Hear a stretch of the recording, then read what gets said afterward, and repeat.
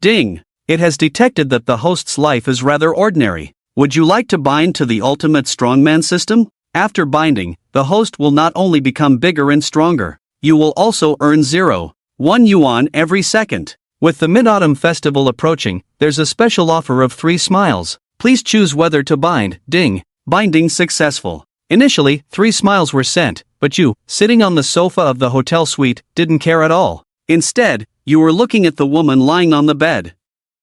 With a sigh, you thought about how the college entrance exams were over, and how you drowned your sorrows in alcohol after a breakup. There was even a bleeding incident, which was really quite a headache. Ding! Congratulations, host! Before activating the strongman transformation system, the host will earn 0.1 yuan every second in the first episode. To upgrade, 100,000 experience points are required. What? You excitedly calculated that earning 0.1 yuan per second means 8,640 yuan a day, and 259,200 yuan a month. This is the rhythm of reaching the peak of life. Moreover, it can be upgraded. This is just too great. Ding! Congratulations, host! You have received a beginner's gift pack. Would you like to open it? You suppressed your inner excitement and silently said to open the beginner's gift pack. Ding! Congratulations, host! You have received a Lamborghini supercar worth tens of millions. You have received a cash reward of 10 million for beginners. The funds awarded by the system are traceable and legal, posing no financial or legal risks to the host. 5 beginner shopping critical hit cards and 5 beginner shopping cashback cards, with a maximum spending limit of 1 million. Exceeding this limit will be invalid. Charging value scanning system. As soon as the system's prompt finished, your phone's message alert went off. Hearing the sound, you couldn't help but exclaim, grabbing your phone to check. Your ending in 5456 received a transfer of 10 million, with a balance of 10,032,311 yuan. Then, in your hand, a Lamborghini key appeared out of nowhere. Before you could adjust to the key, the system's voice sounded again. Would you like to activate the charging scanning system? The system activated, and you looked at the woman lying on the bed. Charging scanning system activated, retrieving information. Name, Yu Xiaoxiao, age, 25, height, 165 centimeters, appearance, 93, body, 94, charging value, 1, affection level, 60, calm state. No wonder there was a bleeding incident, it was the first charging. This charging value scanning is quite good, as it not only allows for continuous flow but also helps prevent the dreaded shower cap. Ding! Suddenly, without any warning, your phone alerted you to a new WeChat message. Your ex-girlfriend Zhao Jia messaged, "You've really grown some guts. You don't fear my anger anymore, and you're still stubbornly saying we should break up." Seeing the chat history, memories flooded your mind. Zhao Jia was your girlfriend from high school, petite and cute, but she was extremely materialistic. Whenever there was a holiday, she expected gifts or red envelopes even during the Qingming festival. After this college entrance exam, Zhao Jia again asked for a lot, flirting with another rich kid, leading to a fight and a breakup. Seeing you didn't reply, Zhao Jia started typing again. Yesterday was the summer solstice. If you send me a big red envelope, I might reluctantly forgive you. In college, you can still hold my hand. Not thinking about it was fine, but once you did, you remembered your 3 years of being a devoted follower in high school, never missing a chance to please her. After 3 years of unrequited love, you deleted and blocked her without a reply.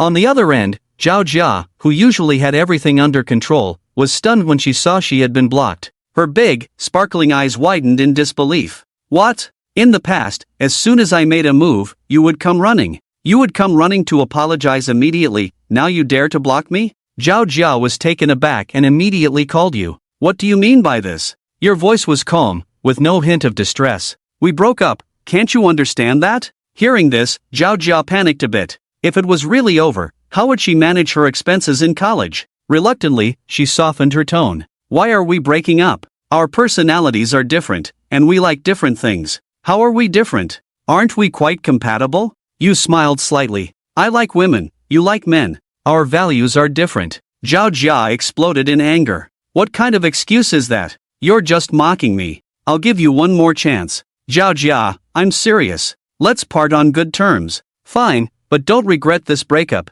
You said it. After that, Zhao Jia hung up angrily. Deep down, she felt like she had missed something important, leaving her feeling empty. However, she was used to you being so easily swayed, so she didn't really believe you would dare to break up with her. You looked at the hung-up call and immediately blocked her number. You didn't expect to be such a jerk, coming up with such a fresh and unique breakup excuse. Meanwhile, Yu Xiaoxiao, who had been sleeping, sat up in bed, her tempting red lips slightly raised. You chuckled, stood up without saying a word, and looked at the stunning beauty in front of you, remembering how she explained everything last night. With a charming smile, Yu Xiaoxiao said, "Are you expecting me to take responsibility? You're still not sober, let me give you a shot to wake you up." Saying that, she carelessly leaped towards you. An hour later, due to the host's excessive speed, the system rewarded the host with a supercar purchase critical hit card, limited to one supercar, and granted the skill of agile tongue. You were taken aback by this and tried to extend your tongue slowly, only to find that your previously stiff tongue had suddenly become incredibly agile.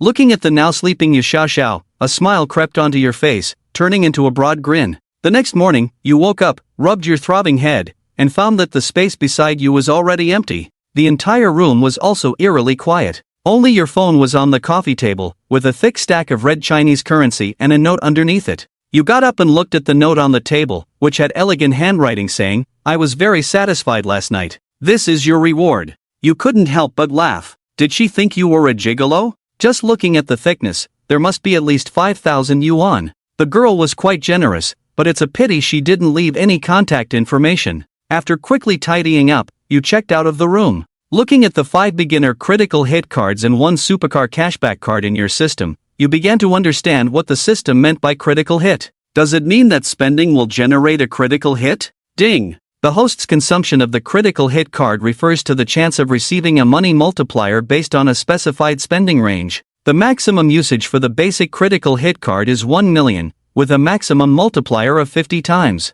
This explanation from the system satisfies you. It seems best to use the 5 basic critical hit cards first, and then use the accumulated amount to buy a more expensive supercar, maximizing the benefits from the supercar cashback card. Thinking of this, you quickly make a mental note. After leaving the hotel, you follow the system's positioning to search for the Lamborghini parked nearby. With a gentle press, the 2 scissor doors of the Lamborghini open. The crowd nearby, watching the supercar, instantly erupts into excitement. A girl, who was taking pictures with her phone next to the car, immediately looks around nervously. She searches for the figure of the luxury car owner. As you gaze at the black Lamborghini, you can't help but feel a surge of excitement. Its stunning looks would likely make any girl feel hot just sitting in it. The girl who was just posing with the car stares wide-eyed as you approach. You ignore the woman wearing a strapless top and a tight, glossy mini skirt. You walk straight towards the Lamborghini. Seeing that you ignored her, the woman rushes over to your side. "Hey there, is this car yours?" You nod casually. The woman flashes a charming smile and sweetly says, "This car is so cool. I couldn't help but take a picture. I wonder if you could give me a ride. Does this car look like a taxi to you?" "Of course not. But you look like someone who knows how to fix plumbing. How about coming to my place to fix it?" You don't respond and instead discreetly activate the energy value scanning system. Name, Chen Liqui, age, 23, height, 168 centimeters, appearance, 85, build, 88, energy value, 28, favorability, 90. Wow, a 28 energy value isn't too surprising, but a favorability of 90 is excessive. Isn't this just the kind of girl who's all about money and connections? The next moment, you sit in the driver's seat of the Lamborghini, chuckling, 28 fellow travelers? That's too wide, I won't bother. After saying that, you get angry and drive off, leaving the woman looking utterly confused. What's going on? How do you know all this? The woman immediately takes out a mirror from her bag and says, "This face doesn't exactly scream 28. An older man in the crowd sees you rejecting her and immediately speaks up. "Young lady, let me introduce myself. I've been a plumbing expert for 30 years. If that handsome guy won't help, I can." The woman explodes at this. How creepy and perverted. How can you say that, young lady? Just because a young man calls someone over, I can't? I'm honest with everyone. Can you just leave? The onlookers can't help but burst into laughter at their exchange. What the old man means by plumbing probably isn't what you're thinking. How is it not the same? Whether it's regular plumbing or something else, I'm still calling out. Seeing she can't flirt with the rich guy and is being harassed by the creepy old man, the woman turns red with anger and storms off. On the other side, as you drive off in the Lamborghini, the system automatically prompts, "Ding," rewarding the host with supercar driving skills. Seeing that you've mastered the skills to drive a supercar, you can't help but shout. The cold guy becomes stronger. The system is amazing. You then comfortably start the Lamborghini, embodying the saying, "Young and accomplished, no need to work hard for a BMW or a plane, now I'm driving a supercar." Feeling exhilarated, 10 minutes later, you arrive at a real estate agency. This company is quite well known in Rongcheng, with many branches. You park the Lamborghini by the roadside. Then, you walk inside. Once inside, you find the shop quiet, with only 2 agents looking down at their phones. One of the girls quickly stands up upon seeing you and walks towards you. The other male colleague glances at you and then looks back down at his phone. Hello, sir. I'm Xia from AI Real Estate. How can I assist you today? You look at Xia and nod. I'm looking to buy a few properties. Seeing you're not here to rent but to buy, Xia's smile widens. She immediately leads you to the reception room. Hello, do you have any specific properties in mind or particular goals? What's your budget? Please help me find a few properties around 1 million. Xia eagerly nods and quickly grabs a tablet to start searching for you. After a couple of taps, she realizes she hasn't poured you any water and hurriedly puts down the tablet, nervously saying, I'm so sorry.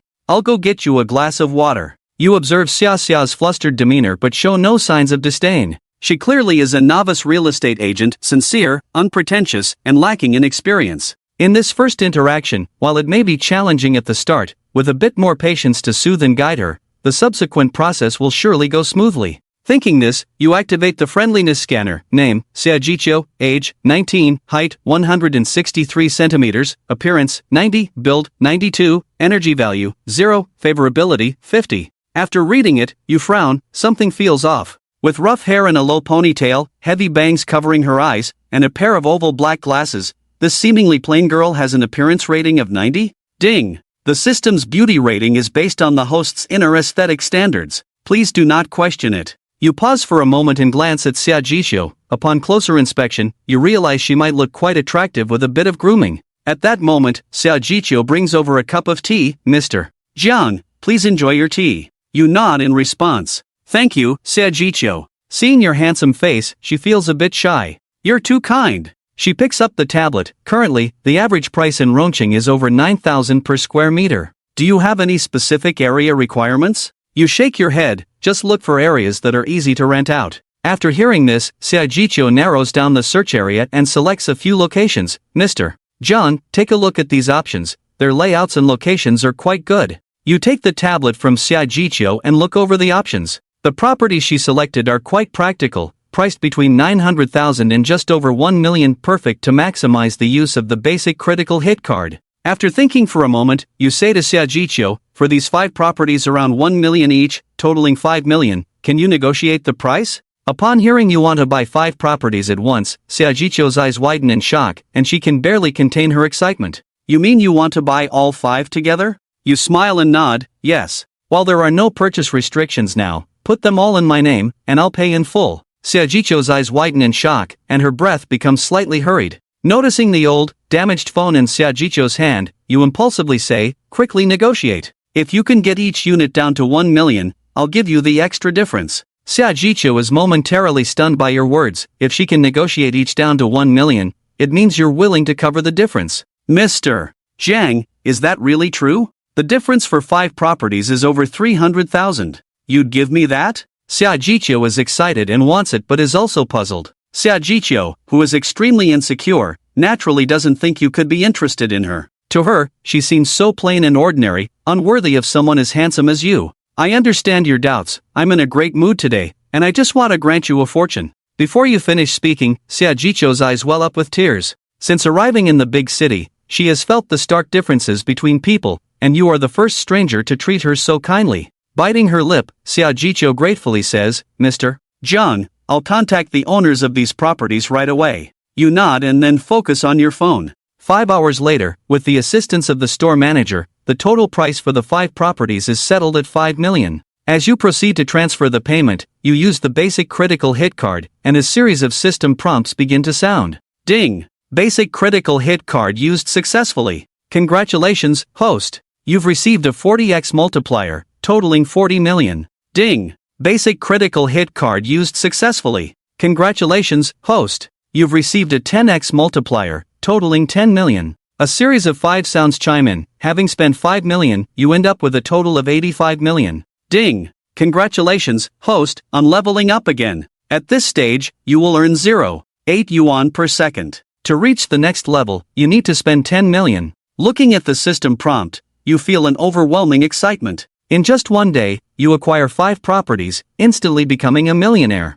Plus, earning 0.8 yuan per second translates to 48 yuan per minute, nearly 70,000 a day. This extraordinary life doesn't need any explanation. Once everything is settled, the former owners and manager all proactively add you on WeChat and share their contact details. They then invite you to dinner, but you politely decline. You turn to Xia Jiqiu and say, "Xia, come with me for a moment." Seeing you decline their invitation but call over young Xia, they all display expressions of realization. The male supervisor grins at Xia Jiqiu. "Xia, Mr. Zhang helped you close the deal on 5 properties. You don't need to go to the office today, spend time with Mr. Jiang." Xia Jiqiu appears flustered but obediently nods. "Yes, I understand." Once the supervisor and others leave, Xia Jiqiu nervously says to you, "Mr. Zhang, I really appreciate you. Can I treat you to a meal?" You wave your hand, "Just give me your bank account number, and I'll transfer the money to you." Xia Jiqiu understands your intention, thinks for a moment, and sincerely replies, "No need, Mr.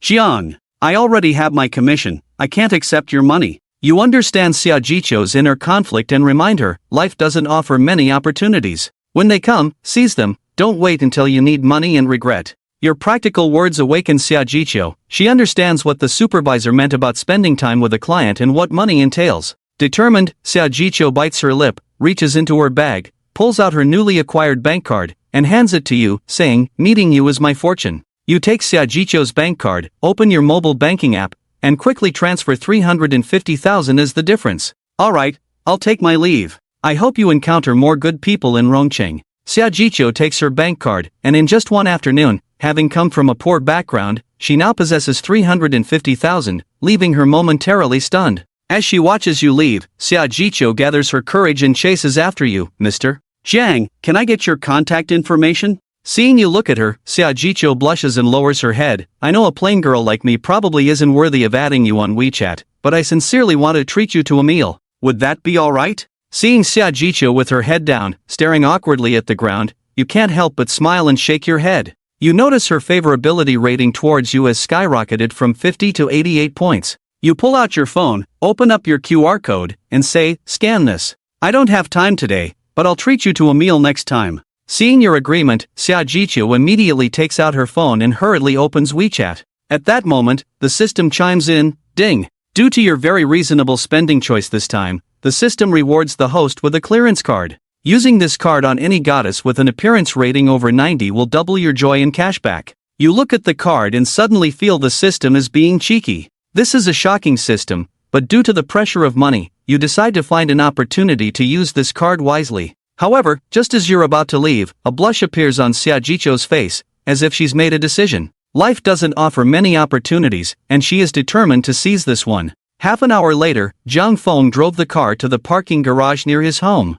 After all, having a car out of the blue would be hard to explain to his parents. He returned home to Yujing community. He saw his mother, Li Yan, coming out of the kitchen with a plate of cut fruit. Upon seeing Zhang Feng enter, she looked him up and down and said, "Oh, I thought it was someone else. You actually remembered to come home." Hearing the slight complaint in Li Yan's tone, Zhang Feng eagerly picked up a piece of watermelon and took a bite, saying, "Mom, the watermelon you bought today is really sweet, not bad." Li Yan rolled her eyes at him, snatched the plate, and walked to the living room, placing the watermelon in front of Zhang Jianming.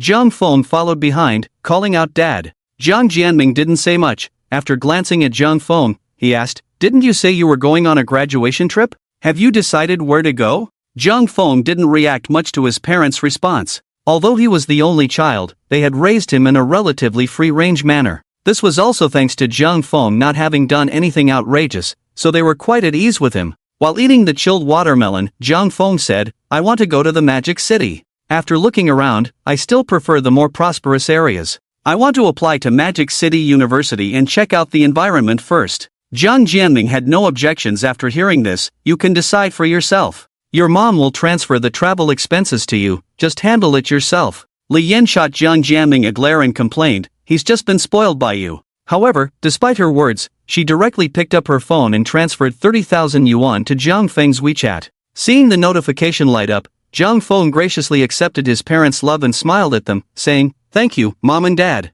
The next day, Zhang Feng drove the Porsche straight to the airport in Rongqing, and he wasn't worried at all about the 200 yuan parking fee per day. After checking in, he walked into the economy class entrance. As for plane tickets, the first class usually has the most remaining seats each day. However, today was quite unusual. There were no first-class tickets left, only economy class. So, Zhang Feng could only buy an economy class ticket. In fact, he didn't look down on economy class. However, a big shot once said that although both first class and economy class would reach the same destination, sitting in first class would make it easier to encounter various business opportunities. Although Zhang Feng wasn't interested in these so-called business opportunities at the moment, the reason he wanted to sit in first class was simple. It was spacious and comfortable, unlike the cramped economy class. At his height of 1.80 m, he really wasn't suited for economy class. Sitting in the aisle seat of economy class, he felt his legs were somewhat uncomfortable to stretch out, making it quite cramped. Just as Zhang Feng sighed helplessly, a girl suddenly stood in front of him. He heard a pleasant voice from above. "Are you Zhang Feng?" Zhang Feng looked up in surprise. Zhou? Zhou was his high school classmate and the school beauty of their year. Zhang Feng was somewhat surprised that Zhou recognized him. Although they were classmates, they hadn't interacted much over the past 3 years, not even exchanging a word. The reason was simple. During high school, Zhang Feng had been completely focused on Zhao Jia, adhering to his principles. Although Zhou was stunningly beautiful, in his innocent eyes at that age, he thought Zhao Jia was the most beautiful. However, he was no longer the Zhang Feng of that time. Although Zhao Jia was also quite good-looking, she paled in comparison to Zhou.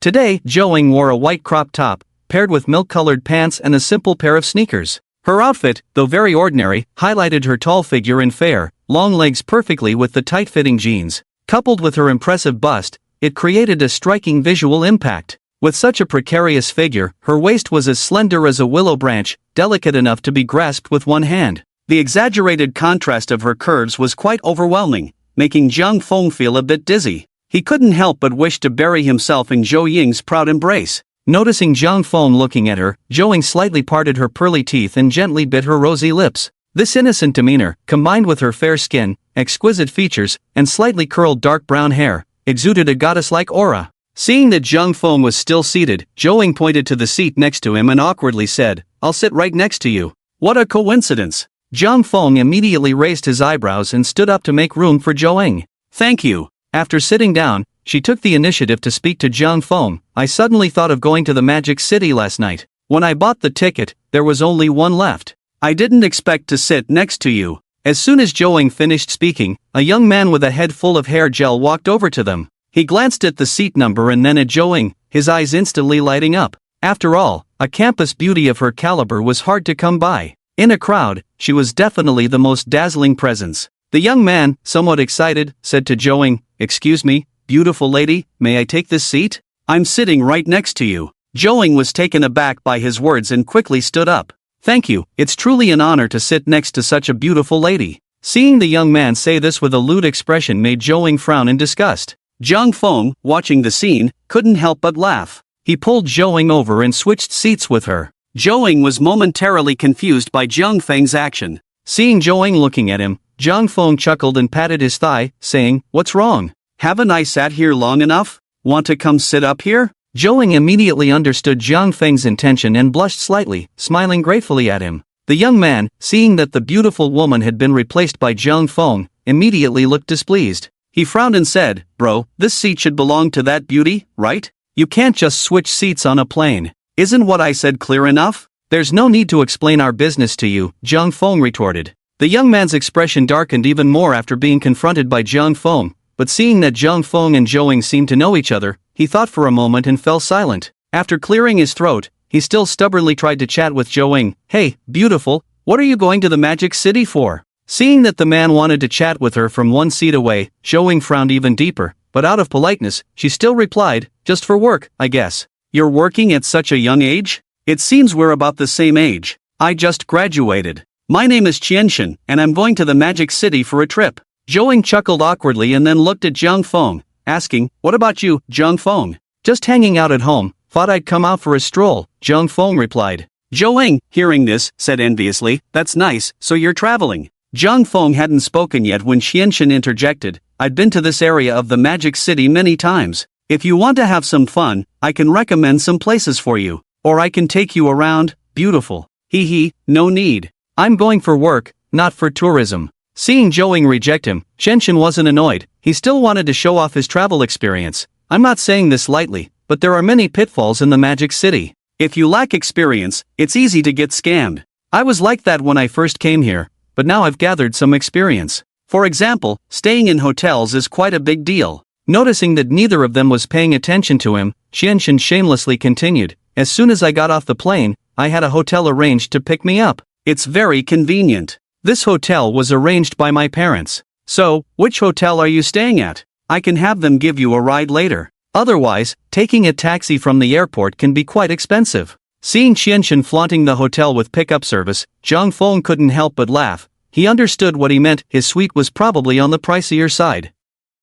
This was likely a subtle way of showing off his financial power. Zhang Feng shook his head, no need, the room I booked also has pickup service. Seeing Zhang Feng dismantle his bragging again, Qianxin smirked sarcastically, oh? I wonder which hotel you booked. Yang Yun Aman, Zhang Feng replied. After Zhang Feng said this, Qianxin frowned, what hotel? Never heard of it, Yang Yun. Qianxin instinctively wanted to belittle the hotel Zhang Feng was staying at, but he quickly silenced himself upon realizing. Yang Yun Aman was a nationally renowned luxury hotel. It was also quite famous in the Magic City, and he had certainly heard of it. Each Yang Yun Aman hotel is meticulously designed by specialized architects. Moreover, they only establish hotels in cities with purchasing power, and the design style of Aman hotels varies from city to city, making the architecture quite distinct. The Aman in the Magic City has a particularly special story. Every brick and tile inside has a profound historical background. According to the official website, the more than 10,000 camphor trees and the design of the ancient houses come from the ancient town of Shijiang Village, over 700 kilometers away from the Magic City.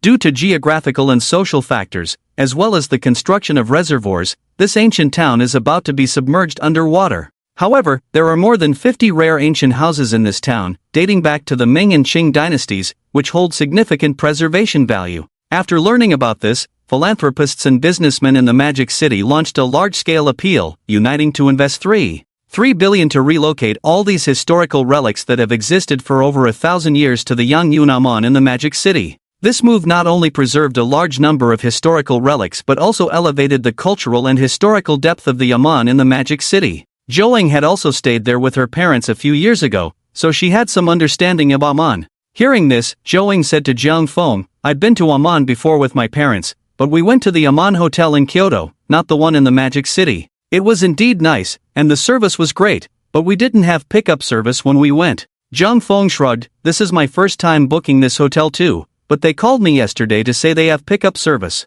I thought it was standard. Then you probably booked a more expensive one. The one we booked before was over 9,000 a night, but there was no pickup. Oh, I see. I booked a courtyard villa, Zhang Feng said lightly. Zhou Ying's eyes widened in surprise, a villa type? Are you staying there by yourself? Zhang Feng nodded, yeah. Wow, the villa type must be the most expensive suite, right? Zhang Feng, I didn't expect you to be a rich second generation. Zhou Ying looked at Zhang Feng in surprise. Please, as if you're not a rich second generation, Zhang Feng replied. Zhou Ying was not only the school beauty but also a very famous rich second generation in their class. She was always picked up and dropped off from school in various luxury cars, like Bentleys, BMWs, and Mercedes. At their innocent age, Zhou Ying was already carrying an LV backpack and wearing Gucci sneakers. Because of this, although Zhou Ying was beautiful and had excellent grades, very few boys dared to pursue her. Ordinary boys would feel inferior in front of such a privileged girl, let alone have the courage to confess their feelings.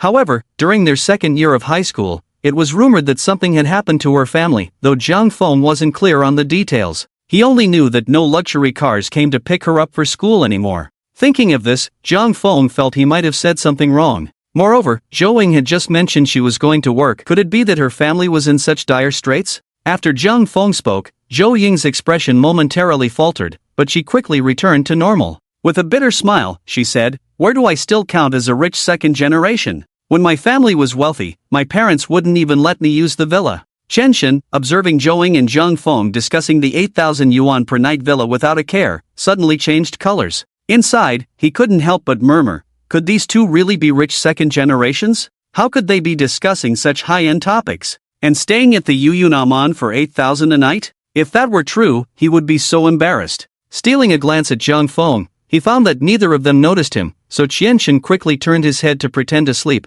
not daring to speak again. Although he didn't know if Zhang Feng was boasting, what if it was true? With Qianxin no longer interrupting, the two began to chat about school matters. After all, they had been classmates for 3 years, so there were plenty of topics about school, and it wouldn't be awkward. More than 2 hours passed in an instant. During this time, Zhang Feng used the friendliness value scanning system to take a look at Zhou. Name, Zhou, age, 18, height, 172 centimeters, appearance, 96, figure, 96, privacy, 0, friendliness value, 75, friend status. Looking at the scanning system, Zhang Feng couldn't help but raise an eyebrow. He didn't expect Zhou to be so tall. If she wore 10-centimeter high heels, she would be as tall as him. However, her figure was indeed impressive, scoring a full 96 points, and the key was that it was strikingly obvious, which was definitely a plus. What surprised Zhang Feng the most was that Zhou Ying's friendliness value towards him was as high as 75 points. Did Zhou Ying pay attention to him usually?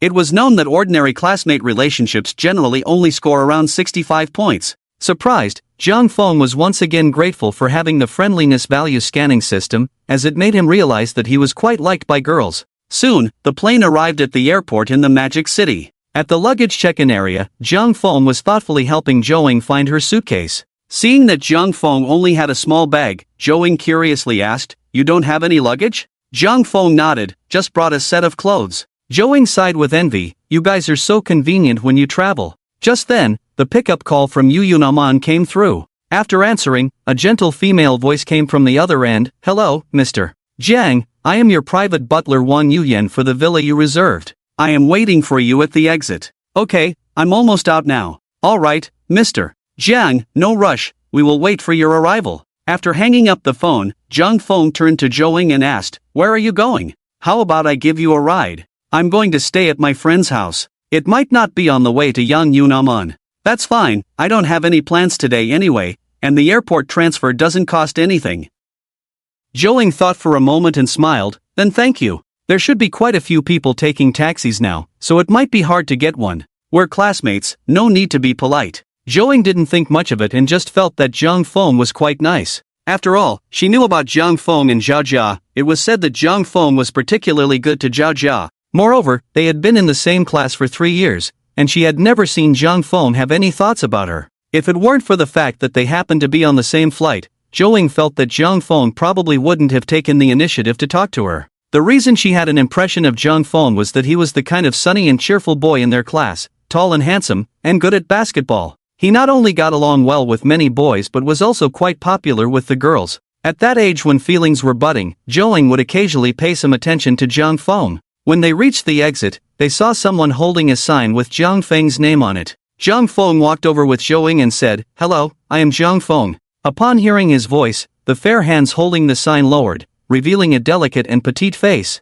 To her surprise, the one holding the sign was a beautiful woman. Although her looks couldn't compare to Zhou Ying's 96 points, she was definitely a standout in the crowd. "Hello, Mr. Jiang, my name is Wang Yuyan, and I am the private butler manager for the villa you booked at Tiangu." Wang Yuyan respectfully bowed to Zhang Feng. Each courtyard villa at Yang Yunaman was thoughtfully paired with a private butler manager, but she didn't expect it to be a beautiful one. Zhang Feng subtly glanced at Wang Yuyan. She was dressed in a black two-piece suit, a typical office lady outfit that accentuated her curvy figure perfectly. Especially her long, fair legs, which were clad in black stockings, were even more alluring. Zhang Feng only took a glance before shifting his gaze. After all, Zhang Feng was a good man. At that moment, Zhou Ying was standing next to him. Although he liked looking at beautiful women, a good man shouldn't stare at others directly. Sure enough, Zhou Ying noticed Zhang Feng's focused gaze on her, and her fondness for him increased a little. At that moment, she felt that Zhang Feng wasn't the type to place too much importance on appearances, especially since he came from such a wealthy family and was so devoted. While Wang Yuyan was greeting Zhang Feng and Zhou Ying, Shen was stealthily following behind Zhang Feng. Although he had stopped talking to them after hearing that Zhang Feng had booked an 8,000 yuan a night courtyard villa, he still didn't believe it without seeing it with his own eyes. After all, Zhang Feng was too young, and his attire didn't stand out. If he discovered that Zhang Feng was bragging, he would definitely jump out to mock him. However, reality didn't give him that opportunity. When he saw Wang Yuyan helping Zhang Feng and Zhou Ying with their luggage into the Rolls-Royce airport transfer, his face turned pale, and he quickly hid behind a pillar at the entrance, fearing that Jiang Feng would discover he was following them. He didn't expect that what Jiang Feng said was actually true. According to the information he had gathered, only those who booked the courtyard villa at Yangyun Amman could enjoy the free Rolls-Royce airport transfer. If you booked another type of room but wanted to enjoy the Amman transfer service, you would have to pay an additional 8,000 yuan to get their Rolls-Royce Phantom transfer service.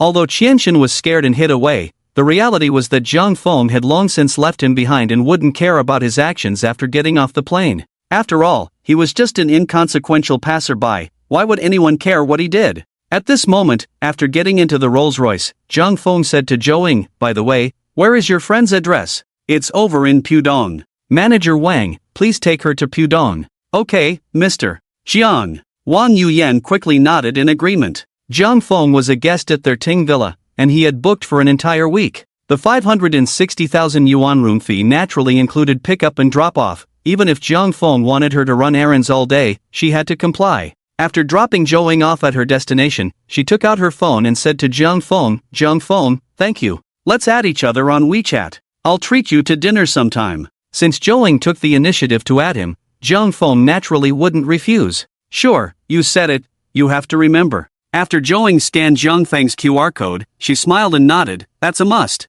Thank you for today. It was just a small favor. You can go up now, I'll head off first." By the time Jiang Feng returned to Amman, it was already past 4 in the afternoon. He had only eaten a very simple meal on the plane at noon. After taking a comfortable hot bath, Wang Yuyan arranged a warm and nutritious dinner for Jiang Feng. He enjoyed a light vegetable porridge along with various signature dishes from Amman. Wang Yuyan was attentively introducing several delicacies to Jiang Feng. It felt very pleasant. "Mr. Jiang, this is South African abalone. This dish combines abalone with a Western-style egg tart, topped with a white seafood sauce. This dish has received very high ratings, please give it a try." Jiang Feng looked at the South African abalone, raised an eyebrow, and his tongue involuntarily moved. "It looks good, quite plump." Jiang Feng picked up a fork and directly pierced it, then slurped it down in one bite. "How is it?"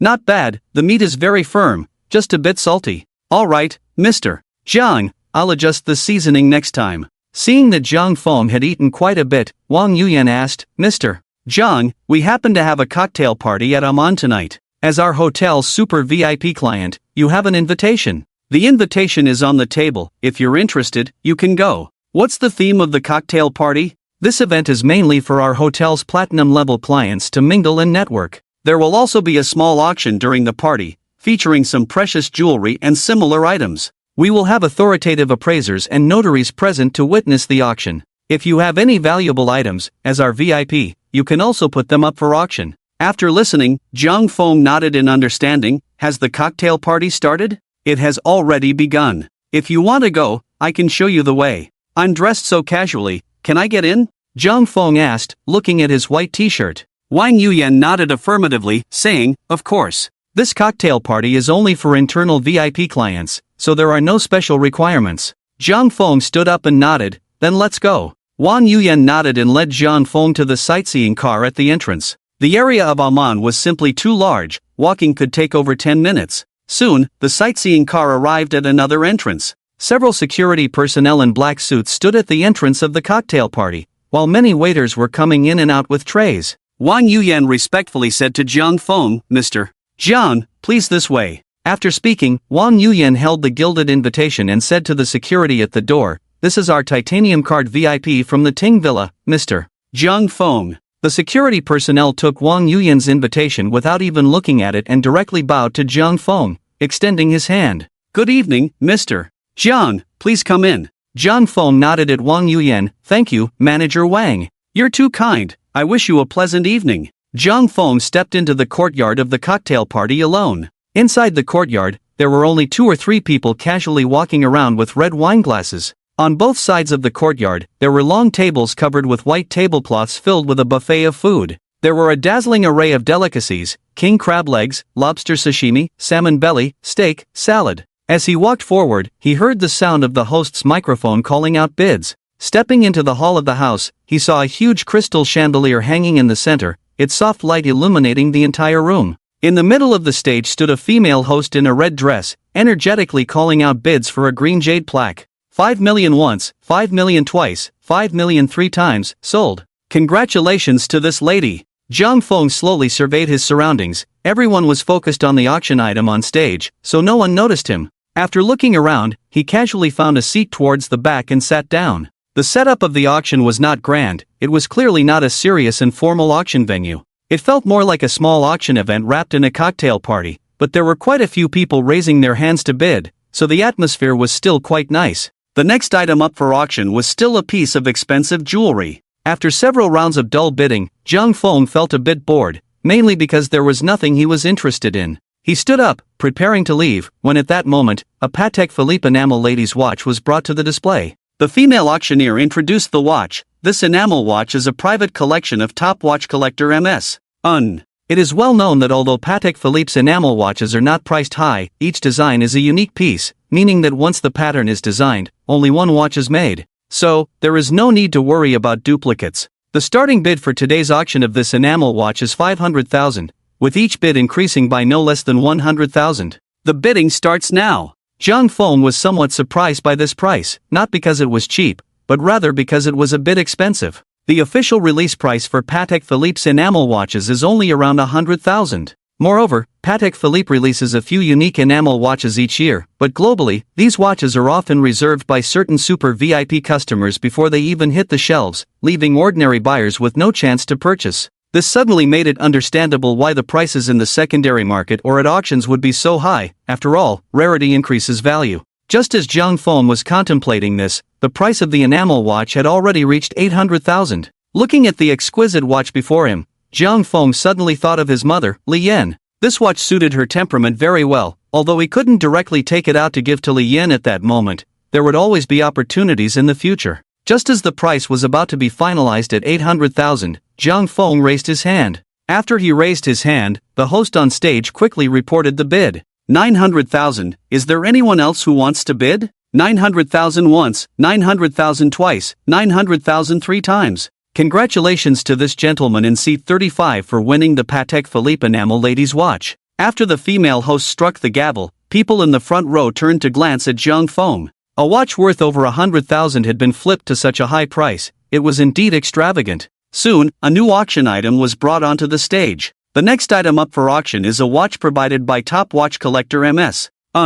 It is the Richard Mille RM056. Richard Mille, I believe everyone has heard of this brand. Although it is relatively young, having been established for just over a decade, it has already become a top watch brand that can rival Patek Philippe. The Richard Mille RM056 being auctioned today is valued at tens of millions and is considered the king among their many models. This model is limited to only 10 pieces worldwide, with a starting bid of 15 million. Each bid must increase by no less than 500,000. The bidding starts now. Hearing this price, Zhang Feng was momentarily stunned, not because it was too expensive, but because 15 million seemed a bit cheap. Before his rebirth, Zhang Feng remembered that this Richard Mille RM056, which resembled a little genius phone watch, had already been inflated to 25 million in the secondary market. However, he quickly regained his composure, furrowing his brow as he thought rapidly. It was now 2017, and according to the host, the Richard Mille brand had only been established for a little over a decade.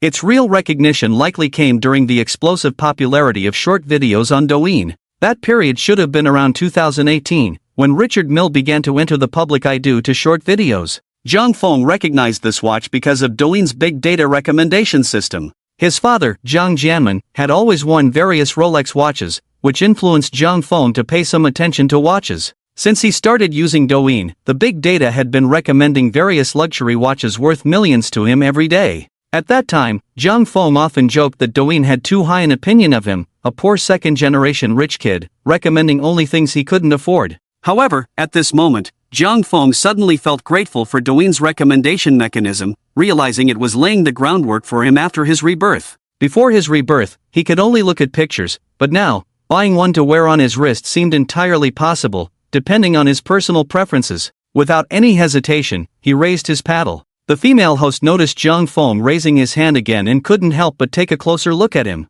Mr. 35 bids 15. 5 million. Is there anyone else willing to bid? After the host finished speaking, a young man with a slender arm and tattooed forearm raised his paddle. Mr. 8 bids 16 million. Mr. 8 bids 16 million. Is there anyone else? Upon hearing this, Jiang Feng raised his hand again. Mr. 35 bids 16. 5 million. After Jiang Feng raised his paddle, the slender tattooed man raised his hand once more. Mr. 8 bids 17 million. Jiang Feng frowned and raised his paddle again, somewhat surprised that someone else was also interested in this watch. In fact, only the two of them were raising their hands, no one else seemed inclined to participate. At this moment, those familiar with the Richard Mille brand were primarily the wealthy second-generation and affluent individuals in their circle. Although ordinary people might see it in videos, its fame was still not particularly widespread. However, in 2 years, as its popularity increased, it wouldn't be surprising to see many rich second-generation individuals wearing this brand's watches when going to nightclubs.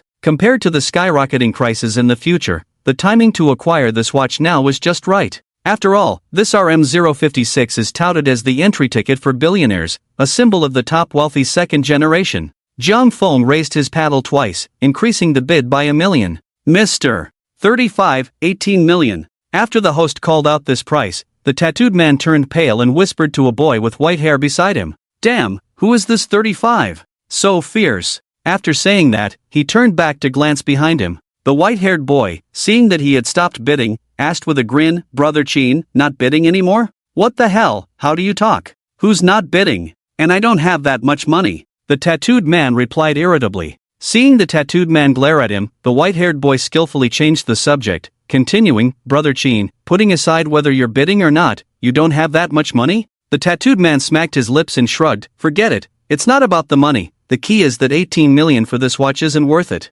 With that money, I might as well buy 2 Patek Philippe to wear. The tattooed man felt that buying the watch at 18 million was indeed a bit foolish, although the design was nice, it didn't have the same prestige as Patek Philippe. Hearing this, the white-haired boy nodded in agreement, I think so too. Who is this 35? He seems younger than both of us and looks unfamiliar, I don't think I've seen him before. The tattooed man stroked his chin, a glint of interest in his eyes as if he was pondering something, then said, I don't know him, but his taste is pretty good, he picked the same model watch as I did. Wow, he snatched your thing, and you still praise him.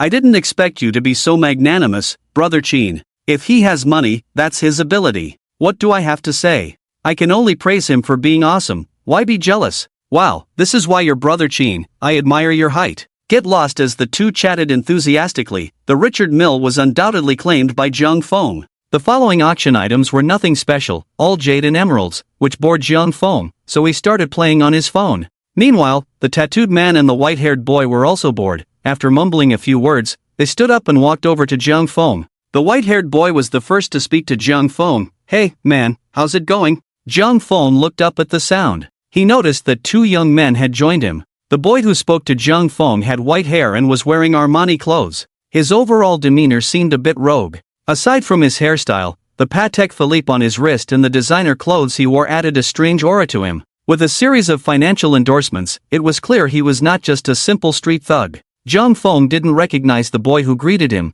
but he immediately recognized the other slender man with tattooed hands. Wasn't he the Emperor of Shanghai, Qinfen, who often appeared on Douyin in his past life? Seeing the other party extend his hand, Jiang Feng shook it back and said, I'm Jiang Feng. Hello, I'm Qinfen, and this is Wang Zhang. By the way, I was the one competing with you for the Richard Mille watch just now, Qinfen said, extending his tattooed hands toward Jiang Feng. After shaking hands again, Jiang Feng spoke, I've seen your news, Emperor of Shanghai? Indeed, he was the wealthy second generation from the magic city that Jiang Feng often saw on Douyin. In the precious land of Shanghai, he was known as the #1 wealthy second generation in the magic city. When people mention the term wealthy second generation, the first impression might be Wang Songsong. After all, Qinfen wasn't as high profile as Wang Songsong, but that was also because his background wasn't as clean as Wang Songsong's family. Once, Wang Songsong posted a line on Weibo, I don't care if my friends have money, anyway, none of them are richer than I am. Then Qinfen simply commented below with 3 words, what about me? That time, Wang Songsong unusually did not reply, and it was unclear whether it was due to disdain or some other reason. However, he and Principal Wang did have some interactions and were even photographed together enjoying hot pot. Qinfen became famous mainly because of a pretentious and viral photo of him in the rain. After crashing a 30 million Ferrari supercar, he sat in the car playing with his phone as if nothing had happened. He calmly posted on Weibo, stating, take everything lightly. Although he seemed to have a powerful background in a mysterious family in the eyes of many ordinary people, Zhang Feng knew that their family's rise was merely built on shady dealings. However, despite the unsavory history, by his generation, they had begun to clean up their image. Now, he was undeniably a representative of the wealthy second generation. When Qinfen heard Zhang Feng say this, he smiled, shrugged, and waved his hand, saying, "There are many people in Shanghai who are much more impressive than me. This title is just something netizens made up, you shouldn't bring it up. I feel embarrassed hearing it myself, and look at you, weren't you just much more impressive than me?" Zhang Feng didn't explain, just smiled lightly. "I just happen to like that watch." "You like luxury watches too?" Qinfen asked with interest. Zhang Feng shook his head and spoke honestly, "I can't say I like it.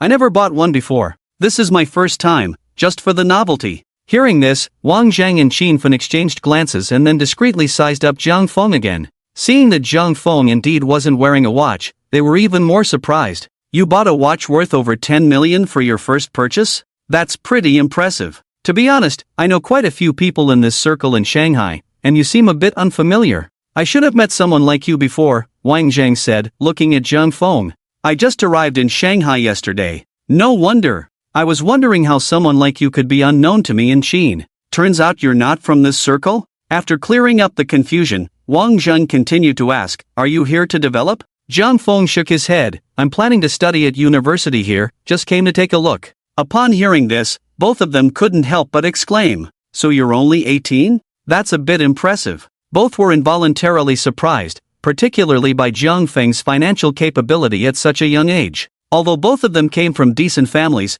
they certainly didn't have that much disposable income at 18. At most, their monthly allowance was just a few $100,000, let alone taking out over 20 million to buy a watch at once. "Just an ordinary family," Zhang Feng said honestly. "Look at you, calling your situation ordinary. Does that mean we're just picking up trash?" Wang Zhang replied boldly. "Alright, stop pretending. There probably won't be anything worth filming next. That watch should be the highlight of tonight. How about we go take a look at your watch?" Qinfen suggested, as he was indeed very interested in it. Zhang Feng shrugged and casually nodded. "Sure." With that, the three of them went to the notary office, where Zhang Feng filled out the auction certificate and confirmation documents, then transferred the money directly to their account. At that moment, the system chimed with a notification. "Ding! Congratulations, host level has upgraded again. The host earns 1 yuan for every second spent in this world." Name, Zhang Feng. Age, 18 years. Height, 182 centimeters. Appearance, 85 points. Level, level 7. System reserve fund, 367,280 yuan, can be withdrawn at any time. System, 1 yuan per second. Upgrade experience, 23,900/50,000,000. Every second, I earn 1 yuan, which amounts to 60 yuan a minute, 3,600 yuan an hour, and 86,400 yuan a day, turning my monthly salary into 2,592 million. My annual salary directly exceeds 30 million. In this situation, even if Zhang Feng does nothing and just lies flat every day, he has already surpassed 99% of people. However, Zhang Feng is not satisfied. Because 30 million may seem like a lot to an ordinary person, but for those who have been at the top since birth, it is merely a drop in the bucket. Just considering the current housing prices, in Rongqing, a single room costs over 100,000 to 200,000 yuan, and if you want to buy a villa, it starts at no less than 50 million. In Rongqing, 50 million can still buy a villa, but in the precious land of Modu, 50 million can only buy a few hundred square meters of an apartment. If you want to buy a villa in Modu, you need at least 100 million to 200 million. Take the Tangshan Ipin here as an example. There are plenty of apartments that cost 100 million to 200 million. If you want to take a step further and buy a house in our capital, Yanjing, the prices are another story. For instance, a Richard Mille RM056 costs 18 million, while a Patek Philippe astronomical tourbillon watch costs over 17 million. It seems that the watch Zhang Feng bought is already luxurious, but in reality, it is just a stepping stone. The luxury cruise ships and private jets operated by Ma Dad and his peers require several small goals to acquire. Therefore, Zhang Feng feels that he cannot yet be considered a true wealthy person. He can barely qualify as a nouveau riche, still belonging to the tier of unyielding silver in this world. To step onto the cloud-like life, he needs to continue striving. Looking at the system reserve fund reaching 367,280 yuan, he immediately clicked to withdraw. The next second, he received a text message confirming the transfer of funds. After getting the watch, Zhang Feng generously placed it on the table for both of them to admire. The three of them gazed at the exquisite box containing the Richard Mille and couldn't help but exclaim, "It looks so damn good." The entire strap is made of sapphire, and the deep blue dial has hands that move second by second, with countless precise gears displayed right in front of you, exuding a wild charm like a fierce engine. This Richard Mille RM056 is truly filled with a sense of trendiness, a sense of the future, a sense of technology. It is pure mechanical aesthetics. After seeing the real thing, Zhang Feng finally understood why the Richard Mille brand, established only 15 years ago, could directly chase the watch king Patek Philippe in terms of price and status. Compared to the steady and gentlemanly Patek Philippe, Richard Mille appears more like a vibrant, trendy young man, full of sharpness and brilliance, perfectly aligning with the aesthetics of today's youth. As the three of them chatted while admiring the watch, Zhang Feng inadvertently glanced at the beautiful women around and spotted a familiar figure sitting in the corner of the cocktail party. Zhang Feng looked at that figure and couldn't help but smile. After adding Wang Zhang and Qin Fen on WeChat, he eagerly walked over to that figure. "You Xiao?" As soon as Zhang Feng spoke, Yu Xiaoxiao slowly raised her head, frowning slightly as she looked at him. 3 seconds later, her expression turned a bit flustered as she covered her mouth with a slender, crystal-like finger, slowly pointing at Zhang Feng. "You are, that night." Zhang Feng looked at Yu Xiaoxiao's panicked expression and suddenly found it quite interesting. Instinctively, Zhang Feng stuck out his tongue towards Yu Xiaoxiao, performing a skill of agile tongue movement, rolling his tongue into 3 parts. Facing Zhang Feng, Yu Xiaoxiao couldn't help but squeeze her long legs beneath her black bodycon dress. She couldn't help but recall the scene when she first met Zhang Feng, and her heart raced even more now. Observing Yu Xiaoxiao's reaction, Zhang Feng's mind was flooded with those tender and juicy thoughts. Seeing her tonight in a white halter neck shirt paired with a tight-fitting skirt and nude high heels, her slightly curled hair pushed back, and a pendant necklace adorning her long swan-like neck, he lowered his head to gaze at the peaks before him, reminiscent of the snow-covered Mount Everest from his books, so tall and profound. After staring at the necklace for several seconds, Zhang Feng still couldn't tell whether the pendant was adorned with a gem or a diamond, as it was currently hidden between 2 large bowls, thoroughly obscured and hard to see clearly. The exquisite features of Yu Xiaoxiao, so close at hand, along with her snow-white legs, made Zhang Feng's heart flutter. Damn, it felt like falling in love. Yu Xiaoxiao noticed Zhang Feng's unabashed gaze and playfully shot him a glance. "Stinky little brother, have you had enough of looking?" Zhang Feng grinned and replied, "Not enough. How about we go to my place later for a better look? You think too highly of yourself." "Of course. With such a beautiful companion and money to be made, why wouldn't I?" Upon hearing this, Yu Xiaoxiao's face flushed. "I thought you were only 18, just a student, so I was looking out for you since you've put in some effort. I didn't expect you to be a rich second generation. Everyone here tonight came from wealthy families." Yu Xiaoxiao was also an internal member of the Yang Yunaman, as she was the operations manager at Tancheng Entertainment. She usually helped some investors and partners book hotels.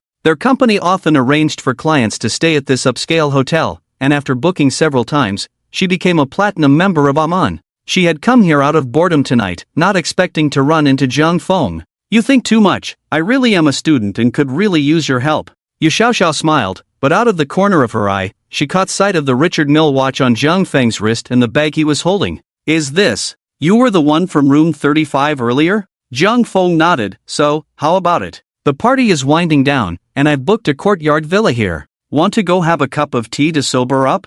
Zhang Feng nodded again. "So, how about it? The party is winding down, and I've booked a courtyard villa here. Want to go have a cup of tea to sober up?" Upon learning that Zhang Feng was a super wealthy rich second generation, Yu Xiaoxiao's interest in him deepened. After all, she believed that wealthy second generations like Zhang Feng preferred mutual benefits and generally didn't have real feelings. Coincidentally, that was exactly what Yu Xiaoxiao wanted. Just having fun together, without emotional entanglements. This was also why she hadn't exchanged contact information with Zhang Feng after their first meeting. Although their first encounter was due to drinking, Yu Xiaoxiao didn't regret it after sobering up. Thinking this, Yu Xiaoxiao looked at Zhang Feng with a flirtatious gaze and generously said, "Sure, since we've had enough to drink, let's go now." Zhang Feng felt a bit puzzled by Yu Xiaoxiao's attitude towards him. According to the system's hints, Yu Xiaoxiao's privacy value was 1, and Zhang Feng knew that this one referred to himself. He should be her first man, she shouldn't be the type to be casual. Moreover, Yu Xiaoxiao's friendliness value was only 65, which was even lower than Zhou Ying's. To be honest, this friendliness value was far from enough for a girl to get intimate with him. However, at this moment, Yu Xiaoxiao had already wrapped her arms around Jiang Feng's, and as a good man, he naturally couldn't refuse a woman. The two of them affectionately walked out of the door of the wine party towards the garden villa that Jiang Feng had booked. Upon arriving at the villa, Yu Xiaoxiao looked around and said, "This is my first time at the garden villa. It's worth the 8,000 a night, it's full of ancient charm, even the chairs are made of agarwood." Wang Yuyan, seeing that Jiang Feng had brought back a very beautiful woman, noticed that Jiang Feng had no other requests and wisely took her leave. At this point, only the two of them were left in the room. Jiang Feng took a bottle of red wine and 2 goblets from the nearby wine cabinet. After opening it, he filled the glasses and handed one to Yu Xiaoxiao. Looking at the glass Jiang Feng handed over, Yu Xiaoxiao smirked and teased, "Stinky little brother, do you want me to get drunk again?" Jiang Feng laughed and replied, "I remember your alcohol tolerance is better than mine, right? Last time you drank more than I did." Yu Xiaoxiao gently swirled her glass before starting to drink heartily. It seemed she wanted to get herself drunk. Jiang Feng noticed Yu Xiaoxiao's mood but didn't ask why. The two quickly made their way to the outdoor chairs of the villa, enjoying the moonlight while drinking and chatting. Soon, the bottle of red wine was nearly finished between the two of them. Jiang Feng was somewhat surprised by his own alcohol tolerance. In the past, 2 glasses would have been his limit, yet he still felt clear-headed now. Could it be that his alcohol tolerance improved after his rebirth? Looking at Yu Xiaoxiao, whose face was flushed and slightly tipsy, Jiang Feng knew it was about time. He set down his glass and moved closer to her, leaning in to whisper, "Are you drunk? Let me carry you back to your room to rest." Feeling the warm breath near her ear, Yu Xiaoxiao shivered slightly and looked at Jiang Feng with hazy eyes, smiling as she asked, "Really resting?" Seeing the glimmer in her eyes and her alluring lips, Jiang Feng's heart began to race.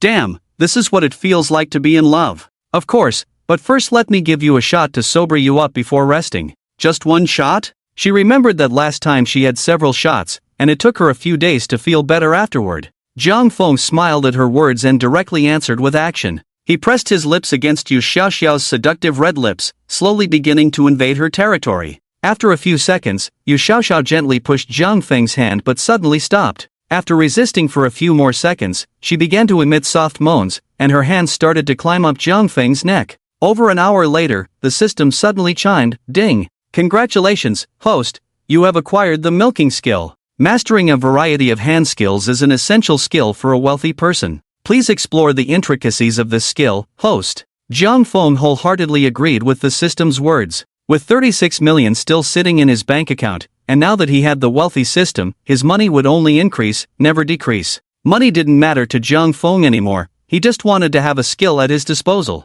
The next morning, Yu Xiaoxiao was gone again. Looking at the empty spot by the bed, Jiang Feng couldn't help but glance at his now agile hands, recalling the shapes from last night, and a smile unconsciously curved his lips. Jiang Feng secretly sighed, this is really something. After last night, Yu Xiaoxiao's affection for him skyrocketed by 20 points, reaching 85 points. Yu Xiaoxiao's rapid increase in her kindness value was partly due to the new skill she had acquired. After dinner, Jiang Feng sat in the luxurious Rolls-Royce of the Yunyuan Anman Special Car Service and arrived at the Ferrari showroom on the north bank of Suzhou River in the bustling city of Magic Capital. The security guard at the entrance took a glance and let him through immediately. The presence of the Rolls-Royce was indeed impressive. Seeing a customer enter the store, especially one arriving in a Rolls-Royce, the sales staff quickly approached Jiang Feng. The salesperson warmly greeted him, saying, "Hello, sir. Welcome to the Ferrari Sales Center. We are pleased to serve you. Do you have an appointment?" Jiang Feng shook his head and replied, "No."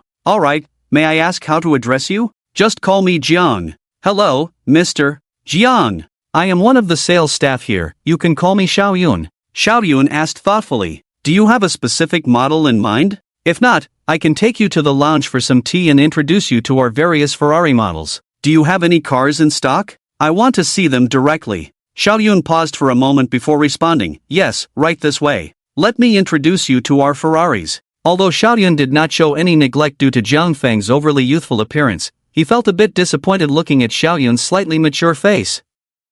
Where was the promised scenario of being pampered by a luxury car salesperson from the novels? However, in real life, if you want to be a luxury car salesperson, you at least need a few years of experience. Moreover, you must meet the previous year's sales targets to qualify for the job. For a brand like Ferrari, a salesperson should have an annual sales volume of over 100 million to be eligible, considering their base salary is relatively high, usually at least between 5,000 to 10,000. Salespeople with such experience are generally in their 30s to 40s, as it takes time to reach that level of expertise. Therefore, it is almost impossible for someone fresh out of school to become a luxury car salesperson. There might be a slight chance for regular car brands, but for top-tier luxury cars, if you just graduated and want to apply, you might as well go to sleep. Dreams are where anything is possible. As the salesperson led him into the store, Zhang Feng looked around. The entire showroom was very quiet, seemingly with him as the only customer. However, as Xiaoyun guided him around, Zhang Feng noticed another man and woman looking at cars.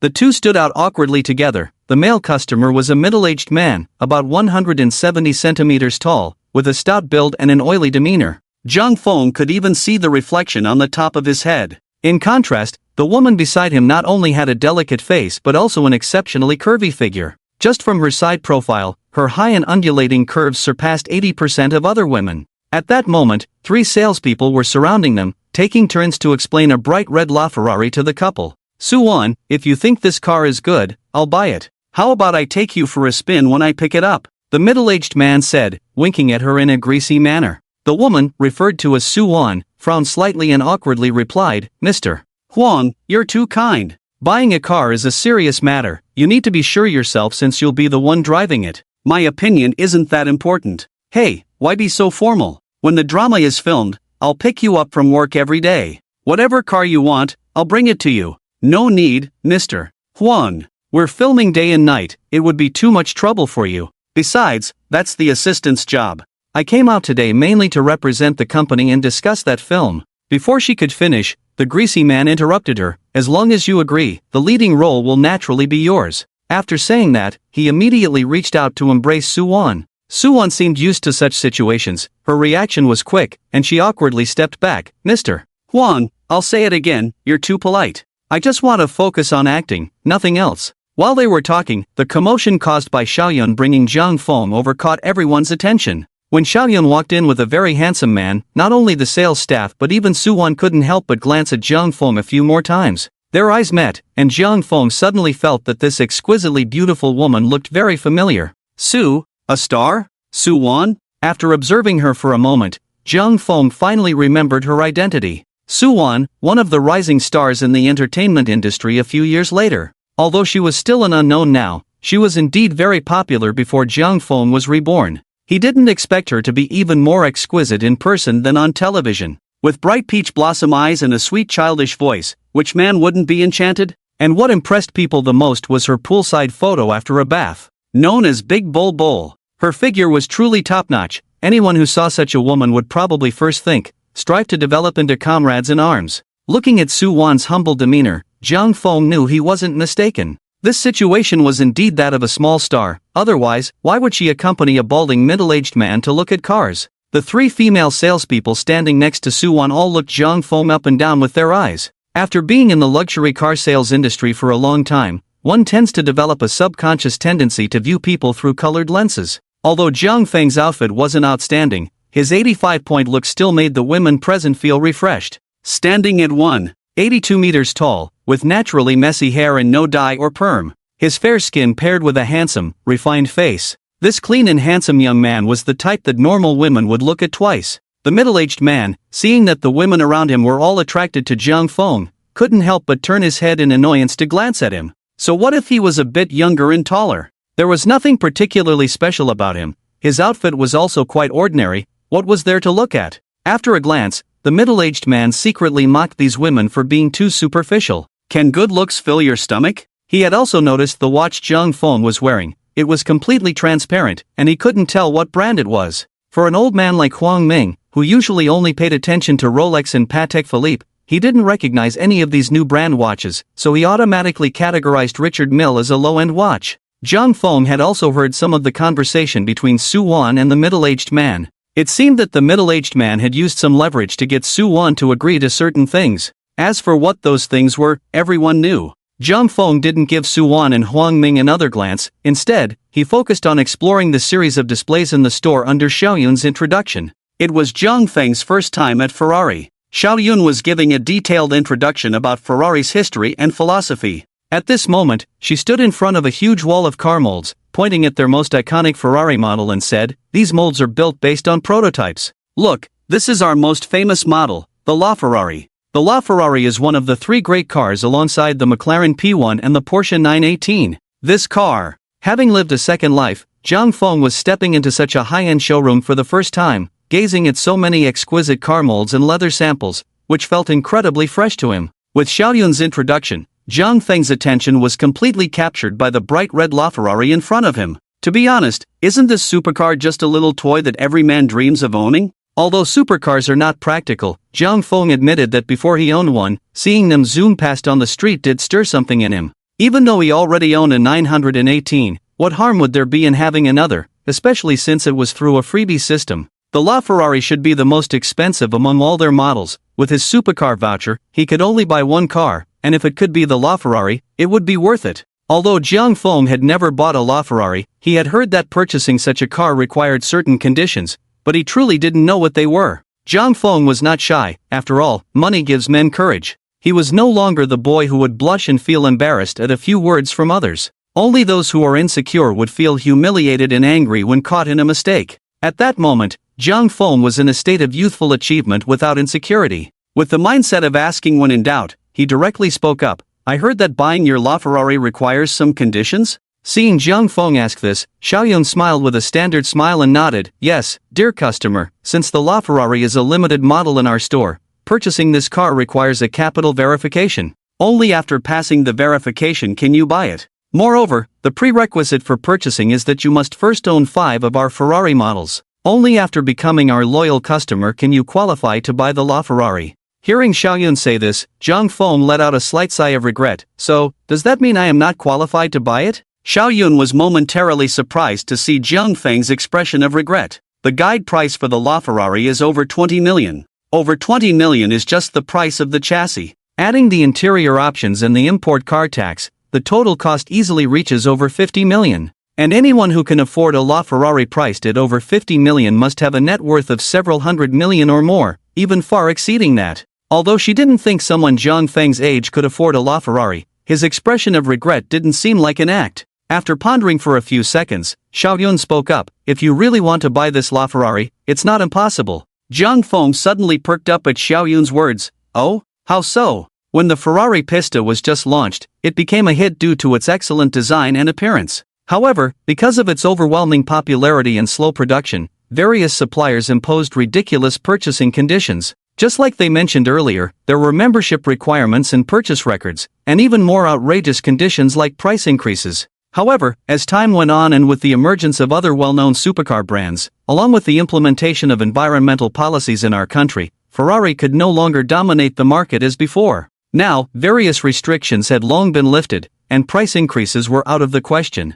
Under the condition of no price increase, there might even be discounts. After all, the lowest price for a Ferrari is still several million. Although several million may not sound particularly impressive. But if we take Magic City as an example, if we calculate private property by adding up real estate, cars, funds, cash, and even stocks, then half of the people in Magic City could have a net worth of 5 million. After all, having 5 million in assets is quite normal nowadays. Old houses and other real estate, combined with some savings, can easily add up to that. However, how many people can casually pull out 5 million in cash without liquidating these real estate assets? In 2019, Ferrari sold only 836 cars across our entire country, including the islands of Wanzhou and Manhwa. Moreover, over 80% of the models sold were priced below 5 million. As for the LaFerrari, which costs over 20 million, the number of buyers is even fewer. So now, raising prices is impossible, and purchase restrictions are just talk, much like in real estate. In principle, that's how it's regulated, but you know that Ferrari orders take time. Due to the long delivery times, some orders may not be delivered as expected. So there are some special quotas that can be substituted. If you are sure you want it, you can register your order to replace those with delivery issues, but in that case, the deposit might be higher than usual. I wonder if you can accept that. After Xiaoyun finished speaking, Zhang Feng raised an eyebrow. Indeed, there was such a special operation. He was using the system's money to buy this car, not his own, so even if it cost a bit more, it didn't matter. Sure, if there are such orders, I'll pay in full, no installments needed. Hearing Zhang Feng say this, Xiaoyun's eyes widened in surprise. Full payment. Did Zhang Feng even know how much this car cost? Not only Xiaoyun, but everyone else present also gaped at Zhang Feng's casual remark. At that moment, many monologues arose in their hearts, but when the words reached their lips, they couldn't utter a single word. They could only stand there with their mouths slightly agape. Even Soo-won couldn't help but turn to look at Jung Fong. Hearing that he wanted to buy the car in full, she was both shocked and curious. After all, even Huang Ming, the wealthy film investor beside her, had to consider installments when buying a car. Huang Ming was the head of Huang's entertainment company. Although the company's market value was in the hundreds of millions, Huang Ming's liquid assets were only in the tens of millions. Moreover, the films he invested in were small productions, usually around 5 million. If you asked Huang Ming to buy a LaFerrari, he would absolutely not go for it. In other words, he simply couldn't afford it. Even at this moment, he would have to think twice about the 3 million Ferrari in front of him. But Zhang Feng said he wanted to pay in full for the LaFerrari. How could that not shock her? How could she not be curious? In her astonishment, Xiao Yun immediately confirmed again, Mr. John, the base price of the LaFerrari is over 20 million, and with customization, it would cost at least over 50 million. I know, I can accept that. Seeing Zhang Feng's unchanged expression, Xiao Yun could no longer hold back. She had been working at Ferrari for several years, and if she could sell their heavyweight model, the LaFerrari, it would be a highlight in her sales record. Moreover, just selling this car would provide enough commission to cover all her expenses for the next 2 years. Although this deal was somewhat special, Zhang Feng was her client, so she would still receive the appropriate commission. The sales staff on Huang Ming's side, seeing Xiao Yun's excited demeanor, couldn't help but feel envious, their faces slightly contorting. At that moment, they couldn't help but think how great it would be if Zhang Feng were their client. Although Huang Ming was dressed in expensive clothes and wearing a Vacheron Constantin watch, so what? The three of them had already spent an hour meticulously introducing this car to him. Yet he was still dragging his feet and instead kept discussing investments and evening dates with Soo-won. Observing the situation, the chances of a deal seemed slim. He was likely just showing off with a female celebrity. Huang Ming noticed Soo-won's gaze fixed on Zhang Feng, and his expression darkened again. He spoke up, Xiao Wan, what do you think of my car? If it's okay, could you help me choose some accessories? After all, you'll be sitting in the passenger seat when I pick it up. Soo-won, hearing Huang Ming call her by her nickname, couldn't help but frown.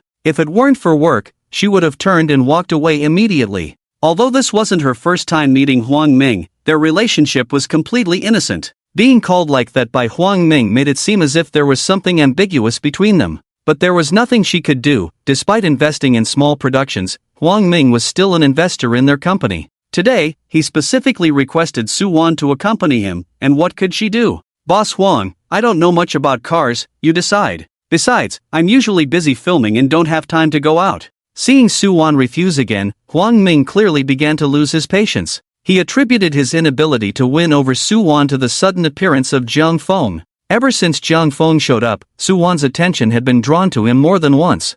Huang Ming didn't know whether Zhang Feng was just putting on a show or if he really had that much money. He wanted to mock him, but as soon as he opened his mouth, he felt irritated and closed it again. After some thought, he decided to observe for now. If Zhang Feng was indeed a super-rich second-generation heir, then even if he stepped on a landmine, he would let it go. After all, he couldn't afford to offend a super-rich heir. He could just let Soo-won go and find another inconspicuous female celebrity. However, if Zhang Feng was just bluffing to get Soo-won's attention, he would definitely make him regret it so much that even his parents wouldn't recognize him. Meanwhile, Xiaoyan hurried over with two people, one a well-dressed middle-aged man and the other a stylish young man with dyed white hair. As they walked, Xiaoyan said to the middle-aged man, "Supervisor, Mr. Wang, this is Mr. Jiang." Upon hearing this, Zhang Feng turned his head and quickly recognized the young man with white hair. Wasn't this the Wang Zhang he met at the auction yesterday? In that moment of eye contact, Wang Zhang also looked surprised and said, "Oh, it's you, Zhang Feng.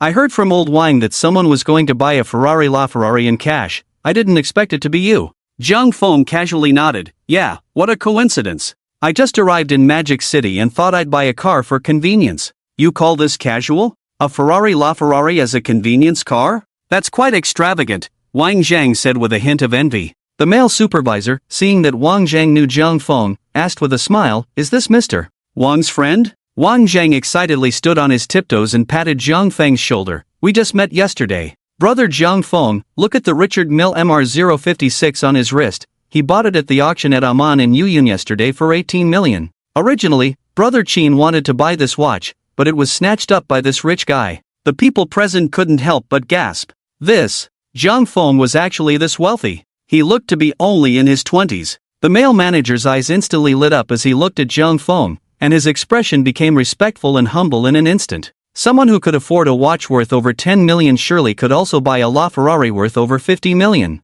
He immediately bent at the waist and enthusiastically extended his right hand towards Zhang Feng. Hello, Mr. Jiang. I just heard about your situation from Xiaoyun. Thank you very much for choosing our Ferrari. I heard that buying your Ferrari requires a capital verification?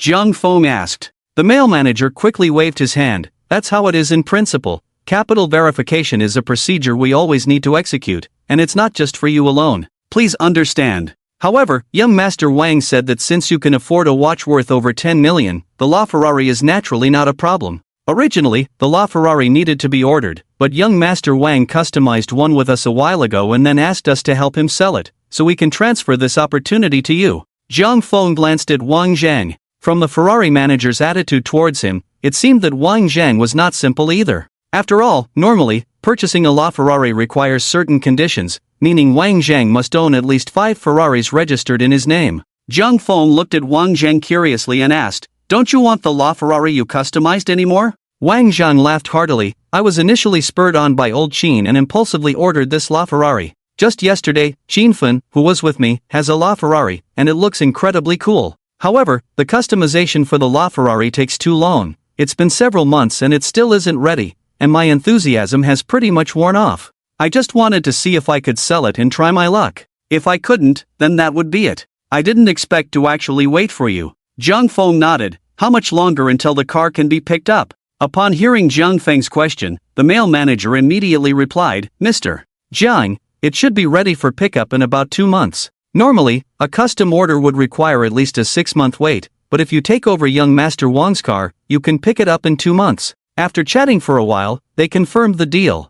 Zhang Feng's main goal was to get a supercar credit card. If he were to buy a supercar casually, the price wouldn't be this high. So he ultimately decided to buy Wang Zhang's supercar. Seeing that Zhang Feng was really going to take over his car, Wang Zhang happily said to Zhang Feng, "Thanks, buddy. To be honest, it's not easy to find someone to take over this car. Although it's indeed very cool, the price is just too high. I spent over 20 million just on the interior customization, and that price alone scares off most people." Zhang Feng understood what Wang Zhang meant. With that kind of money, wouldn't it be better to buy a house? Spending over 20 million on an interior is certainly something not many can accept. The color and interior you chose for this car happen to match my aesthetic. I can only say it's a coincidence. Wang Zhang's eyes lit up at this and he gave Zhang Feng a thumbs up. Good taste. Then let's have old Wang arrange the paperwork for the car transfer. The male manager, seeing that the two were no longer chatting idly, immediately took out the documents signed when Wang Zhang ordered the car, and then contacted the notary agency to handle the subsequent series of matters.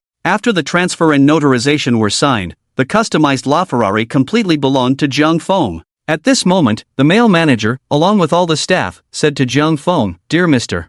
Zhang, from today onwards, you are the esteemed owner of our Ferrari. We will upload your information to Ferrari's headquarters, and if there are any events or new car releases in the future, we will notify you immediately." Wang Zhang grinned at Zhang Feng and said, "Buddy, you can't pick up the car just yet. I have a few spare ones. If you don't mind, you can drive one of them for now." Zhang Feng unexpectedly glanced at Wang Zhang. This was their second meeting, and Wang Zhang was already preparing to lend him the car? After all, neither his wife nor his car was available for borrowing. Wang Zhang understood the look in Zhang Feng's eyes. "To be honest, you helped me buy this car and solved a big problem for me, so I really appreciate it. If you don't mind, let's be friends and hang out together in the Magic City in the future?" Wang Zhang's words improved Zhang Feng's impression of him. He liked straightforward people who spoke plainly without beating around the bush. "Sure, I should be staying in the Magic City for a while. As for the car, I'll just buy a new one." Seeing Zhang Feng's refusal, Wang Zhang didn't press the issue. There's a car show at the Bund these days, with Ferraris, Lamborghinis, Porsches, McLarens, every brand you can think of.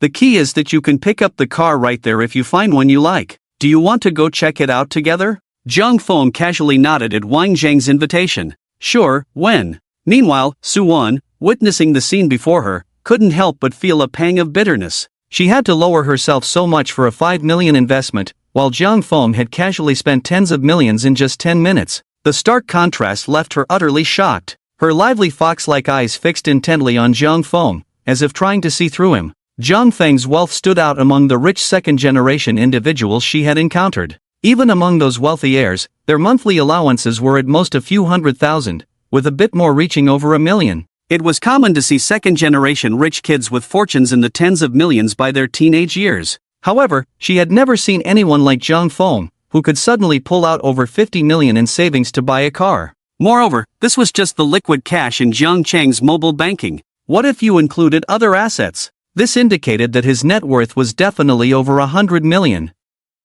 Stars may appear glamorous on the surface, but in reality, their income varies greatly depending on their status. For actors in the same drama, the lead roles command the highest pay. For instance, top-tier stars can earn tens of millions for a single project. However, for supporting male and female roles, the pay usually ranges from $1 to $2 million. The pay for other supporting roles drops even further, with hundreds of thousands or even tens of thousands being common. Suwon belonged to those small actors earning tens of thousands per role. After receiving her pay, she still had to split it with her agency, so over $50 million was indeed an astronomical sum for her at this moment. Moreover, every popular star has a limited period of fame. Once that period passes, they are often replaced by newcomers. This is why many stars aspire to marry wealthy individuals. They hope to find a stable financial support through marriage to maintain their quality of life. Congratulations, host. Level up again. The host earns 1, 2 yuan for every second spent in this world.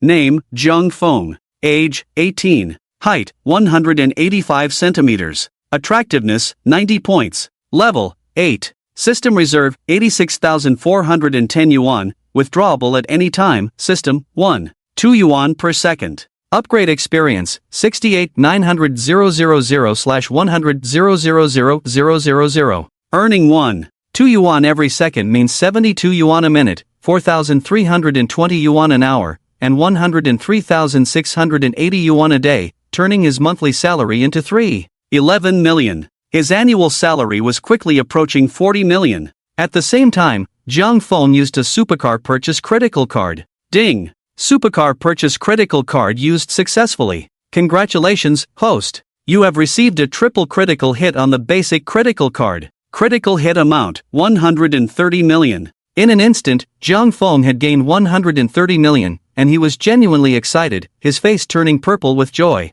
This amount of money would allow an ordinary person to live comfortably for a lifetime. Huang Ming looked at the car ordering process in front of him and suddenly felt a loss of face. He turned to Su Wan and said, "Xiao Wan, I suddenly don't feel like buying a car anymore. Come on, let's go have a drink?" "Boss Huang, I still have to go back to the company for a meeting later." Su Wan politely declined him. Huang Ming's anger flared up upon hearing this, and he warned, "What kind of face does a little star think she has? Su Wan, let me tell you, either this investment falls through, or you clean yourself up and wait for me." "This, Boss Huang, you." Su Wan felt a surge of anger at his words. "What do you mean, you? Stop pretending. Know your own status and stop acting high and mighty. I spoke to you nicely, and you're wasting my time here. Let me tell you, either you clean yourself up and wait for me, or you can wait to be shelved." Su Wan stood her ground and said, "Mr. Huang, whether you invest or not, I stand by my words, I will not yield, do as you please." Ding, special mission triggered.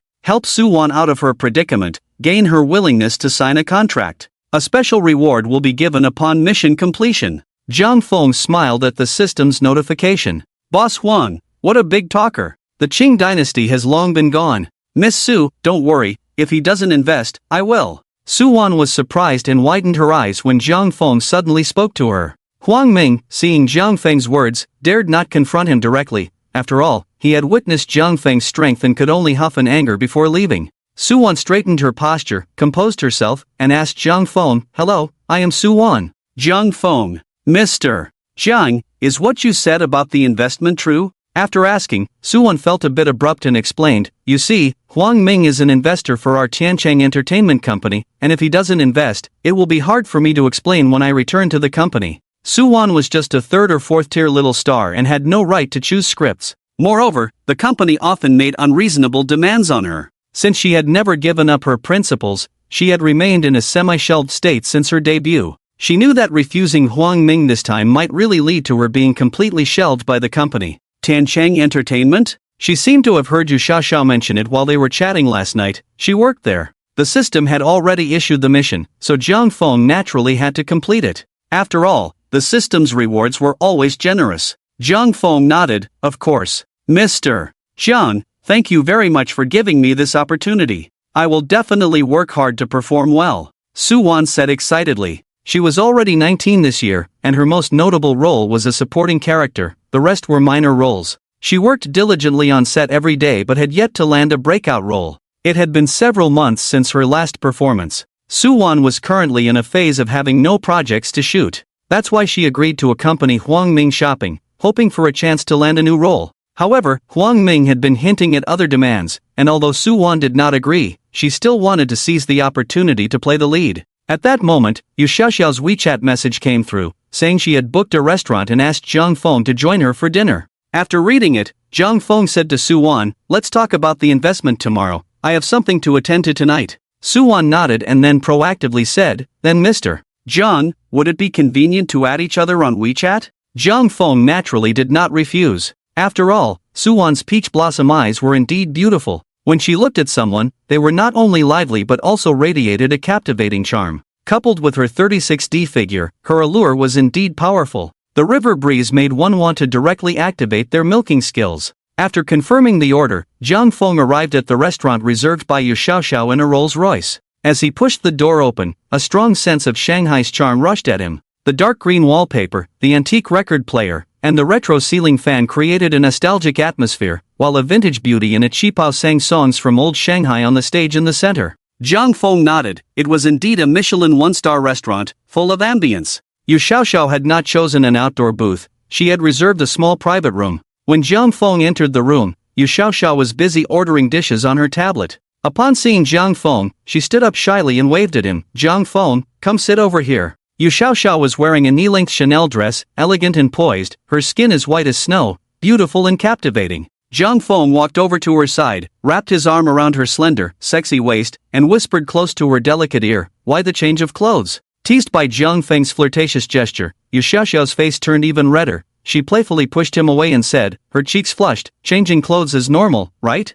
I haven't even mentioned you, your clothes were all torn." Remembering the excitement of last night, Zhang Feng smirked, "That's your own fault. Who told you to have such big issues? You need to be more practical." Before Yu Xiaoxiao could respond, Zhang Feng silenced her with a kiss. 10 minutes later, Yu Xiaoxiao, blushing, pushed Zhang Feng away, straightened her clothes, and returned to her seat. It won't be good if others come in later. Zhang Feng wasn't in a hurry, after all. There was plenty of time for things to unfold tonight. Yu Xiaoxiao handed the tablet to Zhang Feng and enthusiastically began to introduce the dishes. The crab roe rice here is unique to Shanghai. Their rice is topped with a generous amount of crab roe. This dish has even received a recommendation from Michelin, so you must try it later. And this sautéed fish slices, scallion roasted opium fish head, and chicken feather vegetable shreds. As Yu Xiaoxiao spoke, Zhang Feng listened, and when she had ordered 4 dishes, he nodded, "That should be enough. Order a few more. You'll see that while the food here is delicious, the portions are really small." Zhang Feng glanced at the menu and casually added 3 more recommended dishes.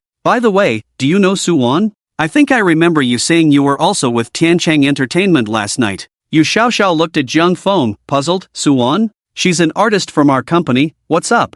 Zhang Feng recounted the general situation and brought up his intention to sign Su Wan. After hearing this, a hint of sourness appeared on Yu Xiaoxiao's face, and she joked, "To help her terminate her contract? That would require paying a penalty. What do you think of her?" Zhang Feng understood Yu Xiaoxiao's implication and shook his head. "I don't have any thoughts about her for now. I just think she has great potential." "Great potential?" Her current status isn't even third tier. The resources the company provides her are almost non-existent, and she didn't secure her new investment yesterday either. Yu Xiaoxiao didn't take Zhang Feng's words seriously. After all, every man likes beautiful women, especially someone like Su Wan. However, Yu Xiaoxiao didn't care at this moment. To her, her relationship with Zhang Feng was merely transactional. If one day Zhang Feng no longer wanted to play with her, she could leave gracefully. After all, she was a non-marriage advocate. As long as there were no romantic entanglements, everything was fine. "I know, but I still have high hopes for her, and I'm planning to start an entertainment company. She's the first artist I've come into contact with," Zhang Feng said earnestly.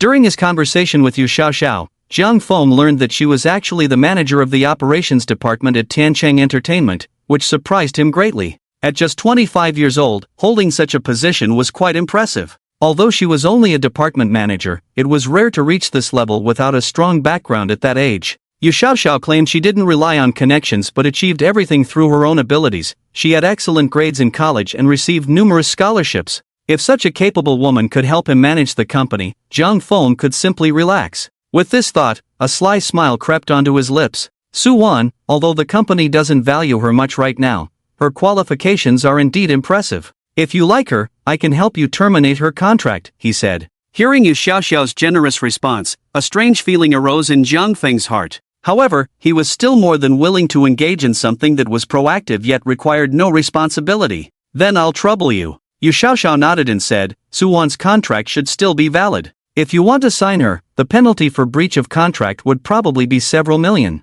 Our company generally signs contracts for 5 years. I'll need to check the detailed terms. As they spoke, the dishes they ordered began to arrive. Zhang Feng looked at the 138 yuan portion of braised pork he had just ordered and finally understood what Yu Xiaoxiao meant by small portions. It looked substantial on the tablet, but when it arrived at the table, it was just a tiny plate. The same went for the stir-fried fish slices. It appeared to be a lot on the tablet, but there were only a dozen slices. Fortunately, Yu Xiaoxiao ordered a few more dishes at the end, otherwise, it really wouldn't have been enough. At Zhang Feng's age, his appetite was enormous. Despite ordering over 10 dishes, he finished them all without exception. As Yu Xiaoxiao said, it was indeed a Michelin one-star restaurant recommended by the local food guide. Although the portions were small, the flavors justified the price. After eating his fill, Zhang Feng nodded in satisfaction. Ding! Congratulations, host, for experiencing an unforgettable culinary delight. The system rewards you with a food cashback card. The cashback multiplier for the card is between 1 to 100 times, plus the actual number of people invited by the host, up to 5 people.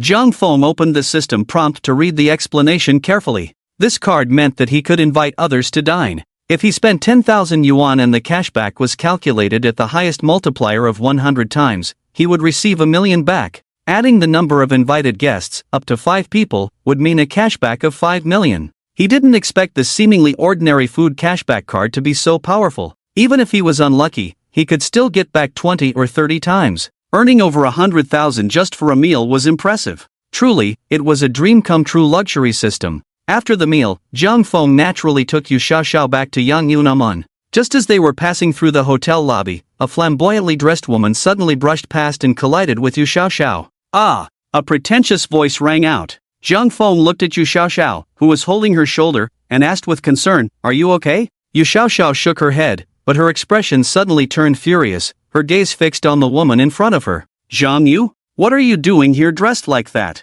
The woman, realizing she had bumped into Yu Xiaoxiao, showed a hint of panic on her face, but quickly forced herself to regain composure. With a sharp and affected tone, she said, "Yu Xiaoxiao, what are you doing here again? Who is this man?" Seeing the woman in front of her pointing at herself with a delicate orchid finger, Yu Xiaoxiao's face immediately flashed with a hint of disgust. "Forget it, I can't be bothered with you. You'd better clarify what I've said to your relatives over there." Zhang Yu looked at Yu Xiaoxiao and sneered, "Don't forget we're already engaged. Even if you regret it, it won't matter, I won't break off the engagement." "Engaged? Do you have no shame? You, a grown man, dressed like this, still dare to mention engagement? You're just trying to deceive me," Yu Xiaoxiao said sarcastically, her voice low and agitated. After taking a deep breath, Zhang Yu glanced at Zhang Feng and said, "We've already made it clear to our relatives, it won't matter if you regret it. Zhang Yu, have some self-respect. I won't pursue your own issues, but how could you even get involved with my best friend, and not just once?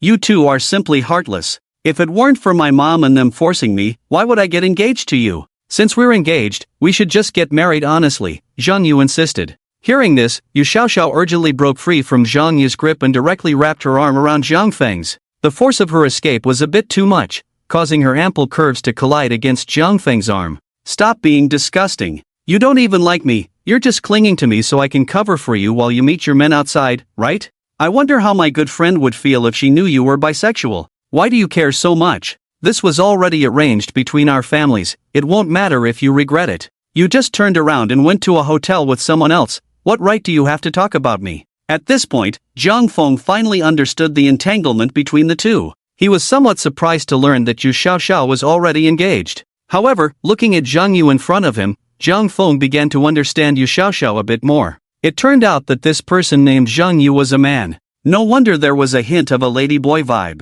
If Yu Xiaoxiao hadn't said anything, It would have been quite difficult to notice that this woman was actually a man in disguise. Modern makeup techniques are truly astonishing. However, upon closer inspection, some clues were still visible, especially one of the male characteristics. The Adam's apple on the neck and the size of the high heels was much larger than that of an average woman. After sizing him up, Jiang Feng finally began to understand those news stories about people discovering their partners were actually men after a night of passion. Under the thick makeup and wig, it was indeed hard to tell. It turned out that Yu Xiaoxiao's fiancé was not only effeminate but had also cheated on her, and the key point was that he was bisexual? This was quite a lot of information to take in. At this moment, Zhang Yu started to pull and tug at Yu Xiaoxiao, cursing loudly, and more onlookers began to gather. Bro, now you know our relationship, right? I advise you to leave. She is my fiancé. At that moment, a sweet, lowly voice rang out again. Ding dong. Host, you are now faced with a choice. Choice 1, listen to Zhang Yu and leave, and you will receive a Ninja Turtle cosplay outfit.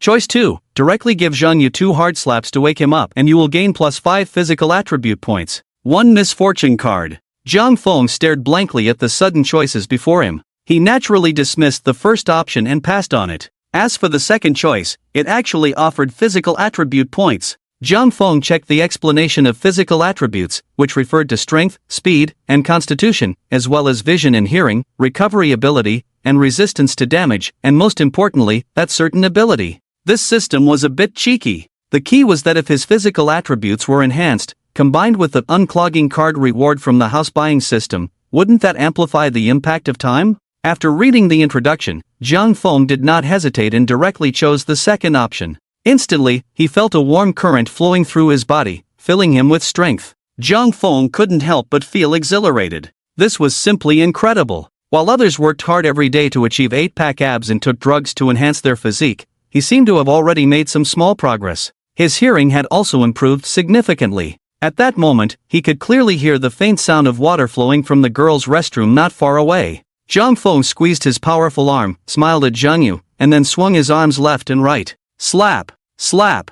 Jiang Feng's 2 resounding slaps sent Zhang Yu crashing to the ground. The movement of swinging his arms close to the alluring Yu Xiaoxiao made her blush again. Overwhelmed by the electric sensation, Yu Xiaoxiao hurriedly released Jiang Feng's arm. Zhang Yu, who had been slapped down by Jiang Feng, covered his face in anger as he stood up. Before he could speak, Jiang Feng shook his hand and said, TSK, you really have thick skin. You have a problem and still have the nerve to say these things. My hand hurts from hitting your face. Yu Xiaoxiao was also stunned by the scene before her. She never expected Jiang Feng would suddenly take action. You actually hit me. Whoa, I won't let this go. Zhang Yu covered his reddened cheek, looking like he was about to cry, glaring at Jiang Feng with a mix of grievance and fury. After saying that, he clenched his delicate fists and charged at Jiang Feng with a pigeon-toed stance. Seeing Zhang Yu rushing towards Jiang Feng, Yu Xiaoxiao, who had developed a favorable impression of him, quickly tightened her grip on Jiang Feng's arm, wanting to pull him closer to her. She felt that Jiang Feng was incredibly handsome for knocking Zhang Yu down for her.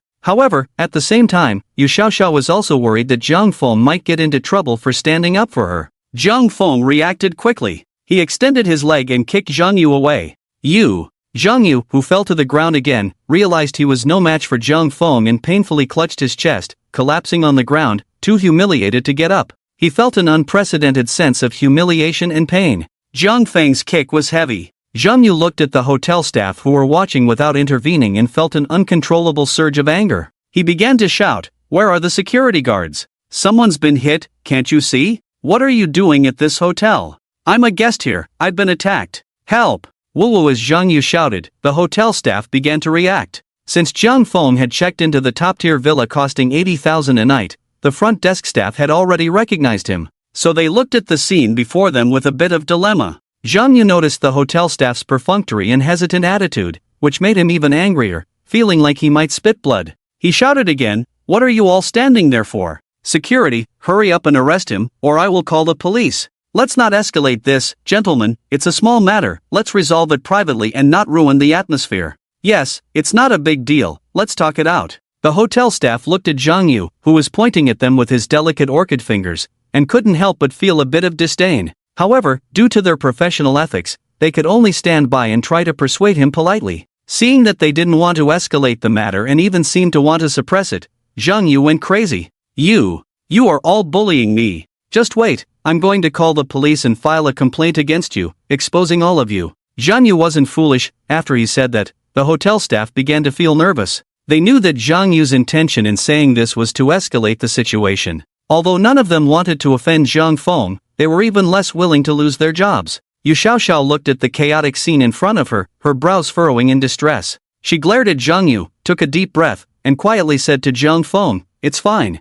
If he calls the police, I'll just say he was harassing me, and you were only acting to protect me. Don't slander me, there are cameras here, and so many people saw you hit me. They can testify for me," Zhang Yu shouted. After he finished speaking, he noticed that no one around was willing to support him. In fact, some people were preparing to quietly leave, unwilling to get involved in this mess. Zhang Yu became even angrier and yelled, "You bastards, cowards, I'm calling the police." The hotel's response was surprisingly quick, and soon 2 police officers approached them. After showing their badges, they began to understand the situation. Before Zhang Feng could speak, Yu Xiaoxiao rushed forward. She shook her head and hurriedly said, "Officer, it has nothing to do with him. This person wants to trick me into marriage because our families had an engagement before. But after getting to know him, I found out he is not only bisexual but also likes to cross-dress. So I made it clear long ago that I wouldn't marry him. Today, he came to harass me, and this gentleman helped me avoid that harassment." Zhang Feng felt a sense of satisfaction at Yu Xiaoxiao's actions.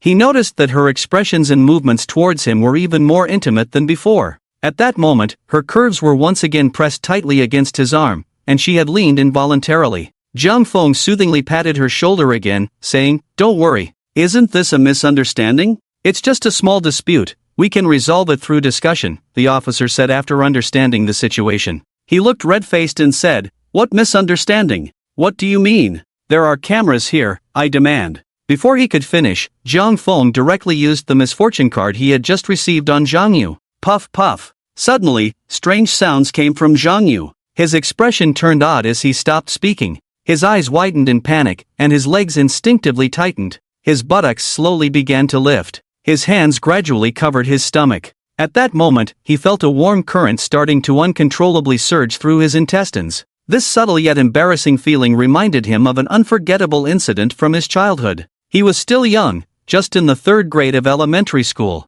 One day, the teacher called on him to answer a question. Coincidentally, he had been suffering from diarrhea that day. Nervously, he stood up, and at that moment, he accidentally felt the urge to pass gas. It was then that the young boy learned a crucial lesson: never trust a fart when you have diarrhea. He naively thought that if he just let it out slowly while answering the question, no one would notice. But the reality proved him wrong. What came out was not just gas, but a whole mess. He would never forget the pale and disgusted expressions of his classmates and the teacher at the podium.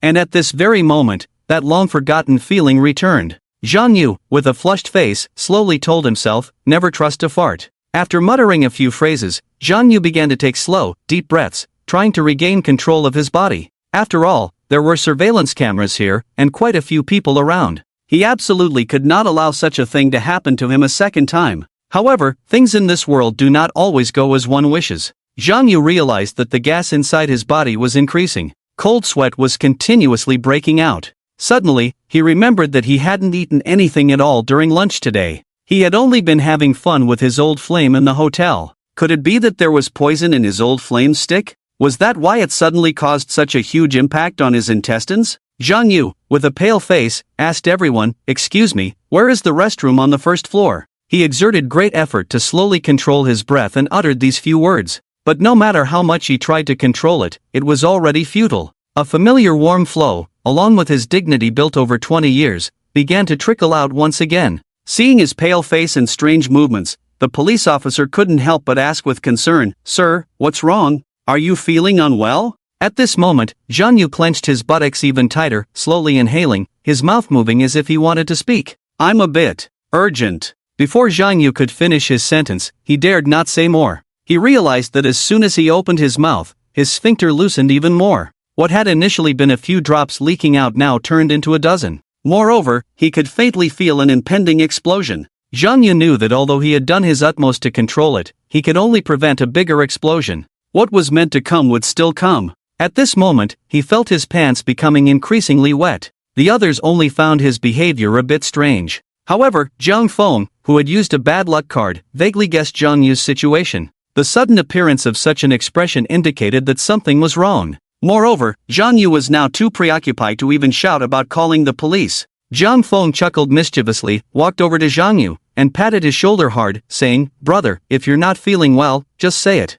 Don't be polite, the police uncle will help you." Zhang Yu was jolted by Jiang Feng's hand and immediately took a deep breath, clenching his sphincter even tighter. He slowly turned his head, his face flushed and eyes wide, staring at Jiang Feng. With every shake from Jiang Feng, he felt himself getting closer to an explosion. "Take me to the toilet." After gritting his teeth and saying these few words, he dared not speak again. At that moment, a foul smell wafted out. "What the hell? Why is it so stinky? Yeah, is the restroom broken? It shouldn't be, it's still quite far from here. Could it be that a sewage truck has come? Oh my god, it feels fresh. Who took a dump here?" You'd think by now they'd know to control themselves. Amidst everyone's discussions, Zhang Yu managed to hold back his last word. He didn't know how to respond to that. At this moment, he just wanted to become invisible. He wanted to slowly slip away to the restroom to resolve his issue. "Excuse me, sir, let's first take your statement." The officers, also overwhelmed by the smell, wanted to finish their work quickly and leave.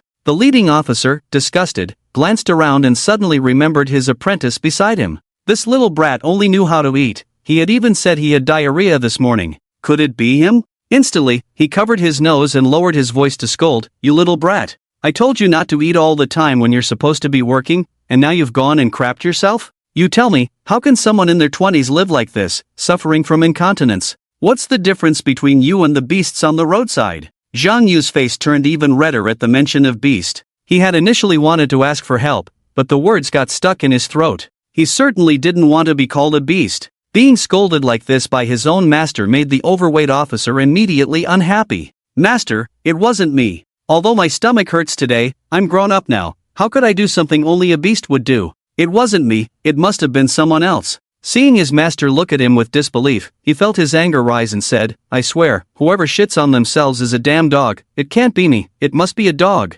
Before he could finish, he stopped, looking at his master with a strange expression. His master had been taking him on patrol for several years now. Over the years, his master had grown older. The moment he caught a whiff of the smell, he began to suspect it was coming from him. There was only one reason for his master to hastily place this blame on him. The smell might have come from his master himself. To divert attention, he had shifted the focus onto him. After all, his master was getting old, and sometimes it was understandable that he couldn't control his bowels. With this thought, he suddenly swallowed hard, feeling bitter. His master had taught him a lot over the years. It was time to repay that kindness. If it meant losing face, so be it. It was only right to take the blame for his master. After thinking this, the overweight officer's face turned ugly as he said, "Master, I'm sorry." Zhang Yu, seeing someone willing to take the blame for him, felt a wave of happiness and his lips slowly curled into a smile. He began to move away slowly towards a less crowded area. As he walked, he said, "No need, I won't report it anymore, you all can go back."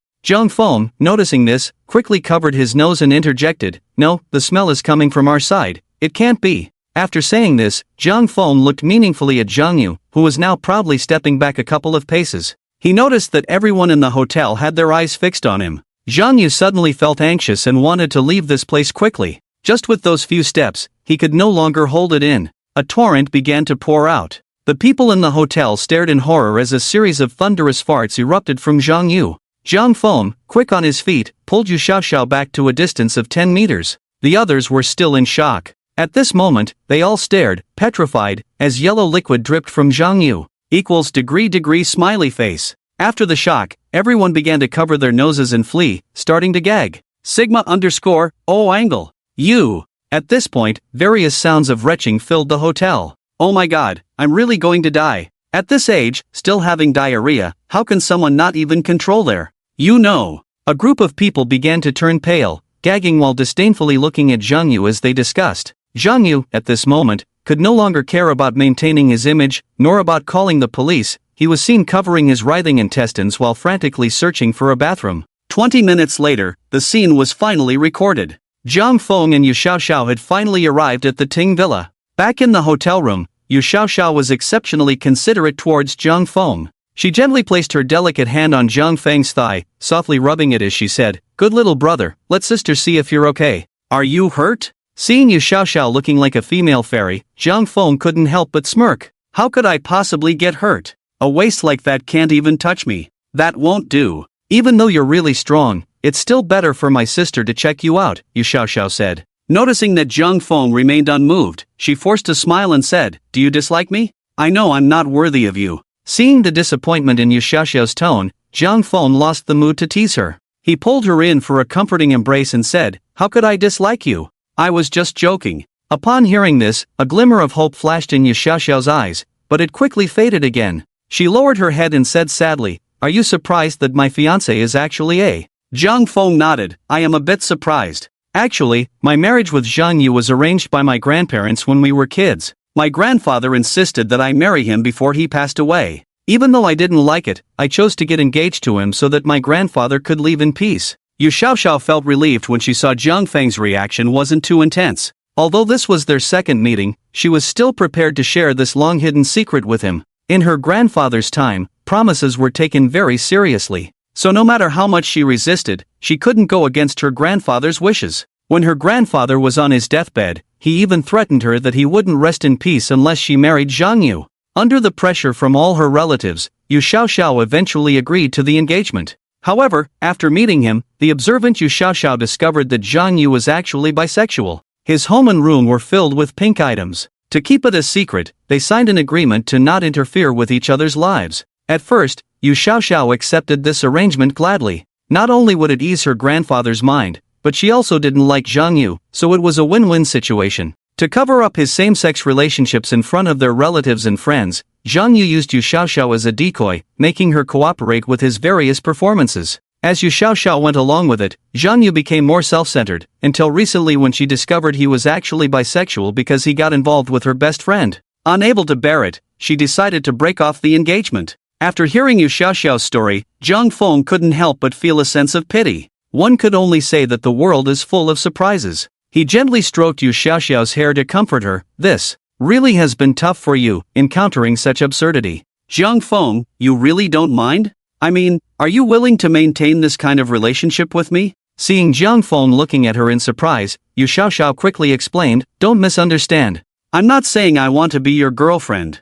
I just want someone to occasionally be by my side. Anyway, I don't want to get married in the future, and you are my first man. So, you can rest assured, if we are together, I won't interfere with your private life." Yu Xiaoxiao was a very capable professional woman, but she was also a very normal woman. Her grandfather had passed away 5 years ago. As a woman of the new era, she longed for her own love. Zhang Feng was her first man. Although her feelings for Zhang Feng weren't particularly deep yet, she felt that this kind of relationship was 100 times easier than a serious romance. Disappointed with familial and romantic love, Yu Xiaoxiao just wanted a casual relationship, and coincidentally, the person she encountered was Zhang Feng. Hearing Yu Xiaoxiao's words, Zhang Feng was overjoyed. What was there to mind? In a world where casually mentioning exorbitant betrothal gifts is the norm, such a free ride surprisingly exists around him. What more could he possibly nitpick? Moreover, Zhang Feng recalled that he still had an unused unblocking card. He couldn't help but smirk.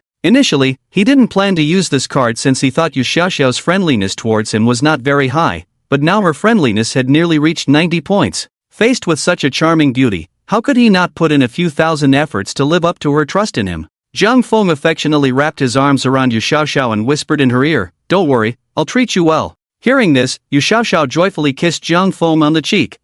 You must be tired. Let's go for a spa first. I heard the spa here is quite famous, and I'm a bit tired too. Let's go relax for a bit." "Sure." Seeing Zhang Feng's eager expression, Yu Xiaoxiao quickly dashed to the arranged women's spa room. The spa at the Yang Yunaman Hotel is reputed to be the largest in the world, with an hour of service costing 3,000 yuan. Zhang Feng directly booked 2 hours of spa treatment, as he needed to unwind after several hours on the road. After soaking in the hot spring and finishing the spa, Zhang Feng was now lying on the large bed made of golden silk nanmu wood in the villa. The super soft imported mattress made him fall into a deep sleep shortly after lying down. It felt inexplicably comfortable. Zhang Feng opened his eyes and lifted the blanket. What came into view was Yu Xiaoxiao's delicate face, resembling a peach blossom. Looking at Yu Xiaoxiao's naturally alluring appearance, Zhang Feng felt a surge of urgency. He pulled Yu Xiaoxiao into his arms, enveloped by her softness. Zhang Feng could no longer hold back. He pressed his lips forcefully against hers, passionately kissing her. After more than 2 hours of a world war, Zhang Feng sighed contentedly and got up to head straight to the bathroom. Looking at himself in the mirror, Zhang Feng opened the system page. The system page prompted, "Ding! Unblocking card used successfully." Given the other party's satisfaction level is 100 points, the host's frequency count is 2,500 times. Comprehensive calculation rewards the host with 250 million. Zhang Feng couldn't help but feel delighted at the system's notification, grateful that he had worked so hard earlier to facilitate this billion-dollar deal. A few minutes later, Zhang Feng emerged from the bathroom, and at that moment, Yu Xiaoxiao had already fallen asleep from exhaustion. Zhang Feng sat down on the sofa. He noticed the blanket covering Yu Xiaoxiao had slipped a bit, revealing her fragrant shoulder. Her waterfall-like black hair was scattered messily over her snowy upper body, exposing her exquisite, flawless face. After a sigh, Zhang Feng leaned down and gently kissed Yu Xiaoxiao's smooth shoulder. In the villa's room, 3 cleaning staff were busy tidying up and replacing the toiletries. By the large bed, a young woman was changing the bed linens with another middle-aged woman in her 30s. The middle-aged woman looked at the wrinkled marks on the bed and said to the young girl, "TSK TSK TSK, today's youth really have good stamina." The young girl couldn't help but blush at this remark. "Sister Zhang, keep it down, it's not good if the guests hear us." "What are you afraid of? They can't hear us from this far away." "Hey, Lao Chan, come over and take a look. How's your husband's stamina? Is it like this?" Sister Zhang excitedly called another middle-aged woman over to watch. "If my husband had such vigor, that handsome guy would be more charming than a star. Just thinking about it makes me happy." With his extraordinary hearing, Jiang Chang had already caught the whispers of the 3 people in the room. He was sitting in the restaurant having lunch with Yu Xiaoxiao. At that moment, Yu Xiaoxiao, with a blissful expression, was feeding Zhang Feng a piece of marinated seafood. "Jiang Chang, try this, it's very fresh, not too fishy, and has a hint of sweetness from the seafood." Zhang Feng opened his mouth and chewed seriously for a while before saying, "It really is quite delicious." Upon hearing this, Yu Xiaoxiao's face suddenly flushed. She playfully glared at Zhang Feng. "You annoying person, I told you not to eat it, but you insisted, and now you're teasing me." "This isn't teasing, I'm being serious," Zhang Feng replied. Yu Xiaoxiao shyly gave Zhang Feng a gentle slap. "Stop it, there are others around." Zhang Feng smiled and pinched Yu Xiaoxiao's cheek. If she knew the cleaning staff inside were discussing the sheets they had slept on, she would definitely be embarrassed and drag Zhang Cheng away. After breakfast, the strong-willed Yu Xiaoxiao originally wanted to go to work. She was forcibly made to take a leave by Zhang Feng to rest at the hotel. At this moment, Zhang Feng was scrolling through his social media and saw their class monitor, Li Sudong, showing off his gifts for his 18th birthday. Zhang Feng patted Yu Xiaoxiao's long, black stocking thigh. "Xiaoxiao, can I borrow your leg to take a photo to celebrate my 18th birthday? Is today your birthday?" "No, I've already had my birthday. Recently, I've seen people on social media showing off various gifts their parents gave them for their coming of age, and I want to show off too, so I'll just show off your beautiful legs." Yu Xiaoxiao hesitated for a moment and said, "That's fine, but how do you want to take the photo?" Zhang Feng looked at Yu Xiaoxiao's cheeks, which were as red as a peach, and mischievously said, "We're so close, and you're still so shy." Hearing this, Yu Xiaoxiao's competitive spirit was ignited. "Who said I'm shy? Come here." After saying that, Yu Xiaoxiao pulled Zhang Feng to sit on the nearby leather sofa. She generously placed her long, beautiful legs directly on Zhang Feng's neck. "Stinky little brother, go ahead and take the photo." Even though Zhang Feng had already experienced Yu Xiaoxiao's beautiful legs, he still felt a bit overwhelmed by the pose. After taking a few quick snaps with his phone, he opened his social media. "Although my 18th birthday gift isn't a Mercedes or BMW, this speed can rival a supercar." Zhang Feng skillfully selected the visible group and posted on social media. After posting, he tossed his phone aside. It wasn't long before Zhang Feng's post exploded with activity. Their class monitor, Li Sudong, was currently looking at the likes on his own post. He had posted about a 20,000 yuan piano for his coming of age yesterday. After taking over 100 photos, he carefully selected 9 to post. This post undoubtedly received a lot of likes and comments. Just as he was savoring the compliments and browsing through social media, he unexpectedly saw that Zhang Feng had also posted. Looking at the casually taken photos of black-stockinged legs, Li Sudong's nosebleed couldn't stop flowing. Zhang Feng often brushed off Li Sudong's authority at school, so their relationship wasn't particularly good. However, at this moment, he had to admit that Zhang Feng's coming-of-age gift made him extremely envious. This was a true coming-of-age gift. Compared to the multiple girlfriends on his computer, he wanted to experience something real like Zhang Feng. Watching as Zhang Feng's post exploded within minutes, with over 20 likes and dozens of comments below, he couldn't help but feel a pang of jealousy. Chung Ji-peng, damn, this is heart-wrenching. Why do I have to see this so early in the morning? Jo Ji-yoon, suddenly, I feel like my mom giving me a house isn't appealing anymore. I also want a black stocking lady. I want to come of age too. Lee Zirwei, bro, impressive, you win. Nosebleed alert. Zhong Chushi, Zhang Feng, you. Suya, God, you men are so perverted. Li Xiumin angrily typed a comment on Zhang Feng's social media post. Li Xiumin, damn. Zhang Feng, I'm going to tell the principal, just because you've graduated doesn't mean you can act recklessly. Jo Ji-yoon and Li Xiumin, wake up. You've already graduated, got your certificate. What does the principal care about? Jealousy is useless. After a casual grooming, Zhang Feng set out in his Rolls-Royce to enjoy the tranquility. The car quickly arrived at the location Suwon had provided. The community where Suwon lived appeared to be a mid-range apartment complex, neither new nor old. After about 5 minutes, a graceful figure hurriedly jogged towards his car.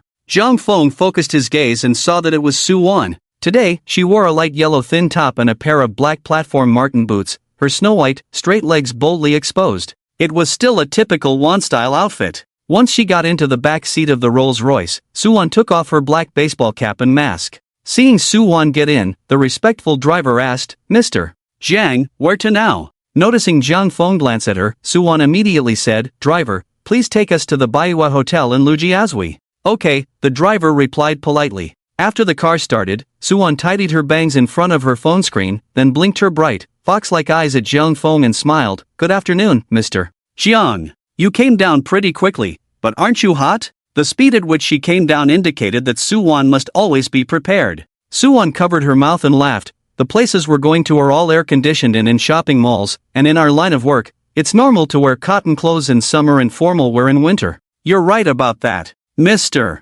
Jiang looks quite young. I'm a bit curious about what you do for a living? Suwon asked tentatively. Zhang Feng smiled and replied, I remember telling you I'm here for tourism. I'm planning to apply to Moda University, just came to see how things are here. Suwon's expression showed a hint of shock. I thought about that when I went back yesterday, but I thought you were joking. Are the rich second-generation kids really that extravagant now? Can they manage so much cash flow at 18? Seeing Zhang Feng just smile, Suwon sighed, I really envy you. Does your family really have a mine? Buying a Ferrari at such a young age must be easy. After saying that, she couldn't help but recall that at 18, she was still juggling college and minor roles. Zhang Feng shook his head lightly, just an ordinary family. Noticing Zhang Feng wasn't being truthful, Suwon didn't press further. Watching Suwon sitting obediently beside him, Zhang Feng asked, By the way, the matter with Huang Ming won't affect your work, will it? Suwon smiled bitterly at his question. It does have an impact, but it's not too big. He came to our company as an investor to inspect and chose me.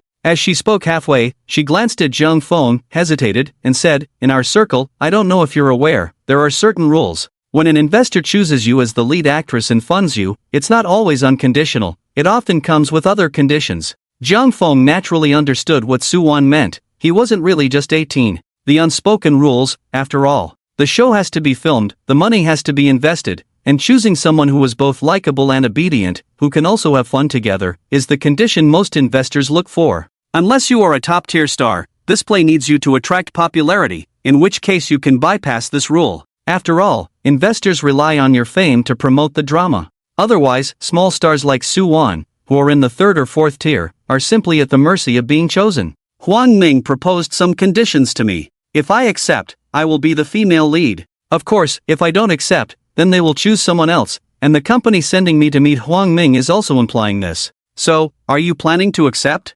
Suwon shook her head. Of course, I won't accept. After so many years in the industry, if I had accepted earlier, I wouldn't still be a small third-tier star. Accompanying him out is just shopping. I won't accept any other conditions. Zhang Feng didn't doubt Suwon's words. After all, her privacy value was 0. It seems that Huang Ming usually makes such requests to many female stars, right? Suwon nodded. Of course, if I don't accept, there will naturally be others who will. Have you ever thought about accepting? At this, Suwon glanced at Zhang Feng and said bluntly, Of course I have thought about it. Even my agent has advised me. After all, the script for this investment is indeed very good and has great potential for success. But I don't want to rely on lying flat to rise to the top.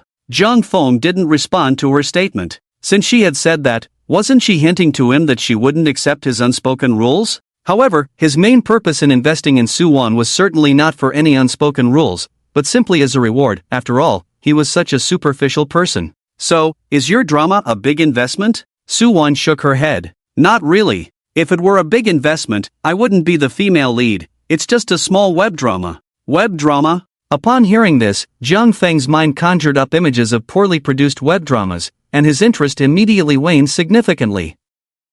Seeing Jiang Feng lose interest, Soo-won quickly explained, small productions have their advantages, low cost, quick returns, and most importantly, there's no fear of losses. Plus, the plot of this drama is really quite good. I've read the script, and I think it has a lot of potential. Noticing Jiang Feng's silence, Soo-won couldn't help but feel anxious. Mr. Jiang, if possible, please help me. I really need this opportunity. Alright, since you've said that, I can only oblige. Are you serious? You really agree? Of course, I'm serious. Don't believe me? Just take a look. Soo-won hurriedly waved her hand at his words. That's not what I meant. I'm just a bit surprised. Today is our second meeting. Do you think it's too fast? I think it's fine. At this moment, Soo-won's face was filled with excitement, and her breathing became a bit rapid. You are the investor, you have the final say. Relax, don't breathe so heavily. I can invest in this web drama and let you be the female lead, but the premise is that you have to join my company as an artist. Upon hearing this, Soo-won not only didn't relax but her breathing became even more rapid. You want to sign me? She was just a somewhat outdated and lukewarm actress. Why would Jiang Feng want to sign her? Jiang Feng nodded. Yes, sign you. You become my company's actress, and I will invest in you. Mr. Jiang, my contract hasn't expired yet. You know this, right? Soo-won's beautiful fox-like eyes scrutinized Jiang Feng. I know. Then signing me means you have to help me pay the breach of contract fee. That's not a problem. I know. Jiang Feng currently had over 430 million in funds, so with Soo-won's current worth, he would only need to pay a few million at most. Soo-won fell silent upon hearing Jiang Feng's words. She knew that no one would support her for no reason. After so many years in the industry, she was no longer the naive little girl she once was. At this moment, she couldn't help but wonder if Jiang Feng had any ulterior motives towards her. Could it be? Soo-won's mind involuntarily conjured up many inappropriate images. She admitted that Jiang Feng was exceptionally handsome, and with his kind of background, if he really had intentions towards her, she wouldn't consider it a significant loss. After all, she would eventually need to date someone, and if she agreed to Jiang Feng's terms, not only could she be with a young and attractive man like him, but he would also elevate her status. Wasn't that killing two birds with one stone? Don't blame her for being pragmatic. After all, everyone knew how to choose between an old man like Huang Ming and a handsome, wealthy guy like Jiang Feng, right? Mr. Jiang, do you have an entertainment company? Jiang Feng shook his head. Not at the moment, but if you agree, it won't be long before I do. Seeing Soo-won's hesitant expression, Jiang Feng continued, I know the operations manager at your company. She told me that you aren't valued there. If you sign with my company, I'll handle the breach of contract fee, and I can guarantee that for the next 2 years, the company's focus will be on you. Soo-won's mouth fell slightly open at his words, momentarily at a loss for words. It was true that she wasn't valued at her company. They often sent her to accompany investors and producers. Since she always refused to cooperate, and after she had already messed up Huang Ming's investment yesterday, the company had indicated they were going to start sidelining her.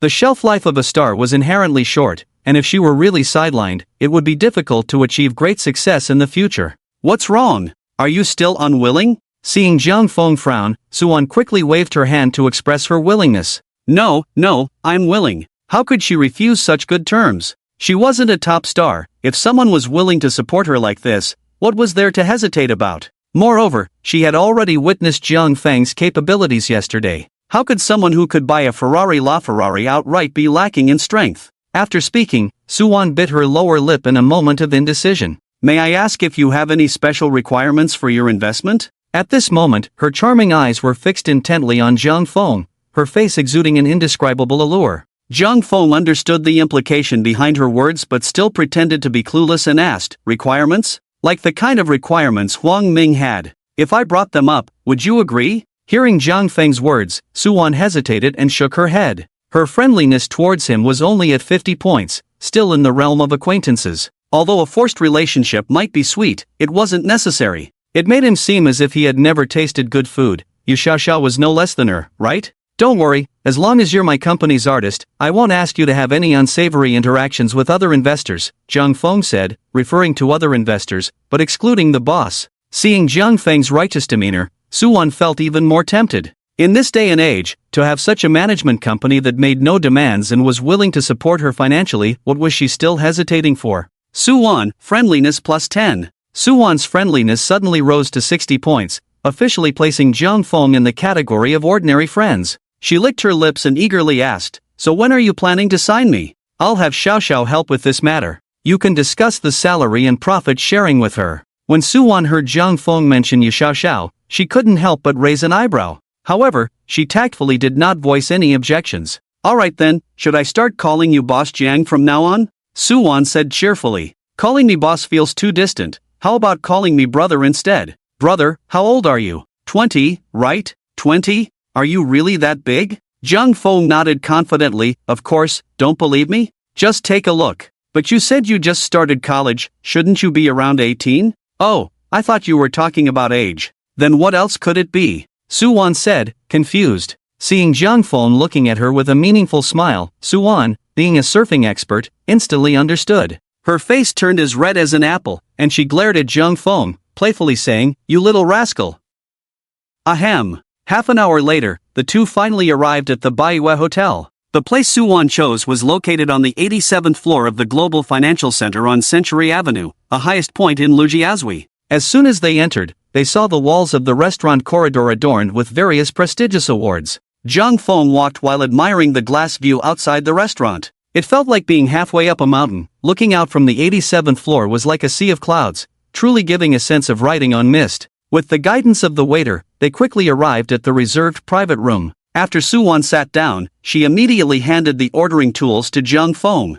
Jung Fong didn't decline and said, "Let me treat you to this meal today. As the boss, it wouldn't be right for you to pay." "That won't do, I should treat you. I'm very grateful for your help." "If you want to thank me, just act well in the film. Becoming a hit is the best return on my investment." "Got it, boss. I promise to perform well." After Suwon said this, the system chimed, "Ding. Congratulations, host. You have received Suwon's intention to sign a contract. Rewards are being distributed. Task reward, 20% shares of virtual currency, Hongqing Investment Company. Note 1, the system has legally supported this event. All of the host's funds will be obtained through Hongqing Investment Company, thus acquiring a public source of funds. Note 2, the host purchased shares in Hongqing at the company's inception, and all information regarding Hongqing is legal and verifiable. The information has been placed in the system and can be directly extracted. Jung Fong looked at this reward. After interpreting it, he finally understood its meaning. This reward provided a way to explain to everyone the sudden wealth he had acquired. Originally, he had no idea how to explain to his parents about his sudden riches. Now he could clarify everything, and if they didn't believe him, his dad could check Hongqing Investment Company and find out the details. This reward was, so far, the most valuable one Jung Fong felt he had received. While eating, Jung Fong sent various materials from the system to his parents. Taking advantage of their absence, he let them digest the news of their child's sudden wealth in advance. This way, when he returned home, he wouldn't have to explain for ages. Doing it over the phone was much easier than face-to-face. Anyway, with his dad Jiang Jianman's personality, he would definitely verify it immediately. Since it was arranged by the system, Jung Fong naturally wasn't worried about any loopholes. Sure enough, half an hour later, Jiang Jianman's call came in. "You brat, your investment insight is impressive. Hongqing Investment has developed into a big company in such a short time. Doesn't that mean you've made a fortune?" Jiang Jianman's voice carried a hint of pride. "I didn't expect it myself," Jung Fong replied casually.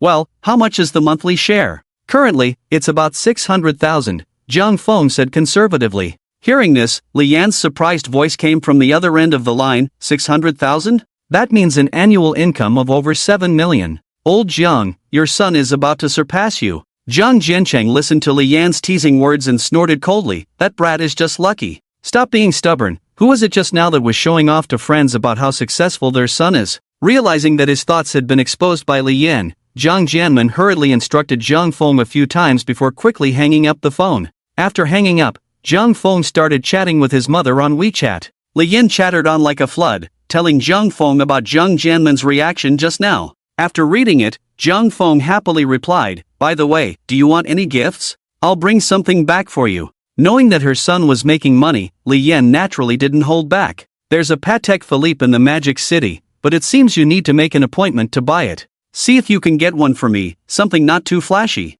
If you can't buy it, then forget it, just do what you think is best. Zhang Feng knew that Li Yan had a few Patek Philippe watches, but he hadn't looked closely at what they were. She would occasionally bring them during company team-building events. However, as the world's #1 watch king, buying a Patek Philippe was indeed troublesome. Without an appointment, you can only look and not buy any in-stock watches. Unless you were very lucky, you would likely only be able to purchase entry-level watches. However, he had already won a women's enamel watch for Li Yan at the auction yesterday, so if he really couldn't buy one, there was no need to worry. It just felt like that enamel watch was a bit lacking. After all, while enamel is good for collection, its public price was indeed too low. Alright, I'll go take a look later. As soon as Zhang Feng finished speaking, the system chimed with a notification. The Patek Philippe appointment has been successfully arranged for the host. Please proceed directly. Wow, the system is impressive. Seeing this notification, Zhang Feng was a bit surprised. He didn't expect the system to offer such a service.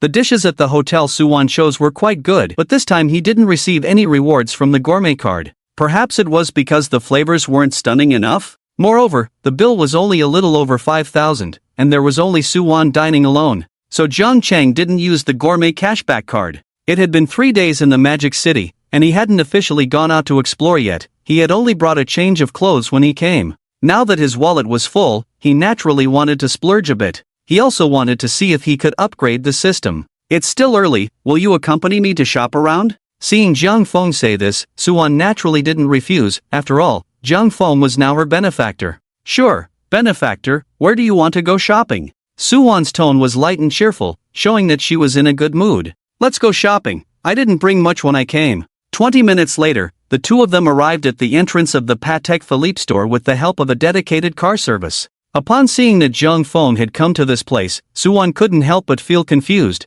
Was this what rich people called shopping? She thought Zhang Feng would go to Hanglong or the newly expanded International Finance Center. After all, those were centers for various luxury brands. She didn't expect the first stop for shopping to be Patek Philippe, knowing that even the entry-level watches there started at least at 200,000. Moreover, the slogan displayed at their entrance indeed seemed very high-end. No one can own a Patek Philippe, you are safeguarding it for your next generation. Following Zhang Feng into the Patek Philippe source residence, a sales representative quickly approached them. Hello, sir, may I ask if you have an appointment? Zhang Feng nodded, yes. After checking Zhang Feng's appointment information, the female sales representative warmly said, Mr. Zhang, my name is Xiao Chen, please follow me upstairs. After Xiao Chen arrived on the second floor, he discovered that there were other guests upstairs. A man and a woman, along with another sales representative. The girl looking at her watch was excitedly trying on a diamond-studded wristwatch and showcasing it to a middle-aged man. After the man finished looking, he appreciatively said,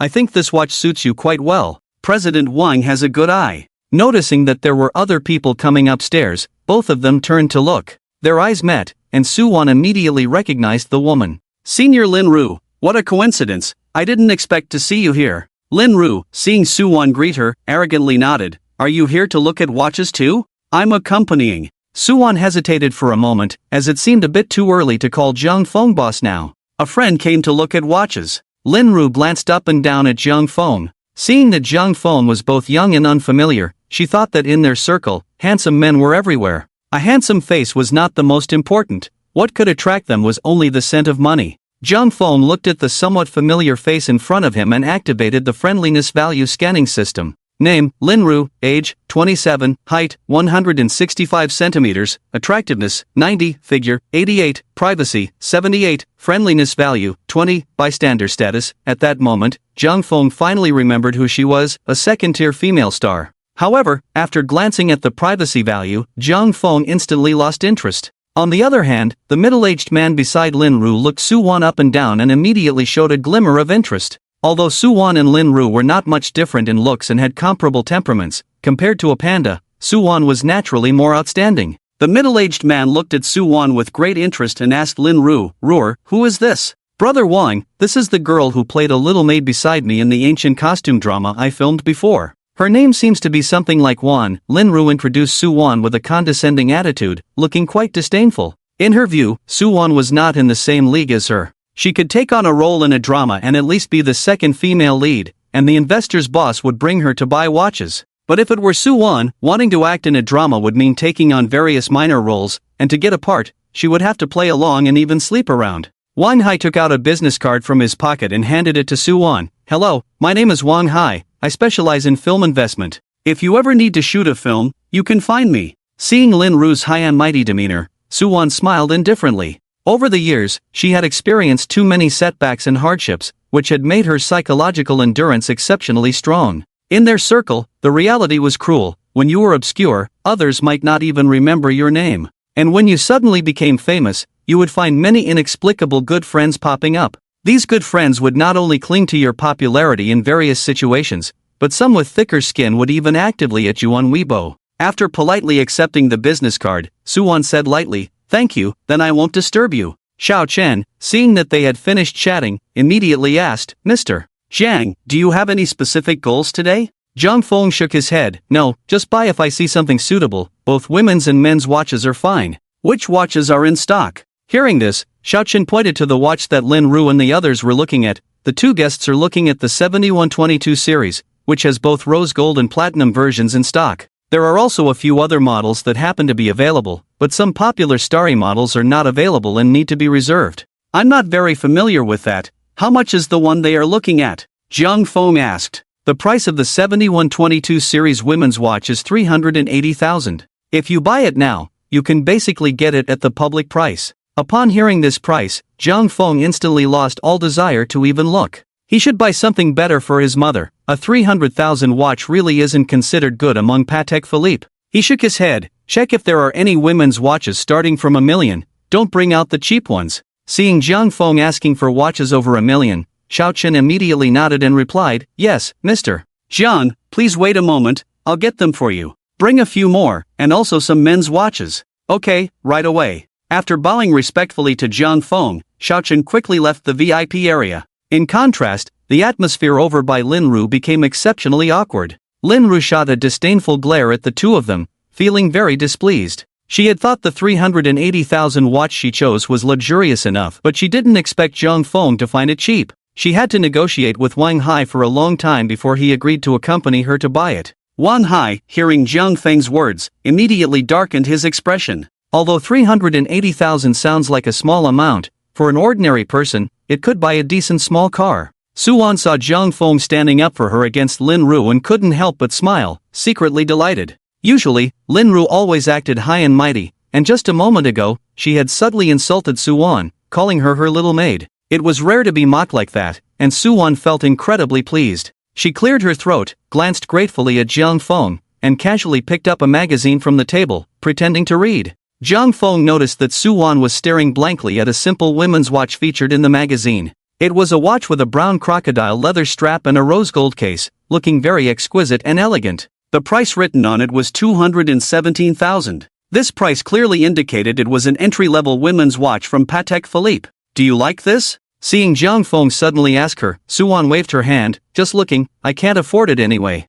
Ding! Random task released, give a women's watch to Su-won. Task reward, calculated based on the result. Failure penalty. Zhang Feng looked at the system's prompt in surprise. Although he didn't know what the reward was, following through couldn't be wrong. "If you like it, I'll give it to you," Zhang Feng said generously. "No need, I'll buy it myself when I earn money in the future," Su-won declined. Lin Ru couldn't help but roll her eyes at this. With Su-won being a third or fourth tier little star, even if she filmed a dozen side roles in a year, she probably wouldn't earn 380,000. It's important to know that the pay varies greatly among actors. First tier and popular actors can earn millions, but for someone like her, a second female lead, reaching $1 million is already considered high, while someone like Su-won, with few scenes, would earn at most a few $100,000, and that money would have to be shared with the company. Moreover, while many people admire Patek Philippe watches, very few actually buy them. If Zhang Feng only looks and doesn't buy, Lin Ru would let them see what true green tea artistry is. Soon, Xiao Chen brought over a tray of watches and placed it in front of Zhang Feng and Su-won. "Mr. John, the prices of these are all above 500,000. For example, this 5160/500-001, this men's watch is a super complicated chronograph, and what's particularly special about it is its reversible hand-engraved decorative back cover. When you flip this back cover, you can see the operation of the super complicated movement of this watch. There's also this model 5178. Xiao Chen earnestly and meticulously introduced the 6 watches in front of Zhang Feng, and after finishing, he began to explain the prices of a few models. After he was done, Xiaochen discreetly glanced at Jiang Feng, watching for any reaction. However, Jiang Feng remained as calm as water, his expression showing not the slightest change, not even a blink, as if he had just mentioned a price of 50 yuan. After the introduction, Jiang Feng pointed to the 5160/500-001 and 5270 watches. The retail price of the 5160/500-001 was 1.27 million, while the 5270 with a gold dial and platinum was 1.385 million. After buying a Richard Mille, Jiang Feng had lost all feeling for watches priced over $1 million. However, Richard Mille was not as well known as Patek Philippe. Aside from rich second-generation individuals like Wang Zhang and Qin Fan, most people had no idea that the watch on his wrist was worth over 10 million. "Let me try these too," Jiang Feng said. Immediately, Xiaochen took out the watches to help Jiang Feng try them on. Jiang Feng did not refuse. After all, why stand if he could sit, and why sit if he could lie down? With Xiaochen's help, Jiang Feng wore one watch on each wrist. "How does it look?" Seeing Jiang Feng's hands facing her, Suwan looked at them seriously. "I think the 5160/500-001 suits you better. It looks great on you, but I feel the strap is a bit loose." Jiang Feng nodded. "I think this one is good too, but Xiaochen, it is a bit loose and uncomfortable. Why don't you try it on?" After Jiang Feng said this, Xiaochen looked confused. She thought to herself that her turn wasn't that many, so how could it be loose? It's unfair. She really wanted Jiang Feng to try it, but seeing that her opponent was Suwan, she figured it would be futile to insist. Unlike Xiaochen, Suwan did not overthink Jiang Feng's words and directly adjusted the strap for him. Jiang Feng then said with satisfaction, "Yes, tighter is better, I like it snug." At this moment, Suwan finally felt that Jiang Feng's words seemed to carry some implication. Seeing him with a half-smile, she furrowed her brows even more. However, considering the current situation, liking it tight was indeed not a problem. Perhaps she was overthinking it. After all, Jiang Feng was only 18 years old. She really shouldn't think too much. Jiang Feng turned to Xiaochen and said, "All right, wrap up these two watches for me." He planned to keep the 5160/500-001 for himself, while the 5270 with the gold dial and platinum was meant for his father, Jiang Jianmen. Upon hearing this, Xiaochen immediately exclaimed in surprise, "Mr. Jiang, are you saying you want both?" At this moment, even Lin Ru and Wang Hai turned to look at Jiang Feng. Seeing that Jiang Feng was really going to buy a Patek Philippe, Lin Ru looked at Su Wan with a hint of envy. She didn't expect the man she brought along would buy two watches in less than 10 minutes. Moreover, those two watches were not entry-level models, they were both in the $1 million range. It seemed he was indeed wealthy. With $1 million, one could buy a decent house in a small town. Can you help me pick a women's watch?" Jiang Feng said to Su Wan. Seeing Su Wan hesitating, Jiang Feng continued, "Which two of these three do you think look good? I'm buying one for my mom." He knew that if he directly said it was for her, Suwan would definitely not agree. Upon hearing Jiang Feng's words, Suwan immediately began to analyze seriously. "For your mom, I think this one, it's elegant and understated." After Suwan finished speaking, Xiaochen immediately said, "Miss Su has great taste. This watch is set with 450 sparkling diamonds, totaling 2.5 carats, and it is also a complex chronograph watch, priced at only 883,000. Additionally, Mr. Jiang mentioned that this model perfectly aligns with the current aesthetic of little fairies. This watch features 4 dials, which display the month, calendar, lunar phases, and leap year. Its price is slightly cheaper than the previous one, at only 850,000. Xiaochen's attitude was more courteous and respectful than at the beginning. After all, if a deal was made, she could earn a 1% commission. Jiang Feng had already decided on 2 watches, and if he bought another, her bonus for the month would be secured. Jiang Feng pointed at the 2 watches on the table and said to Su Wan, "Try these 2 on for me." Su Wan didn't think much of it and, with Xiaochen's help, put both watches on her wrist. Seeing the 2 watches on Su Wan's wrist, Jiang Feng nodded in satisfaction and remarked, "Not bad, much better than that 380,071.22.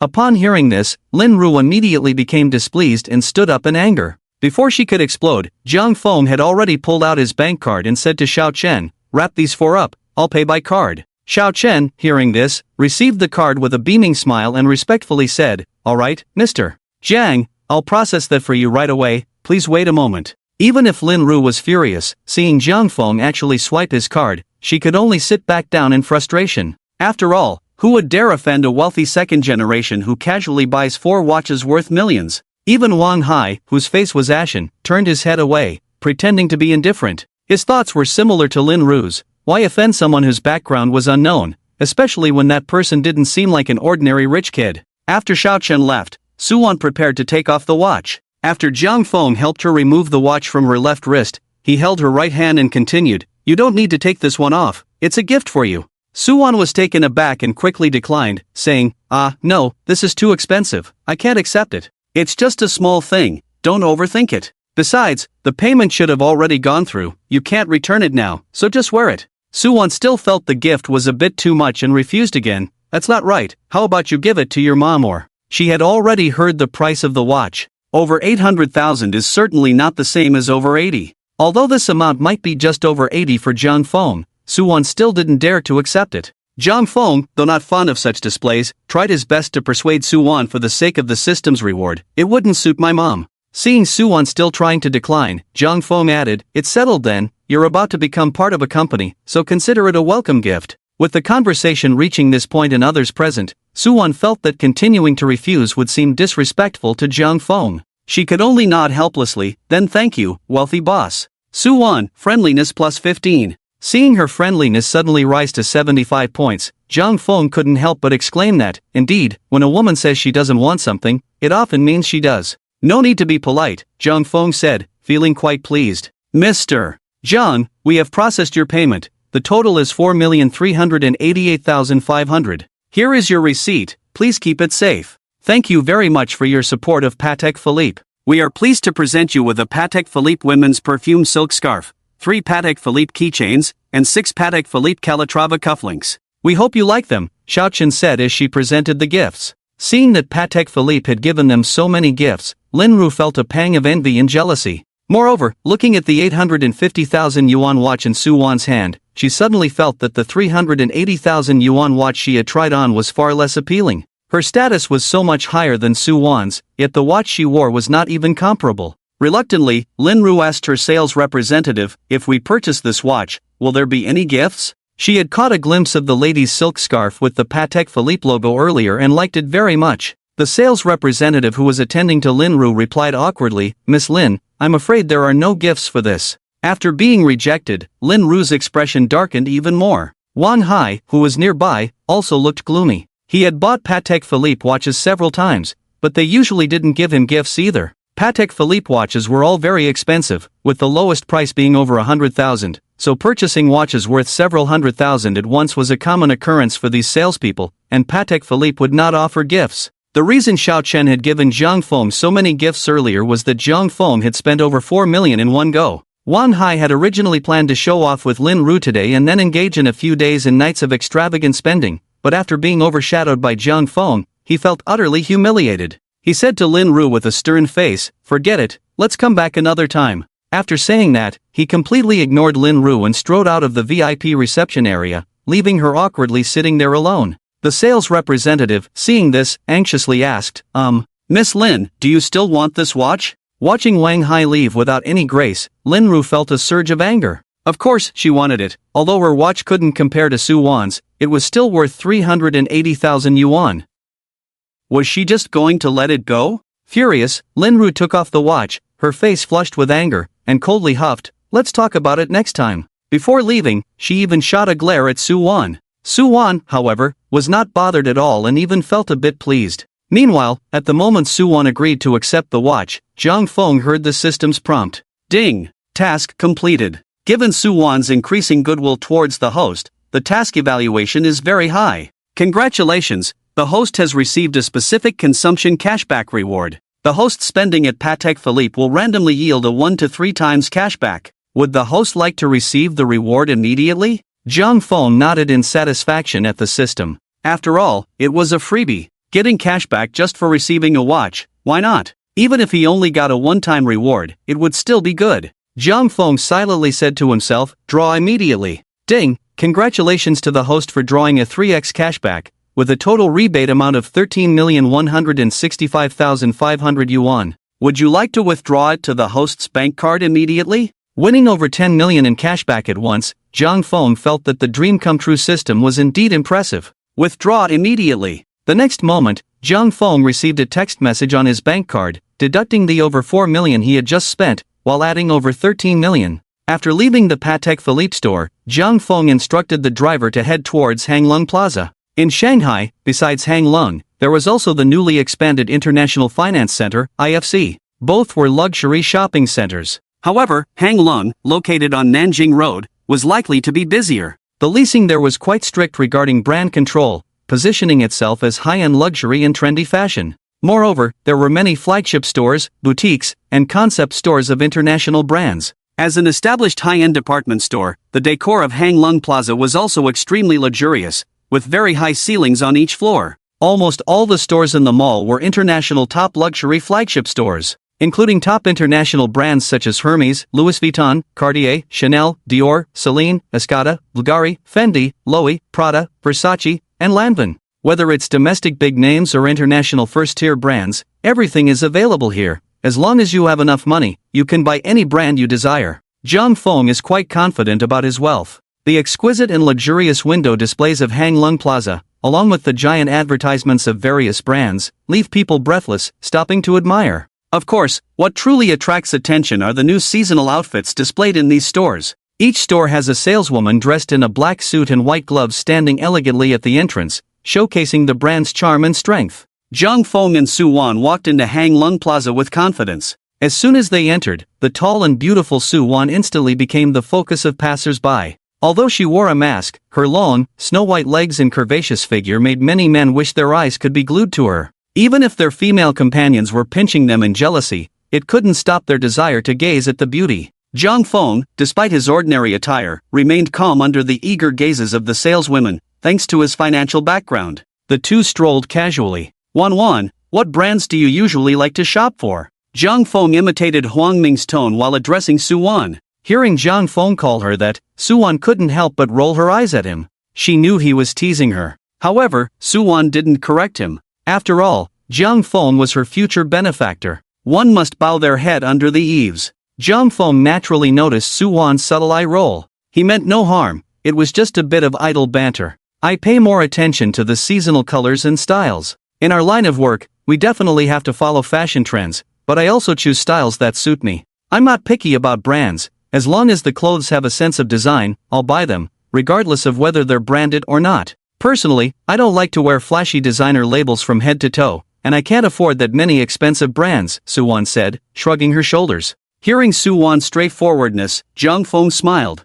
Today, Su Wan indeed only had a Chanel bag on her, while the rest of her outfit looked quite ordinary. From Zhang Feng's impression, Su Wan's style had always been unique. Her outfits were more lifestyle-oriented yet very fashionable. Alright then, help me pick some out. It doesn't matter if they're branded or not, as long as they suit me, he said. Su Wan chuckled, come on, why come to Hanglung if you're not buying designer brands? There are indeed many beautiful and well-designed pieces here. With your figure and face, you could pull off anything, and you're not short on money. With that, Su Wan pulled Zhang Feng into the nearby Louis Vuitton store. Compared to other brands, there weren't many customers in the LV store. Once inside, a sweet-looking sales associate approached them. Hello, sir and miss, I'm the sales associate Sally. Welcome to LV, she said gently. Su Wan held Zhang Feng's hand as they looked at the expensive new arrivals in the showroom. She pointed to a new casual outfit in front of them and said to Zhang Feng, this casual outfit really suits you, why not try this one on? Zhang Feng glanced at Louis Vuitton, raised an eyebrow, and looked at Su Wan. Didn't you say you don't like wearing flashy brand names from head to toe? LV is indeed a well-known luxury brand. Its designs are not only ostentatious but also love to be covered in logos. Whether it's shoes, jackets, or its most famous luggage, they are all densely packed with logos. It is precisely because of this that LV has achieved unprecedented success. Now, whenever ordinary people mention luxury brands, they probably think of it first. So much so that even Hermes has had to learn from LV, boldly incorporating its brand logo into its designs. After all, if it's too low-key and there's not a single logo visible, who would know you're carrying an Hermes worth hundreds of thousands to $1 million? Therefore, Hermes' new styles also prominently display their iconic Big H logo. Seeing this, Sally quickly said enthusiastically, this lady has great taste, this is our store's new style, perfect for this gentleman. Su Wan pointed at the new outfit in front of her and playfully said to Zhang Feng, I said that, but the key point is that I'm too poor to afford many luxury clothes. If I could afford them, I believe my taste would definitely change, and besides, it's not you wearing it. I think currently only LV does this logo style well, with a sense of design and being avant-garde. In contrast, The logo clothes from Gucci over there are just hard to describe. So you mean it can't be generalized? Suwon nodded. Exactly. How can someone like you, a big boss, dress so low-key? I almost got fooled at first, thinking you were just an ordinary college student. I really am an ordinary college student. Suwon looked at Jung Fong speechlessly and teased, look at what you just said, is that even human? If you're ordinary, then I must be in dire straits. The two joked while selecting clothes. Looking at the enthusiastic saleswoman in the store, Suwon couldn't help but sigh. I remember the first time I went to buy something from a luxury brand, I was treated coldly. Ha, that happened? Although Jung Fong had seen many videos of salespeople judging customers on Douyin in his past life, he had yet to encounter it himself. Yeah, I remember wanting to try on a dress, and the saleswoman said it was the most expensive one in their store and asked if I could afford it. If not, I shouldn't try it on, Suwon said, pouting. So how did you respond? Jung Fong asked curiously. Suwon shook her head. I was too timid at the time, and since I really couldn't afford that price, I just left. Seeing the slightly bitter look on Suwon's face, Jung Fong smiled and said, next time you encounter such a situation, just reply to her, is it more expensive than having you stand here for a month? Suwon opened her mouth in surprise. Jung Feng's words made her feel enlightened, and she couldn't help but give him a thumbs up. If I had your reaction back then, I wouldn't still be brooding over it now, she sighed. Those brand salespeople have a bad habit of acting as if they are superior just because they work there. Most of them will judge you based on your outfit. You see, most bloggers online will film skits where they wear ordinary clothes to visit these luxury brands. The result is that most of them are treated coldly, with only a few receiving normal service. Jung Fong couldn't stand these phenomena. Before he had money, when he visited a regular clothing store, the salesgirls would call him handsome repeatedly. But in a brand store, he had to deal with their snide remarks? Soon, the two had finished buying their desired items, and at the checkout, they only spent 120,000. Let's leave the things here for now, and later, please help me take them to the garage, Jung Fong said to Sally. Sure, no problem. Please leave me a phone number, and later you can call me, and I'll take them down for you, Sally replied with a beaming smile as she saw Jung Fong and Suwon out of the store. After reserving a phone number at the LV store and storing the items, Jung Fong took Suwon into the neighboring Chanel. The soft carpet and the luxurious, bright crystal chandeliers created an elegant atmosphere. Each bag, illuminated by spotlights, looked extremely luxurious and beautiful, quietly displayed in the showcase. It is well known that no girl can resist Chanel. Jung Fong remembered that the two bags Suwon had carried yesterday and today were both from Chanel. Suwon looked at the Chanel bags and asked, do you like Chanel? I think guys don't look good in Chanel. That's true, I can't appreciate their woven clothing. Help me pick out some bags. Which ones do you think look good? Suwon hesitated and said, for women? Are you buying them for your mom? She was a bit afraid that Jung Fong would give her another gift. After all, no one wants to receive something for nothing. That works too. If you were to choose, which one would you like? Jung Fong asked again. Suwon quickly shook her head and said, I don't need to choose, I already have bags. If I have a role to play, I'll buy myself a bag as a reward. You don't need to buy me one. Seeing Suwon's guarded expression, Jung Fong couldn't help but smile. It was clear she really didn't want to accept his things. However, Jung Fong thought this was a good trait of Suwon's, whether she was sincere or just deflecting. At least, that was how it appeared on the surface. When Suwon saw Jung Fong smiling at her, her heart inexplicably fluttered. Feeling a bit shy, she asked, what are you looking at me for? Just admiring your beauty. Alright, then help me pick two more mature ones to give to my mom. Hearing Jung Fong say this, Suwon rolled her eyes at him but nodded readily. That works. In the end, Suwon picked two bags, and Jung Fong added one more. When they checked out, Jung Fong realized they had spent over 92,000. After shopping, Jung Fong didn't continue browsing. It was still early, so he took Suwon back to her apartment. When they arrived at the apartment building, Suwon tentatively asked Jung Fong, how about going up for a drink? Water? Suwon's beautiful eyes twinkled. Alcohol is fine too. After all, it's almost dinner time. At this moment, Suwon's friendliness level was only at 75, just stepping into the stage of close friends, not even reaching the stage of a crush yet. Jung Fong knew she was just trying to gauge his feelings. Forget it, boys should keep themselves clean outside and protect themselves well. If they get drunk, those girls might take advantage. Hearing Jung Feng's self-important words, Suwon couldn't help but laugh. You really are full of yourself. Jung Fong opened the trunk, took out one of the Chanel bags, and directly stuffed it into her hands before turning and getting into the back seat of the Rolls-Royce. I'm off. Rest early, and thank you for accompanying me shopping today. Suwon stood there, looking at the bag in her hands, then glanced at the Rolls-Royce that had already driven away, and couldn't help but smile helplessly. Zhang Feng was quite unexpected. She thought he would at least come up and sit for a while, but he had no intention of doing so.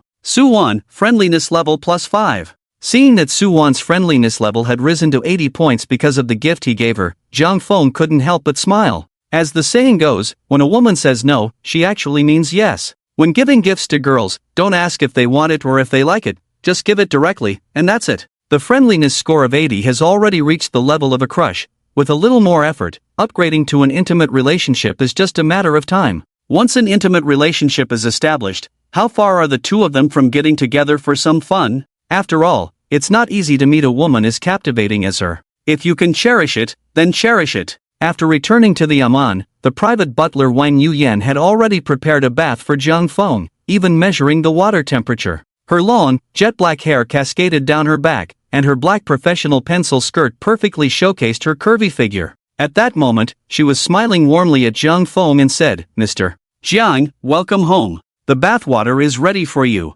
Are you ready to bathe now?" Zhang Feng looked at Wang Yuyan and thought, although she couldn't compare to the beautiful young woman Yu Xiaoxiao or the fashionable star Suwon, she would still be considered a campus beauty in an ordinary school. The so-called private butler is essentially a high-end service staff responsible for managing guest travel and accommodation services. Moreover, they are generally required to be on call 24 hours a day. "Just a moment, I'll take a swim first. Please open a bottle of champagne for me," Zhang Feng said with a smile. "Okay, please wait a moment." Wang Yuyan turned to the wine cabinet to fetch a bottle of champagne. The luxurious suite that Zhang Feng had with Yu Xiaoxiao and Rongqing cost over 5,000 a night, but the service was nowhere near as attentive as that of the Aman. After all, the 81000 a night villa at Aman not only had an outdoor terrace but also a private pool and hot spring bath, along with aromatherapy spa, a wellness center, and a game room. Staying here, one could enjoy a whole day without stepping outside. After opening the champagne, Wang Yuyan poured half a glass into a tall flute and brought the tray over, placing it beside the pool. Once everything was ready, Wang Yuyan respectfully stood by, watching Zhang Feng swim back and forth in the pool. After a few laps, Zhang Feng came ashore. Seeing him get out of the pool, Wang Yuyan immediately draped a towel over his shoulders. Feeling her considerate gesture, Zhang Feng smiled at her and said, "Thank you, Manager Wang." As she covered him with the towel, her hand accidentally brushed against Zhang Feng's firm abs, causing her heart to flutter slightly. She glanced at the pool to mask her emotions and replied, "You're too kind, this is what I should do." Although she had been working here for 3 years, the occupancy rate of the villa was quite low due to its price threshold. Typically, there would only be 1 or 2 days a month when guests would check in. If luck was on their side, they might occasionally encounter a wealthy guest who would stay for 2 nights. However, over the course of a year, the total number of clients served would only amount to a few dozen. It was rare to find someone like Zhang Feng who would book an entire week. Wang Yuyan smiled shyly, her lips curling slightly. Not paying attention to her little emotions, Zhang Feng walked straight to the lounge chair by the pool and comfortably lay down. "By the way, Manager Wang, do you have any special dishes here that are also quite expensive?" Zhang Feng asked while sipping the champagne. Seeing Zhang Feng's inquiry, Wang Yuyan quickly composed herself and straightened her posture. A suite as expensive as the villa would naturally come with high-end chefs. If guests needed, the hotel chef could come to the villa to cook for them. After all, the villa had a dedicated kitchen and dining area. Moreover, the menu here offered a variety of options. Yes, we have a wide range of dishes, including Chinese, French, Italian, and Japanese cuisine. Moreover, Aman is currently one of the most expensive hotels in China, and the restaurant here is of a relatively high standard, with the Italian restaurant's prices being particularly steep. There is a particularly special fish called the yellow-lipped fish. The meat of this fish is quite delicious, as well as expensive and rare. There are various cooking methods, and pan-searing is something our hotel often does. It is also the best way to preserve the fresh taste of the food, Wang Yuyan introduced earnestly. Then there's the Alba white truffle, which is also a specialty here. It is similar to the Eastern mushroom and porcini, produced in Italy, and is extremely precious, also known as the white diamond, revered by people worldwide. This white truffle can be made into salads, pasta, or paired with steak. Zhang Feng had heard of the yellow-lipped fish. A single one could cost at least several $100,000. The Alba white truffle, on the other hand, is priced by the gram, with a single gram costing several $100s. Zhang Feng calculated in his mind and seemed to have found a place to use his gourmet cashback card. He nodded and said, "Manager Wang, could you help me with a massage?" Wang Yuyan looked at Zhang Feng's slightly exposed 8-pack abs and couldn't help but swallow nervously. Okay, Mr. Jiang. Soon, she placed her hands on Jiang Feng's shoulders and began to massage him slowly. Compared to Wang Yuyan's little thoughts, Jiang Feng appeared much more serious. At this moment, his entire mind was on that gourmet cashback voucher. Just then, Yu Xiaoxiao walked in from outside. The appearance of Yu Xiaoxiao caused a slight unnaturalness to flash across Wang Yuyan's face. Even she didn't know why. Not only her, but even Yu Xiaoxiao secretly scrutinized Wang Yuyan. Hearing the footsteps, Jiang Feng opened his eyes, saw that it was Yu Xiaoxiao, and said to Wang Yuyan, "Manager Wang, you've worked hard, you can go rest now." "All right, Mr. Jiang, call me anytime if you need anything," Wang Yuyan replied, nodding slightly at Yu Xiaoxiao before turning to leave. Watching Wang Yuyan's departing figure, Yu Xiaoxiao approached Jiang Feng with a charming smile. She extended her leg, straddled Jiang Feng, and sat directly on him. At that moment, their ambiguous posture made Jiang Feng, who was lying on the lounge chair, feel a rush of excitement. "Xiao, how about we start with a little taste test first?" Over an hour later, Yu Xiaoxiao took the bathrobe from the side of the lounge chair, wrapped herself up, and lay back in Jiang Feng's arms. Jiang Feng caressed Yu Xiaoxiao's smooth skin and said, "Xiao, if I were to start an entertainment company, would you come help me?" Yu Xiaoxiao looked up at Jiang Feng and asked, "Starting a company just for Suwon?"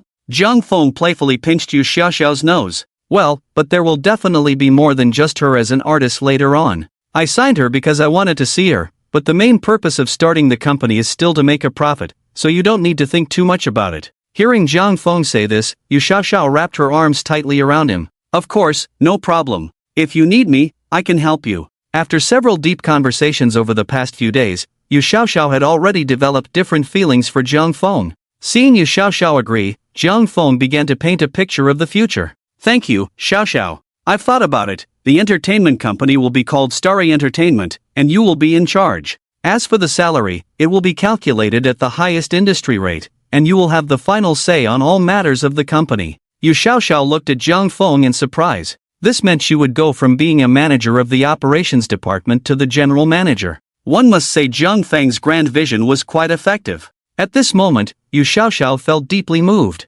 "Jiang Feng, you are so good to me. Yes, I will register the company in the next few days, and then the location and various matters will be up to you. I believe in you. Starting a company is a trivial and troublesome matter. Wouldn't it be nice to have a professional manage it while you sit back and relax?" "Don't worry, I'll do a good job," Jiang Feng said, looking at Yu Xiaoxiao's half-biting sexy red lips, unable to resist pulling her over. As a white-collar beauty, Yu Xiaoxiao had a strong learning ability. She quickly grasped the knowledge points Jiang Feng taught her. 20 minutes later, Yu Xiaoxiao picked up a bottle of mineral water to rinse her mouth and playfully glared at Jiang Feng, saying, "Bad guy." Jiang Feng chuckled mischievously and replied, "You've eaten well, I haven't had anything yet." After giving Jiang Feng a disdainful look, Yu Xiaoxiao tidied her hair. Yu Xiaoxiao looked at Jiang Feng's handsome and flamboyant face and couldn't help but reach out to touch his cheek, saying, "Good husband, drive a little slower." "That won't do, speed is thrilling.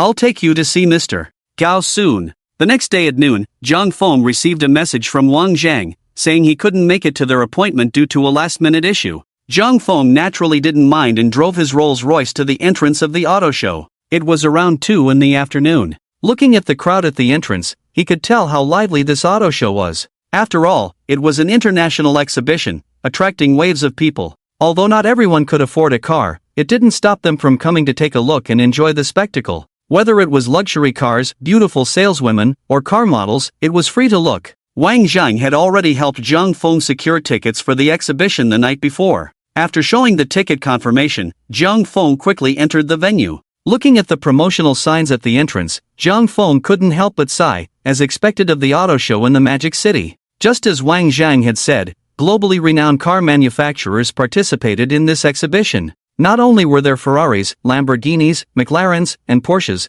but even the relatively niche Pagani was present. Jiang Feng strolled leisurely, taking in the sights. His eyes were dazzled by the high-end models, the Audi URUS, Audi RS7, the new McLaren GT, BMW M8 Thunder Edition, and Mercedes-AMG GTR. Although these models had impressive performance, their prices still didn't meet Jiang Feng's expectations. For instance, the BMW M8 Thunder Edition, while a standard 4-seater comfort sports car with a strong 0 to 100 km/h time of just 3.2 seconds, still deterred Jiang Feng with its price of 2 million. It was just too cheap. Jiang Feng shook his head and left the Mercedes and BMW booths, heading towards the more crowded Ferrari area. Even though he had just bought a LaFerrari yesterday, it didn't stop him from casually browsing the available models. As he approached the Ferrari booth, he spotted a few familiar faces: Zhang Yun, Suya, Ma Xiaoli, and Chang Jipeng. They were gathered around a car model wearing a tight, sexy black dress, who was clearly Zhou Ying.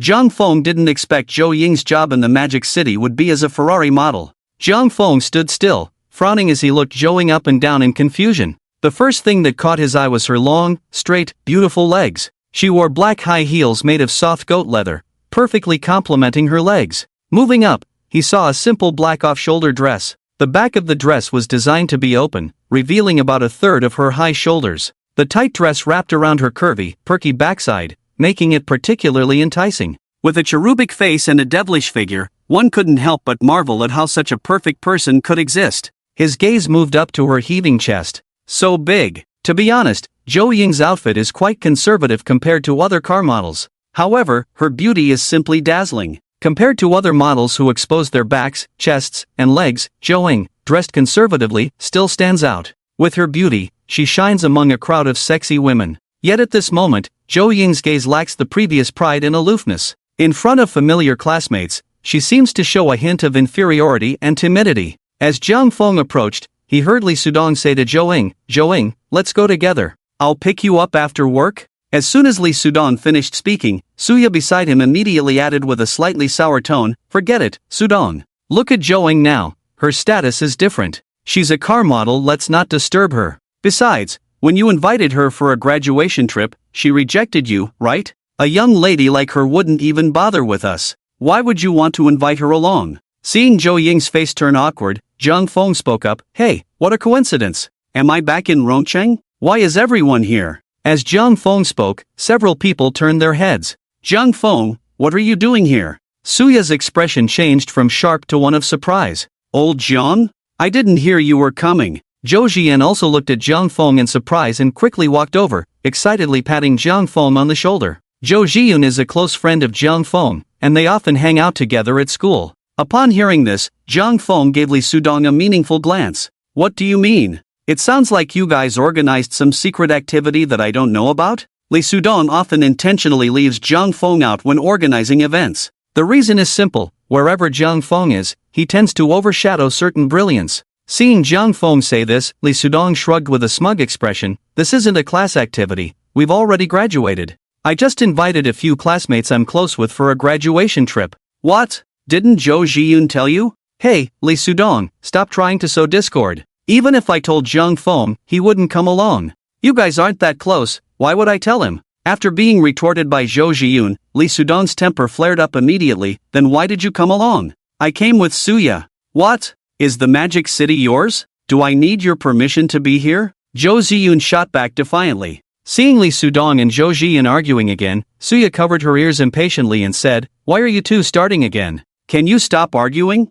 It's been noisy all the way. Zhang Feng glanced at Zhou Jiyun, this guy has always been at odds with Li Sudong, and the reason is simple, this little witch, Suya. Zhou Jiyun likes Suya, while Suya enjoys fishing for rich boys. Any guy with a bit of money and decent looks is a target for Suya. This includes Zhang Feng and Li Sudong, who are both from relatively well-off families, with Zhou Jiyun trailing behind them. Zhang Feng has hinted to Zhou Jiyun several times to wake up, but unfortunately, this guy just won't listen. After Suya spoke, she looked at Zhang Feng with some confusion and said, Zhang Feng, it's only been a short while since we last met. How come you seem to have become more handsome? Exactly, no wonder I always felt something was off about Zhang Feng. He didn't go to the Magic City for plastic surgery, did he? Another girl with short hair, nicknamed the Iron Straight Girl, named Zhang Yun, leaned in to examine Zhang Feng seriously. Yeah, although you're still not as handsome as me, you do look quite different, Zhou Jiyun chimed in. Surrounded by several people, Zhang Feng helplessly waved his hand. Now that he was dressed in high-end brands, his aura was indeed different.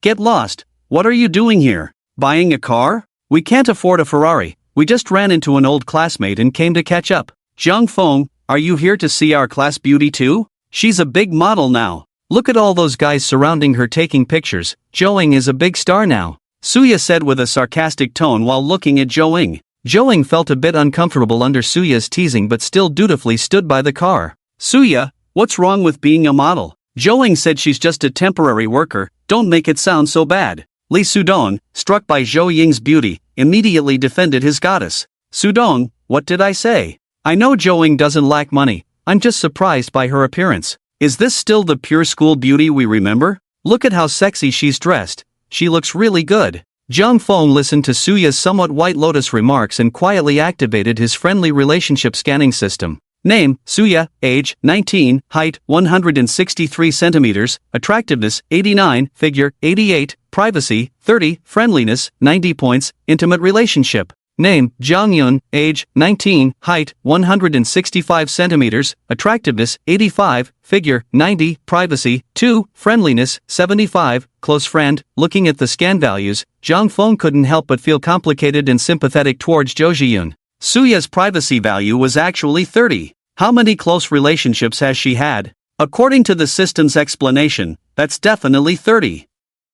The key point is that her friendliness towards Zhang Feng reached a staggering 90 points. This was quite baffling. He and Suya had hardly any real interactions apart from chatting. Beside him, Zhou Zhiyun noticed Zhang Feng staring at him with a puzzled expression and couldn't help but ask, "What's up? Bro, just a word of advice, take care of yourself. Did you take the wrong medicine?" Zhou Zhiyun pushed his hand away, confused. After the jokes, Zhang Feng took the initiative to greet Zhou Ying, saying, "Zhou Ying, you look even prettier after a few days." Zhang Feng's straightforward compliment made Zhou Ying feel no resentment at all. Zhou Ying nodded at Zhang Feng, are you here to see the car show too? Yeah, just came to take a look. Are you guys planning to buy a Ferrari by surrounding the goddess? Seeing Zhou Ying's friendly attitude towards Zhang Feng, Li Sudong's expression darkened as he said, "Zhang Feng, if you don't understand, don't talk nonsense. This is a Ferrari 488, one of their latest models developed this year, and it's the highest positioned among the 3 new models. You think it's just a bike that you can buy whenever you want?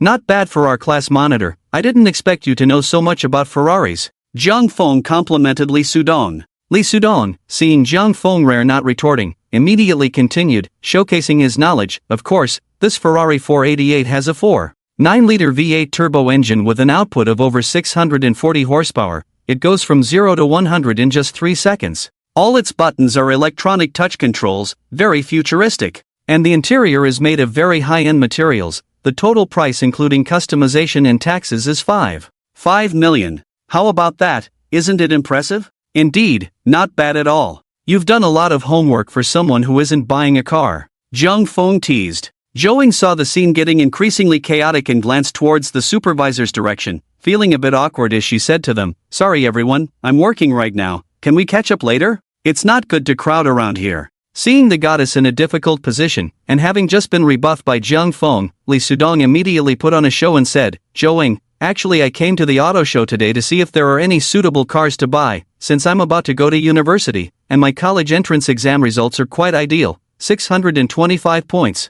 My parents decided to reward me with a car, so you can help me introduce this car, and if it's suitable, I'll buy it.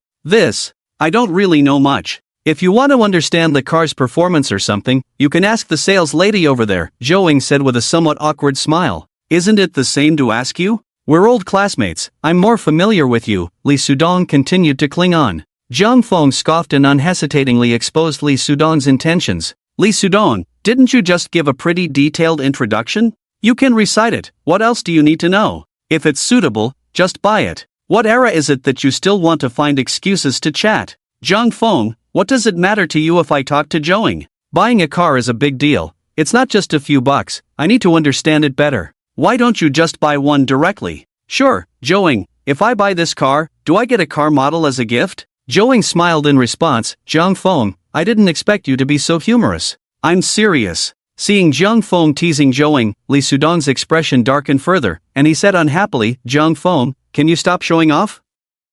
It's affecting Zhou Ying's work." As soon as Li Sudong finished speaking, the male supervisor from Ferrari walked over with a serious face. He had noticed the group of students chatting here for a while. The male supervisor immediately saw that Li Sudong and the others were not potential customers for Ferrari. Having so many people gathered here would only affect their sales. "Zhou Ying, what's going on with chatting during work hours? I'm not paying you to chat here," the male supervisor reprimanded. "Yes, I'm sorry, supervisor, I will pay attention." Zhou Ying immediately bowed and apologized carefully. She was working part-time as a car model here, earning 2,000 a day. At this moment, she really needed this job. Moreover, she hadn't expected to run into an old classmate in the Magic City. The male supervisor's stern demeanor in reprimanding Zhou was also a subtle warning to Jiang Feng and the others not to linger here chatting. Li Sudong, look, I told you, Zhou got hit on, and now she's being reprimanded because of you. Look at the good thing you've done. Seeing Jiang Feng shift the blame onto him, Li Sudong immediately exploded. Jiang Feng, are you deliberately targeting me? Didn't you also disturb Zhou? Haven't you been watching for so long? Can't I take a look? If you're capable, buy one. Jiang Feng nodded and looked at the Ferrari 488 next to Zhou, which had a guide price of over 5 million. The car's appearance was quite novel and very much to Jiang Feng's taste. That's exactly what I mean. Although the price of this car is quite average, with Zhou standing next to it, it looks quite appealing. A beautiful car model really matches a nice car. I just want to ask, if I buy this car, can you send me a car model like Zhou? Hearing Jiang Feng's words, the male supervisor immediately replied with a smile, if this customer really buys this Ferrari 488, we'll send a car model. Having been far away earlier and not seeing clearly, now that he was closer, he immediately noticed the Patek Philippe watch on Jiang Feng's wrist. With the male supervisor's experience, he quickly realized that this watch was not an ordinary model, at least worth over 500,000. Although Jiang Feng knew that the car model the supervisor mentioned was not the same as what he meant, he still nodded, you said it, let's swipe the card. After saying that, he directly took out his bank card and handed it to the male supervisor in front of him. The few people present were momentarily stunned by Jiang Feng's actions. Old Jiang, are you serious? That's impressive. This car, even at the base price, costs over 5 million, and with the configurations he chose, we already found out earlier that it goes straight to over 8 million. Cheng Jipeng, who had been silent until now, said excitedly. He was usually a supercar enthusiast. Although he couldn't afford one, he could talk about them at length. Apart from him, the others looked as if they had seen a ghost, staring blankly at Jiang Feng. Even Suya, who had a friendliness score of 90 towards Jiang Feng, couldn't help but furrow her brows. After all, this was a Ferrari, not some car worth a few $100,000. Although Jiang Feng's family was well off, no one believed he could suddenly come up with over 8 million. Moreover, in Rongqing, that amount could buy a very nice apartment. Li Sudong was the first to laugh. Jiang Feng, stop showing off. Zhou works here, I advise you to be kind and not make her lose her job later. Li Sudong, are you out of your mind? How does buying a car harm her? I bought the car because of her, right, supervisor? As soon as Jiang Feng said this, the male supervisor immediately reacted, smilingly taking the bank card from Jiang Feng's hand with respect. Dear guest, you are right. If you buy this car, the commission will go directly to Zhou. The male supervisor was very perceptive. As long as this car was sold, what was a little commission for Zhou? Hearing Jiang Feng's words, Zhou looked at him gratefully. She knew that without Jiang Feng's words, the commission for this car would never have come her way. After all, she wasn't a salesperson, just a car model. Zhou, friendliness score +5. Of course, but it's a deal. Buying a car comes with a car model, Li Sudong said. Seeing Zhou Ying's face turn red from Jiang Feng's teasing, his expression darkened with anger. The supervisor, seeing Jiang Feng's playful banter, chuckled and added, yes, Mr. Jiang, let's sign the purchase contract first. Shall I bring the contract? Sure, let's go with full payment. It's simpler. By the way, this car is in stock, right? The male supervisor, seeing Jiang Feng opt for full payment, couldn't hide his surprise and quickly took the POS machine from the female salesperson beside him. She smiled obsequiously and replied, of course, it's in stock. You can drive it away directly. I'll take care of it for you right now. After saying that, the male supervisor eagerly began processing the bank card. Soon, the POS machine spat out a long receipt. With a beep, it indicated that the card had been successfully charged. Looking at the string of receipts, the scene fell into a brief silence. Even Li Sudong, who had been mocking Jiang Feng earlier, silently clenched his fists. His face turned bright red. Just moments ago, he had been explaining the merits of this Ferrari, and now Jiang Feng had bought it in the blink of an eye. At that moment, Li Sudong felt like a dog. Seeing Zhou looking at Jiang Feng, he suddenly realized, a person who could afford an 8 million Ferrari was on a completely different level than him. Why should he feel discontent? And what right did he have to compete with Jiang Feng? If he rushed in now, wouldn't that just be self-humiliation? With that thought, Li Sudong could only sigh inwardly and slowly retreat to the back. The male supervisor, looking at the long receipt with a beaming smile, returned the bank card to Jiang Feng. Mr. Jiang, I will arrange the relevant procedures for the car right away. Thank you very much for choosing our Ferrari. Would you please move to our VIP lounge for some tea? Jiang Feng shook his head, indicating he didn't need it. No need, you go ahead and be busy. Alright, Zhou, make sure to give young Master Jiang a warm welcome. Zhou nodded at the male supervisor. Got it, supervisor. As soon as the supervisor left, Zhou Jian quickly came to his senses and excitedly patted Jiang Feng's shoulder. Who would have thought, old Jiang,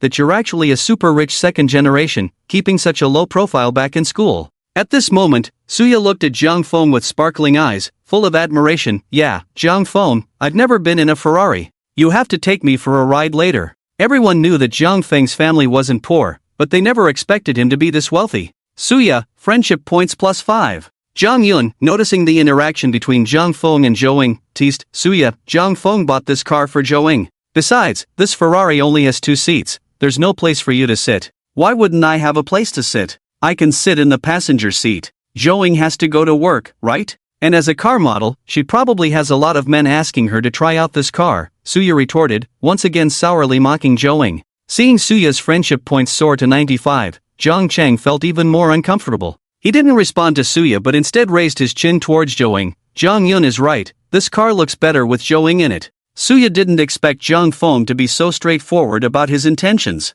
After a cold snort, she begrudgingly glared at Zhou Ying. By the way, Jiang Feng, I heard you broke up with Zhao Jia. It wouldn't be because you have feelings for Zhou Ying, would it? Zhou Ying's eyes widened in surprise as she looked at Jiang Feng. She certainly didn't think Jiang Feng broke up with Zhao Jia because of her. She was just shocked by the news, having seen how gentle and considerate Jiang Feng was towards Zhao Jia. The reason I broke up with Zhao Jia has nothing to do with you all, and it also has nothing to do with Zhou Ying. But with Zhou Ying being so beautiful, any man would like her, Jiang Feng replied generously. Zhou Ying felt a bit shy and looked away. She knew Jiang Feng was defending her and quietly said, Thank you, Jiang Feng. We're all classmates, no need to be polite. Besides, I really came here to buy a car, not to recite poetry, Jiang Feng said, casting a meaningful glance at Li Sudong. At that moment, Li Sudong was naturally engrossed in his phone, as if Jiang Feng wasn't talking about him at all. Just then, Chang Jipeng approached Jiang Feng with shining eyes. Jiang Feng, that watch must be a Patek Philippe 5160, right?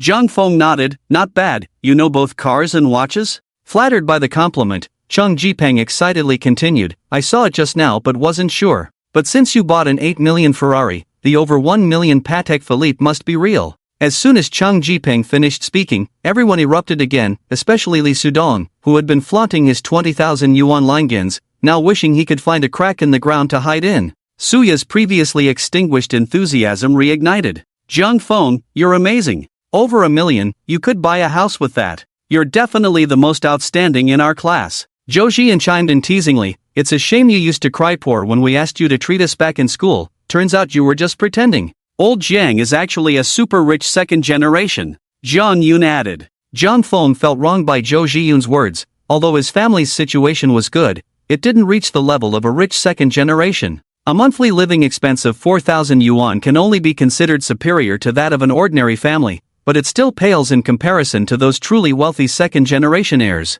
Alright, I'll come clean. It's graduation, and since I did well on the college entrance exam, my parents decided to reward me. I couldn't refuse, Jiang Feng echoed Li Sudong's pretentious words verbatim. Although Li Sudong was somewhat annoyed, he knew his own worth and dared not confront Jiang Feng directly. He could only snort coldly and say, it's getting late, we should head out for dinner. If we wait too long, we'll get stuck in traffic. Seeing Li Sudong say this, Suya immediately invited Jiang Feng, come eat with us. After dinner, how about we go shopping? Jiang Feng shook his head, no, I already have plans tonight. Let's get together another time. Suya, feeling a bit unwilling at Jiang Feng's refusal, glanced at Zhou Ying and asked, when will you be back in Rongcheng? In a few days, Jiang Feng replied. Seeing this, Suya nodded willingly, then let's get together when you're back. We'll head out now. After sending a few people off, Jiang Feng didn't linger with Zhou Ying. He noticed a pink car cover on a Lamborghini parked next door. The sight of that car reminded him of Yu Xiaoxiao.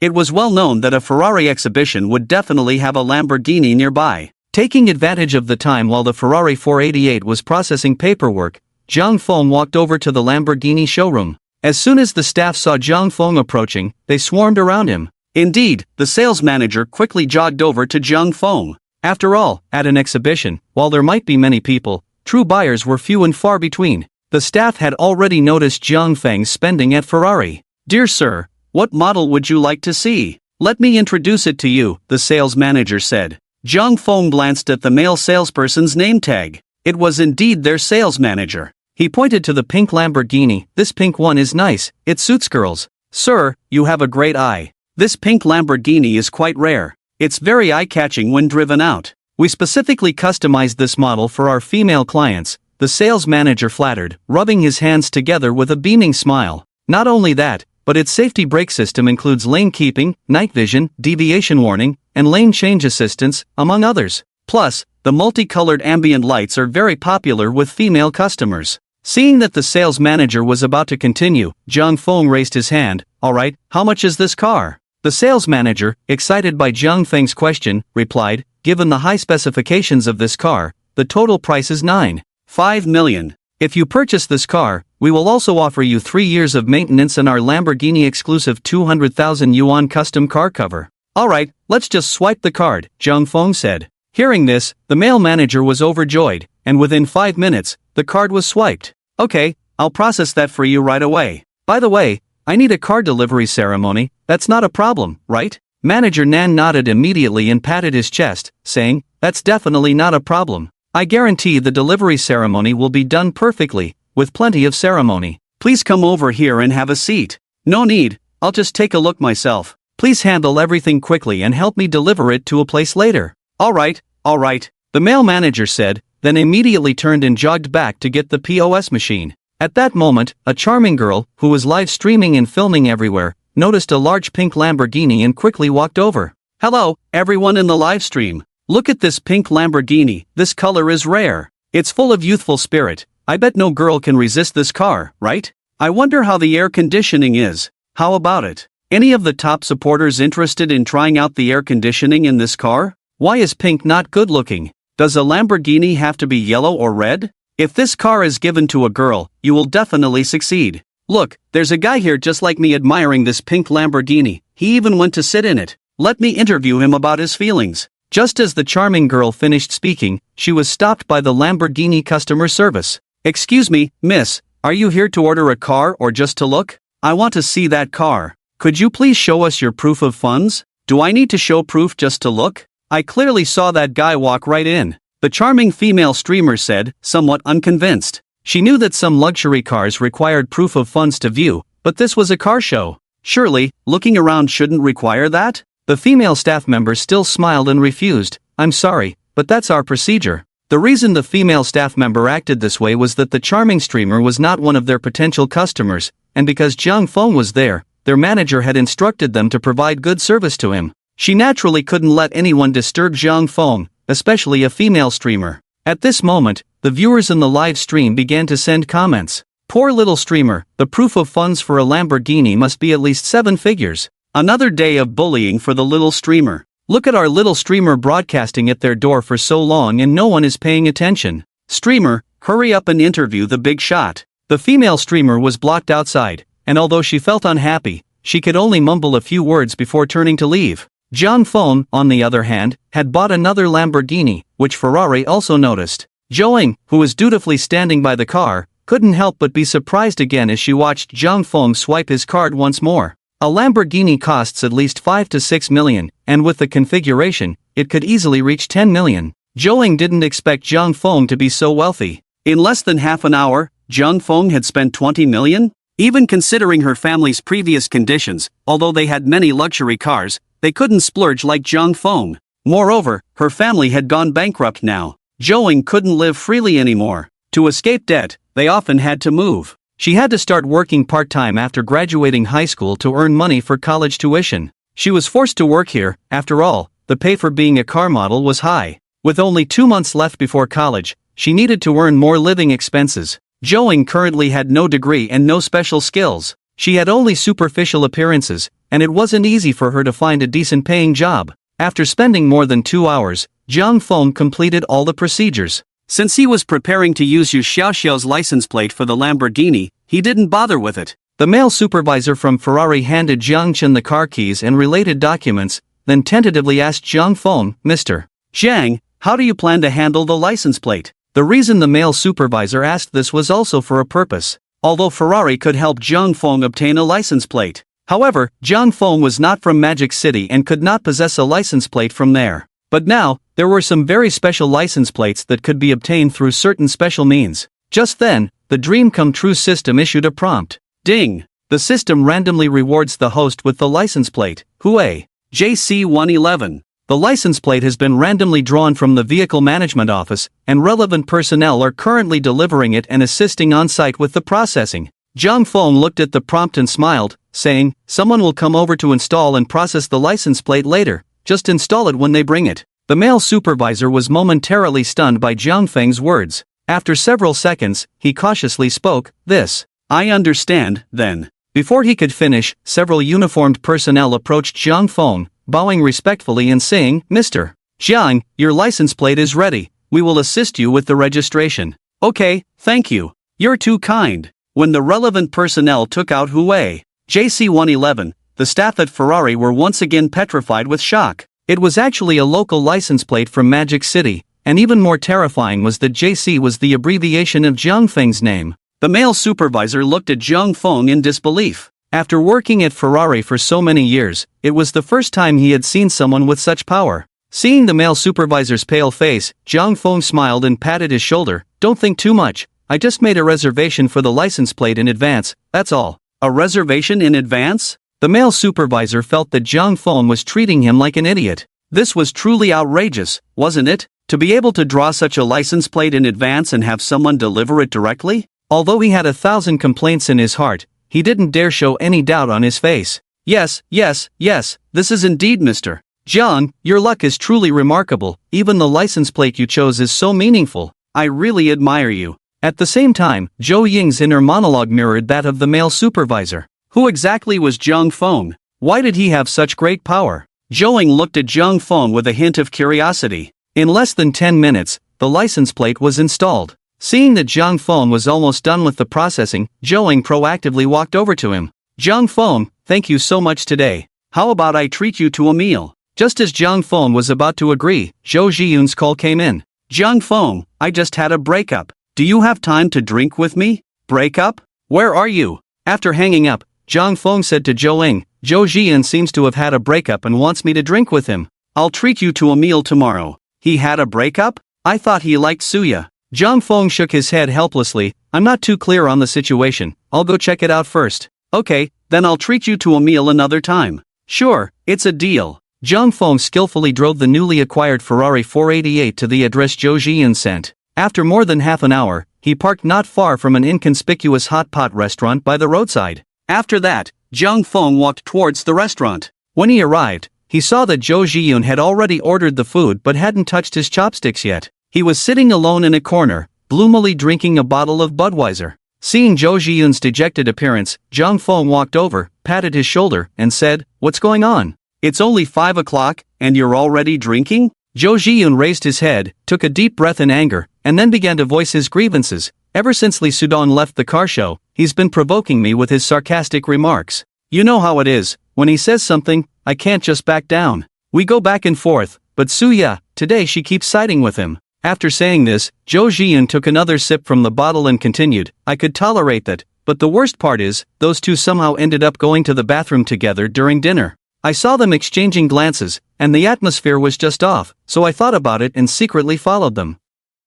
And sure enough, just as I suspected, those two were hugging and kissing on the little path next to the restroom. It's so damn disgusting. Fuck, that's when I realized I really am just a simp, a backup." Seeing Zhou Zhiyun's eyes redden with agitation, Zhang Feng comfortingly patted his shoulder. "Think of it this way, seeing that is a good thing. If you hadn't seen it, that would be worse." "I know, but it hurts, Lao Jiang, I've been dumped." After saying this, Zhou Zhiyun wore a miserable expression. "You two weren't even dating. Where does this heartbreak come from?" "Fuck, no wonder you're the king of harsh words." Alright, listen to your brother. Although we always uphold the principle that good girls should be cherished and bad girls shouldn't be wasted, Suya, she's not worth it. Did you know this all along? She's bad, but she's good looking. Didn't you say not to waste? Your words contradict each other. Zhang Feng naturally couldn't tell Zhou Zhiyun that he had seen Suya's privacy score. What I mean is bad girls, not broken girls. I've heard from others that her private life is quite chaotic. Zhou Zhiyun glanced at Zhang Feng, suddenly understanding, and slapped his forehead, saying resentfully, "I must have been out of my mind before.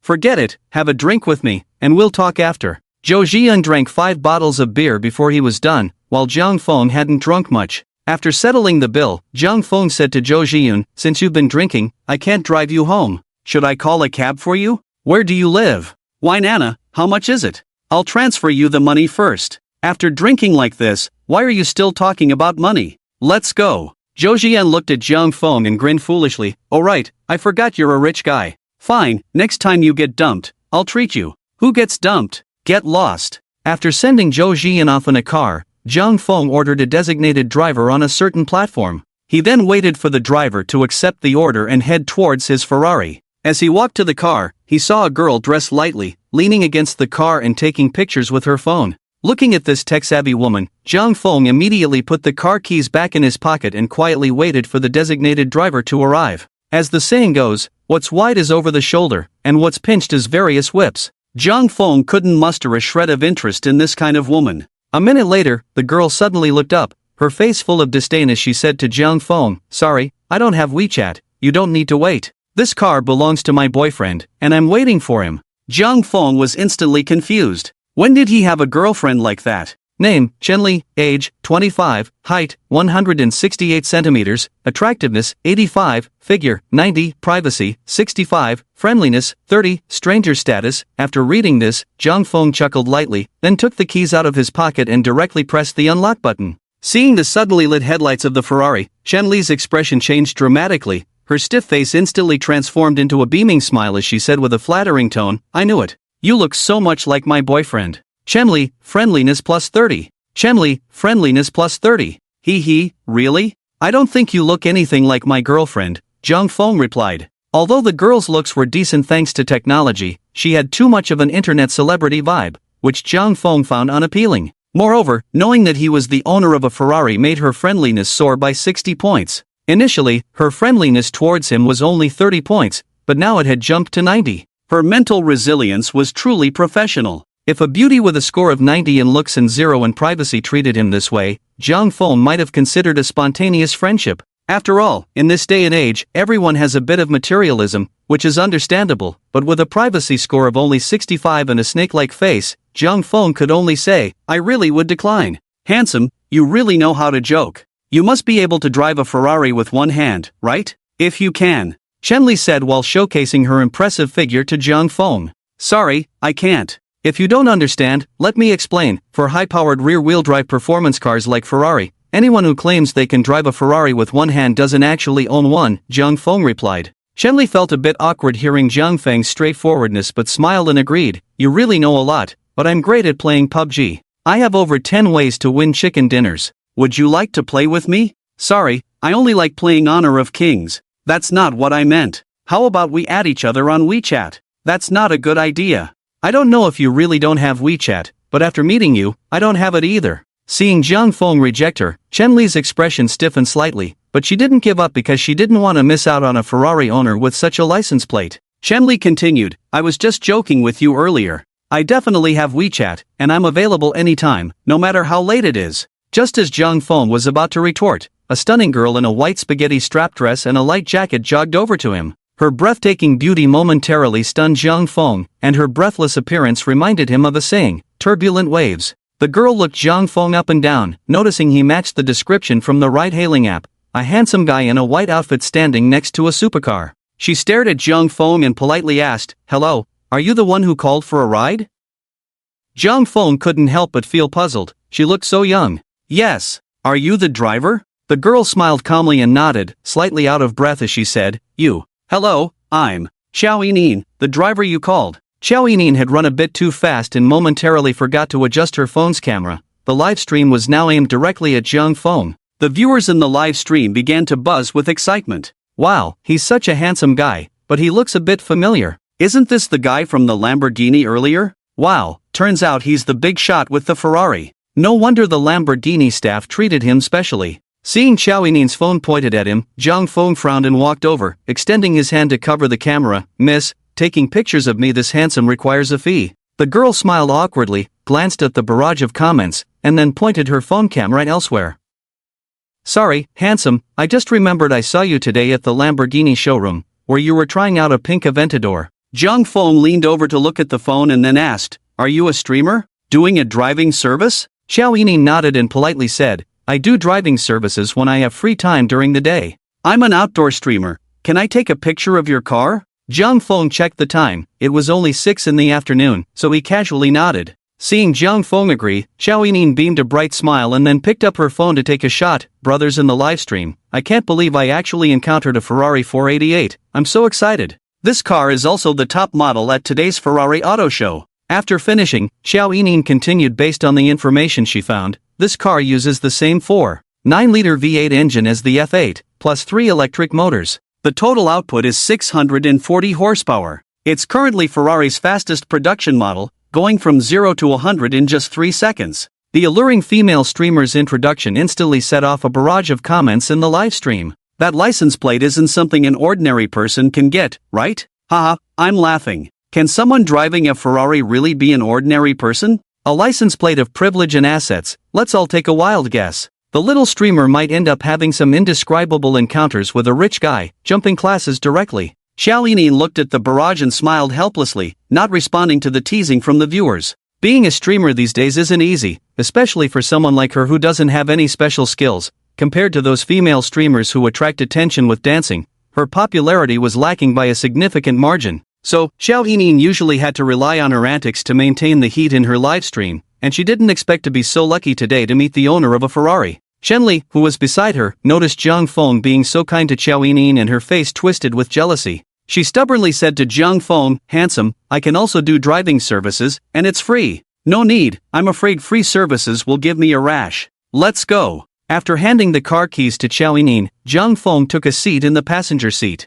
After receiving the keys, Xiao Yining skillfully opened the car door and sat in the driver's seat. Once inside, she politely asked Jiang Feng, can I stream while driving? My camera will only be on me. I won't film you. Jiang Feng activated the interpersonal relationship scanning system. Name, Xiao Yining. Age, 20 years. Height, 165 cm. Attractiveness, 94. Figure, 90. Privacy, 0. Friendliness, 50. After reading this, Jiang Feng couldn't help but frown. 20 years old? Although she was 2 years older than him, did she meet the qualifications for a driving service? One must have at least 5 years of driving experience for that, and Xiao Yining clearly didn't meet the requirement. Considering that Xiao Yining was live streaming, Jiang Feng didn't directly point it out and instead asked, do you do this every day? Can you drive supercars? Not really. Today just happened to be a day with nothing much going on, so I'm live streaming at the auto show and picking up some extra cash afterward. Don't worry, big brother, I've tried driving many supercars before. I used to be an automotive commentary blogger. After saying that, Xiao Yining skillfully adjusted the stand and started the car. While driving, she excitedly spoke to the phone camera, dog viewers, I never thought I would one day get to drive a Ferrari, and it's the top spec version of the 488. This car really is as thrilling as the rumors say. Don't get me wrong, when I say thrilling, I mean nervous excitement. This is a Ferrari. I need to focus and drive seriously. Seeing Xiao Yining skillfully driving while live streaming on her phone, Jiang Feng couldn't help but glance at her. A girl who could drive and stream at the same time. If it weren't for his friendly value scanning system, Jiang Feng might have thought Xiao Yining was just a casual female streamer. Once the car started moving steadily, Jiang Feng relaxed and leaned over to take a look at Xiao Yining's streaming room. The streamer's name was Xiao Mei. Although her popularity was decent, the number of people tipping her was quite low. Moreover, her weekly ranking was dismal. It was already Thursday, yet her top rank had only over 300 yuan, and the second rank was just over 200. Jiang Feng checked her growth value for the week only over 8,000. That meant she had received around 800 yuan in tips this week. While she might get 100 yuan in tips a day, as a level 12 small streamer, her contract likely gave her about 30% of the earnings. So her daily income was roughly just over 60 yuan, and a beauty like her couldn't even fill 50 spots on the weekly ranking. This made Jiang Feng think of the internet celebrity Xiao Bailu, who, despite being a fake beauty, had become the top streamer. The real beauty in front of him had such a poor streaming record. In contrast, Jiang Feng's dream come true system had nearly 80,000 yuan saved up in just one day. Comparing the two, Jiang Feng couldn't help but speak up, your weekly ranking is really pathetic. With over 10,000 viewers, you only made this little money? It seems not many people are tipping you. No wonder you're looking for side gigs. You might as well focus on being a chauffeur, you'd earn more. Hearing Jiang Feng's criticism, the viewers in the livestream instantly got angry. Ha, the rich guy is right, it's really tough for small streamers. What do you mean no one tips? Streamer, let me throw you a fishball as a tip. Brothers, let the rich guy see the true strength of our water friends. Come on, let's send some free gifts. Streamer, I've given you all my free flowers this month. Xiao Yining looked at the wave of free gifts coming in and helplessly pouted. There's nothing I can do. Who told me I can't do anything, and I can't please the top guy? I can only occasionally hunt for curiosities, drive for the big brothers, and let the viewers see how congested the roads in our magic city are. Zhang Feng glanced again at Xiao Yining's streaming room. Goodness, it was all free gifts, and with such streaming results, there wasn't a single actual tip. It seemed these viewers were all masters at painting illusions. The traffic in Magic City is indeed comparable to that of Rong City. I originally thought the traffic in Rong City was already exaggerated, but I didn't expect it to be just as bad as in Magic City. I see your destination is Yanyun Anmen. Aren't you from Magic City? Zhang Feng shook his head and replied, I'm here for tourism. No wonder you're rich. Even when traveling, you stay in such an expensive hotel.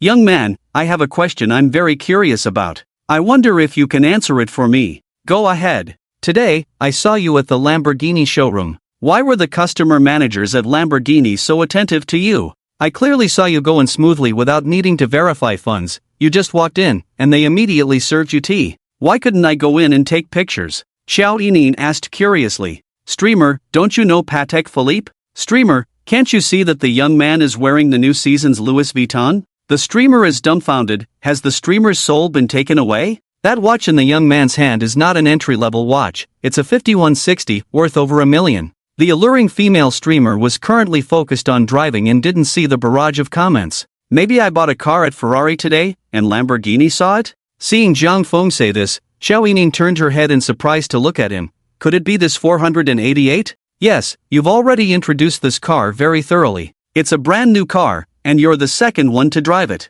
As Zhang Feng finished speaking, the live stream began to buzz again. There really is a gap between people. The big shot means he casually spent millions, so that's why the Lamborghini staff acted so unusually. Another day of real name envy. Hearing this, Xiao Yining was completely convinced. What was there to be unconvinced about for such a big shot? He bought a Ferrari. Did he really need to prove his funds for a Lamborghini? It was completely unnecessary. So it turns out you're a big shot, no wonder. May I ask, big shot, how did the test sit in that Lamborghini Huracan feel at noon? Did you choose the Ferrari in the end because the Lamborghini Huracan wasn't as comfortable as this Ferrari? This 488 really drives powerfully. If it weren't for being on a busy street and the car not being hers, Xiao Yining would have wanted to race right away. Who said I only chose the Ferrari? Although I haven't driven the Huracan, it was quite comfortable to sit in, and I haven't noticed any issues with the air conditioning yet, but soon I'll find out if that Huracan makes other girls feel hot. Xiao Yining was starting to feel restless. She shifted in her seat and said,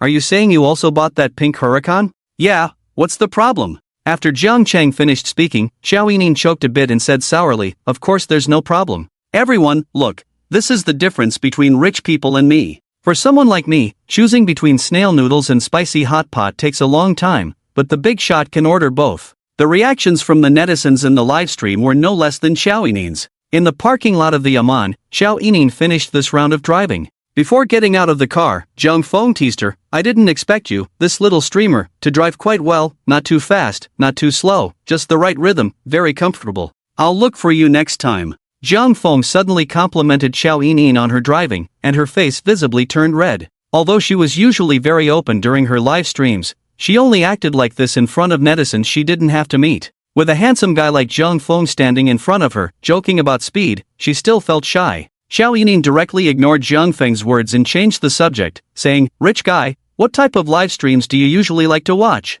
Naturally, I watch girls. Didn't you see that rich guys also like to watch beautiful women? I thought you would watch cars. Why watch cars? Can't I just buy them? As the saying goes, watching beautiful women is good for health, prolongs life, resists aging, and brings joy to the body and mind, preventing depression. Xiao Yining pouted and huffed, saying to Zhang Feng, if the rich guy thinks my driving is comfortable, how about giving this poor little streamer some practical support, like helping me with the rankings or something? Look at me, I can be considered a beautiful streamer, right? Zhang Feng took the car keys that Xiao Yining handed over and shook his head directly. Sorry, I prefer to use a free account. Seeing Zhang Feng say this and then turn to leave, Xiao Yining was momentarily stunned. Hey, we're at the hotel entrance, aren't you going to buy me a drink? Hearing Xiao Yining's words, Zhang Feng immediately laughed. It was the same old routine. Why do all beautiful women want to come and drink his water? Hee hee, the hotel water isn't clean, if fate allows, I'll treat you to milk. The netizens in the livestream looked at Zhang Feng's indifferent back and felt a bit disoriented.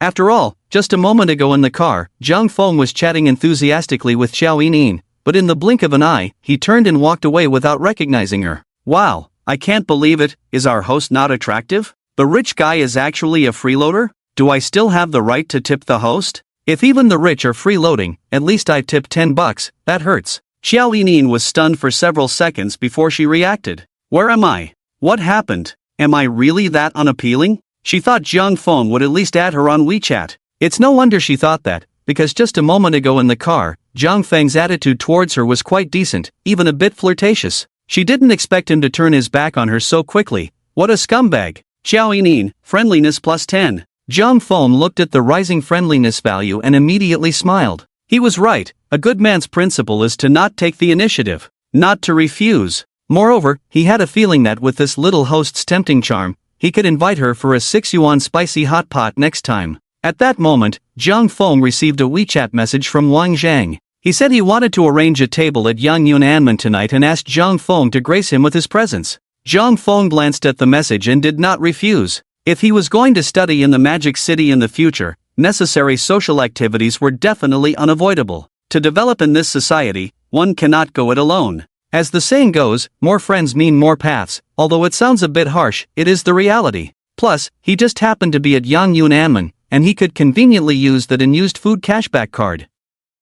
Zhang Feng called Wang Zhang to let him know he was staying at Yang Yunanmen and told him to come directly. When Zhang Feng returned, Wang Yuyan immediately greeted him respectfully, Mr. Zhang, welcome home. Manager Wang, I'm hosting friends later, please have the chef come over and prepare the most expensive dishes. Including me, there will be 5 people in total. Get the yellow croaker's swim bladder, and also that Alba white truffle, along with the illusion sundae, and for the rest, just handle it as you see fit. Upon hearing Zhang Feng order 2 yellow croaker swim bladders, Wang Yu was instantly stunned. The yellow croaker, also known as small whiskered golden moneyfish, is a unique species in China, found in the southern rivers and coastal areas, growing up to 150 centimeters, and belongs to the large fish category. Its swim bladder is highly regarded and was once sold for about 3 million yuan. Wang Yuyan quickly came to her senses and nodded, alright, Mr. Zhang, currently the price of the yellow croaker swim bladder at our hotel is over $1 million. For you, it will only require a portion, around 500,000. Is that acceptable? 500,000 is no problem at all. If he weren't worried about appearing too ostentatious, he could have ordered 10. However, even if he wanted to take advantage, he had to spend reasonably. Enjoying life is what a true wealthy person does. Given his current situation, even if he squandered every day, he would still be well off. Zhang Feng smiled and nodded, sure, you handle it. If it's not enough, just add more. Absolutely enough, I'll go prepare now. Half an hour later, Wang Yuyan rushed in with 3 chefs and several waiters, pushing several carts of ingredients to Zhang Feng's villa courtyard. Wang Yuyan wiped the sweat from her forehead and asked Zhang Feng, Mr. Zhang, shall we start preparing now? Looking at the colorful fresh ingredients on the carts, Zhang Feng nodded in satisfaction, let's start now. Wang Zhang had just sent a WeChat message. According to him, they were almost at the entrance of Yang Yunanmen. 10 minutes later, Zhang Feng had Wang Yuyan meet Wang Zhang and the others at the entrance of the Aman. Seeing the private butler come out to greet them, Wang Zhang and another boy dressed in high-end brand clothes remained quite calm. In contrast, the 2 girls accompanying them looked as if they had never seen the world. As soon as they stepped into the grand lobby of the Aman, they were stunned by the opulence around them. After Wang Yuyan led them to the courtyard villa where Zhang Feng was, the 2 girls' eyes widened even more. The panoramic open-air terrace, the swimming pool, the hot spring area, and a natural stream flowing at the entrance. This was worlds apart from the hotels they usually stayed in, and both couldn't help but exclaim inwardly, this is the presidential suite of Aman. We've really broadened our horizons. Just as the 2 girls were in utter shock, Zhang Feng walked out from inside, smiling as he said to them, welcome, welcome. Wang Zhang walked over to Zhang Feng with a grin, casually putting his arm around his shoulder. Sorry, brother, I was supposed to treat you to a meal, but I didn't expect to bring so many people along to mooch off you. What's there to say? A meal is a meal, whether you treat or I treat, it makes no difference. Everyone, please come in, Zhang Feng said, giving Wang Zhang face, which instantly warmed the atmosphere. Come, let me introduce you. This is my brother Chen Hao, the young master Chen. His family sells coal, and they ship goods by train every day. And these 2 are my companions, Wang Zhang said to Zhang Feng. Wang Zhang's introduction was quite obvious. Among the three, only Chen Hao was in the same circle and of the same status as him. As for the two unnamed companions, they were unimportant, likely just brought along to eat. Chen Hao proactively extended his hand to Zhang Feng. I've heard old Wang talk about you a lot these past few days. Nice to meet you. Zhang Feng shook his hand in return, then glanced at Chen Hao, who wore a string of green jade beads around his neck and a pair of LV shoes. This outfit was quite fresh and unique for a young person. Not many like jade. Chen Hao spoke again. I heard from old Wang that you bought his LaFerrari? Zhang Feng nodded. It's fate. Ha, such fate is rare. If you had bought it later, this guy would have had to pick it up himself and then sell it at a discount, a big loss. To be honest, old Wang really should thank you. Wang Zhang immediately interjected. Hey, you're ruining my reputation. Zhang Feng and I are just fated. The three chatted as they walked inside. Zhang Feng glanced at the other two trendy girls. Both had looks around 80 points, belonging to the category of above-average beauties.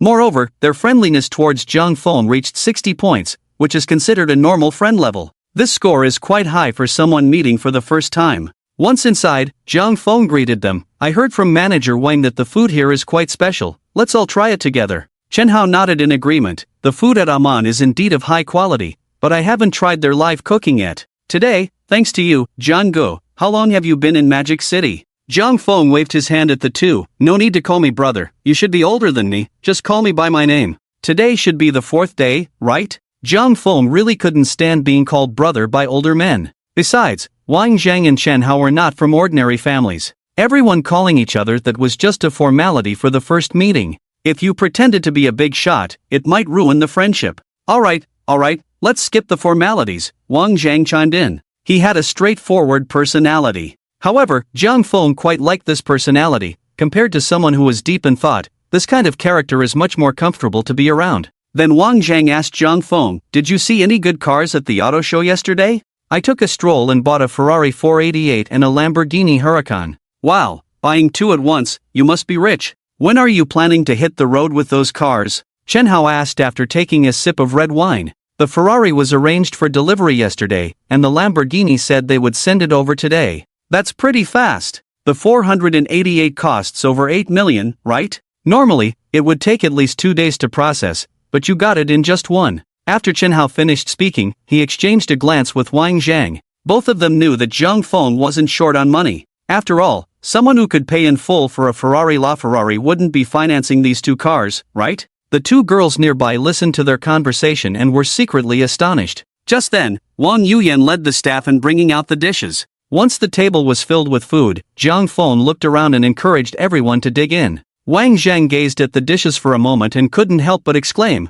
Bro, this is quite extravagant. I'm feeling a bit embarrassed here. This must be Alba white truffle, right? And this is fish maw, isn't it? Zhang Feng nodded. It's the fish maw from Yellow Croaker. Wang Zhang leaned in to take a closer look and nodded again. Zhang Feng, this is too luxurious. This must not be cheap. One of the girls cautiously asked, looking at the seemingly ordinary fish maw on the table, is the fish maw from Yellow Croaker very expensive? The other girl licked her lips, waiting for an answer. Wang Yuyan, noticing the guest's curiosity, quickly responded, Yellow Croaker is one of the 4 most expensive seafoods in the world, especially its fish maw, which is even more precious. The price for this bowl today is over 500,000. And this is Italian Alba white truffle, which is also very precious, costing several $100s per gram. After hearing Wang Yuyan's introduction, the two girls' eyes widened in surprise. The key point was that Zhang Feng noticed their friendliness towards him suddenly increased by 20 points. The meal cost nearly $1 million. In their hometown, that amount could buy a spacious apartment of several hundred square meters. And now they were about to consume that million. Thinking of this, both girls felt a mix of vanity and heartache. But the reality was as such, and they had no choice but to turn their sorrow into appetite, starting to eat the exquisite dishes they had never tried before. During the meal, the two girls kept taking pictures, which made Wang Zhang feel a bit helpless and frown. After a light-hearted interlude, Wang Zhang said to Zhang Feng, Old Zhang, thanks for the treat tonight. How about we go for a drink at the Bun later? Zhang Feng checked the time, it was almost 10 o'clock. Plus, he had already had some drinks earlier and just wanted to get a good night's sleep. So he politely declined. To be honest, I already had a drink with my classmates earlier, and I'm feeling a bit tired. Let's go out next time. Wang Zhang didn't press the issue and smiled. Then I'll book a big table at Tax for us tomorrow night, and we can have some fun. After Zhang Feng treated Wang Zhang to this $1 million meal, Wang Zhang immediately insisted on treating him back. Zhang Feng appreciated this kind of reciprocal behavior. After all, when making friends, mutual exchange is the best.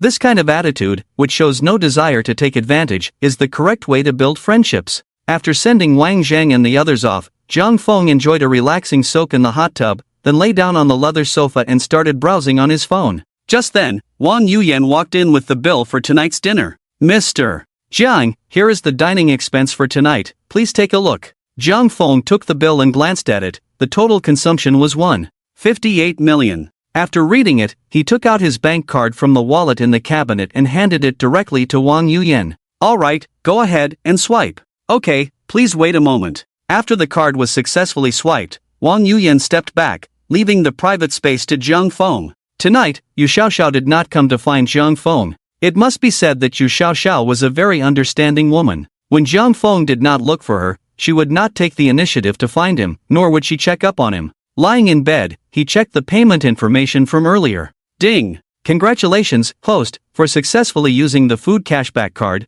The total consumption this time is 1.58 million. Congratulations, host, for receiving a 20 times cashback. The cashback multiplier will be multiplied by the number of diners as the final cashback amount. The total cashback is 158 million. Would the host like to withdraw it to the bank card? Looking at this cashback amount, Zhang Feng happily clicked to withdraw immediately. He never expected that inviting a few people to dinner would yield over 100 million in cashback. This meal was truly worth it. After mindlessly scrolling through his friend circle for a while, Zhang Feng opened Douyu Live and searched for Xiao Mei's livestream. After all, a girl with a beauty score of 94 points was not something one could see every day. Although he hadn't added her on WeChat, watching the live stream might lead to various collaborative opportunities. Upon entering the live stream, he saw Chao Yining pacing around the room, seemingly preparing for the broadcast. Just then, Zhang Feng heard the system's prompt. Ding! Detected that the host's live account is too poor. The system gifts the host 3 million fishfin coins.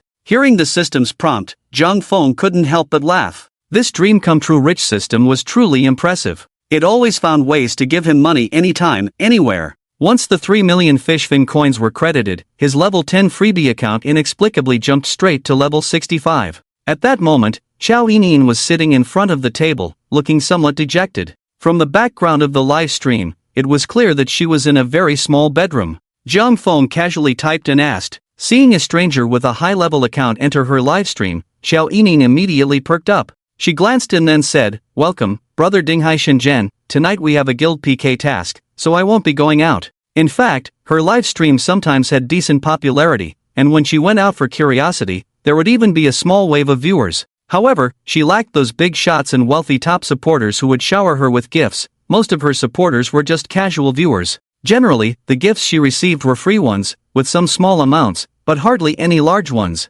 Moreover, Chao Yining didn't use any special tricks to keep the big shots interested. Ever since she rejected the top supporter who offered her 20,000 for a meetup, her live stream had been struggling to gain traction. After all, who would support a female streamer who couldn't meet in person? At this moment, Chao Yining's live stream still had a decent number of viewers, but most were ordinary fans. Little streamer, why are you so miserable? Why is your weekly ranking still so bad? Chao Yining looked at the scattered comments and helplessly smiled as she replied to Zhang Feng's question. Because my viewers just like to see me lose, hum. At that moment, some viewers in the chat started to tease, "Little streamer, how many babies have you had?" Chao Yining leaned in to take a look and then read it out loud. "How many babies have you had?" 19. You are my 20th baby. Alright, let me give you a mute package first. After Chao Yining said this, Zhang Feng couldn't help but laugh. This Chao Yining really was, as she said, neither trying to please the top supporter nor saying anything nice. No wonder she couldn't keep people around. Other female streamers in different rooms were all about hugs and calling their big brothers non-stop, but she was different, directly calling them dogs, even teasing the viewers. Who could she blame for not getting popular? However, Chao Yining's temperament was quite to Zhang Feng's taste, and at that moment, someone actually connected to Chao Yining's livestream. Chao Yining glanced at the connection and helplessly clicked to connect. On the other side was a female streamer wearing a deep V-tank nightgown, named Bilyu Little Sister. Looking at the somewhat blurry beauty filter, Zhang Feng opened the scanning system towards her. Name, Huang Ling. Age, 28. Height, 168 cm. Attractiveness, 55 figure, 89 privacy, 70 friendliness, 10 bystander status. After reading this, Jung Fong couldn't help but exclaim, wasn't this a typical Chow Billuo? The heavy filter combined with a somewhat distorted beauty made her look at least 90 points in front of the camera, but he didn't expect her real attractiveness to be only 55 points. After seeing this, Jung Fong had to once again marvel at the power of beauty software. Billuo little sister smiled upon seeing Xiao Yining, her eyes full of uncontainable joy. She began to cover her mouth and said in a teasing tone, Sister Xiao, it's actually you. I didn't expect to be so lucky to meet you on my first connection. This time, you should help me get through the first round like last time, right? Although Xiao Yining felt quite unhappy inside, her skills were just like that. Throughout her streaming career, she had never won a PK connection. As a result, many streamers who loved to tease fish liked to connect with her. Because the result of connecting with her was always the same, a guaranteed win. Xiao Yining didn't care much about winning or losing, but just now, her guild had called her specifically, saying she needed to win at least 2 rounds, or her full attendance for next month would be in jeopardy. Usually, she relied on this little full attendance salary and her income from driving to barely get by. If she lost her full attendance next month, she would probably struggle to pay the rent for her small apartment. Xiao Yining forced a couple of polite laughs and said, hello, please let your top supporter go easy on me later. Hee, no problem, brother Daju, we can take it easy in the first round and save our strength for the next round, Billuo little sister proudly said to her top supporter. Jiang Chang watched this fake scene and shook his head in silence, preparing to cut out directly, but at that moment, the system prompted him. Ding! Leading Xiao Yining to win the PK championship will earn you a reward rebate, with a rebate multiplier of 1 to 50 times. Having just received over 100 million in cashback, Zhang Feng became interested in the system's prompt. After all, it was all money. Why not take it? Zhang Feng directly typed, little streamer, after so long in the PK, you've only received $5? That's really tragic. Xiao Yining wasn't angry and cheerfully said, Ding Hai Shenzhen brother, seeing me so miserable, do you want to support me a little for medical expenses as comfort? Your weekly ranking should only need $1 to get on, right? After Zhang Feng asked this, Xiao Yining suddenly seemed a bit defensive and said, yeah, in other live rooms, there are emperors, dukes, earls, viscounts, everything, but my live room doesn't even have a knight, the weekly ranking is. Usually, she could comfort herself, but today, after being mocked repeatedly and under pressure from the union, Xiao Yining couldn't help but feel a bit down. Ha, I'm proud to be a freeloader. I will never spend money. Ha, do you look down on us freeloaders? I came to watch the streamer lose. Xiao Yining looked at the barrage of comments in the livestream and felt a pang in her heart, rolling her eyes. Anyway, she was already prepared for the possibility of stopping the livestream next month. She originally started streaming to make money. If she wasn't making any and was losing money instead, then what was the point of streaming? Streamer, what does rolling your eyes mean? Streamer, if you roll your eyes again, today's free gifts won't be given to you. I was going to give you fish balls. Streamer, do you dislike us? The viewers began to roast her. Xiao Yining, not backing down, replied, you misunderstood, how could I dislike you? The viewers in my livestream are getting better at talking, each one is a talent. Zhang Feng, hearing her, directly gifted 5 weak chickens. The 5 weak chickens were exactly $1.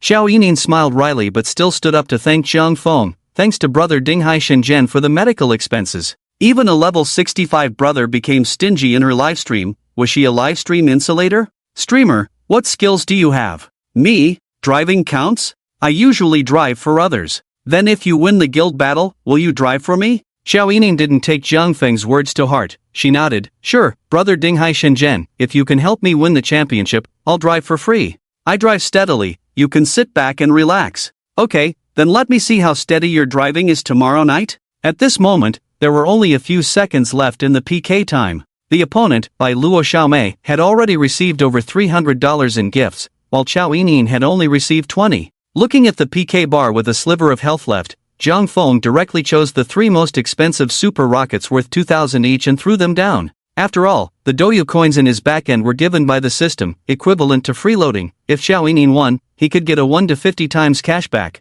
At this moment, Zhang Feng felt no pain in gifting. Xiao Yining, who had already lost hope, suddenly saw 3 super rockets soaring into the air in her livestream and immediately jumped up excitedly from her seat. Ah, thank you, brother, Ding Hai Shenzhen, for the 3 super rockets. I really appreciate it. Big brother, what performance do you want to see? I'll give you one. Xiao Yining didn't expect this level 65 big shot to gift her such a high amount of super rockets. Usually, while her livestream would have big shots visiting, they would just watch and say a few words before leaving.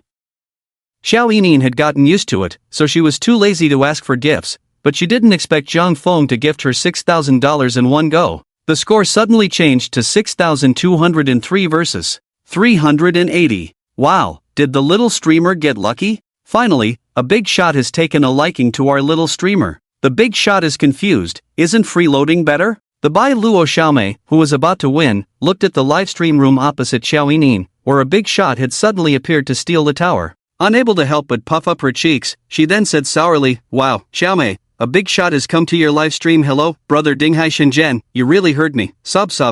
I seek comfort. You must come see me when you have time." Seeing Bai Luo Xiaomei taking the opportunity to act cute and poach people, Xiao Yining immediately said to Zhang Feng, "Brother Dinghai Shenzhen, I've made you a moderator. Once you're a moderator, you're part of my family, so please don't run off to someone else's house." Noticing Zhang Feng didn't respond, Xiao Yining continued, "Brother, are you still there? I'm not good at dancing, how about I sing a song for you?" As soon as Xiao Yining finished speaking, the bullet comments started to flood in. "Streamer, I beg you, don't sing. Brother will be scared away by you.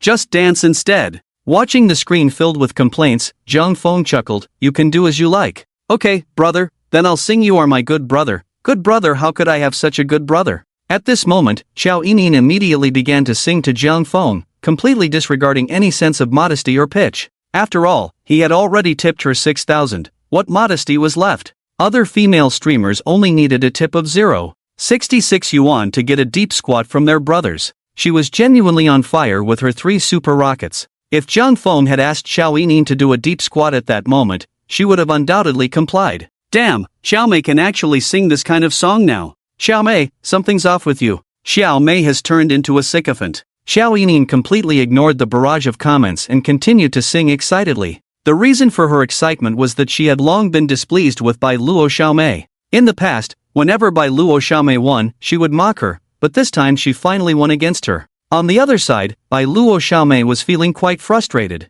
The situation that was supposed to be a sure win was suddenly disrupted by a wealthy patron dropping in. Seeing that Zhang Feng was ignoring her, she immediately began to whine to her top supporter, "Brother Daju, please help me secure the first round, okay? If we lose the next round, I'll be eliminated." Sob. Daju typed, "No problem, when you input for the first round, it's best of 3, don't worry. As expected of Brother Daju, I know you're the most reliable, you never mess up, moi." Soon, the second round of the PK began, and Zhang Feng, just like in the previous round, launched 2 super rockets straight up. Daju quickly followed with 3 super rockets. Zhang Feng didn't waste any time and directly sent 3 super rockets after Daju. Seeing Zhang Feng's rockets catching up, Daju gritted his teeth and added 5 more. What the hell, is it going to be this intense in the first round of the PK? I didn't expect to see so many super rockets launched in a small streamer's live room. Looks like he's got a crush on the streamer. The streamer is about to be taken away. Without a doubt, after Zhang Feng's 20 super rockets were launched, Daju logged off without a word. Xiao Yining happily said to Bai Luo Xiaomei, "Sorry, I won. I didn't expect to beat you in the first round, haha." Although Bai Luo Xiaomei was slapped in the face by Xiao Yining, she still smiled and said, "Xiaomei is really lucky to have a big shot like brother Dinghai Shenzhen supporting her. Brother, you can come watch me when you have time, I can dance for you, and I'm super steady when driving, I won't get tired all day." After saying some suggestive words to Zhang Feng, Bai Luo Xiaomei quickly picked up her phone to comfort Daju. After all, Daju had tipped her 15 super rockets today, even though he lost in the end, she still profited. Once she was done, she immediately logged into Xiao Yining's livestream with a secondary account, as there weren't many real big shots around now. After disconnecting, Xiao Yining immediately stood up and said to Zhang Feng, "Thank you, brother Dinghai Shenzhen. I haven't received super fire in a long time, and now it's 20 super fires. I really don't know how to express my gratitude. What do you want to see me do?" 20 super fires are worth 40,000 yuan, and she could earn over 10,000 from that. Due to Zhang Feng's super rocket dominating the screen, Xiao Yining's live stream room gained a small wave of popularity, with the viewer count exceeding 10,000.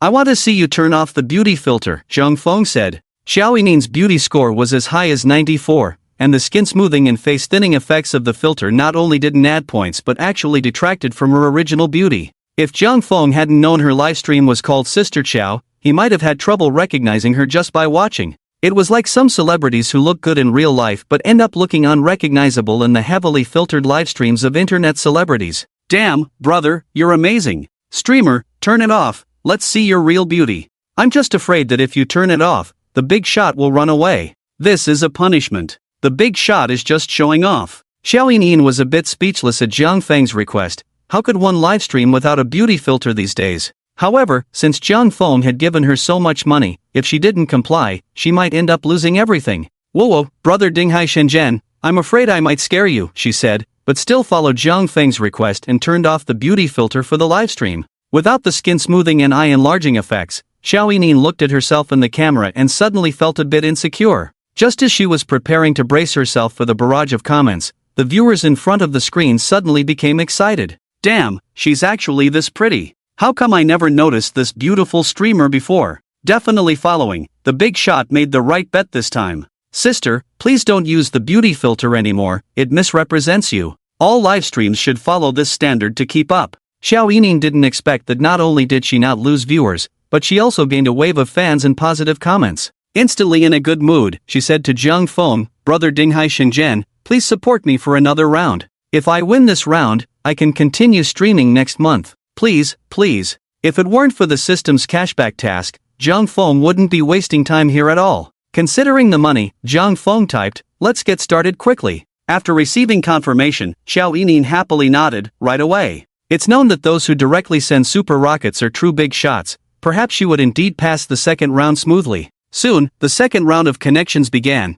and this time Xiao Yinyin was still connected to a young lady. On the other side was a little girl dressed in a magical girl outfit. She sweetly spoke with a cutesy voice, hello, big sister, I'm sweet little Tian. I'm so happy to connect with you. Your number one big brother is so impressive, sending 20 super rockets. We are all quite envious. Before Xiao Yinyin could respond, little Tian continued, hello, brother Dinghai Shenzhen, I'm little Tian. Your super rockets have hit my heart. Come visit me sometime. I have many talents and can do various performances, chatting, singing, dancing, everything, guaranteed to satisfy you. Seeing the other streamer openly trying to win over the big brother, Xiao Yinyin couldn't help but feel disdain inside. However, disdain aside, she couldn't say anything. After all, they were all streamers, and brother Dinghai Shenzhen could go wherever he wanted. What could she do? Besides, streamers rely on big brother's tips to make a living, so competing for his attention was understandable. True big shots are hard to come by these days. Xiao Yinyin chuckled a couple of times before speaking. Xiao Tian, hello, shall we start directly?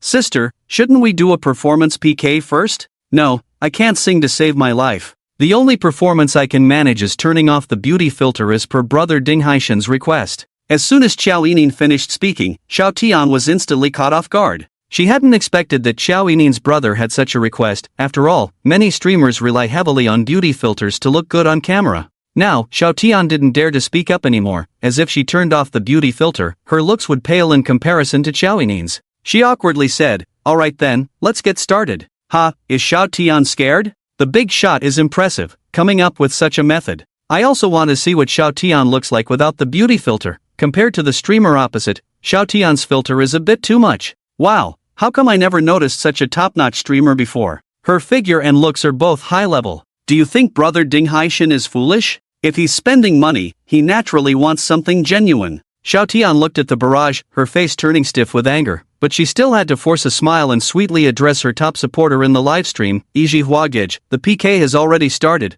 please don't let Xiao Tian get beaten up. Yiji Hua had already learned that a big shot was coming to PK against Xiao Mei. Seeing that Jiang Feng had already spent 50,000 in the previous round, he thought this round shouldn't be as intense. Moreover, Xiao Tian had just secretly sent him a message saying she could go on a date with him at a hotel this Sunday. Thinking of this, Yiji Hua directly rewarded 5 planes, and with other small rewards, Xiao Tian's total earnings reached around 1,000. Seeing the opponent starting to exert force, Jiang Feng casually sent 5 super rockets, crushing the competition. Once the 5 super rockets took off, Yiji Hua's enthusiasm was instantly extinguished. He casually spent 50,000, and that was just the first round. If he followed Zhang Feng's lead, it was uncertain whether he would lose, but even if he won, it would still be a loss. If it was like the previous round, where both of them spent over 50,000, what would be the point? With that 50,000, he could easily find a club to enjoy himself, right? Why spend it here? After Zhang Feng's 5 super rockets, Yiji Hua directly stated he wouldn't continue, letting Xiao Tian give up on her own. Although Xiao Tian felt a bit sad, she didn't dare to push it. After all, he was her top supporter. Undoubtedly, in the second round of PK, Jiang Feng was still guaranteed to win. In the following rounds, due to Jiang Feng's super rockets flying like they were free, no clueless big shots came out to challenge him. After all, in this day and age, the kind of clueless top supporters only existed in novels. Real wealthy people were generally more rational and restrained. No one would be foolish enough to risk their fortune for a guild battle. Jiang Feng had a system backing him and had tasks to complete. Otherwise, he wouldn't be foolishly spending here. Other small streamers' big supporters certainly wouldn't risk their fortunes for a guild battle either. After all, why would a female streamer who could be invited out with just 10,000 suddenly need to double that today? With a clear path, they arrived at the final round. This time, the opponent was a popular big streamer, DUIU's Daimei. Daimei had been very hot recently, and her top supporter was a truly powerful tycoon. Seeing Xiao Yining accept the PK, she enthusiastically said, "Hello, Sister Xiao, I'm Daimei. I'm very happy to do the final PK with you. Shall we start directly, or do you want to showcase some talent first?" Xiao Yining still replied dryly, "Hello, sister, I can't sing or dance, and I have no talent, so how about we just start directly?" Dai Xiaomei hesitated for a moment. She had already gathered information about Xiao Yining from her guild. Xiao Yining was just a small streamer, and today she was lucky to have a big shot helping her in the guild battle, and that big shot had already racked up nearly 800,000 points. Dai Xiaomei sweetly smiled and said, "Alright, since the sister doesn't have any talents, I'll dance for my big brothers first. The big brother on the other side can watch too." After Dai Xiaomei finished her dance, Jiang Feng immediately typed, "You danced very well, I really liked it. It made me think of Dai Xiaomei." After Jiang Feng sent this message, the viewers in the live stream began to cheer and laugh. Dai Xiaomei's looks are great, and her talents are impressive too. Xiao Yining can't do anything but look pretty. It's really luck that she made it to the finals. She's just a small streamer, can't do anything. The Dinghai Shenzhen big brother probably just acted on a whim. Xiao Yining was suddenly flustered. "Woo-woo, Dinghai Shenzhen big brother, are you going to abandon me? We're just one step away from both reaching the king level." Jiang Feng continued to tease. "Don't even say it. Look at what Dai Xiaomei is called. You can only call him big brother. You think you can reach the king level together? If you were talking about a group activity, I might consider it." Damn, that's really impressive. Already over 800,000. Playing a group activity in Kings is not too much, right? Ha ha. Just asking, is the streamer panicking now? Xiao Yining immediately understood the meaning behind Jiang Feng's words. She didn't hesitate and directly called out to her benefactor. "Benefactor, please protect me for the last round. After the stream, I'll sign up for a class. Whatever dance you want to see, I'll learn it." Friendly reminder to Dinghai Shenzhen big brother, the big brothers of Dai Xiaomei on the other side are all real big shots, with 3 level 100 big brothers on the leaderboard. Although Dinghai Shenzhen big brother is very strong, I don't know if he can compete with 3 real big brothers. Let's see whose is harder. Once the PK officially started, Dai Xiaomei's opponents began to exert their strength. The 3 super emperors on the other side each launched 3 super rockets, totaling 9 super rockets soaring into the sky. After that, one called Batian even came to Xiao Yining's livestream to launch 2 super rockets. After launching, he cheekily said, "A small medical fee, please accept." Xiao Yining, seeing the provocation from the other side, sarcastically replied with a fake smile, "Thank you, Batian brother, for the 2 super rockets. Woo-woo, without your 2 medical fees, I simply can't continue the stream." After Xiao Yining said this, Jiang Feng was left speechless, sending several question marks. Did that mean the hundreds of super rockets he just launched were like candles, just air? The viewers in the live stream also followed Jiang Feng's lead and sent a bunch of question marks. Haha, didn't expect Xiao Yining to be quite sharp-tongued. Just now, Dinghai Shenzhen big brother gave you hundreds of thousands, and you can't continue? Just keep acting. Xiao Yining actually dared to mock the super emperor. She's getting carried away. Seeing the provocation from the other side, Jiang Feng directly sent 20 super rockets to Xiao Yining and then ran over to Dai Xiaomei's livestream to send her 5 super rockets. Anyway, the system had given him 3 million fishbone coins, and he still had 2 million left. In the final round of the PK, Jiang Feng didn't believe he couldn't win with 2 million. If he really couldn't, he still had billions in his bank account. At this moment, Jiang Feng felt completely unbothered. Dai Xiaomei, seeing the battle heat up right from the start, felt a bit happy inside. After all, when gods fight, these mortals get to feast. The silly little sister smiled at Jiang Feng and said, "Thank you, Daddy Dinghai Shenzhen, for the medical expenses. Daddy is so generous." The subsequent super rockets soared into the sky as if they were free. 3 seasoned super emperors clashed head-on with Jiang Feng, the newly born super emperor of the night. By the time the first round was about to end, Jiang Feng had already racked up 1.5 million. On the silly little sister's side, the top 2 or 3 on the leaderboard had the first place with 500,000, while the second and third each had 200,000, totaling 900,000. However, they were still 60,000 behind Zhang Feng. After some consideration, the 3 of them decisively decided to drop out. In the previous rounds, they had only accumulated a little over 100,000, while Zhang Feng had multiplied his score several times in just the first round. Seeing her big brother stop, the silly little sister called out eagerly, "Big brothers, why did you stop? Don't stop, come on, faster, please, put in more effort." Although the silly little sister was shaking and saying suggestive things that made one's imagination run wild, they just couldn't keep up. The first place directly admitted defeat, saying, "Let it go for today, silly little sister.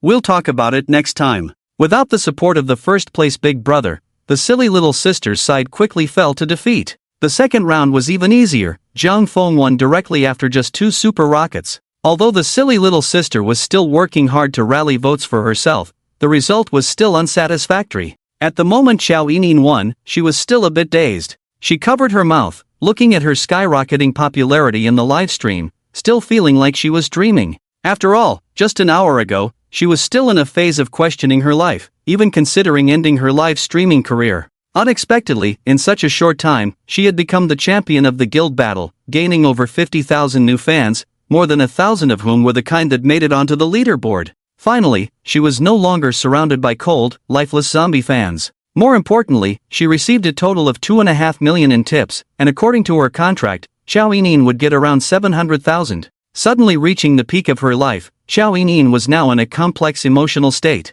Is this little streamer dumb? Why is she covering her mouth and not speaking? She's probably overjoyed. If it were me, I could be even dumber. Can you believe it? I really can't imagine the operations of the rich. That's enough money for a house gone. But this sister's looks are indeed high. The rich have good taste. What a pity for such a beautiful sister. Just followed her and she's about to be taken by the first place big brother. Looking at the screen filled with 6666, Xiao Yining finally reacted, bowing repeatedly to thank Zhang Feng. Brother Dinghai Shenzhen, I really don't know how to thank you. Can I add you on WeChat? If you like anything in the future, I'll learn it right away. I promise to satisfy you. Seeing Xiao Yining so excited, Zhang Feng replied, "No need, just passing by." Brother, how will I find you to be your driver in the future? If you really want to drive me to Yan Yunaman, that's fine. I'll still be around for the next couple of days. Bye bye. Xiao Yining's eyes widened in shock at Zhang Feng's words. It was actually him. Wow, I really don't understand the world of the rich. He spent over 2 million and doesn't want to add WeChat?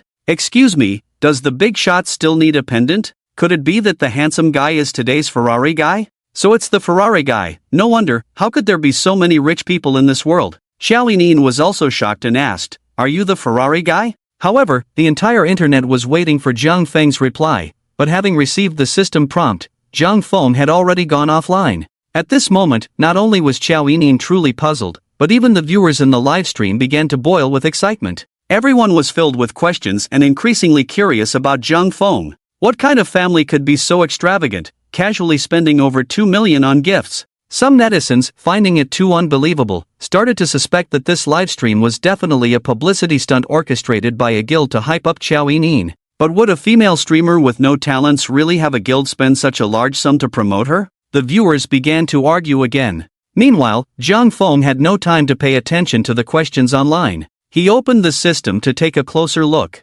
Zhang Feng checked his spending record, and indeed, this time the gifts were not counted in his daily expenses. It seemed that as long as the money was charged by the system, any spending he made would not be counted towards his upgrade expenses. Zhang Feng opened his Douyu backend, and after gifting Xiao Yining over 2 million, he still had 490,000 fish fin coins left. At the same time, Zhang Feng's backend messages had exploded, especially with friend requests and various private messages from female streamers. After browsing through them, he found a private message from Xiao Yining, and sure enough, she was also asking to add Zhang Feng on WeChat. Zhang Feng directly sent his WeChat ID over. Earlier, he had used the friendliness value system to check Xiao Yining again and found that her friendliness value towards him had directly reached 85 points. Naturally, Zhang Feng wouldn't be polite with such a beautiful girl who had a score of 94 points. Ding! Congratulations to the host for successfully leading the streamer Xiao Mei to win the guild battle. Given the high satisfaction level of the streamer, the system rewards the host with a super critical hit of 100 times.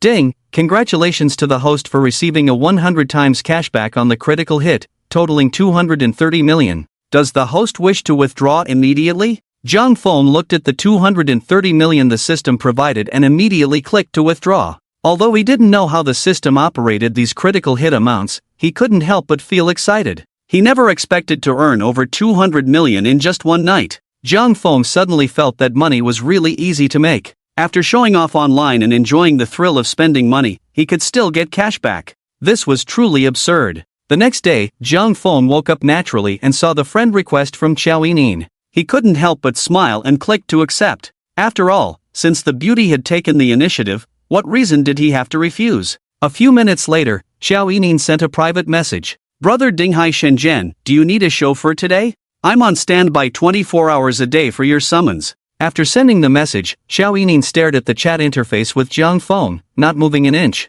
Ever since she learned last night that Zhang Feng was the Ferrari guy, she had been unable to sleep. She couldn't understand why such a handsome guy would suddenly take an interest in her and gift her over 2 million at once. Looking at the message, Zhang Feng thought for a moment. He indeed needed Xiao Yinin's chauffeur service tonight. He had already arranged to meet Wang Zhang at tax tonight. Going to the bar would definitely involve drinking. Drunk driving was definitely not good, so to ensure his safety, Zhang Feng sent the time for the chauffeur service to Xiao Yinin. Having spent over 2 million, it wouldn't be too much to ask for a ride, right? At 8 o'clock in the evening, after casually tidying up, Zhang Feng arrived at the underground parking lot of Aman. When he got there, he found Xiao Yinin already waiting by his car. With her long, beautiful legs standing straight, she was looking down at her phone. Zhang Feng raised an eyebrow in surprise, then whistled at her and said, "Yo, you came so early?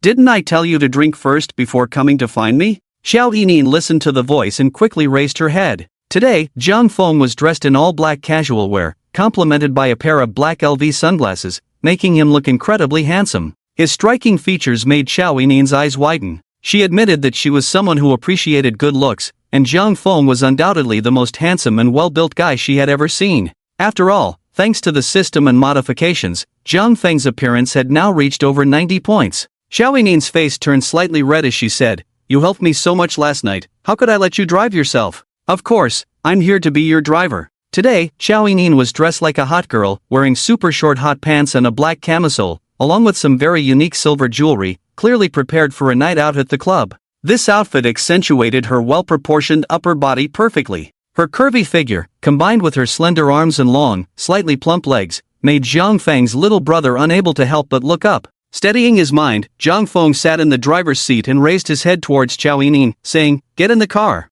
With the boss having spoken, Xiao Yinin naturally complied. The cold, eerie gray Ferrari 488 attracted many eyes as soon as it hit the street. Its loud roar was simply a presence that shook the streets. The silver gray supercar looked particularly cool under the dazzling night lights of the magical city. "Which bar are we going to?" Xiao Yinin asked with some anticipation. She hadn't been to a bar in a long time and was suddenly looking forward to it. TAXX. Wow, TAXX is the biggest and liveliest bar in the city. I heard it was opened by a star called Little Cheetah. I've heard it's really fun inside, with tons of handsome guys, beautiful girls, and internet celebrities, and many stars go there too. I even heard Principal Wang goes there often. Seeing Xiao Yinin's longing expression, Zhang Feng smiled. "You seem to know quite a bit? I learned a lot from surfing the internet. I haven't actually been there yet, so I'm a bit excited." When Zhang Feng arrived, the sides of the entrance were already filled with luxury cars. Many fashionably dressed young people were posing in various ways at the entrance to take photos.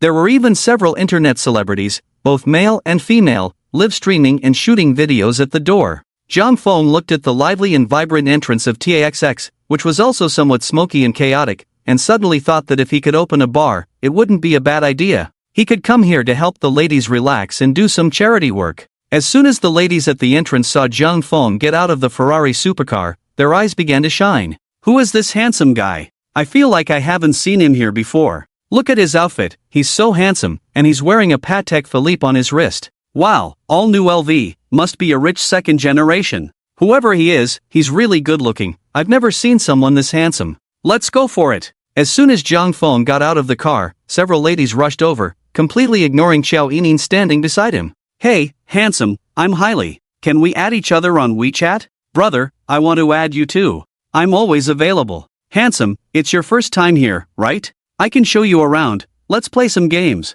Not only was Xiao Yinin speechless, but even the boys watching nearby were envious. Wow, this is the difference in treatment, the privilege of the rich. I've come to TAXX so many times, and every time it's me trying to hit on those internet celebrity girls. If you drove a car like this, you could too. Look at how stunning the girl in the passenger seat is, we can just admire from afar. Before long, Zhang Feng found himself surrounded by 5 or 6 women, slowly making his way toward the entrance of tax.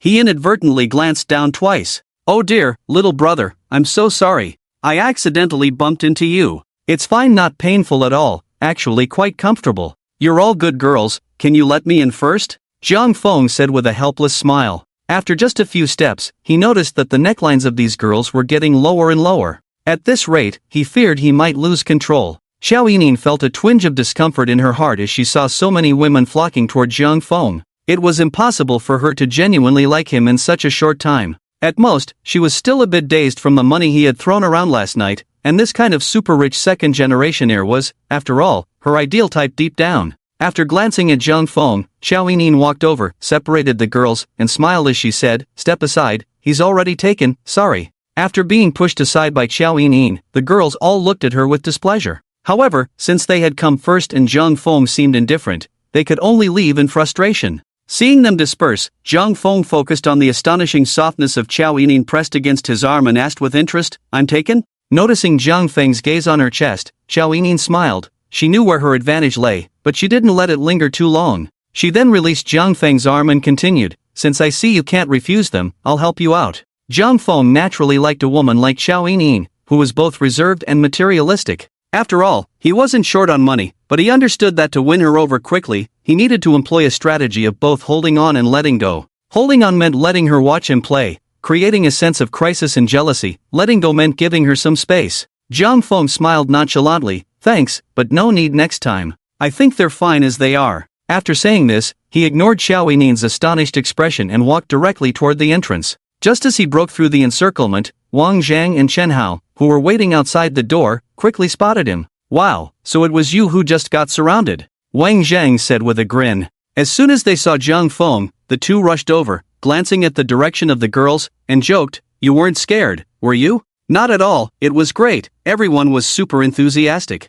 "Ha, when I came, it wasn't as exaggerated as this. Those girls didn't even pay me any attention." Chen Hao shook his head helplessly, looking at Zhang Feng with envy. "With your reputation, those girls must be scared of you. Look who's talking, you're not exactly in a better position. You can only charm those new girls." Seeing the two of them banter, Zhang Feng shook his head with a smile. "So these girls like strangers, huh? Old Jian, that 488 is yours, right?" Wang Zhang pointed at the Ferrari behind them. "Yeah," Zhang Feng replied casually. "Wow, that license plate is impressive. By the way, I remember you're from Rongqing, right? To get a plate like this, no wonder those girls are so excited. Can even arrange such plates for a Ferrari car show now? I didn't get such a plate when I bought mine." "Didn't get it, I got it myself, lucky draw." As soon as Zhang Feng finished speaking, the two of them couldn't hold back their laughter. Wang Zhang glanced at Zhang Feng and the Patek Philippe in his hand, secretly giving Chen Hao a knowing look, then said, "Guess whether I believe it or not."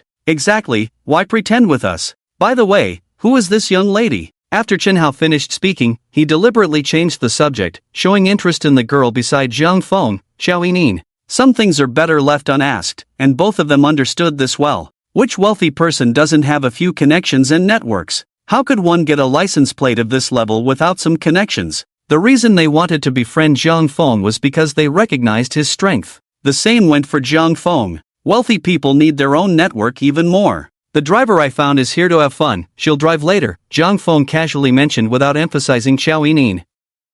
Wang Zhang and Chen Hao exchanged a meaningful glance and smiled knowingly. They then said to Zhang Feng, "As expected of you, a martial arts master. Come on, everything is arranged inside, let's have a good time tonight." As the three of them walked in, Xiao Yining obediently followed behind Zhang Feng. Upon entering, they saw a massive wall filled with exciting Ace of Spades displays. The decor of the tax bar was characterized by an industrial minimalist style. Many people were already seated inside, with loud and deafening bass music playing. Hot and sexy beauties were dancing passionately in the dance floor. As soon as Wang Zhang and Chen Hao appeared with Zhang Feng, several beauties sitting in the VIP area immediately stood up in unison. Wang Zhang had already told them that a big shot would be coming and instructed them to treat Zhang Feng well. The girls, seeing the handsome Zhang Feng, immediately put in even more effort. Call him young Master Jiang. Wang Zhang instructed them. The coolly dressed, long-legged girls immediately complied, calling out in unison, "Hello, young Master Jiang." Most of the girls displayed expressions of anticipation and shyness. After all, who doesn't like a handsome guy? Jiang Feng looked at the few beauties in the VIP area, all scoring around 85 in looks,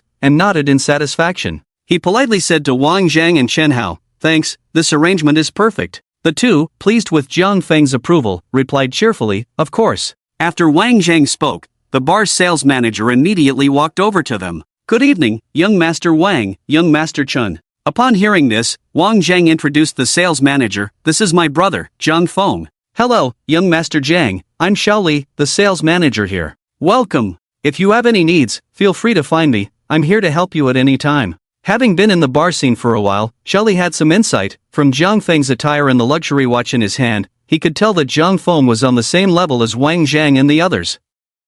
At least their financial backgrounds were similar, and since Jiang Feng was sitting in the C position, he should be treated well. Although everyone in the bar was wearing designer brands, some were already out of season. There were even some people whose designer clothes and shoes looked worn and outdated. The mentioned brands were typically those that people bought after saving up, only wearing them on important occasions, and reluctant to discard even when they got old. In contrast, Jiang Feng's outfit was all the latest styles, worth at least several tens of thousands, plus the $1 million watch in his hand. This was the real deal. After all, only true rich second-generation heirs would buy designer brands every day and wouldn't wear a pair of shoes for just one season. Xiaoli arranged for 2 sets of de Shenlong to liven things up. Seeing Wang Zhang immediately order 2 sets of de Shenlong for 100,000, Xiaoli's eyes lit up. He had a smile in his eyes and respectfully said, "All right, gentlemen, I'll arrange for the Great Dragon for you right away. Additionally, our bar will send you various snacks, fruits, and ice-cold beer." Just a moment.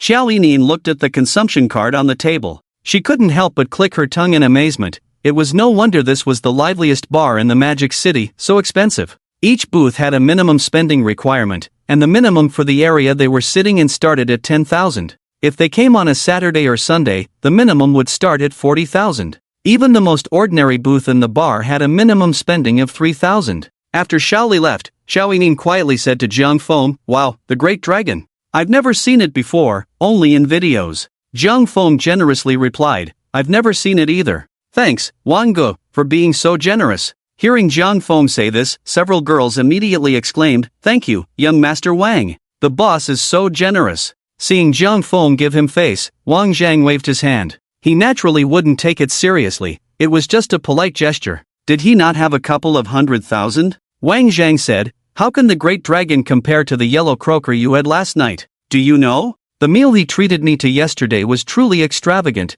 over $1 million for a luxurious dinner." At this moment, Wang Zhang deliberately placed Jiang Feng's status in the middle. The so-called connections are about befriending those of similar standing. Wang Zhang elevated Jiang Feng's status because he felt that Jiang Feng's displayed strength made him think they were on the same level. People at their level would definitely befriend those of equal status. Otherwise, if they befriended someone beneath them, wouldn't that just invite trouble with constant requests for help? Over $1 million. As soon as Wang Zhang finished speaking, the girls present gasped in surprise. Their gazes towards Jiang Feng instantly became more fervent. Based on their observations, everyone could tell that Jiang Feng and Xiao Yining didn't seem to be in a romantic relationship. Mainly, Xiao Yining had been looking for opportunities to talk to Jiang Feng, but his attitude was somewhat cold. This ignited a spark of hope in the hearts of the girls present. In fact, this was a state Jiang Feng had deliberately created. He wanted to let Xiao Yining know that he didn't need her as a woman. He also wanted her to realize that she wasn't a priority for him, making her doubt herself and subsequently feel a sense of crisis.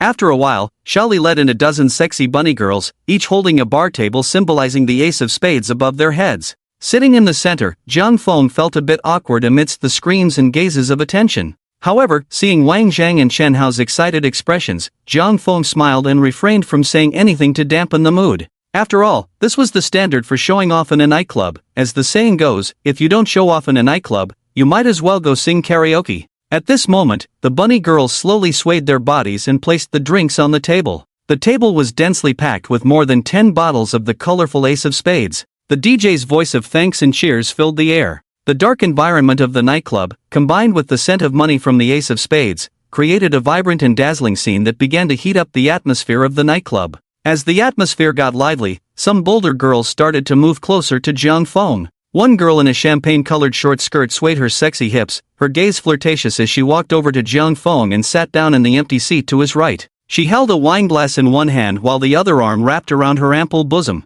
As she leaned closer to Jiang Feng, her arm lightly brushing against his, Xiao Qing sweetly raised her glass to him. Jiang Xiao, my name is Xiao Qing. I toast to you, and I'm very happy to be spending the evening with you. Jiang Feng felt the astonishing softness of Xiao Qing leaning against his arm and couldn't help but nod in satisfaction. He secretly activated his friendliness scanning system. Name, Xiao Qing, age, 22, height, 168 centimeters, attractiveness, 85, figure, 98, privacy, 5, friendliness, 70, close state. Although Xiao Qing's attractiveness was only 85, with makeup, it could easily reach 90.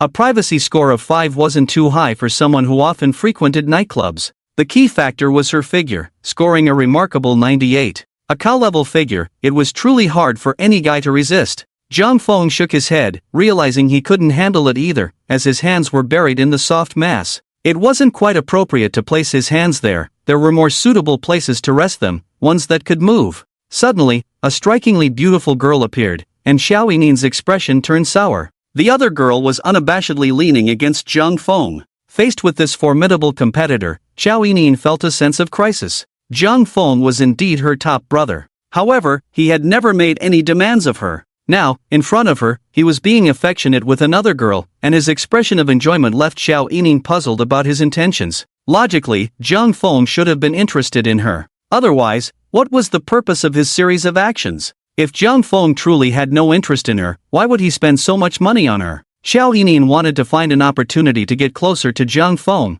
but the cow in front of her kept swaying provocatively. It made her grit her teeth in frustration. Seeing Jiang Feng clink glasses with Xiao Qing in a flirtatious manner, Xiao Yinin immediately picked up her glass and said to Jiang Feng, "Top brother, I toast to you too." Xiao Qing had prepared many topics to chat with Jiang Feng, but suddenly being interrupted by Xiao Yinin, she shot a sharp glare at her. However, she was smart enough not to interrupt Jiang Feng's conversation. Jiang Feng raised an eyebrow at Xiao Yinin and asked, "What are you drinking?" After that, he handed her a bottle of Wangzai milk from the table, teasingly saying, "Look at others, and then look at you. Drink this to replenish yourself." Xiao Yinin remembered she would have to drive Jiang Feng later, so she reluctantly accepted the Wangzai milk he handed her. She glanced at Xiao Qing and then pouted, saying, "I'm fine, no need to replenish." "Oh, I didn't expect you to be fine? You can't tell?" "Take a good look again," Xiao Yinin said, straightening her back defiantly. Jiang Feng couldn't help but smile at her serious demeanor. Although he was tempted by Xiao Qing, his main target for the night was still Xiao Yinin.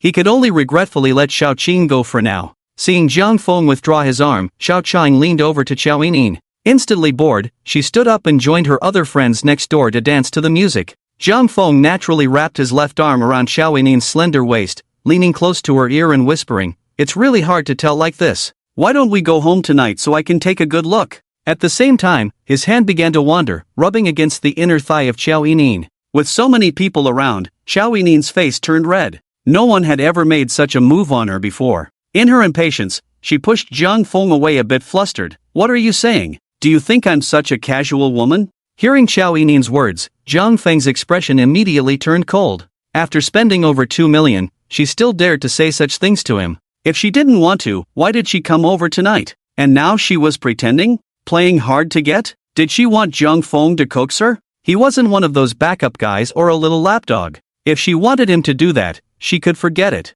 He knew Xiao Yinin's privacy value was 0. But for Jiang Feng at this moment, that wasn't anything rare. After all, a few tens of thousands could get him a bunch of girls with a privacy value of 0 from universities. If she thought she could play such tricks on Jiang Feng, she was dreaming. Jiang Feng let go of Xiao Yinin, picked up the black spade from the table, took a sip, and then looked at the swaying Xiao Qing beside him. No wonder she was a milk cow. Her hot and sexy figure swaying made Jiang Feng sit up straight.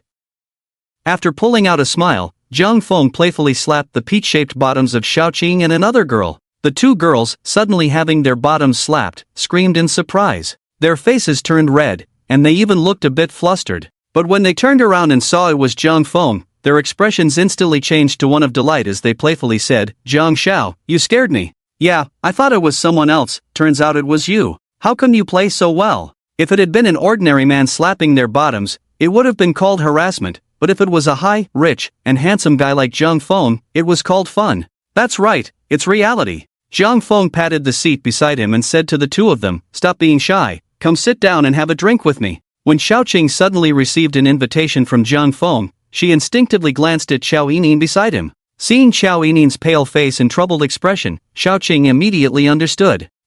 It must be that Xiao Yining did something to upset Zhang Feng, otherwise, why would he suddenly look for her? Girls like Xiaoqing, who often hang out in bars, know that it's best not to act high and mighty in front of a wealthy guy like Zhang Feng. After all, men like him don't lack women, otherwise, one misstep could lead to a fate like Xiao Yining's. They were all out to make money, who still wanted to maintain their chastity? Xiaoqing was very self-aware and not at all pretentious. She immediately pulled her good friend to sit on either side of Zhang Feng. At this moment, she looked pleased with herself, her red lips slightly parted, and she leaned directly against Zhang Feng's arm. She knew how to use her body to her advantage, making Zhang Feng feel her uniqueness up close. After dancing just now, Xiaoqing let her hair down. With her exquisite makeup and naturally cascading wavy hair, combined with her ample chest, she exuded an alluring charm. "Zhang Xiao, how did you think I danced just now?" Zhang Feng nodded. "Not bad, not bad. You didn't see my brothers applauding for you." "Really? I haven't seen your brothers yet.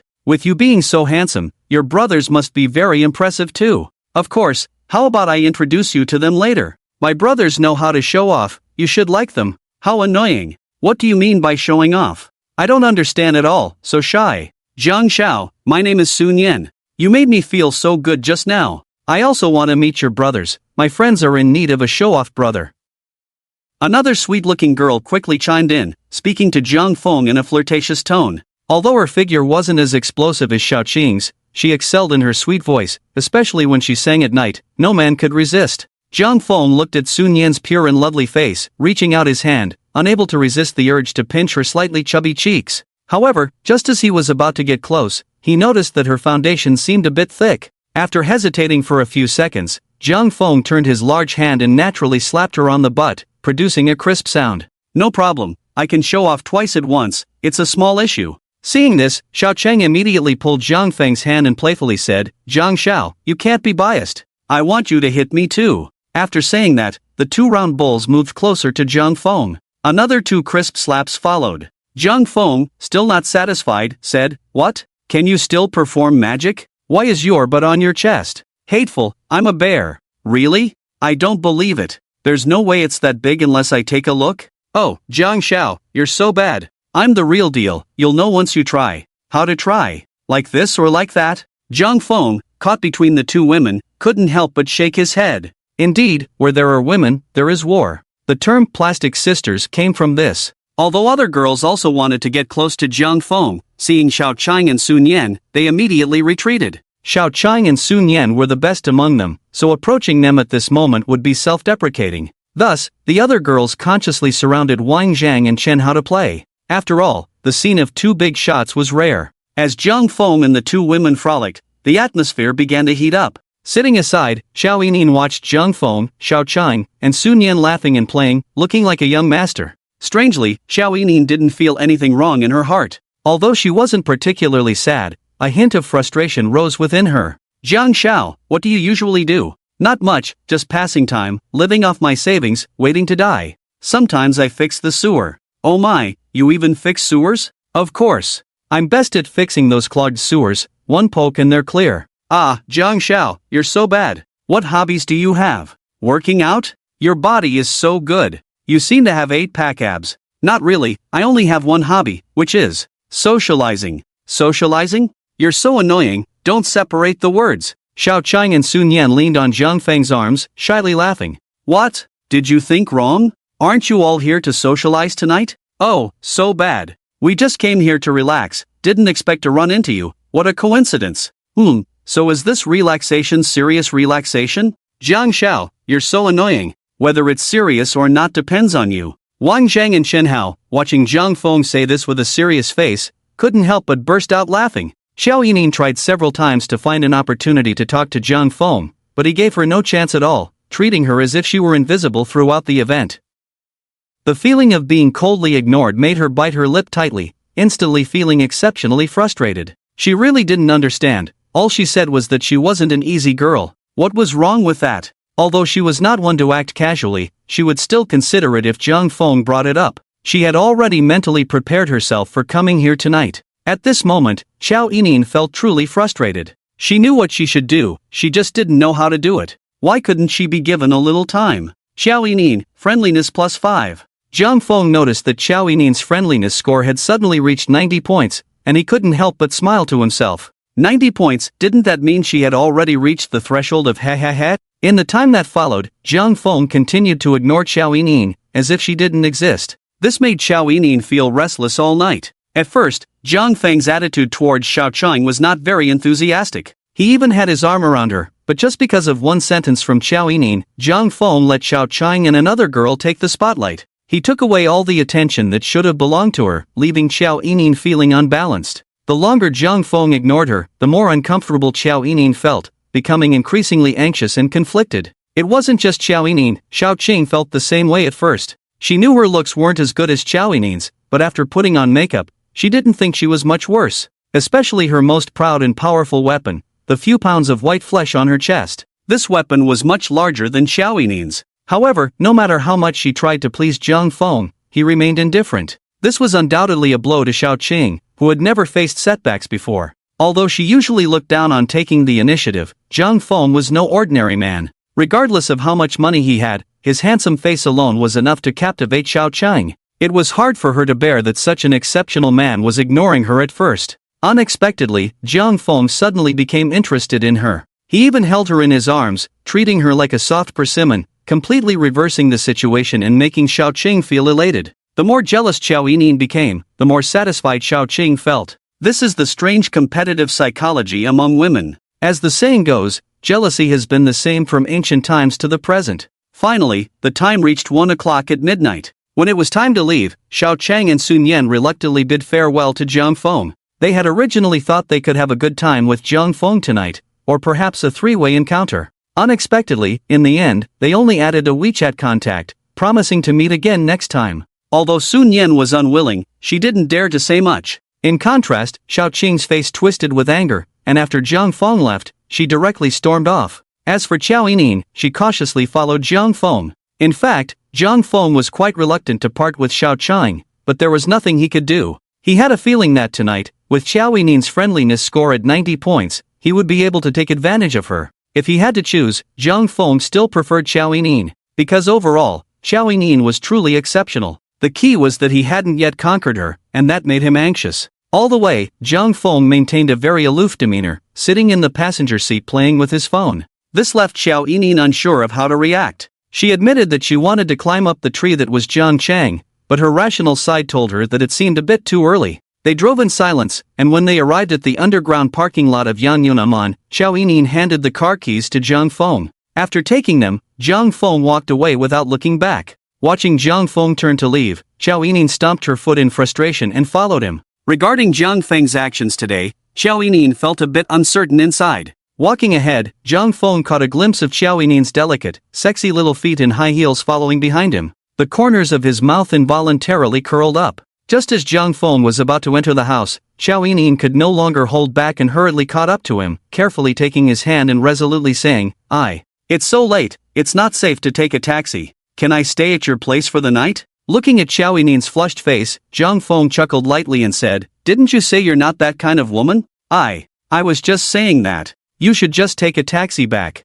Seeing Jiang Feng still acting indifferent, Xiao Yining's beautiful big eyes widened slightly. For some reason, she felt a bit stubborn at that moment. Although she had some intentions, Jiang Feng had indeed made her feel embarrassed all night. Xiao Yining pouted and said, "I'm not going back." Noticing Jiang Feng's probing gaze, Xiao Yining took a deep breath and walked straight into the courtyard villa. Although she didn't know if Jiang Feng would have someone throw her out, at that moment, Xiao Yining didn't care. Her subconscious told her she couldn't just go back, or it would be over. Waiting for Jiang Feng's return, Wang Yuyan was surprised to see him come back with a strange woman. She froze for a second, but quickly stepped forward and bowed to Jiang Feng, saying, "Mr. Jiang, welcome home. Are you ready to take a shower now?" After glancing at Xiao Yining, Jiang Feng nodded. "I'll shower first. If there's nothing else, Manager Wang, you can go rest." As Jiang Feng dismissed her, Wang Yuyan couldn't help but glance enviously at Xiao Yining. Jiang Feng still ignored Xiao Yining and walked straight toward the bathroom. Although he was tempted by Xiao Yining, he had indeed picked up a lot of sense after being at tax for so long.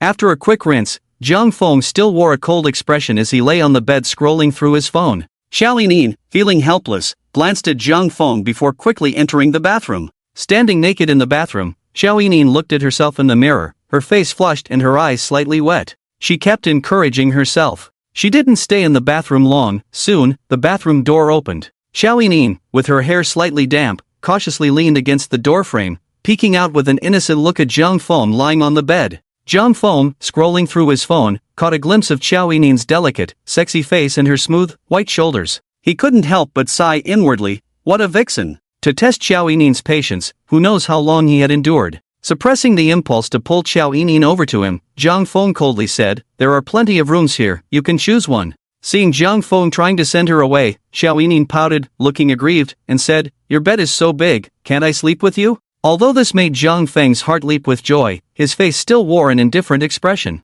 I'm not used to sleeping with others. Saying this, he thought, just come over, stop whining. If you don't, I'm going to rush over and take you right now. Just as Zhang Feng was feeling secretly pleased, Xiao Yining walked out looking dejected, slowly squatting down with her face buried in her knees, her shoulders slightly trembling, as if she were sobbing. Why are you crying? Zhang Feng felt a bit perplexed. Do you really hate me that much? Why do you hate me? At first, everything was fine, you even held me close. Now, when I want to sleep together, you don't want to anymore. Woo woo woo. Just after her bath, Xiao Yining looked like a blooming flower, but now her charming big eyes were filled with tears, resembling a weeping pear blossom. This appearance was something no man could resist. Plus, she was wearing Zhang Feng's bathrobe, which was already a bit oversized. Now, as she squatted down, it slightly opened, and Xiao Yining, emotionally questioning Zhang Feng, was completely unaware of her state being laid bare.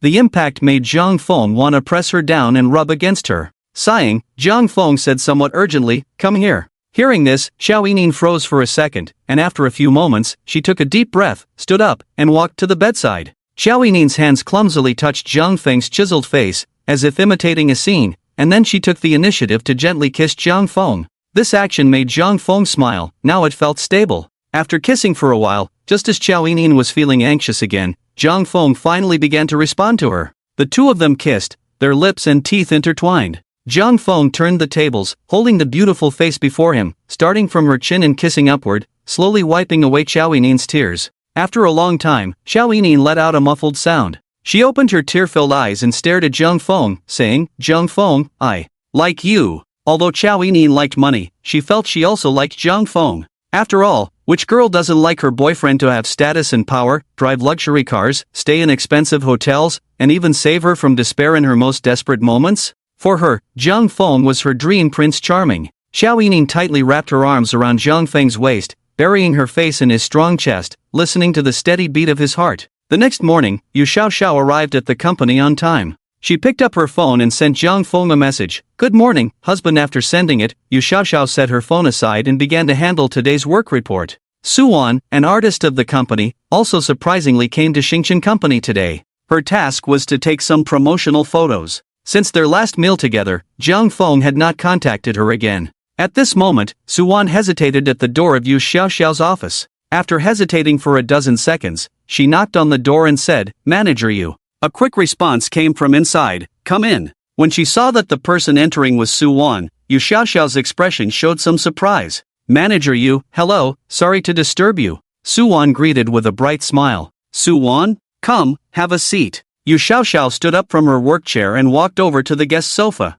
Sitting on the edge of the sofa, Yu Xiaoxiao picked up a teacup from the table and poured a cup of tea for Suwan. She roughly knew that Suwan was looking for her for something, but she didn't say it outright and instead asked tentatively, Wan, are you looking for me for something? Suwan didn't engage in any false pleasantries and directly asked, Manager Yu, you know Zhang Feng, right? Seeing that Suwan was asking about Zhang Feng, Yu Xiaoxiao's expression softened. She nodded and said, yes, I met him during a business trip. Did he tell you that he plans to sign me? It is true, I am also preparing on my side. Once I finish the handover work at the company, I will take care of this matter. It might take a few more days, so don't worry, I will handle it well. Upon hearing this, Suwan immediately felt relieved. With no news for a while, she thought Zhang Feng was just joking. So, are you resigning?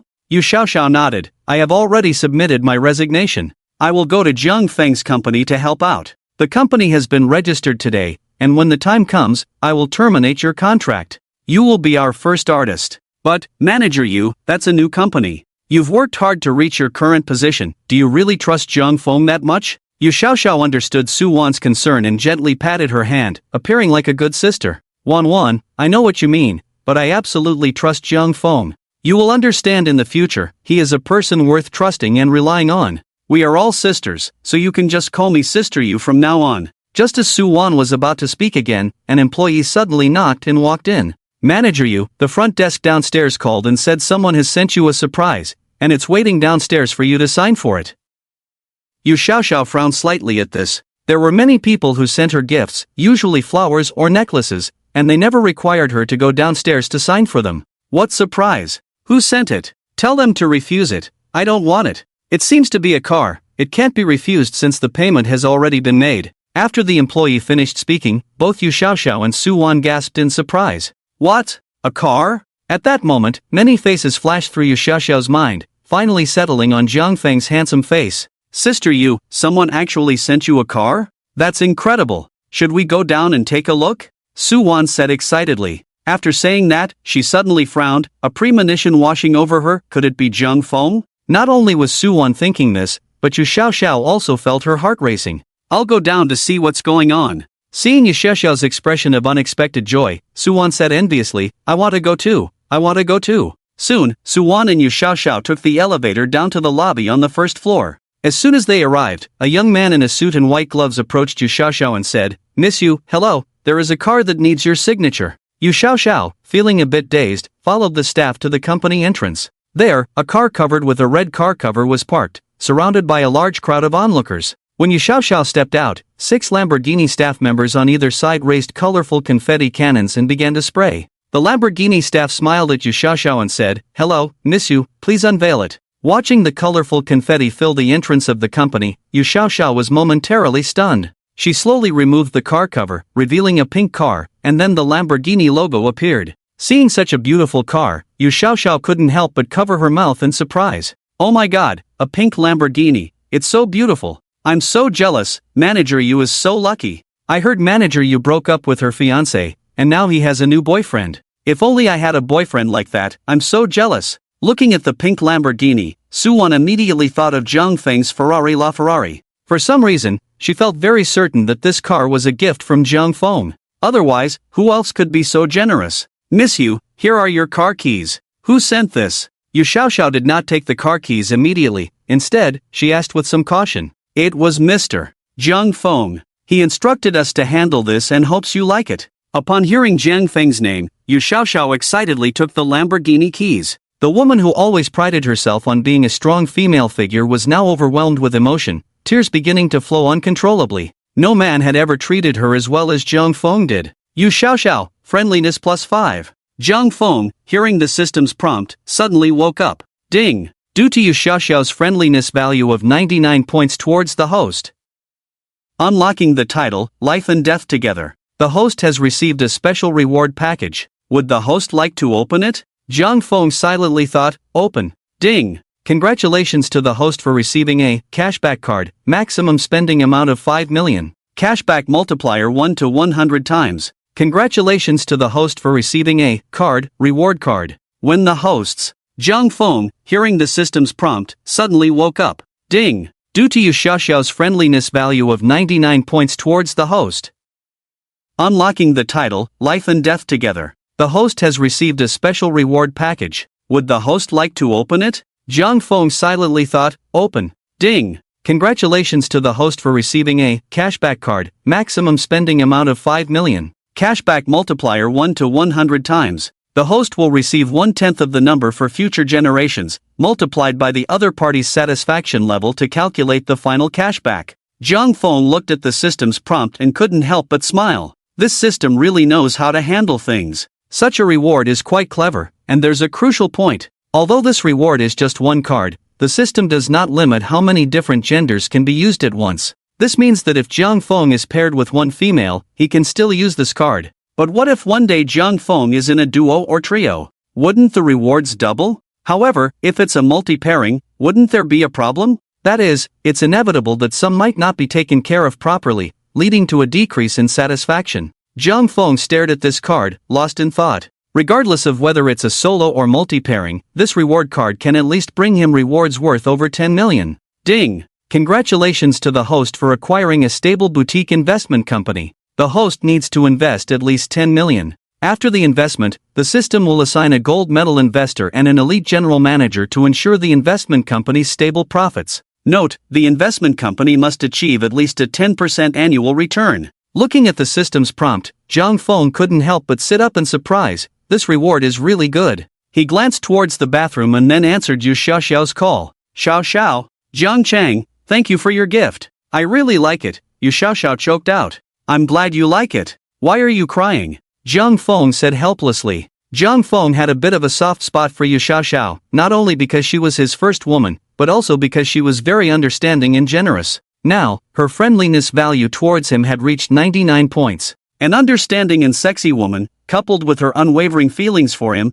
how could he not favor such a woman? You are too good to me, I don't know how to repay you. If you really want to repay me, just learn some skills in playing games. Stop it, I got it. After being affectionate with Yu Xiaoxiao for a while, Zhang Feng hung up the phone and looked towards the bathroom, estimating that Xiao Yining should be finishing up soon. Zhang Feng switched to the system's page. The investment company reward from the system undoubtedly elevated his status. Having money was important, but learning to invest was even more crucial, or else he would just be living off his savings. Establishing a company would not only enhance Zhang Feng's social standing but also provide significant benefits in terms of real estate, directly resolving the issue of property purchase restrictions. For instance, when he bought a Ferrari, under normal circumstances, without the system's intervention, Zhang Feng would never have been able to obtain a license plate in the Magic City. Since he did not have a household registration there, he couldn't buy a car or property due to the purchase restrictions. However, if Zhang Feng established a company in the Magic City, the issues regarding buying a car and property would be easily resolved.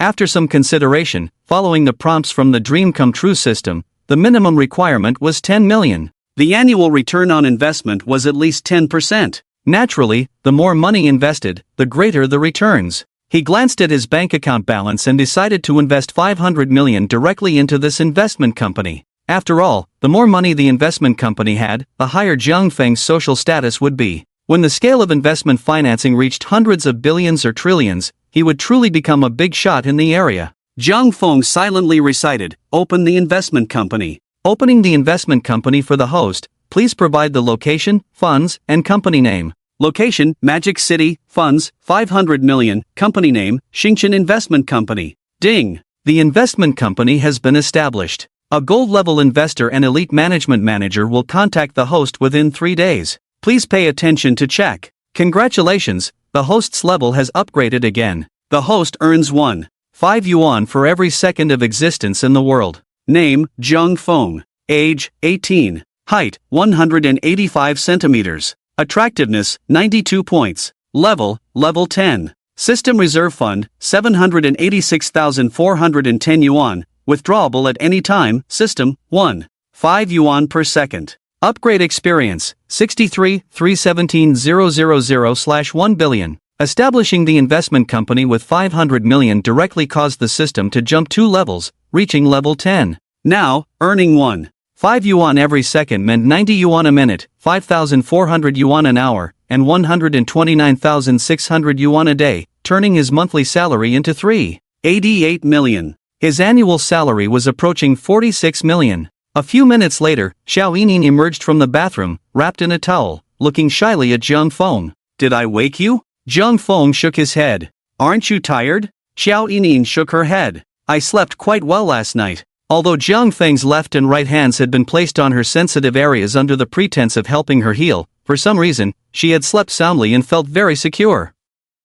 Hearing Xiao Yining's words, Zhang Feng's gaze darkened. Is that so? Then you must be hungry, right? I have a dish that needs your evaluation as a newly minted food blogger. After saying this, Zhang Feng grabbed Xiao Yining's hand. Ah! Xiao Yining exclaimed, immediately understanding the implication of Zhang Feng's words. She wanted to escape, but it was already too late. She could only honestly and seriously evaluate the Super Emperor's cuisine in front of her. Zhang Feng sighed in satisfaction. What a wonderful morning! Not only had he received generous system rewards, but he also felt exceptionally comfortable. After freshening up, Jiang Feng and Xiao Yining finally sat down for lunch. By the way, Jiang Feng, you don't need to give me any more rewards in the future. After last night's deep discussion between the two, Xiao Yining's friendliness towards Jiang Feng had directly reached 95 points. If you don't reward me, are you going to reward someone else? That's not what I mean. The platform takes a 70% cut from the rewards. You've given me over 2 million, that's too wasteful.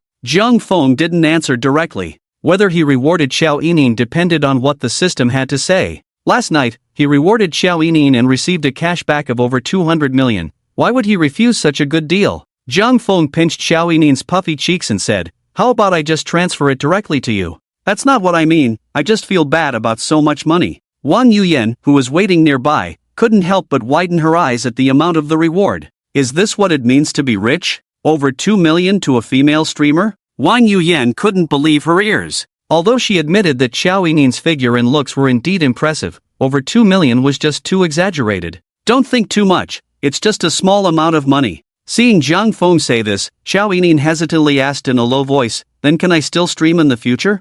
I want to know if you mind my identity as a female streamer. If you do, I won't stream anymore, after all, I'm still in school. Jiang Feng knew that some female streamers would quit streaming if they caught the eye of a big spender. However, Xiao Yining wasn't that type, she didn't do dance streams, and with her straightforward personality, she wouldn't say flirty things to please a big spender. So streaming was still better than nothing. What are you thinking? If you want to stream, then stream. You're not that kind of messy female streamer, I trust you. Xiao Yining let out a sigh of relief upon hearing Jiang Feng say this. She smiled charmingly and said, "I've thought about it. In the future, I might just stream food and quirky content to see if it works better." If you want to do it, then do it. I won't interfere with you usually, but remember, if any other streamers dare to bully you, you must tell me, okay? Xiao Yining nodded. Alright, actually most streamers are quite nice, only a few are a bit snobbish, and my skills are just average, so I don't really interact with those streamers. Where do you go to university? Modu University of Technology. Jiang Feng nodded. That's good, at least it's different from the school he chose. I'll be going back in a few days. Seeing Jiang Feng was going back, Xiao Yining said somewhat reluctantly, "When will you come again?" "We'll see, I might come again before school starts. Then will it be a bit difficult for me to see you in the future?" Xiao Yining suddenly felt a bit down, as she hadn't thought about this issue before. Difficult? It only takes a few hours from Tianfu to Modu, and I'll be here when school starts. I'm also enrolled in a school in Modu. Really? That's great. Xiao Yining's eyes sparkled. Jiang Feng nodded and then thought of something, looking up at Wang Yuyan, who was pouring juice for him, and asked, "Manager Wang, my room fee is due today, right?" Wang Yuyan nodded. "Yes, Mr. Jiang, it's due tomorrow morning." "Then help me renew it for another 2 months. There was still a month until school started, and he could still occasionally come back to stay before he bought a house. Moreover, he had just received a cashback card during the big gift event, and the maximum limit for using the cashback card was only 5 million. To be honest, 5 million wouldn't buy a big house in Modu, and he couldn't solve the housing purchase restriction issue in the short term. Don't say that rich people have ways to solve housing restrictions. The people Jiang Feng knew were just a few, and they were merely acquaintances, not enough to help him solve this problem. Seeing Jiang Feng say this, Wang Yuyan and Xiao Yining were immediately filled with a lot of question marks. Both of them couldn't believe their ears. Wang Yuyan licked her dry lips and, with some difficulty, said, "Mr.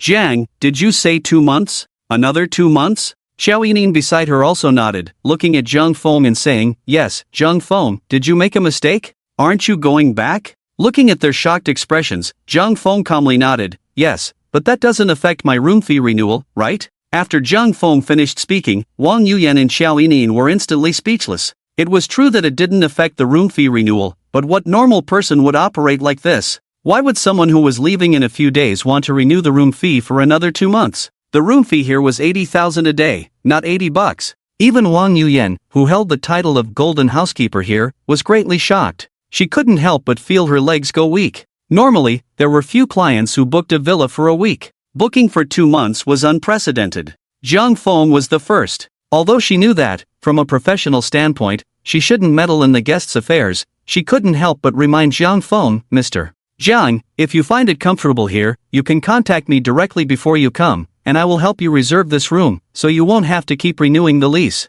Xiao Yining also nodded in agreement. "Jiang Feng, I can come over to help you reserve in advance." Xiao Yining quickly calculated in her mind. 80,000 a day, for 2 months, 4,800,000? With that calculation, she finally understood why Jiang Feng could suddenly give her a reward of over 2 million.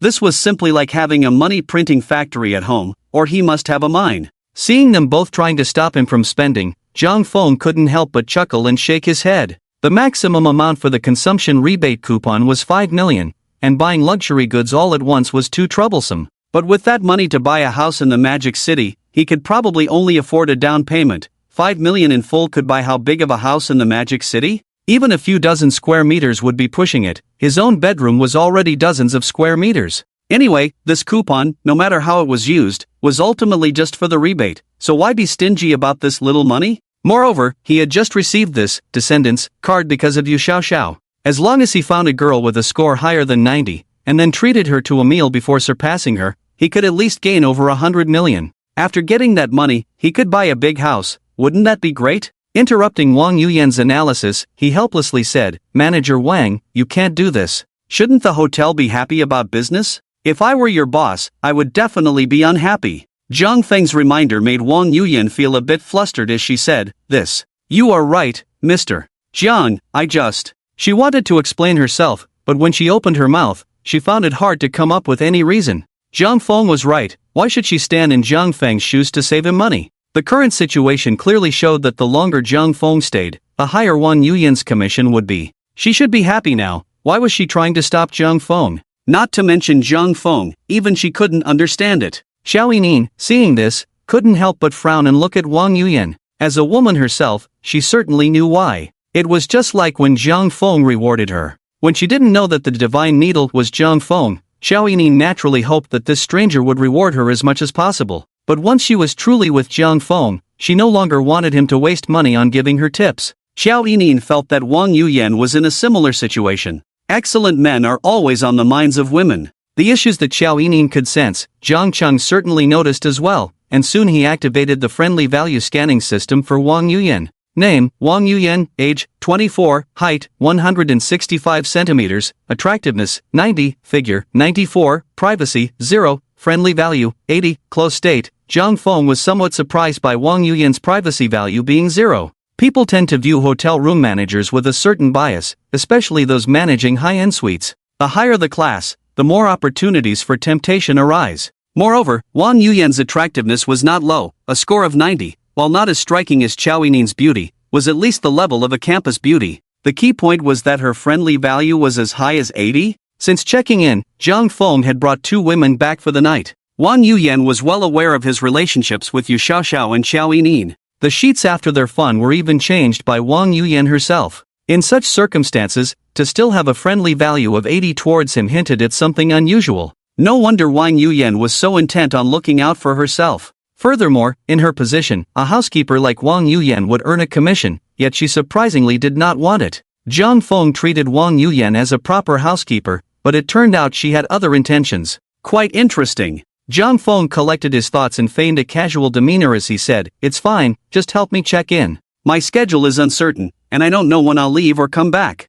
I don't like to cause trouble." After saying this, Jiang Feng directly handed his bank card to Wang Yuyan. Since Jiang Feng had instructed her this way, Wang Yuyan could only take the bank card. She felt that her earlier behavior had been a bit too obvious. "Okay, Mr. Jiang, please wait a moment. I'll go take care of it for you now." After saying this, Wang Yuyan quickly left the villa. Once outside, she shook off the unrealistic thoughts in her mind and, with a frown, headed towards the lobby with the bank card. Just a few steps in, she encountered another woman in the same uniform who greeted her. "Yuyan, why the long face? Is the guest hard to serve?" Wang Yuyan shook her head at the girl. "Chengcheng, not at all. The guest is very easy to serve." "Then why the expression? You don't know how envious we are of you." "I, for one, have no business today. The guest just checked out, and I was about to go back to rest. I'll probably be at the bottom again this month," Chengcheng said with a frown. In their line of work, the worst thing is to have no business. Rest means no money. Seeing Chengcheng a bit down, Wang Yuyan immediately encouraged her, "Come on, get more business."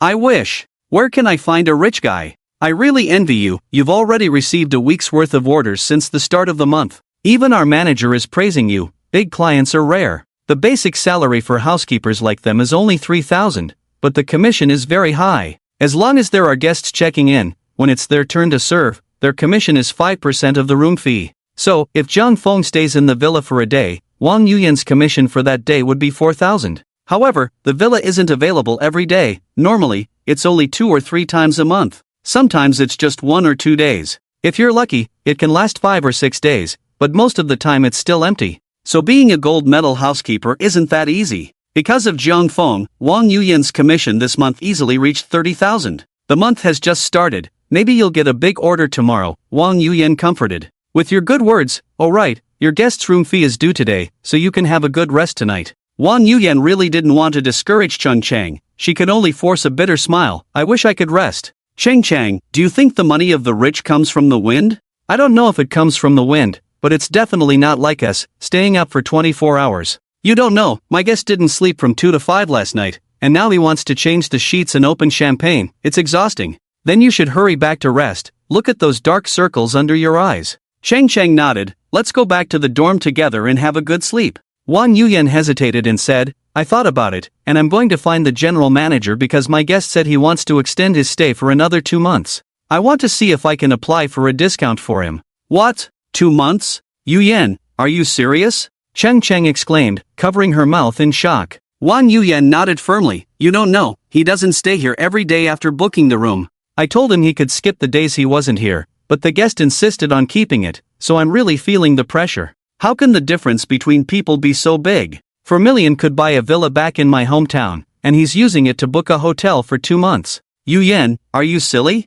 Why would you let the guest not book? The commission for 2 months is 240,000. You're going to get rich. Cheng Chang said, feeling both shocked and speechless. But he said he would go back in a few days, and if he's not staying here, I'm collecting the service fee without doing any work. It feels weird. Oh my dear sister, if you don't want it, let me take it. Let me serve that handsome guy in your room. Honestly, I've never served such a handsome guy before. Look at you, you're being infatuated again, Wang Yuyan teased. Seriously, good sister, how's the guest's figure? Is he very fit when swimming? Are you interested in that handsome guy, thinking so much about him? Cheng Cheng's question reminded her of Zhang Feng swimming on his back. He was indeed very fit. Wang Yuyan, friendship points +5. After a moment of reflection, Wang Yuyan quickly shook her head, driving those inappropriate images out of her mind. Don't talk nonsense. We in the service industry have to always consider things from the guest's perspective to serve them well. Wang Yuyan hurriedly justified herself. Booking for 2 months is breaking our hotel's record.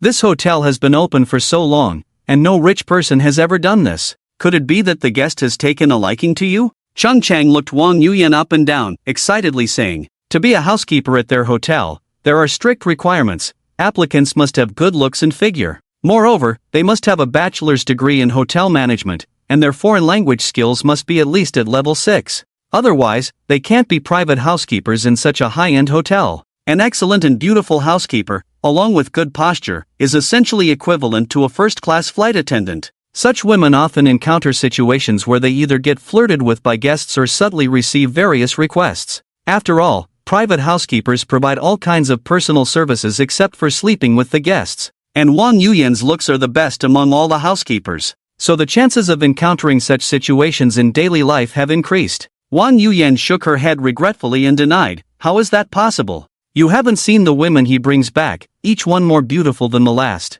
Previously, he brought back a very sexy older woman, and just last night, he brought back another girl, also very pretty. I can't compare to them, and you know what? That guest even tipped her over 2 million. Hearing this, Cheng Chang became even more excited. 2 million. Oh my, Yuyan, what kind of rich man are you serving? If you're not interested, can I switch with you? I'll serve that guest, and I won't take any commission, I'll give it all to you. I just want to serve him. If you don't want this opportunity, can you let me have it, okay? Alright, stop joking. He spends millions at a time, that money is enough for him to find 10 or 20 different women. Let's not think too much about it. Although Wang Yuyan said this, she still felt a hint of expectation in her heart, wondering how she appeared in Zhang Feng's eyes. Women have a very high tolerance for wealthy and outstanding men. If they can't tolerate you having several women at the same time, it must mean you aren't rich enough. Just look at the gambling king, with his first wife, second wife, third wife, and so on, and you'll see how high women's tolerance can be. Well, you're right. If he likes someone, why spend this money? He could just give it to you directly. Do you remember? Last month, a client rented a villa for 2 days, and it was Yuan who attended to him. After just 2 days, she was taken away by the guest and even quit her job. Cheng Cheng said with a hint of envy. Their line of work is very similar to that of flight attendants. Both are service industries with high turnover rates, and the key is that both industries have a higher chance of encountering quality men. Of course I know. Alright, I need to go handle some matters, don't keep the guests waiting. After saying that, Wang Yuyan hurriedly left. 10 minutes later, Wang Yuyan arrived at the general manager's office and immediately brought up the matter of Jiang Feng's lease extension. The male manager was shocked for a while before deciding to report this matter to the president of Amman. Amman had been operating for so long and had hosted many distinguished guests, but never had a guest stayed for over 2 months like Jiang Feng. Moreover, from Wang Yuyan's words, it seemed this guest wasn't the type to stay long-term. Wasn't this just money being handed over? After the male manager submitted the report, the higher-ups at Amman were all stirred. People always pay more attention to those in the same social circle, and Jiang Feng clearly wasn't in theirs. Everyone was speculating whether Jiang Feng was the son of some high-ranking official or a big shot who had returned from abroad. He came back and immediately started spending lavishly. But regardless of which type he was, it was necessary to get to know each other. With this in mind, the executive president of Amman in Shanghai quickly rushed over. Half an hour later, the executive president of Amman, led by Wang Yuyan, hurriedly made their way to the villa where Jiang Feng was staying. At this time, Jiang Feng had already received the deduction from his bank card, but he found that the amount deducted in the bank's text message didn't match his calculations. According to his math, 800,000 a day for 2 months should be 4,800,000, but the bank card only deducted 3,800,000, a full 1 million less. Ding! Congratulations on using the cashback card. The current cashback multiplier is 100 times. Ding! Congratulations, you have received 380 million. Just as Jiang Feng was puzzled, Wang Yuyan pressed the doorbell. When the door opened, Wang Yuyan appeared with a young man dressed in an expensive suit and leather shoes. Mr. John, hello, this is our president from Amman. Wang Yuyan finished speaking, and the middle-aged man quickly extended his hand, saying, "Hello, Mr. Zhang, I am Wang Yang, the executive president of Magic City." "Hello, President Wang," Jiang Feng replied, shaking his hand. "I heard from Butler Wang that you have renewed the lease for the garden villa for 2 months. I came here specially to visit you. Thank you very much for your recognition of our Amman. This is my business card. You can contact me directly for anything. Additionally, Butler Wang will personally help you apply for a stay discount. From now on, you will enjoy the benefits of being a super VIP customer with a flat 20% discount." Seeing this, Jiang Feng finally understood why the deduction from his bank card was only 3,800,000. It turned out to be discounted. Little did he know that this action directly caused him to lose over 100 million in rebates. Jiang Feng couldn't help but sigh inwardly. Women really mess things up. However, since the hotel had already given him a discount, Jiang Feng wasn't the type to rush to give money to others. Although the rebate was less, this incident made Jiang Feng regard Wang Yuyan more favorably. While he saved $1 million on the room fee, it was clear that her commission would also decrease. She had just saved him $1 million. President Wang was quite savvy. Jiang Feng smiled and politely replied, "Thank you, President Wang. If anything comes up, I will really trouble you." Wang Yang, hearing Jiang Feng's words, chuckled and said, "What are you talking about? If you have any issues, just find me. I'm not afraid of being disturbed. I'm just afraid you won't look for me. By the way, this is my treasured pu'er tea. Please have a taste. I hope you won't find it lacking." After saying that, he handed Jiang Feng a seemingly precious packaging bag.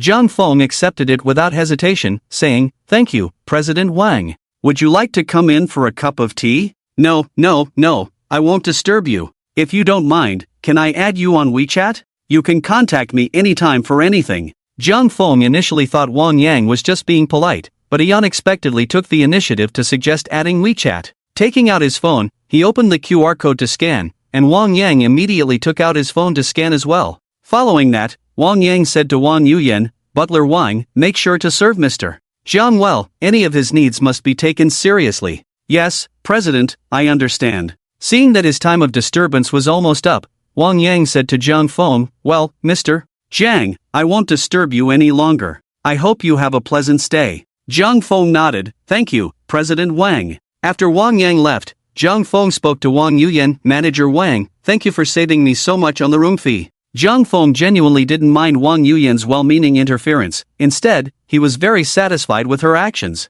Receiving Jiang Feng's affirmation, Wang Yuyan felt very pleased at that moment. "You're too kind, this is what I should do." With this saved expense, you must have lost quite a bit of commission, right? Yes, indeed, it has decreased, but since you don't stay every day, it still adds up for me. Zhang Feng smiled at Wang Yuyan. Thanks again, I'll treat you to a meal sometime. Wang Yuyan didn't take Zhang Feng's words seriously. She still respectfully said, "You're too polite, your satisfaction is the greatest affirmation for me." Beside them, Xiao Yining, listening to their conversation, became even more certain of Wang Yuyan's feelings. Although she didn't dare to make any demands of Zhang Feng, she could still assert her claim over Wang Yuyan. Xiao Yining immediately walked over to Zhang Feng's side, wrapping her arm around his, and said in a spoiled tone, "Zhang Feng, I don't want to go back." At this moment, Zhang Feng did not notice the little thoughts between the two women. After feeling the grandeur in front of him, he directly turned around and hugged Xiao Yining, saying, "Didn't you say your good sister specially took a ride to find you? If you're reluctant, then don't go back."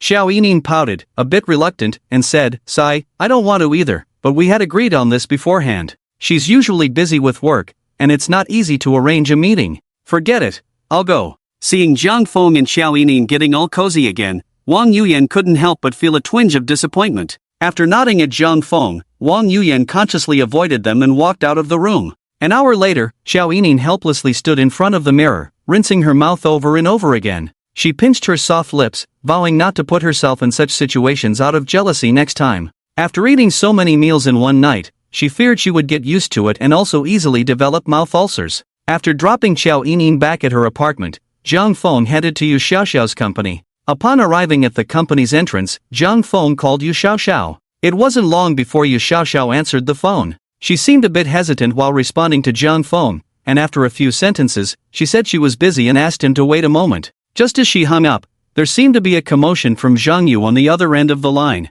With his keen hearing, Zhang Feng immediately realized the noise was coming from nearby. Frowning, he instinctively drove in that direction. As the sound of the Ferrari approached, several people gathered around the river turned to look at Zhang Feng. After the car stopped, Zhang Feng saw that Yu Xiaoxiao was indeed there, and beside her was another person, Zhang Yu. He immediately got out of the car and walked over to Yu Xiaoxiao. Upon seeing Zhang Feng, Yu Xiaoxiao's expression turned anxious. "Zhang Feng, what are you doing here?" Zhang Yu, standing by the river, became even more excited at Zhang Feng's arrival. "Wow, you two are actually together openly? Yu Xiaoxiao, you little vixen, I'm telling you, you better marry me honestly." Looking at Zhang Yu, Zhang Feng frowned and said, "Xiaoxiao, didn't you say you had dealt with this?" Hearing Zhang Feng say this, Yu Xiaoxiao immediately lowered her head. "Zhang Feng, he's been pestering me. Today he even caused a scene at my company. I didn't want you to be upset because of someone like him, so I didn't tell you." "Silly girl, what's the big deal about this?"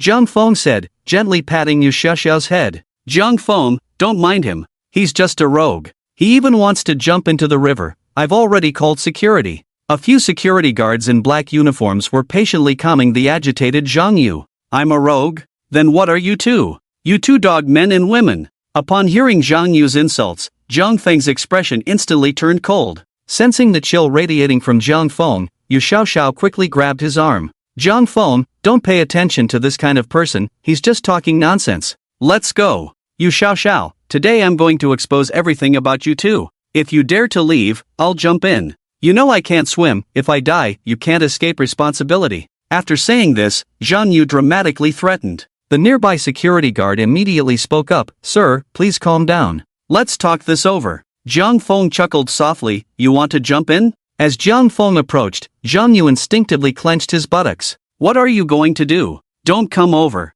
The incident from last time still haunted him. "Aren't you going to jump?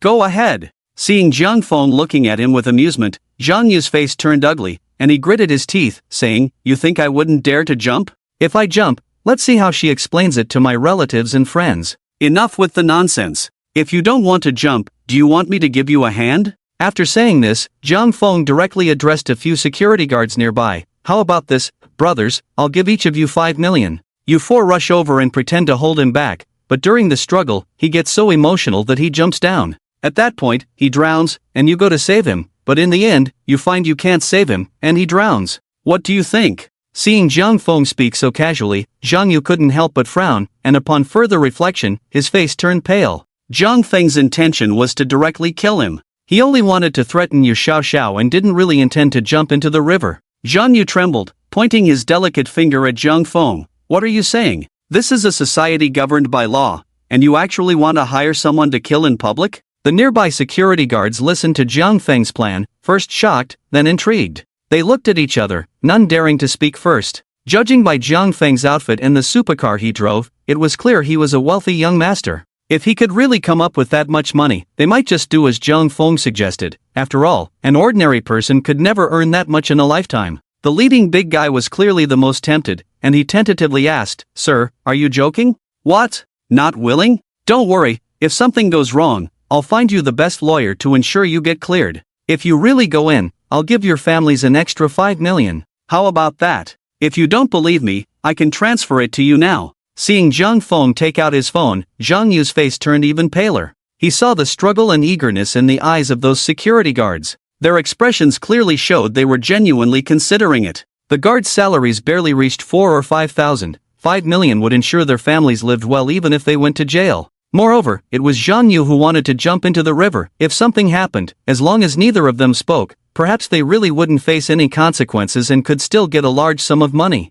The security guards seemed to have made a decision, starting to look around, seemingly confirming if anyone else was listening nearby. What are you trying to do? Do you want to commit murder in broad daylight? Seeing this, Zhang Yu finally panicked, immediately stepping away from the river and moving to a safer place. Seeing Zhang Yu's cowardly demeanor, Jiang Feng scoffed, "What's wrong? Not jumping anymore?" Zhang Yu bit his lip, his face flushed with anger, once again pointing his delicate finger at Jiang Feng. "Do you know that murder is a crime? I'm going to sue you." "I know, that's why I'm not doing it myself. Besides, I said, if you jump into the river, it will be an accident. You wanted to jump. Money can make the devil push the millstone. I'm sure you've heard that before." Seeing Zhang Yu walk away from the river, the security guards felt a wave of regret, even blaming themselves for not acting sooner. The temptation of 5 million was still very strong. "You dare? I tell you, I'm going to report you and expose you two scoundrels." Zhang Yu bluffed. "Try cursing again, and see what happens." "I won't do it myself,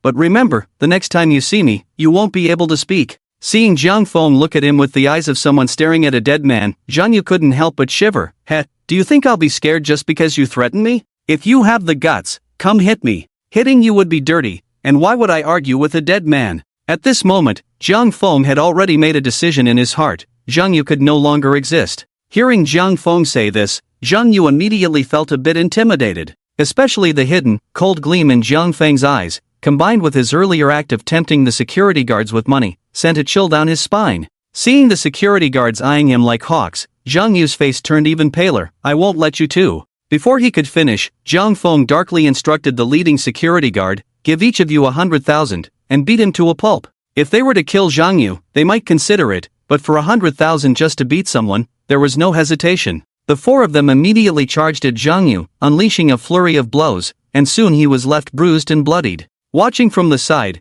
Yu Xiaoxiao felt a bit scared. She tugged at Jiang Feng's arm and said, "Jiang Feng, it's not worth getting into trouble over someone like him. Anyway, there's nothing important today." Jiang Feng patted her hand reassuringly and then called out to the leading security guard. He took the guard's phone and transferred 400,000 as a reward for their hard work. Zhang Chang looked at the battered Zhang Yu and smiled with satisfaction, saying, "Good job, you can split this money." The middle-aged security guard, seeing the transfer record, immediately nodded and ingratiatingly grinned with his big yellow teeth at Jiang Feng, saying, "Young master, don't worry, we'll handle everything from here. We know how to deal with these situations." Their company had methods for dealing with troublesome fans, and the security guards were quite experienced in such matters. If it came to questioning, they could just say they were dealing with a disturbance at the company, which wouldn't be a big deal. Jiang Feng ignored Zhang Yu, who was howling in the background, and happily led Yu Xiaoxiao to the car. "Xiaoxiao, are you off work now?" Yu Xiaoxiao nodded. "I'm sorry, Jiang Feng, I just came to the company to finalize some things today.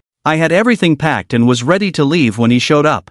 I went to the quieter riverside to avoid a scene, but I didn't expect him to be so unreasonable and cause you trouble." Jiang Feng gently stroked Yu Xiaoxiao's smooth hair and sighed, "If anything happens in the future, just tell me. Don't worry about Zhang Yu, I'll take care of it." Used to being independent since childhood, Yu Xiaoxiao felt Jiang Feng's affection and couldn't help but blush. "Okay, I understand." After dropping Yu Xiaoxiao off at the company parking lot, Jiang Feng opened the system. Just then, he received a notification from the system. Ding! Detected an unusual fluctuation in the host's emotions. To help the host relieve worries, the system rewards the host with a private security company. The private security company will assist the host in resolving various daily troubles. Contact security personnel for discreet handling, absolutely professional. Relevant personnel information had already been stored in the system for the host to view. Additionally, the contact information for the relevant personnel had been added to the host's phone. Communication between the host and the relevant personnel would be encrypted for privacy.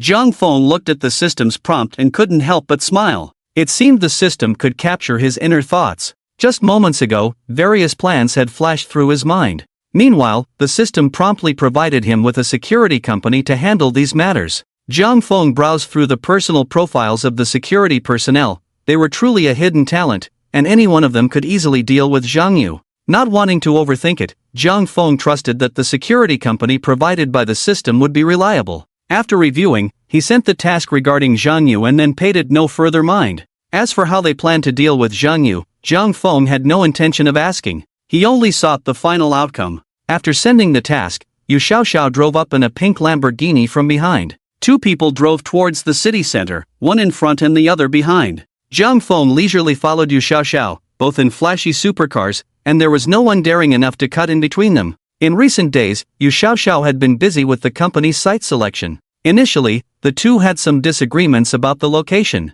Yu Xiaoxiao suggested several addresses, all of which Zhang Feng dismissed due to their remoteness. In the end, Yu Xiaoxiao had to heed Zhang Feng's advice and chose the 58th floor of the Global Financial Center in Lujiazui. After considering both their opinions, Yu Xiaoxiao settled on a moderately sized studio of over 1,000 square meters. This place used to be a branch of a multinational company, which, after poor management, decided not to open another market in Huaxia and announced its withdrawal instead. Yu Xiaoxiao felt that the overall stylish and elegant decor here was perfect for starting an entertainment company, so she ultimately chose this location. Yesterday, she had the cleaning company do a thorough cleaning, and all the items had been arranged. Now, they just needed to recruit talent for various departments to start operations. Looking at the office filled with high-end marble and the simple yet elegant black, white, and gray decor, Zhang Feng nodded in satisfaction. It was indeed a large brand multinational company. Although it had poor management, the taste in decor was quite good. With this kind of decoration, only minor adjustments were needed,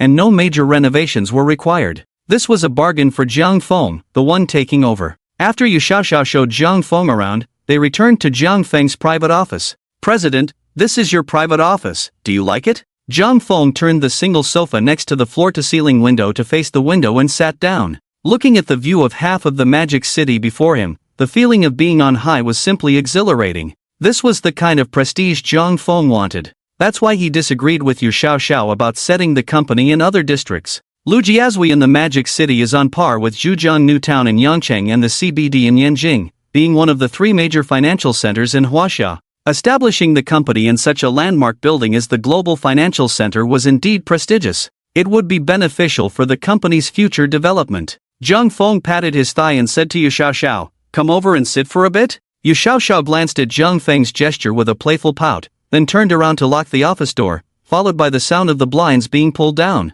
Swaying her sexy steps, she slowly walked to Zhang Feng's side and sat directly on his lap. Zhang Feng looked at Yu Xiaoxiao, appreciating her understanding. He smiled. "Xiaoxiao, what do you mean by this? I just said to sit for a bit." Seeing Zhang Feng teasing her, Yu Xiaoxiao's cheeks flushed slightly as she gently punched him. "You're annoying. If you keep joking, I won't talk to you." Though she said that, she moved even closer to Zhang Feng. "Alright, let me see if you need to change to a larger size," Zhang Feng said, eyeing Yu Xiaoxiao in her professional suit with a mischievous grin. It's milk-flavored," Zhang Feng sighed after taking a deep breath. "You're annoying, this fits me well. If I wear a larger size, it won't look good," Yu Xiaoxiao said shyly, tilting her neck back. "You're right, it does look good now, but this way looks even better." Over an hour later, Yu Xiaoxiao said to Zhang Feng, "How about we find a place to rest for a bit?" "Sure, how about we go to a hotel now?" Hearing Zhang Feng's suggestion, Yu Xiaoxiao's eyes twinkled, her sexy lips nervously licking them, and she shyly proposed, "Let's not go to a hotel, let's go to my place." Yu Xiaoxiao's words naturally received no objections from Zhang Feng, who nodded in agreement. With Zhang Feng's affirmation, Yu Xiaoxiao seemed to smile sweetly and shyly, even taking a deep breath as if to encourage herself. 20 minutes later, the two arrived at Yu Xiaoxiao's apartment. Looking at the simply decorated and clean apartment, Zhang Feng nodded. It was his first time visiting a girl's place, and as rumored, the woman's room was indeed fragrant. After Yu Xiaoxiao poured a glass of water for Jiang Feng, she shyly said, "You sit for a while, I'll go wash up. How about we wash together?" Jiang Feng held onto Yu Xiaoxiao. Yu Xiaoxiao pushed Jiang Feng away. "Today I want to wash by myself." After saying that, she immediately turned and entered the bathroom. Seeing Yu Xiaoxiao's unusual demeanor, Jiang Feng furrowed his brows in confusion. After exploring the apartment, Jiang Feng lay on Yu Xiaoxiao's bed, scrolling through his phone. More than 10 minutes later, he heard the bathroom door click open. Soon after, Yu Xiaoxiao walked into the room. Jiang Feng lifted his head at the sound, and his eyes widened in surprise. Hot, sexy, yet still cute. Jiang Feng couldn't help but exclaim, "This is the charm of an older sister." At around 6 in the evening, the battle-worn Yu Xiaoxiao was still fast asleep. Seeing her tired appearance, Jiang Feng decided not to wake her and left the house directly. He had a premonition that if he stayed here tonight, he would probably have to lean against the wall to leave tomorrow. After some consideration, he left Yu Xiaoxiao's home. Upon returning to Yang Yun Anman, Wang Yuyen, who received the news, immediately came to greet him. Jiang Feng couldn't tell if it was just his imagination, but he noticed that Wang Yuyen's chest seemed to be a bit lower than usual tonight. And indeed, that was the case. After being provoked by Qiao Yinyin in the morning, Wang Yuyen, who had been suppressing herself, was suddenly ignited with fighting spirit. Seeing Jiang Feng staring at her, Wang Yuyen felt secretly pleased but still respectfully said to him, "Mr. Jiang, welcome home. Would you like to eat first or take a bath?" Yu Xiaoxiao had already carefully tidied up for Jiang Feng, and after doing some physical work, he needed to replenish his energy. Jiang Feng replied to Wang Yuyen, "I've already washed, no need to do it again. Let's eat first." Hearing that Jiang Feng didn't need a bath, Wang Yuyen felt a wave of disappointment. She had been hoping for a chance to serve Jiang Feng this time. For that, she had even researched various materials online and simulated several scenarios in her mind. Seeing Jiang Feng looking a bit tired, Wang Yuyen had to put away her little thoughts and quickly arranged dinner for him. At the dining table, Jiang Feng was naturally unaware of Wang Yuyen's thoughts. Even if he knew, he would pretend not to. All he could say was, "Girl, your initiative is poorly timed. A decisive ceasefire tonight." The next day, well-rested Jiang Feng finally regained his energy. After arriving at the agreed time with Chen Hao and Wang Zhang, Jiang Feng drove towards the auto show. Today was the last day of the auto show, and the two expressed their desire to see if there were any cars worth buying. At the entrance of the auto show, Jiang Feng, Wang Zhang, and Chen Hao successfully met up. "Old Zhang, over here," Wang Zhang waved at Jiang Feng. "Wang Ge, Chen Ge, there are clearly fewer people today." Jiang Feng observed the crowd at the auto show. The two nodded. "Yeah, fewer people is good, just don't know what cars are left. Let's go take a look together." The three of them strolled around, looking at the cars. Chen Hao clearly loved supercars, chattering non-stop about various models along the way. "This Panamera looks so much like an Audi if you don't look closely. It's the Sport Turismo model, right?" As we all know, Porsche and Audi are from the same manufacturer, so it's inevitable that there are some similarities in design. "This Porsche Panamera does resemble Audi's RS6, Jiang Feng continued from Chen Hao's words. Looking at the Panamera, Jiang Feng instantly thought of his old man, who was a huge fan of supercars. There are several promotional books about supercars at home,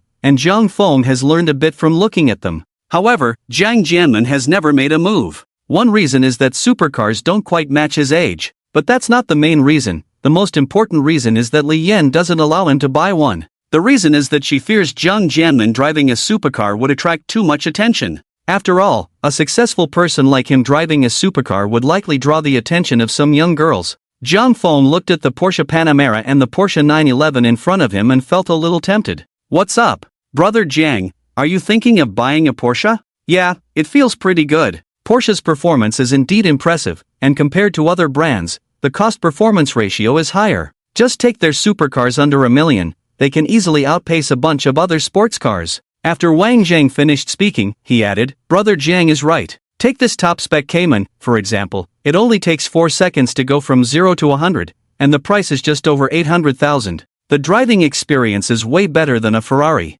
Jiang Feng nodded. "That's true. When I drove a Porsche, I felt exceptionally comfortable. Sitting in a Ferrari is a bit constricting." "Brother Jiang, do you have a Porsche? What model?" Chen Hao asked with interest. "Porsche 918. 918. Wow, I'm so envious. Of the 3 legendary cars, you already own 2. From now on, you're just like brother Wang Zhang, my real brother. When can I borrow your Porsche 918 for a spin? That car goes from 0 to 100 in just 2.6 seconds. I've never driven one. It's not impossible, but I'm in Tianfu. If you want to enjoy it, you have to come to Tianfu. Chen Hao nodded. Alright, I'll definitely come by then, you have to let me take it for a spin. But seriously, while the 918 is thrilling, I think this 911 has a better cost-performance ratio. At just over $1 million, it has a 0 to 100 time of 3.7 seconds, which is significantly better in terms of price. After Jiang Feng said this, both of them looked at the Porsche 911 on the main display.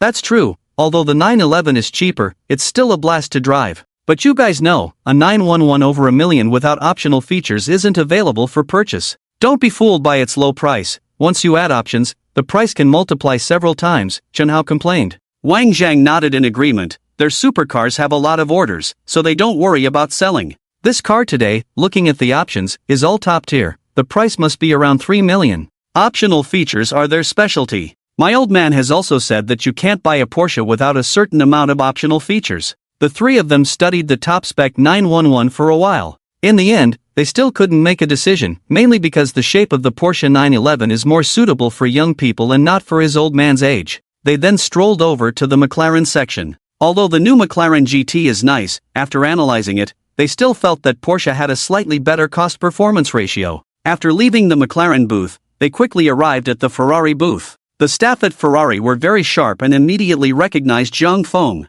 especially their manager, who quickly walked over to Jiang Feng's side and said with a flattering smile, "Young Master Jiang, you're here? Would you like to come over for a cup of tea?" After being shown up by Jiang Feng's license plate last time, Jiang Feng's face was deeply etched in his mind. After all, that special license plate was not only obtained by Jiang Feng but also delivered by a dedicated person, indicating that Jiang Feng was not an ordinary person. After speaking, the male manager noticed that standing next to Jiang Feng were actually Wang Zhang and Chen Hao, and immediately addressed the two of them, saying, "Young Master Wang, Young Master Chen, are you here to see the cars today as well?" "Manager Huang, how's the car show going this time?" "Not bad, not bad. Thanks to Young Master Jiang, please come in, all three of you." The group walked into the Ferrari booth under the male manager's warm welcome. Jiang Feng glanced around and saw that Zhou was still standing next to the Ferrari car today. Zhou was wearing a champagne-colored backless gown, looking as delicate as an angel. Her exquisite makeup paired with her cool gaze made it hard for anyone to look away after just one glance.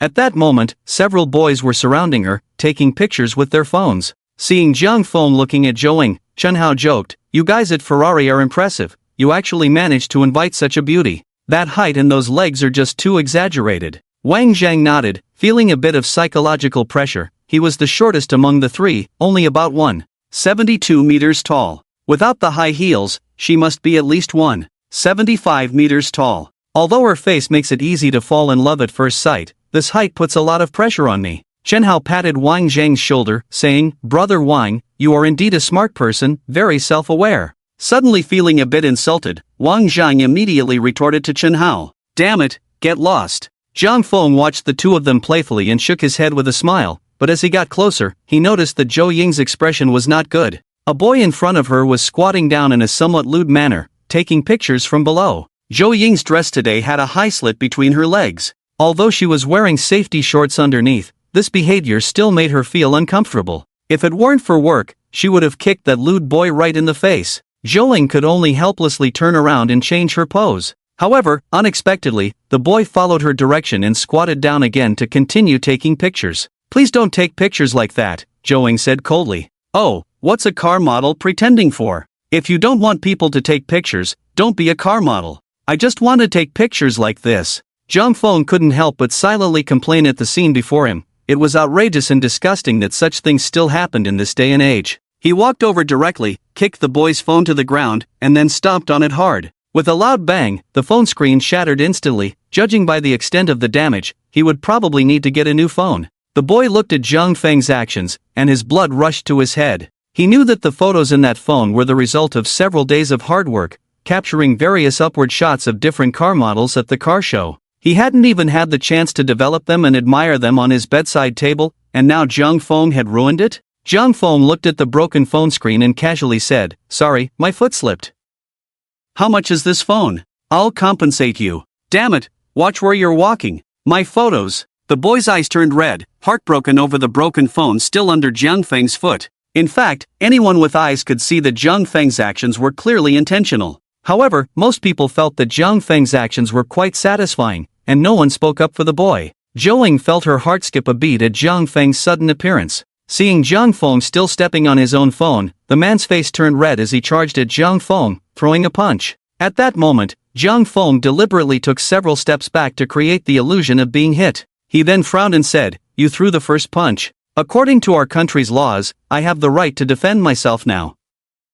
After saying this, Jiang Feng directly punched the man. The location of Jiang Feng's punch was particularly skillful, striking right at the most vulnerable spot below his ribcage. This area lacked the protection of the ribcage, so Jiang Feng's punch instantly caused the man excruciating pain. He fell onto a nearby resting chair, gripping a plastic chair tightly with both hands. Watching him struggle to get up, Jiang Feng delivered a swift kick to his lower region, the pain from this blow far more intense than the first. The interval between the two actions was only a few seconds. Even the surrounding people had no time to react before the man collapsed to the ground. The whole incident ended so quickly that even the security in the exhibition hall had not been alerted. Jiang Feng looked at the crowd, all staring at him in shock, and called out to the male manager of Ferrari, "Manager Huang, why are you just standing there?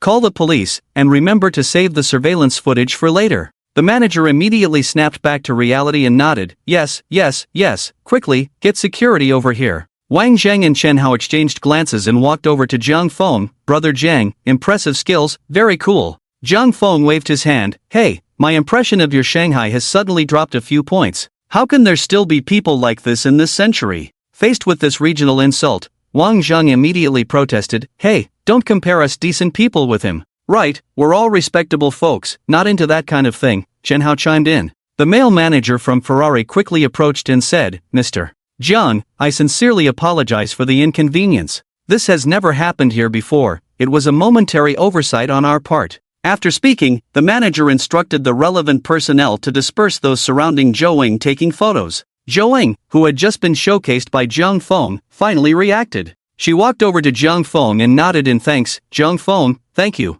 Are you okay? What could happen to me? It seemed like he hit you just now." Jiang Feng waved his hand. That punch was merely a ruse, and in reality, he had missed entirely. "So you and the young lady are old acquaintances?" Chen Hao teased. "I said Jiang Feng wouldn't just show off his skills for no reason. Turns out it was for the young lady," Wang Zhang added. Zhou Ying's face flushed at their words. "This is my high school classmate, Zhou Ying. These are my brothers, Wang Zhang and Chen Hao." After the three introduced themselves, the male manager hurriedly came back. "Mr. Jiang, I've taken care of this matter. It's all minor, we can deal with it once he wakes up. Sorry for the trouble." Originally, this incident was caused by Jiang Feng, and now the manager had to go out of his way to please him. One cannot help but acknowledge the butterfly effect brought about by money. "Thank you, Manager Huang. I'll treat you to a meal sometime. You're too kind. I won't disturb you any longer, you all chat." With that, the manager discreetly walked away. "Are you here to look at cars again today?"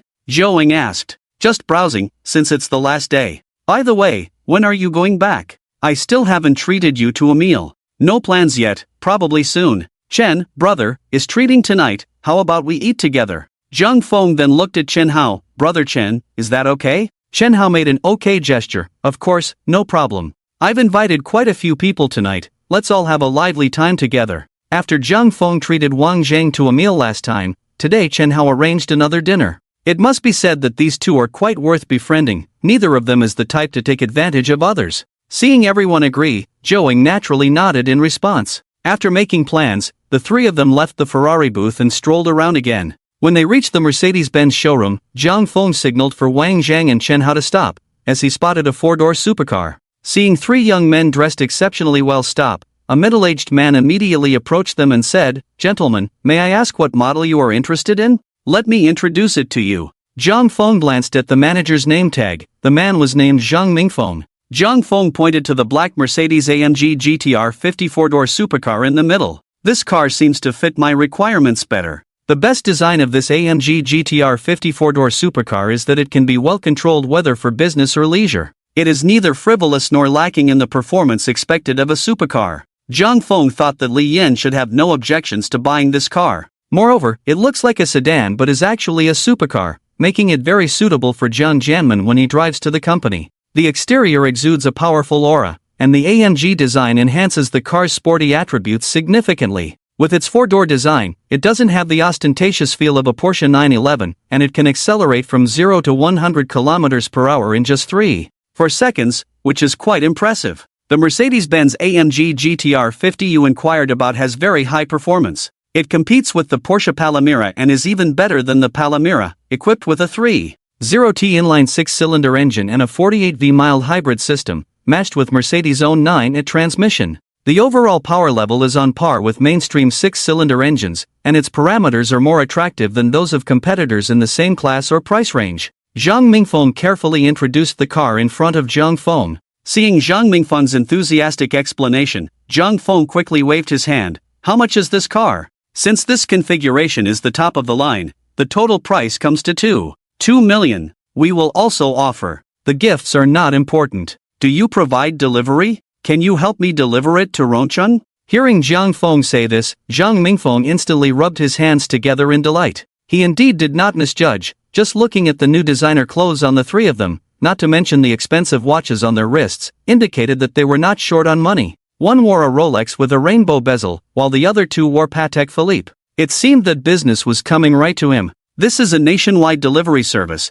and we will also assist you with local registration. You can rest assured about that. Zhang Mingfeng immediately patted his chest and assured him. Zhang Feng nodded in satisfaction. Alright, let's swipe the card. Seeing Jiang Feng's extravagant demeanor, Zhang Mingfeng was momentarily stunned. In contrast, Wang Zhang and Chen Hao had already become somewhat immune to it. Zhang Feng, you're not buying this car for your dad, are you? Zhang Feng nodded. I think my mom shouldn't have any objections to this car. It's low-key enough, right? You call this low-key? A four-door supercar with a sedan appearance, isn't that low-key? You have the money, you get to decide. Zhang Feng laughed and shook his head, then turned to Wang Mingfeng and said, this car is for my dad. Can you help me prepare a handover ceremony? I want to give him a surprise. Zhang Mingfeng looked at the bank card Zhang Feng pulled out, and after realizing what was happening, he instinctively swallowed and said, of course, there's no problem with that. Leave it to me, I guarantee I'll handle it beautifully, with plenty of ceremony. After nodding, Zhang Feng handed over the bank card. Swipe it, full payment.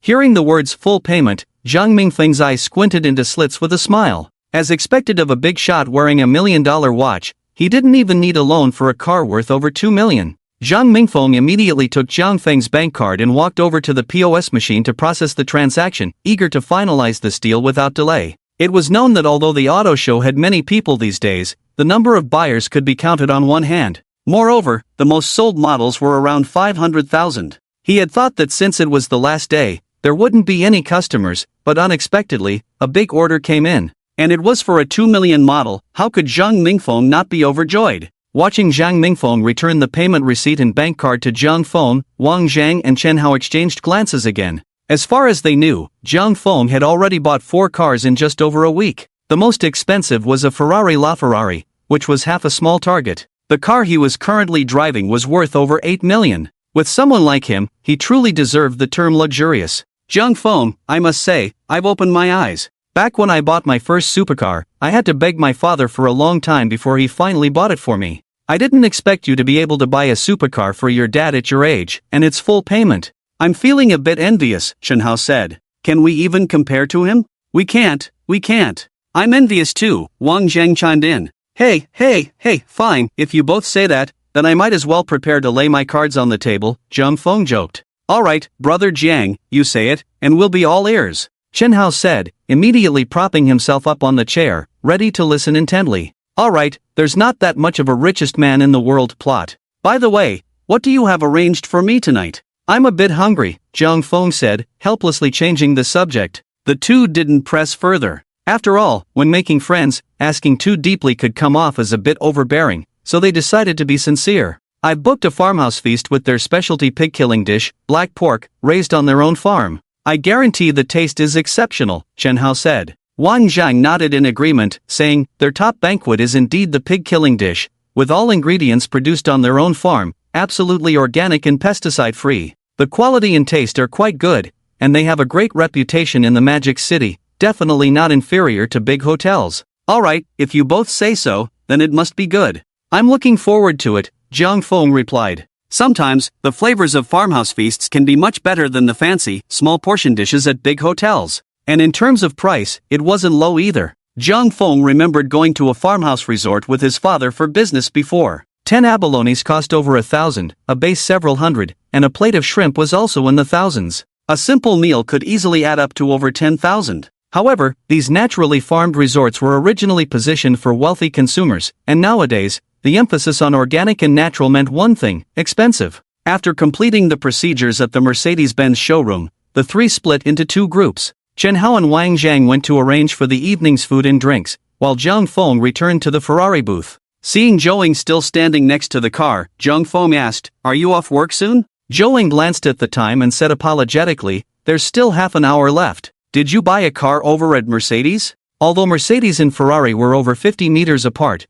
Zhou Ying had still noticed Jiang Feng's earlier actions. Jiang Feng nodded. "I'm planning to buy a supercar for my old man." I looked around, but they were all too flashy, so in the end, I had to settle for a Mercedes. "A Mercedes supercar? The AMG GTR, the two-door one?" Jiang Feng shook his head. "I bought the four-door version. My mom is worried my dad will show off, so she never lets him buy a supercar. The four-door one has the performance of a supercar, but its appearance is more businesslike, just right for him." Hearing Jiang Feng say this, Zhou Ying covered her mouth and laughed. "I remember my mom used to be like that with my dad too." It seemed she thought of something, and her expression turned a bit strange. "It's almost time to get off work. Why don't we leave now? There aren't many people around anyway." Zhou Ying nodded. "Let me tell the manager." "You wait a moment." Zhou Ying mentioned to their male manager that she wanted to go eat with Jiang Feng, and the manager readily agreed. He even urged her to finish up quickly and had the finance department settle her labor payment right away. While waiting for the payment to be processed, Zhou Ying said to Jiang Feng, "Wait for me a moment, I'm going to change my clothes." Jiang Feng nodded after looking at Zhou Ying again. Although her outfit was beautiful, it was indeed not very casual. Zhou Ying quickly turned and returned to the staff office, taking off her sexy dress and changing into a more everyday outfit. The clothes she brought today were very simple, just a fitted white t-shirt paired with casual black straight-leg pants and a pair of sneakers. After changing, Zhou Ying carefully examined herself in the mirror, swapping her bright red lipstick for a more everyday grapefruit color. Satisfied, she neatly folded her dress and placed it in a bag. She picked up the bag and walked briskly out of the break room towards Jiang Feng. 10 minutes later, Zhou Ying approached Jiang Feng. Jiang Feng looked at Zhou Ying's delicate and refined features, her eyes shimmering like smoke, complemented by her slender willow leaf eyebrows. The simple outfit on her accentuated her dignified and graceful demeanor. Truly, she was the recognized campus beauty. After settling her payment, the two of them arrived at the entrance of the car exhibition. Jiang Feng pressed the unlock button on the Ferrari. Zhou Ying naturally sat in the passenger seat. After fastening her seatbelt, she said to Jiang Feng, "By the way, I owe it all to your car. Because of it, I earned a commission of 12,000. "Only 12,000? Seeing Jiang Feng's surprised expression, Zhou Ying couldn't help but laugh and nod. "Yeah, I'm not a formal employee of Ferrari. I'm just a car model. If it weren't for you mentioning it, I wouldn't have gotten that commission." "Since you paid in full, I only get 2,000ths of the commission, and that doesn't even include the price of your configuration, just the base price of the car." "Oh, so it has to be calculated like that. That really isn't much." Zhou Ying nodded. "If I were a formal employee, I might get 5,000ths. If you bought it on a loan, it would be even more. This is the first time I'm hearing about these industry secrets. I always thought the commissions for luxury car sales were high." "For ordinary people, it is considered high, but luxury cars are hard to sell. In all these days at the car exhibition, only 3 cars have been sold, and one of them is the one you're driving." Jiang Feng nodded. "So what's your daily pay as a car model?" "Me? This is my second time as a car model, and the pay isn't high, 2,000 a day," Zhou Ying replied while checking her handbag. "That pay isn't high?" Jiang Feng was a bit surprised. The famous car models have high salaries, they earn 10 to 20,000 a day. "I only got this job because my mom knows someone. Plus, I'm decent looking, so my price is a bit higher. Some models with average looks only make 5 to 800 a day." Jiang Feng nodded in agreement and said, "With your conditions, I think 10 to 20,000 is more appropriate." "Is that so?" "It seems I have great potential," Zhou Ying replied. Jiang Feng appreciated Zhou Ying's candid attitude and thought for a moment before asking, "Why do you want to come out and work? Is it a summer job?" Zhou Ying knew Jiang Feng would eventually ask this question, so she candidly replied, "You should know my family went bankrupt. I can only come out to earn some extra money for my college living expenses." Seeing Jiang Feng in a daze, Zhou Ying took the initiative to lighten the mood. "Are you surprised? But it's been over a year now, and I've gotten used to my current life, so it's not too bad. I know many people in the class gossip about me behind my back, but I never had particularly close friends in class, so those words don't really affect me. Life is tough now, but working with my own hands is quite good. Zhang Feng didn't say any comforting words and continued to drive steadily. A beauty like you shouldn't worry about making money. Everyone says beautiful women don't have to worry about making money, but where does the money come from? No one has said, Zhou playfully quoted an internet meme. Zhang Feng couldn't help but laugh at her words. He originally thought she was a cold-school beauty, but she turned out to be quite down-to-earth. After speaking, Zhou took out a lollipop from her bag, unwrapped it, and popped it into her mouth. She pulled out another one and offered it to Zhang Feng, asking, "Do you want a lollipop?" Zhang Feng waved his hand. "No, men who eat lollipops are sissies." Zhou asked, puzzled, "Why? Can't men eat lollipops?" Zhang Feng didn't know how to explain. He couldn't tell her that he had a lollipop himself, and it was the kind he carried with him 24/7. Moreover, this lollipop was only for her, this exceptional young lady. Seeing that Zhang Feng didn't answer, Zhou didn't press further and continued, "I was supposed to treat you to a nice meal, but I didn't expect to come along and mooch off you." Zhang Feng glanced at Zhou and casually said, "It's all just eating, there's no difference. After the car show, you won't have to work anymore, right?" Zhou nodded, "Yeah, the wages from these few days are enough for my college living expenses. I'll see if there are any other part-time jobs I can do later." "Well, you've worked hard. Treat yourself well after it's over. I originally wanted to go out for a nice meal tonight to reward myself and treat you as well, but now it seems it will have to wait until next time." "Is it that simple?" Zhou smiled bitterly. "Now I understand that the happiness of the wealthy can be varied, but for the poor, the greatest joy is just to have a good meal to celebrate. Beyond that, even if I want to do more, I can't, especially since I still have to pay tuition." Zhang Feng had to admit that Zhou Ying's words made sense. The distance to the restaurant was only a little over 10 kilometers, but it took a solid 40 minutes to arrive. Zhang Feng couldn't help but sigh. Even supercars are useless in traffic. The car drove into a farmhouse restaurant, and the environment was picturesque, nestled by mountains and water. With a wide view and fresh air, it was clearly a good place. Besides Wang Zhang and Chen Hao, 2 other people had arrived. After a round of introductions, the dishes began to come out one after another. However, just when the dishes were almost served, 5 more people suddenly arrived, 3 men and 2 women. After getting out of the car, they walked towards Zhang Feng and the others. Chen Hao frowned at the approaching group. "Damn, why is he here?" After saying that, he explained to Wang Zhang, "Brother Wang, I didn't invite him." Zhang Feng looked at Wang Zhang's suddenly darkening face and asked in confusion, "What's wrong?" The man on the far right wearing Gucci is called Wang Chang. He has some past grievances with Brother Wang, so we usually don't hang out together. I don't know which blind person invited him tonight. Seeing Chen Hao in a difficult position, Wang Zhang patted his shoulder and said, "It's fine, this isn't his territory. If he comes, he comes. You're the host, so make sure to greet him well." Chen Hao nodded, "Of course, let's go. Everyone is here, let's sit at the table." The group sat down at the dining table, and Chen Hao began to introduce Zhang Feng to everyone one by one. When it came to Wang Chang, Chen Hao paused and cheerfully asked, "Brother Chang, who invited you, the esteemed Buddha, over today?" "I don't remember inviting you." Wang Chang's face darkened immediately when he heard Chen Hao, whom he hadn't seen in a long time, call him Little Chang instead of Brother Wang. He hated being called by his nickname the most. Wang Chang forced a smile and stared at Chen Hao, saying, "Long time no see. I know you set this up just to support me, right? Hope you don't mind. Brother Chang, can't I spare you a meal? If you want to eat, just eat." As the atmosphere began to cool, a sunny-looking guy named Qiangung stepped in to lighten the mood, saying, "Brother Chen, your pig-killing dish looks quite exciting. Shouldn't we have some drinks? With this atmosphere, we definitely should. Brother Jiang, how about some Mao Tai?" Chen Hao ignored Wang Chang's cold expression and directly turned to Zhang Feng.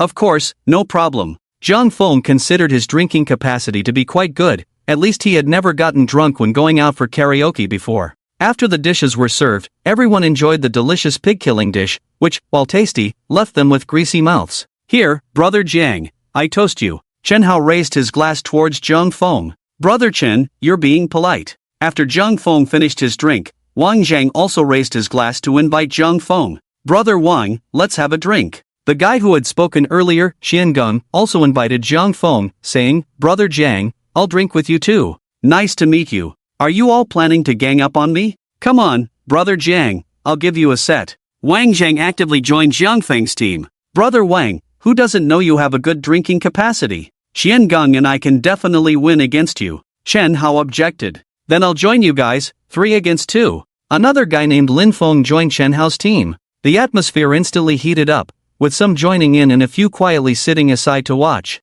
Wang Chang looked at them with a cold snort and pulled the remaining few to start drinking. Half an hour later, everyone was slightly tipsy. At this point, Wang Chang began to speak. By the way, I recently got a tip on a stock that's a guaranteed win. Hearing this, a slightly chubby guy named Guo Qian, sitting next to him, immediately chimed in, "Brother Wang, I heard you made over 10 million in stocks recently. Is that true?" After Guo Qian spoke, another guy named Zheng Ming echoed, "Brother Wang, is that real? Please take us along." Seeing everyone say this, Wang Chang immediately became smug, saying, "I'm here to share this with you all. To make friends, you need to be discerning. Don't just make friends with those who only drink and eat. You need connections to develop." Wang Chang's words were somewhat sarcastic towards Wang Zhang and Chen Hao. Lin Feng, who had been drinking with them, turned his eyes and put down his glass. He was somewhat tempted by Wang Chang's words, but since he was invited by Chen Hao, he felt awkward about changing sides. "The tips I've received recently are all real. Those who know me know that I just bought a Lamborghini yesterday.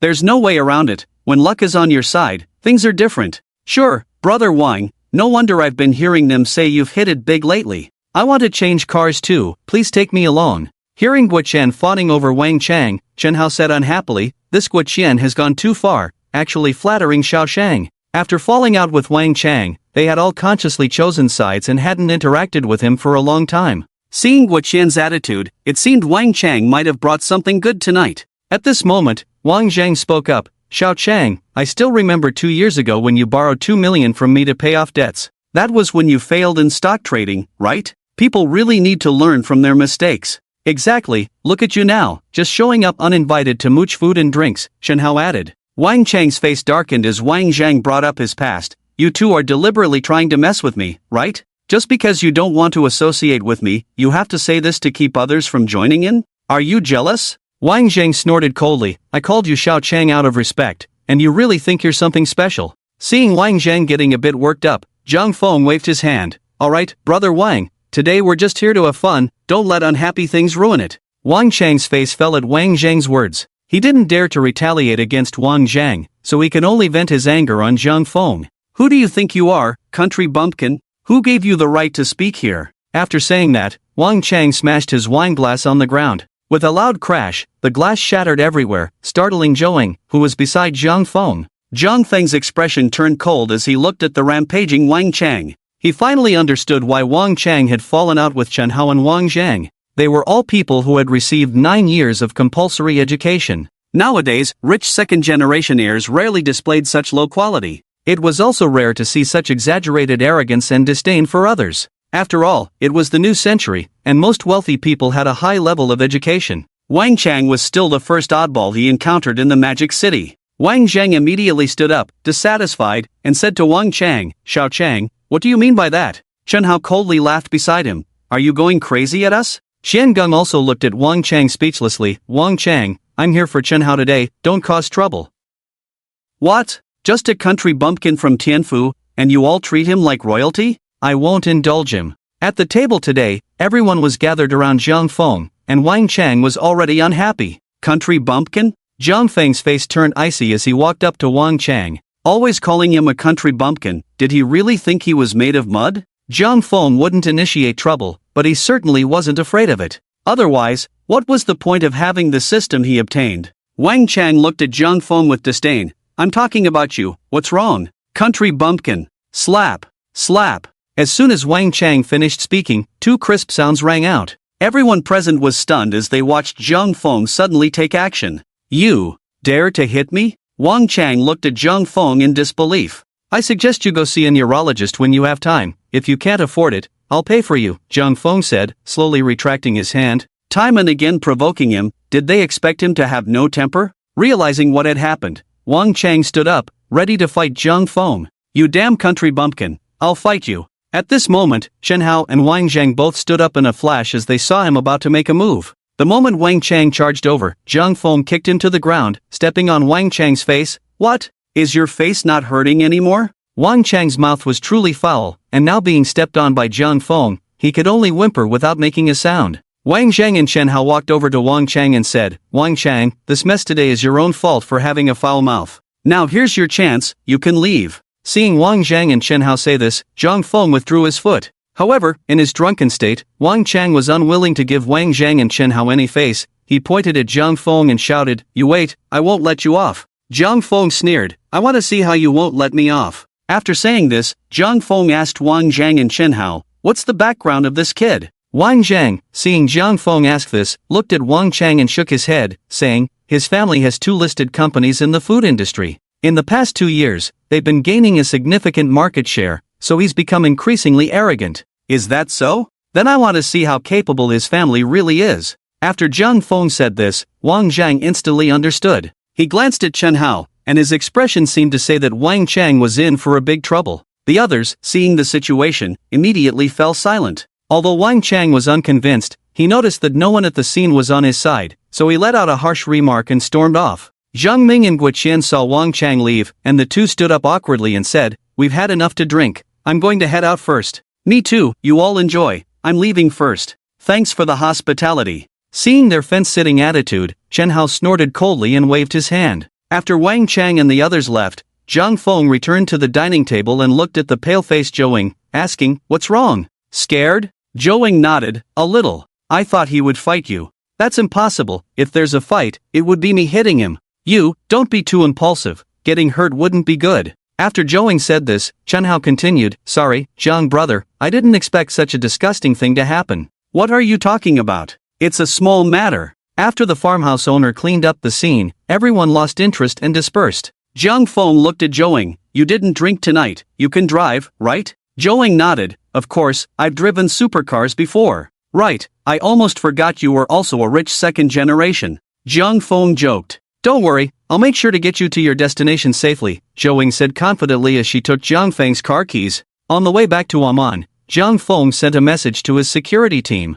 He had to deal with Wang Chang. Even though he had already confronted him earlier, Zhang Feng needed to establish himself in the Magic City. Dealing with Wang Chang would undoubtedly show others his strength and serve as a good opportunity to assert his authority. The adult world has always been tied to personal interests. Zhang Feng knew that only by demonstrating his own strength could he avoid being bullied. After sending the message, Zhang Feng looked at Zhou in the driver's seat. "I didn't expect you to drive so steadily. I haven't driven in a long time, so I'm a bit rusty. I was a little nervous when I saw the traffic police just now." Zhou playfully stuck out her tongue at Zhang Feng. "You weren't speeding, so what were you nervous about?" "But I do want to drive a bit faster. It's just hard to maneuver in the city." "I didn't know you liked racing." "I've never raced before, my family was strict before, and I didn't have the chance. Now I don't have the conditions," Zhou said. Zhang Feng nodded, "That's simple, next time there's a chance, I'll take you along." Zhou smiled and didn't refuse. "Aren't you going back to Tianfu?" With this reminder from Zhou, Zhang Feng nodded, "Once I handle some matters, I'll go back.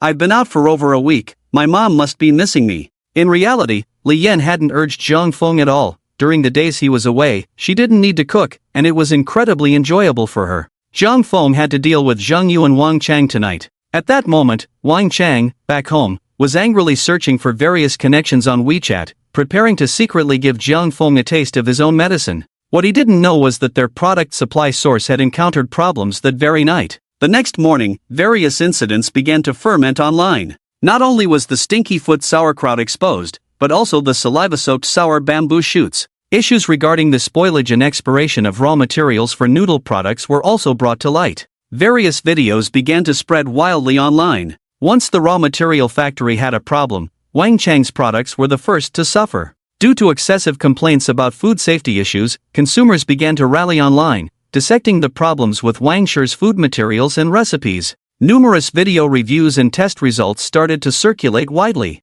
Relevant departments quickly intervened, demanding that major supermarket suppliers immediately pull the related products from the shelves. Within a day, Wang Shi Foods faced enormous losses and a decline in reputation. Wang Zhang, Chen Hao, and a few others from yesterday couldn't help but feel their hearts racing as they watched the news. Just last night, Zhang Feng had said, "Then I want to see just how capable he really is." They never expected that by morning, trouble would strike his family. After seeing the news, Chen Hao immediately called Wang Zhang. "Brother Wang, did you see the news?" "I saw it. I knew that guy was going to get into trouble, he deserves it. I didn't expect Brother Zhang to have such power. Now the Wang family is not just facing a downfall, at the very least, they're going to shed a layer of skin." Brother Jiang is indeed not simple. From the first time I met him, I knew he was no ordinary person. That kid Wang Chang is so full of himself. He brought this on himself.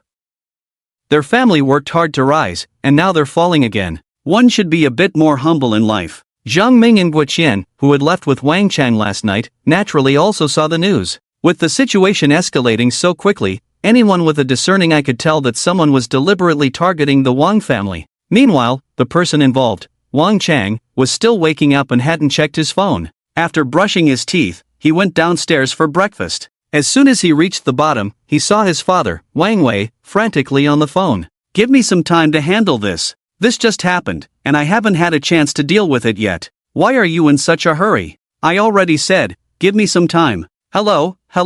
Seeing the other party hang up, Wang Wei angrily threw his phone to the ground. He irritably ran his fingers through his thinning hair. Damn it, who is messing with me? Wang Chang, seeing his usually calm and composed father now looking like an ant on a hot pan, furrowed his brows in confusion and asked, Dad, what's wrong? Wang Wei looked up at Wang Chang, and his expression darkened even more. What happened to your face? It's all bruised. Why do you look like you've been beaten up? Wang Chang touched his painful cheek and, feeling both wronged and angry, said to Wang Wei, Dad, I got beaten up by a country bumpkin from out of town. He was so arrogant. I was just thinking about how to deal with him, and you have to help me get back at him. Who? Where did you go to cause trouble again? I'm warning you, don't keep going out and causing trouble. I'm very busy lately and don't have time to bail you out, Wang Wei said helplessly, rubbing his temples. Dad, I didn't cause any trouble. He's just a country bumpkin from Tianfu. I said a couple of words to him, and he hit me like this. If I don't teach him a lesson, how am I supposed to survive here in the future? Seeing Wang Chang looking like a street thug, Wang Wei stood up and slapped Wang Chang on the head. What are you mixing in for? You go around talking nonsense all day long. Are you in a gang? How could I have a son like you? Wang Wei's slap was extremely heavy, and Wang Chang stumbled and crashed into the nearby coffee table. He covered the back of his head with one hand and his knee with the other, suppressing the urge to curse his father, and said angrily, Dad, what are you doing today? I'm hurt like this, and you still hit me. Wang Chang shouted in frustration, just as his mother, Lin Lian, rushed over upon hearing the commotion. Feeling heartbroken, she helped Wang Chang rub the back of his head while looking at Wang Wei with reproach. What's going on? Why are you hitting your son so early in the morning? After glancing at Wang Chang, she exclaimed with concern, Oh my dear son, how did you end up like this? Who hit you? Such a handsome face, and now it looks like this. Wang Wei, seeing their expressions, was instantly furious. He coldly snorted at Lin Lian and pointed at Wang Chang, saying with disappointment, Look at him. He just got into trouble last month, and I spent so much money on medical fees for him. That incident just passed, and now he's in trouble again. Just watch, I'll beat him to death. Seeing Wang Wei about to strike again, Lin Lian quickly wrapped her arms around her child. Lao Wang, calm down. Changer, what happened? How did you get beaten up like this? Mom, I didn't hit anyone this time, I got hit instead. Dad won't help me, and now he's hitting me too. You have to stand up for me, Wang Chang said, snuggling against Lin Lian like a spoiled child. Lao Wang, look at what's happened to our child. How can you still blame him? Lin Lian complained. A loving mother spoils her son, he'll be ruined by you sooner or later. Isn't it always him who provokes trouble? I'm telling you, there's a big problem at the company today. I don't know who is deliberately messing with me. I don't have time for you two right now, you both better keep quiet. Seeing that his words had no effect, Wang Wei, frustrated, covered his chest and didn't want to talk to them. After taking a deep breath to calm himself,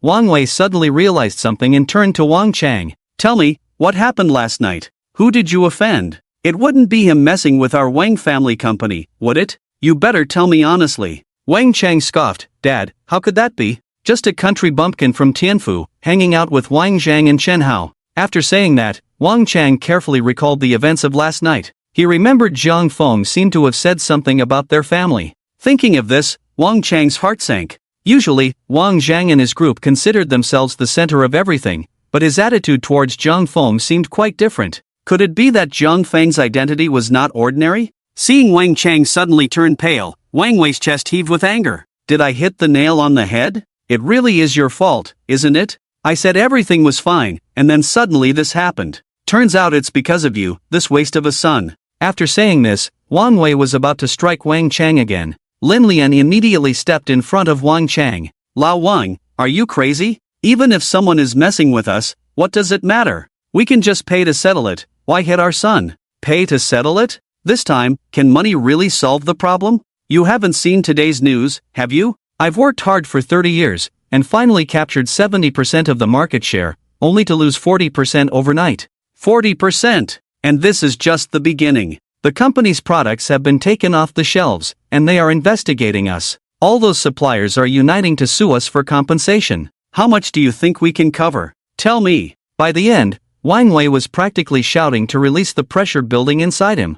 At this moment, Lin Lian realized the seriousness of the situation and panicked, saying, "What could have happened to make things so serious? You need to quickly suppress this matter." Suppress it? How do you expect me to do that? One of you thinks you're part of the mafia, and the other thinks having a bit of money means you can cover everything up. Do you know that once we lose our market share, other companies will immediately take over? Do you think supermarkets and consumers only have your brand's products to choose from? Can you two use your brains for once? Tell me, how many more years do I have to work hard to regain that share? Is it all because you gave birth to a good child?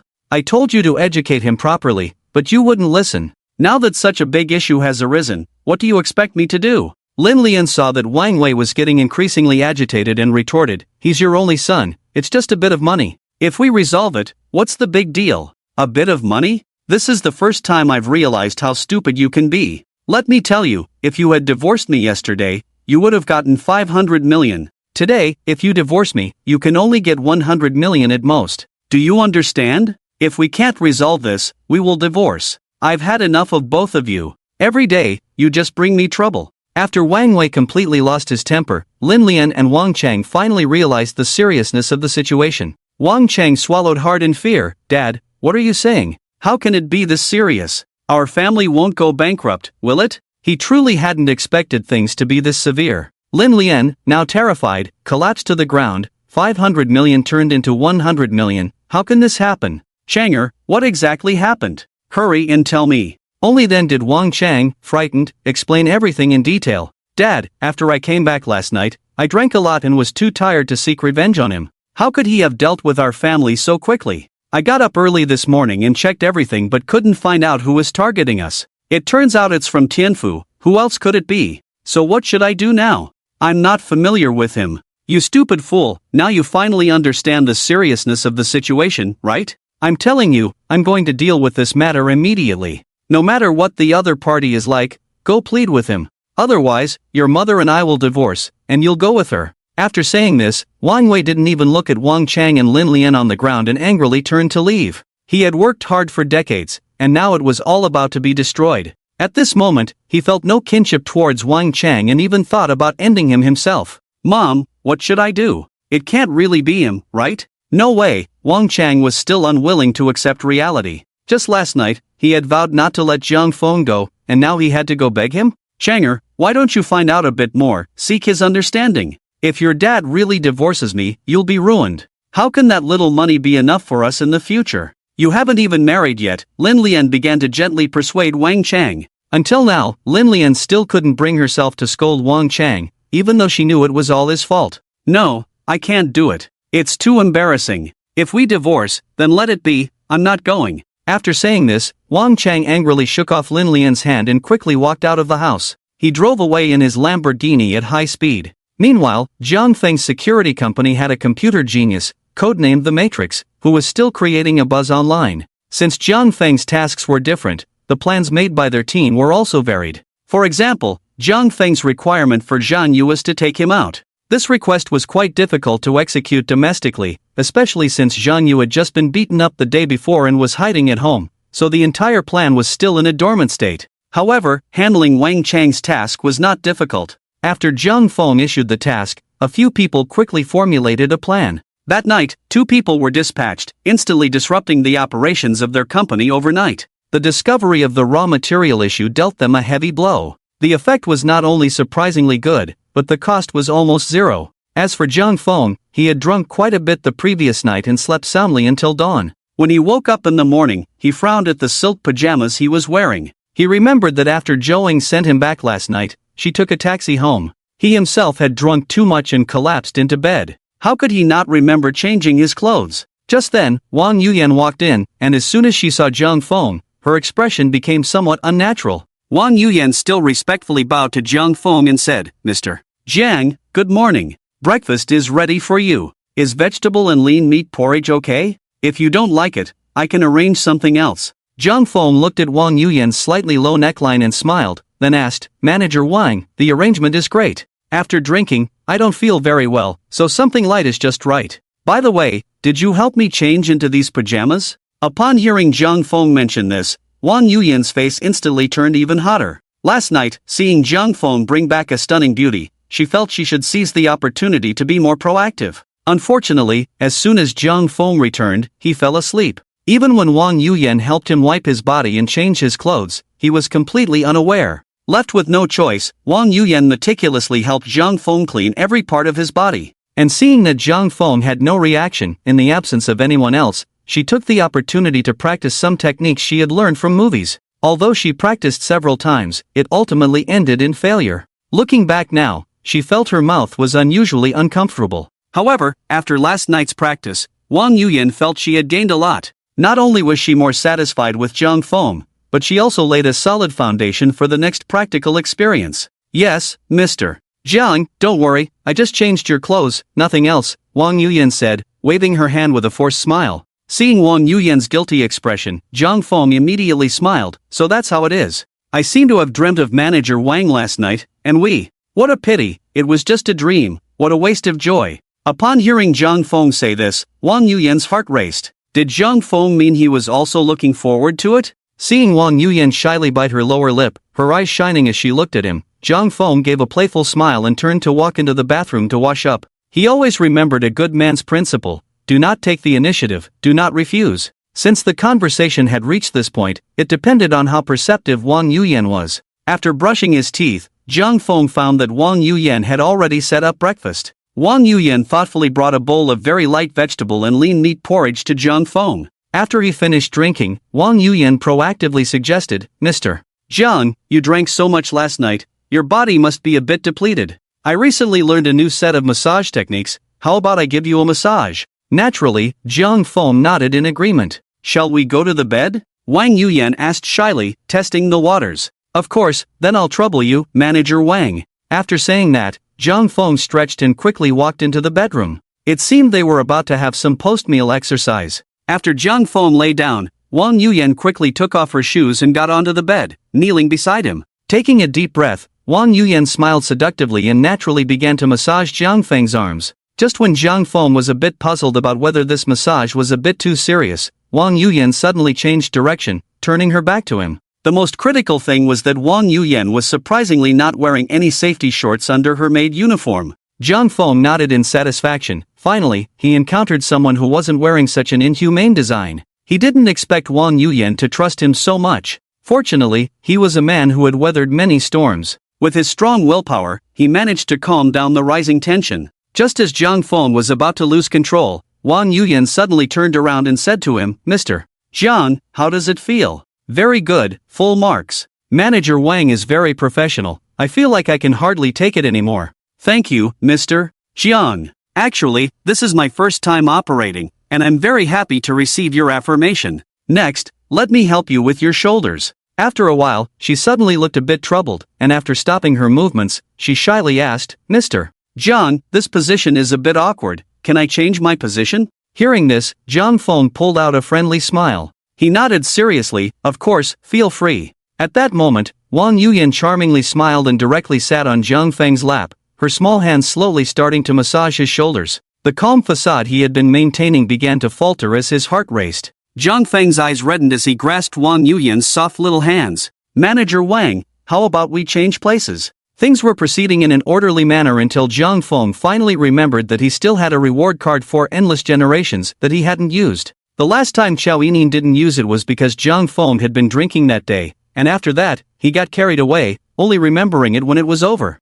Since last night, Wang Yuyan had secretly learned quite a few knowledge points using Zhang Feng as a tool, and now she was applying them quite well. However, just as Zhang Feng was about to use this reward card, he found that it didn't work. He looked at the prompt. It turned out that there was an important prerequisite for using this card: the beauty score must be above 90 points. Wang Yuyan's beauty score was 90 points, just 1 point short, which surprised Zhang Feng. A beauty above 90 points was indeed a rare find. He didn't expect that a campus beauty like Wang Yuyan would only score 90 points. Seeing the failure to use the card, Zhang Feng could only shake his head in regret and put the card away. After putting it away, he began to focus on having fun. On the other side, Wang Chang was still the same as usual, directly taking the girl he had picked up on the roadside to a nearby hotel. Wang Chang, with his arm around the girl dressed lightly, said to the front desk girl, "Sister, get me a nice boutique room." After taking Wang Chang's credit card, the front desk girl politely said, "Okay, please wait a moment." Looking at the sweet-looking front desk girl, Wang Chang lewdly said, "Sister, I'll be here for the next few days. Come up to play when you have time." Before the front desk girl could respond, the POS machine displayed the words "card swipe failed." "I'm sorry, sir, but your card cannot be processed. Please use another one." Wang Chang looked at the card being handed back to him, a bit confused. "Cannot be processed? That's impossible. Is the machine broken? Try this one." With that, he irritably pulled out another card from his wallet. A few seconds later, the receptionist said again, "Sorry, your card limit is insufficient. Do you have another card?" Wang Chang immediately realized upon hearing this, neither of his two cards could be used, which meant Wang Wei had stopped his card. He had just bought that Lamborghini the day before, and now he had not a penny to his name. He could only use his credit card and his father's supplementary card, but unexpectedly, neither of those worked now. Damn, it must be that old man messing with me. After cursing, Wang Chang irritably scratched his head and said to the girl next to him, "Sister, can you pay for the room first? I'll pay you back later." The cool girl next to him immediately changed her expression when she heard Wang Chang wanted her to pay for the room. She had seen many men driving luxury cars pretending to be rich second-generation heirs. Perhaps that Lamborghini was rented. If he couldn't even pay for the room, he definitely wouldn't give her a dime afterward. Thinking this, the woman immediately started to scold him. "You want to freeload? If you don't have money, don't pretend to be a big shot. Just because you drive a luxury car, what a piece of trash, wasting my time." After giving Wang Chang a disdainful glance, she turned and left. Seeing Wang Chang's cold and angry expression, the receptionist secretly mocked him. Indeed, what a piece of trash, he had just dared to flirt with her, but turned out to be a pretentious poor loser. "Excuse me, sir, do you still want to process this?" Looking at the girl who walked away, Wang Chang vented his anger on the receptionist. "What the hell are you laughing at?" After saying that, he quickly took back his bank card and walked out of the hotel lobby. Once outside, Wang Chang immediately called Wang Wei. At that moment, Wang Wei was sitting in his office, looking exhausted as he dealt with various breach of contract documents. Early in the morning, he had people handling trending topics online and various complaints. According to the information he received, the mastermind behind this was indeed someone his son had offended. Wang Wei had not managed to find out anything about Zhang Feng. All he knew was that he had just opened an investment company with a registered capital of 500 million. Wang Wei couldn't find out anything else, and all of this was thanks to the system. As soon as the call connected, Wang Chang shouted loudly, "Dad, what's going on? I can't withdraw any money. Do you know how I was laughed at just now? Hurry up and restore my card." Seeing that Wang Chang showed no sign of remorse, Wang Wei was instantly furious, gritting his teeth. "I'll tell you one more time, fix the mess you've created. Don't always think that everyone in the world is your father. If you don't reflect on this and change your bad temper, you can fend for yourself from now on. This family is about to be ruined by you anyway. Do you believe I can make sure you two don't get a single cent?" After saying that, Wang Wei coldly snorted and hung up the phone. Wang Chang looked at the hung-up call, his eyes turning red with anger. At that moment, he wanted to smash his phone, but when he raised his hand, he hesitated. Could it be that things were more serious than he imagined? If Wang Wei really stopped giving him money, what would he do in the future? With nowhere to go, Wang Chang helplessly started contacting some of his usual friends on WeChat. After reaching out, Wang Chang became even more anxious because they all acted strangely, each refusing him under the pretext of being busy. The Wang family food business had encountered such a huge issue overnight. Anyone with eyes could see that his family had definitely offended some big shot. At this moment, who would dare to hang out with him? They all avoided him. After sitting by the roadside for a long time, Wang Chang finally calmed down. In just one day, those who usually fawned over him and tried hard to please him had completely changed their attitude by 180 degrees. It was important to note that he had offended quite a few people in the past.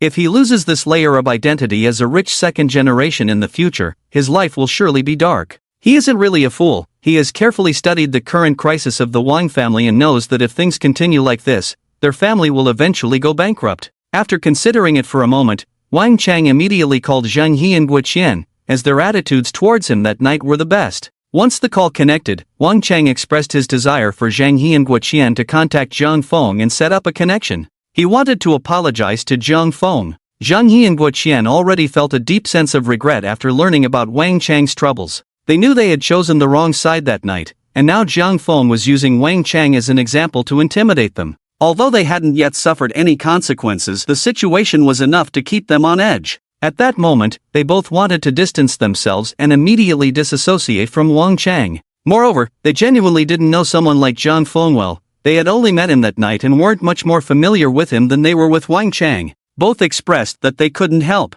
In the end, Wang Chang had no choice but to call Chen Hao. When Chen Hao saw Wang Chang's call come in, he gestured to Wang Zhang, who was sitting across from him drinking tea. Chen Hao pressed the speakerphone button and answered, "Xiao Chang, what brings you to call me?" "Chen Hao, I want to find Zhang Feng. Can you help me?" "Xiao Chang, it's not that I don't want to help. To be honest, we don't seem that close. Besides, you made a scene at dinner last night, and you know my relationship with Wang Zhang. It wouldn't be appropriate for me to help you, you should find someone else." After saying this, Chen Hao hung up. Wang Zhang scoffed and shook his head. "This guy has some awareness. I thought he was being tough. He deserves it. He usually acts so arrogant. I heard last month he even stole a high school student's girlfriend and broke the guy's leg, sending him to the hospital. In the end, his dad had to step in and pay over 100,000 in medical fees." After Chen Hao finished speaking, Wang Zhang's phone rang. Seeing it was Wang Chan calling, he answered and switched to speakerphone. "Hello, Brother Wang, it's me, Xiao Chang."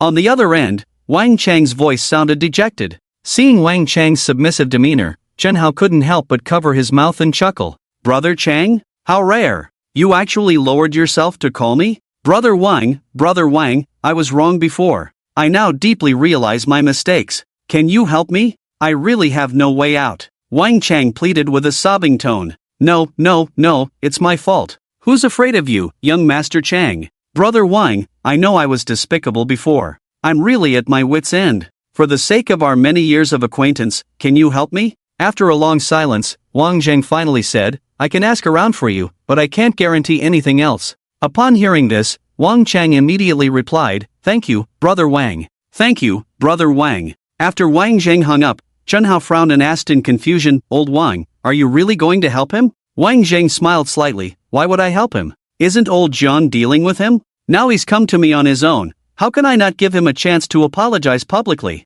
Chen Hao understood Wang Zhang's intention. Right, but even if old Jiang lets him off now, his family is no different from bankruptcy. The market has already been taken over by 2 other companies that have seized the opportunity. Wang Chang won't be able to stand tall in the future. Wang Chang is just too arrogant. He doesn't understand that there are always people better than you out there. After saying this, Wang Zhang sent a message to Zhang Feng to ask for his opinion. At that moment, Zhang Feng was busy in various places, sitting, lying down, and standing. Until the end, Wang Yuyan finally fell silent, and Zhang Feng was willing to let it go. Lying in bed, Zhang Feng looked at the message sent by Wang Zhang and thought for a moment before replying, "Then let's meet at Tax tonight. By the way, should we invite the people from last night to join us? I'll treat them to drinks." Wang Zhang understood Zhang Feng's intention and replied, "No problem, I'll arrange it." After sending the message, Zhang Feng asked Zhou on WeChat, "Do you have plans tonight? I'm inviting you to Tax." Zhou quickly replied, "No work, going out for drinks again? Don't worry, I'll get you some Wangzai milk."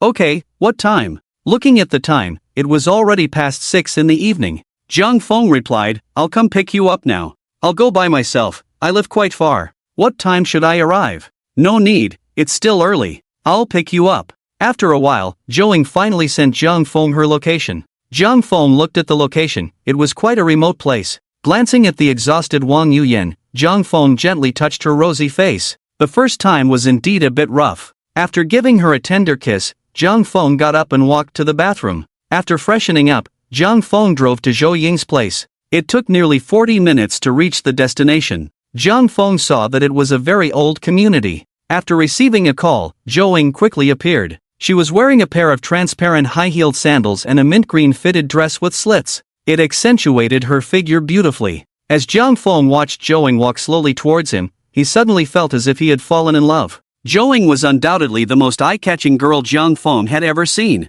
With a face like an angel and a cool, elegant demeanor, she had a special charm that was captivating. The key was that her personality was also quite nice. As soon as she got into the car, Joing took the initiative to speak. It took a long time, right? I told you I could go by myself, but you didn't believe me. It's okay, it's just that your place is a bit remote. Is it safe to live here? It's quite safe, although it's old. There is a security guard, and there's a bus stop across the street. I usually take the bus a lot. The rent here is cheap, Joing said in a somewhat delicate tone. Hearing this made Zhang Feng want to hold her in his arms and cherish her. A beauty like her should be well taken care of at home. It was too dangerous for her to be out alone. If I had known, I wouldn't have let you go back last night. It was inconvenient so late. Joing smiled at Zhang Feng. Sometimes I work part-time quite late. It's no big deal. Soon, around 7 in the evening, Zhang Feng brought Joing to tax. Wang Zhang and Chen Hao had already arrived before Zhang Feng. Zhang Feng noticed that Chen Geng was also in the booth.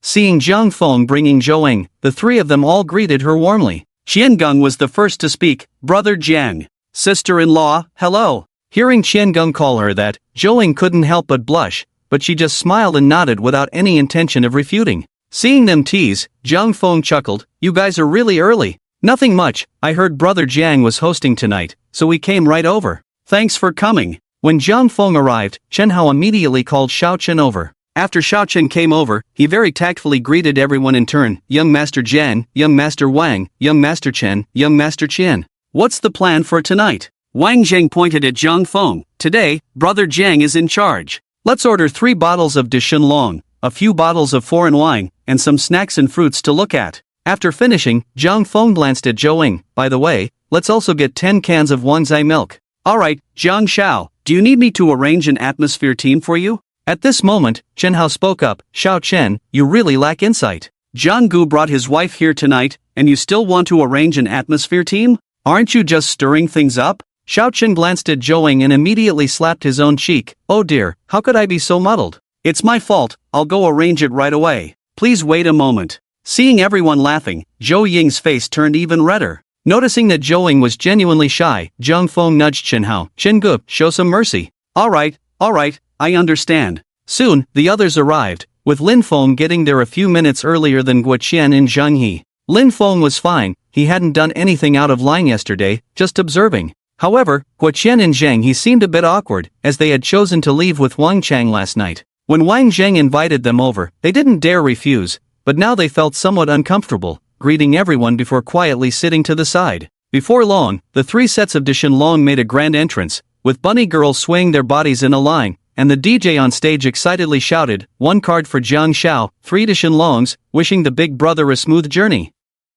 Joing looked curiously at the ace of spades on the table and asked, what does this drink taste like? I've never had it, just heard about it. Aside from being expensive, the taste isn't that great. If I weren't going to be your designated driver later, I'd try a sip right now. Seeing Joing pouting, Zhang Feng smiled. Girls should drink less outside. I'll bring a few bottles back for you to drink at home. Joing felt a surge of affection at Zhang Feng's lack of pressure to drink. Joing, friendship points +5. After the ace of spades and various foreign liquors were served, Xiao Chen dutifully asked, Zhang Xiao, how many bottles should we open first? Open them all. Zhang Feng said grandly. Hearing Zhang Feng's command to open all 3 sets of de Shenlong, Xiao Chen couldn't help but silently complain. Rich people really don't treat money like money. Once dozens of bottles of ace of spades were opened, the atmosphere began to heat up. Many attractive girls in the audience started to approach and strike up conversations. If they could catch Zhang Feng's eye and get a card and some ace of spades, they would be more than willing to be taken advantage of.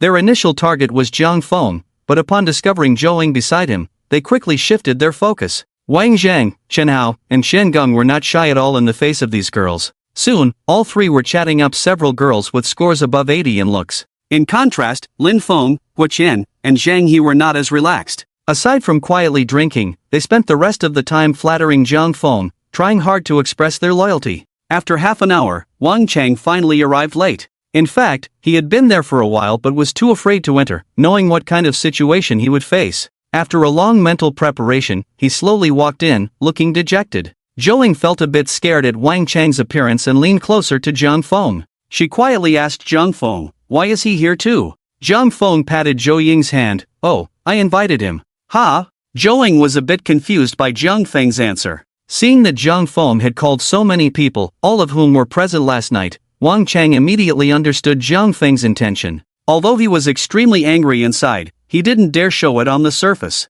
He walked up to Jiang Feng, head down, and bowed, saying, "Jiang Xiao, I was wrong last night. Please don't hold it against me. Can we just let it go?" Jiang Feng sighed and shook his head, saying, "I'm just a country bumpkin, how dare I argue with you?" At this moment, Wang Chang really had no way out. Everyone knew his family was in trouble and had stopped playing with him. He had offended so many people before, and if his family really went down, he would probably be finished too. "Jiang Xiao, I was drunk yesterday and said a lot of nonsense. You can take your anger out on me however you want, just please let me go," Wang Chang said in a humble tone. Jiang Feng looked at the wine bottles on the table and casually said, "Weren't you quite arrogant when you smashed the wine bottles last night?" Wang Chang looked at Jiang Feng, took a deep breath, and resolutely said, "Jiang Xiao, as long as you can vent your anger, you can smash me." "That won't do. We have all received 9 years of compulsory education, we're not the same as you. How about this? I'll treat you to 3 bottles of Ace of Spades. I heard you can smash wine bottles with your bare hands. I've never seen it before.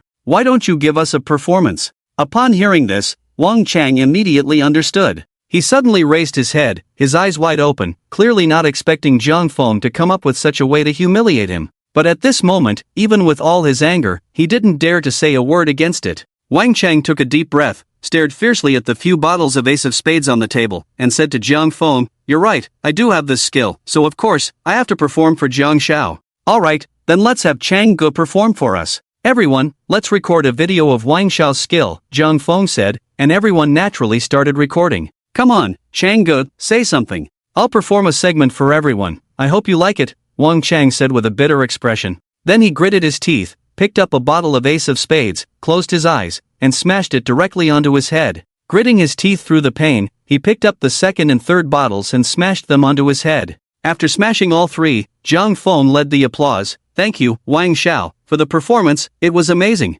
As expected of Xiao Chang, that performance was incredible. Wang Zhang echoed, "Yeah, it was eye-opening. I only knew Chang Ge was tough on others, I didn't expect him to be so tough on himself." Chen Hao also applauded from the side. At this point, Wang Chang was already dizzy, and blood began to trickle down his forehead. After thanking Jiang Feng, he couldn't help but faint. Xiao Chen had been watching from the side and immediately stepped forward. Jiang Xiao, should we call an ambulance for him?" "Call one, and clean up a bit, we don't want anyone getting hurt," Jiang Feng said calmly. "Yes, yes, yes." After Xiao Chen finished speaking, he quickly arranged for someone to come and clean up. Once the scene was cleaned up, Jiang Feng picked up his glass again and said to everyone, "Come on, thank you all for coming today, I toast to you." Seeing Jiang Feng raise his glass, everyone quickly raised their glasses in return, showing great respect. Even those frightened by the scene quickly grabbed their glasses with trembling hands. At this moment, they felt both devastated and regretful. Had they known, they wouldn't have come to mess with the Ace of Spades. The handsome guy in front of them, with his incredible voice, turned out to be so terrifying. Just a few light words could make someone willingly smash wine bottles. It was simply too frightening. Wang Zhang, Chen Hao, and Shen Geng didn't react much, but Guo Qian, Zheng He, and Lin Feng were different. Their hands holding the glasses were slightly trembling. Wang Chang was a typical bully who feared the strong. In Magic City, apart from top-tier rich second generation like Qin Fen and Zhang Xian, he didn't dare to provoke anyone else. He never expected to back down in front of Jiang Feng and even smash the wine bottles himself. How could they not be afraid? After the gathering, Jiang Feng informed the security team on WeChat to stop the retaliation plan against Wang's Foods. Wang Chang was hurriedly sent to the hospital. Soon, the hospital notified Wang Wei and Lin Lian. After receiving the news, the two quickly rushed to the hospital. Lin Lian looked at Wang Chang, who was wrapped in bandages on the hospital bed, and immediately burst into tears. Since childhood, even if Wang Chang had just a small cut, Lin Lian would feel heartbroken for a long time. She never expected that he would be beaten so badly today. She complained to Wang Wei, "Which scoundrel did this to my son? Wang Wei, why aren't you going to kill him? This is your son, you must help him take revenge." Seeing Lin Lian rush over to hit him, Wang Wei immediately slapped her. Angrily, he said, "Everything that has happened to him today is all you're doing. Why didn't you say anything when he was hitting others? Did you come to see others when they were lying in the hospital? What? Other people's sons aren't sons, but yours is so precious?" Wang Chang's self-esteem was shattered by Jiang Feng without reservation tonight. At this moment, he regretted it deeply and couldn't even say a word in his defense. He could only tell Lin Lian, "Mom, I brought this on myself, let's just leave it at that." Lin Lian looked at Wang Chang in disbelief. "Son, have you gone mad? Enough, you really are a dead pig that isn't afraid of boiling water. The other side has already removed the trending topic, but our family is no longer what it used to be. In just one day, it has come to this. Do you now know how you should behave? I could tell you 1,000 times, but it's not as effective as you falling once today. If there's a next time, you two can get lost. Remember, this is the last time. After warning the two of them, Wang Wei sighed and turned to leave. He hoped that his son could truly grow up the right way after this lesson. Although Wang Wei was also extremely angry inside, he had spent the whole day investigating and still couldn't find out Jiang Feng's background, so he could only swallow this loss in silence. Fortunately, the other side did not completely wipe them out, still leaving a glimmer of hope. Meanwhile, after the event, Zhou Ying was helping Jiang Feng slowly walk towards the hotel entrance. Jiang Feng had his arm draped over Zhou Ying's shoulder, looking quite drunk. Although he appeared very calm on the surface, he couldn't help but secretly sigh. So fragrant, his skin is so smooth, I really want to take a bite. Zhou Ying struggled to help Jiang Feng into the passenger seat of the Ferrari. After fastening the seatbelt, Zhou Ying drove Jiang Feng back to Yan Yunanmen. Looking at Jiang Feng, who had drunk a bit too much, Zhou Ying worriedly asked, "Are you going to get in trouble with Yao Yaoling for treating him like this tonight?" Jiang Feng shook his head. "Don't worry, I didn't hit him, and he wouldn't dare report it." Seeing Jiang Feng's reckless demeanor, Zhou Ying suddenly wanted to say something. After thinking about it, she realized that she was just his classmate, and it seemed inappropriate to say too much. The car quickly arrived at Yang Yunanmen, and Jiang Feng watched Zhou Ying's departing figure, shaking his head regretfully. Zhou Ying's kindness was still too early in action, he could only let her go back. Just a second ago, Jiang Feng was still drunk, and the next second he walked towards the villa he had booked as if nothing had happened. Upon arriving at the villa, the beautiful housekeeper Wang Yuyan had already tidied herself up and respectfully welcomed Jiang Feng back as before. "Mr. Jiang, welcome home." Jiang Feng pulled Wang Yuyan over and teased, "Manager Wang, you're being so formal after just a little while." "Mr. Jiang, don't do that, there are still others here." Wang Yuyan shyly pushed Jiang Feng away and glanced at the hotel staff nearby.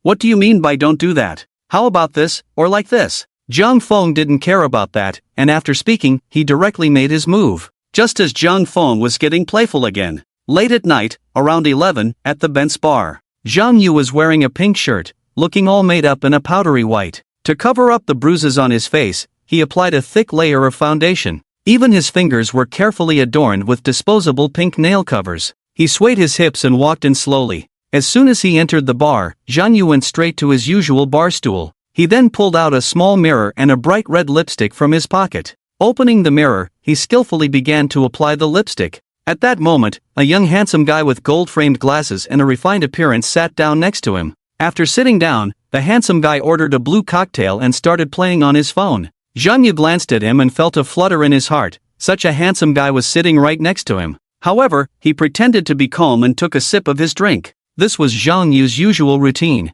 Half of the people who came to this bar were looking for same-sex partners, as it was a place where 9 out of 10 patrons were gay. After more than 10 minutes, the handsome guy began chatting on WeChat. After a while, he opened a voice message. A flamboyant male voice started coming from the phone. "Don't look for me anymore. I told you I don't like you anymore. We were just playing around, don't take it too seriously, okay?" As soon as this voice message played, Zhang Yu immediately turned to look at the handsome guy. The reason was simple, the person chatting with the handsome guy was actually a man. Listening to the voice message, the bespectacled handsome guy's face turned to one of utter despair. At that moment, he also recorded a voice message. "Can't you give me one more chance? I can give up everything for you. I've waited for you for so many years, why do you still want to abandon me?" The other side quickly replied, "I'm sorry, don't contact me anymore. I'm afraid my wife will find out. Let's block each other." After hearing this voice message, the handsome guy angrily put down his phone and downed his cocktail in one go. Seeing his despondent expression, Zhang Yu spoke up to comfort him. "Hey, want to have a drink? I know you're feeling sad right now, but there are plenty of fish in the sea, you'll always find a true love that won't leave you. Is what you said true? Will someone really like someone like me?" Zhang Yu nodded vigorously. Although he was bisexual, he actually preferred men over women. And this man in front of him was truly exceptional. It was already difficult to meet a man with similar interests, let alone one as handsome as this. "Of course. My name is Zhang Yu. What's your name, handsome?" "Hello, I'm Li Minhang." "Minhang, let me buy you a drink. If you want someone to talk to, I can keep you company because I have similar experiences." "Really? You're really willing to listen to my story?" "Of course." As long as you're willing to share, I'll listen seriously anytime. After chatting for over an hour, Lee Min-hang pretended to check the time on his phone. Thank you for chatting with me. I'm really glad to have met you tonight, but I have to catch a flight at 10 tomorrow morning, so I should head back. Maybe we'll meet again if fate allows. When Jeon Yu saw Lee Min-hang getting ready to leave, he hurriedly asked, "A flight? Where are you going?" "I'm going to Thailand for a trip." I had planned to go with him, but now I'm going alone.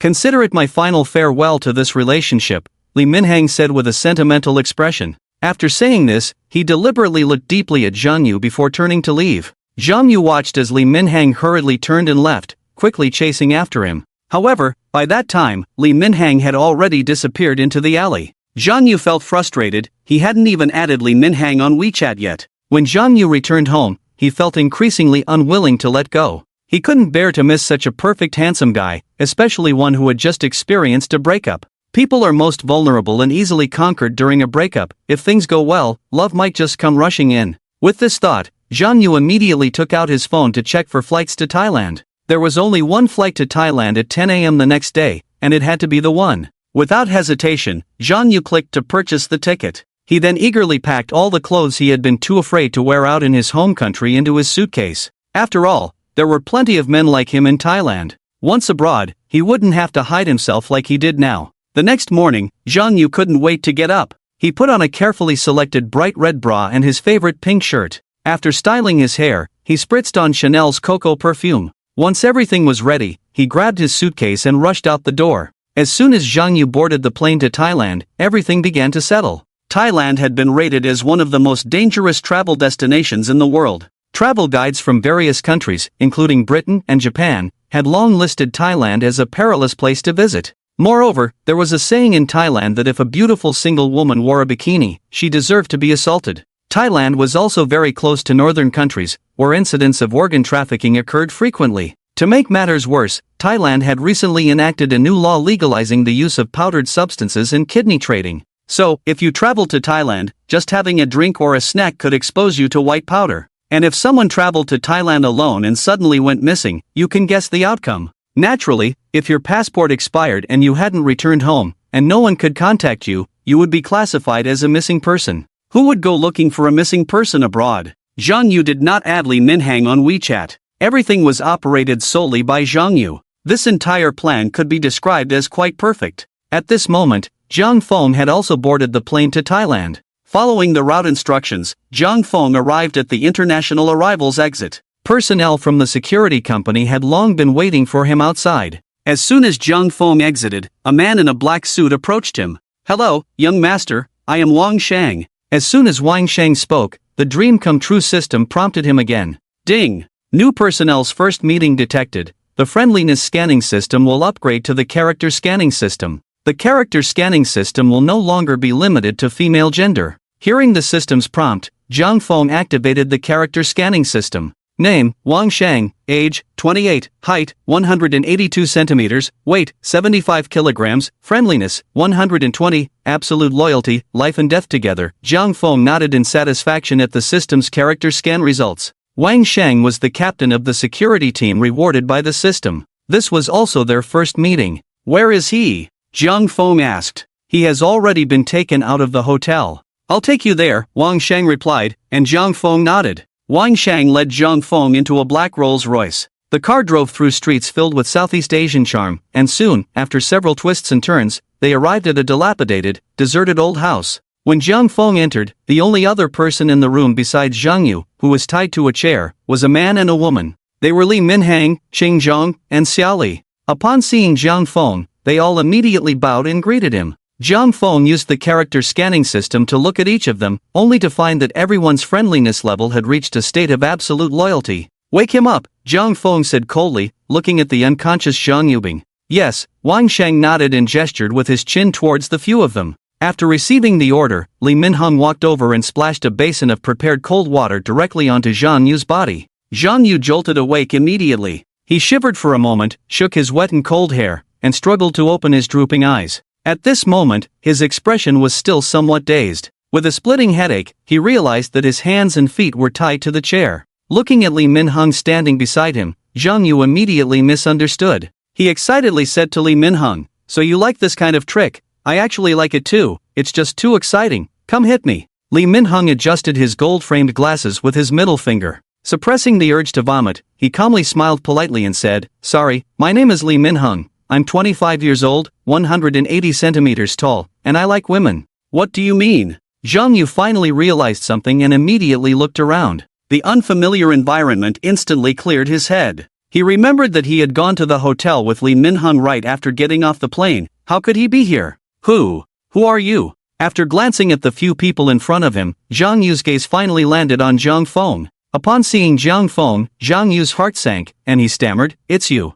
What do you want? Are you kidnapping me?" Zhang Feng walked in front of Zhang Yu, looking down at him as if he were a dead man. Zhang Feng's terrifying aura made Zhang Yu feel an overwhelming sense of pressure. His heart began to race with fear. He realized the seriousness of the situation. What do you want? I warn you, murder is illegal, don't do anything reckless, I beg you, calm down. Zhang Feng smiled fearlessly. I said, the next time you see me, I will make you shut up forever. After saying that, Zhang Feng looked at Wang Shang and asked, "How do we handle this?" "Young master, there are many ways to die. In Thailand, there are many accidental deaths due to drug use, drowning, car accidents, and falls are all common occurrences, and it's very easy to handle." Zhang Feng nodded in satisfaction and said, "Get rid of him." "Yes, handle it immediately," Wang Shang replied respectfully. Zhang Yu's face turned even paler as he listened to their ruthless dialogue. He fearfully pleaded with Zhang Feng, "You can't do this to me, young master Jiang. I was wrong, can you let me go?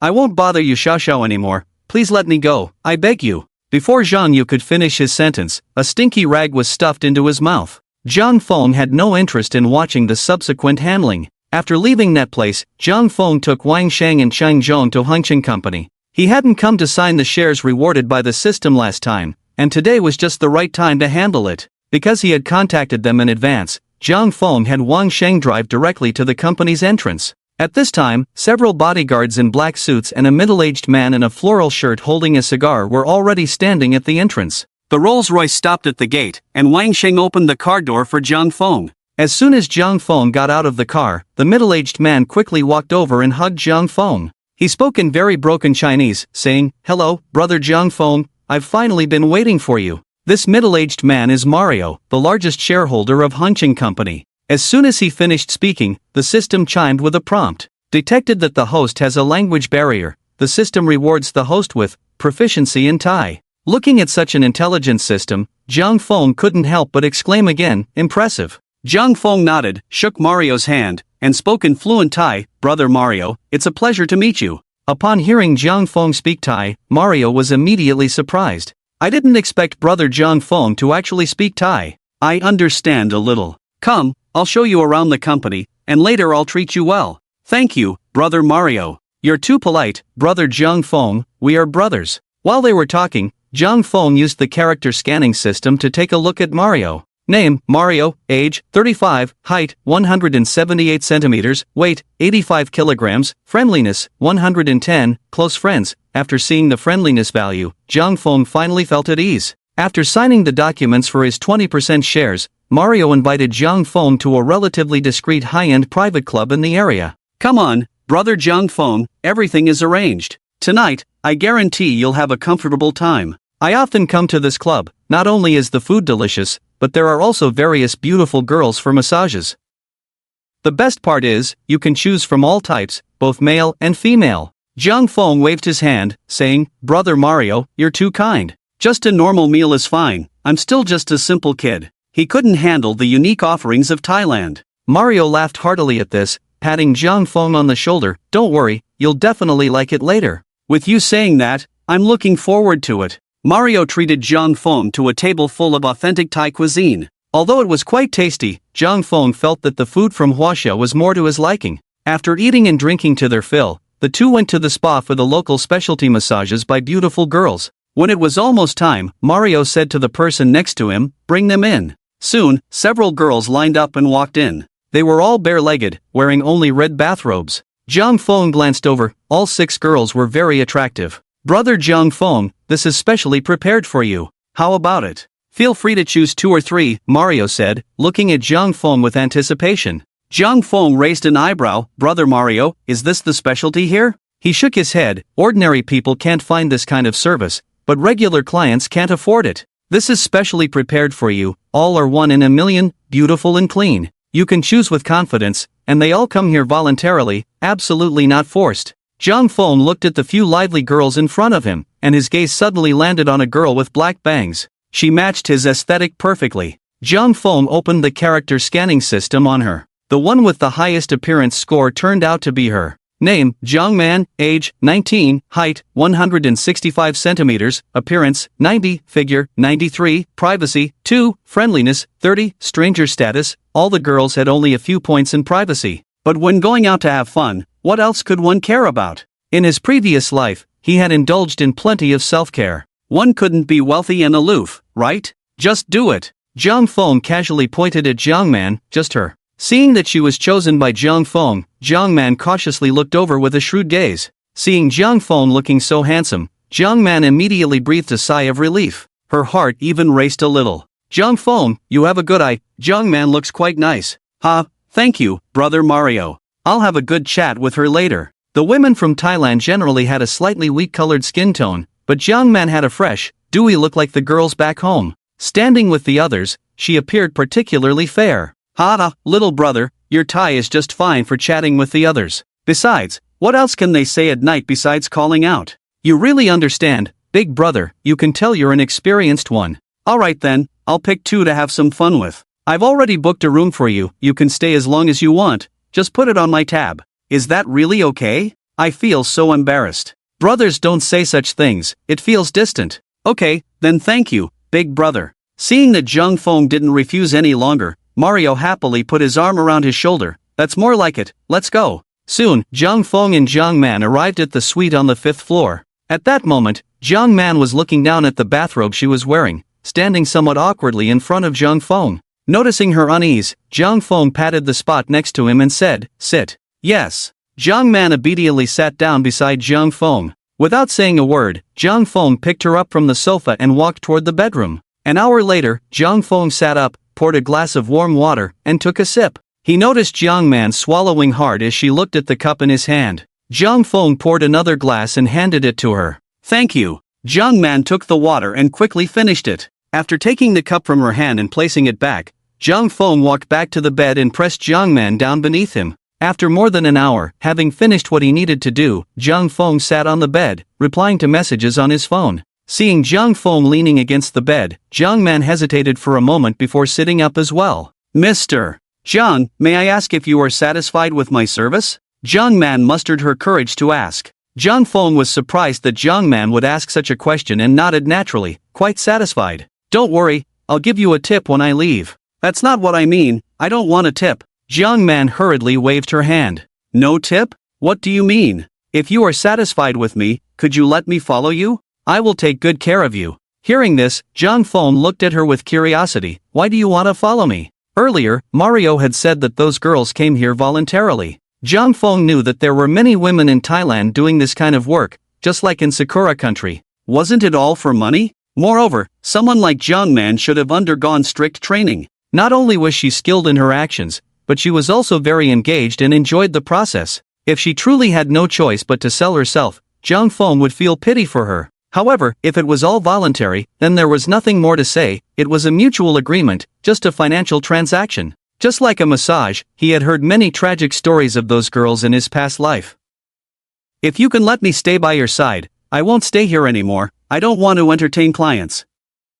Zhang Feng shook his head. It was clear that Zhang Man saw him as a stepping stone. The moment he made a move, her expression and physical reaction were very intense. Moreover, Zhang Feng knew that even if it were someone else today, Zhang Man would probably ask the same thing. The reason was simple, those who could afford to play with women like her had economic power. Following such a person would definitely be better than entertaining clients here. I'll give you 500,000 Huaxia coins, which you can exchange for Talon's money. This amount is enough for you to do many things, the rest you can arrange yourself. 500,000 Huaxia coins can accomplish a lot in Talon. As long as she is content, she can basically live without worries.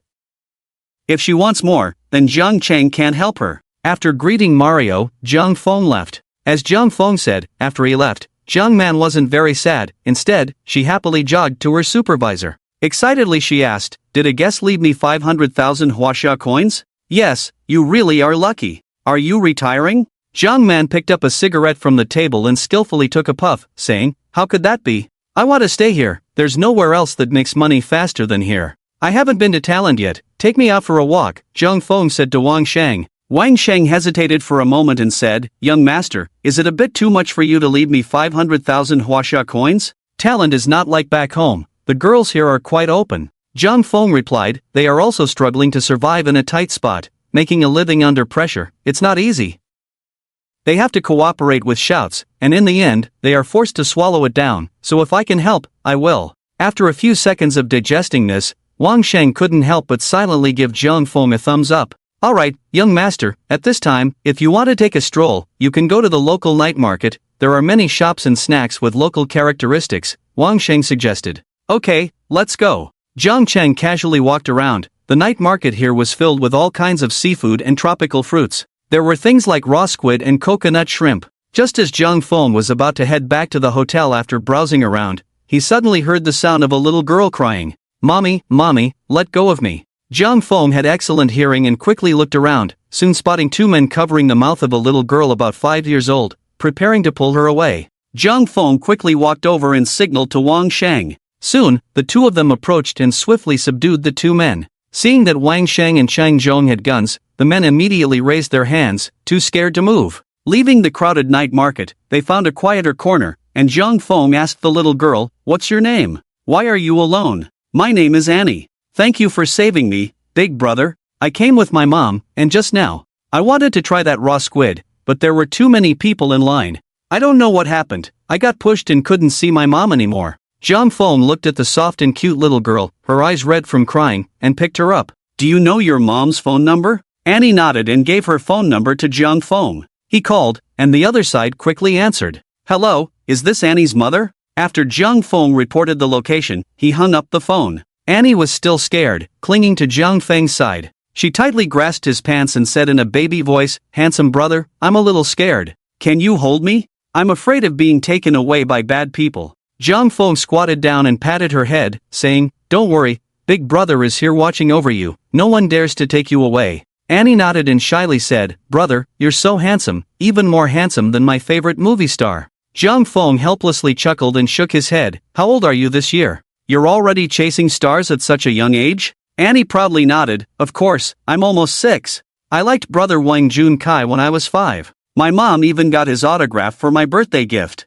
But I'll tell you a secret, I think you're even more handsome than him. Kids these days are so mature? No wonder she's such a handful. Just as Zhang Feng finished speaking, a mature woman in a white suit with slightly curled hair rushed over in 10-centimeter black high heels. As soon as Annie saw the woman, she ran towards her. Mommy, Mommy, I'm here. The woman immediately squatted down and hugged Annie tightly. Tears as big as beans streamed down her face. Then she released Annie, grabbed her hand, and gave her 2 hard slaps on the backside. After that, she pulled her into an embrace again, crying and scolding, you little rascal. I told you not to run, and you still did. Do you know how long I've been looking for you? Thankfully, you're fine. What would I have done if something happened? At that moment, Annie realized she was in the wrong, pouting and crying as she said, Mommy, I won't do it again. Please don't cry, I know I was wrong. Are you okay? Let me see. Annie shook her head and replied, I'm fine. Luckily, this handsome brother helped me find you. You mustn't run off again.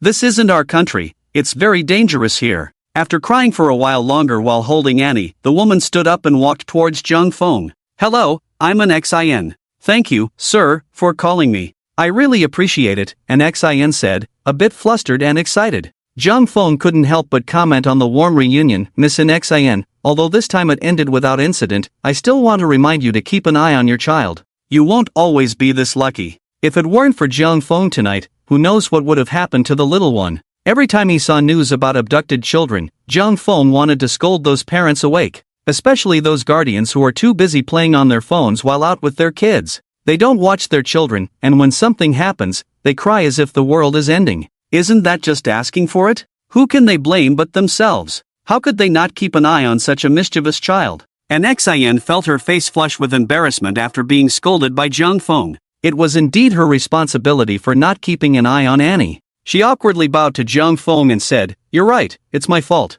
I will definitely keep a better watch on her next time. Handsome brother, please don't blame my mom. It's my fault, Annie said sweetly to Zhang Feng. Before Zhang Feng could respond, Wang Shang walked over. After glancing at an Xin, he lowered his head and said to Zhang Feng, "Young master, these two have confessed. They said they thought the little girl was pretty, and they were a bit drunk and wanted to take her back to their brothers." Wang Shang didn't finish his sentence, but everyone present, except for Annie, understood what he meant. Such things often happen in Thailand and India. In these two countries, there are frequent reports of girls being harassed by men on public transport, and even more bizarrely, some men don't spare even cows in the middle of the night. Overall, these two countries are simply outrageous. Upon hearing this, an Xion's face instantly turned pale. Trembling, she asked Zhang Feng, "Are you saying the little girl is Annie?" After saying that, an Xion immediately picked up Annie and began checking her all over. Annie tugged at an Xion, signaling her to calm down. "Mommy, what's wrong?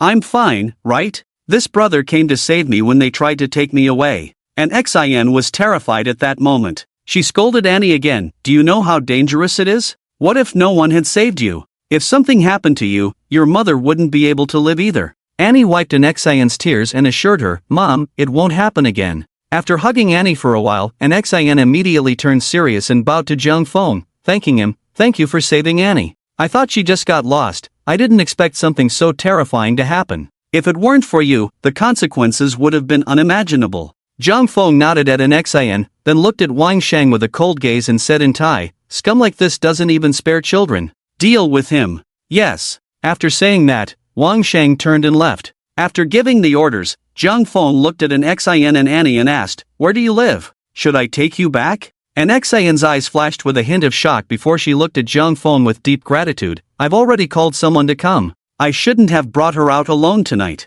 I thought we were just going for a walk, so I didn't bring the bodyguard. I didn't expect this to happen." Zhang Feng nodded. "It's not as safe here as it is back home." "Yes, I originally didn't want to bring her to Thailand, but she kept insisting. This market is quite lively, and I thought it would be safe." "I didn't expect something like this to happen. May I ask how to address you?" "My name is Zhang Feng." "Mr. Zhang Feng, I really don't know how to thank you. How about I treat you to dinner tomorrow?" Zhang Feng shook his head. "No need to trouble yourself. I'm going back to my country tomorrow." "Going back? May I ask where you're from?" "Chengdu." "What a coincidence, I'm also from Chengdu. We're going back the day after tomorrow. Can I have your contact information?" "I want to treat you to dinner when we return, you must promise me." Seeing an Xin say this, Zhang Feng opened the character scanning system. Name, an Xin, age, 26, height, 168 centimeters, appearance, 93, figure, 94, privacy, 0, friendliness, 70, close state. After looking at the system introduction, privacy value 0? What is this operation? Did she have Annie without any? Could it be that an Xin and Annie have some hidden story? Zhang Feng took a careful look at an Xin. Judging by her attire, she seemed to be wealthy. In her hand was a Kelly 2 and Muchuan white from Hermes worth around 500,000, and on her wrist was a nearly 300,000 Audemars Piguet Royal Oak Offshore women's watch. The brand of her clothes was unrecognizable, but her high heels were Valentino. All in all, this outfit was worth nearly $1 million. Definitely a rich woman. Zhang Feng nodded and exchanged WeChat with an Xin. When an Xion's bodyguard arrived, Wang Shang had also taken care of his side. An Xin took Annie back to the hotel. After carefully checking Annie again, she asked Annie to recount the entire incident in detail. After listening, an Xin didn't find anything suspicious. The bodyguard beside her asked, "Miss, should we check on that person from earlier?" An Xin thought for a moment and shook her head. "No need. After all, he saved Annie, and it wouldn't be polite to investigate someone recklessly." Moreover, Zhang Feng seemed to be someone extraordinary. Although he spoke Thai with his subordinates in the end, an Xin was fluent in Thai and naturally understood the orders Zhang Feng gave. A young man like him having such influence in Thailand, and being from Arhuaxia, was not an ordinary person. The next morning, Zhang Feng took a flight to Tianfu. After being out for so long, Li Yan must be getting anxious with him not returning home. Earlier, the items Zhang Feng had purchased in the Magic City had already been shipped to the airport in Tianfu. After picking up the items, Zhang Feng drove his Porsche back home. He had already informed his parents before getting off the plane. Unfortunately, when he arrived home, Li Yan and Zhang Jianmen were both absent. They had only sent him a voice message telling him to handle dinner on his own. Zhang Feng looked at the message, speechless, and sent back a few question marks. Around 8 o'clock in the evening, Li Yan and Zhang Jianmen finally returned. The two entered the house chatting and laughing. Hearing the door open, Jiang Feng called out from the living room, "Mom and Dad, you're back." Pausing the mobile game he was playing, he exited the living room. When Jiang Feng came out, Li Yan and Jiang Jianmen simultaneously sized him up from head to toe. "You little rascal, you know how to come back." "Wow, you look quite handsome in that outfit," Li Yan teased him playfully. "If I didn't come back, you two wouldn't have looked for me either." "You left me behind tonight," Jiang Feng complained. "We had a work dinner, it couldn't be avoided." "Have you eaten?" "I ordered takeout." "What's this?" Jiang Jianmen asked, looking at the several large gift boxes on the table. "Gifts for you, see if you like them?" "You little brat, showing off just because you have some money," Jiang Jianmen said, but his hands quickly grabbed the Patek Philippe box to unwrap it. He didn't even glance at the two Chanel bags beside him. In contrast, Li Yan immediately picked up the Chanel packaging, sat down on the nearby sofa, and quickly started unwrapping it. Seeing two bags, Li Yan couldn't stop smiling. "Look, your son is much better at choosing gifts than you. These two bags are really beautiful, I can show them off at the office tomorrow." Suddenly caught in the crossfire, Jiang Jianmen shot Jiang Feng a subtle glare. "You little rascal, just know how to steal my thunder." When he opened the Patek Philippe men's watch, Jiang Jianmen's eyes instantly lit up. Being someone who pays attention to luxury watches, he naturally knew this was a $1 million model. Noticing Jiang Jianmen's unusual expression, Li Yan asked, "What's wrong? Don't you like it? How much is this watch?" Jiang Jianmen quickly composed himself and shook his head, saying, "Not much, just over 100,000. Li Yan shot a glance at Jiang Feng and reproachfully glared at Jiang Jianmen. "Over 100,000 is already a lot. How old is your son? He gave you this as a token of his feelings, don't make that face of disdain." Jiang Jianmen gave Jiang Feng a knowing look. He cleared his throat and said, "You should take a look at yours too. He bought you one, and yours is worth much more than mine, probably over 500,000. After saying that, Jiang Jianmen quickly took off his Rolex and swapped it for the Patek Philippe Jiang Feng had bought. Jiang Feng knew Jiang Jianmen's tricks. If Li Yan found out the watch he bought for Jiang Jianmen was over $1 million, Jiang Jianmen would never get to wear it outside. Li Yan picked up the watch, her face filled with surprise. "Didn't I tell you to buy something cheaper? Why spend so much? Honestly, you really are something, buying me so many things and getting your dad a watch worth over 100,000. No wonder he looks like that." Jiang Feng, caught in the crossfire, wanted to laugh out loud but could only nod. "I really didn't think that much when I bought it. I'll be more careful next time. By the way, when I bought the watch, they also gave a women's perfume silk scarf, 6 cufflinks, and a keychain. You two can sort it out yourselves. I just want that silk scarf, the rest can go to old Jiang," Li Yan said with a smile. Jiang Jianmen kept playing with the Patek Philippe watch in his left hand. Although he was secretly pleased, he still put on a jealous facade. "Next time, don't buy so much. Mom knows you're filial. Save some money for when you get married. Tonight, our unit is having a dinner, and there are several guys with daughters who have never been in a relationship. If not, Mom can set you up," Li Yan said excitedly. As soon as Jiang Feng heard Li Yan mention this, he immediately forced a smile and said, "Not interested, Mom, I'm going back to my room to play games, goodbye." After Jiang Feng slipped away, Li Yan patted Jiang Jianming. "You can't be angry with your son. Men don't have many good gifts to buy anyway, money isn't important, what's important is the thought. Besides, you've seen all these things since you were little." Jiang Jianming pretended to be reluctant and nodded. "Got it, but can a gift from a son be the same?" "That's true, your son has grown up, just wear what he gives you." Back in his room, Jiang Feng picked up his phone and reconnected to continue the game. After being idle for a while, the experience level had already widened a significant gap. As soon as he logged in, he faced off against the opponent, and even though he was being cautious and trying to develop slowly, he was immediately taken down by the enemy. Jiang Feng was speechless, this Guan Yu was too strong. He was killed right under the tower. At that moment, Jiang Feng's teammates started to complain. "Is this Luna an idiot? Just because she was idle for a bit, she comes back and gives away a kill. Go home and do your homework, damn." Jiang Feng looked at the one complaining, a mid-lane mage named Jihua Wu. Jiang Feng smiled, opened the chat box, and clicked on everyone. "To the Guan Yu on the opposite side, if you give me a kill, I'll give you $100. The more you give, the more I'll transfer. Big shot, do you think I'm an elementary school student?" Guan Yu replied. "Send me your wealth treasure, I'll transfer you 500 first, is that okay?" Guan Yu was not polite and sent it over directly. Jiang Feng switched screens and transferred the money. "Okay, received. Big shot, you're awesome, I'll be right there waiting for you." Guan Yu immediately rushed over and gave away a kill. After collecting the kill, Jiang Feng typed, "Whoever takes our mid laner, 1 kill for 100, instant transfer." As soon as Jiang Feng sent it, several people on the opposite side immediately replied. Got it, big shot, heading to mid to gather. Ji Huowu looked helplessly at the operations on the opposite side, typing out countless question marks. Ji Huowu, the mid laner, initially didn't believe it, but after being killed 3 times, her mentality finally broke. She continued typing, cursing Jiang Feng, "You brainless idiot, are you asking people to kill your dad while playing a game?" As soon as she typed that, Jiang Feng hadn't even had the chance to reply when the opposing team's king teammates immediately banded together to retort. Especially Guan Yu, after receiving 500 from Jiang Feng, became even more courteous. Ji Huowu, why does your tone sound so much like my son?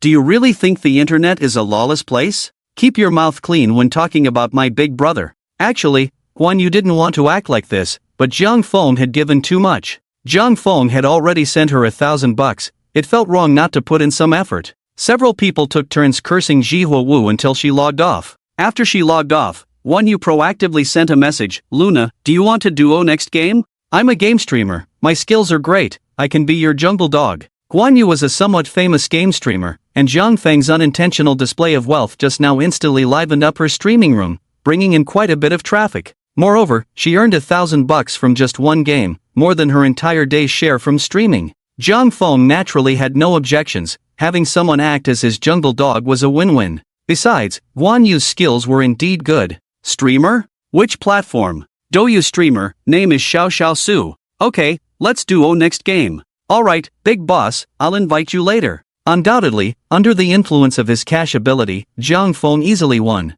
Little Xiaoshu really invited Jiang Feng. After inviting him, she didn't mention anything about sending money for kills, genuinely crouching in the grass to be Jiang Feng's grass dog. After playing 3 games of lying down and winning with little Xiaoshu, Jiang Feng said goodbye to her and logged off. After logging off, Jiang Feng opened Douyu Live. After giving Xiao Yining a gift last time, he still had 500,000 fish fin coins left. Jiang Feng searched for little Xiaoshu's live room and found that she was a very cute little loli. Moreover, her live room had a popularity of 500,000, which was much more impressive than that little streamer Xiao Yining. Jiang Feng opened the character scanning system. Name, by Xiaoshu. Age, 20 years. Height, 155 cm. Appearance, 92 figure, 94 privacy, 0 friendliness, 40. Jiang Feng directly sent her 5 super rockets. Little Xiaoshu, seeing someone send super rockets, quickly expressed her gratitude. Thank you, Dinghai Shenzhen, big brother, for the 5 super rockets. The netizens in the live room saw the name Dinghai Shenzhen and all came out to watch the excitement.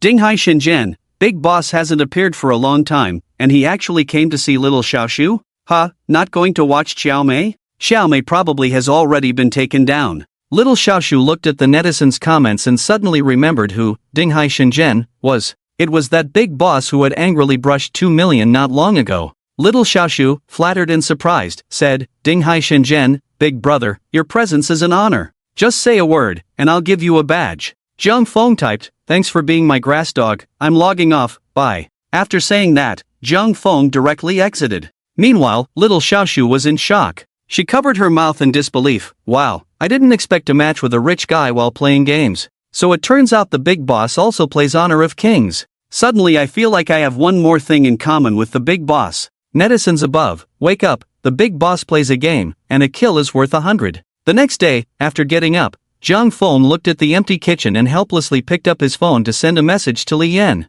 "Mom, where's breakfast?" Li Yan quickly replied, "Go downstairs and buy something to eat yourself." In the past, when Li Yan didn't prepare breakfast, she would leave him $100 to buy breakfast, but now she was completely unreserved. Jiang Feng shook his head helplessly and opened the takeout app. After ordering takeout, Jiang Feng started scrolling through his moments. The first post was from Zhou Zhiyun. "Sorry, I was being sentimental and missing you." Jiang Feng frowned and clicked on Zhou Zhiyun's profile, only to find a series of non-mainstream, melancholic posts that gave him a headache. "I will still laugh recklessly in front of you, but afterwards, I have gotten used to loneliness. I can say it's okay when I'm in pain, I can say it doesn't matter when I'm sad." Jiang Feng exited and left a comment below. Another breakup? After sending it, he continued scrolling and saw Zhou had posted a plane ticket from Magic City to Tianfu. It seemed she had just arrived. Jiang Feng sent Zhou a private message. 5 minutes later, Zhou replied, "I just got home. Why did you come back?"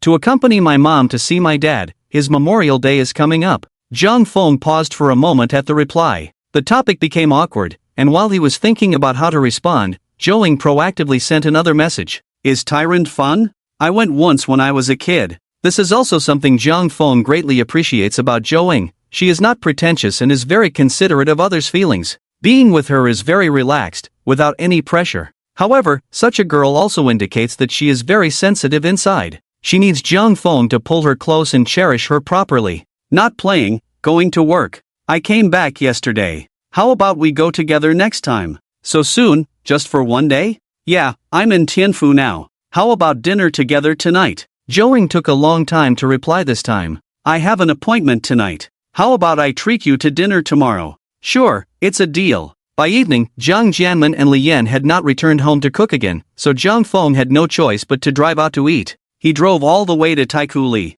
After parking his car across from the LV store, Zhang Feng walked straight in. There's a little parking trick in Tianfu. If you're driving an ordinary sedan, you have to obediently park in the underground parking lot. But if you're like Zhang Feng, driving a Porsche 918, you can park anywhere, even in places with no parking signs. After all, the security guards would choose to turn a blind eye if they saw it. Zhang Feng walked directly into LV. This time he returned without bringing any clothes. The clothes he bought before were left at Yan Yunaman, and now he only had one set of clean clothes. He casually picked out a few items in the store, and in less than 10 minutes, he was done shopping. After all, he only had one criterion for choosing t-shirts: simple and pleasing to the eye. The most important reason was that he didn't have to worry about the price, so it didn't take much time. After checking out, Zhang Feng put the clothes in his car and was ready to find a random place to solve his dinner. Just then, a Porsche 911 parked diagonally across from the LV entrance. A handsome man in a suit and tie got out of the car.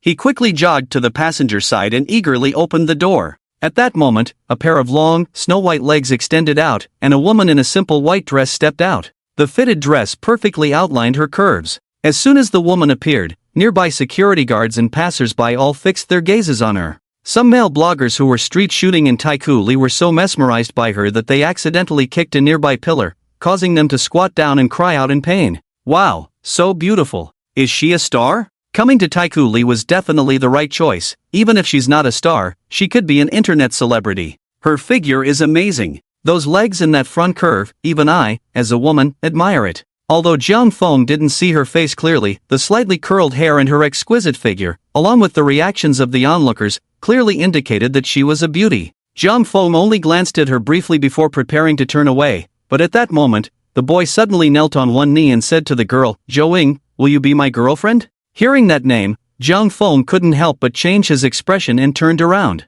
Upon closer inspection, the girl was indeed Zhou. Wang Yuan, what are you doing? Zhou looked around awkwardly and frowned at Wang Yuan, clearly surprised by his actions. Zhou, I've liked you for a long time, since our school days. I know I wasn't worthy of you before, but now I think I can make you happy. Will you agree? After saying that, the boy took out an exquisite box from his pocket. When he opened it, there was a sparkling DR platinum diamond necklace inside. Because of Wang Yuan's kneeling position, more and more onlookers gathered to watch the spectacle. You see, is someone proposing? Oh my god, a Porsche 911, that car must be worth over $1 million. So he's a rich handsome guy, how romantic. Only someone like him can take such a beautiful girl. Wang Yuan, don't do this, get up, everyone is watching. Seeing the crowd, Zhou said somewhat awkwardly. At this moment, Wang Yuan listened to the crowd's admiration, and his heart began to swell. He no longer felt embarrassed. Zhou, don't you like this necklace? I heard that girls love shiny things, so I specially chose this necklace from DR for you. If you agree to be my girlfriend, I can also customize a unique diamond ring for you. As soon as Wang Yuan finished speaking, the crowd stirred again. This is too romantic. If someone did this for me, I would definitely say yes right away. I heard that DR's slogan says a man can only customize one exclusive ring in his lifetime. That necklace must cost tens of thousands. I'm so envious. Wang Yuan, I only see you as a friend, please get up. Zhou Ying's expression darkened as she said unhappily. Zhou, I know you're just a bit shocked right now. It's okay, I can give you more time to think it over. Wang Yuan looked at the necklace in his hand, a mysterious confident smile on his lips. Wang Yuan thought to himself, this necklace cost him 38,000, if it were in the past, Zhou probably wouldn't have looked at a necklace in this price range. But now, 38,000 isn't a small amount for her either. Moreover, with his current conditions as a handsome guy whose family runs a company, he is more than a match for Zhou. Wang Yuan was very confident he could win Zhou over. Even if Zhou Ying showed a troubled expression, Wang Yuan took it as her playing hard to get.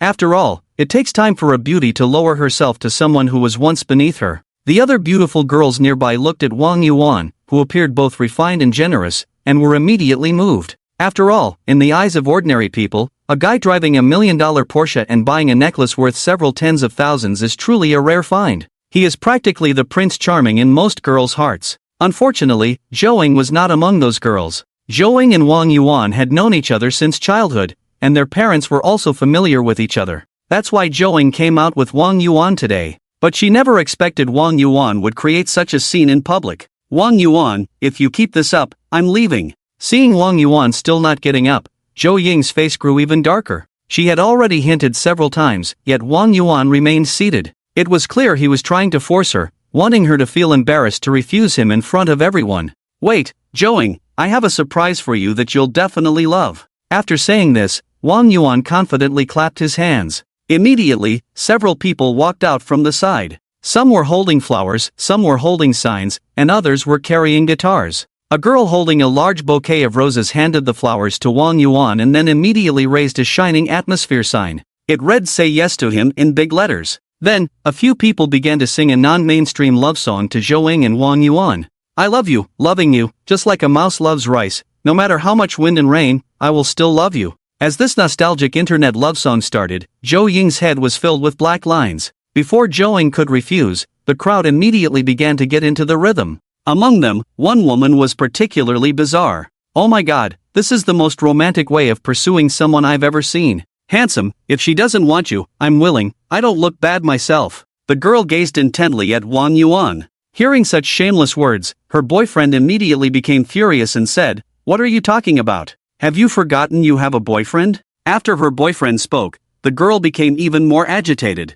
How can you say that? I've been with you for so long, and you've never given me a surprise. Look at others, with their DRs and 99 roses, and love songs. What about you? Besides treating me to $6 spicy hot pot, what else have you given me? Break up. With that, the girl angrily turned to leave. The boy, seeing this, angrily cursed Wang Yuan, loser. You can customize multiple rings with DR just by changing the location. Stop pretending to be deep. Beautiful, don't be fooled. After saying that, the boy also turned to leave. Wang Yuan, seeing his plan disrupted by two lunatics, couldn't help but suppress the urge to curse as he explained to Zhou Ying. Zhou Ying, don't listen to him, he's just jealous that I'm rich. Someone like me is worthy of you. Promise me. If you agree, you won't have to work anymore, and I'll give you 50,000 a month as pocket money. After saying this, Wang Yuan immediately flashed a charming smile filled with confidence. Seeing Wang Yuan's overflowing confidence, Zhou Ying couldn't help but laugh and shake her head. Although 50,000 seemed like a lot to ordinary people, Zhou Ying had seen her share of ups and downs. Even though her family had fallen on hard times, the allure of 50,000 was almost zero for her. The key issue was that Wang Yuan always had a subtle sense of superiority over her, which made Zhou Ying very uncomfortable. Wang Yuan also knew he appeared a bit showy in front of Zhou Ying. However, in the past, he had no right to be arrogant in front of her. Now it was different. It was like a poor person suddenly becoming rich and indulging in revenge spending. Wang Yuan suddenly had the capital to show off in front of Zhou Ying, and he couldn't control himself, always subtly flaunting. Just then, the system chimed with a notification. System has issued a special mission. Option 1, be a bystander like everyone else and receive a truckload of quality fruits and a record book of the best gossip. Option 2, help Zhou Ying get rid of trouble and receive a consumption critical hit card and a bad luck card. Zhang Feng glanced at the options before him. The system was clearly up to something. What was there to choose? Last time he used the food cashback card, he got nearly 200 million in return. This time, the consumption critical hit card clearly had a much higher cashback multiplier. Zhang Feng directly clicked on the second option. After making his choice, Zhang Feng casually picked a few red, yellow, and blue flowers from a roadside flower bed. Holding a dozen wildflowers, he walked over to Zhou Ying. At this moment, the onlookers were still loudly cheering for Zhou Ying and Wang Yuan, saying, "Agree to him. Agree to him." Just then, Zhang Feng suddenly appeared. He walked straight between Zhou Ying and Wang Yuan, casually handing the flowers to Zhou Ying. "This beautiful lady, if you don't like roses, how about these flowers? If you like them, would you be my girlfriend?" With Zhang Feng's appearance, the crowd suddenly fell silent. Wow, this guy is so bold. But this is not even comparable, he has 99 roses. Yeah, and a diamond necklace, this guy has no sincerity at all. Look, some of his flowers are wilted, is he here to be funny? Clearly, the crowd did not buy Zhang Feng's approach. Wang Yuan also stood up speechless, clearly not taking Zhang Feng seriously at that moment. After all, he felt that his necklace worth 38,000, plus the atmosphere group he hired for over 1,000, had already completely overshadowed the few wildflowers by the roadside that Zhang Feng had. I say, this young man, dating girls requires spending money. Look at you, you can't even bear to spend the basic amount for flowers and yet you want to intercept others. I advise you to go home, wash up, and sleep. Everything you want will be in your dreams. After Wang Yuan finished speaking, the onlookers nodded in agreement.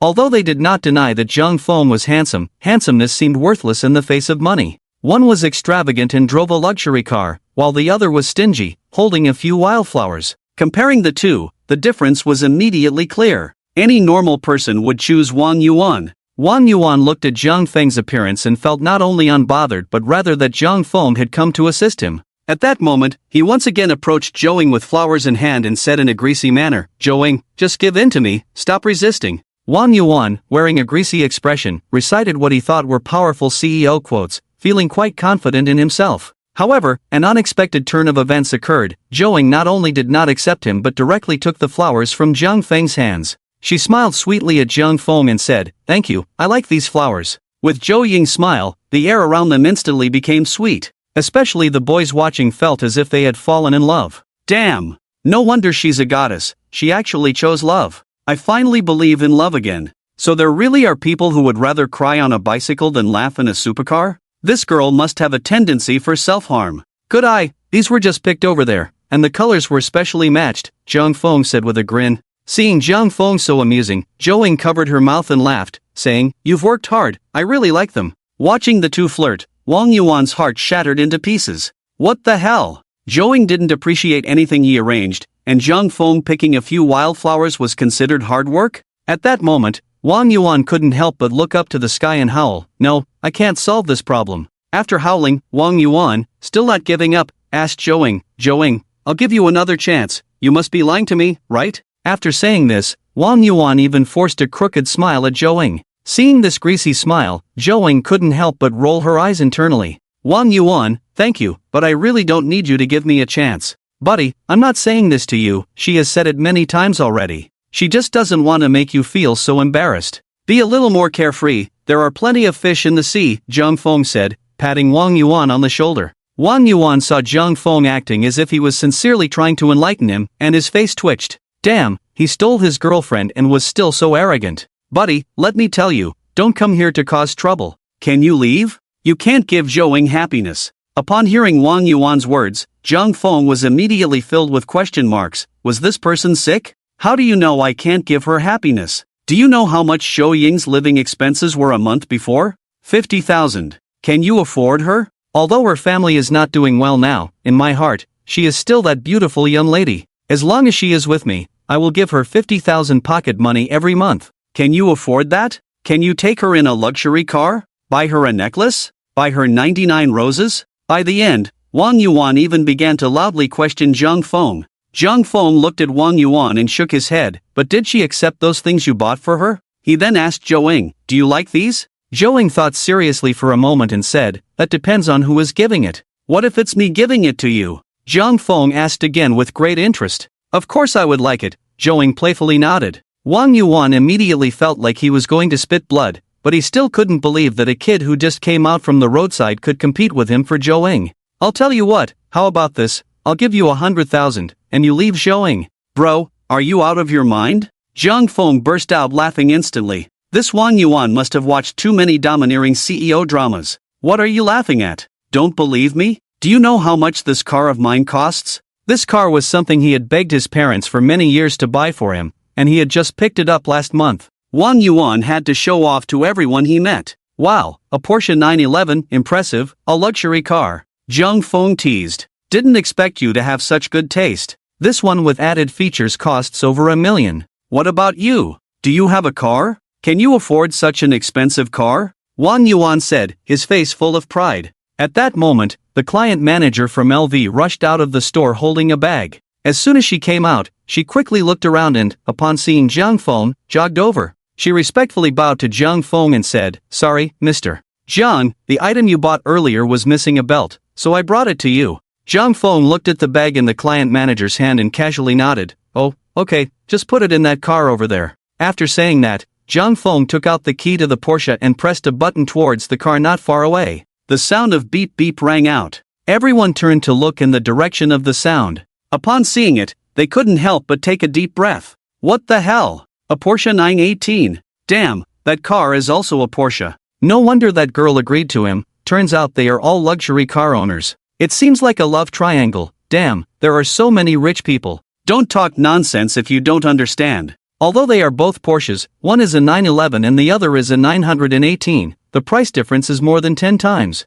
What? That car is that expensive? Jiang Feng looked at Wang Yuan, who was gaping and frozen in shock, and chuckled, patting his shoulder. Hey, how about it? Isn't my car pretty good? Wang Yuan looked like he had just eaten shit, forcing out an awkward smile as he said, not bad. Thinking back to how he had been so pleased with himself in front of Jiang Feng earlier, Wang Yuan couldn't help but feel his face flush. He knew he had lost, and lost thoroughly. Seeing Wang Yuan looking so defeated, Jiang Feng immediately lost interest in continuing the game. He turned to Zhou Ying and said, "This beautiful lady, it's dinner time, how about you accompany me for a meal?" Sure. Zhou Ying walked over and naturally wrapped her arm around Jiang Feng's. Wang Yuan was left alone, dejectedly squatting on the ground. In the private room of the Japanese restaurant, Jiang Feng asked Zhou Ying, "So you had plans tonight because you were out on a date? I hope I didn't cause you any trouble earlier?" Zhou Ying looked at Jiang Feng and smiled, shaking her head. "Of course not. I was accompanying my mom to visit her old friend's house, which is Wang Yuan's family. Once we got there, they insisted on us going out to have fun, and I couldn't refuse, but I didn't expect Wang Yuan to act like this as soon as we arrived." Jiang Feng nodded, pretending to look hurt. "I was actually sad for a while when I first saw it. I thought you were rejecting me because of him." Zhou Ying's face turned a bit red upon hearing this from Jiang Feng. For a moment, she couldn't tell if Jiang Feng was being serious or joking. "Jiang Feng, you still love to joke around. I remember you were quite popular in class before. I didn't expect the goddess to have paid attention to me." Zhou Ying shyly nodded and said, "I didn't have many friends in class before, and my family was strict. As soon as school was over, they would send a driver to take me home, so I never had the chance to play with my classmates. I only remember that you were quite active in class during breaks or gym class. On the contrary, I should be considered a transparent person." Jiang Feng chuckled. "You? Transparent? Zhou Ying, are you underestimating yourself too much? If you were just average looking, then maybe you could call yourself invisible, but with your looks, you stand out quite a bit in class."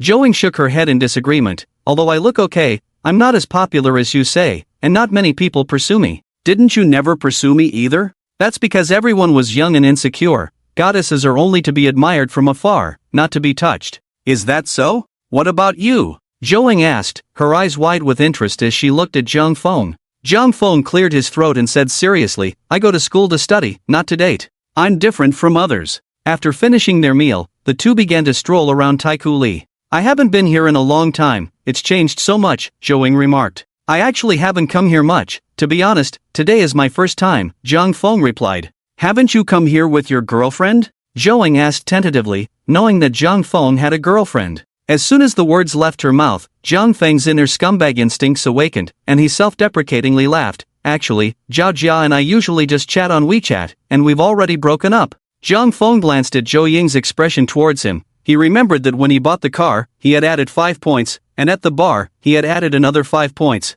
He clearly had 85 points, so why had it dropped to 78 now? Could it be that this friendliness value fluctuates with thoughts? He didn't expect Zhou Ying's friendliness value to rise so slowly. But then again, money probably didn't have that much impact on Zhou Ying. Zhou Ying was naturally harder to win over than an average girl. "I see, but you're handsome and have money. Logically, there should be many girls who like you, right? Whether they like me or not, I don't know. I was busy studying before, aside from paying attention to you, I didn't think much about others." As soon as Jiang Feng finished speaking, Zhou Ying's face involuntarily turned red again. Seeing Zhou Ying shy, Jiang Feng didn't take the opportunity to tease her. When they reached the Cartier counter, Jiang Feng naturally took Zhou Ying's hand and walked over. Suddenly, Zhou Ying's heart raced as Jiang Feng held her hand. She tried to gently pull her hand away, but Jiang Feng had no intention of letting go. So, Zhou Ying remained silent, looking shy, allowing Jiang Feng to hold her hand. The Cartier store in Taiku Li was decorated in a very simple and high-end style. With large floor-to-ceiling windows and bright lights, As soon as one entered, they could see exquisite, sparkling jewelry displayed on the counter. The sales associate at Cartier saw a tall, handsome guy walking in with a stunning girl and immediately approached them. Seeing how composed they both were, she instantly thought they must be potential customers. Just as they stepped into the Cartier store, the dream come true system chimed with a prompt. Option 1, buy a gift for Joing and receive 5 shopping cashback cards. The maximum balance for a single card is 500,000. Option 2, pretend to browse and receive a 9 yuan, 9 cent shipping chicken. Zhang Feng looked speechless at the system's prompt. Anyone with normal intelligence would know how to choose. At that moment, there were not many customers in the Cartier store. In fact, with Zhang Feng and Zhou, there were only 4 customers in total. Zhou quietly followed behind Zhang Feng, calmly looking at the jewelry in the display case. At that moment, a female sales associate quickly approached, smiling as she asked, "Hello, sir, madam, is there anything I can help you with?" Zhang Feng pointed to a necklace above and asked, "Which one do you like?" Zhou was taken aback for a moment, her bright eyes staring at Zhang Feng before she said, "Are you asking me? Didn't you say you would like whatever I give you?" Zhang Feng countered. "I was just joking," Zhou replied. She naturally knew how expensive Cartier was. She felt that her relationship with Zhang Feng hadn't progressed to the stage of accepting gifts from him. "I'm not joking, I'm serious," Zhang Feng said, looking at Zhou with a deeply affectionate expression. The way he looked made Zhou want to pull her hand away, but Zhang Feng's large hand still held hers tightly. Zhou glanced at the female sales associate beside them, who was staring intently at Zhang Feng. She couldn't help but internally scoff. Handsome, wealthy men were always popular with women. Seeing that Zhou wasn't choosing anything, Zhang Feng looked around and directly skipped the cheaper styles. He pointed to a newly released Panthera D Cartier necklace, an 18K gold piece worth 80,000. "Sir, you have great taste. This Panthera D Cartier necklace is made of gold, black lacquer, set with 1 savorite garnet and 19 round brilliant cut diamonds,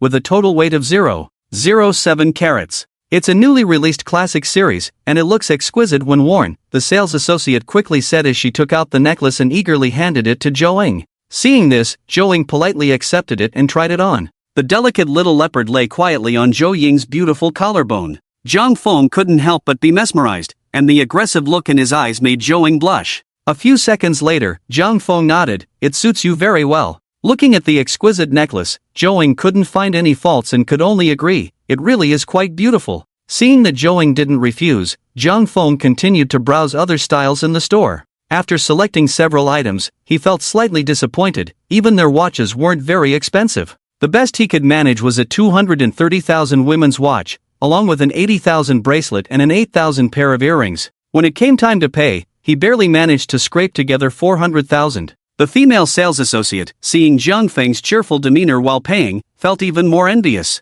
Once Zhang Feng left, she immediately began discussing with another sales associate. "Boyfriends from other people's homes never disappoint. Did you see? He was so happy while paying, while that girl looked unwilling." "Of course I saw. Handsome and generous. I'm really envious. Why haven't we met such guys?" "Yeah, usually it's the girls dragging the guys in to spend money, and when it comes time to pay, those guys look pained. It's rare to see someone so happy to pay. Look, he only picks the expensive ones. I'm so jealous. Your commission must have increased this month." The reason Zhang Feng was smiling while paying was that he used a cashback shopping card, earning 50 times the rebate. That's 20 million. He bought Zhou a gift and got so much money for free, how could he not be in a good mood? There were still 4 cashback cards left, but Zhou was adamant about not wanting to shop anymore. She didn't want to spend Zhang Feng's money any further. Soon, Zhang Feng drove Zhou back home. In front of them was an old residential complex, the building's clearly over 20 years old. "Which floor do you live on? It seems this complex doesn't have an elevator?" "This was bought by my dad when he was young, it's been decades. All the other houses have been mortgaged, and this is the only one left." "No elevator, we live on the 5th floor." Zhang Feng nodded. "Then should I walk you up?" Zhou shook her head. "No need, my mama's up there, you can go back." Hearing this, Zhang Feng nodded, reluctantly letting go of Zhou Ying's hand, then walked slowly. "Okay." Zhou shyly waved at Zhang Feng and turned to walk inside. As soon as Zhou got home, Fang Yuan stood up from the sofa. At just 36, Fang Yuan looked exceptionally well maintained, and it was hard to believe she was Zhou Ying's mother. "Inger, how did it go?" Seeing Fang Yuan's eager expression, Zhou replied gloomily, "What do you mean how did it go? Wang Yuan, how was your date?" "Mom, I don't like him." The mention of Wang Yuan immediately darkened Zhou Ying's expression. Fang Yuan, sharp-eyed, noticed the Cartier shopping bag in Zhou Ying's hand. If you don't like him, why do you have his gift? This isn't from him, it's from a classmate. Your classmate? Inger, I'm not saying this to criticize you, although Wang Yuan isn't as good as our family used to be, you know our current situation. Your dad is gone, and there's a huge debt left. Even though I don't really like Wang Yuan, I have no choice. They said if you get together with him, they will help us settle the debt, and our families are familiar, so I feel more at ease. I really don't want to keep hiding anymore. After saying this, Fang Yuan took the shopping bag from Zhou Ying's hand and opened it to look inside. I've been looking for a job, right? I'll find a way. You know Wang Yuan used to. How long do you think it will take to pay off millions working? Mom is tired too. Anyway, I won't be with Wang Yuan. I don't want to. What are you talking about, child? Fang Yuan was a bit angry when she saw Zhou Ying was being unreasonable, but when she caught sight of the shopping receipt, she immediately fell silent. After opening the Cartier gift box and looking at it for a while, she held the receipt and asked Zhou Ying,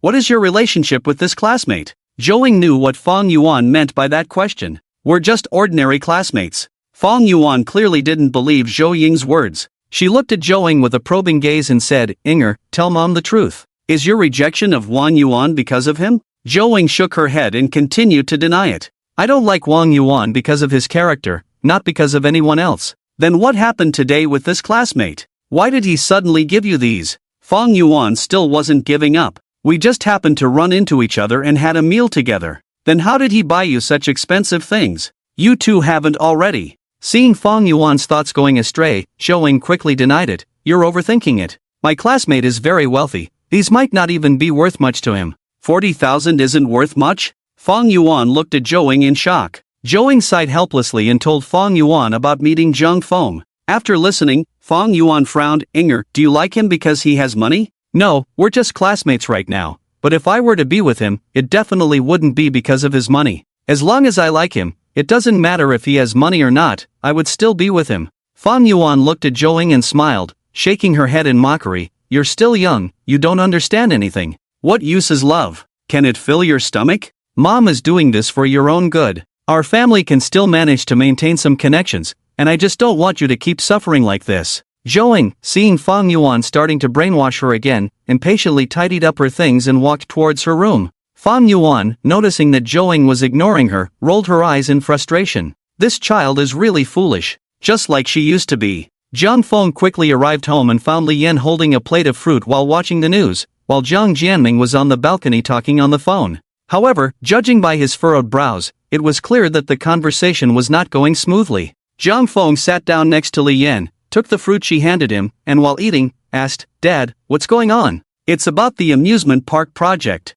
It seems we won't be able to secure it, and I'm worried about it." "Amusement park? Didn't we hear that things were going well a while ago?" "Yeah, but there were some issues." "Don't worry about it. If we can't sign the deal, then so be it. Anyway, you can make money now, so we don't need to rely on you." Zhang Feng looked at Li Yan speechlessly. He felt that ever since he had laid everything bare, Li Yan had become even more carefree. Not only did she no longer worry about him being cold or hungry, but now it seemed she was also starting to take it easy about making money. The next day at noon, as soon as Zhang Feng woke up, he checked for any large shopping malls nearby where he could spend some money. After all, he still had 4 cashback cards in his system. Zhang Feng pinpointed the newly opened luxury shopping mall, SKP. Compared to the crowds at Taikuli, the foot traffic at SKP and Tianfu Ronqing was noticeably less. At a glance, the entire mall was filled with high-end brands. After casually walking around, he took the elevator to the second floor. Just as Zhang Feng was looking at the sign for the second floor, a pair of soft little hands tugged at his pant leg. Then a cute child's voice rang out, "Handsome brother, what are you doing here?" Zhang Feng looked down and couldn't help but raise an eyebrow. "Annie?" Seeing Annie alone, Zhang Feng's expression darkened. "You're by yourself?" Annie shook her head and quickly pointed behind her, saying, "My mom is back there." Zhang Feng followed her finger and saw an Xin approaching them with a gentle smile. "Mr. John, what a coincidence." Zhang Feng nodded at an Xin. "Sister Xin, are you out here with her alone?" An Xin understood what Zhang Feng meant and shyly replied, "It's safer here in the country, so I go out by myself." Just now, this little rascal ran off so quickly. Annie quickly tugged at Zhang Feng's pants and said sweetly, "Handsome brother, I'm not running around anymore. I know my mom is behind me, and I'll wait for her." Zhang Feng helplessly patted her head. "You know not to run around. From now on, you can't run off so fast by yourself. What if your mom can't catch up to you? I know. I listen to what handsome brother says. I won't run next time, Annie said, her little face flushed. This child actually listens to you. Usually, when I talk to her, it goes in one ear and out the other, Xin said helplessly. After that, Xin asked, are you alone? Jiang Feng nodded. Just came to take a look. Seeing Jiang Feng alone, Annie's eyes lit up, and she immediately grabbed his arm, shaking it and pouting, then can handsome brother come shopping with us? Today is my birthday, and my mom is going to give me a birthday gift. Can you help me pick one? Seeing Annie trying to act cute again, Xin quickly pulled her hand back, feeling embarrassed. Annie, brother Jiang Feng is very busy. It's fine for me to accompany you. Annie, seeing this, pouted in reluctance and broke free from Xin's hand, grabbing Jiang Feng again. I don't want that. I just want brother Jiang Feng to come with me. Annie, stop it, or mommy will get angry. Seeing Xin glaring at her, Annie immediately pouted and pretended to cry. You promised not to be angry today. Jiang Feng looked at the dramatic Annie and shook his head helplessly. However, upon closer inspection, Annie didn't resemble Xin at all. Her eyes were brown, and she looked like a doll. With Annie's looks, she would likely be quite pretty when she grew up. Jiang Feng pinched Annie's nose and asked, is today your birthday? Yes. My mom promised to take me to the amusement park. Handsome brother, will you come with us? Annie asked with an expectant look. Just then, the system chimed with a notification. Option 1, agree to accompany Annie, and you will gain the Deep Affection Eyes skill. Option 2, refuse to play, and you will receive 2 bad luck cards. Jiang Feng looked at the 2 options and chose the first without hesitation. The Deep Affection Eyes skill was a good thing. As the saying goes, having eyes that look deeply affectionate even when looking at a dog is definitely a charming skill for most women. Alright, then let's pick together. I'll also buy you a birthday gift. And Xin quickly waved her hand. No, that's not okay. How can I accept your gift? In contrast to Xin's restraint, Annie appeared very excited. Great. Brother Jiang Feng, I'll tell you, my mom really likes you. Recently, she often mentions you to my grandpa when we get home. If you play with us, she will definitely be very happy. Seeing Annie reveal her secret, Xin's face flushed with heat, and she shyly scolded, Annie, what nonsense are you talking about? Jiang Feng, I only mentioned to my dad that you saved Annie. Don't misunderstand. Jiang Feng looked at Xin's shy demeanor, and a glimmer flashed in his eyes. This feeling was a bit off. Ignoring Xin's words, Jiang Feng directly took Annie's hand and said, Annie, let's go pick out a gift. After browsing around, Jiang Feng bought Annie a small Chanel children's bag, and since it was only a little over 8,000, he didn't use the shopping cashback card. The group wandered around some more, and Jiang Feng also bought his mother, Lian, some skincare products from Blue Ocean Mystery. As a big name in cosmetics, a bottle of toner costs nearly 2,000, but a full set comes to almost 10,000. The price was still a bit low, so Jiang Feng didn't use the shopping cart either. After shopping, they didn't linger any longer because it was getting late, and the amusement park might close soon. The 3 of them arrived at a large amusement park nearby, and as soon as they entered, Annie excitedly wanted to rush forward. Jiang Feng quickly grabbed Annie. Hey, Annie, don't run around. Caught, Annie looked up at Jiang Feng, stuck out her tongue, and obediently nodded. Sorry, I forgot again.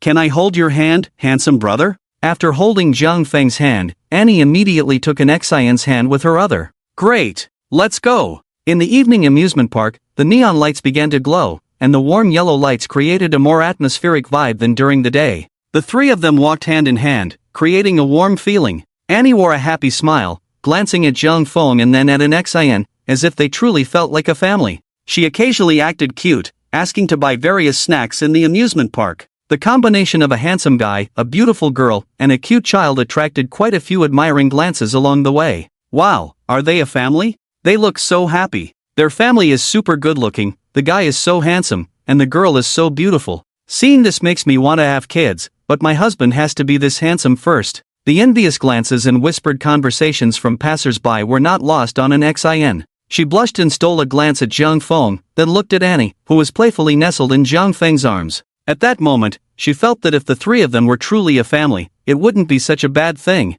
They played for over 2 hours, and it was only when Annie, exhausted, fell asleep that they began to head back. At the entrance of the amusement park, a Rolls-Royce was already parked, clearly there to pick up Xin. Before getting into the car, Xin turned to Jiang Feng and said, Jiang Feng, thank you for spending the day with us, and thank you for your gift. Don't mention it, as long as Annie is happy, Jiang Feng replied. Just then, Jiang Jianming and another middle-aged man walked out from the side of the amusement park. As they passed by, Jiang Jianming caught sight of the warm scene and couldn't help but widen his eyes and stop. He saw a girl sleeping on Jiang Feng's shoulder, while a shy beauty stood beside them. At that moment, many unacceptable stories flashed through Jiang Jianming's mind. The other middle-aged man with Jiang Jianming also noticed them and quickly walked over. He greeted an Xin with a flattering smile. "General Manager, what brings you here?" An Xin glanced at the middle-aged man and nodded slightly. "I brought my daughter here to have some fun." "You could have told me in advance so I could personally host you," he replied.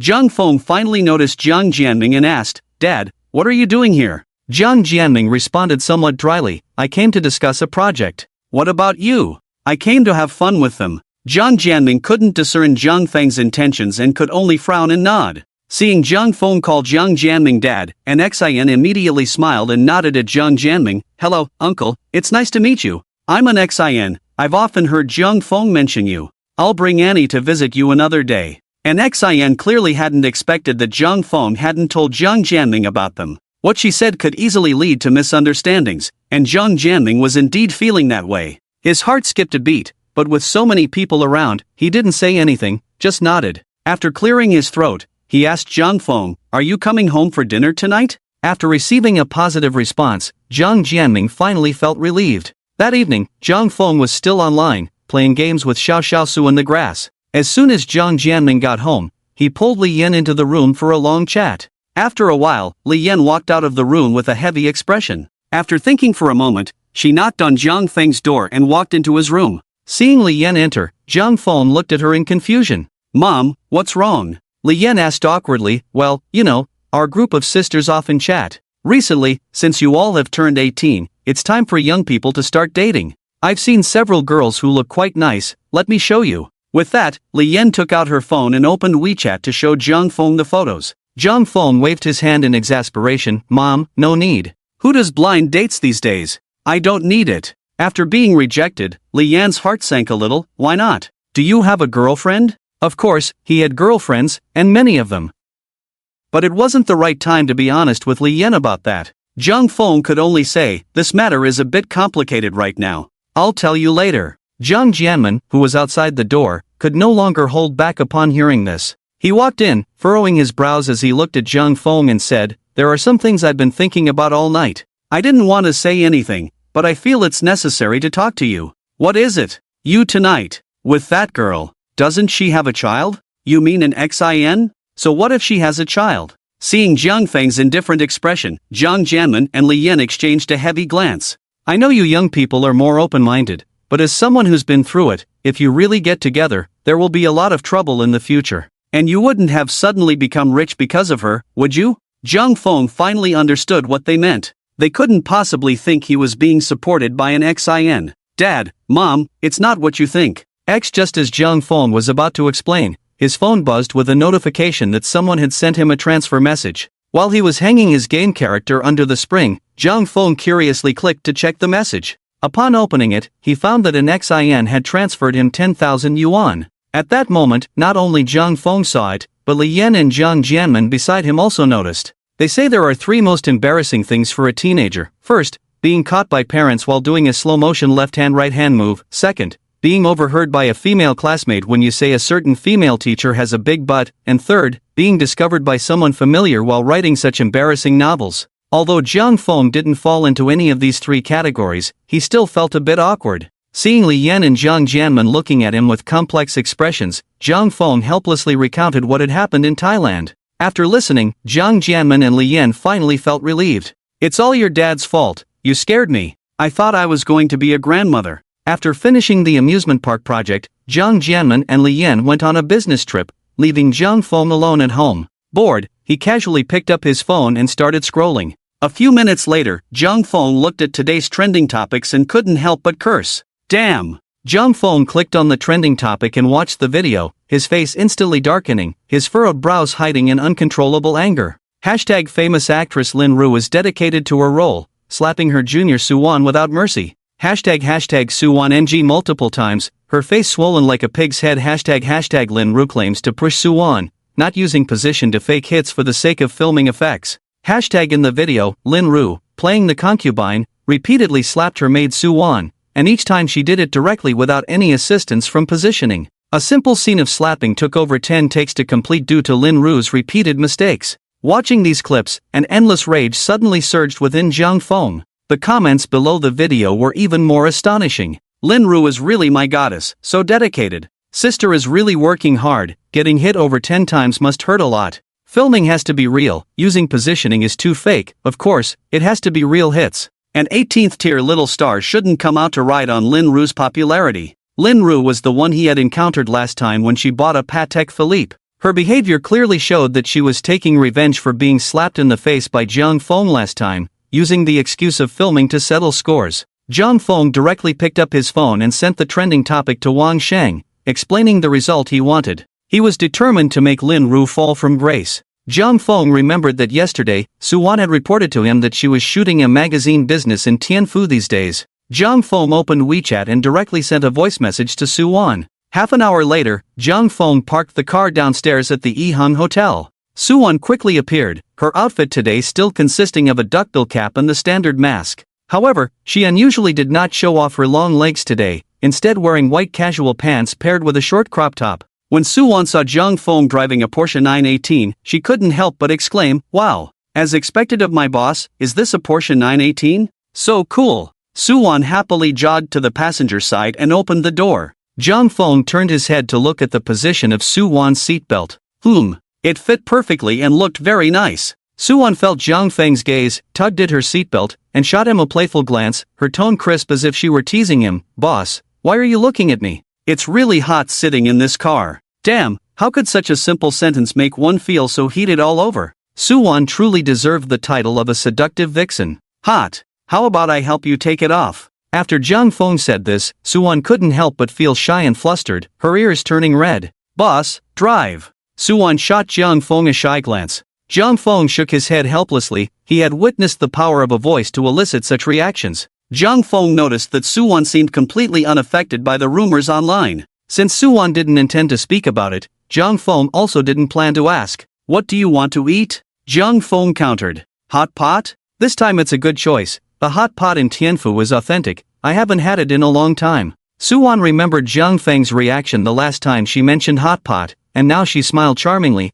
her eyes sparkling as she looked at him. Jiang Feng raised an eyebrow and did not refuse. "Alright, let's go." Instead of taking Su-won to the crowded commercial street, Jiang Feng took a winding route into an old neighborhood. He parked the car by the roadside and led Su-won deeper into the alley. To their surprise, the narrow alley opened up to a hidden gem. Soon, they arrived at an old courtyard, spacious and filled with round wooden tables. Seeing Su-won's astonished expression, Jiang Feng asked, "What's wrong? Disappointed? Not satisfied?" Su-won shook her head and happily said, "This kind of place is what makes people look forward to it. It really takes a local to find such a shop. Of course, this kind of hot pot has to be made locally to be authentic. The food in the mall just doesn't taste right." Jiang Feng ordered freshly caught seafood, freshly sliced beef, and various vegetables. After placing their order at the pickup counter, the two sat down. By this time, evening had fallen, and more people began to gather in the courtyard. The yellow lights turned on, and a handsome young man took the small stage in the middle, playing and singing with a guitar, creating a lively atmosphere in the courtyard. Looking at the table filled with fresh and abundant dishes, Su-won took off her mask and swallowed hard. Jiang Feng skillfully picked up some beef and placed it in the hot pot, cooking it for a few seconds before handing it to Su-won. "Thank you, boss," Su-won said playfully.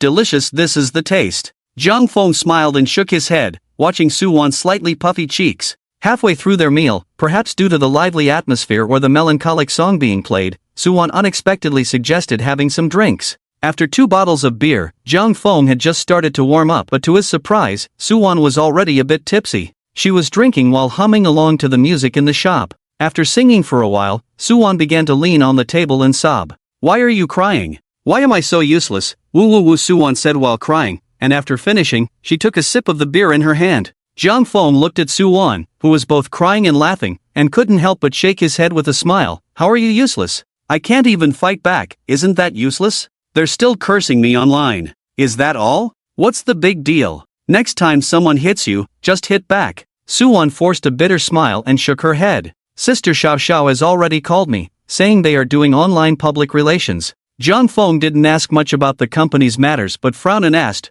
Why are you still taking such small roles? Didn't you sign with our company? That was a role from my previous company, and I almost finished filming it. After saying that, Suwon started to cry again, hugging the beer bottle. Watching Suwon's pearly tears fall like they were free, it was heart-wrenching to see a beauty in tears. Jung Fong didn't comfort Suwon too much. He was only standing up for her because she was an artist from his company. How could the boss tolerate his own artist being slapped in the face like that? Jung Fong glanced at the message Wang Sheng sent, saying they had already started digging up dirt online about Lin Ru's diva behavior and suppressing newcomers to create a buzz. After drinking for a while, Suwon was now so drunk she was out cold, and her phone had already shut off. With no other choice, Jung Fong had to call a designated driver and drove the Porsche back. He also ordered another car to a nearby hotel and booked a double room. Jung Fong placed Suwon on the bed, and looking at her exquisite figure, especially her ample bosom, he suddenly felt a bit flustered.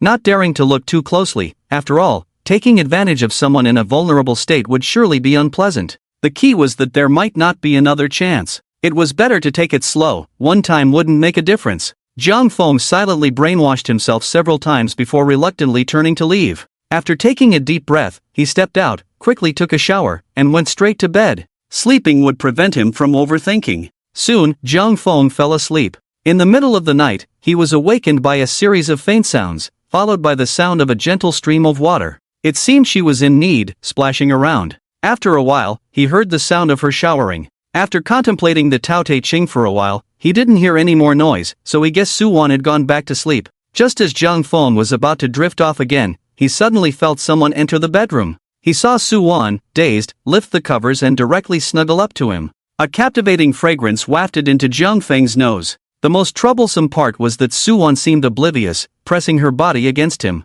Truly impressive, her curves were quite something. Although they were closer together, Jung Fong didn't dare to make any big moves. He wanted to gauge the situation in case Suwon woke up. After a while, he realized that this couldn't go on. At this rate, he probably wouldn't get any sleep tonight. The key was that Suwon's little hand was restless even in her sleep, playing with his 8-pack abs. Jung Fong thought for a moment and then boldly made his move. To hell with it, he would deal with the consequences later. Jung Fong lifted Suwon's chin and kissed her directly. Suwon, still a bit dazed from sleep, let out a soft That sound made Jung Feng's resolve waver. The intensity of his actions increased, and the inexperienced Suwon was suddenly embraced and kissed wildly, instantly sobering up from the alcohol. She let out a cry and pushed Jung Fong away. "Boss. No, what are you doing?" It had to be said that Suwon was truly a reincarnation of a fox spirit. Her enchanting eyes were now filled with tears of fear, yet for some reason, Jung Fong felt even more excited. If it weren't for Jung Fong being a principled person, Suwon would definitely not be able to escape at this moment.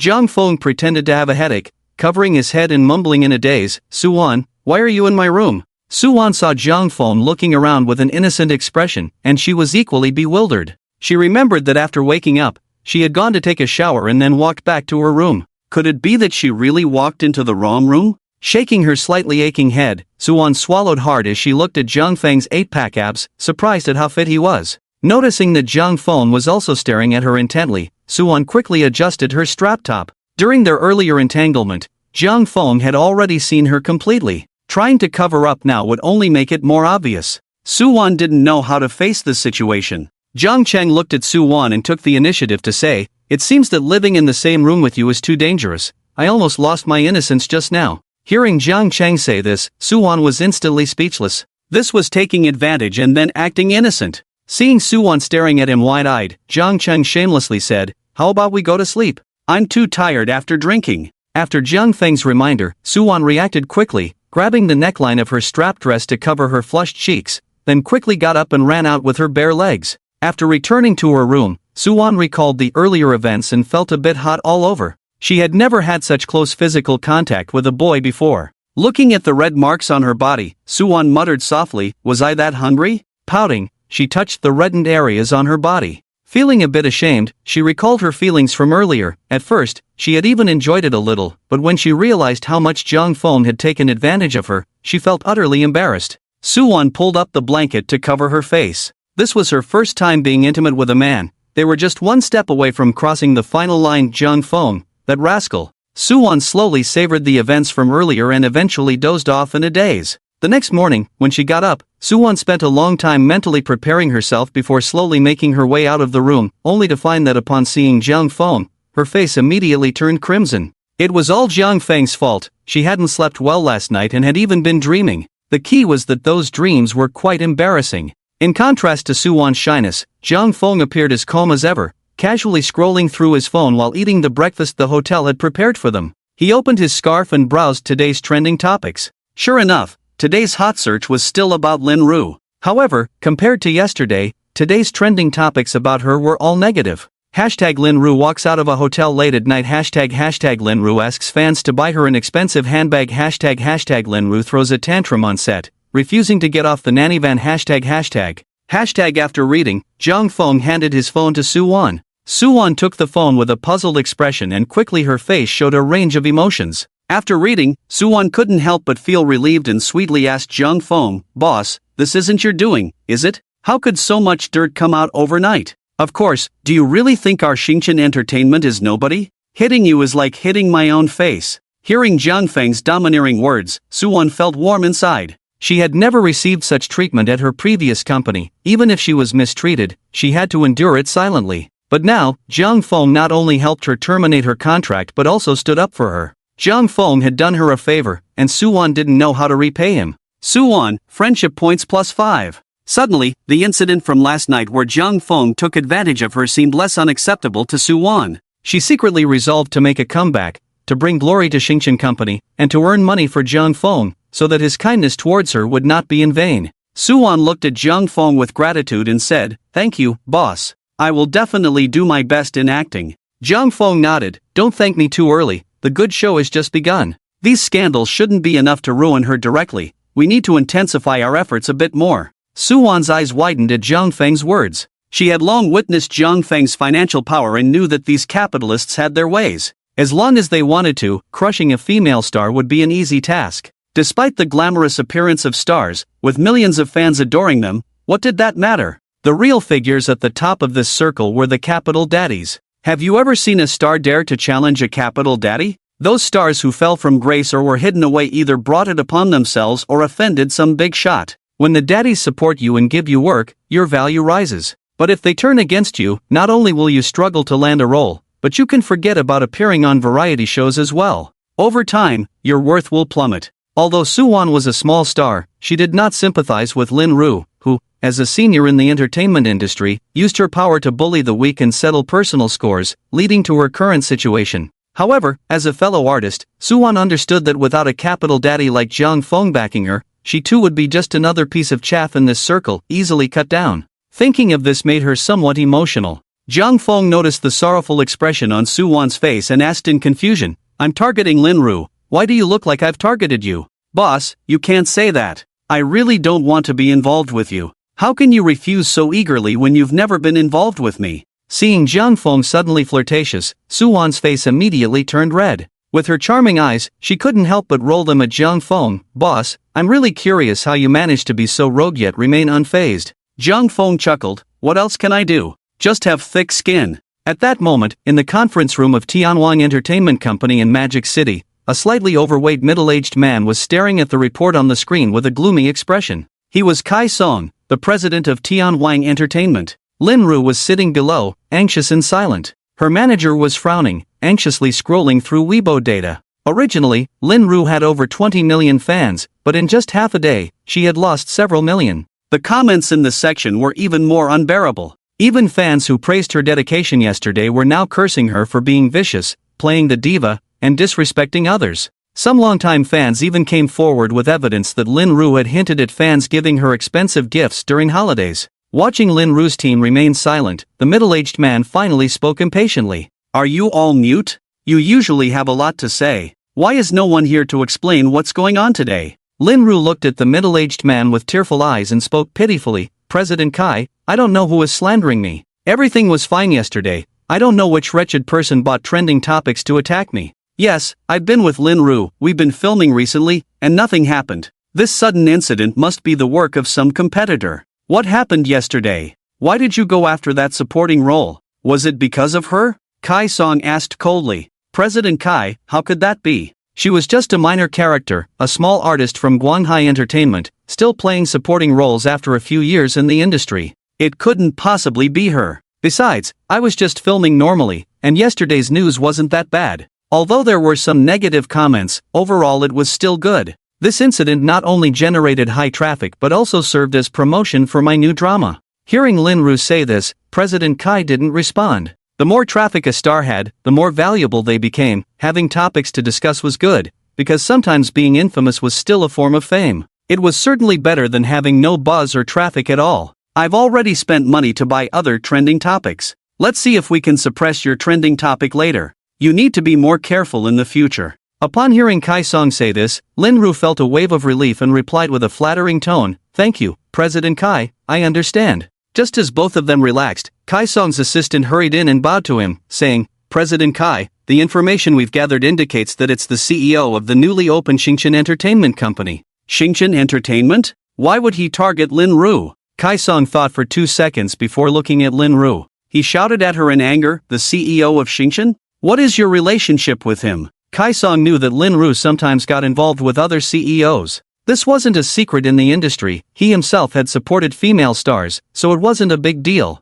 Could it be that Lin Ru had foolishly rejected the CEO of Xingchen? Or had she betrayed him? Lin Ru immediately shook her head in denial, saying, "President Kai, I didn't." "You have a chance? You better explain yourself." Before Lin Ru could speak, the assistant chimed in, "President Kai, it should be related to Su Wan." "Who is Su Wan?" Kai Song asked, pressing his temples in frustration. Su Wan is the female supporting role that Miss Lin Ru clashed with yesterday. Is she the CEO of Xingchen's woman? Kai Song asked, confused. "Not sure, but I know Xingchen just terminated her contract recently and arranged several leading roles for her in blockbuster dramas." After hearing this, Lin Ru's heart raced. She never imagined this would be related to Su Wan. Seeing Lin Ru's face turn pale, Kai Song roared, "Didn't you say she was just a minor character?" "President Kai, I didn't know she had changed companies. Last time, she provoked me first, causing me to lose face in front of others, so I took the opportunity to teach her a lesson. Besides, it was just filming, I really didn't know it would escalate this much."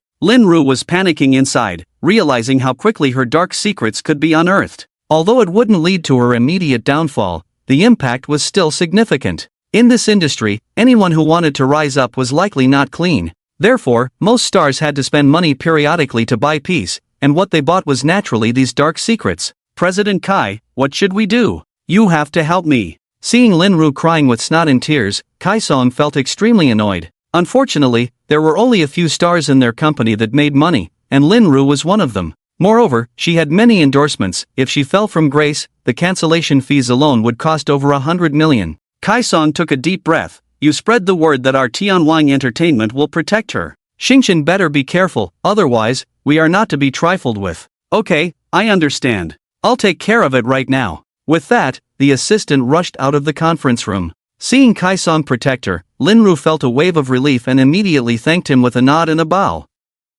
"Thank you, President Kai. Thank you, President Kai. Remember, this is the last time. If something like this happens again, be prepared to be shelved," Kai Song said before storming out in anger. After the news from Tanchang Entertainment was released, Yu Xiaoxiao quickly video called Jiang Feng. Seeing Yu Xiaoxiao's stunning face fill the entire screen, Jiang Feng suddenly broke into a mischievous smile. "Xiaoxiao, hold your phone a bit farther away, it sounds too harsh like this." "Okay, is this better?" A little higher, from above." Yu Xiaoxiao obediently adjusted her phone according to Jiang Feng's instructions. It wasn't until Jiang Feng caught a glimpse of Yu Xiaoxiao's fair cleavage that he nodded in satisfaction. Yes, just like that, very good." Once she realized what was happening, Yu Xiaoxiao shot Jiang Feng a blushing, reproachful glance, but she still maintained the pose obediently. "My director Jiang, do I look good?" Jiang Feng nodded while admiring the view in front of him.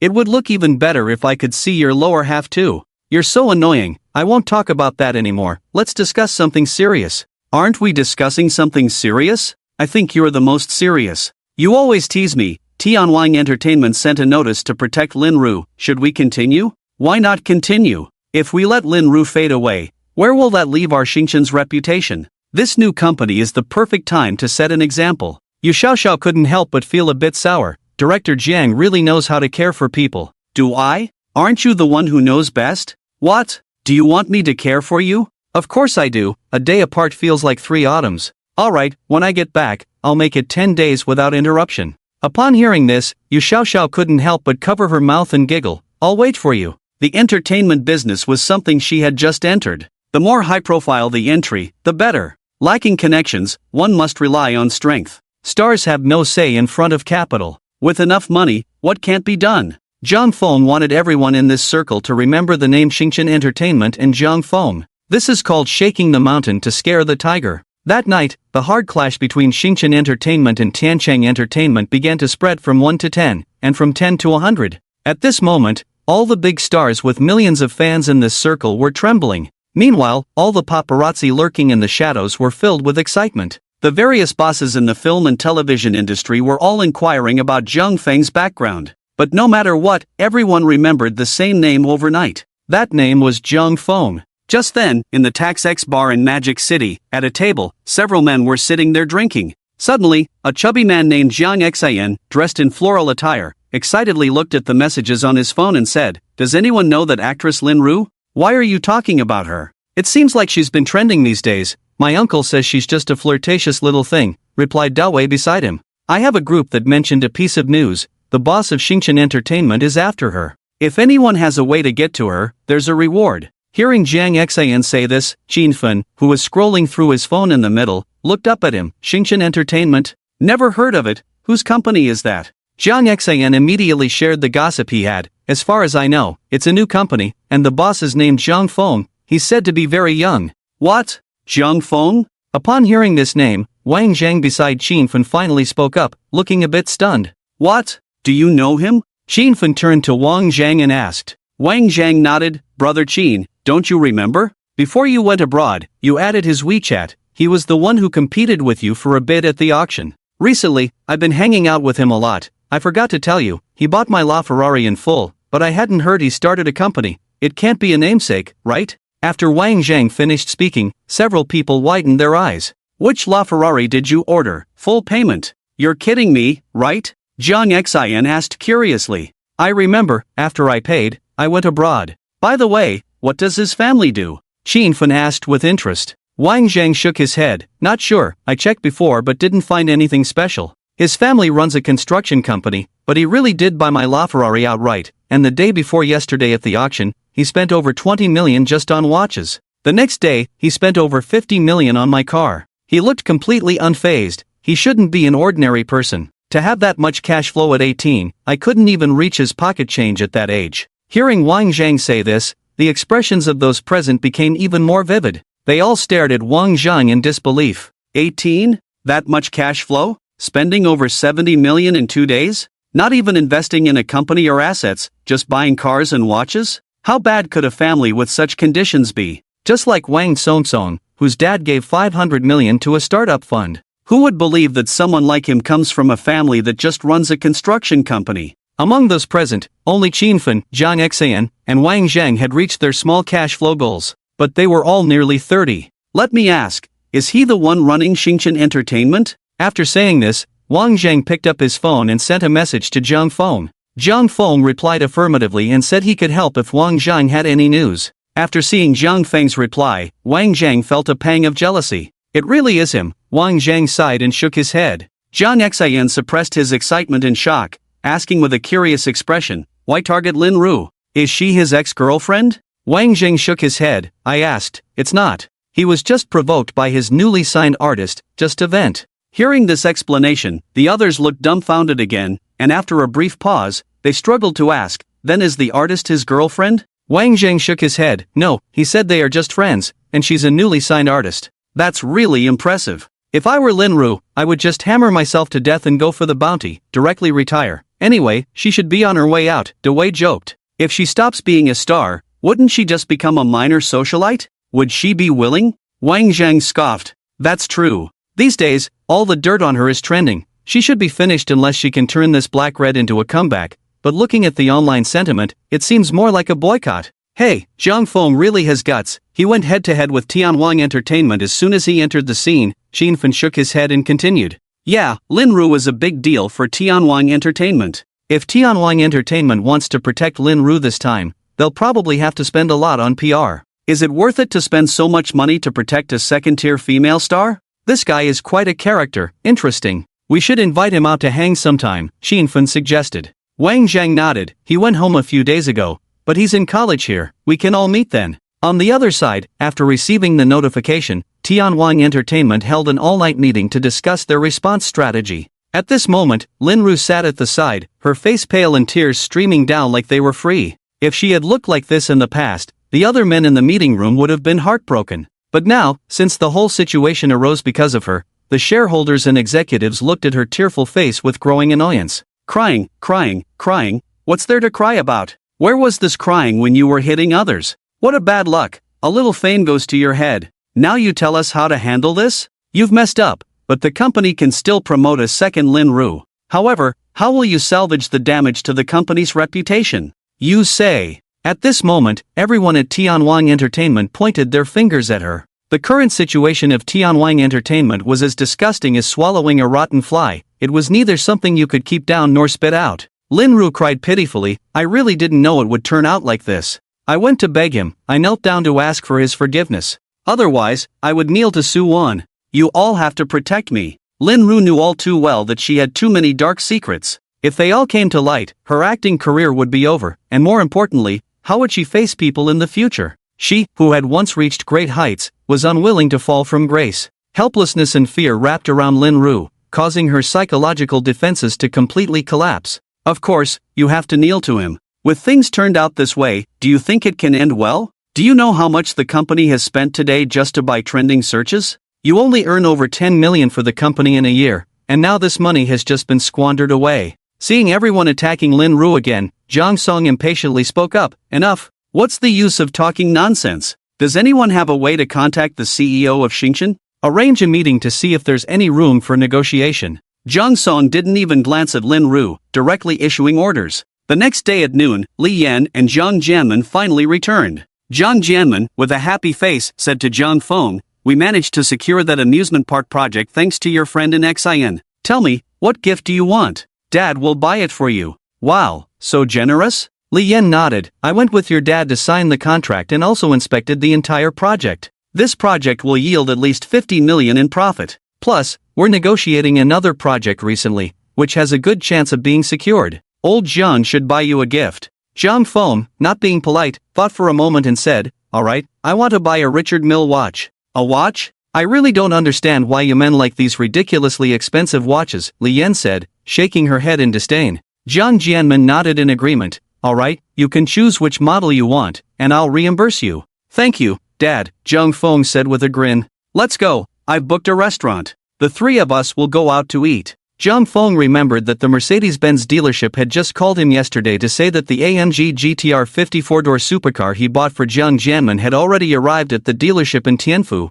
and everything was ready for him to pick up the car at any time. After thinking for a moment, he took out his phone and sent a message to the dealership. The three of them drove in Zhang Jianmen's Audi to a nearby restaurant for a hearty meal. On the way back, Zhang Feng suggested he drive, letting Zhang Jianmen and Li Yan sit in the back. Zhang Jianmen and Li Yan seemed unfazed by Zhang Feng having obtained his driver's license and being able to drive. Zhang Feng couldn't help but think, it must be the systems doing again. Zhang Feng drove towards the Mercedes-Benz dealership, and it wasn't until they arrived at the entrance that Zhang Jianmen and Li Yan looked confused. Li Yan looked at the entrance of the dealership and asked in bewilderment, why did you bring us here? Are you buying a car? Before Zhang Feng could respond, the sales manager from the dealership came out with staff to greet them. Mr. John, welcome. Zhang Feng nodded. Dad, your birthday is coming up, right? By then, I will have started school, so I wanted to surprise you in advance. Hearing this, Zhang Jianmen was taken aback, and then his eyes lit up. Three people walked into the hall under the guidance of the sales manager,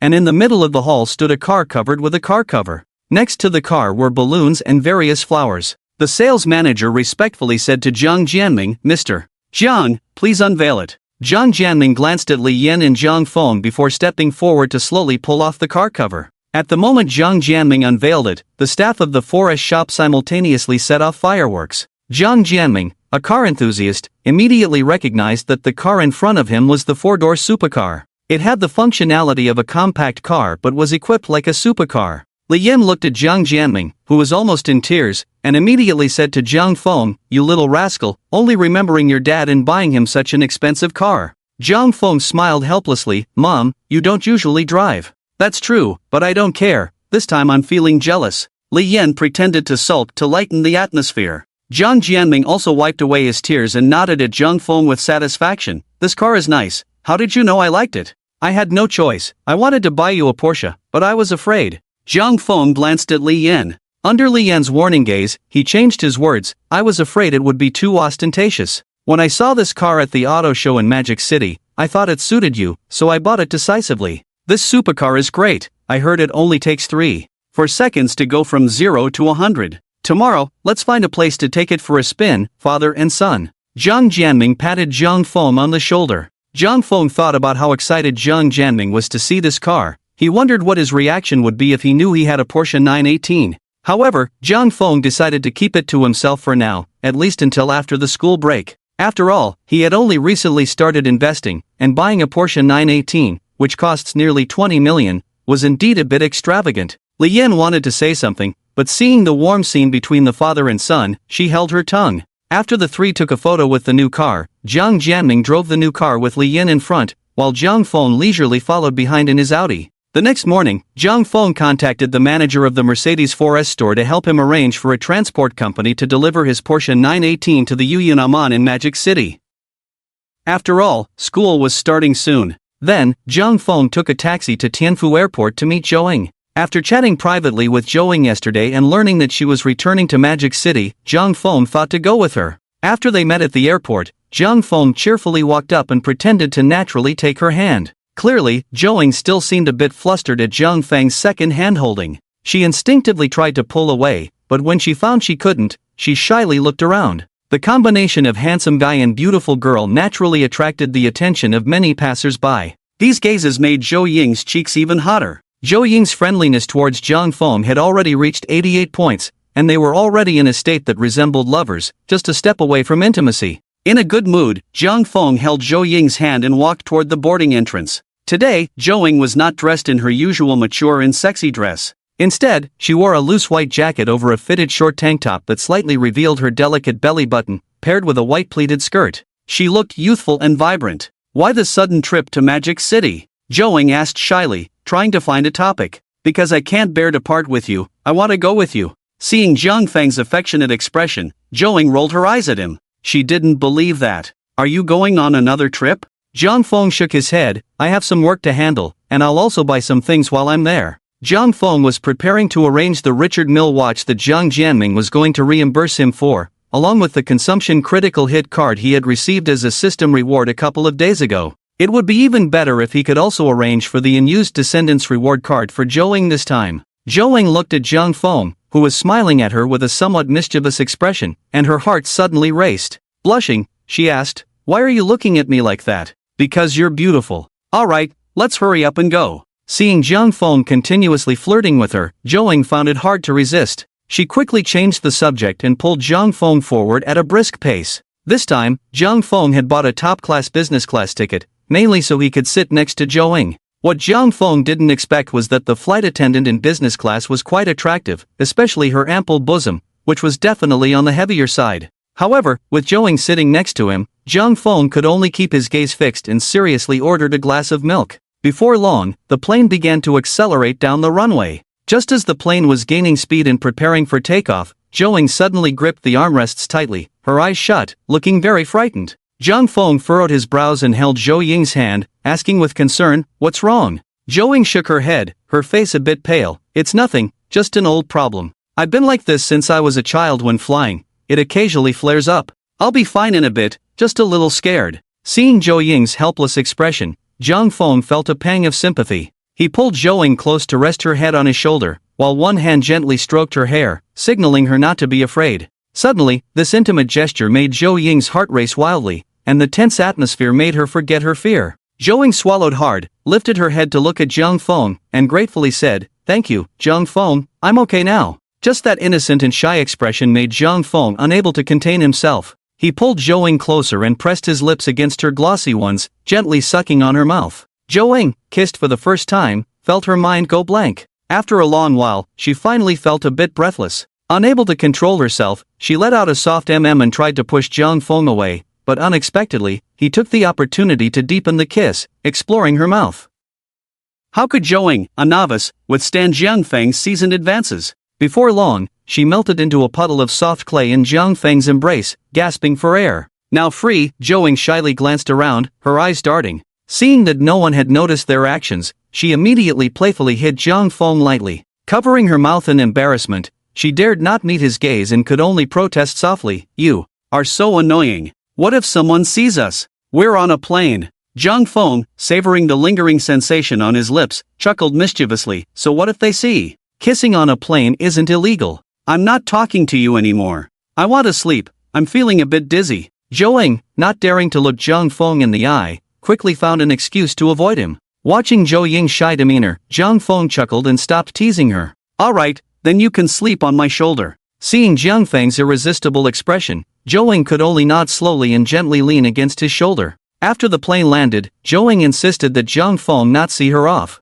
One reason was that after dropping her off, Jiang Feng would have to drive for almost another hour back to Yangyunaman, which was too much of a waste of time. The other, more important reason was that Zhou Ying wasn't ready yet. Jiang Feng knew that his behavior on the plane might have scared her. After all, he had been affectionate, touched her hand, read her fortune, and even massaged her legs. Now that he wanted to send her back, it was inevitable that she would overthink things. It seemed he would have to take things slow from now on. After sending Zhou Ying off in the car, Jiang Feng drove his Ferrari back to the Yangyunaman from the airport parking lot. He had already informed Wang Yuyan when he got in the car, and soon he arrived at the Ting Villa. At this point, Wang Yuyan had thoughtfully prepared dinner for him and had drawn a bath. "Mr. Jiang, dinner and water are ready for you. Would you like to eat first or take a bath?" After a few days apart, Wang Yuyan seemed a bit distant, acting very formal. Jiang Feng didn't say much and just nodded. "I'm too tired today. How about you come in and help me with a back rub,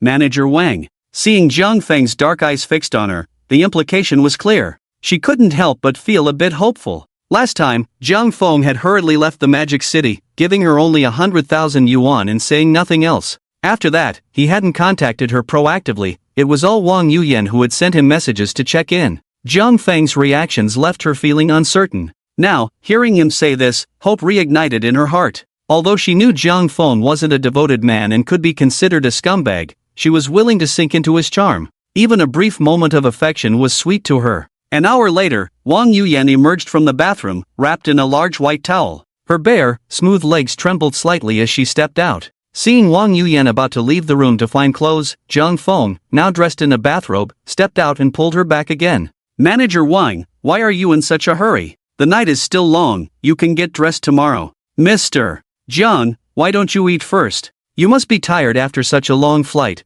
Wang Yuyan said, looking at him with a pleading expression. "Tired? Was my performance just now tiring?" Jiang Feng had been stirred up by Zhou Ying on the plane, and now he had nowhere to vent.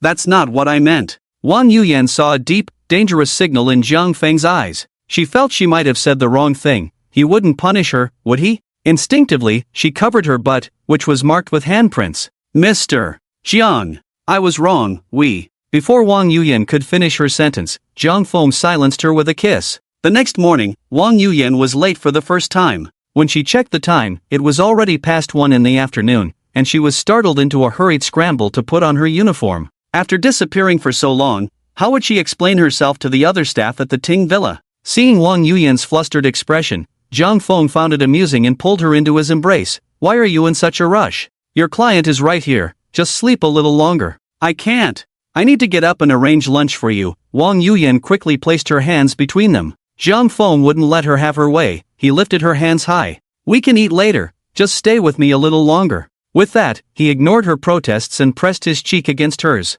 Wang Yuyan could only grit her teeth and whisper, "What if someone sees us?" "So what if they do? You're my woman, isn't it normal for us to sleep together?" Hearing Jiang Feng's words made Wang Yuyan's heart race wildly. She suddenly looked at Jiang Feng with a serious expression and asked, "Jiang Feng, what do we consider our relationship now?" Hearing Wang Yuyan's words, Jiang Feng raised his face and silently glanced at her. Seeing that Jiang Feng did not answer, Wang Yuyan felt a bit disappointed. "Am I your girlfriend?" Jiang Feng nodded. "If you want to be my girlfriend, then you are my girlfriend." "What does that mean? I want to be? As long as you want to stay by my side, you are my girlfriend. If you don't want to stay, then you aren't, understand?" Wang Yuyan was momentarily at a loss for words at this scumbag's rhetoric. However, she already knew what kind of man Zhang Feng was. What she cared about was not these things, she just wanted to have a real place in Zhang Feng's heart. Do you have a little bit of affection for me in your heart? Wang Yuyan asked cautiously, holding on to a glimmer of hope. Of course I do. If I didn't like you, why would I hold you? With that affirmative answer, Wang Yuyan's heart felt a little less heavy. I know you have many women, but I have just one request. When you come to find me in the future, can you not bring them along? I don't want to serve you and others at the same time, Wang Yuyan said somewhat aggrieved. Zhang Feng held her in his arms and kissed her. I promise you. He thought Wang Yuyan was going to make some big request, but it turned out to be such a small matter, of course he would agree. Although Zhang Feng was quite open-hearted, he wasn't so heartless as to let his woman watch him happily with others while her heart was in pain. After lunch, someone quickly informed Wang Yuyan that Zhang Feng's Porsche had already arrived at the entrance of Yangyunaman. Zhang Feng didn't expect the speed to be this fast. After driving the car to the Mercedes 4S store yesterday, the sales manager was stunned for a while when he saw it was a Porsche 918, then immediately flattered Zhang Feng, assuring him that he would handle everything beautifully. After all, they had a professional transportation team. As long as they were paid, transporting a Porsche 918 was no problem at all. Zhang Feng didn't bother with the follow-up matters. After paying a transportation fee, he flew to the Magic City. He didn't expect it to arrive today. This efficiency was really fast. When Zhang Feng and Wang Yuyan arrived at the entrance of Yangyunaman, they found that a crowd had already gathered around the car. A huge long truck was parked at the entrance of Yangyunaman. The security guard at the entrance naturally couldn't ignore it and immediately reported to the lobby manager. The lobby manager hurried over to understand the situation and, upon realizing it was Zhang Feng's car, reluctantly allowed them to park there. After all, Zhang Feng was a major client of Yangyunaman, and even if it parked there all day, they wouldn't dare to complain. When the lobby manager saw Zhang Feng approaching, he immediately breathed a sigh of relief. He walked over and respectfully bowed. Mr. Zhang, you have arrived. Zhang Feng smiled and nodded at the lobby manager. Manager Zhao, did I cause you trouble? I asked them to unload quickly. Manager Zhao immediately waved his hand, indicating it was no trouble at all. Mr. Zhang, you are too polite. This is your car, let them unload carefully. I'll keep an eye on it for you. The truck driver couldn't help but roll his eyes at the manager's sudden change in attitude. When they first arrived, they hadn't been treated well. Now, they were wagging their tails like a dog in front of Zhang Feng, making him reflect on the realities of society. Hello, boss, the car has been delivered. Please show me your identification so I can confirm. If everything is fine, could you please sign to confirm? The transportation staff explained to Zhang Feng. At the same time, he felt relieved. While others didn't know what was inside, he did. After all, he had been driving trucks for over 10 years. Having transported quite a number of luxury cars, ranging from several million to hundreds of thousands, this time, however, they were driving exceptionally cautiously. From Tenfu to Modu, the two experienced drivers took turns at the wheel, never exceeding a speed of 80. Zhang Feng took out his identification and handed it to the truck driver. After receiving the documents, the two staff members immediately took out a verification machine and checked it before returning the documents to Zhang Feng. Thank you, we will now unpack, said the truck driver, calling out as a worker quickly opened the lock on the back of the truck. Several workers climbed into the back, and soon sounds of clattering echoed from inside. Bang bang bang. The noise indicated they were quickly using tools to set up a ramp. Inside the long truck, there was also a forklift. In front of the forklift was a very hard, sealed shell. Surrounding this shell were numerous collision protection devices. Everyone be careful, come on, take it down slowly. Don't rush, take your time. The truck driver shouted at them. Clear a bit, I'm bringing it down. The forklift operator had already climbed into the vehicle and started it up. After smoothly lowering the vehicle, several people began to take tools and started unpacking. Layer by layer, they peeled away the protective devices like stripping bamboo shoots. After a full 10 minutes, the true appearance inside finally began to reveal itself. A stunning Porsche 918 suddenly appeared before everyone's eyes. With its two diamond-shaped headlights and a sleek design full of modern technology, the Porsche emblem on the car made the onlookers gasp in awe. Wow, it's so cool, I've never seen this car before. Porsche 918, the Tianfu brand? Must be a rich person. Anyone who can get a Porsche 918 must not be short on cash. I really want to sit in it. The women in the crowd all looked at Zhang Feng with fiery eyes, while their gazes towards Wang Yuyan were filled with jealousy. Zhang Feng looked at the car, which was intact, and nodded in satisfaction. After unlocking it, he got in and started the vehicle. Instantly, the headlights lit up, and the roar of the supercar's engine resonated, making everyone present even more excited. This was the allure of a supercar, just a glance could make one's heart race. At that moment, Wang Mingyang, the president of Amman, happened to drive in from the entrance and found the entrance blocked. Seeing the crowd blocking the hotel entrance, Wang Mingyang immediately frowned. He got out of the car with a dark expression and walked over. Spotting manager Zhao from the lobby standing next to the truck, Wang Mingyang said with a hint of irritation, "What's going on? Why is it so noisy and blocking the entrance?" Manager Zhao, seeing that it was Wang Mingyang, forced a smile and replied, "President, you're here. It's Mr. Zhang from our hotel. His car has arrived and is being unloaded. It's all set here, and I'll have someone clean up the site right away. My car has been parked for a long time. I don't care what he's unloading. Can't it be moved aside? Is the hotel business still going to operate?" Manager Zhao, reprimanded loudly by Wang Mingyang, turned pale and wiped the cold sweat from his brow. Did he do something wrong? Previously, Wang Mingyang had said to do everything possible to ensure Zhang Feng's experience at Amman was perfect. Manager Zhao felt he was in a difficult position.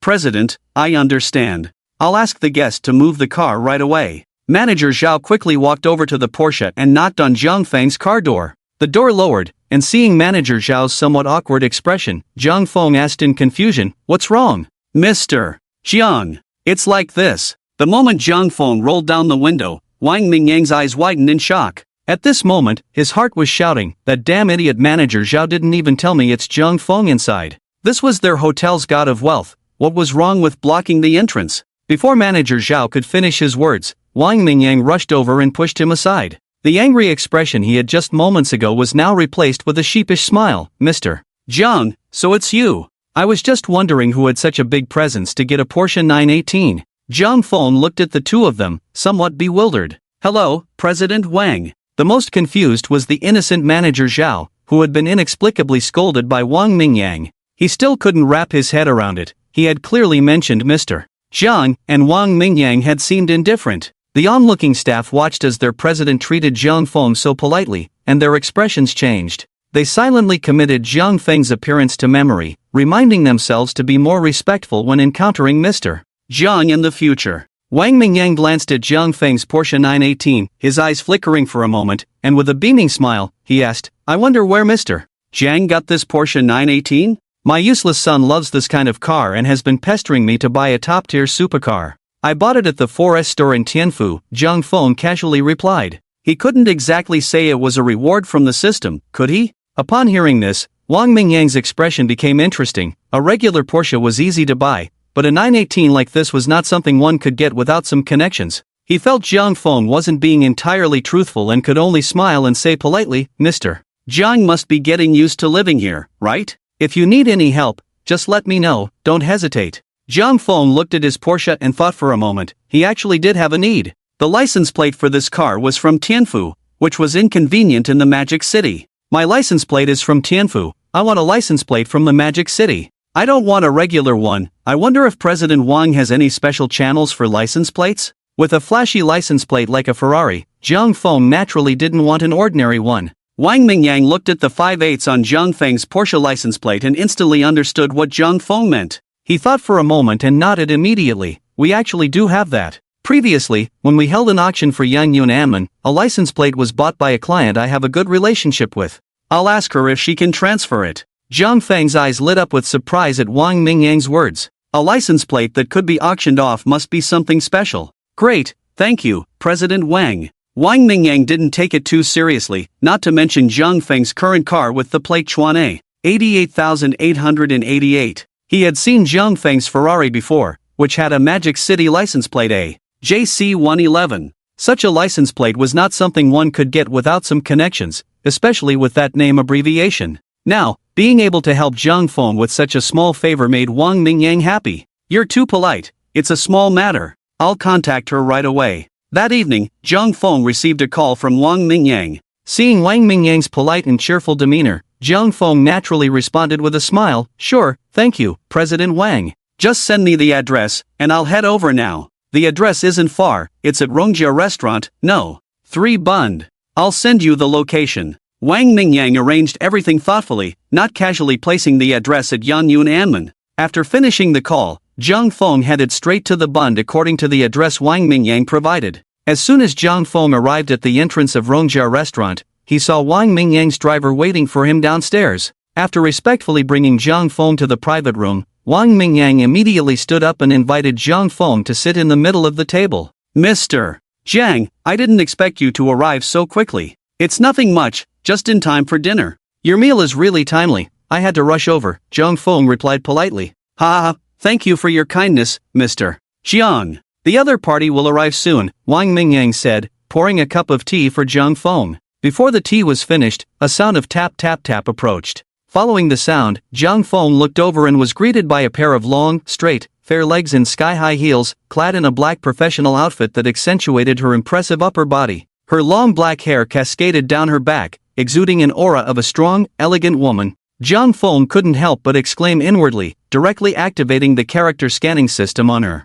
Name, Chen Shuer, age, 26, height, 168 centimeters, attractiveness, 92, figure, 94, privacy, 0, friendliness, 70, loyalty, 120, absolute loyalty. Seeing the character scanning system display an additional loyalty rating, Zhang Feng was momentarily confused. This meant that although she had no romantic feelings for him, she was absolutely loyal to him? As Zhang Feng assessed Chen Shuer, her gaze also turned towards him. Manager Chen, you're here, Wang Mingyang said, standing up with a smile. Before Chen Shuer could respond, she quickly walked over to Jiang Feng's side. Director Jiang, what are you doing here? Noticing Jiang Feng's bewildered expression, Chen Shuer looked at him with a mix of annoyance and reproach, saying, You haven't forgotten about my role at Xingchen Investment Company, have you? With her reminder, Zhang Feng suddenly recalled. Chen Shuer seemed to be the management manager assigned to him by the system. No wonder her name sounded so familiar. Usually, she would report some updates about the company to him. However, Zhang Feng, adhering to a non-intrusive approach, had hardly interfered with company matters, as being a hands-off manager was truly enjoyable. As Chen Shuer approached him, huffing in annoyance, Zhang Feng couldn't help but take a deep breath. She really does smell good. Zhang Feng unceremoniously patted Chen Shuer's rounded backside. Manager Chen, how could I forget? You manage things so well, I trust you completely. Chen Shuer, with her hands on her hips and a pout, pulled out a chair and sat next to Zhang Feng. I don't believe that. When I report to you, you just give an okay gesture. Sometimes I feel like you don't even pay attention. Watching Chen Shuer act coyly towards him, Zhang Feng felt goosebumps all over but also found it inexplicably delightful. This Chen Shuer, when she gets going, could rival Su Wan, the kind of woman whose voice alone is irresistible. No man could ever refuse such a woman. Looking at Chen Shuer, Zhang Feng suddenly felt that being wealthy was truly wonderful. In the past, he could hardly sit and chat about life with so many different beautiful women. At most, he would flirt with female classmates or play basketball. But in just over half a month, he was already able to enjoy 3 different types of balls of various shapes and sizes. Perhaps in the future, he could play with even more. Life is indeed quite marvelous. Meanwhile, Wang Mingyang, seeing Chen Shuer actively leaning towards Zhang Feng, was astonished, his eyes wide open. Chen Shuer was known as the Ice Queen in their circle, always maintaining a distant demeanor in business discussions. He never expected her to be so warm towards Zhang Feng. Moreover, from her address to Zhang Feng, it seemed that Zhang Feng was the boss of Xingchen Investment Company? According to Wang Mingyang's understanding, Xingchen Investment Company has indeed paid in a capital of 500 million. Although this 500 million may not seem like a lot, it is fully paid. Many investment companies usually only commit to a certain amount, with the actual funds on the surface being only a few tens of millions.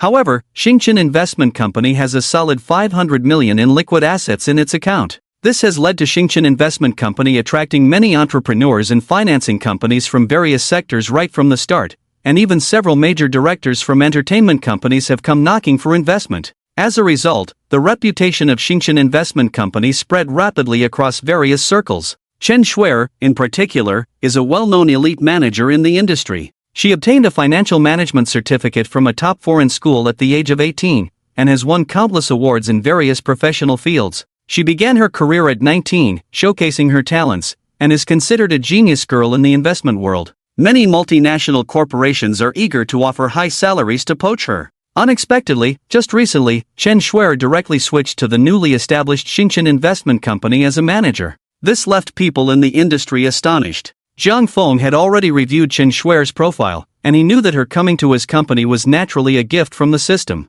However, Jiang Feng understood the reason for Chen Shuer joining Xingchen Investment Company, which others did not know. Deep down, Wang Mingyang felt that Chen Shuer's willingness to join Jiang Feng's investment company likely indicated that the power behind Jiang Feng was even greater than he had imagined. After all, a top manager like Chen Shuer would certainly have a more sensitive intuition than they did. Thus, Wang Mingyang unknowingly felt even more shocked by Jiang Feng. It should be noted that the company Chen Shuer previously worked for was a multinational corporation valued at hundreds of billions. Yet, her first act upon returning to the country was to join Jiang Feng's company. From what Chen Shuer said, Jiang Feng hardly paid her any attention. A stunning beauty like her managing the company, yet he ignored her. Since it wasn't a transaction of power for sex, this 19-year-old boy probably wasn't as simple as he appeared. Wang Mingyang dumbly spoke, Mr. Jiang and manager Chen actually know each other. Chen Shuer replied with a smile, President Wang, he is the big boss behind our Xingchen Investment Company. Seeing Wang Mingyang's surprised expression, Jiang Feng chuckled and said, I didn't expect the person President Wang introduced to be manager Chen, that's quite a coincidence. At this moment, Wang Mingyang immediately raised his teacup, changing how he addressed Jiang Feng. Director Jiang, I've long admired your name. Previously, he had no idea Jiang Feng was also a boss. He thought he was just a rich second generation from a prominent family. He didn't expect that at such a young age, he had already started a company and had such an impressive assistant like Chen Shuer. If he grew for a few more years, it would be incredible. There's no need to be so polite, President Wang, just be casual, Jiang Feng said, clinking his glass with Wang Mingyang's. After Jiang Feng set down his glass, Chen Shuer immediately smiled and winked at him, saying, Director Jiang, the company has recently invested in several very promising projects in real estate. Did you look at the materials I sent you yesterday? Upon hearing this, Jiang Feng felt a bit awkward. He had been too busy playing with Wang Yuyan last night to have time to look at them. He only glanced at the important parts. Yesterday, Chen Shuer told him that they had already made a profit of over 20 million in just a little more than a week. At the time, he didn't pay much attention. After all, he received the money transferred to him, but he hadn't even opened the investment materials to look at. He might not trust others, but he was very reassured about Chen Shuer, as she was assigned by the system. After a brief moment of awkwardness, Jiang Feng nodded seriously. I roughly looked at it. It's very good. I'll study the specifics when I get back tonight. Chen Shuer had long seen through Jiang Feng's perfunctory attitude, but she didn't call him out on it. When she first started her job, she was still a bit unaccustomed. Since the company was established, Jiang Feng had never taken the initiative to contact her. It was always her who proactively reported to Jiang Feng, and now she finally understood that Jiang Feng didn't take the company seriously at all. He just wanted to be a hands-off manager. Chen Shuer couldn't help but internally complain about the hardships of being a worker. By the way, Director Jiang, President Wang said someone wants a license plate from Magic City. Is it you? Jiang Feng nodded. Yes, the one who bid on that license plate is you, right? Wang Mingyang quickly explained with a smile, Manager Chen recently bid on a license plate worth 5 million at our Yangyun Anman auction. When Director Jiang mentioned it, I thought of you. I didn't expect Manager Wang to be from the same company as Director Jiang, so I don't need to introduce you. Chen Shuer also readily said, I wasn't really willing to part with that license plate, but if Director Jiang wants it, that's a different story. The license plate is on my car, I'll take it out for you later. Jiang Feng nodded in satisfaction, his peripheral vision catching a glimpse of Chen Shuer's fair and delicate thigh. If it weren't for Wang Mingyang being nearby, Jiang Feng would have reached out to see what it felt like. Alright, thank you, Manager Chen. You can just deduct the money for the license plate directly from the company account. Then I won't be polite. Chen Shuer said cheerfully without being modest with Jiang Feng. After that, Wang Mingyang proactively said, Director Jiang, you want to transfer the license plate to the 918, right? In that case, you'll need to make a few trips to the vehicle management office. Seeing Jiang Feng nod, Wang Mingyang continued, I know some people over there. If you need, you can leave it to me, and it can be done in one trip. Wang Mingyang was quite subtle in his suggestion. Indeed, changing a license plate is a troublesome matter. Not only do you have to return the vehicle registration, but you also need to get a new plate and label, among other things. Since Wang Mingyang took the initiative to offer help, Jiang Feng didn't refuse. He smiled naturally and said, Then I'll trouble President Wang. Seeing Jiang Feng hand the matter over to him, Wang Mingyang was very happy. In his view, someone like Jiang Feng, who was wealthy, naturally wouldn't lack people to help him with tasks. Most importantly, Jiang Feng didn't refuse his assistance, which was the process of resource exchange. In a society of human connections, it's all about give and take. The meal was very enjoyable. Not only did Qin Shuer manage the company well, but she also took great care of Jiang Feng at the dining table. Finally, after taking Qin Shuer's Hua license plate and assuring her that he would definitely come to the company for a thorough inspection when he had time, Jiang Feng quickly drove away. The next day at noon, Wang Zheng called Jiang Feng. "Brother Jiang, what have you been busy with lately? I just arrived in Magic City yesterday and took a day off. What a coincidence, I was just thinking of finding you to hang out. Oh, is there something fun? Tell me about it. I'm planning to check out a private collection museum to see if there are any good things to find. Want to go together?" Jiang Feng had naturally heard of private collection museums, where you could buy some rare collectibles that weren't available on the market, including various cultural items, precious watches, jewelry, and so on. Jiang Feng expressed interest. "Sure, that sounds fun. Alright, I'll send you the address and introduce you to a few friends." Jiang Feng nodded in agreement. Early that morning, Qin Shuer arranged for someone to report Jiang Feng's Porsche to the Vehicle Management Center to modify the information. Jiang Feng looked at the newly hung Magic City license plate and felt quite pleased. Starting the Porsche 918, the charming sound waves began to resonate, like a black beast rampaging through the streets of the Magic City Bund. "Wow, Porsche 918. Hua 88888 is awesome. I don't know which rich kid it is, coming out to play so early in the morning." The car quickly arrived not far from the destination. The address given by Wang Zhang was a mansion by the Bund. At this time, several supercars of different colors had already gathered at the entrance of the mansion. A few young people were chatting idly next to the supercars. Just then, a Porsche they had never seen before roared towards them, and the sound made several people turn around instinctively. As the car got closer, Jiang Feng could see more clearly McLaren, Ferrari, Aston Martin, Bugatti. Just looking at the lineup, it was clearly a gathering of rich second-generation supercars. Jiang Feng glanced at the group and noticed that Wang Zhang was among them. Those few were probably the friends he mentioned on the phone. Jiang Feng parked his car next to theirs, calmly opened the door, and got out. As he opened the door, the young people dressed in various luxury brands immediately looked him up and down with curiosity. Wang Zhang, standing next to the Bugatti, saw that it was Jiang Feng who got out and quickly walked over, enthusiastically patting Jiang Feng on the shoulder. "Old Jiang, I knew it was you. Wow, a Porsche 918. Jiang Feng smiled and put his arm around Wang Zhang's shoulder. "Just got it delivered yesterday." Wang Zhang also put his arm around Jiang Feng and introduced him to the others. "This is Jiang Feng, the wealthy guy I mentioned to you all before." As soon as he finished speaking, Qin Fen came over with two other people, extending his hand towards Jiang Feng. "I added you last time and then went abroad to play. I heard you bought that LaFerrari again when I got back. I happen to have one too. Let's race a few laps together." "Sure," Jiang Feng nodded. Jiang Feng was greeted by Jiang Xian and Dewei, who were standing beside Qin Fen. "Your license plate is so flashy, it really matches Brother Qin's 99999 plate. A beautiful woman gave it to me yesterday. I wanted to pay her, but she refused to take it," Jiang Feng said casually. "I'm really envious of you. Well, the owner of the private collection we're visiting today is also a woman. Let's see if you can get her to not charge you either," Jiang Xian said with a smile. "A woman? Is she old?" Jiang Feng raised an eyebrow. "Not old, but she already has kids," Wang Zhang quickly replied, knowing what Jiang Feng meant. "Having kids makes it complicated." Jiang Feng shook his head.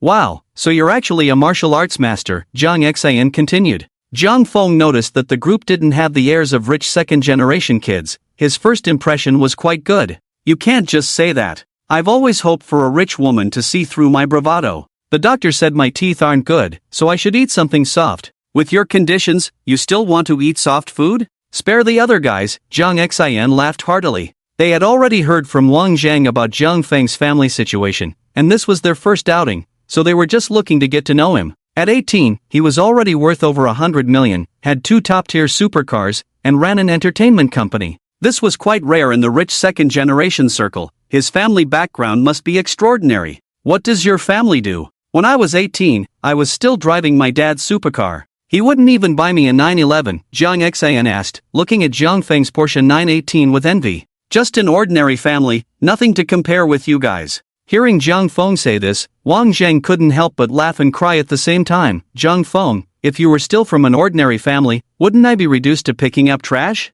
Look at the car you drive, it's worth more than my two cars combined." "Do you think any rich second generation can casually pull out tens of millions in cash to buy a supercar? Although they are wealthy, they are still rich second generation. The money at home doesn't belong to them. Their families only give them a portion of funds to manage, which might be a significant amount for an ordinary person. However, as the rich second generation in the Magic City, their daily expenses and consumption are also quite high. Just the maintenance cost of the supercar they drove today is nearly 100,000 every month. Plus, there's the cost of drinking, flirting, health massages, and buying various luxury goods, traveling abroad, and so on. If you really calculate it, it easily adds up to over $1 million each month. For them to pay a few $100,000 in cash for a car isn't too much pressure. But paying tens of millions in cash is indeed a bit difficult. Zhang Xin nodded in agreement. Yeah, if you're picking up trash, what does that make me? I've noticed that rich people these days are getting better at pretending. Wang Zheng stared at Zhang Feng with incredulous eyes. No way,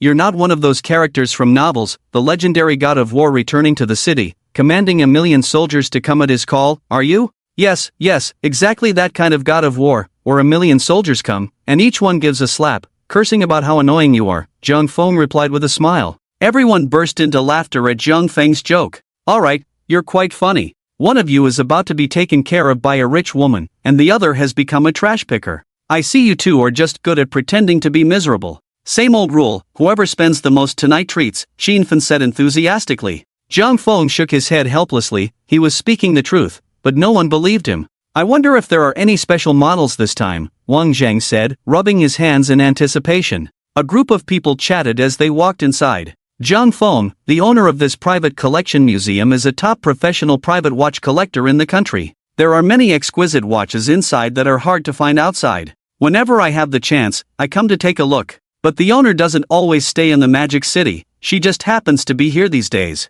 I thought since you came last time for Richard Mill, you might like watches, so I invited you to come and take a look, Wang Zheng explained, pointing to Zhang Feng's wrist. Zhang Feng, somewhat puzzled, asked, if it's a collection, why sell them? Wang Zheng shook his head. Actually, I don't really understand either, but whether the watches are for sale or not depends on luck. Sometimes you see a watch you like, but it shows as not for sale. Other times, it might not be for sale today, but could be available tomorrow. I guess it might be because the owner is a woman and tends to be a bit fickle. By the way, the 2 watches you bought at the last auction were hers. After listening to Wang Zheng's explanation, Zhang Feng nodded in understanding. After the security personnel who received them led them inside, they immediately closed the mansion's main door. Once inside, an elderly man dressed in a butler's uniform quickly came out to greet them. He respectfully nodded to Zhang Feng and the others and said, "The owner is still on the way. She asked me to entertain you first. Please, this way." The male butler led them to the reception room inside. The spacious reception room featured a large fireplace. Next to the fireplace were several vintage French sofas and an exquisite coffee table. Several oil paintings hung on the walls. The arrangement of the furniture and decorations was quite elegant and grand. It was clear that the owner of this mansion was a woman. After the male butler served them tea and snacks, he turned on the large projector in the middle of the reception room. It began to showcase some recently collected watches and jewelry. Zhang Feng and the others could slowly look around here, and when they saw something suitable for sale, they would take it out to try on. Zhang Feng gazed at the expensive collectibles on display, his eyes lighting up. The collections here were indeed top-notch, just as Wang Zheng had said. There were not only various jade pieces, diamond rings, and necklaces, but also watches. The few of them discussed the collections while browsing. After a while, Zhang Xian had already settled on a complicated Lang watch priced at 1.5 million. Wang Zheng had his eye on a popular Patek Philippe Starry Sky diamond watch, the 6104R, priced at 4.5 million. Another quiet one, Vita, was interested in a Patek Philippe 5160 priced at over 1.5 million. Xinfen had his sights set on a Richard Mille RM38, priced at 8 million. Xingu, if you get that watch, won't your back hurt when you go out for a spin at night? Wang Zheng teased. Exactly, wearing that watch is way cooler than driving a LaFerrari. Which girl could resist you when you go clubbing at night? Zhang Xian chimed in. You bunch of old perverts, can you be a bit more serious? I'm just buying this watch to tell the time, not for all your nonsense, Xinfen pushed Wang Zheng playfully. Zhang Feng then joked, Xingu, if you don't want that watch, let me have it. I quite like it too, and I'm still young, let those women come after me instead. Such bold words, if not listened to carefully, would leave one unsure of what Zhang Feng really meant. Xinfen frowned for 2 seconds, then snapped back to reality, pushing Zhang Feng back and joking, you little brat, relying on your youth and good health, you want to hog it all? Don't worry, I've already arranged something fun for tonight.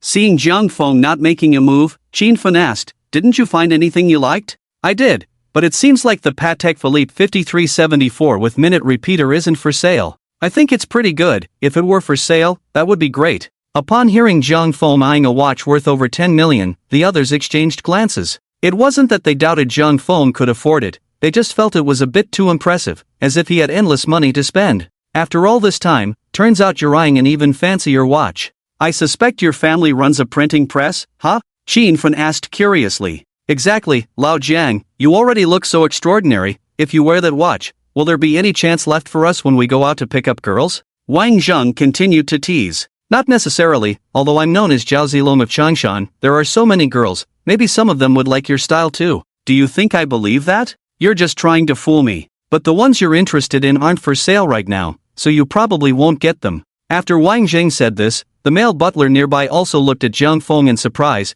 then respectfully nodded and said, "Yes, sir, those not marked for sale are temporarily kept by the owner. You can come back next time when the doors open and try your luck." Zhang Feng looked at the Patek Philippe 5374 on the screen and couldn't help but shake his head in regret. The simple yet elegant deep blue dial with a platinum case. The strap was made of bright twilight blue hand-stitched crocodile leather. Paired with a diamond buckle, lugs, and bezel, the hour markers echoed the blue rectangular gems on the blue lacquered dial. These designs added a sense of luxury to this complicated minute repeater chronograph watch. Grand, mysterious, luxurious. Lao Jiang, why not come back next time to take a look? Maybe that watch will be for sale then, Wang Zheng said, patting Zhang Feng on the shoulder in consolation. Zhang Feng nodded in regret. Alright, then I'll see if there's anything I like. After Zhang Feng said this, he heard the sound of the large door outside opening again. Then, several rhythmic footsteps came from outside. Among them, one was clearly the sound of a woman's high heels.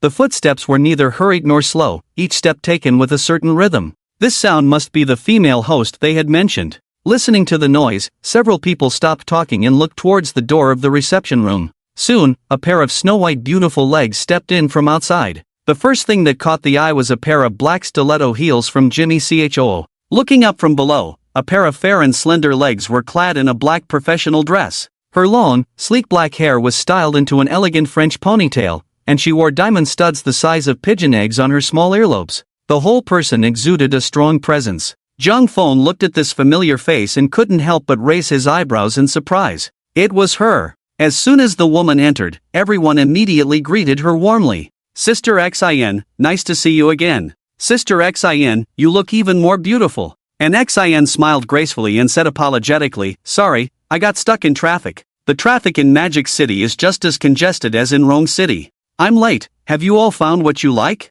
After saying this, she slowly scanned the room, and upon seeing something, she froze for a moment. Her previously cold and distant expression suddenly changed. She quickly walked to Zhang Feng's side and said in surprise, Zhang Feng, what are you doing here? And Xian's smile instantly left everyone else in the room stunned. They had seen an Xian several times before, and each time she appeared before them, she was always elegant and dignified. They usually discussed watches, but they had never seen her smile so brightly at them. Zhang Feng nodded at an Xian. I didn't expect this place to be yours? Yeah, how did you end up in Magic City? Weren't you in Rong City the day before yesterday? And Xian asked in surprise. I was bored, and I just arrived here yesterday. I arrived yesterday too. If I had known you were coming, I would have invited you to come with me. You have no idea, Annie has been going on about you, saying that if she came to Magic City with me, she wouldn't get to see you. It took a lot of effort to convince her to come with me. Hearing an Xian ramble on about the little devil Annie, Zhang Feng couldn't help but chuckle helplessly. This Annie really is a little troublemaker. And Xian nodded in agreement, smiling as she replied, if she knew you were in Magic City, she would definitely be pestering me to find you. And Xian was clearly very happy to see Zhang Feng, chatting with him as if no one else was around, leaving the others feeling sidelined. The few of them watched their interaction with expressions of curiosity. Mainly, they had never seen an Xian display such a shy, feminine side. The old butler beside them looked at his master in surprise. He had been managing this place for an Xian for several years, and she had always been businesslike with other guests. He had never seen her so warm with any guest before. Zhang Feng, do you two know each other? Qin Fen asked with interest. And Xian was the first to respond. Zhang Feng and I are actually from the same hometown. The others recalled that an Xian was also from Rong City, so it wasn't surprising that wealthy second-generation individuals from the same place would know each other. I was planning to introduce Sister Xian to you today, but I didn't expect you two to be old acquaintances. Wang Zheng almost blurted out the words old flame, but thankfully he controlled himself at the last moment. feeling a bit awkward as he rubbed his nose. I didn't expect you to be a watch collector, Xinjie, Zhang Feng said in surprise. He had originally thought it would be an older woman. He never imagined it would be an Xin in the end. It's just a hobby. I've loved collecting valuable things since I was young, and over time, I've accumulated more and more, so I opened this museum. Whenever I come to the Magic City, I come here to open the museum. Today is quite a coincidence. I didn't expect you to come here too. How did you find what you saw just now? Did you find any watches you liked? An Xin asked curiously. I did find some I liked, but coincidentally, they are all not for sale. I'll see if I want to look for other models, Zhang Feng replied. Hearing this, an Xin smiled and generously said, "What's so difficult about that? Which model do you like? I'll give it to you." As soon as an Xin finished speaking, Wang Zhang, Qinfen, Zhang Xin, and Dewey all widened their eyes in shock. Free gift? Xinjie, we usually have to meet conditions when buying watches from you, and now you're giving them away for free to Zhang Feng, and it's a model that isn't for sale. This is favoritism. Wang Zheng teased. An Xin, fearing they might misunderstand, immediately said seriously, Zhang Feng is different to me. Even if he wanted everything here, I would be willing to give it to him. Just because Zhang Feng saved Annie, an Xin was more than willing to give these to him. After all, if it weren't for Zhang Feng, Annie wouldn't know how she would have been mistreated by those people. Even if she was saved, her life would probably be ruined. How could she be as carefree as she is now, cuddling in an Xin's arms? An Xin had long wanted to find an opportunity to repay Zhang Feng, but there had been no chance until now. Now that she finally caught one, she was genuinely happy inside. Seeing an Xin say such ambiguous words, the others couldn't help but enjoy the gossip even more. They all exclaimed in unison, "Wow." Clearly, they hadn't expected Zhang Feng to hold such a significant place in an Xin's heart. It's important to know that the items in this private collection are among the finest collectibles in the Magic City. Not to mention these watches, just an Xin's collection of other jade, diamond rings, and antiques is worth over $1 billion. Could all of this be given to Zhang Feng? Seeing the envious looks on their faces, Zhang Feng helplessly shrugged. Xinjie and I are innocent. Why are you all looking at me like that? An Xin then realized that her words might easily lead to misunderstandings. She didn't mind and didn't explain, only saying to Zhang Feng, "Which one did you look at? I'll go get it for you now." Zhang Feng shook his head. No, Xinjie, if you're willing to sell it to me, I'll buy it, but if it's a gift, I won't take it. Zhang Feng, why are you being so polite with me?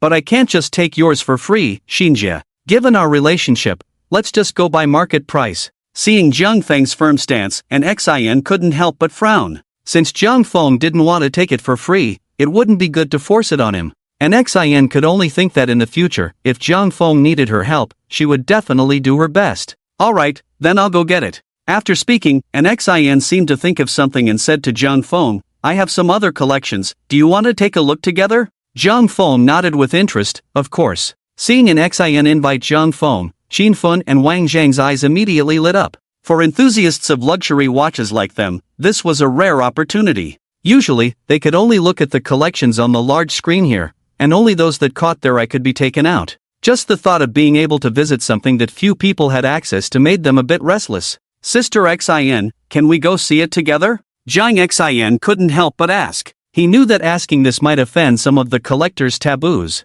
However, since Zhang Feng had this opportunity, Zhang Xin also wanted to indulge his eyes. When Zhang Xin said this, the other three looked at him in surprise. Although they also wanted to go in and take a look, everyone was a person of dignity and naturally wouldn't actively break the rules of this circle. Just when they thought an Xin would refuse, unexpectedly, after looking at Zhang Feng for several seconds, she decisively nodded. Seeing an Xin agree for the first time, the others looked at Zhang Feng with even more sparkling eyes. Each of them had their own thoughts as they followed an Xin to a huge iron door in the inner room. Outside the massive iron door were many electronic locks and scanning devices. After a few people scanned without error, an Xin stepped forward and pressed the fingerprint lock, facial recognition lock, and password lock. Soon, after verification was complete, the heavy door slowly opened. After the door opened, several bodyguards in black suits followed them inside. Seeing the large armed presence, Zhang Feng couldn't help but glance at an Xin. Sensing Zhang Feng's gaze, an Xin turned her head and smiled at him, explaining, "This is just the procedure, they are used to doing it this way."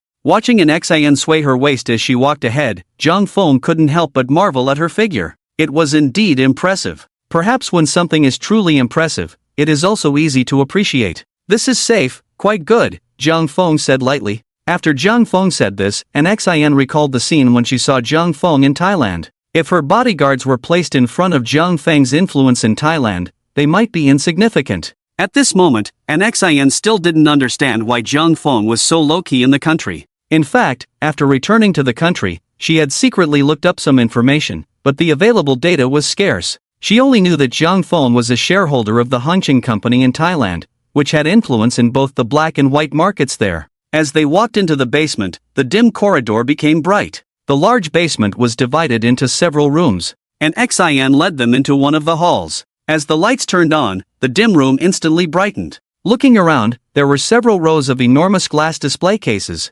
Inside the display cases were exquisitely crafted watches. Under the spotlight, each watch seemed to radiate brilliance. The group couldn't help but let out a sigh. If supercars were a man's romance, then watches were something every man found irresistible, especially these top-tier watches that carried the brilliance of time. These are all my private watch collections. Feel free to take a look, an Xin generously said to them. Although an Xin said this, the bodyguards who came in with them still stood around the room, vigilantly watching them. At this moment, Zhang Feng was also quite interested and began to slowly appreciate the watches starting from the first row. These are 5 Patek Philippe enamel watches? Zhang Feng said in surprise as he looked at the 4 exquisite enamel watches in front of him.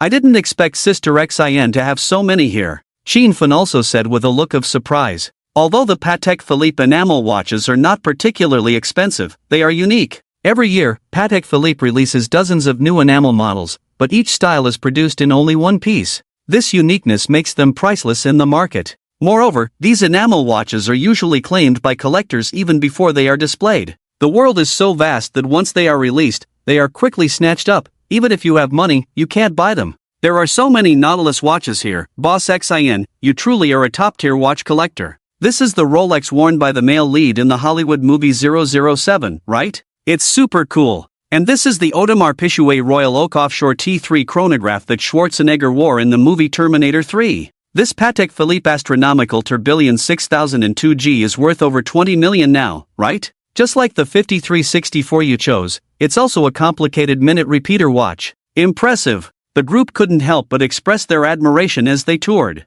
Although some of the watches here were not very expensive when they were first produced, due to their rarity, each one is practically a limited edition watch with no market price. As Zhang Feng admired these rare watches, an Xin was beside him, thoughtfully and carefully introducing the functions of each watch and the years she had collected them. So, what do you think? Are there any other watches you like? An Xin asked generously. Her intention was clear. As long as Zhang Feng expressed a liking for something, she would immediately offer it to him with both hands. Seeing an Xin ask Zhang Feng like this, the others felt envious but didn't dare to say they wanted to buy one too. All of them were well off, and if they really wanted a watch, they could probably get it. So, while they were visiting, no one said anything to lower their status. Zhang Feng nodded and said, "There are many watches here that I like, but these are your collection, so I won't take what you cherish. I'll just stick with the one I chose earlier." He understood that an Xin's generosity was because he had saved Annie, but thinking from her perspective, he would probably feel reluctant too. However, Zhang Feng was truly mistaken this time.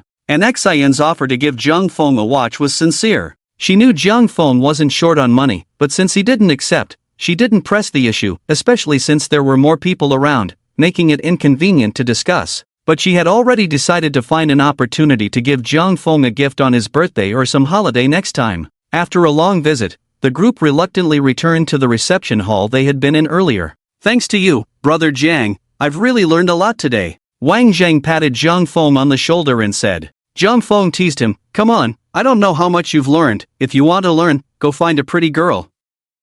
"Whoa, don't say that. I'm not into that." Qin Fen chimed in, looking curious as he leaned in and whispered, "I remember Bosson is about our age, and I heard she already has a child." "Are you too?" "This is the third time I've met her." Zhang Feng shook his head in denial. "What? The third time? Does she have a crush on you?" De Wei said with disbelief. "Whoa, Bosson has looks and a great figure, and her taste in watches is good too. I'm really envious," Zhang Xian added. Zhang Feng shook his head. "You're overthinking it. It's just that her child likes me." He didn't want to reveal his situation in Thailand to them. After all, it was their first meeting. "You beast. Not even the child is spared?" Wang Zheng pretended to be shocked. Go to hell. A few people were playfully chatting until an Xian walked in with the watches they each wanted, at which point they became a bit more serious. They all made the purchase at the price they had agreed upon earlier that morning. When it came to Jiang Feng, an Xin refused to sell at the current market price, insisting on the price she had bought it for. An Xin said to Jiang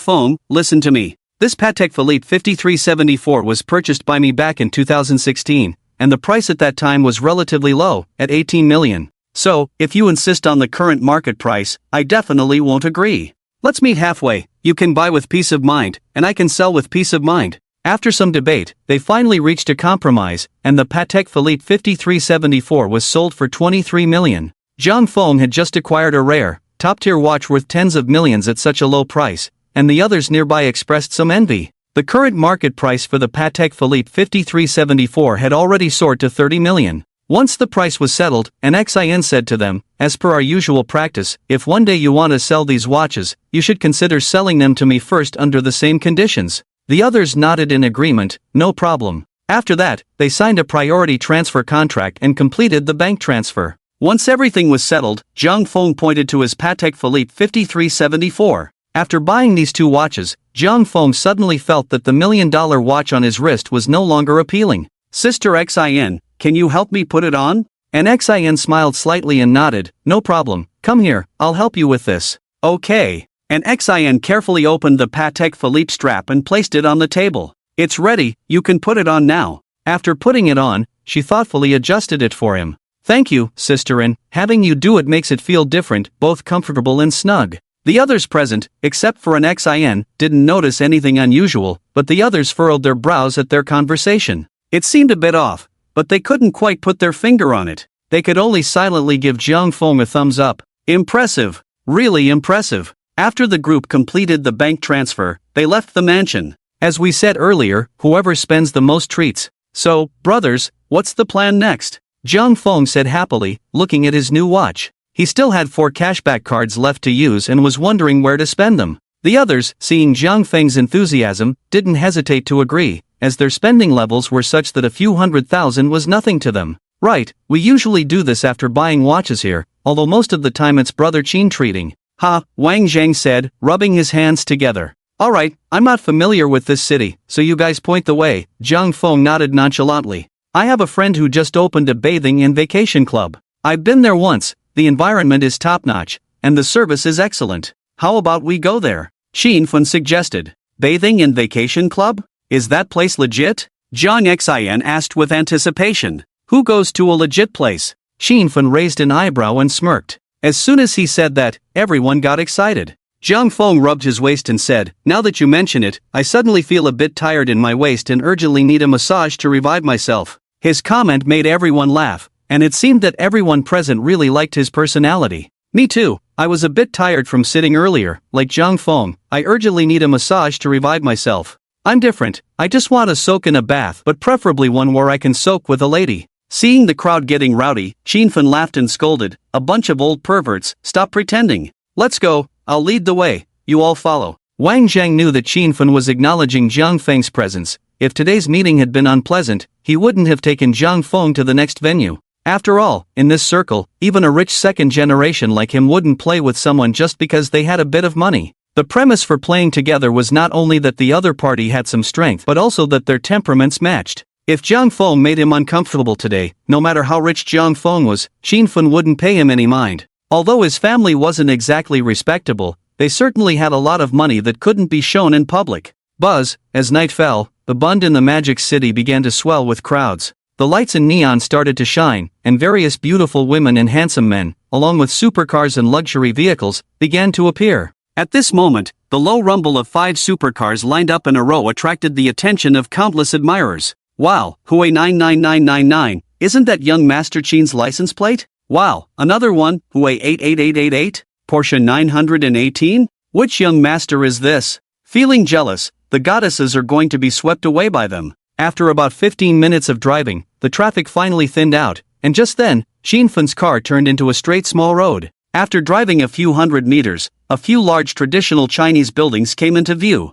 The scene before them was filled with poetic charm. Although Jiang Feng was internally shocked by the sight, he maintained a calm demeanor on the surface. After a few people got out of the car, a waiter led them inside. This environment is indeed nice. Yeah, it looks pretty good. the air is quite nice." Seeing that everyone was pleased, Shinfun revealed a hint of pride in his eyes and said, "The lower floors are all regular projects. I'll take you to the top floor, where the real fun is." "The fun you're talking about isn't something inappropriate, is it? I thought we were here to relax, not to work on our waist strength." At this moment, Jiang Feng also spoke up, "This kind of place is indeed for relaxation, but it's for the girls to relax." Shinfun laughed heartily, "You're right. Only internal members can go to the top floor. I'll have them get you a membership card so you can come back whenever you want to play." The group went straight to the top floor. After the manager swiped the top floor access card, the door finally opened with a beep. Upon entering, they saw a grand lobby decorated in golden splendor, with a giant crystal chandelier emitting warm light. The surrounding decor was luxurious and elegant, combining classical culture with humanistic design, making it feel very comfortable and opulent. As soon as they entered, 2 rows of beautiful hostesses standing at the entrance began to bow to them, "Welcome." The melodious and crisp voices rang out, and the dozen or so women were all fair-skinned and beautiful, dressed in cool, short dresses. "Let's have a meal first. How about a massage afterward?" Shinfun asked for their opinions. Everyone agreed. They were all well-experienced people and had seen plenty of beautiful women, so they naturally wouldn't be overly eager. At the dining table, the group chatted while eating. The Boston lobsters and king crabs on the top floor were all unlimited, but these held no allure for them. Halfway through the meal, a male manager entered with a dozen women dressed lightly. These women were clearly carefully selected, even more exquisite and beautiful than those who had welcomed them earlier. "Gentlemen, these are our specialty massage models, skilled in technique, good-looking, and able to meet all your needs." Shinfun said to the few of them, "Come on, it's the first time out to play today.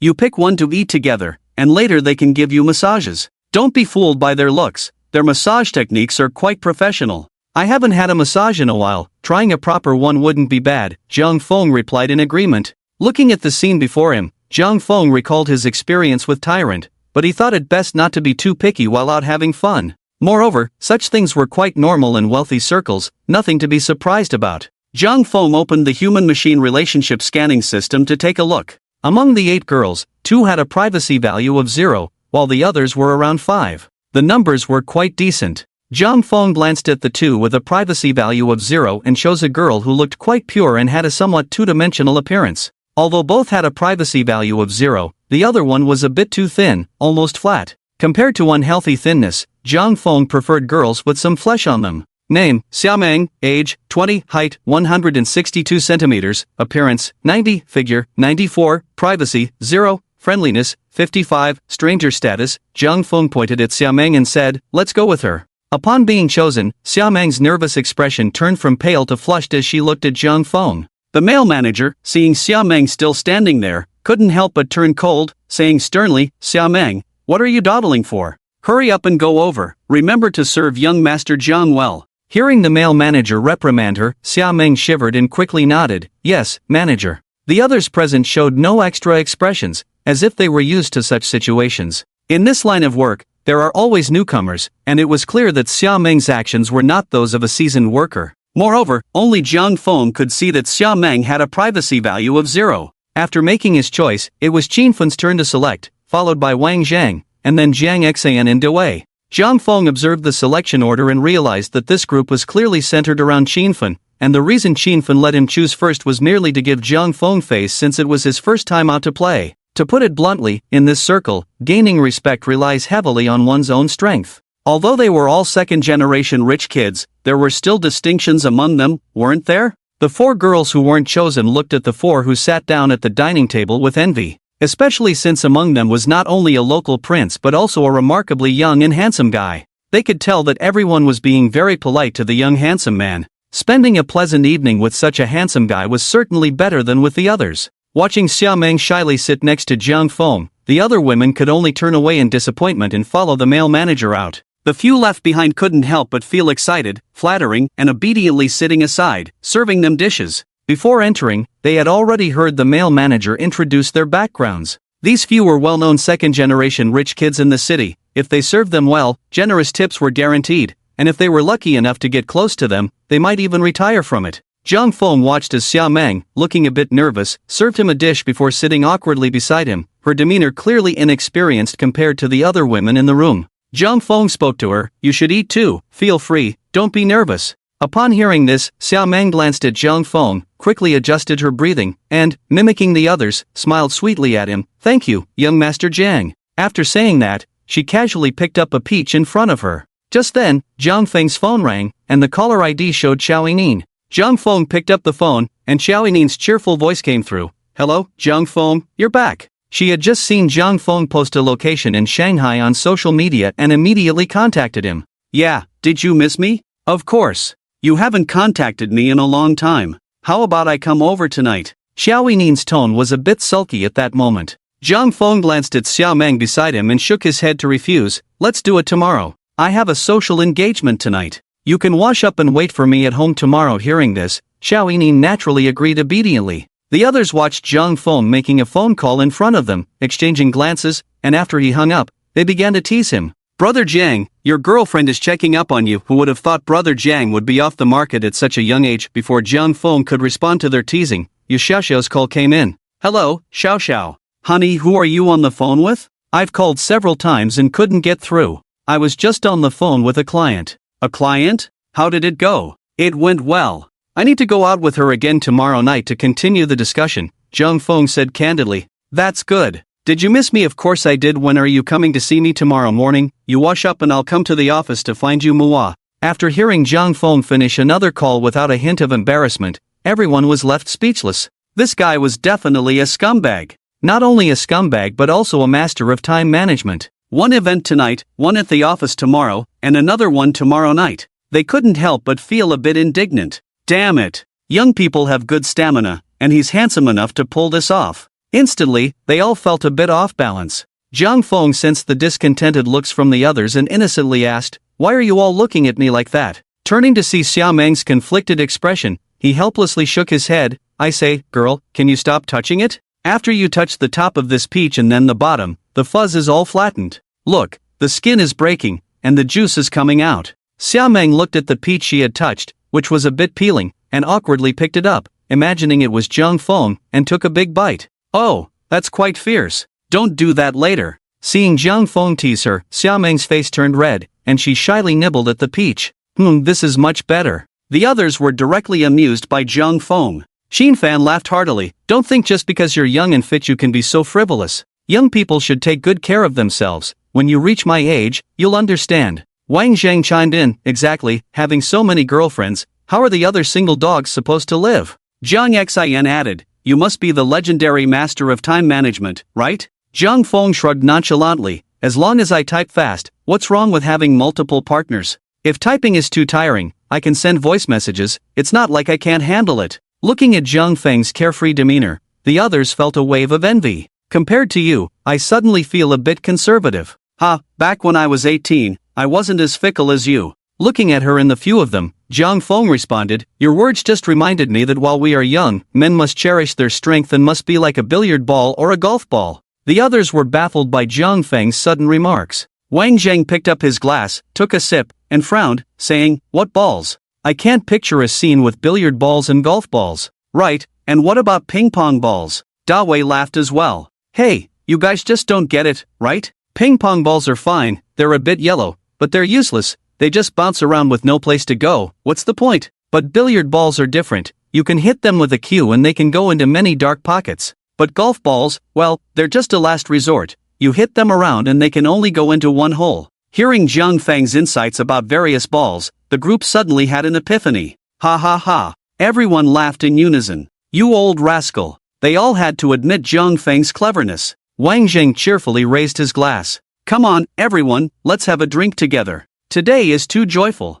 Cheers. After eating and drinking to their fill, the group took a private elevator downstairs to enjoy a hot spring together. The steam wafted, and the sound of flowing water echoed in their ears. This was a very private, large, natural hot spring. The venue was only available for high-level members. The edges were built with black marble. Nearby were many non-slip pebbles, and under the soft lighting, there were plenty of green plants, providing excellent privacy. At this moment, Zhang Feng and the others were wrapped in a white scarf, soaking in the water. They were all candid with each other, and it was easy to see the differences in their physiques. Clearly, Xin Fen and Wang Zhang were both on the lean side. Although Zhang Xian wasn't very fat, his body was a bit loose, clearly a result of years of indulgence without exercise. Dawei had a moderate, normal physique. In contrast, Zhang Feng's body, transformed by the system, was perfect, almost like Peng Yuyan's physique in the gym. With 8-pack abs and well-defined biceps, the others felt a pang of envy again. Wow, your abs are impressive, Qinfen said, looking at Zhang Feng's height and physique with envy.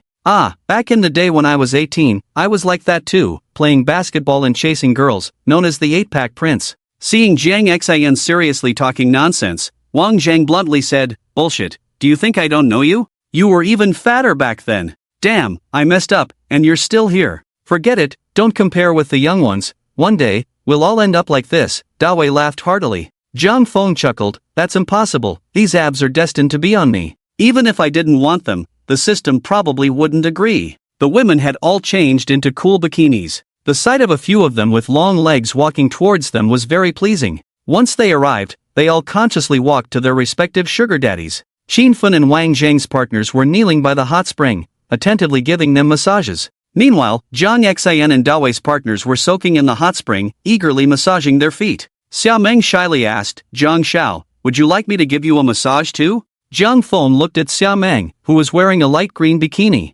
Although she was the shortest among them, her proportions were excellent, especially since she was the plumpest among the group. Zhang Feng looked quite satisfied as he casually pulled Xia Meng over to lean against him. No need to press, just sit properly. After soaking for a while, everyone began to feel comfortable and started chatting back and forth. Brother Jiang, I'm really curious about your situation with Lin Ru. That woman really didn't cheat on you? Zhang Xian asked curiously. Lin Ru had completely fallen from grace after being buried under a mountain of negative news, especially after the scandal of her having a child out of wedlock broke. Many brands that had signed contracts with her quickly terminated their agreements, demanding exorbitant compensation for breach of contract. Under the pressure of multiple penalties, Tancheng Entertainment also didn't have the extra funds to protect her. The cost of keeping her was too high, it was better to promote a new talent instead. So, under the siege from all sides, Tancheng Entertainment had no choice but to give up on Lin Ru. Now, Lin Ru couldn't even land roles as a supporting actress or an extra, she was completely sidelined.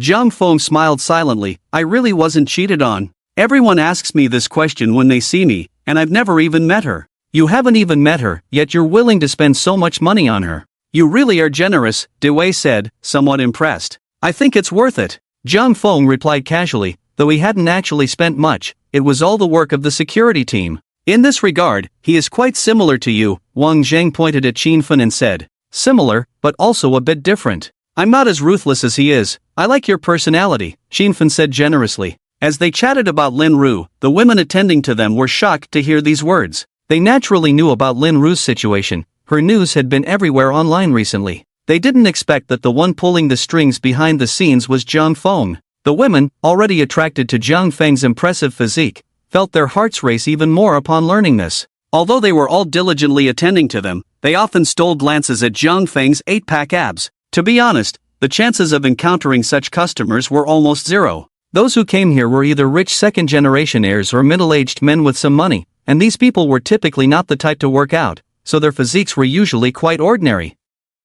Take Qinfen and Wang Songsong, for example, one was skinny, the other was overweight, neither of whom could be associated with being handsome or having an 8-pack. It could only be said that under the influence of money, women might feel a little flutter when they saw them. But Zhang Feng was different, not only was he handsome, but he also had a great body and wealth. With these three advantages, women couldn't help but be captivated by him. Now that they knew about Zhang Feng's immense financial power and social status, their eyes sparkled, wishing they were the ones beside him instead of Xia Meng. After chatting for a while, Zhang Feng felt that they had soaked long enough. It's getting a bit hot, I'm going to head up first. After greeting them, Zhang Feng stood up. The scarf beneath him had probably been pushed to one side when he had leaned too close to Xia Meng, and it had loosened while in the hot spring. As he stood up, he suddenly felt quite empty. Looking down, he realized he was wearing nothing. Seeing everyone staring at him in shock, Zhang Feng didn't panic, he glanced around, noticing that everyone was still standing there, some looking quite stunned.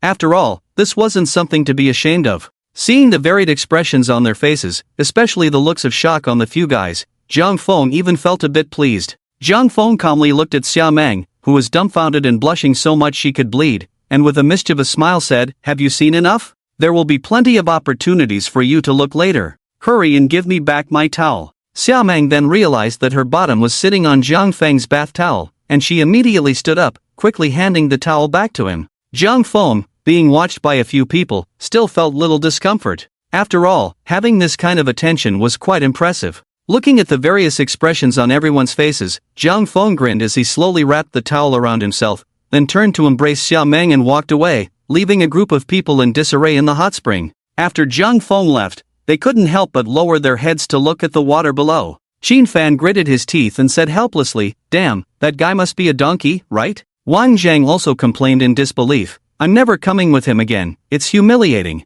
"What the hell, I thought I was the only one wanting to complain," De Wei said, heartbroken. Only Jiang Xian remained silent, he was already mismatched in size. Now seeing Zhang Feng, how could he have the face to play around with the woman next to him? If that woman hadn't seen it, it would have been fine, but the key was he had just seen her companion swallow hard. The few women were now desperately holding back their urge to scream. Their high-end professional demeanor and the temptation of money forced them to maintain a good posture. Only they knew how shocked they were at the first moment they saw what they just saw, and how envious they were of Xiaomeng. This was Xiaomeng's first time hosting guests. How could she encounter such a gem? As seniors, they all knew that this experience would definitely be a highlight moment in Xiaomeng's life. In this day and age, finding someone like Zhang Feng was truly rare. It was like trying to find a real panda among 10 G-level ones that hadn't had silicone implants. It was a once-in-a-century occurrence. Zhang Feng led Xiaomeng toward the private elevator. Compared to Jiang Feng's calmness, Xiaomeng appeared very anxious.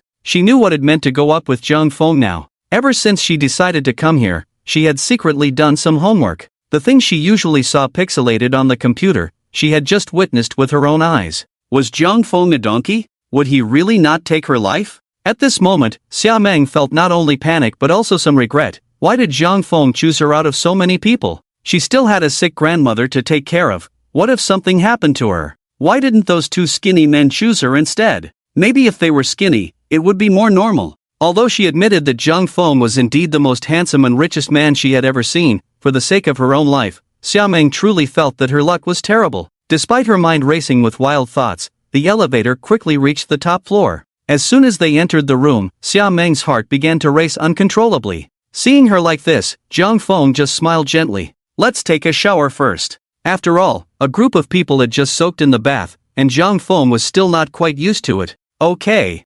Xiaomeng said, forcing a flattering smile as she stumbled over her words. Zhang Feng turned and walked into the bathroom. Noticing that Xiaomeng hadn't followed, he looked back at her and said, "What are you standing there for? Come here." Xiaomeng opened her mouth to say something, but thinking of the high price she had just paid, she took a deep breath and replaced it with a flattering smile as she walked in. By this time, Zhang Feng had already turned on the faucet. He pulled Xiaomeng over and directly turned on the shower. The water splashed down on both of them. Xiaomeng blushed and said, "Actually, I came here because my grandmother is sick and needs medical expenses, so You're a filial child, don't worry, I will treat you well." Next came the paid content. 3 hours later, Zhang Feng was half lying on the bed, with Xiaomeng, exhausted, having fallen asleep beside him. Zhang Feng was scrolling through his phone, looking at the selfies sent by Qiao Yinyin. After thinking for a moment, Zhang Feng opened Douyu Live, as Qiao Yinyin should be live streaming at this hour. After logging in, he chose to enter Qiao Yinyin's live room in invisible mode.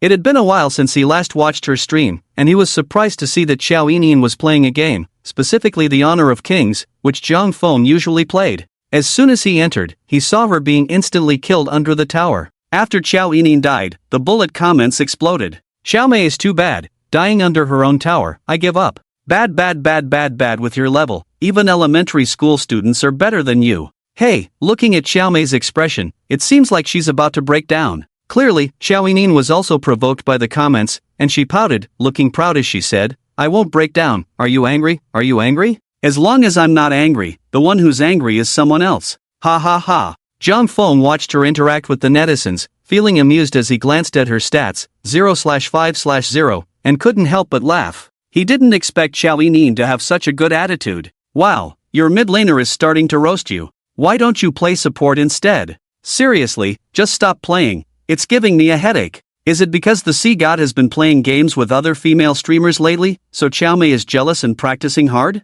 So that's why the number one big brother ran off with someone else. No wonder Xiaomei has been practicing Honor of Kings lately." Zhang Feng looked at the popularity of Qiao Yinyin's live room. Compared to before, it had improved quite a bit. Although she played poorly, there were still over 100,000 viewers watching live. Is the sea god not here to support Xiao Mei again tonight? Oh right, if someone connects with Xiao Mei later, they might end up kneeling. Don't mention it, the last punishment was really entertaining, the loss was so tragic. While playing, Xiao Yining frowned as she looked at the bullet comments and said, well, there's nothing we can do. Our family conditions are quite average. If we lose, we lose. This way I can rest earlier. Without Jiang Feng's support as the number one, Xiao Yining's recent guild battles, although a bit more entertaining, usually ended after 1 or 2 rounds. Unlike other female streamers, she didn't seek out the number one big brother whenever there was a task. On the contrary, she was afraid Zhang Feng would tip her again. Last time he tipped her over 2 million, and she felt a bit burdened. It was that feeling of receiving so much money without being able to repay it.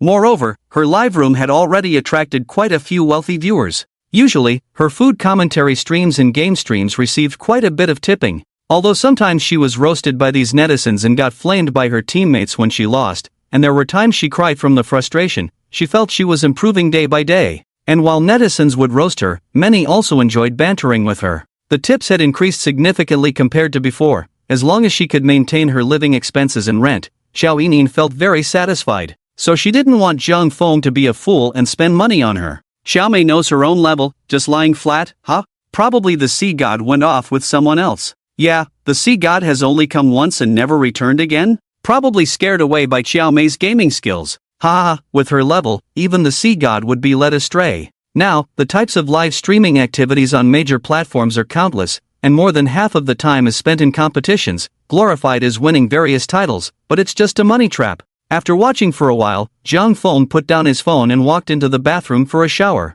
10 minutes later, Zhang Feng returned to bed and picked up his phone, only to find Xiao Yining randomly twisting her waist. The girl on the other side was dancing a hip twist dance, while she was clearly doing calisthenics. She was wearing a delicate JK uniform, with black stockings on her legs. At that moment, the barrage in the live stream was overwhelming, with dozens of comments per second. Oh my god, Xiao Mei, please stop. It's simply unbearable to watch, no wonder she's a straight girl, those moves.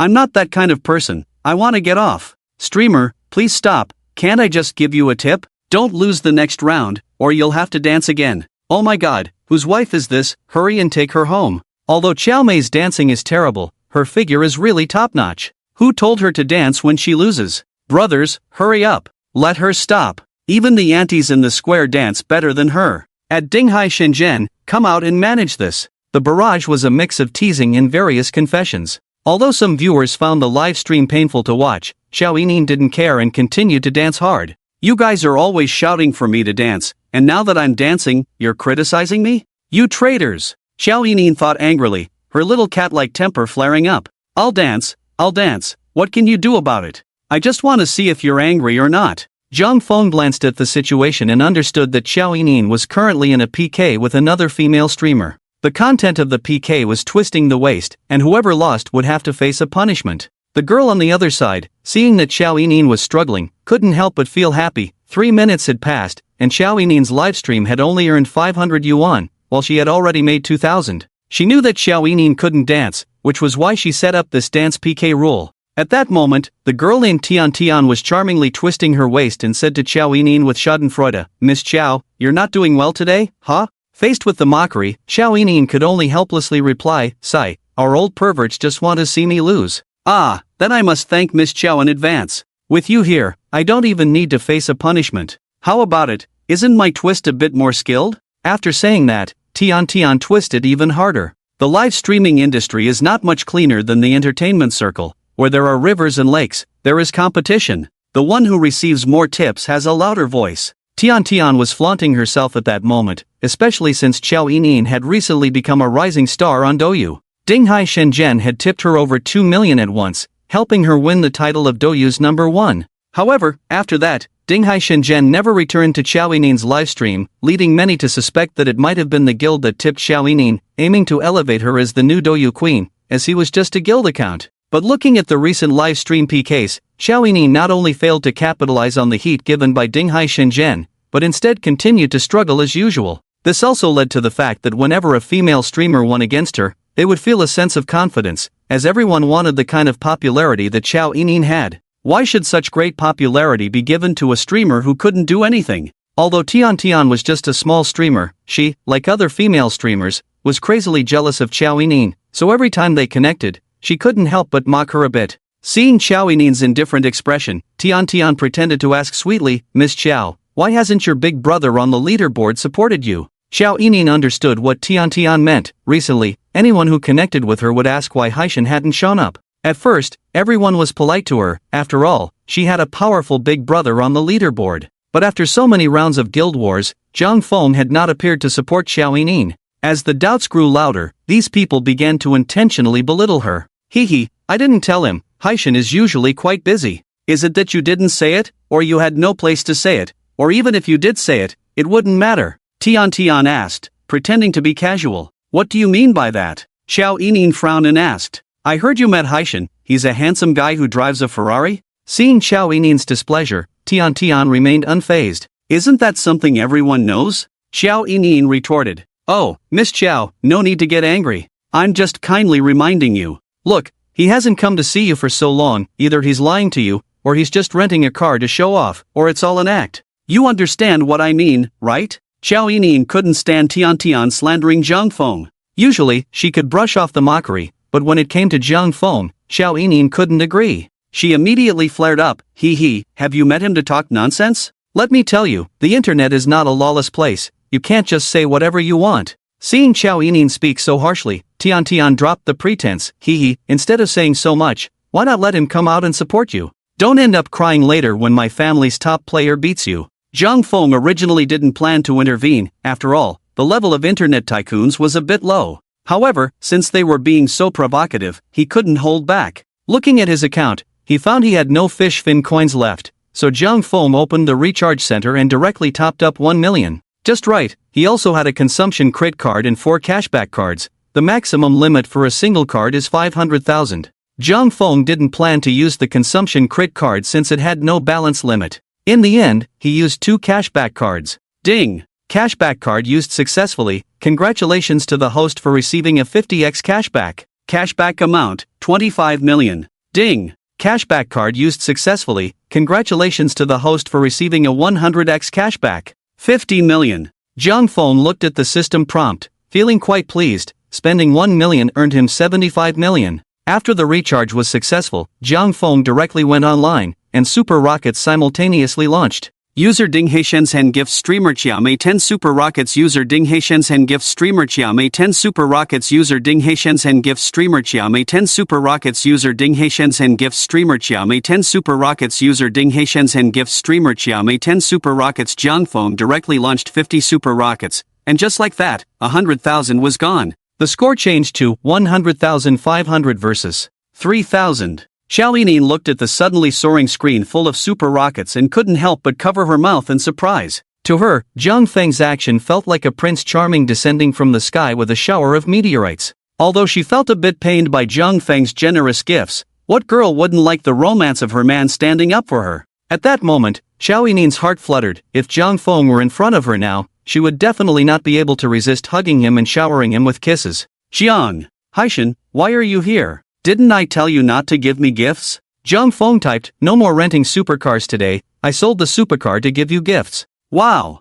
Haishan finally came. This 50 shots of super rockets are really damn cool. You actually don't want Poseidon's reward, Xiao Mei. Are you confused? Xiao Mei might just want to play with black silk. Not wanting Poseidon's super rockets, Xiao Mei only wants us poor weaklings. Ha, you guys should see Tian Sweet's expression. It's really something. Got slapped in the face, right? Tian Sweet on the other end naturally saw Zhang Feng's mockery, and at this moment, her face was flushed with embarrassment, wishing she could slap herself twice. She had been mocked twice before without any issue, but this time she hit the nail on the head. The key was that Poseidon really appeared again, and he came in with 100,000. If he really wasn't a guild account, how could such a big shot offend her so cheaply? Tian Sweet felt that although she wasn't as beautiful as Xiao Mei, she could definitely twist better than her. Tian Sweet immediately put on a flattering smile. Wow, my mouth is really good at bringing out the best. I actually made Poseidon Big Brother show up. Seeing so many super rockets is so exciting. Poseidon Big Brother, I was just joking with Xiao Mei for the sake of the show. Don't take it seriously, okay?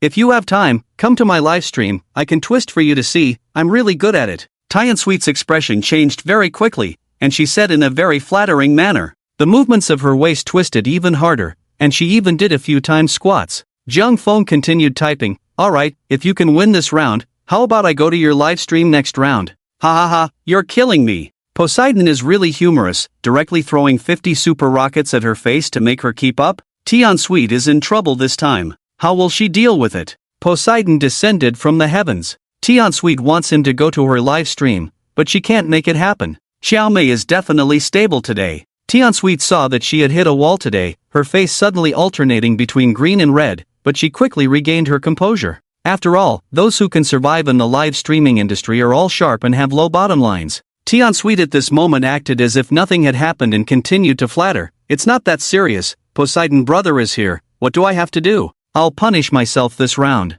After saying that, Tian Sweet immediately took a water cup and squeezed it between her thighs, pouting as she said, "Poseidon brother, I will probably be banned soon, but because it's you, Tian Sweet is willing, let me wet myself first." I'm host, do you have a memory of only 3 seconds? Clearly just a second ago you were mocking Big Brother. A mockery of Poseidon Big Brother just cost 10,000 bucks? Is money really that abundant? Tian Sweet ignored the barrage and continued to squat energetically, the water on her thighs had already soaked her. Such suggestive actions directly triggered a warning from the moderators. A few seconds later, Tian Sweet's livestream went black. After exiting the call, Zhang Feng typed and asked, "How did you start playing games?" Xiao Yining, seeing Zhang Feng ask this, happily replied, "I've been watching a lot of game videos lately and found them quite interesting, so I tried playing a bit, but I always play poorly." Xiao Mei is clearly jealous of her competitor, Xiao Su. Exactly, saying such nice things is just afraid Poseidon will be stolen. Xiao Mei can't do it, look at how Tian Sweet was just now, and then look at you, still so shy.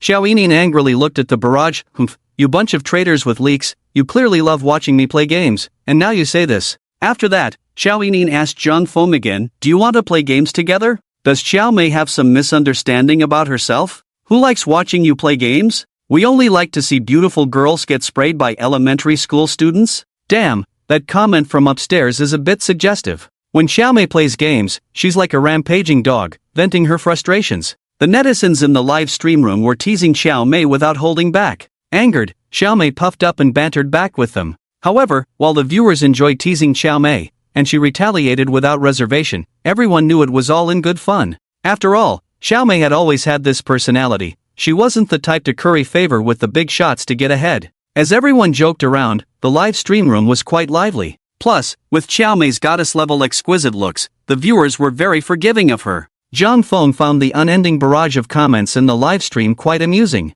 "Xiao Mei, hurry up and go out to PK. Yeah, you've been losing in PKs lately, it's rare for the sea god to be here." Right, go out and PK. Go take them down. Doggo, go wild. He patted the sleeping Xia Meng beside him and typed a reply, "Being bullied? Come on, let's go PK?" Xiao Yining shook her head, "No, it's just some trivial matters, don't bother me with that." Seeing a female streamer refuse the support of the top donor again, the viewers erupted once more. A female streamer doesn't want money? Xiao Mei is either confused or has fallen. I'm heartbroken, it must be a meetup. Don't give privately here, right? You guys are overthinking it, the sea god has donated so much, can Xiao Mei still be sane? Before Xiao Yining could speak, a connection request came in. These platform streamers were very attentive to the big names. As soon as Zhang Feng went online, the major guilds notified their streamers immediately. At this moment, a large group of female streamers' alternate accounts were peeking into Xiao Yining's livestream. Hearing that Zhang Feng wanted Xiao Yining to go out in PK, a female streamer immediately approached to get familiar. Xiao Yining helplessly accepted the connection. On the other side appeared a good-looking streamer named Chi. Although her looks were slightly inferior to Xiao Yining's, she made up for it with her super short hot pants and tight tank top. Seeing the connection established, Chi cheerfully greeted Xiao Mei. "Xiao Mei, hello. I heard the sea god wants to take you out for a stroll, so I came to offer myself as a first blood. Please don't mind if I get hit lightly later." After saying that, Chi did a flirtatious squat and wiggled her butt towards the camera a few times. Listening to Chi-Chi's blatant words, Xiao Yining could only fake a couple of laughs. "Hello, Miss Chi. Offering first blood to the sea god, how enviable, this is a blatant steal from the big brother." "Xiao Mei, your home is about to be stolen. Protect our sea god daddy." Chi didn't feel the slightest embarrassment at the teasing in the livestream. She was originally there to get familiar in front of Zhang Feng. If one day Zhang Feng got tired of Xiao Yining and wanted to switch to another streamer, wouldn't her chances be greater? Sister Chiao Mei, what punishment should we set? The most exciting part of the PK is the punishment segment. Although Chi knew she would lose, she was unusually excited. 100 squats. I've seen enough squats, how about a big swing jump? I don't want to see Chiao Mei dance, her level is like an elementary school student, venting frustrations. Isn't it upstairs that you think Chiao Mei will lose? All black silk sisters, if I have to watch black silk hoodies, then forget it. Black silk hoodie +1. The screen full of black silk hoodies made Xiao Yining feel a bit awkward because she knew she definitely wouldn't lose. If this punishment is set, it's obviously aimed at Chi. However, even if Xiao Yining didn't say anything, a bunch of fans automatically rushed into Chi-Chi's livestream to comment. Chi looked at the screen full of black silk hoods and didn't refuse. She immediately started to play up the show, exclaiming that the fans were too ruthless. Black silk, I'm afraid I won't have enough points later, you old perverts. Black silk hood, at Sea God. What do you think? At Sea God, what do you say? Black silk hood plus 10,086. Zhang Feng looked at the screen full of mentions and was quite impressed. These netizens really knew how to stir things up. He typed a reply, I think it's good. After all, the hood wouldn't be on Xiao Yining, and he was quite curious about how it would look on a beauty like Chi. Chi, the sea god wants to see. The great sea god wants to see too. Black silk, black silk. Let's get the Nutrition Express going. Seeing Zhang Feng say this, Chi immediately started to get into character. She cheerfully said, alright, since Big Brother Sea God said so, we have to do it. At most, I'll lose some points and then do charity. Chi was also a somewhat famous outdoor streamer, and she was very good at entertaining. Sister Chiao, if the punishment is black silk, then let's twist our waists during the PK process. Chi knew her advantages very well, even if her face wasn't as exquisite as Xiao Yining's, her figure and dance skills were undeniable. Xiao Yining had no objections, after all, there were plenty of beauties outside. She thought Zhang Feng had seen all kinds of beauties, and if she got jealous all of a sudden, wouldn't that just make her miserable? Besides, she had long understood that someone like Zhang Feng wouldn't only have her as a woman, so it was better to watch together with him openly. Sure, let's start, Chi sister, give us a wave of sexy moves, Xiao Yining said excitedly. Ahaha, okay, let's begin. As the PK started, Zhang Feng directly sent 5 super rockets. User See God Needle sent streamer Xiao Sister Super Rocket *5 at that moment. Chi on the other side received 300 yuan. The score immediately changed to 10,000 versus 300. Big Brother See God is too ruthless, everyone charge. Save me. After saying that, Chi began to twist excitedly. It must be said that Chi-Chi's twisting was much stronger than Xiao Yining's. She looked like a sexy queen standing in the dance floor, her slender waist incredibly tempting. The seasoned viewers couldn't help but want to get up and dance with her. How about it? Do I look good twisting? This figure is too amazing. Brothers, I'm ready. Wow, you're so fast? That won't do. Nosebleed is coming, this is quite good. Wow, you can't do that. Give me some expressions, bite your lip. Xiao Yining watched with great interest, even guiding Chi-Chi's movements. Is it like this? Chi cooperated with the expressions, twisting while electrifying the screen. Yes, that's about right. Although I can twist better, this isn't bad. Xiao Yining knew Chi twisted better than her, but she wouldn't admit it. After Xiao Yining said this, the fans began to protest. Are you sure you can? Sister Chiao, is there a mistake in your self-awareness? Just you twisting, even the square aunties dance better than you. Sister Chiao has only a pretty face, but when it comes to dancing, she's really disappointing. Hubby, quickly give me a wave of support, or I'll have to wear the black silk hood, help. Chi started to play up the live stream effect. Although she knew she definitely couldn't win, she still didn't forget to stimulate her own fans to reward her. After all, how can one eat without putting in the effort? If the live stream doesn't rely on donations, then what's the point of broadcasting? Although Chi-Chi's recent efforts didn't yield much, she still managed to collect 2 super rockets and some scattered donations. Her score jumped from 300 to 5,000, earning her 5,000 yuan. Even though Zhang Feng didn't donate again, Chi was now trailing behind Xiao Mei by 5,000 yuan, and the PK progress was nearing its end. Chi began to rally her supporters. Hubbies, hurry up. Time's running out. Should we steal a tower? While the sea god isn't paying attention, let's sneak in. After saying that, Chi started to dance even more energetically. Zhang Feng checked the time and sent out 5 super rockets. The comments began to tease her. Chi, why steal from someone else when you want to steal from the sea god? Chi, I think you're just daydreaming. Now it's bad, you're 15,000 short. How are you going to steal? I've already given you money for instant noodles and milk tea. Seeing that the viewers weren't buying it, Chi wasn't upset. I knew it. You guys must be wearing black stockings, right? There was no doubt that in the end, Chi-Chi would lose. However, she wasn't unhappy about losing, because interacting with Jiang Feng was a huge win for her. She absolutely couldn't leave a bad impression on him. She straightforwardly took off her black stockings without grabbing a new pair. Wow, Chi-Chi is going all out. It's warm. Can I have those black stockings? I'm willing. These are black stockings with warmth and a scent. After taking off the stockings, Chi-Chi showed them to the viewers in the livestream, only to find that there was a hole in them. Here it comes. Are you all ready? As soon as the viewers saw the black stockings in Chi-Chi's hands, they became restless again. Wow, these black stockings have a hole? What's up with the hole's location? Don't even think about it. What you pull out is smaller than this. Chi-Chi, you're not normal. Looks like this might be a sports story. Is there a needle in the crotch? Chi-Chi looked at the comments, pouting anxiously, and said, "What are you all doing? You old perverts, isn't it normal for black stockings to have holes? Where they break isn't something I can decide. If it's not your decision, then is it mine? Don't fight over it, just look at the size, it has nothing to do with you. What you pull out is bigger than yours. I'm breaking down, I'm breaking down."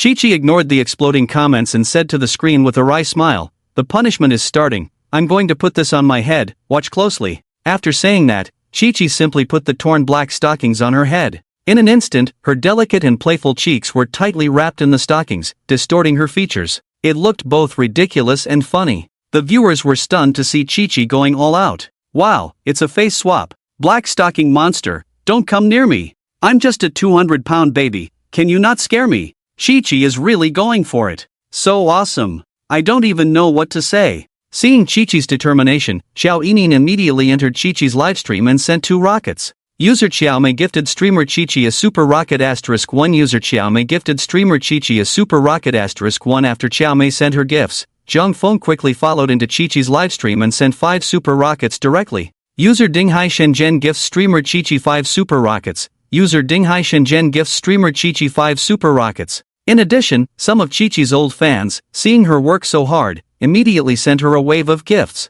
Chi-Chi directly received nearly 20,000 in gifts. Seeing Jiang Feng so generously providing medical expenses, Chi-Chi immediately bowed in excitement to thank him. Thank you, Xiaomei, thank you, great sea god, brother Qing Jiang, your precious gifts, thank you all. This round of PK seemed ordinary, but it stirred up quite a splash among many streamers. Because Jiang Feng not only was generous, but even the medical expenses were quite substantial. This indicated that he wanted to be a true big brother and not just a guild account. If it were a guild account, it might only appear during guild wars. Why would he show up in an ordinary PK and waste money giving medical expenses to other streamers? With so much money being spent, one has to consider the return on investment. Would Xiaomei be able to earn it back with such support? After Chi-Chi went offline, her good friend Mingqi immediately sent her a private message. Chi-Chi, you are so brave. The first wave was so direct, and the Great Sea God was very generous with your medical expenses. I'm really envious. With your black silk hood, it would be hard for the Great Sea God not to remember you.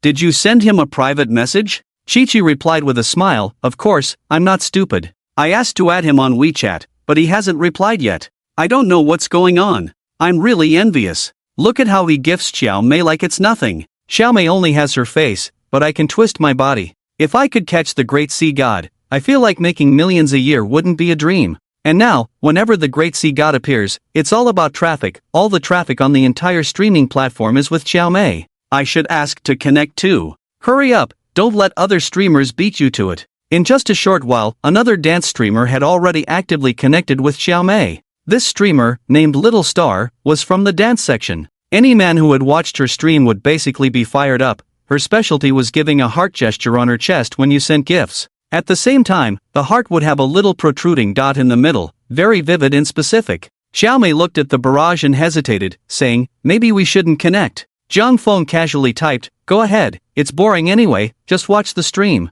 Besides, I don't have much money left in my account, so I'll just spend it all." Since Jiang Feng said so, Xiao Yini naturally wouldn't refuse. She understood that she couldn't be ungrateful. Would she really care about a rich person's money? Perhaps this was just Jiang Feng's daily spending. If she kept stopping him, it might only increase the distance between them. Xiao Yini nodded and connected. At that moment, she saw a multi-person connection on the other side. It was a 3-on-3 PK. Xiao Yini noticed a few familiar faces, Especially, there was the big streamer Dai sister, who ranked second during the Guild War. Zhang Feng took her to last time. Little Star, seeing Xiaomei connected, immediately spoke in a very cute voice. Xiaomei, hello, please save us. Hello, Little Star, hello everyone. The multi-person PK against Dai sister was too painful, it was really tragic. Xiaomei, please join us. After the previous round, Xiao Yining relaxed. She thought to herself, perhaps the world of the rich is different. Even if she asked Zhang Feng not to reward her, beautiful women on the streaming platform would still emerge endlessly. Rather than letting Zhang Feng give his money to others, it would be better to join Zhang Feng's world. Sure, how do you plan to play? On Xiaomei's side were Little Star and a male streamer named Old Mo. On the other side, the three lineups were Daizio Mei, Meow Meow, and the Ancestor. The three people on the opposite side, Little Star, connected with Xiaomei, couldn't help but scream while holding their heads. Especially Daizio Mei, it's you again, Xiaomei. Is the Sea God online today? Then aren't we going to get beaten badly? Xiao Yining smiled and said, hello, Daizio Mei. The Sea God is here, but don't worry, he doesn't have much money in his account anymore. I can't, the big shot's not having much money is definitely not the same as our not having money. Meow Meow chimed in, exactly, it's like when I heard that Chen Yixuan said in an interview recently that he hasn't taken any jobs lately, and his account only has 10 million left, he's very anxious. After Meow Meow finished speaking, the bullet comments kept copying Chen Yixuan's words. Only 10,000 left in the account, very anxious. Only 110,000 left in the account, very anxious. Only over 20,000 left in the account, very anxious. What are you showing off for upstairs? I can't even afford $10 for phone credit, still leeching Wi-Fi at KFC. Everyone was enjoying the netizens' complaints. Then a few of them quickly took turns greeting Zhang Feng. Hello, Sea God, I'm Daizio Mei, please go easy on me later. Sea God, I'm Meow Meow, I've heard so much about you. After greeting, Xiao Yining asked, so what's the punishment this time? Last time we did squats, doing the punishment while piking until the PK ends. Wow, 10 minutes. That's so harsh? Xiaomei covered her mouth as she spoke. Little Star pretended to cry, whoa, right, my legs are about to break, so I'm connecting with you now. Xiaomei, please save me for a round. Xiao Yining naturally knew that Little Star was connecting with her tonight because Zhang Feng was there, otherwise, it would have been impossible under normal circumstances. Their group had quite a good popularity among the viewers. So is this round still squats? Can you handle it? I actually want Lao Mo to keep squatting, but the viewers are tired of it, otherwise, tonight I would make Lao Mo use a wheelchair. Daizio Mei said confidently. Daizio Mei, don't be so smug. This round we have the Sea God, it won't be that easy for you. Sea God, please save me, my legs are going to give out. Lao Mo said with a bitter expression. Don't save Lao Mo, let him squat, huh? Sitting in a wheelchair every day, Lao Mo is getting fatter and doesn't exercise. No, everyday squatting, the viewers in my livestream are tired of it, how about we change to something else? Lao Mo looked at the bullet comments in the livestream. Little Star quickly nodded in agreement. Yeah, we've done several rounds of squats since yesterday, everyone is tired of it. Little Star used to have a few top fans, but ever since she refused to meet them, her live stream has been declining. The top fans have gone to other streamers' live streams and no longer watch her. Now, most of the remaining fans in her livestream are scattered tip-giving fans, with no strong top fans, so she can only rely on daily PKs to attract traffic. I can do anything, so you all decide. Xiao Yining said calmly. After all, with Zhang Feng there, she really had nothing to worry about. So what punishment do you want to do? Daizio Mei felt a bit uneasy about suggesting a change in punishment, especially since the Sea God was on the opposite side, and she wasn't sure she would win. If they suggested some outrageous punishment later, it would be terrible. Xiao Yining looked at the bullet comments in front of her and read aloud, "Shout at the window, I am a pig." Plus as soon as she said this, the viewers in other streamers' live streams quickly started spamming. Shout at the window, I am a pig. Shout at the window, I am a pig. Plus shouting at the window that I'm a pig. Seeing that everyone strongly requested this, a few people unanimously agreed. Alright then, let's do this, let's get started. The competition quickly began, and everyone started to rally for votes. I have to say, these big streamers really know how to campaign. Some phrases just rolled off their tongues. Brothers, can you come pick me up in a plane? I don't want to turn into a pig. I hope a brother can come pick me up in a Porsche. I don't want to turn into a pig. Boohoo dazed little sister and Meow Meow sweetly pouted their words. On Old Mo's side, he also started to perform, "Everyone, save me, this life is getting worse by the day, I just want to be a person, please fulfill my wish." Watching everyone working hard to rally votes, the viewers began to roast Xiao Yining. Sister Chow, learn from the female streamer opposite, listen to how nice others sound when they speak. Exactly, can't you say a few words to help us out? Quick, call me daddy. Chow Yinyin angrily said to the screen, why is my speaking not nice? If I'm a pig, then you're just watching a pig. Would you really let me turn into a pig? Wow, that seems to make some sense. Sister Chow has quite a few tricks up her sleeve. Today is another day of being pooed by Sister Chow. Unsurprisingly, Day's little sister quickly received 5,000 yuan in donations. Xiao Yinin did well too, with scattered planes adding up to over 2,000. Little Star and Old Mo only had a few hundred. Overall, it was 2,580 yuan versus 6,550 yuan. Xiao Yinin was temporarily behind. Hey, can you guys start shouting slogans at the window now? Day's little sister covered her mouth and said with a smile. Little Star didn't expect Zhang Feng hadn't given Sister Chow any donations yet, so he and Old Mo resignedly shouted at their own window, I'm a pig, I'm a pig, I'm a pig. After they finished shouting, Xiao Yinin looked at the screen with a bitter expression, Old Lord see God, I don't want to shout. What was Sister Chow just saying? I think I heard the word old? Sister Chow, did I really just get dumped? At this moment, Zhang Feng, who was busy with both hands, heard Xiao Yinin's voice and immediately picked up his phone. Seeing her preparing to do the punishment with a look of grievance, he quickly sent her a super rocket. User Ding Haishenzhen sent streamer Xiaomei super rocket *5. User Ding Haishenzhen sent streamer Xiaomei super rocket *5. User Ding Haishenzhen sent streamer Xiaomei super rocket *5. User Ding Haishenzhen sent streamer Xiaomei super rocket *5. User Ding Haishenzhen sent streamer Xiaomei super rocket *5. After sending 50 super rockets, Zhang Feng typed, I was busy just now. Thank you, Lord See God, for the 50 super rockets, Moi Sister Chow said happily and proudly to Zhang Feng. Wow, Sister Chow, didn't you say your Lord See God doesn't have much money in his account? Day's little sister said enviously and jealously. Yeah, he just sent 200,000, and that's not much money? Meow Meow was also shocked at this moment. Could it be that I misunderstood the concept of being broke? The master was so excited he stood up from his chair. Xiao Yinin covered her mouth, holding back her laughter, and said, well, he did say that just now. Little Star and Old Mo had just shouted several times, I am a pig. At this moment, seeing the situation turn around, they immediately said to Day's little sister, Meow Meow, and the master with a mischievous tone, don't speak yet, it's your turn to face the punishment. A few miserable ones accepted the punishment. With Jiang Feng's 200,000 as a base, this round of PK was naturally won by Xiao Yinin's side. Zhang Feng gave each person 20,000 in medical expenses, directly giving Xiao Yinin face before logging off. These medical expenses also subtly let everyone know that the account Dinghai Shenzhen truly belonged to a big shot, not some guild account. After everything was done, Zhang Feng looked at the back end of his phone, scrolling down to find a dense array of friend requests. There were even selfies from Day's little sister, private videos from Meow Meow, beautiful photos automatically sent by Chi Chi, and alluring transformation pictures from Little Star, not to mention many other unfamiliar female streamers. Looking at these images, Zhang Feng once again experienced the joy of being wealthy. However, he didn't have time to slowly appreciate these pictures, as Xia Meng had already woken up. Zhang Feng had only completed half of his previous steps, and it was just the right time to continue. Zhang Xiao, didn't we agree to take a break? I've rested well. The next morning, Xia Meng woke up earlier than Zhang Feng and was already neatly dressed, sitting obediently on the sofa in the room, waiting for Zhang Feng's instructions. Groggily getting out of bed and seeing Xia Meng sitting there, obedient and reserved, Zhang Feng frowned and silently walked into the bathroom for a quick rinse. When he came out, Xia Meng had already prepared breakfast. Zhang Xiao, you must be hungry, let's eat first. After their deep exchange last night, Xia Meng no longer had the shy demeanor she had at the beginning. After all, going from a privacy value of 0 to 1 was enough to bring the two of them incredibly close.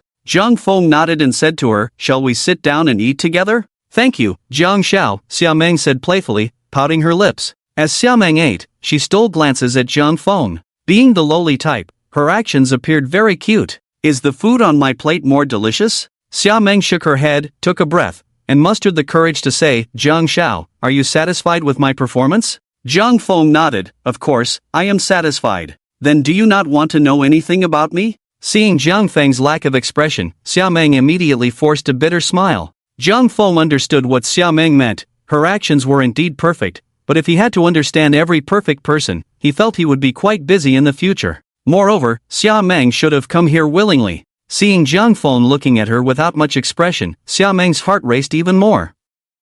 She kept replaying everything that happened yesterday in her mind. She felt that even though she lacked experience, she had tried her best. And judging by Jiang Feng's demeanor, he should be satisfied with her. However, she still didn't understand why Jiang Feng had not expressed anything. After Xiao Meng sent Jiang Feng to the parking lot of the underground garage, she only understood why Jiang Feng had rejected her when she saw his Porsche with 5/8. After their exchange last night, Xiao Meng had already decided to follow Jiang Feng. Initially, it was because she had overheard their conversation in the hot spring last night. Jiang Feng could casually spend 100 million to hammer a female star. Such a wealthy second-generation heir was not something one could encounter casually. But looking at the luxury car in front of her made her realize that perhaps this path she was on was not the right one. After the blow, Xiao Meng could only smile bitterly and say, "Actually, the women who come here are all willing, and I am no exception. I grew up in an ordinary family, but my parents divorced when I was young, and I was placed with my father. Later, my father remarried,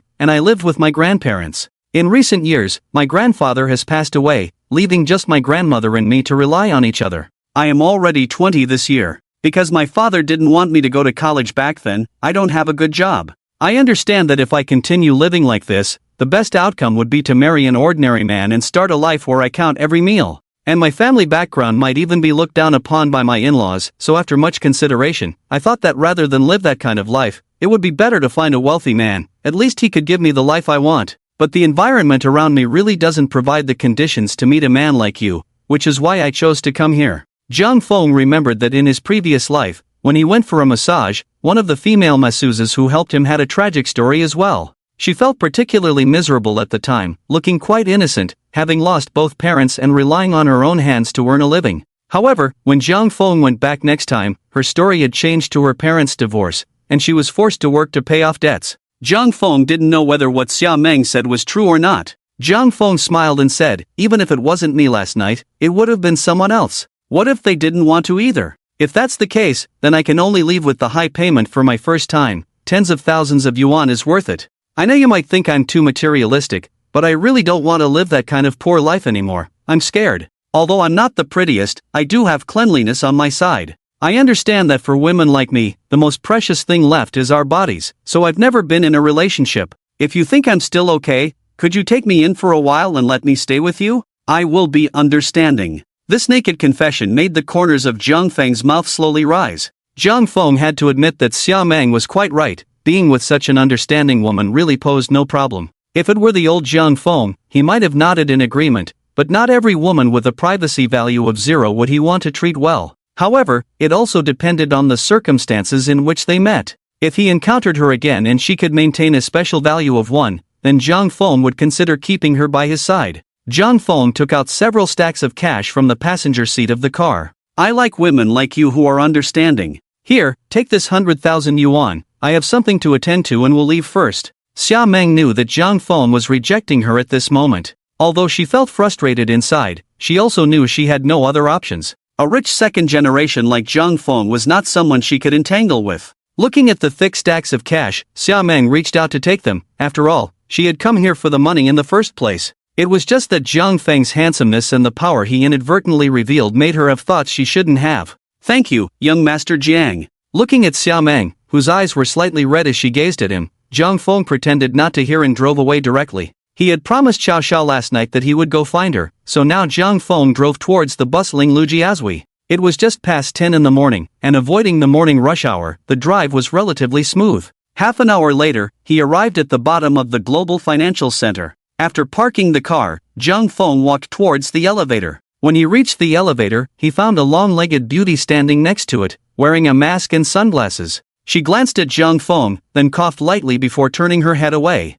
Jiang Feng didn't think much and picked up his phone to send a voice message to Xiao Xiao. "Xiao Xiao, I'm downstairs." A few minutes later, the elevator finally arrived. The two of them quietly stepped into the elevator, and the moment the doors closed, the long-legged beauty took off her glasses and lazily said, "Isn't this our general manager Jiang?" As soon as Jiang Feng heard that childish voice, he knew it was Su Wan. Su Wan? Jiang Feng turned his head and looked her up and down. "Do I have such a common face? It took you so long to recognize me?" They had been standing at the elevator door for at least 5 minutes, and she only greeted him after getting into the elevator? "Oh, General Jiang, you misunderstood me. I was afraid that if I greeted you and got caught on camera, you'd be trending tomorrow. Wow, I didn't expect you to be so popular. Someone wants to take a sneak shot of you. Seeing Jiang Feng teasing her, Suwon secretly rolled her eyes at him, then said somewhat flatteringly, "Well, I have to thank General Jiang for supporting me. I've indeed gained a bit of popularity recently, all thanks to you.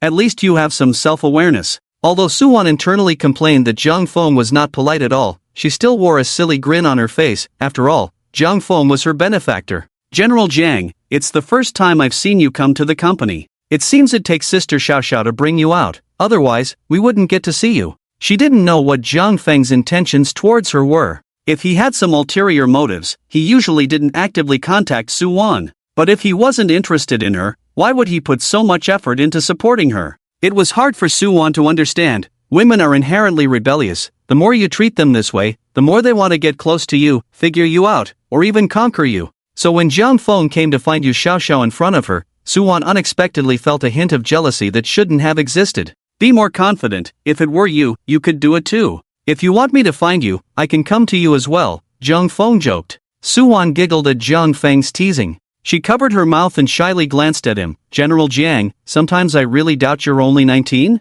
Is 19 not enough? With someone like you, you look 19 on the outside, but I think you must be at least 30. Jiang Feng looked at Suwon meaningfully. "I didn't expect your standards to be so high. Why don't you take a look for yourself?" "Look at what? What do you think?" Realizing that Jiang Feng was teasing her, Suwon's face instantly turned bright red. Just as she was about to speak, the elevator doors opened on the 58th floor. When the elevator opened, Yu Xiaoxiao was already waiting at the door. Seeing Jiang Feng and Suwon, especially the slight abnormal redness in Suwon's ears, Yu Xiaoxiao's expression changed subtly before quickly returning to normal. "Why did General Jiang come with Suwon? I ran into her in the parking lot. What a coincidence. Let me take you to your office." Today, Yu Xiaoxiao was still dressed in professional attire, wearing a pair of black stockings with red nail polish on her high heels. Her slightly curled hair was elegantly pinned up at the back. Her delicate face exuded a mature charm. Yu Xiaoxiao and Suwon flanked Jiang Feng as they walked into the interior of Xingchen Entertainment.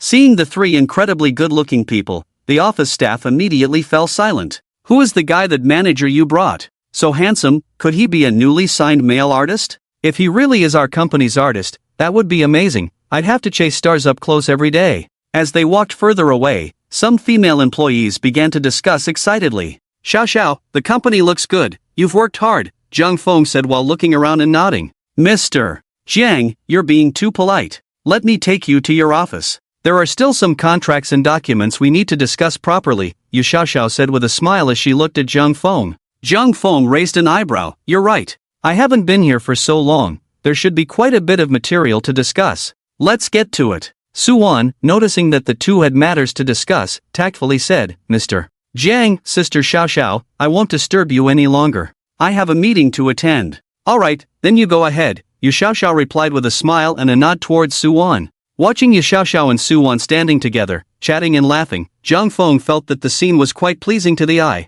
If it were a different setting, it might feel even more comfortable. Upon entering the office, Jiang Feng nodded appreciatively, noticing that Yu Xiaoxiao had put a lot of thought into the decor. The entire office looked upscale and elegant, with a set of brown genuine leather sofas in the corner by the floor-to-ceiling windows, and a huge black desk on the right. The left wall featured a row of glass storage cabinets filled with high-end red wine. Next to the cabinets was a new Chinese-style tea table. The large tea table, made of black goldstone and sandalwood, had a small fish pond in the center with a few rare fish swimming inside. "How do you like it?" "I think I did pretty well," Yu Xiaoxiao said, smiling charmingly as she walked to the side of the tea table to prepare the tea after Jiang Feng sat down. From this angle, Jiang Feng could see Yu Xiaoxiao's impressive flexibility and her graceful curves. While he was contentedly surveying the surroundings, he reached out and playfully tapped Yu Xiaoxiao twice. Startled by the sudden taps, Yu Xiaoxiao shivered slightly. Rubbing her sore bottom, she pouted, "So annoying." After setting the teacups,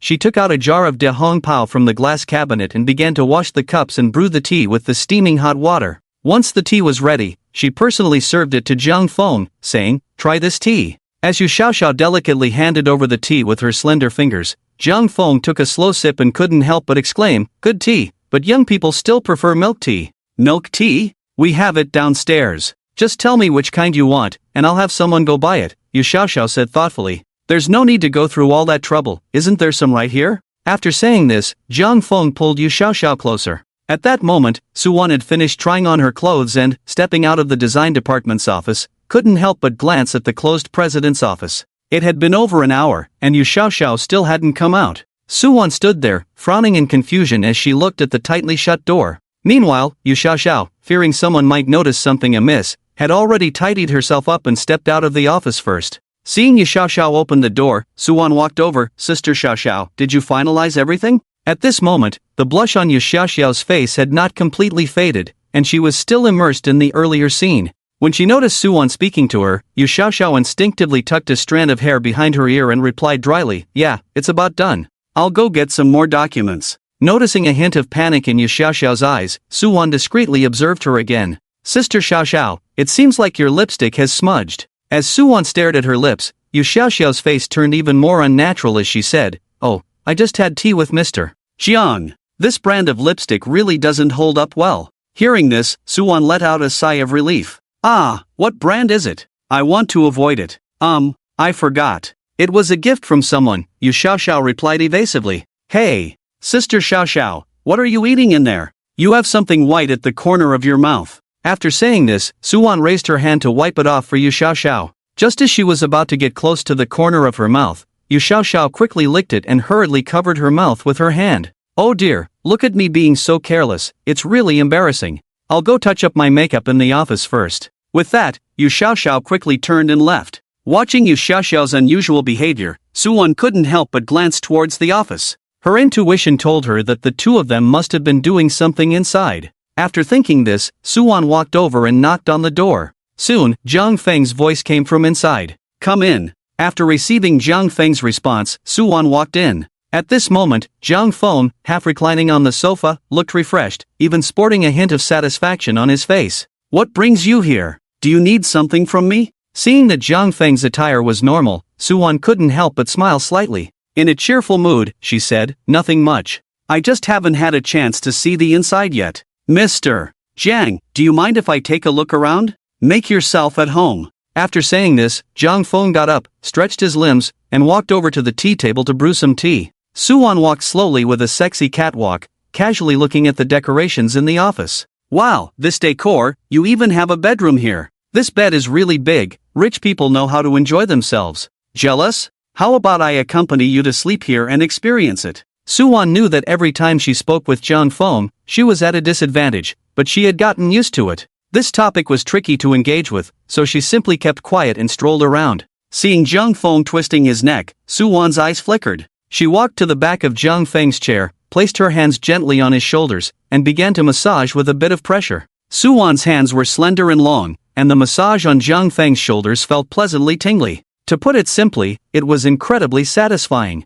I didn't expect you to be quite skilled at massage, Zhang Feng nodded in praise. Seeing that she was putting in all her effort while Zhang Feng seemed to be enjoying it, Suwon couldn't help but feel a bit annoyed. She didn't know that under the enhancement from Zhang Feng's previous reward, his physical strength had greatly increased. The pressure she was applying was just right for him, and he felt no pain at all. Suwon chuckled twice and said, when I was filming before, there was a minor role where I played a little maid who massaged the empress. I learned some techniques while on set. Not bad, but the pressure could be a bit stronger. After Zhang Feng said this, Suwon's expression stiffened even more. She was already using all her strength, and for him to say she liked pressure, what kind of weirdo was he? How about this? Suwon leaned down and whispered in Zhang Feng's ear. Unlike Suwon's inner complaints, Zhang Feng actually felt exceptionally comfortable. His body, which had been overworked these past few days, was slightly relieved. Although Suwon's movements and tone were indeed tempting, Zhang Feng felt that he hadn't had any rest from last night until now.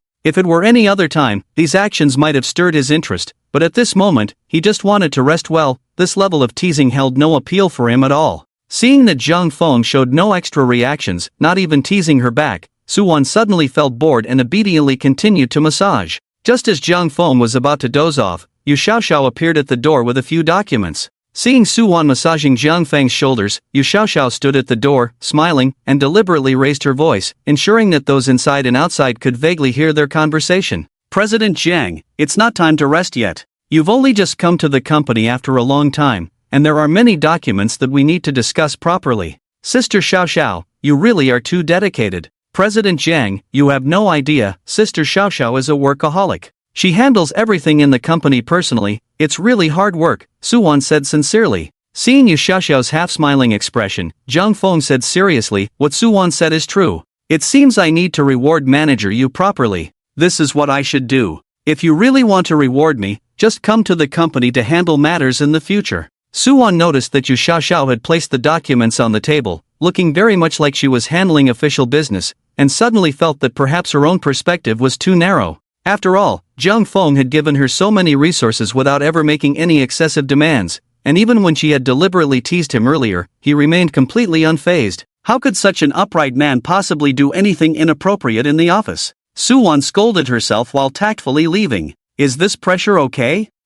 Not bad, very comfortable. I didn't expect you to know how to massage. If we're talking about massages, it's actually Suwon who taught me. Who do you think has better technique? Her technique is also good, but since you're above and she's below, naturally, your score will be higher. After discussing for a whole morning, Zhang Feng now rested his head on Yu Xiaoxiao's smooth, long thigh. While Yu Xiaoxiao massaged his head, Zhang Feng boredly scrolled through live streams. Watching Zhang Feng browse through those flirty and provocative female streamers, Yu Xiaoxiao suddenly felt a twinge of jealousy as she looked at her own fair fingers. Zhang Feng, do you like this type? Zhang Feng glanced at the private messages on his phone, then quickly exited. Not really. He casually browsed through various private messages in the background. Ever since he tipped Xiao Yining, he received all sorts of messages every day. These included various female streamers, and even some overly flamboyant male streamers. Are they trying to set me up with sisters? Yu Xiaoxiao exclaimed in shock as she looked at the flamboyant boy on the screen. Zhang Feng quickly pinched Yu Xiaoxiao's arm. Are they looking for a pinch, huh? Yu Xiaoxiao's face turned slightly red, and she shot Zhang Feng a playful glare. Just joking. But do I have a few sisters now? Seeing Yu Xiaoxiao ask this, Zhang Feng put down his phone, looked at her beautiful willow leaf eyebrows, blinked, and said, I guess too. After hearing the answer, Yu Xiaoxiao's expression remained calm. She didn't cry or make a fuss and had no objections. Do I know them? Yu Xiaoxiao instinctively thought Suwon might be one of them, especially since her actions earlier were quite unusual. Zhang Feng shook his head and reached out to tuck the stray hair that had fallen on Yu Xiaoxiao's forehead behind her ear. He wasn't flustered at all by her question. After all, they had agreed on this from the beginning, so Zhang Feng wouldn't hide anything. With a slight smile that carried a hint of mischief, yet also a touch of tenderness, he said, one of them is manager Wang from Yu Yunanmen. And the other one? The other one is a female streamer. Streamer? Yu Xiaoxiao instinctively looked at Zhang Feng's phone and then asked, so who do you think is prettier, me or her? Zhang Feng smiled at Yu Xiaoxiao. When comparing Xiao Yining's looks to Yu Xiaoxiao's, they were truly on par. But women are not only visual beings, they are also sensitive beings. He knew what answer Yu Xiaoxiao wanted to hear. It was nothing more than sweet words, and Zhang Feng was not stingy in giving them. You two are each unique in your own way, but Xiaoxiao, you are my first woman, and you mean something different to me, do you understand? As expected, upon hearing Zhang Feng say this, the slight bitterness in Yu Xiaoxiao's heart vanished completely. What remained was only boundless sweetness. From the very beginning, Yu Xiaoxiao's expectations of Zhang Feng were not about being exclusive or the only one. So when she learned that she was not Zhang Feng's only woman, although she accepted it cheerfully, it would be a lie to say she felt no jealousy. However, after Zhang Feng said those words, her world seemed to brighten as if the clouds had parted to reveal the moon. She was the most special one. What more could she want? If Zhang Feng had promised Yu Xiaoxiao from the start that she was the only woman, then if one day she found out he had another woman, that would be deceit. But from the beginning, Zhang Feng was inherently a scumbag, so Yu Xiaoxiao's expectations of him were not high. Lowering her expectations allowed her to realize her own specialness. It was as if she had captured the heart of a scumbag. This sense of satisfaction was unique. If an honest person were to change their heart and no longer be as devoted as before, you would condemn them fiercely. But if a scumbag suddenly tells you that you are special, you would feel that he still has feelings, even that he has genuinely invested in you, and you would think you have received his immense love. Looking at Zhang Feng's sincere gaze, Yu Xiaoxiao's face flushed. Got it, glutton. Can you handle the three of us? After saying this, her fingers playfully circled on Zhang Feng's abdomen. Zhang Feng reached out and caught Yu Xiaoxiao's wandering fingers. Are you saying you want me to perform even better? Seeing Zhang Feng say this, Yu Xiaoxiao's eyes flickered. Although she really wanted to rest now, just thinking about Zhang Feng not being by her side tonight made her wonder if she should drain him dry in advance. After thinking this, Yu Xiaoxiao took the initiative to press her sexy lips against Zhang Feng's ear and whispered softly, how about I give you? Ding! Due to the host leading his companions in a continuous sprint, the system rewarded the host with professional-level driving skills. It wasn't until evening that Jung Fong left the office, supporting his waist. He knew that if he didn't leave now, he would probably turn into a dried-up man by tomorrow morning. After exercising all night, Jung Fong leisurely drove his Porsche 918 and casually looked for a roadside barbecue stall. He parked the car at the entrance of the stall and asked the middle-aged man grilling skewers at the door, "Boss, is it okay to park here?" The man, seeing Zhang Feng's Porsche, was instantly taken aback, his eyes wide open, then he nodded and said with a hearty smile, you can park, there's no check here." "Great." After getting out of the car, Zhang Feng glanced at the ingredients at the entrance. Everything looked quite fresh. He ordered dozens of skewers of kidneys and oysters, opened a bottle of cola, and then walked into the shop. At this time, there weren't many customers in the shop, so Zhang Feng casually chose a corner to sit down and slowly browsed his phone. The Porsche 918 parked next to an ordinary barbecue stall immediately attracted the attention of many passers-by and diners in the shop. Especially with such a special license plate, it drew even more eyes. The customers enjoying skewers there never expected that such a wealthy second-generation rich kid would come here to eat barbecue that costs just a few bucks. Are rich people nowadays so unpicky? Isn't it said that they spend thousands on a single piece of clothing? How could they still eat barbecue that costs just a few bucks a skewer? This is called experiencing the hardships of life. You wouldn't understand a thing. Can you not be so superficial? In front of good food, everyone is equal. Zhang Feng ignored the discussions of the people around him. With his current hearing, he could indeed pick up on many subtle sounds. He tried his best to block out the incessant chatter nearby and focused on picking up his phone to search for suitable hotels nearby. All he wanted was to enjoy a good meal and then find a nearby hotel to rest properly. He was too lazy to return to Yan Yunanmen. After all, where was that Wang Yuyan now? Zhang Feng just wanted to express that he was not in a convenient position. Don't ask why. If you do, he would refuse to answer. Just as Zhang Feng was enjoying his skewers while looking at hotel rooms, a loud bang suddenly rang in his ears. He turned to look outside and saw a Tiffany blue Lamborghini Aventador had seemingly crashed into something at the entrance. Damn, did the Lamborghini just hit a Porsche 918? Oh my god, when did this Porsche park here? That license plate is incredible. Do rich people really come to eat in such small alleys these days? Is the handsome guy in the car okay? These two cars together must be worth over 20 million, right? Upon hearing the words Porsche 918, Zhang Feng's heart skipped a beat. He cursed under his breath, thinking, no way, am I really this unlucky? Someone rear-ended me while parked by the roadside? I wasn't even that close to the edge. The owner of the skewers quickly rushed into the shop and said to Zhang Feng, handsome, this is bad. Your car got hit. What are we going to do? Zhang Feng helplessly put down his skewers and stepped outside. He saw that the rear light of his Porsche had been forcefully hit by the front of the Lamborghini, and the left light was completely broken. The Lamborghini's owner had also gotten out and was squatting by the point of impact, examining the damage. He looked to be about the same age as Zhang Feng. His face was somewhat grim as he stared at the front of the Lamborghini, mumbling something under his breath. At this moment, the barbecue shop owner's face was also very grim. After all, this incident happened right in front of his shop. With a sorrowful expression, the owner said to Zhang Feng, oh no, this is terrible, handsome. It's all my fault. I shouldn't have let you park here. Your beautiful car got hit. What are we going to do? The onlookers, seeing the Lamborghini worth over 5 million crashed into the 10 million Porsche 918, were already shocked. Now, seeing that the owner of the 918 was also such a young handsome guy, their expressions were even more astonished. Compared to the barbecue shop owner's panic, Zhang Feng appeared quite calm. He waved his hand to reassure the shop owner, it's fine, it's not your fault, don't panic. Seeing Zhang Feng's nonchalant demeanor, the onlookers couldn't help but click their tongues. It was as if the car that got hit was just a few hundred yuan bicycle rather than a 10 million Porsche. Was it true that over 10 million meant nothing to the wealthy? Why did he seem so unfazed? The owner of the Lamborghini, realizing Zhang Feng was the owner of the Porsche, was also a bit surprised. However, just a few seconds later, he quickly regained his composure and walked over to Zhang Feng, apologetically saying, hello, brother, I'm really sorry. I was driving fine when a dog suddenly ran out, and I swerved to avoid it. Seeing the other party's good attitude and that the cause of the accident was just a dog, Zhang Feng's anger immediately subsided by half. After all, the incident had already happened. What could be done? And no one would intentionally crash into you with a supercar. Just this one broken light and scratch would cost at least close to $1 million,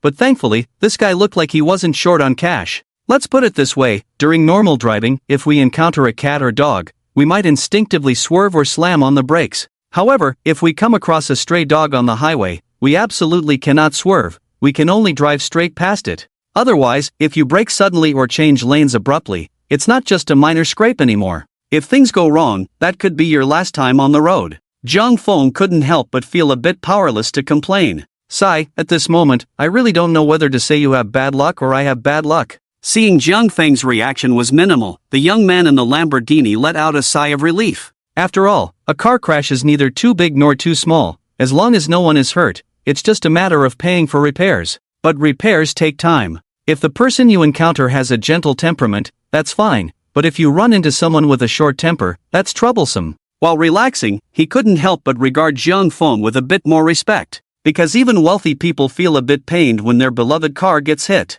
Not to mention it's a Porsche 918. However, Zhang Feng appeared calm and composed, and it didn't seem like he was putting on an act. This indicated that he wasn't lacking for this car. A person who can afford a multi-million supercar must have quite a status. The key point is that the license plate is somewhat tricky. After thinking this through, the Lamborghini owner also relaxed. It's easier to communicate with someone of the same level. Wait a moment, I'll make a call. Zhang Feng nodded nonchalantly. After all, things had already turned out this way, and fortunately, he still had a Ferrari. It was just that the repair situation was a bit troublesome. Soon, the young man finished his call and, feeling a bit embarrassed, said to Zhang Feng again, "Sorry, buddy, I've called someone to handle it. I really envy your car. When can I get one like yours to drive?" The onlookers were stunned to see two wealthy young men chatting and laughing in front of two crashed luxury cars, feeling their worldview had been significantly shaken. Normally, if two motorcycles collided on the road, it would be a life and death situation. Why did the atmosphere change when it was two luxury cars?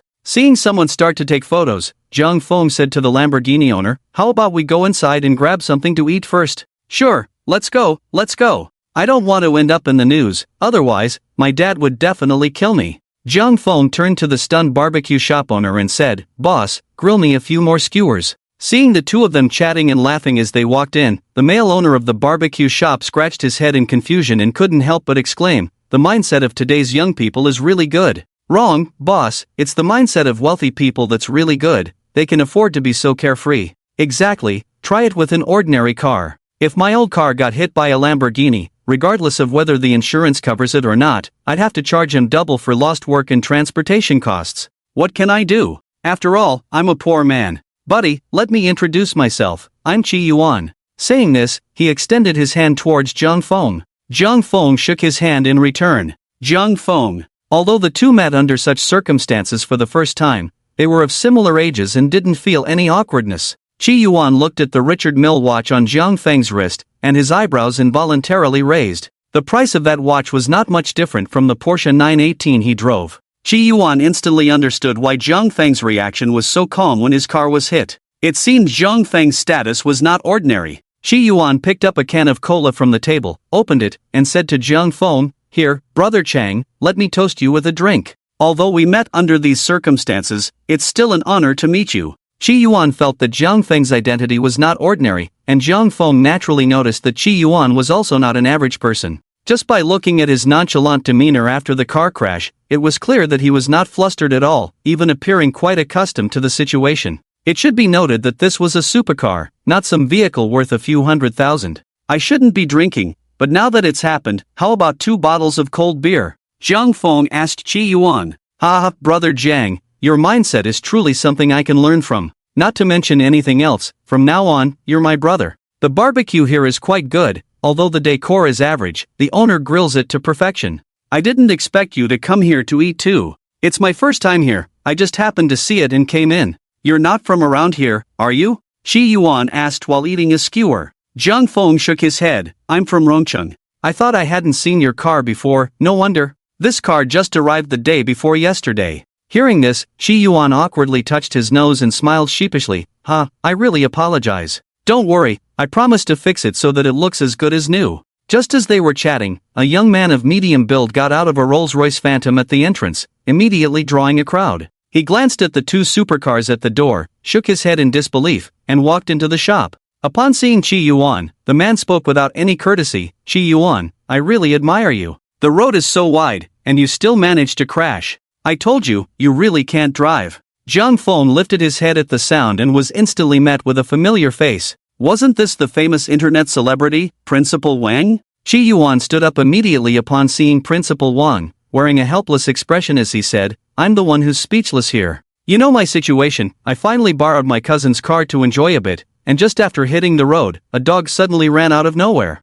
I couldn't bear to hit it, and this is what happened. Why can't you just not drive? Can't you let a driver take you? Alright, stop teasing me. I called you here to help me fix this car. Just call insurance, right? Are you stupid? If I call insurance, my family will find out. They've been a bit lenient with me lately, and it looks like they're about to relax the policies again. If they find out, I'll never get to drive a supercar again." Seeing Chi Yuan retort him, Wang Songsong immediately became displeased and threatened. "Is this your attitude when asking me for help? Old Wang, no. "Brother Wang, I was wrong just now, I was just anxious. Can you help me out? Now that's more like it. I've already called someone over to take it to the 4S shop for repairs." Alright, from now on, you're my brother. No, with this attitude, I don't believe you." Wang Songsong shook his head in refusal. Oh, let me introduce you. "This is my buddy from Porsche, Jiang Feng," Chi Yuan said, pulling Wang Songsong over. Shengu, this is my brother Wang, the famous Principal Wang, you should know him."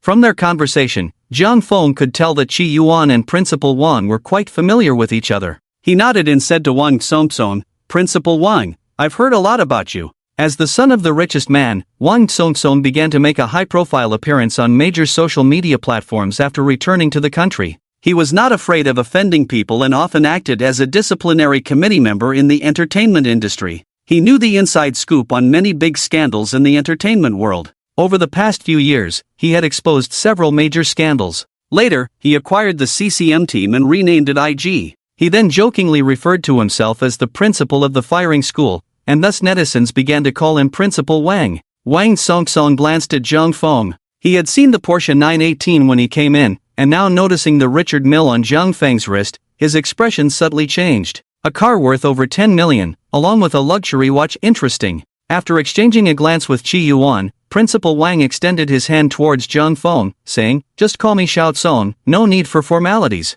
Jiang Feng looked at Wang Songsong's outstretched right hand and naturally shook it. "You should be older than me. Calling you Lao Wang doesn't seem right. Let's go with Wang Gu instead." At this moment, Chi Yuan interjected, "By the way, I haven't asked how old you are, Jiang Xiong." "You look about my age. I'll be starting university next month." "I really didn't misjudge you. But I envy you. At 18, how come I don't have a Porsche 918 like yours?" Chi Yuan said enviously. "At 18, I was studying abroad. It was only after I came back that I realized it's better here," Wang Songsong said, suddenly feeling a bit sentimental. "My parents arranged for me to go abroad, but I didn't want to. It's so boring there, no friends. It's much more fun here. If I crash, I have my brother Wang to sort it out for me." Wang Songsong shot a glance at Chi Yuan and turned to Jiang Feng, saying, "Your mindset is pretty good, you can still enjoy skewers with him. Sorry, but whenever my brother drives a supercar, anyone who encounters him is bound to have bad luck. He's practically a supercar killer."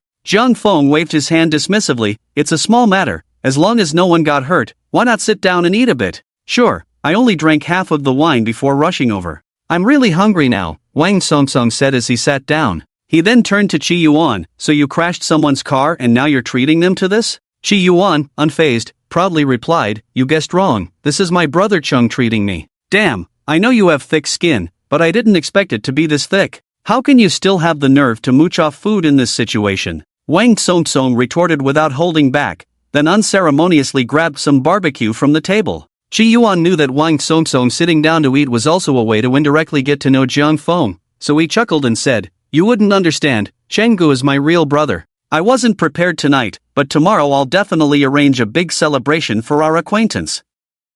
Jiang Feng, don't listen to his nonsense. This guy only calls you brother when he needs something, otherwise, he curses without a second thought, not polite at all, Wang Songsong said dismissively. Seeing Wang Songsong expose his flaws, Chi Yuan quickly interrupted, "This is my first time meeting Chenggu, don't make me look bad." Jiang Feng, following the topic, asked, "Did you just say he's a supercar killer?" This guy always brings trouble when he drives a supercar, it's either crashing into cars or trees. Now his family has banned him from driving supercars, Wang Songsong explained to Jiang Feng. Upon hearing this, Chi Yuan immediately defended himself helplessly, "No, this really isn't my fault. I haven't driven in a long time, and I wasn't going fast." I don't know whose dog was running around. I hate those people who don't leash their dogs, damn it. Why not check the surveillance and find the dog's owner? Jiang Feng suggested. Chi Yuan immediately shook his head. Let's skip that. This car belongs to my cousin. If she finds out I messed it up like this, she definitely won't lend it to me again. Besides, I was driving it secretly. If my parents find out I called the police, I'll be grounded. Wang Songsong rolled his eyes at Chi Yuan and shook his head. Your cousin really is carefree. Your parents have already told everyone not to lend you their cars, and she still does? Isn't she afraid you'll get into trouble? After taking a sip of his ice-cold beer, Chi Yuan pushed Wang Songsong playfully. You think others are like you? She's just worried about me. Besides, what could happen to me? It's always an accident. Seeing Chi Yuan still unconvinced, Wang Songsong began to vent. Worried about you? What nonsense! Haven't you driven my Lamborghini and Ferrari enough? If we count all the little scrapes, it's not less than 8 or 10 times, and you still have the face to say that? Jiang Feng couldn't help but click his tongue. Chi Yuan looked to be about the same age as him, yet he had so many accidents while driving. That was indeed a bit exaggerated. Ha, did you buy your driver's license? Jiang Feng asked curiously. I swear, I passed the test on the first try. You don't know, this time I crashed because of a dog. Last time I crashed his car, it was because it was already 2 or 3 in the morning, and there were hardly any people around. I hadn't driven in a long time and thought I could finally speed up a bit, but just as I accelerated, someone had left a big basket on the sidewalk ahead. Seriously, no public spirit. To avoid that big basket, I crashed into a flower bed. After hearing Chi Yuan's experience, Jiang Feng couldn't help but laugh heartily. Ha, your luck is really terrible. Oh, don't mention these annoying things. It's always an accident. It's really not my fault, okay? Unfortunately, my parents won't listen to my explanations and insist on freezing my funds. This year, I must strive to get a supercar for myself. I refuse to believe I'll always be this unlucky, Chi Yuan said defiantly. With your monthly income of just a few $100,000, what can you do? You'll be saving until the year of the monkey, Wang Songsong said mercilessly. Chi Yuan looked at Wang Songsong pitifully and said, how about this, Brother Wan, lend me a little. Just help me gather 1 or 2 million, my requirements aren't high. Even that broken Porsche 911 I can tolerate, as long as it's a supercar. Wang Songsong rolled his eyes at Chi Yuan. Forget it, I won't do that. If your dad finds out, my dad will beat me. Chi Yuan scratched his head in frustration. Damn, how am I supposed to show off and pick up girls when school starts? Jiang Feng teased with a smile. I think Brother Wang is right. With your luck driving a supercar, you might as well drive a sturdy ordinary car or hire a driver. It's safer and easier. A single accident could cost hundreds of thousands in repairs. Who could handle that? Besides, supercars don't hold up well in crashes. One wrong move and it could be totaled. Hearing Jiang Feng say this, Wang Songsong added, exactly, isn't it fine to have a driver? What's so great about college students? It's the same when the lights are off. Everyone knows Principal Wang loves internet celebrities. He really hasn't been seen interacting with college students. But this might also be due to being hurt by a first love during his school days. It is said that back when he was still a student, Wang Songsong was a shy yet sincere young man when it came to love. It is said that while studying abroad, he had no idea his father was wealthy. His girlfriend wanted a designer handbag, but Wang Sikong thought he couldn't afford it, so he didn't buy it for her, and as a result, his girlfriend broke up with him. Back then, he even posted on Weibo, a few years ago, I had a fight with a particularly vain girl. I asked her why she liked LV so much, and she said it was a symbol of identity and status. I called her ridiculous, and she said my disdain for it was because I was poor and couldn't afford it. Do girls need to decorate themselves with these things to fill their emptiness and insecurity? Chi Yuan curled his lip dismissively. You wouldn't understand. College students have their own advantages. Forget it, we have a generation gap. I think supercars are the romance of young men. He had a very good relationship with Wang Songsong, so he naturally knew about that part of his past and didn't intend to dwell on it. Let's talk again when you can drive a supercar safely. Wang Songsong clearly didn't want to discuss this matter further. He looked at the barbecue on the table, just about to pick up a skewer, and couldn't help but reveal a meaningful smile. Damn, ordering so many kidneys, who needs to replenish? I've been a bit busy these past few days, just saw their fresh kidneys. I noticed online that you seem to take girls out quite often, you should also get a couple of skewers. Jiang Feng handed 2 skewers of kidneys to Wang Songsong. Wang Songsong took them with a grin and defended himself, saying, that's different for me, we're all innocent, okay? It's just eating, chatting, and drinking, nothing else. Do you think I believe you? Chi Yuan chimed in, right, you can't trust his nonsense. He changes women every day. He has more women than the square in front of his house. It is well known that Principal Wang is also one of the online tycoons, most fond of tipping girls, although some of the tips are also to promote his newly established Chest Cat live streaming platform. However, to say he is innocent is definitely impossible. Wang Sonson's girlfriend is always a mystery, and he changes girlfriends at an astonishing speed. Can you two stop talking about me? Especially you, with that watch on your wrist and that car in Magic City, what woman can't you have? The socialites in Shanghai are just a casual pick. Zhang Feng waved his hand. Let's skip that. I'm not interested in that. Sigh, I agree with this. Like-minded people, all packaged up like something, and those playing in the mainland are even more extravagant than us, Wang Sonsong said disdainfully. You can't say that. Last time I got drunk and ran into one, she set me up and cost me tens of thousands in one go, Chi Yuan said, feeling the pain. Seeing Chi Yuan's carefree demeanor, Zhang Feng burst into laughter. He quite liked Chi Yuan's personality. Wang Sonsong looked at Zhang Feng with a probing gaze and asked, Zhang Feng, what does your family do? It's rare to see someone your age with your worth. Zhang Feng didn't know how to respond to Wang Sonsong's question. Although his cash flow should have surpassed Wang Sonsong's by now, after all, his money came from the system's external support and had nothing to do with his family. He could only vaguely say, construction company, just an ordinary family compared to yours. Don't be modest, I don't like hearing that. When I was 18, I knew my family was wealthy, but I still hadn't bought a watch worth over 18 million, Wang Sonsong said sincerely. Chi Yuan chimed in, exactly. If I dared to say I wanted to buy such an expensive watch now, my dad would definitely kill me. Listening to Chi Yuan, Zhang Feng fell into a slight silence. Is that so? Then what if I said I bought a Patek Philippe minute repeater not long ago? After Zhang Feng said this, Wang Sonsong and Chi Yuan were momentarily stunned. Damn, Chenggu, my bro, can I borrow it to take a look? I've never seen that watch before, Chi Yuan said, his eyes shining. Although Wang Sonsong was surprised, he didn't react as exaggeratedly as Chi Yuan. He just curiously asked, I've seen that watch, but I didn't buy it. How much did you get it for? 23 million. Wang Sonsong nodded, that's not expensive. What about the one on your wrist? 18 million. Upon hearing this price, Wang Sonsong looked incredulous. What? 18 million for this watch? Is it worth it? This brand is still quite niche, right? At least it can't compare to Patek Philippe for now. Wang Sonsong's expression was quite dismissive. If they weren't that familiar yet, Zhang Feng suspected he would have directly called him an idiot. Zhang Feng understood their inner thoughts, he was forward-thinking, but they weren't.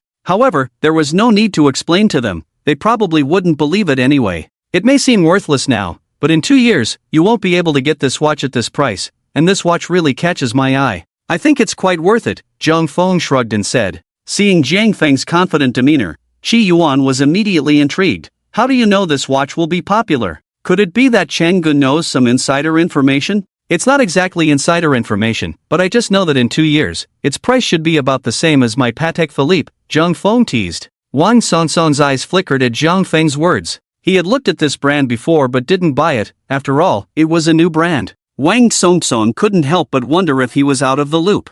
Chi Yuan stroked his chin and said thoughtfully, should I consider buying a watch from this brand to show off later? Hearing this, Wang Sonsong poured cold water on him again. You can, but can you afford it? Don't forget, you've already been restricted from high spending. Looks like I have to fend for myself. Chenggu, if you come across any money-making opportunities, you have to let me know. You two are both rich, and I really need money, Chi Yuan said miserably. Oh, come on, with your little funds, you can't invest in anything. Wang Sonsong waved his hand. You're the only one who pours cold water on me. I shouldn't have asked you. Sai, Changgu, do you usually do any investments? Zhang Feng nodded at the mention. Yeah, I casually started an investment company and an entertainment company a while back. Hearing that Zhang Feng had opened 2 companies, Wang Sonsong immediately became interested. What are the names of your 2 companies? I also want to start an entertainment company, but my dad won't let me, so I just started a live streaming company. Zhang Feng nodded, both are called Xingchen. I know yours, Chest Hair Live.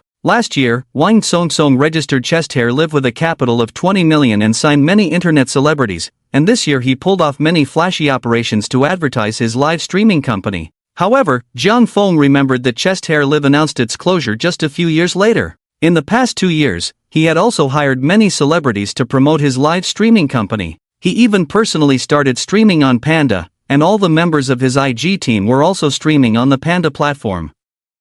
He even personally tipped many rising internet celebrities, starting from $1 million in tips for a single livestream. As a result, chest hair Live quickly rose to prominence, becoming one of the three giants of the live streaming platform. Unfortunately, just when Wang Sonsong's everything began to get on track, the company's upper management started infighting for their own interests, and other shareholders united to completely sideline Wang Songsong, the major shareholder. After a series of power struggles, Wang Songsong was left with an empty shell. He had an identity and status externally, but no voice internally. This was also the beginning of Wang Songsong's first investment failure. The infighting among the upper management made the entire platform chaotic, and countless streamers' salaries were directly withheld, leading to widespread discontent within. The situation began to ferment online. 3 years later, when the Panda platform announced its complete closure, this internal power struggle came to an end. However, unexpectedly, this incident directly affected Wang Songsong's later life, even making Wang sick on a debtor for a time.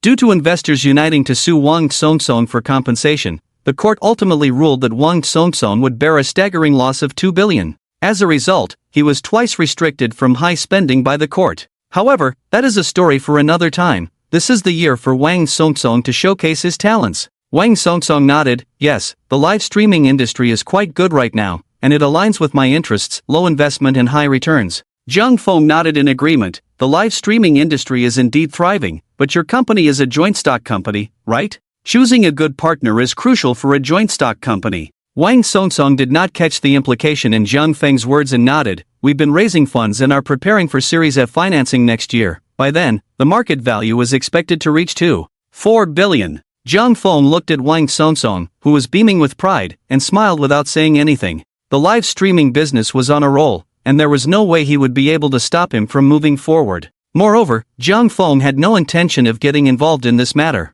No matter how much he lost, he was still the son of a billionaire. Spending $20 billion to learn a lesson was nothing. After the three of them had eaten for a while, Wang Yuyan hurriedly rushed in from inside. Zhang Feng had not intended to call her, but unfortunately, his car had broken down. Once Wang Yuyan entered, she glanced around and quickly spotted Zhang Feng. Seeing that he was sitting with two others, one of whom was the popular Wang Songsong, the three were deep in conversation. After thinking for a moment, Wang Yuyan quietly returned to the entrance, standing there patiently waiting for Zhang Feng.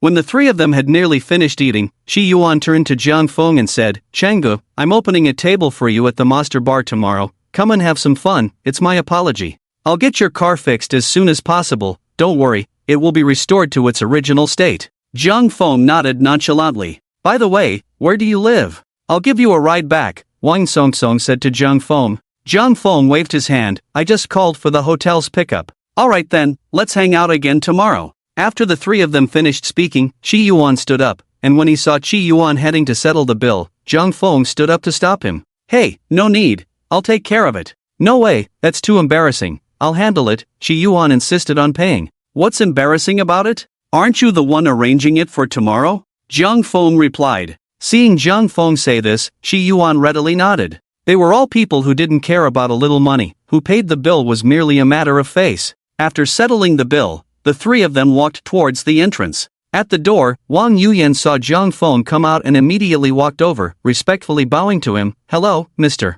Zhang, the car has been arranged. Zhang Feng looked at Wang Yuyan, who had come out from the side, and was a bit surprised. He then smiled gently and asked, Why didn't you come in? I was afraid of disturbing your meal. It's fine, I haven't been here long. Wang Yuyan excelled in this regard. Although she had already developed a relationship with Zhang Feng, she did not slack off in her duties. She did not let her status as Zhang Feng's woman affect her work. Wang Songsong noticed that behind his Rolls-Royce was another Rolls-Royce Phantom and couldn't help but glance at Zhang Feng. That's a car from Aman Hotel, right? Zhang Feng nodded in response. Shi Yuan didn't pay attention to that. He just looked Wang Yuyan up and down and then winked at Zhang Feng. Chengge, not bad, I'm off now, see you tomorrow night. After Wang Songsong and Shi Yuan's cars drove away, Zhang Feng wrapped his arm around Wang Yuyan and walked towards the Rolls-Royce Phantom. Manager Wang, what perfume are you wearing? It smells so good, Zhang Feng said as he leaned in to sniff Wang Yuyan. Upon hearing this, Wang Yuyan instinctively shrank her neck, feeling a bit shy as she replied,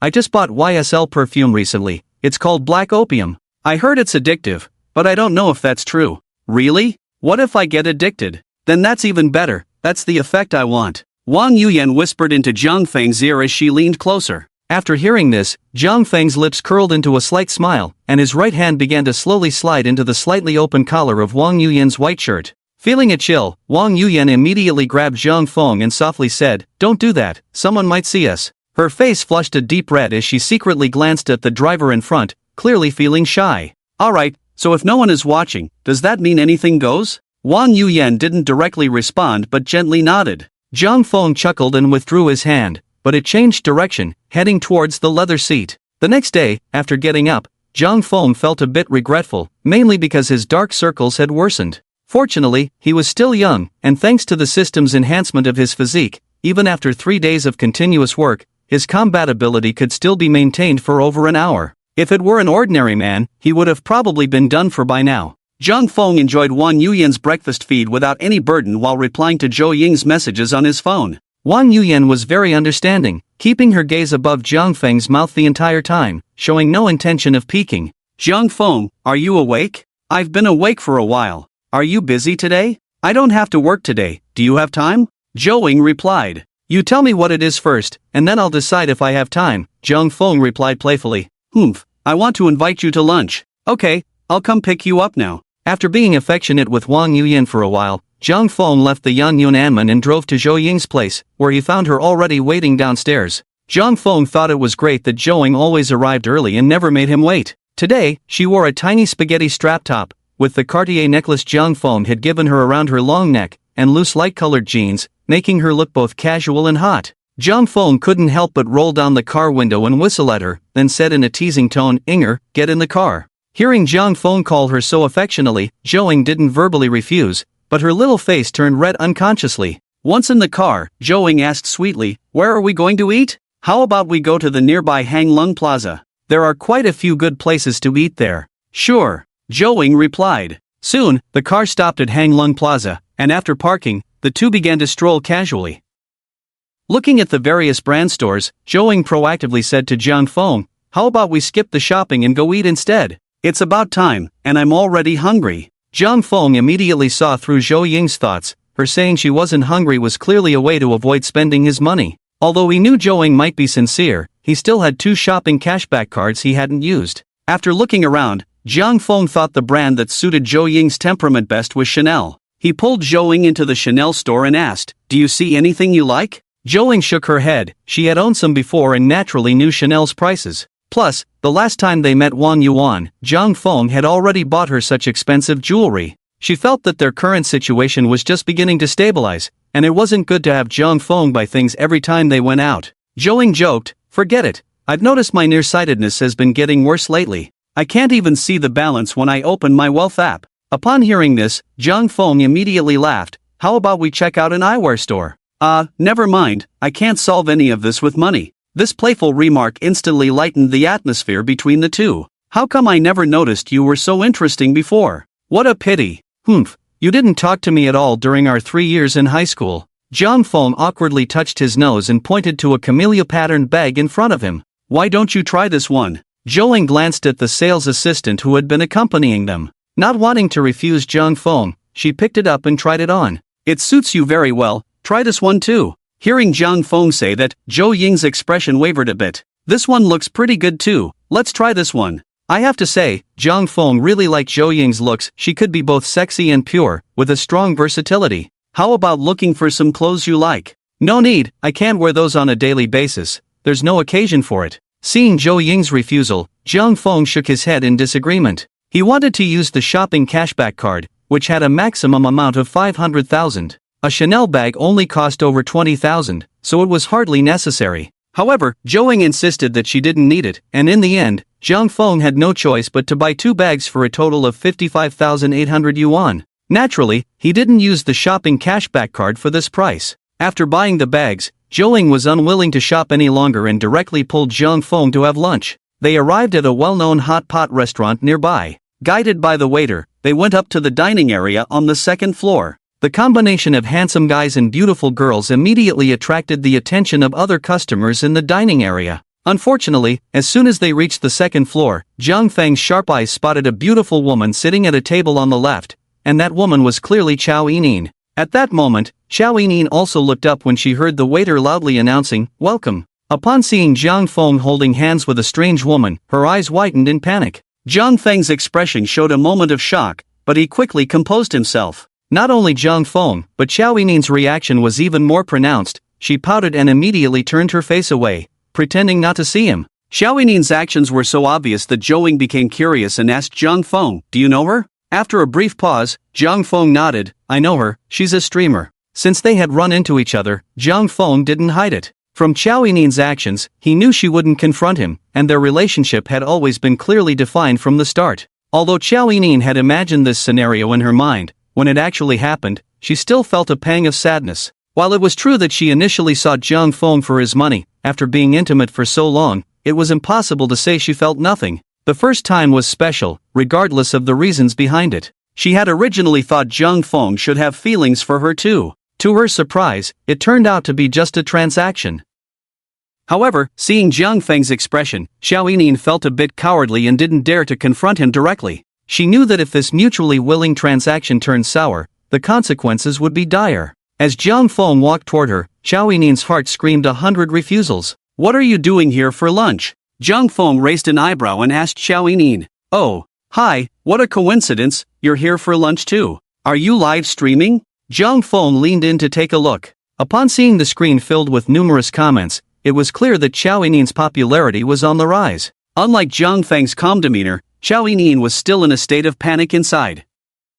However, she maintained a facade of composure as she quickly spoke to the live stream screen. "Sorry everyone, something came up and I have to log off for now. I'll chat with you later." After finishing, Xiao Yining swiftly ended the stream. She glanced at Zhou Ying while putting away her phone stand and noticed that Zhou Ying's looks and figure were on par with her own, which made her feel a twinge of jealousy, especially since Zhou Ying was affectionately linking her arm with Jiang Feng's, giving off the impression of being his official girlfriend. Jiang Feng, on the other hand, appeared completely at ease. While Xiao Yining was secretly sizing up Zhou Ying was also discreetly observing her. Zhou Ying was very beautiful. In terms of looks, she was almost equal to Xiao Yining, belonging to the same level of attractiveness. The aura she carried was also quite unique. Most importantly, her figure was equally impressive. Today, Xiao Yining wore a pair of black ripped denim shorts and a black strapless top, which accentuated her ample bosom. Her makeup was exquisite, and her wavy long hair cascaded naturally down her back, exuding an alluring vibe.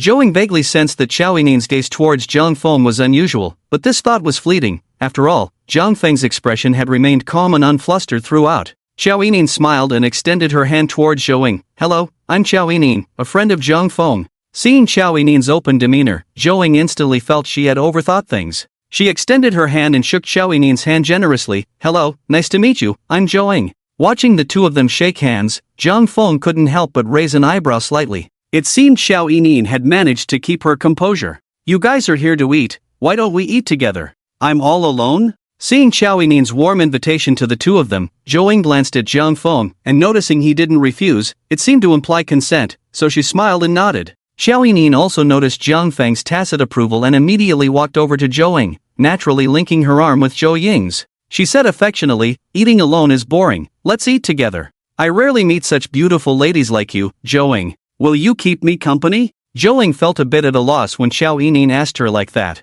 She was a slow-to-warm-up person. Xiao Yining's enthusiasm left her unsure of how to refuse. She could only awkwardly smile and say, "Isn't this a bit too much? What's the big deal? I've been in the Magic City all alone, live streaming all the time, and I hardly have time to make friends or chat with anyone." "I'm actually happy to meet you," Xiao Yining replied sincerely. Hearing Xiao Yining's plaintive tone, Jiang Feng felt a bit soft-hearted. He hadn't seen her since he arrived and hadn't shared a meal with Xiao Yining in a long time. After adding a few more dishes, Xiao Yining curiously looked at the new watch on Jiang Feng's wrist and asked, "Jiang Feng, your watch looks really special. I've never seen one like it. What brand is it? Is it expensive?" After saying that, Xiao Yining reached out to pull Jiang Feng's hand to examine the watch. Seeing Xiao Yining's intimate gesture, Jiang Feng raised an eyebrow slightly. Where there are many women, there are indeed plenty of dramatic scenes. Although Jiang Feng knew that putting the two together could lead to trouble, in that moment, he suddenly wanted to experience the thrill, which was why he intentionally arranged for Xiao Yining and Zhou Ying to have a meal together.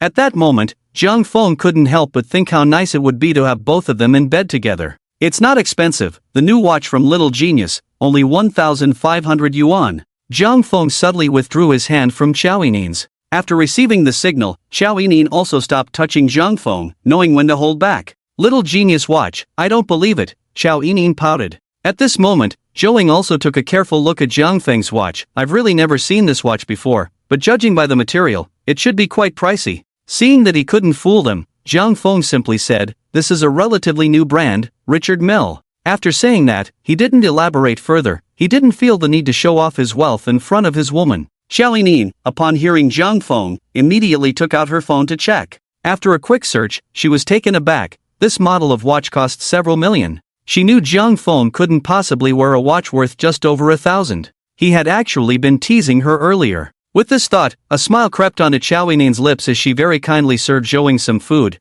Zhou, I've tried it already. Their hot pot is quite authentic. You should give it a try. Thank you, I can serve myself. How did you and Zhang Feng meet? Xiao Yining asked with a curious tone. Zhou replied with a smile, we were high school classmates. Oh, I see. Zhang Feng saw that Xiao Yining and Zhou were chatting and didn't interrupt. While he was focused on eating, suddenly, a delicate foot slowly slid from Zhang Feng's calf to the top of his thigh under the table. Zhang Feng glanced down at the beautiful white foot on his thigh, knowing that Xiao Yining was up to something. He grabbed Xiao Yining's wandering foot with one hand and looked over at her. Xiao Yining was still chatting with Zhou as if nothing was happening, talking about the quirky people she encountered during her live streams, occasionally making Zhou laugh heartily. Seeing Xiao Yining raise her eyebrows at him, flirtatious and provocative, Zhang Feng suddenly thought of a classic line. You're so naughty. Xiao Yining didn't expect Zhang Feng to retaliate suddenly. Her expression stiffened for a moment when her foot was caught, and she dared not move anymore. She tried to pull her foot away but was tightly held by Zhang Feng. With a wicked smile, Zhang Feng unabashedly tickled the sole of Xiao Yining's foot. The sensitive and ticklish sensation made Xiao Yining burst into uncontrollable laughter. Ah, there was one time that was really funny, you know? Zhou, seeing Xiao Yining laugh so joyfully, didn't think much of it. Simple-minded Zhou couldn't imagine that Xiao Yining and Zhang Feng would engage in such antics in front of her. She just thought this pretty girl had a nice personality, not only enthusiastically serving her food but also having a low laugh threshold. She seemed like a good girl, carefree and quite nice. With this thought, Zhou also took the initiative to serve Xiao Yining some meat. Stop laughing, come on, eat up. If the meat is cooked too long, it won't taste good. The ticklish sensation at the bottom of Xiao Yining's foot made her unable to control her gentle shaking. Thank you, but I really can't help it. It's too funny, ha ha ha, I won't dare to think of this again next time. Xiao Yining leaned on the table, signaling Zhang Feng to let her off the hook. Seeing that Xiao Yining was about to give herself away, Zhang Feng reluctantly released her. When he got up to wash his hands in the restroom and returned, he found that Xiao Yining had already left her seat and sat in Zhang Feng's place, chatting animatedly with Zhou. Having learned from the earlier experience, Xiao Yining no longer dared to act up and honestly started eating the hot pot. In the hour that followed, the two of them chatted about skincare products, maintenance, clothes, and gossip, stiffly turning the rivals gathering into a girls' night. By the end of it, the two even added each other on WeChat and made plans to hang out next time. Countless question marks appeared over Zhang Feng's head as he watched this unfold. After finishing their meal, Zhang Feng strolled around for a while with Zhou before sending her back. Naturally, they exchanged some light conversation during their farewell. Later that evening, Zhang Feng drove to the master hotel. This time, he didn't bring anyone along, he drove there by himself. When he arrived at the entrance, Shi Yuan was already waiting for him. Brother Jiang, you finally made it, we were just missing you, Shi Yuan said, enthusiastically putting his arm around Zhang Feng's shoulder. After returning home last night, he and Song Song had naturally looked into Zhang Feng's background. The more they found out, the more interested they became in him. The results from their inquiry revealed that Zhang Feng owned two companies fully under his control and had shares in a Hongqing investment company, specifically the Xingchen Entertainment Company and Xingchen Investment Company, both fully controlled by him. Among them, the startup capital for Xingchen Investment Company was astonishingly 500 million. To put this into perspective, the startup capital for Wang Tsong's chest hair livestream was only 20 million. 500 million in actual funds was all on the books, representing a solid cash flow, not just a bank commitment.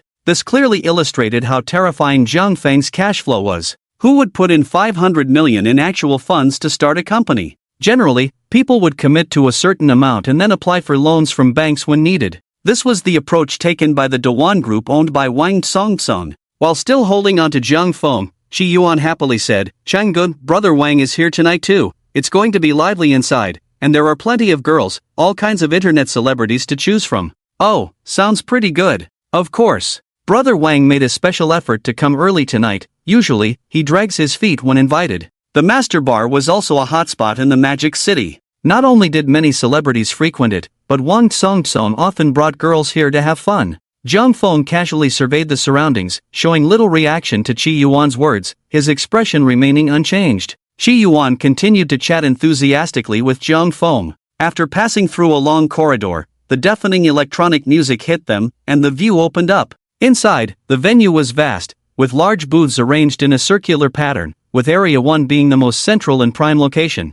Qi Yuan led Zhang Feng toward Area 1. Zhang Feng noticed that Area 1 occupied both the scattered tables and the dance floor, with the DJ stage just a bit further ahead. Undoubtedly, Area 1 was one of the best spots, with ample space for over a dozen people. Although it was only a little past 8 in the evening, the venue was quite packed, giving a feeling of being almost full. At that moment, Wang Song was at a booth in Area 1 with a dozen women, all of whom were dancing to the music while taking photos, while Wang Song sat in the center, focused on his phone. Next to the booth were several security guards in black shirts and ties, protecting the booth and preventing any unwanted guests from entering. Seeing Qi Yuan bring Zhang Feng over, the group of women paused their activities, and Wang Song stood up, warmly putting his arm around Zhang Feng's shoulder. "Zhang Feng, you're here. Come, have a seat." He then turned to the group of women and said, "This is Zhang Feng, young Master Jiang. Tonight's gathering is to welcome him, so you all better treat young Master Jiang well." After Wang Song introduced Zhang Feng, the dozen or so girls immediately stood up in unison.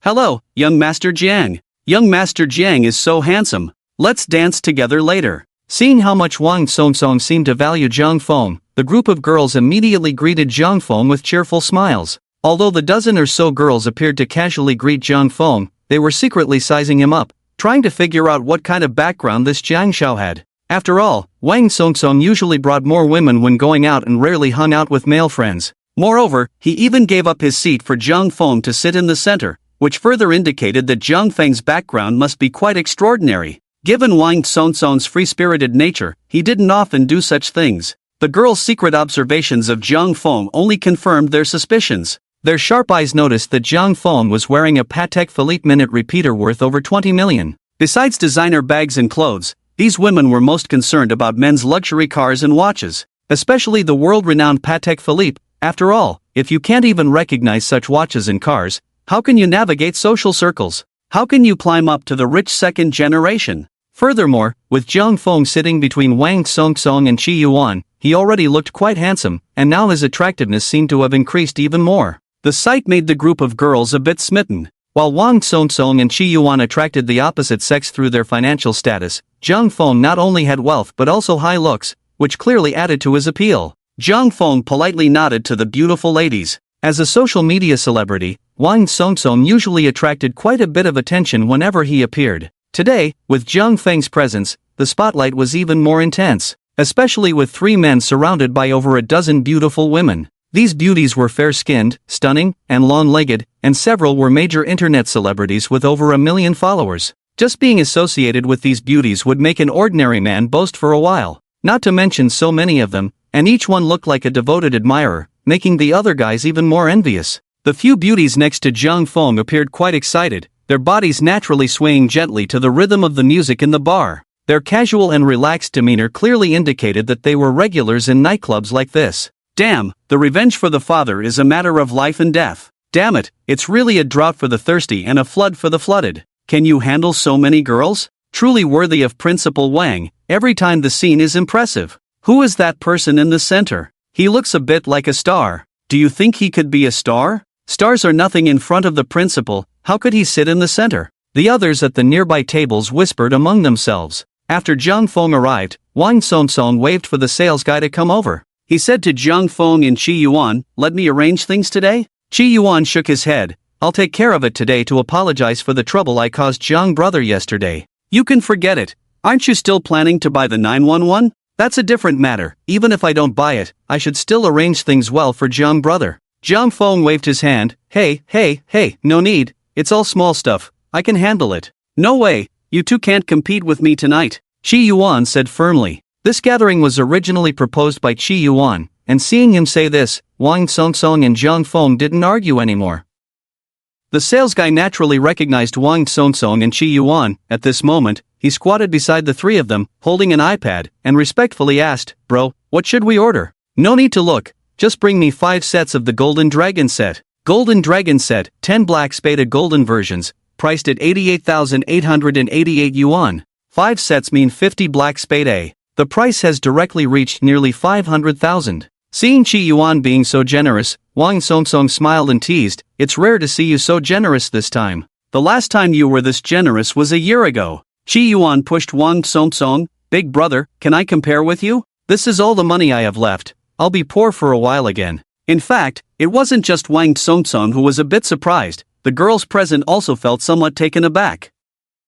As the supporting cast of rich second-generation heirs, they had played a few times in the nightclub with Wang Songsong, so it wasn't the 5 sets of Golden Dragons that shocked them. Those who often played with Wang Songsong knew that Chi Yuan had restrictions on his spending from his family. Although Chi Yuan's background was considerable, he indeed had little money recently, usually just mooching drinks when going out. Spending so much money for Zhang Feng showed that he truly valued her. For a moment, the gazes of many girls looking at Zhang Feng were filled with endless heat. Seeing Chi Yuan being so supportive, Zhang Feng opened the character scanning system. Name, Chi Yuan, age, 18, height, 178 centimeters, weight, 65, friendliness, 85, close friend. Name, Wang Songsong, age, 27, height, 172 centimeters, weight, 69, friendliness, 70, friend relationship. Looking at the friendliness values of both, Zhang Feng was somewhat surprised.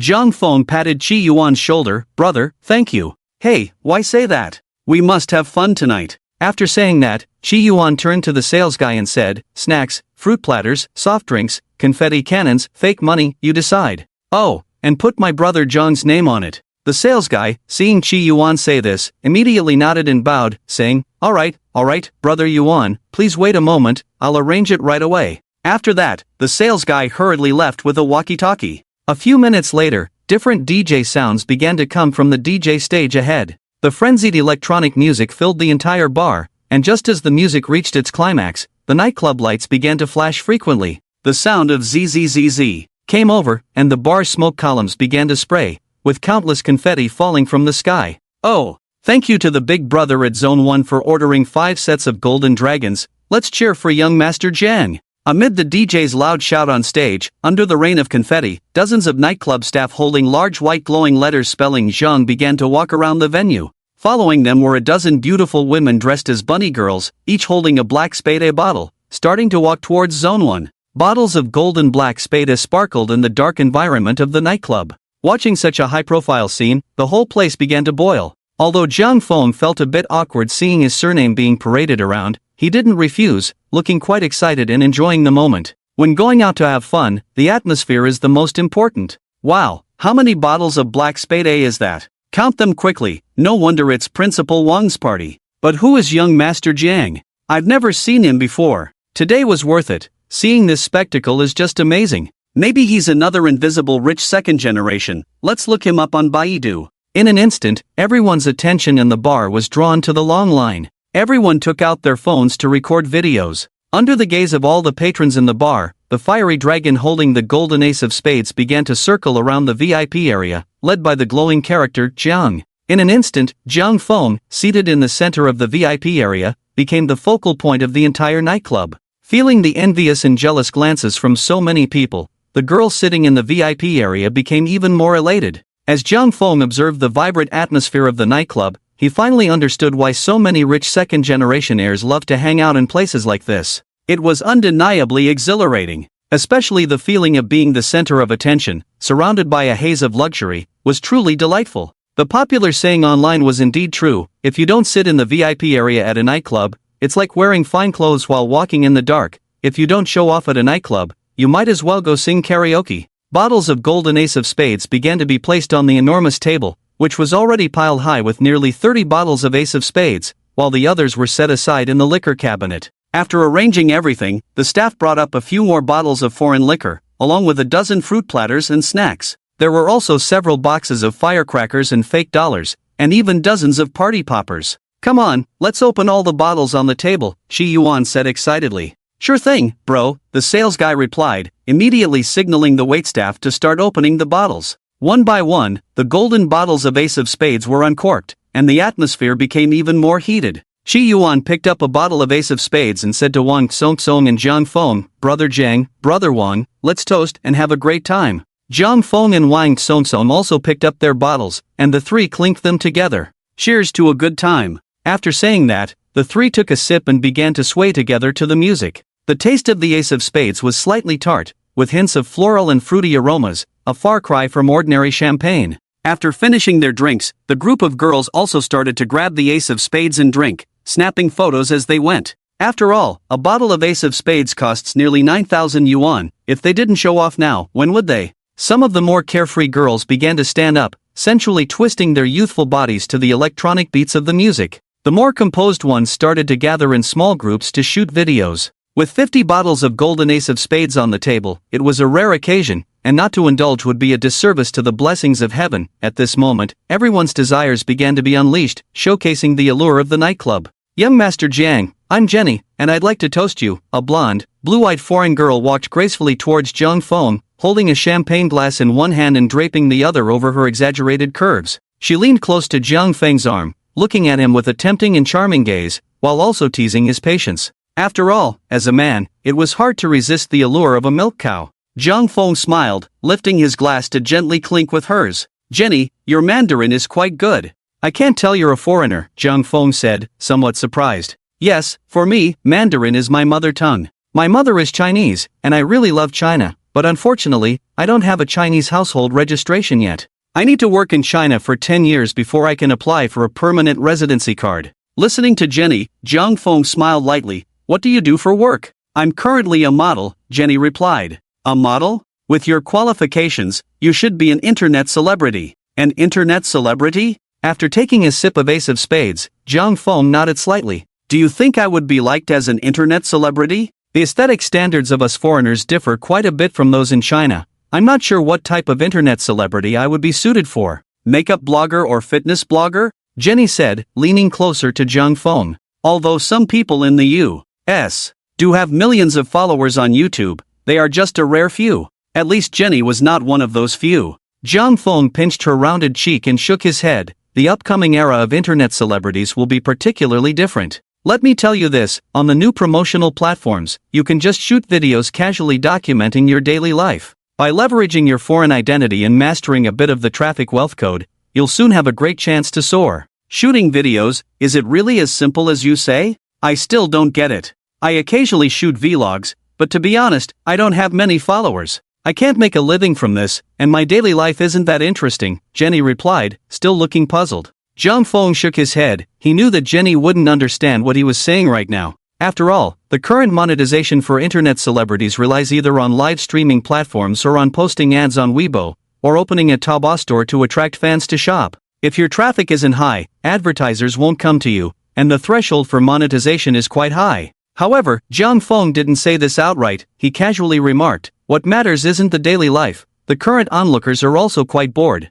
Seeing Jiang Feng say this, Jenny was still somewhat confused. She furrowed her brows and asked, "Mr. Jiang, could you elaborate a bit more? What is this wealth code that can help me soar?" Although Jiang Feng spoke casually, his words had a significant impact on Jenny. After all, no one had ever said such things to her before. For a foreign beauty like her, most advice she received was to become a model, which was also the easiest way for her to make money in China. Yet, for some reason, Jenny felt a particular sense of trust in Jiang Feng's seemingly casual words. She had a feeling that this might be an opportunity for her turning point. After all, the information that these rich second-generation individuals possessed was certainly more than that of ordinary people. Jenny felt she had to seize this information. The reason they wanted to get to know these rich second-generation individuals was also in hopes of one day getting a chance to change their fate. "I love China," Jiang Feng said lightly. "Once the short video era arrives, all sorts of bizarre internet celebrities will spring up like mushrooms after rain."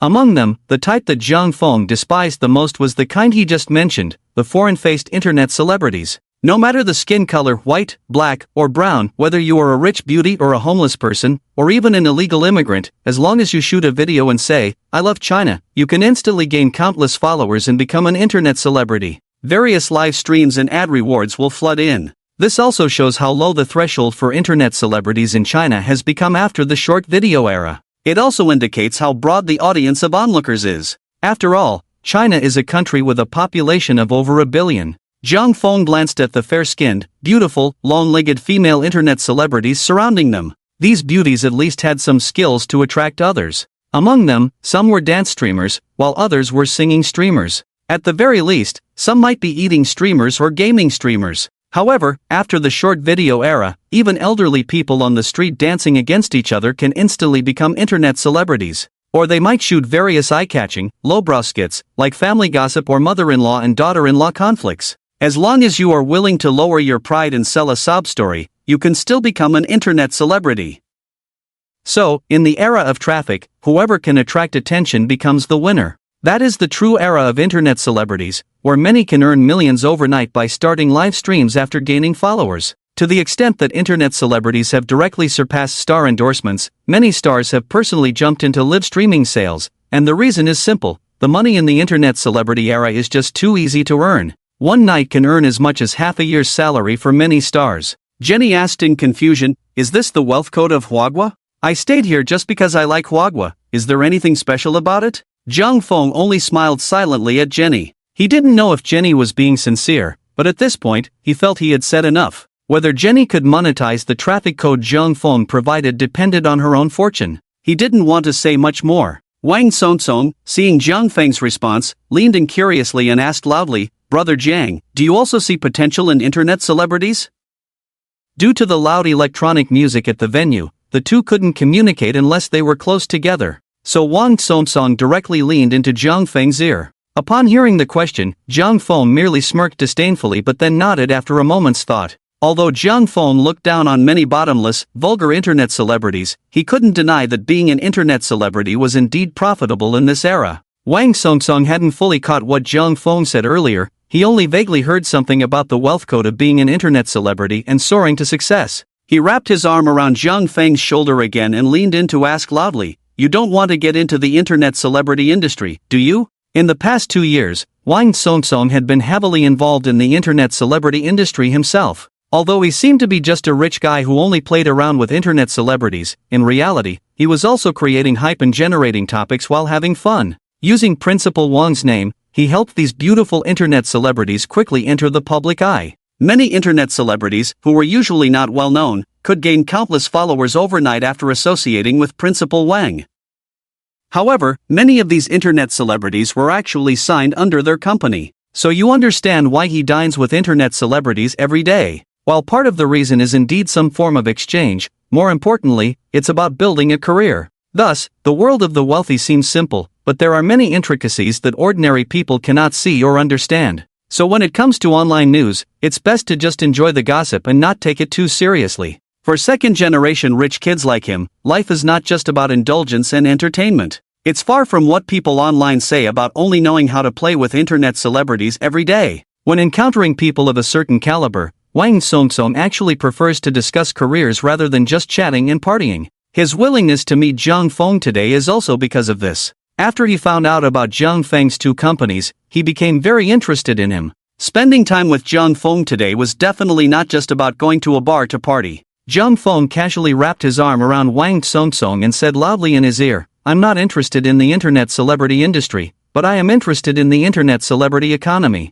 Zhang Feng's interest wasn't in promoting these internet celebrities like Wang Songsong or starting an internet celebrity agency. He was interested in operating platform enterprises for these internet celebrities. It's important to know that the real profit comes from nurturing internet platforms and these enterprises. Although internet celebrities do make money, take the Douyin influencer Li Ziki, for example. She successfully gained fame by filming heartwarming food-making short videos in the countryside. During Douyin's explosive growth, her annual income reached 160 million yuan directly through the short video platform. Although 160 million sounds like a lot, it may not seem high at first glance. But in reality, how many listed companies have annual profits that reach 100 million? Take my dad Jiang Jianmin's construction company as an example. Its annual profit is only about 5 million. Then there's the well-known internet celebrity Papa Sauce, who, after starting her company, managed to achieve a market valuation of 1.2 billion just by posting her own humorous short videos. During the peak in 2020, ByteDance even directly invested 180 million in her. This kind of figure can only be achieved by top-tier celebrities in the entertainment industry. And these two are just representatives among many top internet celebrities. In these explosive years, anyone who dared to step into the arena and shoot short videos would become an overnight sensation. This is another new entrepreneurial opportunity following the Taobao e-commerce boom. Whoever seizes it will succeed. And undoubtedly, ByteDance is even more profitable than these internet celebrities. After the rise of Douyin, by 2020, it had directly boosted its industry valuation to 400 billion, driven by the influencer economy. So, with this information in hand, Jiang Feng could indeed leverage this information gap to start a venture. ByteDance was founded in 2012. In just 4 years, it became an internet giant with a market value exceeding $10 billion, surpassing the likes of Ali and Penguin. Qi Yuan watched as the two of them chatted closely together and curiously approached, asking, "What are you two talking about?" Although Wang Songsong had a good relationship with Qi Yuan, he knew Qi Yuan was quite playful, and his family would definitely not allow him to engage in such matters. So, Wang Songsong usually only joked with him and didn't discuss business much. "What we're talking about, you wouldn't understand. Just go play." Wang Songsong waved his hand at Qi Yuan. "What do you mean I wouldn't understand?" Qi Yuan stubbornly squeezed in. Seeing Qi Yuan separating him from Jiang Feng, Wang Songsong helplessly said, "Even if you hear us talking about business, it won't help you. Your old man won't let you get involved." Qi Yuan, looking unconvinced, replied, "Just because he won't let me, does that mean I can't do it? Do you have money?" Wang Songsong countered. "Damn, I really don't have money. I'm out." With that, Qi Yuan turned and went off to flirt with girls. "Don't mind him, he's going to be part of the system later. People like him aren't allowed to get involved," Wang Songsong explained. "You just mentioned being interested in the influencer economy. What does that mean?" Wang Songsong asked again.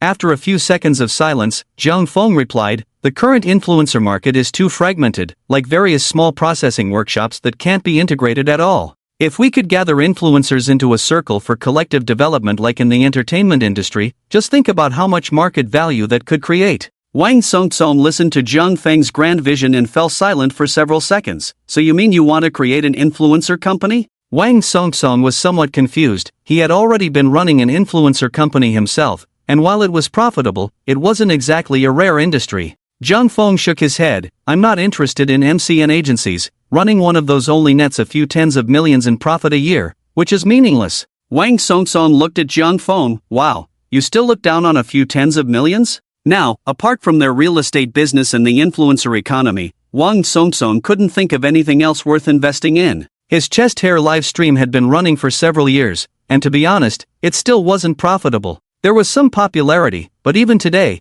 it barely broke even without losing money. If you're really idle, you could consider getting into it, but if you're going to do it, do something big, like upstream money in the influencer industry, Jiang Feng said. "Upstream money? Are you talking about influencer platforms?" Wang Songsong finally began to understand what Jiang Feng was getting at. Seeing Wang Songsong hit the nail on the head, Jiang Feng couldn't help but raise an eyebrow. No wonder he was old Wang's only son, his mind was quite sharp. "Social media platform, Weibo? Forum? Instagram?" Wang Songsong said again. Before his rebirth, Jiang Feng had already witnessed the terrifying speed at which Douyin could make money. In just a few years, it transformed from an obscure platform into a top internet giant in the country. Therefore, in the future, Douyin would undoubtedly be a wealth opportunity that investors could seize. No matter who secured investment in Douyin at this stage, they would at least ensure decades of financial security. However, Jiang Feng naturally wouldn't share this with Wang Songsong. Although Jiang Feng alone couldn't possibly eat up such a huge cake as Douyin, the person in front of him was the son of the richest man. If he were to compete with Jiang Feng, he would undoubtedly be a formidable rival. Let's put it this way, in the business world, there are no father-son relationships, especially since he and Wang Songsong had only met twice. Jiang Feng wasn't foolish, such information couldn't be casually revealed to him. Jiang Feng recalled the financing history of ByteDance. On March 9, 2012, ByteDance received several million yuan in angel investment.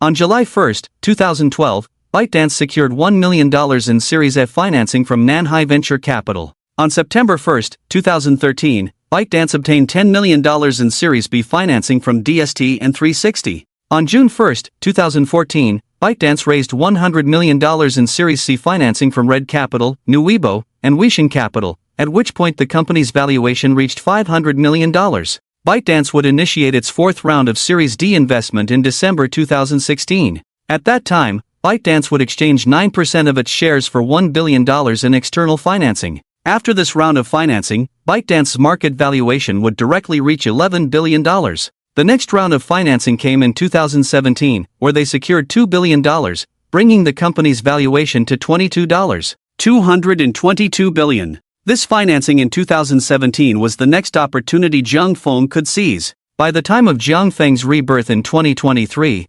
ByteDance's market valuation had reached over $400 billion, making it the largest internet giant in the country. So now, even if Jiang Feng could only obtain 1% of ByteDance, it would still amount to $3 to $4 billion in the future.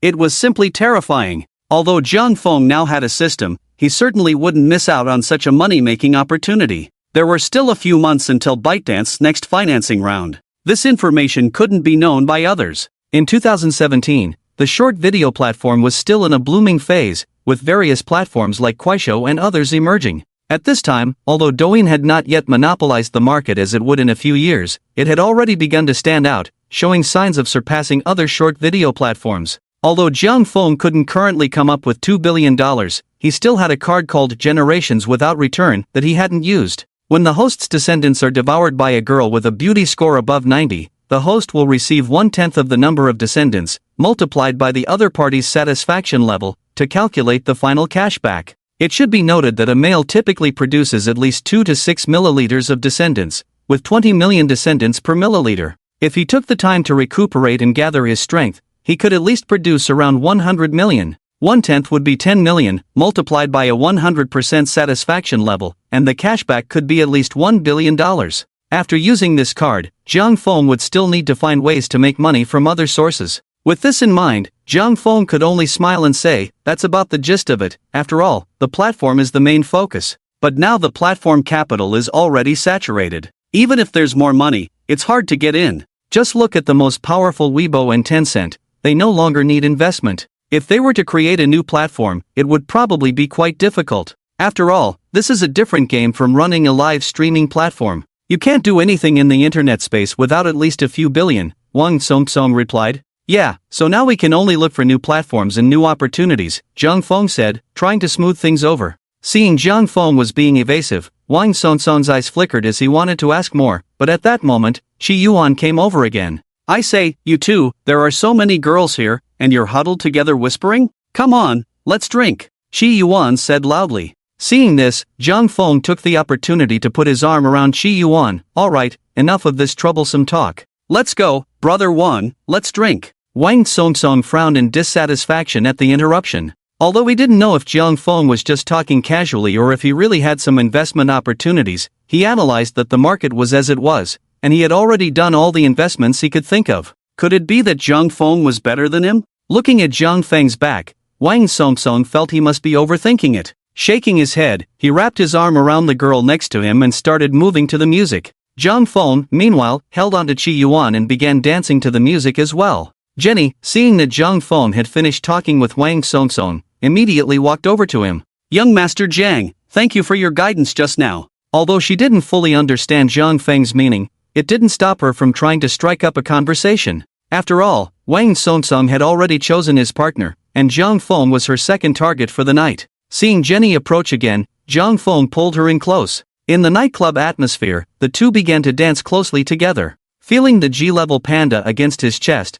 Jiang Feng noted that Jill was looking a bit purple again. A group of people started to get hyped up with the electronic music. After more than an hour, as the drinking was winding down, Qi Yuan, with two girls in his arms, asked Jiang Feng, Brother Jiang, I'm going to the bund with them later. Do you want to join us and book a room over there? The environment is pretty nice. Jiang Feng looked at the two girls next to Qi Yuan, surprised that he was quite the player, calling two at once. However, Jiang Feng had already scanned the girls here with his friendliness value scanning system. Although the number wasn't too large, the few present lacked in looks, while the more attractive ones were slightly more numerous. Weighing the pros and cons, Jiang Feng felt it was safer to stick with what he knew. After all, wouldn't it be better to call someone like Qiao Yinin or Wang Yuyan, or even Yu Xiaoxiao? Fast food is fine occasionally, but only when you're really hungry and not picky. Zhang Nurching felt he wasn't hungry at all right now. The reason he wanted to call Qiao Yinin wasn't because he was tempted by her body after their hot pot lunch. After all, he had been drinking, and wasn't Qiao Yinin a professional designated driver? Why not use her? he could also have her help him relax later. Zhang Feng shook his head and said, "No, I've called a designated driver." Chi Yuan looked at the sorrowful Jenny next to Zhang Feng and smiled. "Designated driver? Did you call a guy or a girl? If it's a girl, you better be on guard. I tell you, those female designated drivers can get handsy." "Ha? What do you mean?" Zhang Feng asked curiously. Chi Yuan, looking furious, said, "I have a friend who once called a designated driver, and do you know what happened? The designated driver fee was only 59, but he ended up paying 15,059. What happened? Did he get scammed?" Zhang Feng, confused, asked. "Drinking can lead to trouble, isn't it just that? You know, the key is that the designated driver made the first move." Zhang Feng nodded in understanding. "What does this designated driver look like for that to happen? Are you two leaving?" Wang Songsong came over, hugging a woman. "Almost, I called a female designated driver, and Chi Yuan told me to be careful," Zhang Feng said. Wang Songsong suddenly seemed to remember something and laughed. "You should be careful, you know, this guy was once scammed out of 10,000 by a female designated driver, and later he called me because he didn't have enough money." Zhang Feng instantly understood and couldn't help but laugh. "Wait, didn't you just say she was your friend? How come you ended up paying?" Chi Yuan realized he had slipped up and awkwardly smiled. "I drank too much. At that time, I only had a little over 9,000 in change, and she insisted on 10,000. Remembering this made Chi Yuan feel a pang of regret. Zhang Feng teased the two girls Chi Yuan was with. "You two should learn from this tonight." "We will, young Master Jiang," the two women replied with smiles. Just then, Xiao Yining arrived, and at that moment, Zhang Feng was hugging Jenny, with his hand resting on a sensitive area. Xiao Yining looked at the three boys in the VIP area and the dozen or so attractive girls, her lips slightly curling and her brows furrowing. Naturally, Xiao Yining noticed Wang Songsong. After all, anyone who surfed the internet would recognize Principal Wang's face. Xiao Yining didn't expect Zhang Feng to be hanging out with a flirtatious rich second generation like Wang Songsong. Although she knew Zhang Feng probably had many women, in her heart, Zhang Feng was still different from Wang Songsong. Xiao Yining quickly walked towards Zhang Feng but was soon stopped by a tall security guard. Pointing at Zhang Feng, she said to the guard, "I'm here to find my husband." Seeing that Xiao Yining was looking for Zhang Feng, the guard quickly went in to ask. Zhang Feng glanced over and waved to Xiao Yining. The guard then let Xiao Yining in. She quickly walked to Zhang Feng and wrapped her arms around his free hand, sweetly saying, "Husband, I'm here." With Xiao Yining's arrival, Zhang Feng let go of Jenny and wrapped his other arm around Xiao Yining. Jenny's face turned red with anger. All night, Zhang Feng had been hugging and touching her. The faucet was wide open, yet he wouldn't go to a hotel with her and instead brought in another woman. The other women in the room looked at Jenny with sympathy. They had just been envying Jenny for being with Zhang Feng. Little did they know, it was all for nothing. However, even though Jenny was angry, she obediently stepped aside, knowing that in front of these rich second generations, the only option was to be compliant. Perhaps there would be another chance next time.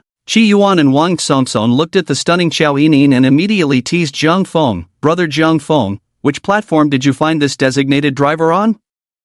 Introduce me to, I won't need a driver anymore." "Yeah, Brother Jiang, if there's such a designated driver, I'm willing to pay. I found her on Douyu, but now she's my exclusive designated driver." After saying that, Zhang Feng confidently wrapped his arms around Xiao Yining and said to her, "This is your brother Wang and brother Qi." Xiao Yining sweetly greeted Wang Sikong and Qi Yuan. After chatting for a while, Zhang Feng took the lead and left with Xiao Yining. After they left, Jenny, still unwilling to give up, added Zhang Feng on WeChat. Zhang Feng didn't refuse. If they met again, he could consider trying out the white cow. Zhang Feng tossed the Ferrari car keys to Xiao Yining and sat in the passenger seat. "Dear guest, may I ask where your address is?" Xiao Yining sat in the driver's seat, leaning towards Zhang Feng, one hand resting on his thigh, her face charming as she asked, "Naturally, it's your home." Zhang Feng glanced at the direction of Xiao Yining's right hand moving, reached out to grab her, pinching her rather elastic cheek with a hint of teasing in his eyes. Xiao Yining looked at Zhang Feng with a hint of grievance. "I thought you would go to Zhou Ying's place tonight.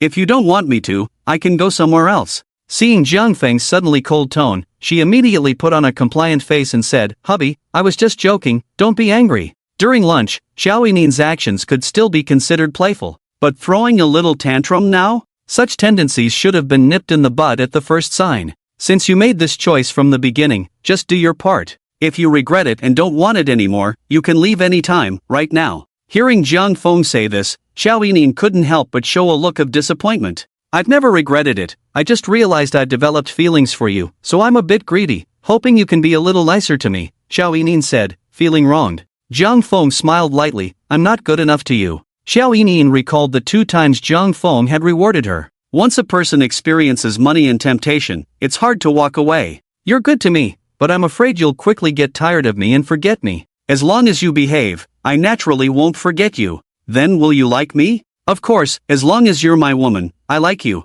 Listening to Jiang Feng's straightforward words, Xiao Yining suddenly thought he was quite handsome for some reason. She covered her mouth in surprise, looking at Jiang Feng, and the slight discomfort in her heart instantly vanished. You made me very itchy at noon. Can you help me with the itch tonight? Xiao Yining continued to stroke Jiang Feng's thigh. Xiao Yining was indeed an experienced driver, driving fast and steady. Jiang Feng could tell she really enjoyed driving sports cars. Jiang Feng had never been to Xiao Yining's place. After 40 minutes, the car finally stopped in a not-so-bustling area at a small community. Jiang Feng looked at the area, which was called Jiating, quite far from the city center. Moreover, the community where Xiao Yining lived looked like an older one. Each building in the community was about 10 stories high, and there was no underground parking lot. Hubby, we're here, let's go. After parking the car, Xiao Yining happily pulled Jiang Feng towards the building where she lived. The elevator took them to the 5th floor, and after passing through a dimly lit corridor, Xiao Yining stopped at an iron door. After opening the door, she took out a brand new pair of men's slippers from the shoe cabinet beside her and placed them at Jiang Feng's feet.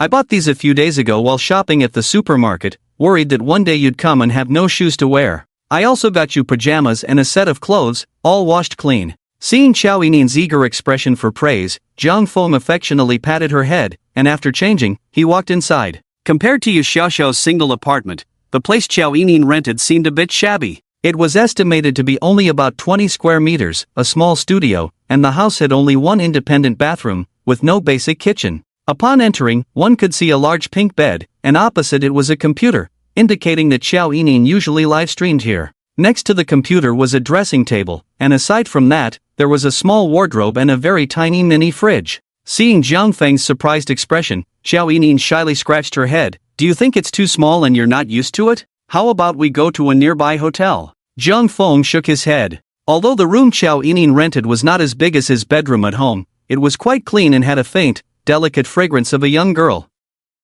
You don't usually cook? Jiang Feng asked, somewhat surprised. After all, there were no cooking utensils in sight, nor was there a kitchen. Xiao Yining shook her head. It's too small here, there's no place to cook. Usually, I just make some instant noodles or order takeout. After looking around, Jiang Feng asked, how much is your rent? 1,600. Utilities not included, Xiao Yining replied. Jiang Feng nodded, that's not too expensive, just a bit small. You get used to it. It's not easy to find such a cheap place in the Magic City. I searched for a long time, she said. Why don't you live on campus? Ever since I started live streaming, I moved out. My roommates sometimes act weirdly. Even though I wasn't popular before, they always talked behind my back. Luckily, I could afford the rent with the guaranteed income from streaming, so I moved out. Besides classes, I don't go to school much, Xiao Yining pouted. Jiang Feng looked at Xiao Yining, who was sitting on the bed with a pink stuffed toy, looking all puffed up, and couldn't help but walk over and pinch her cheek. With her looks, it was normal for other girls not to like her. After all, she stood out too much and easily overshadowed others.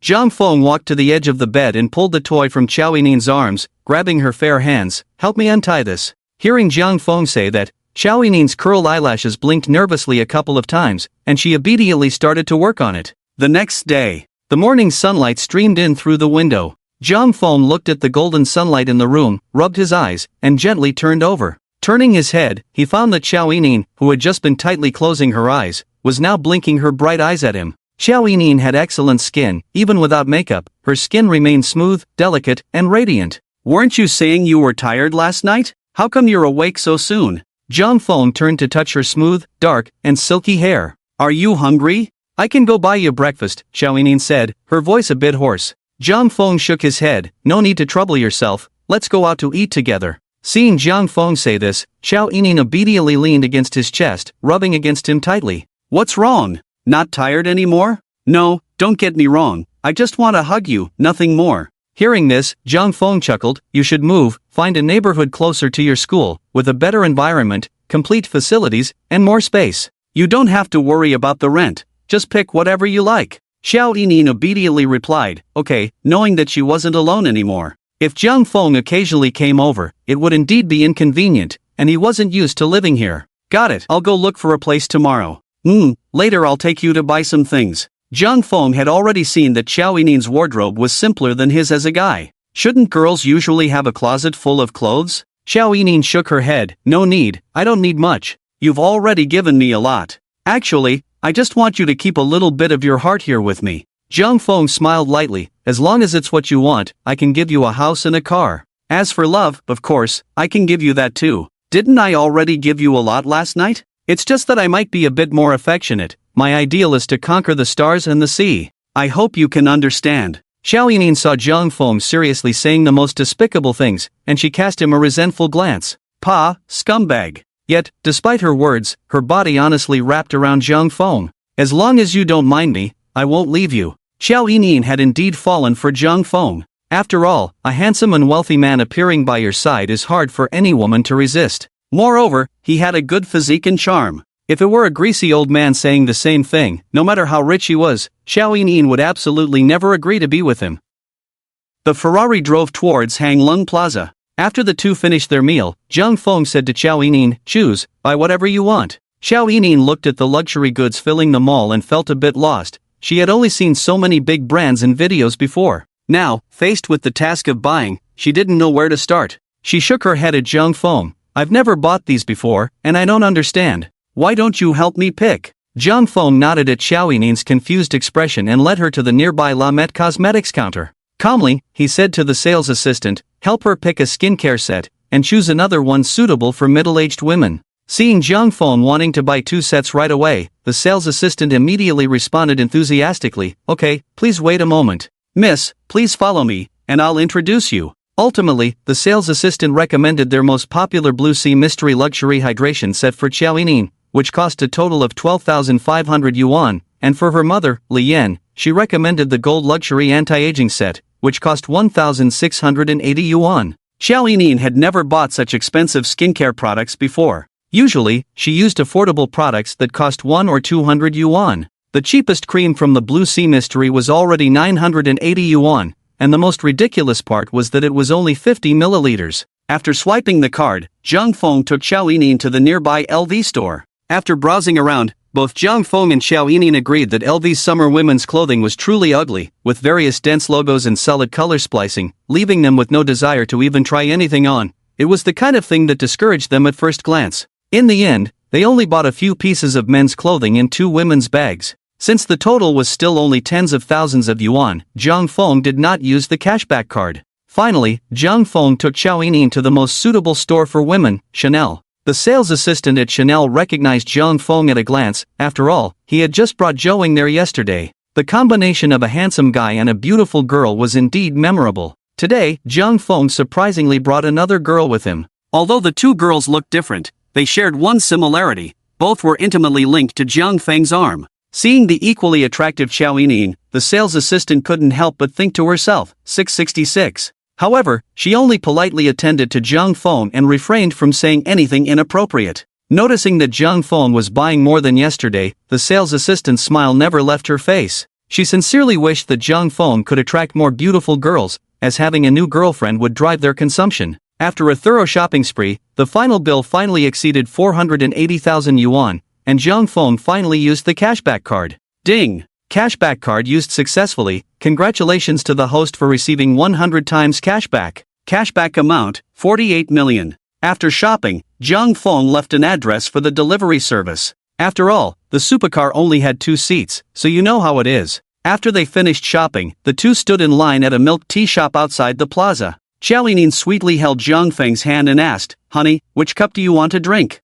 Zhang Feng glanced at the menu and casually said, fruit tea, I guess. He really didn't understand why girls liked to drink such sweet things. Okay, 1 cup of bubble milk tea and 1 cup of fruit tea, thank you, Xiao Yinin said to the waiter. Just then, a somewhat dirty little boy walked over, holding a sign in his hand. Dear brothers and sisters, please help me. After saying that, the little boy knelt down in front of their large group. Zhang Feng saw that the cardboard sign read, hello, kind-hearted people, my name is Ahao, I am 7 years old. My father had an accident while working and became disabled, and my mother is now seriously ill and needs surgery. After borrowing money from relatives, we are still short several tens of thousands. Please, kind-hearted people, help our broken family. Thank you. Chow Enin looked at the little boy's pitiful appearance and suddenly thought of the luxury items she had just bought at Chanel, feeling a pang of shame in her heart. So pitiful. She opened her small bag and took out the change inside, counting it only a few dozen yuan. Nowadays, everyone used mobile payments, and cash was rarely used. The money in Xiao Yinin's bag was specifically set aside for taking the bus. She looked at the little boy with pity and said, "I'm sorry, little brother, I only have this much in my bag, it's all for you." The little boy took the change from Xiao Yinin and gratefully said, "Thank you, sister. I wish you happiness." After giving the little boy the money, Zhang Feng, with his exceptional hearing, heard a few women nearby start to speak sourly. This is obviously a scam. Does this woman have no brains? There are so many of these on the street, probably just trying to play the innocent. Zhang Feng frowned as he looked at the little boy. In his past life, he remembered reading a news story about a young man who, after graduating, chose not to work but instead went to a strange city, lying down at the entrance of a bustling square every day, easily earning tens of thousands a month. It was said that he not only bought a house in the city but also purchased a home back in his hometown. Such scams had been reported numerous times. Because of this, people nowadays couldn't help but instinctively doubt the authenticity of such situations. Seeing that no one was giving him money after kneeling for so long, Ahao stood up in despair, preparing to go elsewhere.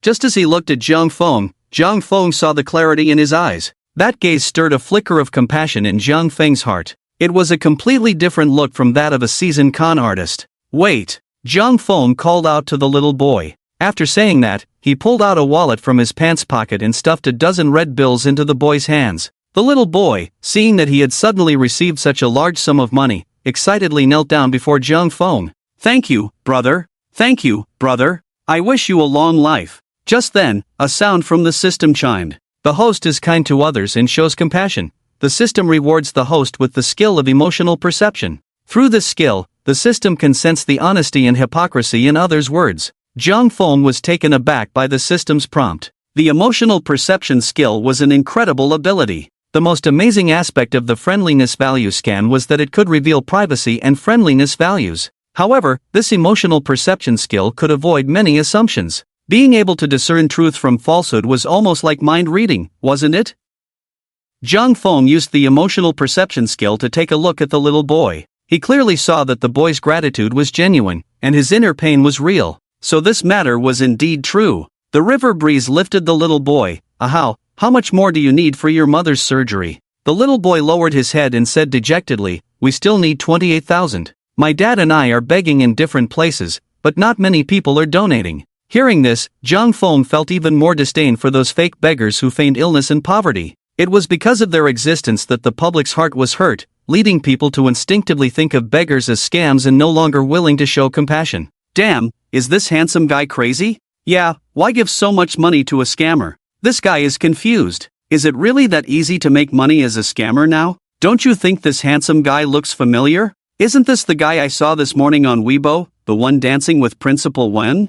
You're right, he really does look like him, and he's way more handsome in person. Zhang Feng ignored the chatter around him and looked at Xiao Yinin, asking, "So many people haven't donated to him, why did you? Didn't you think he might be a scammer?" Taken aback by Zhang Feng's sudden question, Xiao Yinin replied, "Of course I thought about it. I often encounter this kind of thing at the school gate, but when I do, I usually donate a little if I can. Although I know some aren't real, what if this one is? If I don't help, there will always be a thorn in my heart, so when I encounter it, I donate a little. Even if it's not much, it makes me feel better inside." While Xiao Yinin spoke, Zhang Feng was using his perception system to observe her. Every word she said was genuine. Zhang Feng smiled at Xiao Yinin, "Not bad, you have a big heart." Noticing Zhang Feng looking at her chest, Xiao Yinin shot him a glare. "Ahao, come with us," Zhang Feng said to the little boy. When the boy heard Zhang Feng call him, he hurriedly explained, "Brother, I really didn't lie. My mom is really sick, I'm not scamming anyone."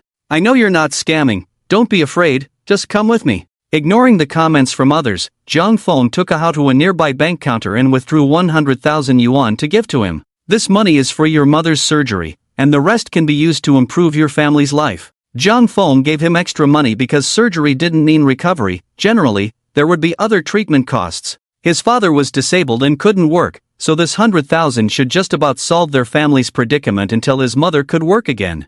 Zhang Feng believed this was the best outcome. After all, their lives were their own, and showing compassion should have its limits, he naturally didn't think about getting involved in subsequent matters. The young Ahau looked at the huge sum, feeling both moved and frightened, tears streaming down his face. Excited, he wanted to kneel before Jiang Feng again. "Thank you, brother, thank you. When I grow up, I will definitely repay you well." Jiang Feng squatted down and held him. "Just study hard in the future." Looking at the stacks of cash, Jiang Feng called the police, informing them that a child was carrying a large sum of money and hoped the kind police could ensure his safety. It wasn't until the police arrived that Jiang Feng took Xiao Yining and left. A few police officers stared at the piles of red cash, their eyes wide. They repeatedly hinted and asked Jiang Feng if he really intended to donate all the cash to the little boy. After all, the situation hadn't been verified, and there was no way to determine if the boy was telling the truth. Many people had reported scams after showing compassion. Unexpectedly, Jiang Feng only asked them to help the boy get home safely,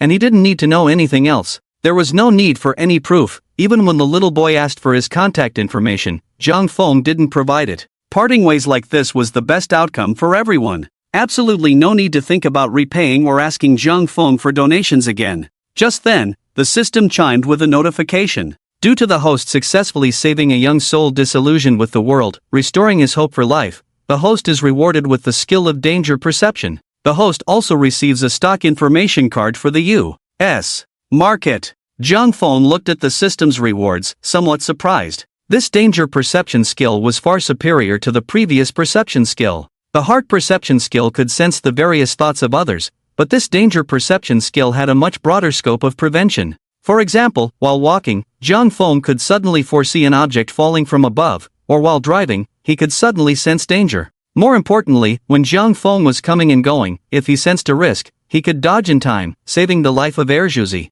As the saying goes, in the rivers and lakes, how can one avoid being hurt? This skill just happened to allow him to avoid such possibilities. It was simply a divine skill. At that moment, in a characteristic little bar in the Magic City, Chen Hao refreshed his phone news while sipping on his cocktail. He came across an interesting news article and casually read aloud. A Lamborghini crashed into a Porsche 918 at a roadside barbecue stall in Shanghai's alley, with the two drivers calmly chatting with their hands in their pockets. After clicking on the picture, Chen Hao exaggeratedly exclaimed, "What the hell, whose 88888 license plate is this? I've never seen it before. Whose new car is this?" Beside him, Wang Zhang, hearing the familiar license plate number, looked up and responded, 88888? Could it be Jiang Feng's? The Porsche 918? Upon hearing this, Chen Hao immediately handed over the picture from the news and asked, "Can you check if it's his? I remember he said he had a 918 that he brought over." Wang Zhang took the phone, opened the picture, and examined it closely.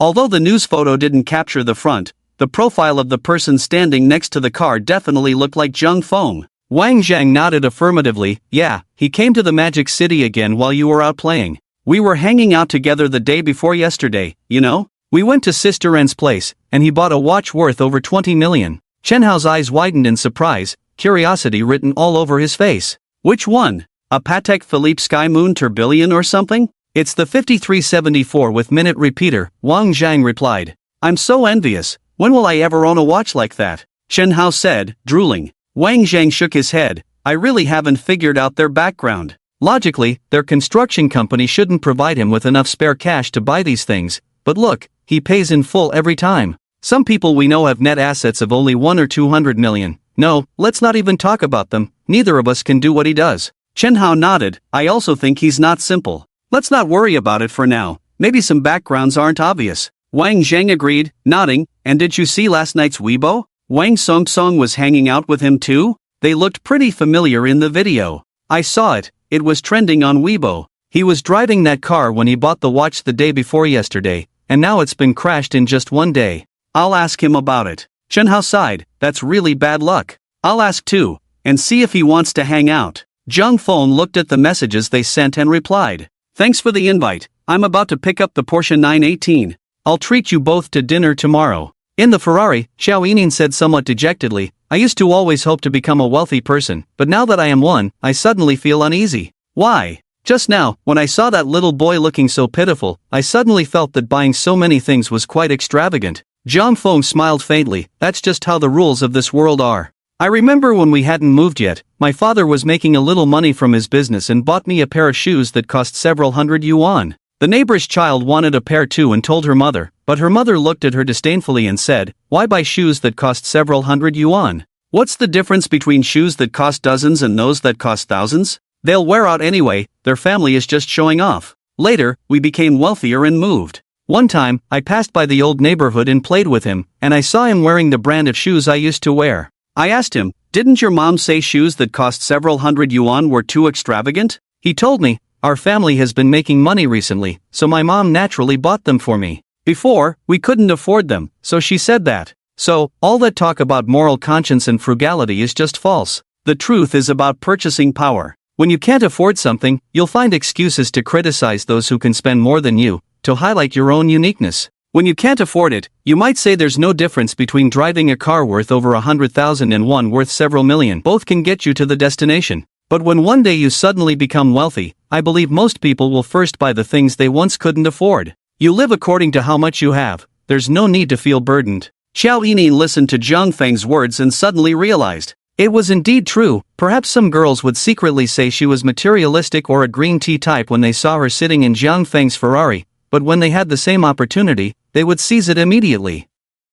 The car soon arrived at the Porsche Experience Center in Jing'an District. There are many Porsche dealerships across the country, but there is only one Porsche Experience Center in China, and it is the only one in the Asia-Pacific region, located in the Magic City. What's special is that it is built inside the international racetrack of the Magic City, featuring a professional-grade international track.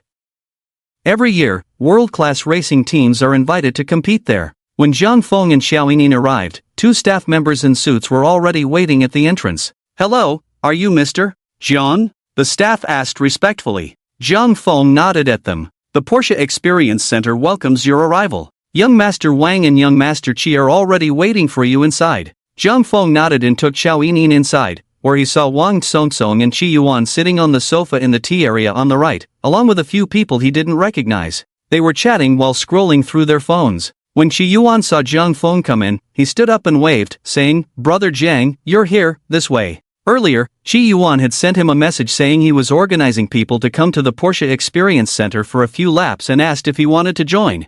Zhang Feng had certainly heard of the famous Porsche Experience Center. They had all the models of Porsche cars. Customers could book to experience the performance of various cars at the Porsche Experience Center. Of course, the experience prices for each model varied. "Brother Zhang, it's still your face that matters." Usually, when Brother Wang invites him to such gatherings, he doesn't come, but today, since your car is fixed, he came alone. Wang Songsong waved his hand. "Mainly, I don't really like supercars, you know?" Qi Yuan said sourly, "Brother Zhang, listen to this guy, he has a Porsche 918 too. If you don't like supercars, why buy so many cars? Then why do you buy so many clothes?" Wang Songsong asked. "I wear them. Then I drive them." Qi Yuan looked greatly impacted. "Damn, you really know how to show off. Can't we have a decent conversation?" After saying that, Qi Yuan took the initiative to introduce Zhang Feng to several other people. However, there were many people present, about a dozen, and Zhang Feng said he couldn't remember them at all. "This is Brother Zhang, everyone say hello. The Porsche 918 that just arrived is his. Later, we can all exchange ideas and take a good lap together," Qi Yuan said to the others. Everyone responded enthusiastically. Looking at their circle, it was clear that Wang Songsong and Qi Yuan were the leaders. "Come on, Brother Zhang, let's go check out your car. The people here have already checked it, and all the parts are fine. You can take it for a spin, and later we can race a lap," Qi Yuan said, tiptoeing and putting his arm around Zhang Feng's shoulder. Zhang Feng casually nodded, "Sure." Xiao Yining looked at so many Porsche models, her eyes wide with amazement. She couldn't help but exclaim, "This is the first time I've seen so many Porsche models. Don't they have every model here?" Seeing her curious expression, Qi Yuan enthusiastically replied, "All models are here. Today, the venue is reserved, and you can test drive any car. You can also find a coach to explain the various models, and there are computer simulations for teaching. If you're interested, you can listen in first, and later you can take a lap. There's a girls' racing session."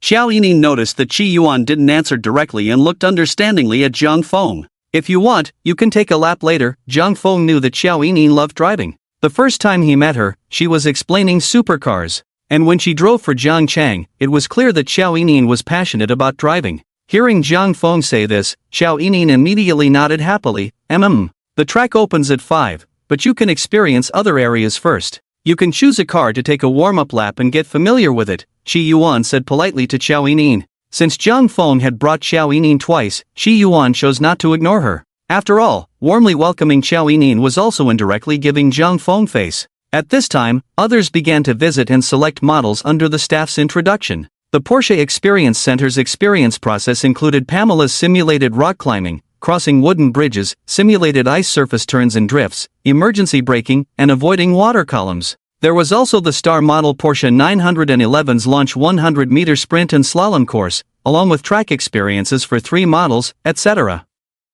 When driving on the track, you could choose your favorite 3 cars and receive one-on-one guidance from a coach. If you wanted the full experience, it would cost about 8,888 yuan per person. Which one do you want to try? Zhang Feng asked Xiao Yining. The 718's color is so beautiful. I really want to choose this one, but if I pick this, I probably won't be able to keep up with the others, Xiao Yining said, conflicted. Zhang Feng looked at the magenta 718 she was pointing at. It was indeed a color that no girl could resist, especially since it was a convertible. Zhang Feng pointed to the Porsche 911 behind it. You can try both the 718 and the 911. After all, the Porsche 911 can go from 0 to 100 in just 2 seconds, while the 718 takes about 5 seconds. However, the 718 should be the top configuration, so it might reach 100 in around 4 seconds. Both models are quite suitable for women, offering comfortable space and easy handling. The entry-level Porsche 718, while cheaper, is also more comfortable than other brands of supercars,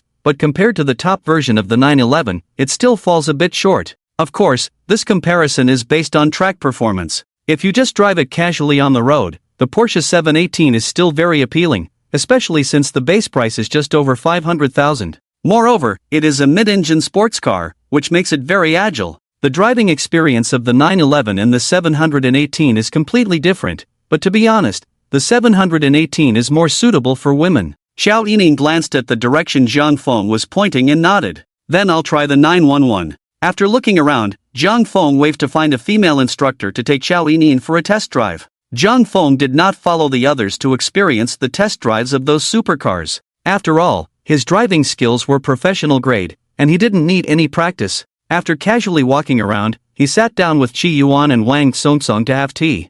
Chi Yuan looked at the cars in the showroom and said enviously, seeing so many cars really makes me itch.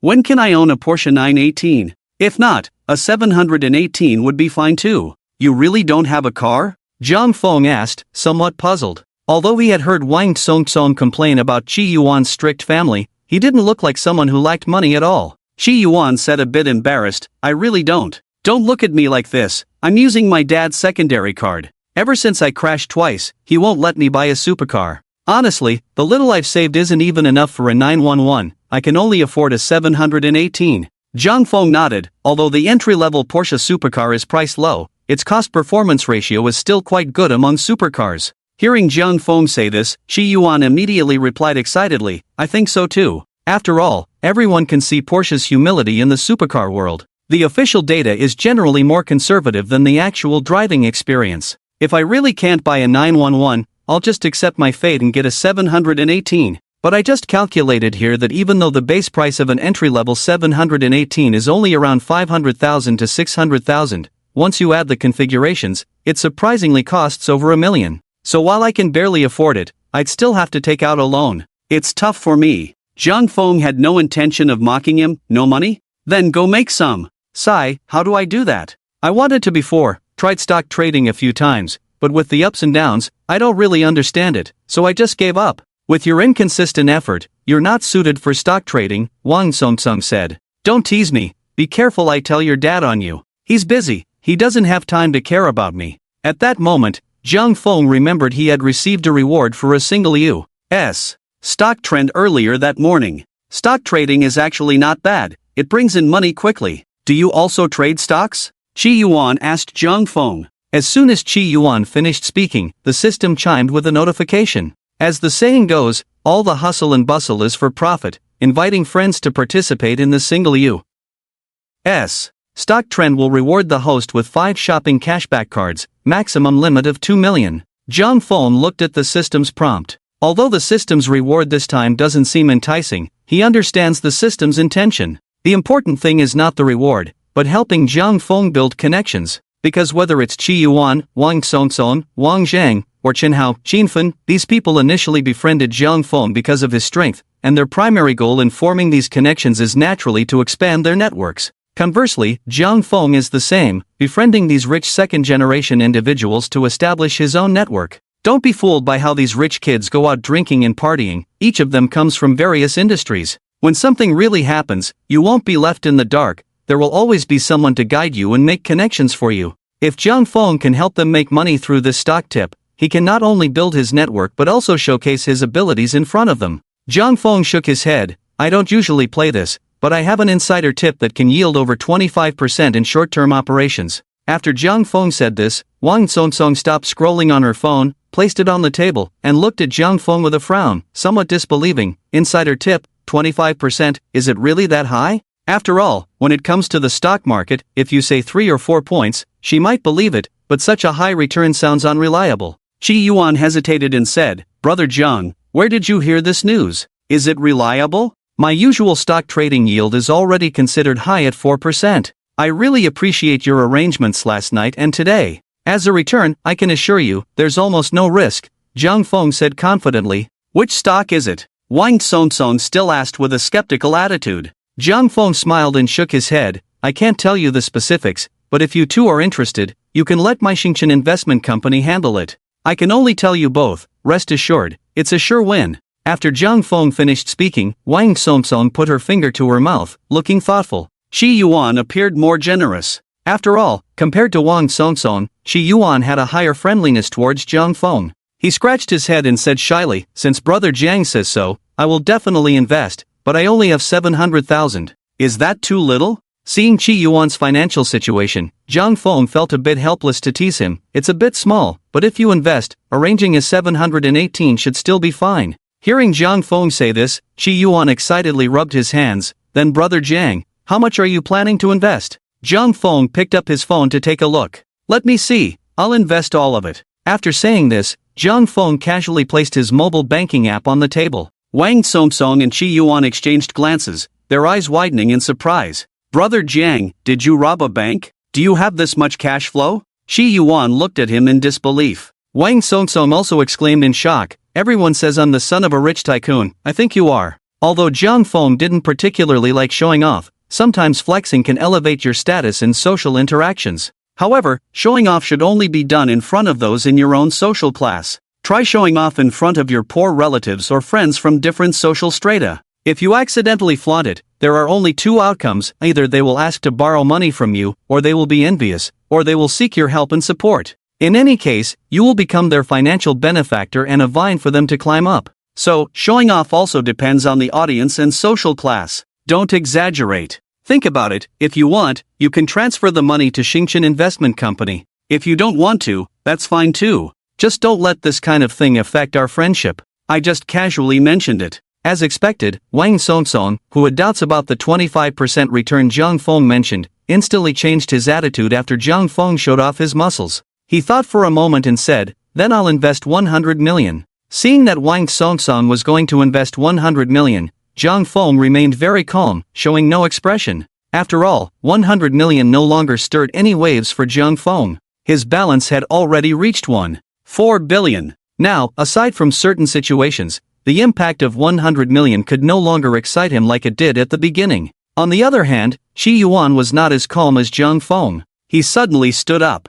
You have 1.4 billion, and one is investing 100 million, while I only have 700,000? No way, I need to find a way to get more money. Brother Jiang, can you give me some time? I'll raise some funds right away, Qi Yuan said excitedly. Jiang Feng waved his hand to signal him to sit down. Don't be anxious. How about I lend you some funds? Qi Yuan immediately shook his head. That won't do. You've already told me about such a rare opportunity. I can't use your money to make money, that's not right. I'll find a way myself. How about I lend you some? I can take out 100 million and still have a bit left, Wang Songson added. Wang Songson was speaking the truth. His father had given him 500 million for investment. However, this 500 million was not given to him all at once but in batches. A large portion of the money had already been invested in the company's operations and other places. Now, his account indeed didn't have that much cash. If it weren't for his trust in Jiang Feng, he wouldn't have rashly taken out 100 million. After all, the stock market carries risks, one must be cautious when investing. Keep it for yourself. Don't worry, for my Porsche 911, I'll find a way to get some more money, even if I have to beg, Shi Yuan said confidently. Zhang Feng smiled and said, it's fine, there's no rush. You still have time. If you really want to invest, just decide by the day after tomorrow morning. Wang Songsong patted Zhang Feng on the shoulder. This is settled then. The choice to invest is my own decision. No matter the outcome, I won't blame anyone else. Give me your account number later, and I'll have someone transfer the money. Zhang Feng nodded. Alright, when the time comes, I'll show you the detailed operations. Then I'll wait and see. Thank you in advance, Wang Songsong said gratefully, patting Zhang Feng's shoulder. Seeing Wang Songsong say such things so early, Zhang Feng smiled and waved his hand. Alright, the results aren't out yet. I'm still saying, whether you invest or not, don't let it affect our friendship. After all, only Zhang Feng was 100% sure that this wouldn't go wrong, but the others didn't know about the system's existence, so in their hearts, there was still a risk associated with this matter. Therefore, it was indeed not easy for the two of them to decide so quickly to invest their money. This was also a game of interpersonal relationships. Their willingness to entrust their funds to Zhang Feng indirectly indicated their recognition of him. The three of them chatted about the current state of the stock market while drinking tea. Soon, the inspection work for the Porsche track was completely finished. After all, racing is extremely risky, so the staff carefully checks everything before the track opens. At this moment, Xiao Yining had completed a series of experiences under the guidance of her female coach. She walked over, excitedly saying to Zhang Feng, I just tried the Cayenne's climbing ability, it was so thrilling. I didn't expect the Cayenne could even drive over such big rocks, the ground clearance is really impressive. Seeing the sparkle in Xiao Yining's eyes, Zhang Feng smiled and said, how about I buy you one? He had just received 5 mid-level shopping cashback cards, with a maximum spending limit of 2 million. Buying a Cayenne or a 718 was no problem at all, he could even arrange for a 911. Moreover, conservatively estimating, he could still make a few million, wouldn't that be nice?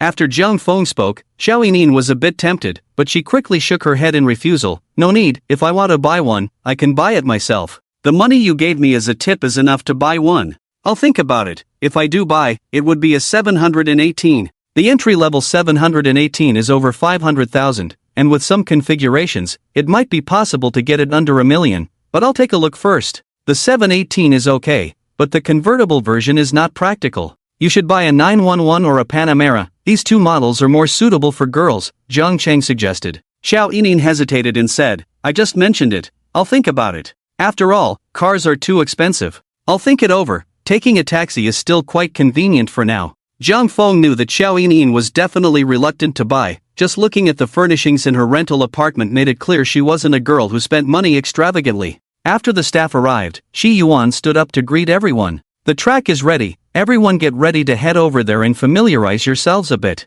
After Chi Yuan finished speaking, the group began to gather and walk towards the track. As they walked, Shi Yuan asked Zhang Feng and Wang Songsong, what do you think would be a good prize for today's track race? Wang Songsong shook her head, lacking enthusiasm, and said, don't ask me about this kind of thing. I'm just here to join the fun, not interested.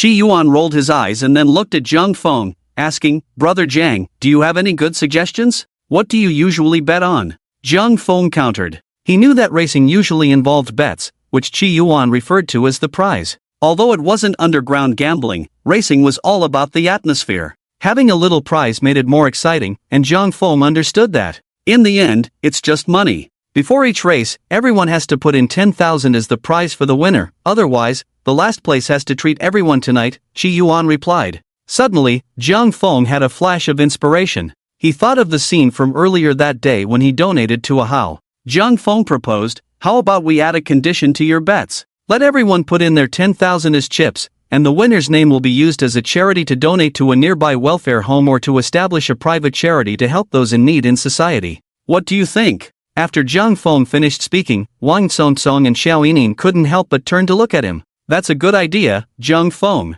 I didn't expect you to have such a spirit of philanthropy. Hearing you say that, I suddenly feel like this race has become a bit more meaningful.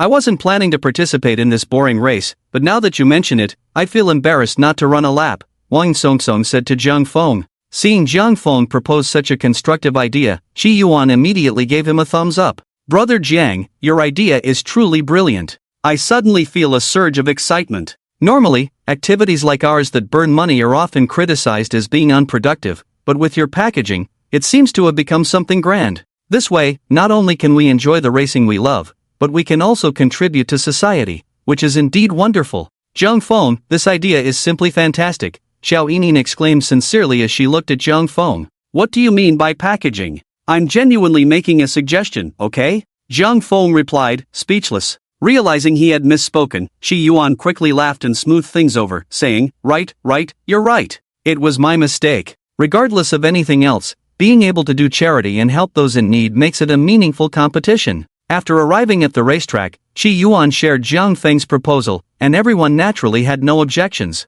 A participation fee of 10,000 yuan per race was just a drop in the bucket for these rich second-generation heirs, but if this money could be gathered for charity, it could genuinely help many people. Now was the time to familiarize themselves with the track, and everyone could freely choose the car they wanted to drive for practice. Zhang Feng chose a Porsche 911 GT3 992 and ran 2 laps to get acquainted with the course before getting out. Wang Tsongson picked his most familiar 918. Qi Yuan chose a Porsche 963. Xiao Yining opted for the regular 911 that Zhang Feng mentioned. After about 20 minutes of practice, the race officially began. Today's race will still follow the prize system. The registration fee for each round is 10,000 per person, and in the end, it will be donated to the welfare home in Magic City in the name of the winners. The first round is starting now. Those who want to participate can sign up. As the first round was a warm-up race, most people signed up. The track could accommodate a dozen cars starting simultaneously, and the start times and calculations were very fair,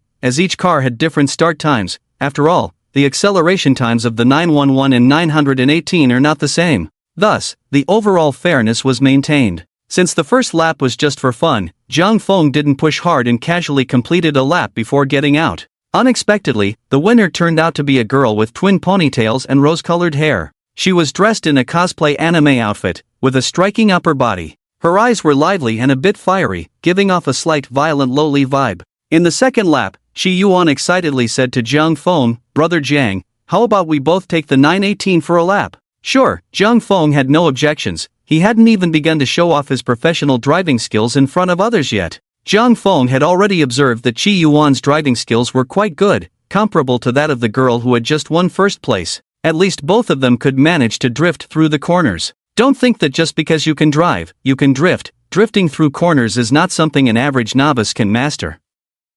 Even skilled drivers like Xiao Yining and Wang Tsongson couldn't manage to drift through corners. Driving skills are similar on the road or in a straight line, but the real difference is shown in handling turns. Many races often see the distance widening at the corners. Zhang Feng and Qi Yuan signed up for the second round of racing, while Xiao Yining and Wang Tsongson went to the stands to watch the race. Among the remaining 4 participants, there were 3 other boys along with the girl with the magenta hair. The number of people in the second round of registration was only 6, consisting of 2 Porsche 918s and 2 911s, as well as a 916 and a 963. The starting procedure was the same as before. The starting positions were determined by a conventional lottery, and Zhang Feng drew position 3, while Qi Yuan was lucky enough to draw position 1, and the explosive Loli drew position 2. As the race began, all of them started off very steadily, quickly accelerating to over 150 miles per hour. Both Zhang Feng and Qi Yuan were driving 918s, so their performance on the straight was quite similar.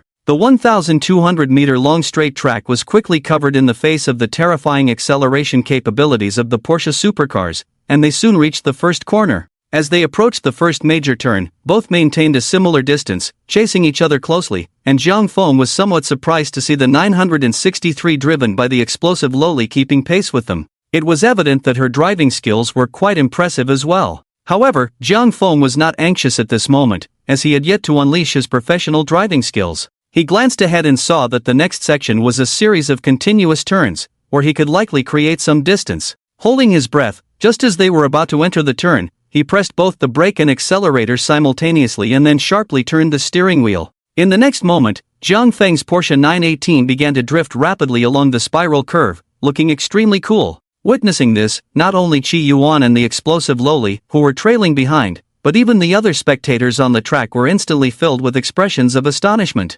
Wow, this driving skill is incredible. This kind of technique can only be done by a professional driver, right? Zhang Feng's drifting is on another level. This guy is amazing. Zhang Feng's drift was executed with remarkable precision, igniting the passion of all the car owners present. This was racing. Undoubtedly, in the time that followed, Zhang Feng handled every turn with exceptional perfection, although there was still a slight gap compared to world-class drivers. However, in front of this group of enthusiasts, Zhang Feng was the top dog. The several drifts left everyone exhilarated. In just a couple of moments, Zhang Feng had left Qi Yuan and the others far behind. Soon, Zhang Feng reached the finish line. The room. Shortly after, the other supercars crossed the finish line one after another. The roar of engines as they crossed the finish line brought the entire race to a climax, and witnessing such exquisite cornering thrilled the supercar enthusiasts. The crowd in the viewing area couldn't help but cheer. After parking their cars, they all got out. Qi Yuan immediately jogged over to Zhang Feng and excitedly hugged him.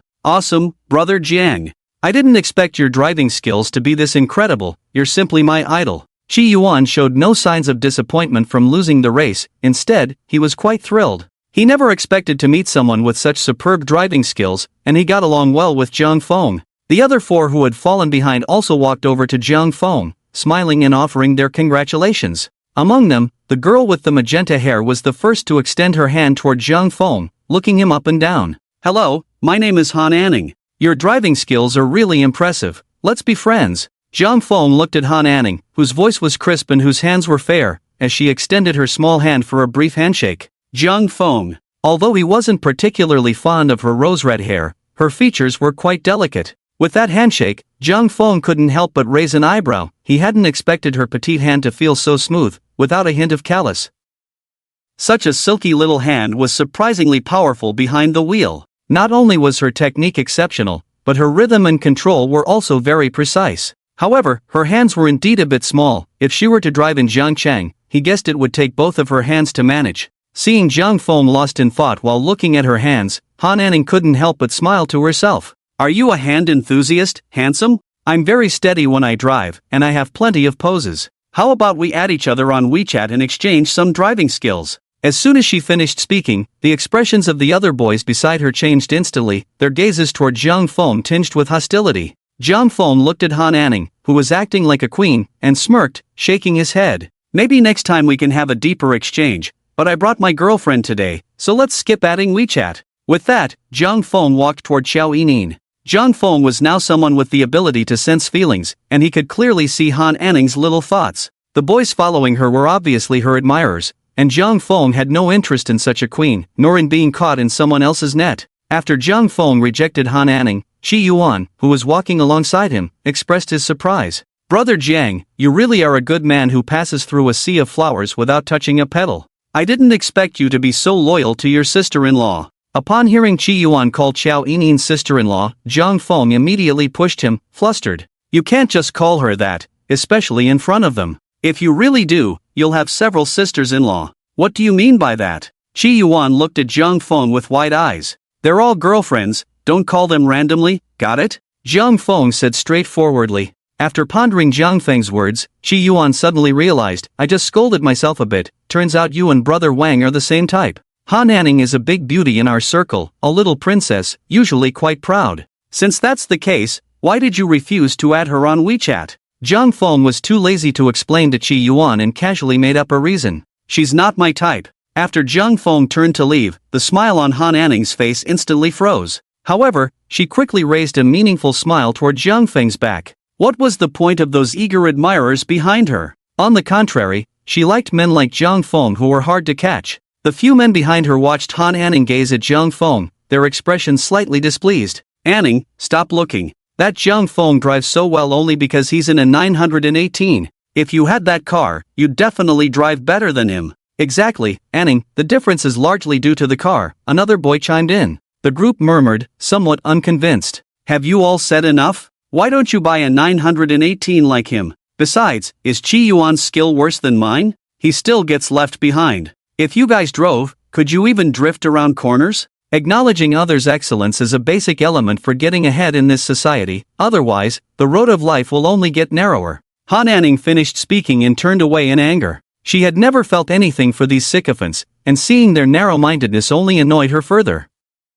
After Han Anning left with a scowl, the young men behind her opened their mouths but couldn't find the words, their expressions shifting to a hint of shame. They all knew Han Anning was right, they couldn't compare to her ability to afford a 918. Moreover, they really couldn't drift around corners. In truth, they weren't the kind of brainless rich second-generation kids, they had just been blinded by jealousy a moment ago. Now, Han Anning's words had completely calmed them down. Their expressions changed again, returning to the flattering demeanor they had before, and they smiled as they walked towards the gathering. After Jiang Feng returned to the viewing platform, Xiao Yining immediately jogged over and excitedly hugged him. She whispered, "Hubby, you were amazing. You have no idea how thrilling it was to watch just now." Jiang Feng kissed Xiao Yining's flushed cheek and gently asked, "Thrilling? Is your sister okay?" Upon hearing this, Xiao Yining's face turned red, and she softly huffed, stepping away from Jiang Feng. It was no wonder Jiang Feng asked. Every time Xiao Yining got excited, there was a large spray of enthusiasm at the viewing site.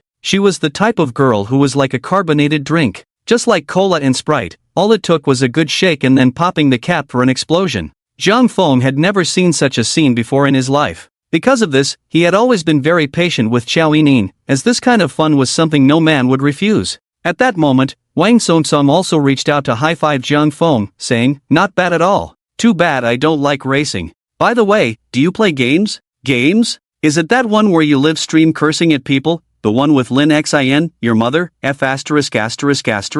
The one where you can't even hold a gun?" Jiang Feng teased. It was well known that Wang Songsong loved playing Battle Royale games in League of Legends. He even formed a team that won the World Championship in 2018. Jiang Feng had stayed up late to watch their championship livestream, but he wasn't particularly skilled at the game. Moreover, from watching videos online, he saw that Wang Songsong often teamed up with celebrities to play games, but whenever there was a mistake, he would directly curse at his teammates' entire families. Seeing Jiang Feng joke, Wang Songsong wasn't angry, "Not that one. Besides, I wouldn't curse at you. Can you compare to them? I'm not very good at that. I play mobile games more. Now I just look for streamers to be my bush dog," Jiang Feng replied honestly. Wang Songsong laughed and said, "That's fine. Let's play together sometime. I'll have my team members be your dogs. I guarantee you'll have fun." "Oh, really? Don't say I actually have high hopes for your team," Jiang Feng casually responded. "You know my team?" Wang Songsong asked in surprise.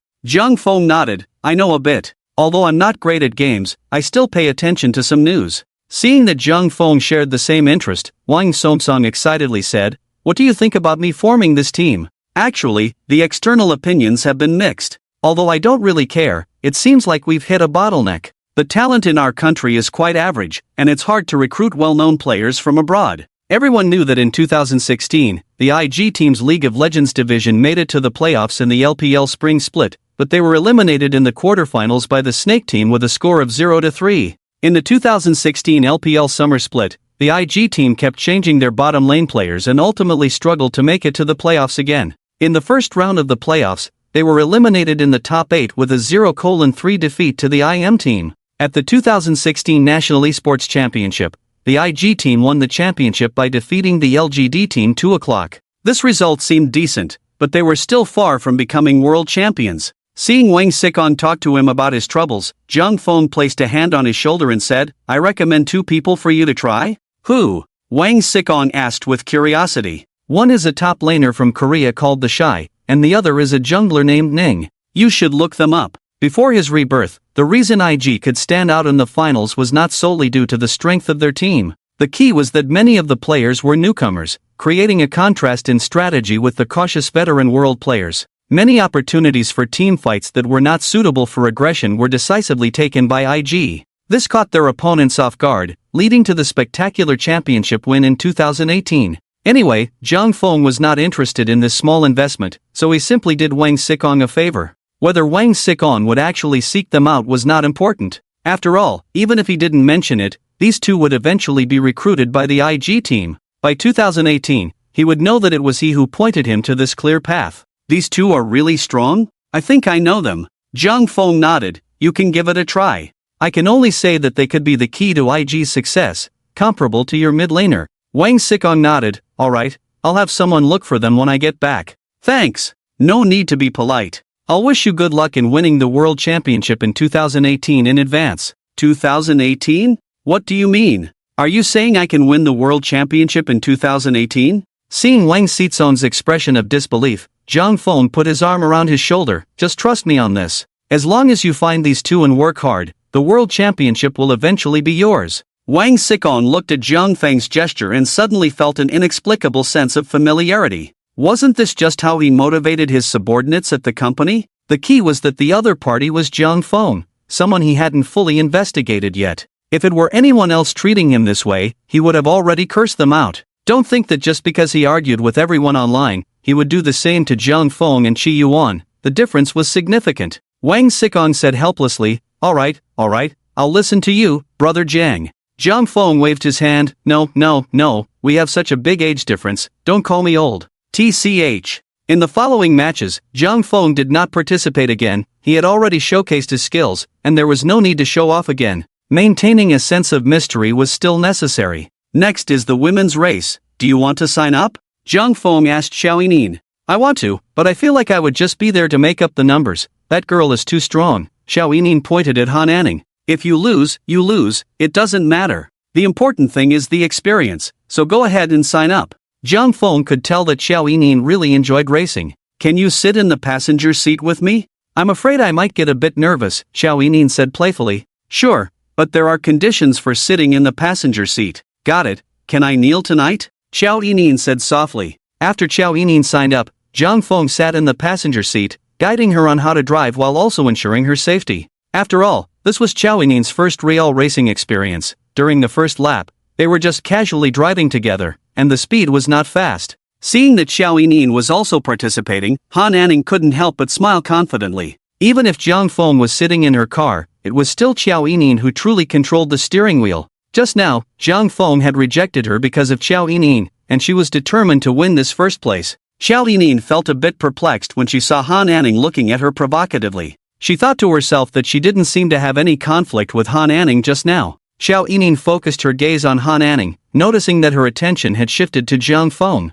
She immediately turned to Jiang Feng. Honey, is she provoking me because of you? Seeing Xiao Yinin's delicate face suddenly scrunch up, Jiang Feng chuckled lightly and pinched her cheek. How would I know? She wanted to add me on WeChat just now, and I refused. So that's how it is. I won't have another sister around me, will I? Xiao Yinin teased. What can I do? I'm handsome and approachable. A man as excellent as me would probably make anyone fall for me, just like you did. Upon hearing Jiang Feng's words, Xiao Yinin rolled her eyes playfully at him. Are you really that narcissistic? She approached me, I can't help it. I feel like being a mistress is really not easy, there are rivals everywhere. Jiang Feng smiled, don't worry, I have no thoughts about her for now. Just focus on driving, I'll teach you how to launch later.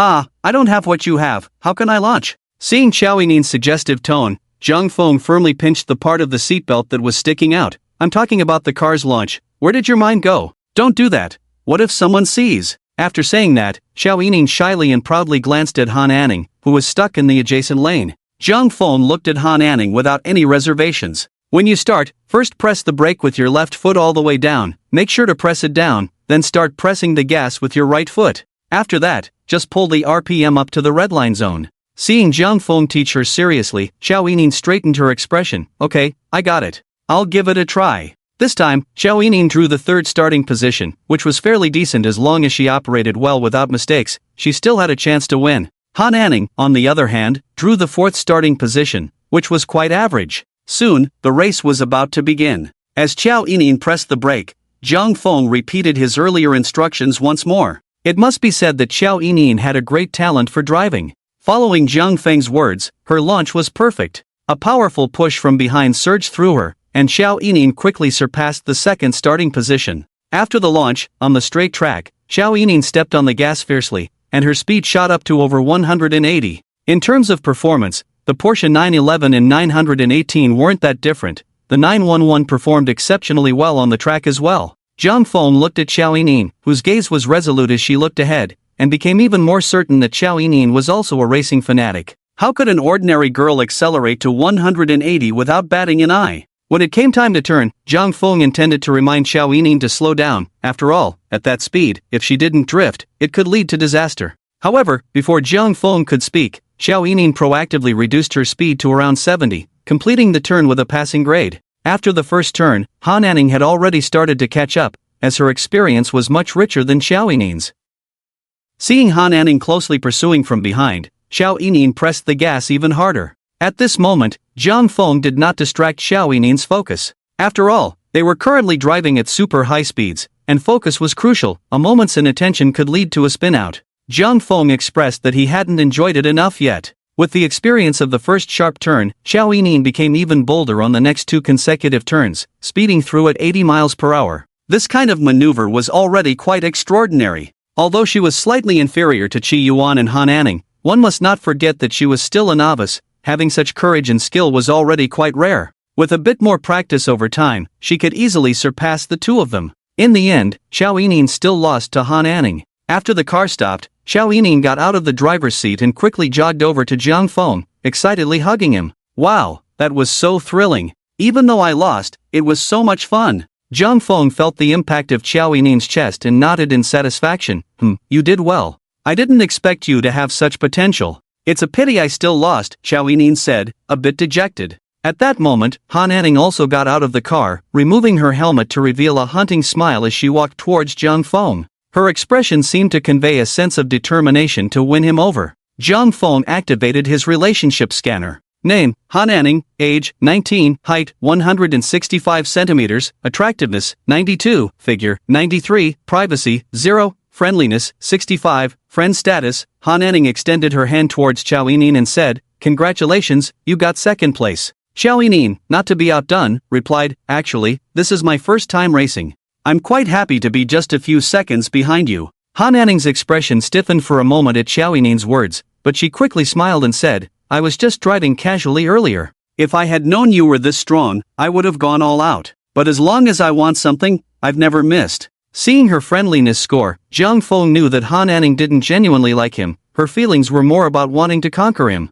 With this thought, Jiang Feng pulled Xiao Yinin in for a kiss, deliberately glancing at Han Anning while doing so. Suddenly kissing Xiao Yinin, she was shy but didn't resist. Instead, she responded to Jiang Feng. The two of them unabashedly kissed on the racetrack, prompting cheers from the onlookers. While such situations were not uncommon at racetracks, as racing was inherently an exhilarating scene, getting hyped up and excited was inevitable. Han Anning had originally wanted to show off in front of Jiang Feng after winning the championship. She didn't expect Jiang Feng to provoke her like this. Although she felt angry inside, her expression remained composed. In her heart, the more unruly the horse, the more she liked it. Jiang Feng seized on this point. To tame the Sea Queen, he needed to make her yearn for what she couldn't have, undermining her confidence and leading her into self-doubt. Only then could he slowly tame her. In Han Anning's eyes, Jiang Feng was a target to be conquered, while in Jiang Feng's eyes, Han Anning was also a target of his own. This was merely a process of mutual competition. Although Jiang Feng didn't lack women, he wouldn't turn down one that came to him.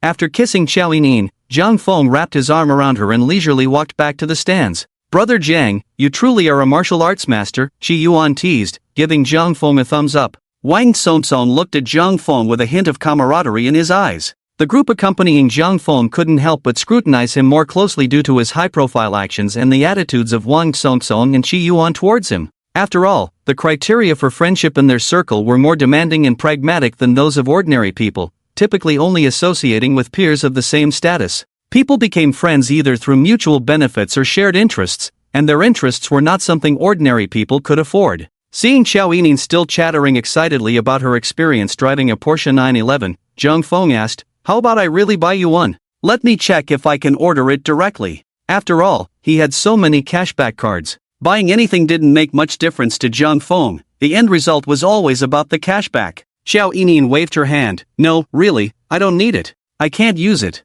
Please don't." After saying that, she used her emotional perception skill to look at Xiao Yinin. Seeing that she was genuinely refusing and not just being polite, Jiang Feng was somewhat surprised. In his understanding of Jiangcheng, Xiao Yinin being with him was somewhat influenced by materialism. Yet now, she could sincerely decline his offer to buy her a supercar, which made Jiang Feng regard her with a higher opinion. She didn't want him to feel obligated, and he didn't push her. Although he was wealthy, he couldn't turn Xiao Yinin into a gold digger. Fortunately, she wasn't that kind of girl. Upon hearing Jiang Feng's words, Qi Yuan immediately asked with envy, "Brother Jiang, are you still in need of a girlfriend? If so, don't be too picky about personality. What do you think of me?" After saying that, Qi Yuan made a playful expression at Jiang Feng. Jiang Feng looked at Qi Yuan and indicated that he would really pass. Although Qi Yuan looked decent, Jiang Feng hated that kind of effeminate expression. Male likes females, Why not ask Brother Wang if he's interested?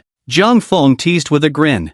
Chi Yuan glanced at Wang Songsong and hurriedly shook his head. No, I was just joking. I really don't dare to ask him. I'm afraid he might take it seriously. Seeing Chi Yuan teasing him, Wang Songsong pushed him hard. Why would I be interested in you?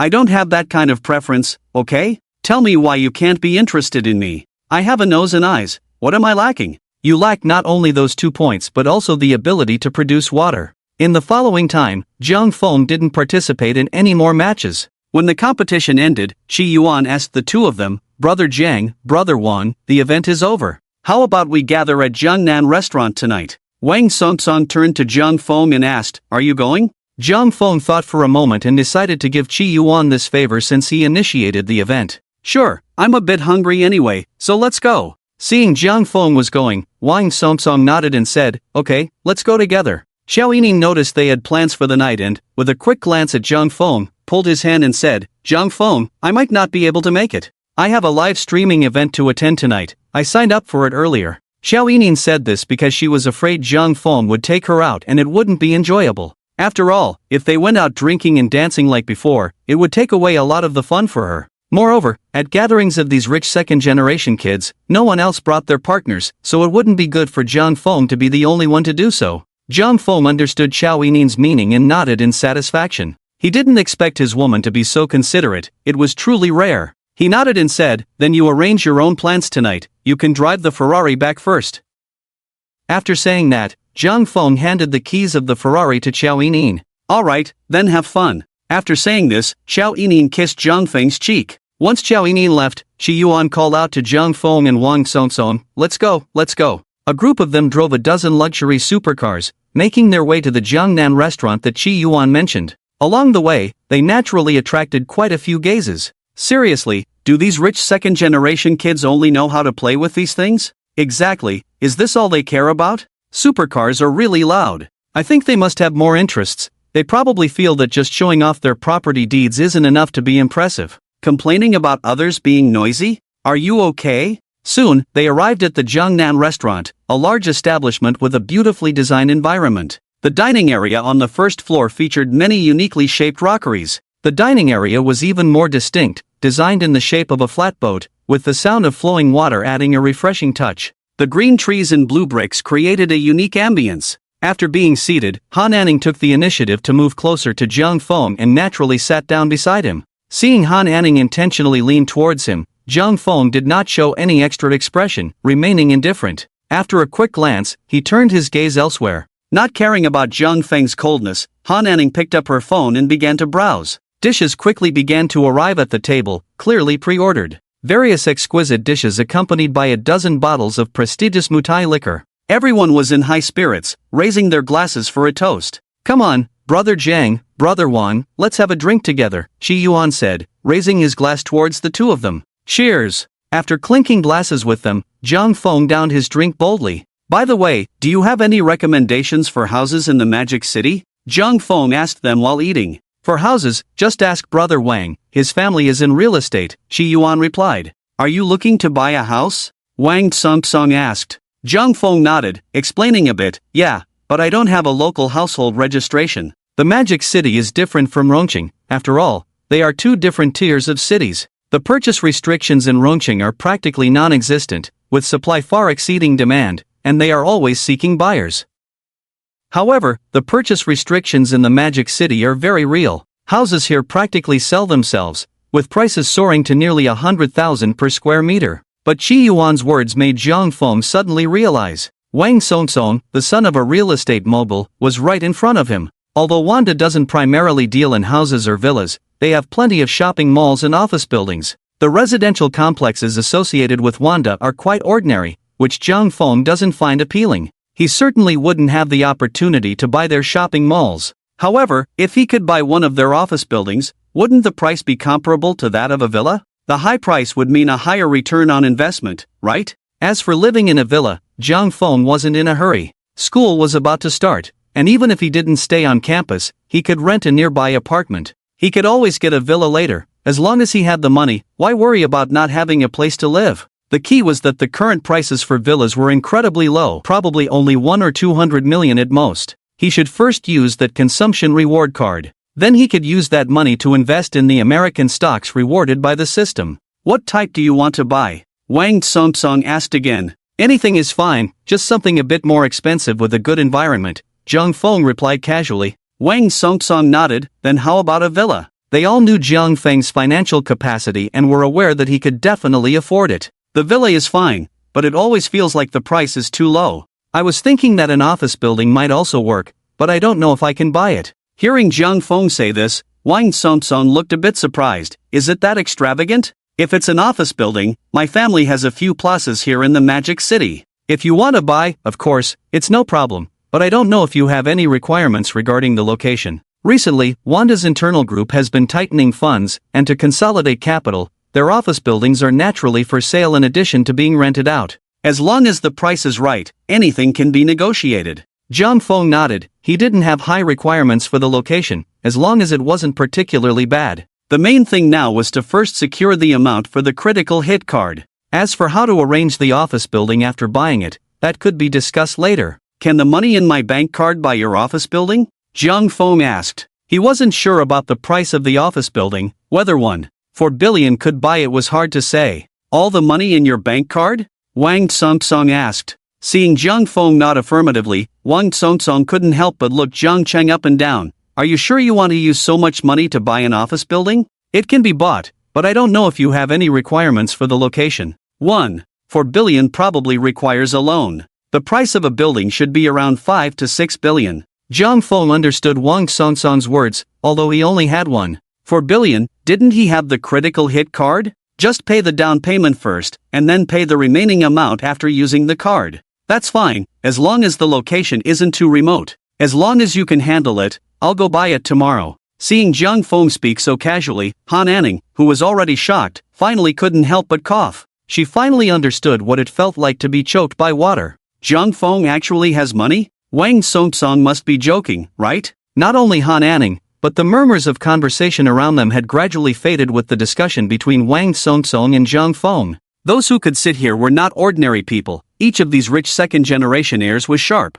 Although they seemed to be drinking and having fun, if there were people worth getting to know present, they would still be listening attentively. You really are a local tycoon. Aren't you going to use this money for that project you just mentioned? Wang Tsungsong asked in confusion. Of course, Jiang Feng replied. Shi Yuan had been stunned into silence for a while, and at this moment, he found it difficult to speak. You can buy an office building with this money and still have funds left for that? Jiang Feng didn't know how to explain it to them, so he just made something up. I don't just have one bank card. Hearing Jiang Feng say this, Wang Tsungsong and Shi Yuan were even more shocked. Who the hell are you? I suddenly feel like compared to you, I'm just a poor rich second-generation heir. Wang Tsungsong couldn't help but voice his thoughts again. Shi Yuan was even more shaken, his worldview shattered. If you're a poor rich second-generation heir, then what am I? I have to worry about 1 or 2 million every day. The two exchanged a bitter glance. Although Wanda had money, it relied more on real estate. And real estate, to put it bluntly, was more about making something out of nothing.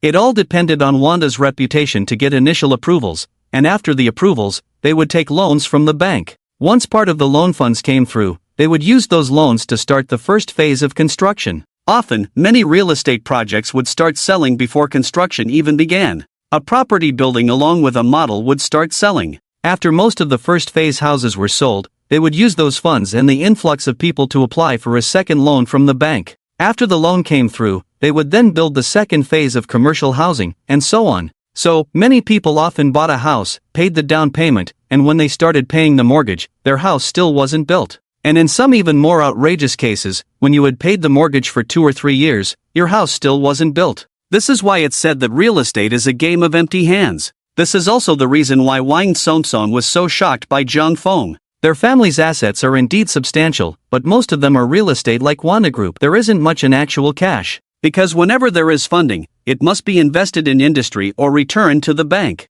You can't say that. Didn't I also have to buy an office building from your family? You guys are the impressive ones. Don't flatter me. When are you coming to take a look tomorrow? I'll personally take you. Shocked as he was, as the heir of Wanda, Wang Tsungsong still cared a lot about their family's business. Alright, I'll contact you tomorrow, Jiang Feng said. No problem, I'll notify them shortly, Wang Tsungsong replied with a grin. Ah, I've said the word envy so many times. I used to think I was doing well among my peers, until I ran into your car. That's when I realized the only thing we have in common is our age, Shi Yuan said, patting Zhang Feng on the shoulder with a sigh. Stop talking nonsense. Zhang Feng didn't take Shi Yuan's words to heart. If Zhang Feng guessed correctly, Shi Yuan's family should also be quite impressive. Although Zhang Feng hadn't looked into it, he had heard Wang Songsong mention that Shi Yuan would be going into the system in the future. Plus, Wang Songsong's usual attitude towards him indicated that he was not an ordinary rich second generation. Don't flatter me, alright? I'm just lucky. The group chatted and ate, and the atmosphere was quite pleasant. After a while, when Zhang Feng returned from the restroom, he saw a tall, thin young man in a shirt and tie standing by their table with his hands in his pockets. He whistled at Shi Yuan. Hey, didn't expect to run into you today. Why are you pretending not to know me? As soon as the man finished speaking, Shi Yuan's cheerful expression immediately darkened. The others fell silent, looking at Shi Yuan with strange expressions. Seeing that no one spoke, the young man continued, Shi Yuan, what's wrong? Are you too scared to talk to me now? Wow, have you gotten timid lately? Did your old man scare you? Wang Hao, what could I possibly say to you? Can you just get lost? Shi Yuan glared at Wang Hao, responding angrily. Wow, still got some fire in you. I heard you got into trouble again and your old man punished you. You're not here to mooch off a meal again, are you? I'm just saying, your old man is a person of some stature. Don't embarrass him every day. Look at you, I feel embarrassed for you.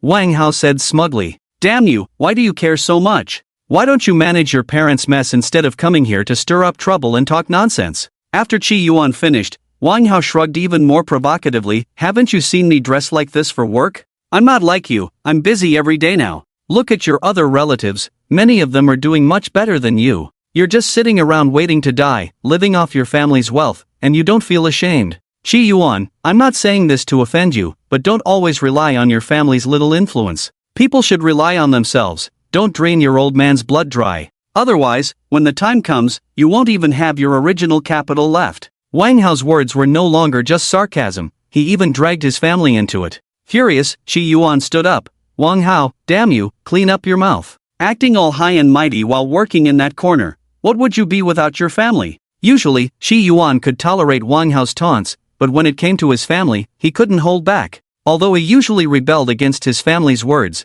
when it came to something serious, he couldn't stand others speaking ill of his family. Moreover, Wang Hao was clearly provoking him outright. In a moment of unbearable frustration, Shi Yuan wanted to confront Wang Hao directly. Seeing Shi Yuan about to charge forward, Wang Songsong immediately stood up and grabbed him. Shi Yuan, don't be impulsive, calm down, don't fight. Damn it, just watch me beat him until he can't find his teeth. Does he really think I'm afraid of him? Shi Yuan struggled to break free from Wang Songsong's grip, his face flushed with rage, veins bulging. Come on, hit me. Let's see if you have the guts. Think carefully, if you hit me, I won't let it go easily. Don't let your old man come to the detention center begging for mercy, even coming to my door to apologize, ha. Come on, hit me. Let's see if you dare. After saying this, Wang Hao laughed recklessly. Wang Hao knew that Shi Yuan would never actually hit him for the sake of his family. After all, the cost of fighting was too high. So every time Wang Hao saw Shi Yuan, he would provoke him and mock him.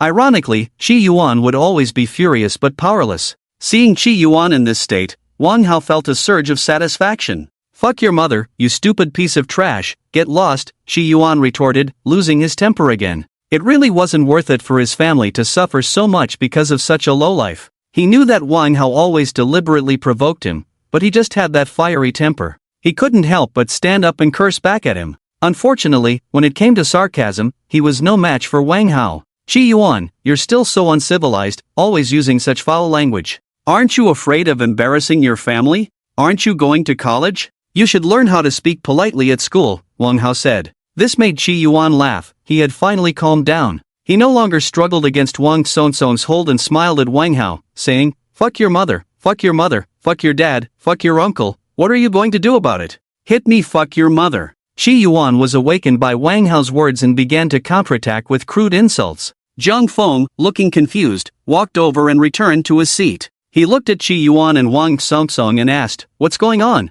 Nothing, just a stupid idiot, don't mind him, Shi Yuan shook his head and replied. Wang Hao felt a pain in his chest from Shi Yuan's barrage of insults. Unfortunately, he wasn't the type to respond in kind. Glancing at Zhang Feng, he realized Zhang Feng didn't even recognize him. Wang Hao immediately categorized Zhang Feng as an ordinary rich second generation. After all, people from the same social class in the city might not be familiar, but they had at least crossed paths. No wonder everyone says you're not worth much. Spewing foul language is one thing, but look at the company you keep. Oh, and there's a newcomer. Who's this nobody? Wang Hao continued to provoke. Qi Yuan had already calmed down, but now his expression darkened again. Wang Hao, if you want to talk about me, just talk about me. Why drag others into it? Fuck your mother, fuck your dad, and fuck your uncle. It wasn't surprising that Wang Hao said this. Apart from Wang Song, the top rich second generation he was reluctant to offend, the others were just ordinary rich kids, and it was normal for someone like Wang Hao to look down on them. After being insulted again, Wang Hao continued unabashedly, so what if I say it? If you don't like it, hit me. People tend to gather with their kind, and I see you're just like that. This new brother of yours must have come from some corner. If you're going to find someone, at least find someone presentable. Don't just bring anyone along. Honestly, I feel embarrassed for your grandfather. Zhang Feng's expression darkened immediately upon hearing this. Why was he being dragged out to be humiliated for no reason? Was this person out of his mind? Fuck your mother, fuck your father, fuck your uncle. Who the hell are you? Did I provoke you? Zhang Feng said coldly. Wang Hao, already irritated by Qi Yuan's earlier crude remarks, was fuming. He didn't dare retaliate against Qi Yuan, as both families were of similar strength. It was a matter of who would strike first or make a mistake first. Usually, even Wang Song wouldn't dare to challenge him. But this unknown brat actually dared to insult his mother, father, and uncle. Wang Hao couldn't hold back any longer, pointing at Zhang Feng with an arrogant expression. You say that again, and I swear I'll make you kneel. Do you believe me? Facing Wang Hao's provocation, Zhang Feng remained unfazed and chuckled lightly. Say it again? I didn't expect someone would actually enjoy hearing this. Fuck your mother, fuck your father, fuck your uncle. Did you hear that clearly? Wang Hao's face turned bright red in an instant, and he grabbed a wine glass from the table and threw it at Zhang Feng. Zhang Feng quickly dodged and then raised his hand sharply, slapping Wang Hao across the face. The crisp sound echoed. Pia after the slap, Zhang Feng was still not satisfied. He directly kicked Wang Hao hard in the stomach. Wang Hao, holding his face with one hand and his stomach with the other, staggered back several steps.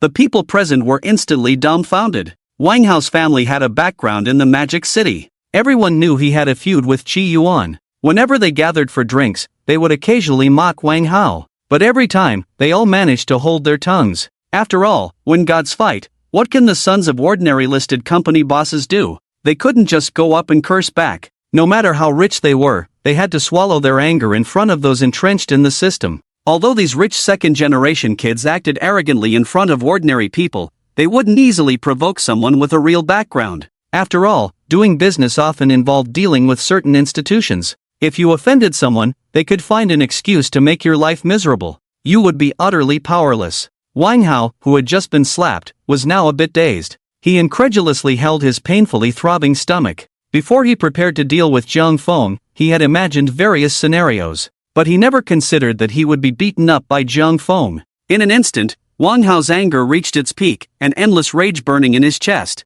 With red eyes, he glared at Zhang Feng. You stupid bastard, you're finished. How dare you hit me? Do you know who my dad is? Fuck your mother, you piece of shit. After saying that, Wang Hao grabbed the knife and fork from the table and charged at Zhang Feng. Before Wang Hao could get close, Zhang Feng kicked him away. Zhang Feng stepped forward, grabbing Wang Hao by the neck with one hand and snatching the knife and fork from his other hand. Holding Wang Hao's neck, Zhang Feng said coldly, you should be grateful that our country is a law-abiding and harmonious society. Qi Yuan and Wang Song, witnessing the scene, rushed over to grab Zhang Feng's hand. They were both frightened by Zhang Feng's series of actions. They had already discovered Zhang Feng's connections with Thailand during their investigation. So seeing Zhang Feng choking Wang Hao, they were understandably alarmed. After all, this was the domestic scene, and killing meant paying with your life. Moreover, Wang Hao's identity was special. If this escalated, it would be hard to settle. This was also why Qi Yuan could only curse at him but never dared to lay a hand on him. Brother Jiang, calm down, don't stoop to the level of this scum, don't hit him again, leave it to me, Qi Yuan said anxiously. Wang Song also grabbed Zhang Feng's hand and advised, Zhang Feng, enough. Zhang Feng ignored the two of them and once again bent his knee to forcefully strike Wang Hao's stomach twice. The force was immense, and after Zhang Feng let go, Wang Hao finally couldn't hold it in and fell to his knees with a thud. I won't let you off, Wang Hao wailed. The people present looked at Zhang Feng's actions with growing concern. They feared that they would be implicated by Jiang Feng's actions. After all, if something went wrong, it wouldn't just be one person affected, sometimes an entire family could be dragged into it. After catching his breath, Wang Hao, with a twisted expression, pointed at Jiang Feng and said, "You bastard, you're finished. I swear, if I don't send you away, I won't be a Wang." After saying that, Wang Hao immediately pulled out his phone and quickly dialed a number. Qi Yuan watched as Wang Hao hastily made the call, frowning as he said, "Wang Hao, what are you trying to do? We can settle this ourselves, no need to involve the parents." "Qi Yuan, don't think I don't know what you're thinking. Unless he kneels in front of me and apologizes, there's no way to resolve this." Seeing Wang Hao's reckless demeanor, Qi Yuan helplessly frowned and said to Jiang Feng, "Brother Jiang, why don't you leave first?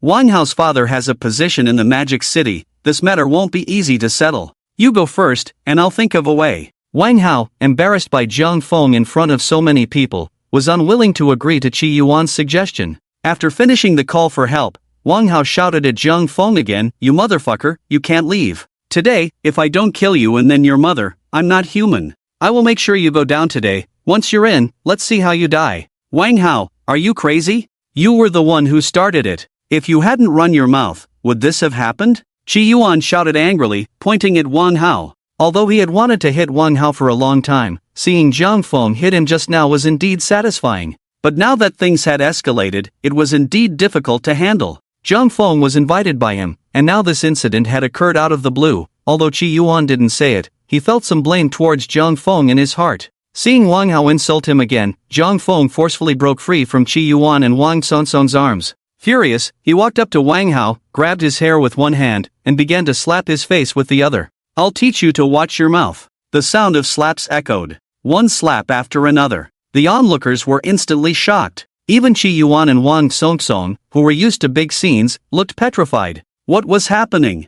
This was too arrogant. Who was Wang Hao? Qi Yuan had already told him that his father held a position in the Magic City. Although not all-powerful, he still had a certain weight and influence. Jiang Feng actually dared to hit him again without fear. Was he out of his mind? As rich second-generation heirs in the Magic City, they had seen many arrogant people, but it was the first time they had seen someone as dismissive as Jiang Feng. The force of Jiang Feng's slaps made Wang Hao too afraid to speak. After slapping him a dozen times, Qi Yuan stepped forward again and advised, "Brother Jiang, calm down, please stop." Jiang Feng, feeling relieved, let go of Wang Hao and straightened his clothes. He softly said, "Next time your mouth itches, remember today, not everyone is as good-tempered as I am." Qi Yuan couldn't help but glance at Jiang Feng. Based on his interactions with Jiang Feng, he thought Jiang Feng shouldn't be the kind of brainless rich second generation. He had already told him about Wang Hao's background. Jiang Feng remained unfazed, and his expression showed no hint of worry. Could it be that Jiang Feng's background was not simple? At this moment, Wang Songsong looked at Jiang Feng with a curious gaze, just like Qi Yuan. Although the 51 million in his bank account was indeed impressive, there were others like him in Huaxia. Moreover, to Wanda, 50 billion was merely a drop in the bucket. The key point was that Qi Yuan had already informed Jiang Feng about Wang Hao's background. However, Jiang Feng didn't seem to care. There was only one possibility: Jiang Feng's background was not simple. Was it possible that the information he had previously found about Jiang Feng's background was false, and that their family was not just a small construction company? Wang Songsong also knew that intervening in this situation would be futile, and he wanted to see how Jiang Feng would handle this tricky scenario. Jiang Feng was not afraid. If he had a system and was still hesitant, it would mean he had wasted his efforts.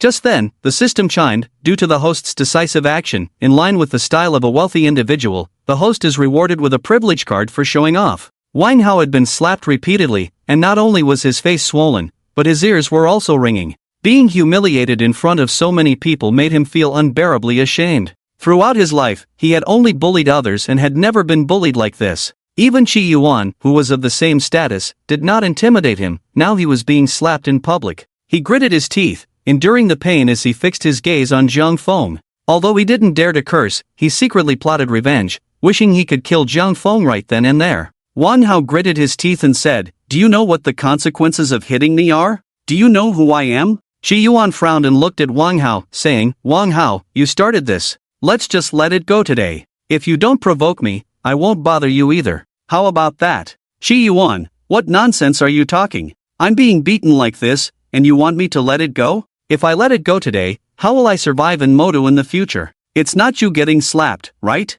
try it yourself," Wang Hao shouted at Qi Yuan. Qi Yuan took a deep breath, feeling irritated. He knew that escalating this would be bad for everyone. "Wang Hao, if it weren't for you always making things difficult for me, would this have happened today? You initiated this. If you have a problem, come at me directly instead of making snide remarks at my side. If you weren't always relying on your status, would this have happened? Let's settle our issues today without dragging anyone else into it." Seeing that Qi Yuan still wanted to shield Zhang Feng, Wang Hao naturally disagreed. "Today, I'm really going to deal with you, Qi Yuan. This matter has nothing to do with you, stay out of it. I'll settle the score with you later. Today, I want him to see what real power looks like. Modu is not a place where just anyone can act recklessly." Qi Yuan looked at Wang Hao, who had lost his rationality, and helplessly said to Zhang Feng, "Why don't you leave first? I'll handle this." After saying that, he took out his phone, seemingly preparing to call home. Zhang Feng hadn't expected Qi Yuan to take this action. He pressed down on Qi Yuan's hand that was dialing and shook his head, stepping forward with a cold smile. "I actually want to see just how powerful you are today. Let me tell you, if you're weak and powerless, you shouldn't talk so much trash. Next time, bring some bodyguards with you, or you'll end up getting slapped again. By the way, you should have a passport, right? You've been in Modu long enough. It's time to go out and see the world instead of hiding here like a frog in a well." Seeing Zhang Feng still daring to mock him, Wang Hao's anger surged, and his veins bulged. "Young man, don't think that having a bit of money means you can do whatever you want. I'm telling you, the real order in this world is not established by the wealthy. Don't think that just because you have a little money at home, you can act arrogantly and be unaware of your own limitations. Today, I'll show you who really holds the power in this city," Wang Hao said arrogantly. "Wang Hao, your old man just got into power and you're already getting carried away, huh? If you dare to act recklessly, I guarantee you'll go down just as you came up," Qi Yuan said with a grim expression. Zhang Feng didn't take Wang Hao's words to heart. He merely chuckled lightly. "You don't look that young anymore, dressed in a suit and tie, yet you're still playing childish games. You must be dying for the whole world to know your family's background, right? Fine, let him go home and cry to his parents." Seeing that his threats had no effect, Wang Hao sneered coldly. "Qi Yuan, if your family had any real capability, you wouldn't still be in this position after all these years. I'm really not afraid anymore." After saying that, he pointed at Zhang Feng and continued, "I see you won't shed tears until you see the coffin. You're young and full of energy. Today, I'll teach you what it means to be sensible and know when to advance and retreat." Qi Yuan noticed the tension between the two was escalating. He sighed inwardly, fearing that things would really get out of hand. He furrowed his brows, unsure how to judge the situation. He even felt a bit annoyed with Zhang Feng for being so impulsive. After all, if things escalated, it would benefit no one. Qi Yuan was momentarily uncertain whether to inform the elders in his family about this matter. "Wang Hao, this is the outside world. How about we discuss this at home? Don't let the whole city know, it won't do you any good. I'm the victim, what do I have to fear? He beat me up like this, and I'm still afraid of others knowing? Are you out of your mind?" Seeing Wang Hao's stubbornness, Qi Yuan coldly glanced at him and pulled out his phone. "Fine, you want to escalate this? I'll play along." Just as Qi Yuan was about to make the call, Zhang Feng pressed his hand down again. "No need, I'll handle it myself. Since he insists on making a show of it, I want to see whose background is stronger today. Remember, this world doesn't only have your background. With the system in hand, what was there to fear?" He opened the system's reward privilege card, which displayed a phone number. But why did this number seem so familiar? Zhang Feng opened his contacts and was left speechless. Wasn't this his dad Jiang Jianming's number? What was the system up to? Was it messing with him? This was a critical moment. He had just finished showing off, and he hoped nothing weird would happen. Zhang Feng checked the number again, and it still showed the same one. Could it be that Jiang Jianming knew some big shot? Qi Yuan saw Zhang Feng pull out his phone as well and said with a serious expression, "Zhang, although his father is the second in command here, and my father holds a different position, their ranks are the same. This matter might not be easy to handle. See if you can manage it. If not, I'll call my old man and let him think of a way." Zhang Feng nodded. "Don't worry, I'll make a call." Although Zhang Feng was still a bit confused, he believed the system wouldn't be so unreliable. He quickly dialed the number. The phone rang, and after several seconds, Jiang Jianming finally answered. "You brat, you still remember to call me? Dad, I'm in a bit of trouble." "What happened? What's going on?" Jiang Jianming's voice immediately turned serious on the other end. "I got into a fight with someone in the city, and I heard his father is the second in command here." Zhang Feng highlighted some key points for Jiang Jianming. After listening to the call, Jiang Jianming immediately asked Zhang Feng, "Are you hurt?" "No." "That's good. Don't worry, I'll find someone to handle it right now. After reassuring Zhang Feng a few times, Zhang Jianming hung up the phone. While Zhang Feng was making the call, Qi Yuan had already sent people to clear the scene. After all, if this matter got out, it would be even harder to manage.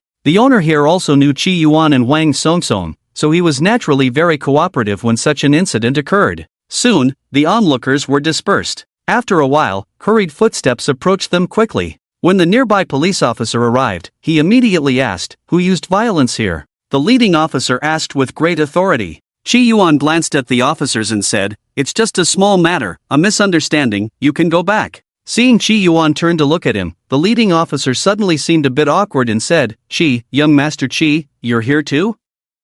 The few of them exchanged surprised glances. Qi Yuan's father held the same rank as Wang Hao's father, both being deputy secretaries in the Magic City, and had always been a troublemaker, so the nearby police officers recognized him. Wang Hao and his group naturally knew him as well. The two had been at odds for a long time. Looking at Wang Hao's bruised face, the officers suddenly felt troubled. "Young Master Wang, do you want to go to the hospital to get some treatment?" Seeing that the police had finally arrived, Wang Hao regained his confidence. "What misunderstanding? I've been beaten up like this. It's this kid. Arrest him." Wang Hao viciously pointed at Zhang Feng. The officers, seeing Wang Hao pointing at another young man instead of Qi Yuan, immediately breathed a sigh of relief. "What happened? Young Master Wang, did you get hurt by him?" the officer asked Zhang Feng seriously. Facing the officer's inquiry, Zhang Feng calmly nodded. Seeing that the troublemaker was not Qi Yuan but Zhang Feng, Chen Qin felt relieved. After all, when gods fight, it's the common people who suffer. If this case is handled well, the credit won't be yours. If handled poorly, this iron rice bowl can be lost at any time. It's a thankless job, and unfortunately, it was their turn to be on duty today. They could only brace themselves. Zhang Feng calmly nodded. "It was me." "You are now suspected of maliciously injuring others. Please come with us," Chen Qin said, appearing to handle the matter fairly. After saying this, several officers began to take photos and record the scene. Seeing Chen Qin say this, Qi Yuan's expression immediately changed. "This is how you handle cases? Have you understood the situation? Ha? You haven't asked anything and you want to take him away? Who gave you the authority?" Qi Yuan shouted. Faced with Qi Yuan's questioning, Chen Qin's expression became even more helpless. "Well, young Master Qi, let's discuss the specifics at the station. Once we understand everything, we can mediate." "What nonsense are you talking? Don't think I don't know. Once we get to the station, it will be easier to handle, right?" Qi Yuan said coldly. No, we will definitely follow the rules, you can rest assured. We won't act recklessly," Chen Qin said with a bitter expression. Just as Qi Yuan was about to say something else, another group of people hurriedly arrived. The leader, upon seeing Wang Hao, immediately jogged over. Seeing Wang Hao's injured face, his expression changed drastically. "Young Master Wang, are you alright? How did you get hurt like this?" After saying that, he signaled to the people beside him. Immediately, two people came over with a first aid kit to carefully treat Wang Hao's wounds. Wang Hao snorted coldly, "We must get him locked up today." In Wang Hao's eyes, Zhang Feng was just a little brother following Qi Yuan. If it had been him clashing with someone of Qi Yuan's status, Wang Hao would have undoubtedly called home without hesitation. After all, the people Wang Hao could mobilize were about the same as those Qi Yuan could call upon. The two were in a state of equal footing. However, he wasn't afraid of anyone else, even if these rich second-generation kids were wealthier than him. So what? In this country, money is not the primary factor. If Zhang Feng had any connections, Wang Hao would have known him long ago. Thinking this, Wang Hao looked at Zhang Feng with even more disdain. Seeing Zhang Feng's earlier arrogant demeanor made Wang Hao's heart grow even more ruthless. Once he got in, even if Zhang Feng didn't leave anything behind, Wang Hao would make him pay dearly. A rich second generation like Zhang Feng simply didn't know the limits. He probably got inflated after his family relaxed restrictions following the college entrance exam. It was ridiculous that such a small fry of a rich second generation could act like this. After hearing about Zhang Feng's background, Wang Hao was even more speechless. So, he's just a little nobody from Tianfu. I told you, if you kneel at my feet and apologize properly, I might consider letting you off the hook, but you might have to leave a hand here, Wang Hao said fiercely. Now that his people had arrived and knowing Zhang Feng's background, Wang Hao regained his usual domineering aura of a little tyrant in the Magic City. It wouldn't be too much to leave him with just one hand. Qi Yuan and Wang Songsong looked at Chen Qin and Wang Hao's people arriving, while Zhang Feng's side remained quiet, causing them to frown. Brother Jiang, what do you think? If it really goes in, it will be difficult to resolve. Although my family has some connections there, Wang Hao's family has connections too. It's best to find a way to handle this matter first, Shi Yuan said with concern. He knew Jiang Feng's family background might not be simple, but this was the Magic City, and many things couldn't be solved with money. Plus, this matter was somewhat related to him, so Qi Yuan felt he couldn't just stand by. Although he was frustrated, he couldn't ignore the situation. After all, being targeted by a scoundrel like Wang Hao meant trouble was inevitable. He might even lose a body part. Wang Songsong nodded and said, Shi Yuan is right, this is not the time to save face. If you need help, I can contact some connections for you. The Wang family, as the richest in Huaxia, had plenty of connections. Wang Songsong looked at Jiang Feng, thinking that his refusal of Qi Yuan's help might just be out of pride. After all, Jiang Feng was only 18, the age of youthful arrogance. Jiang Feng shook his head and refused, saying, no need, my dad will handle it. Why should he rely on others for something he could solve himself? Although Jiang Feng's father might not have any special methods, since it was a system prompt, it must mean Jiang Jianming could handle this matter well, so Jiang Feng wasn't worried about anything going wrong. Seeing Jiang Feng refuse them again, the two stopped speaking. At this moment, they were unsure whether Jiang Feng's calmness was due to genuine confidence from a powerful family background or just youthful ignorance of the dangers involved. However, both of them silently hoped to see what Jiang Feng was capable of. If he could resolve this matter, they would still be friends, but if it was just a moment of impulsiveness, then Wang Songsong and Qi Yuan would no longer associate with Jiang Chang. After all, they understood the importance of their own family backgrounds. No one wanted to play with someone immature. Wang Hao saw Jiang Feng's defiant attitude and couldn't help but laugh contemptuously. To him, Jiang Feng was nothing more than a little ant on the ground. He could crush him anytime he wanted. With his background, Wang Hao could easily use a little influence to bring him down, plunging his entire life into a low point. From then on, every time he thought of Wang Hao, it would be boundless regret. Thinking of this made him feel a rush of relief. In his eyes, Jiang Feng posed no threat at all. The calmness on Jiang Feng's face was merely because he had yet to witness his true strength. Today, I'll let you see what absolute power is. Take him back and let him suffer a bit, Wang Hao said. After that, Shen Xin, who was leading, stepped forward and said to Jiang Feng, please come back with me for an investigation. We need your cooperation. Jiang Feng calmly replied to Comrade Shen Xin, what if I refuse to go? Shen Xin felt a bit troubled by Jiang Feng's words. He wasn't a fool. After all, Jiang Feng knew Qi Yuan, and if he insisted on taking Jiang Feng into the bureau, it could become a problem if Jiang Feng had some background. The feud between Qi Yuan and Wang Hao had been brewing for a long time, well known to everyone. Both families were evenly matched, and he couldn't afford to offend either side. Qi Yuan patted Shen Xin on the shoulder. Comrade, I know your job isn't easy, but if you can't handle this matter, it's best to report it.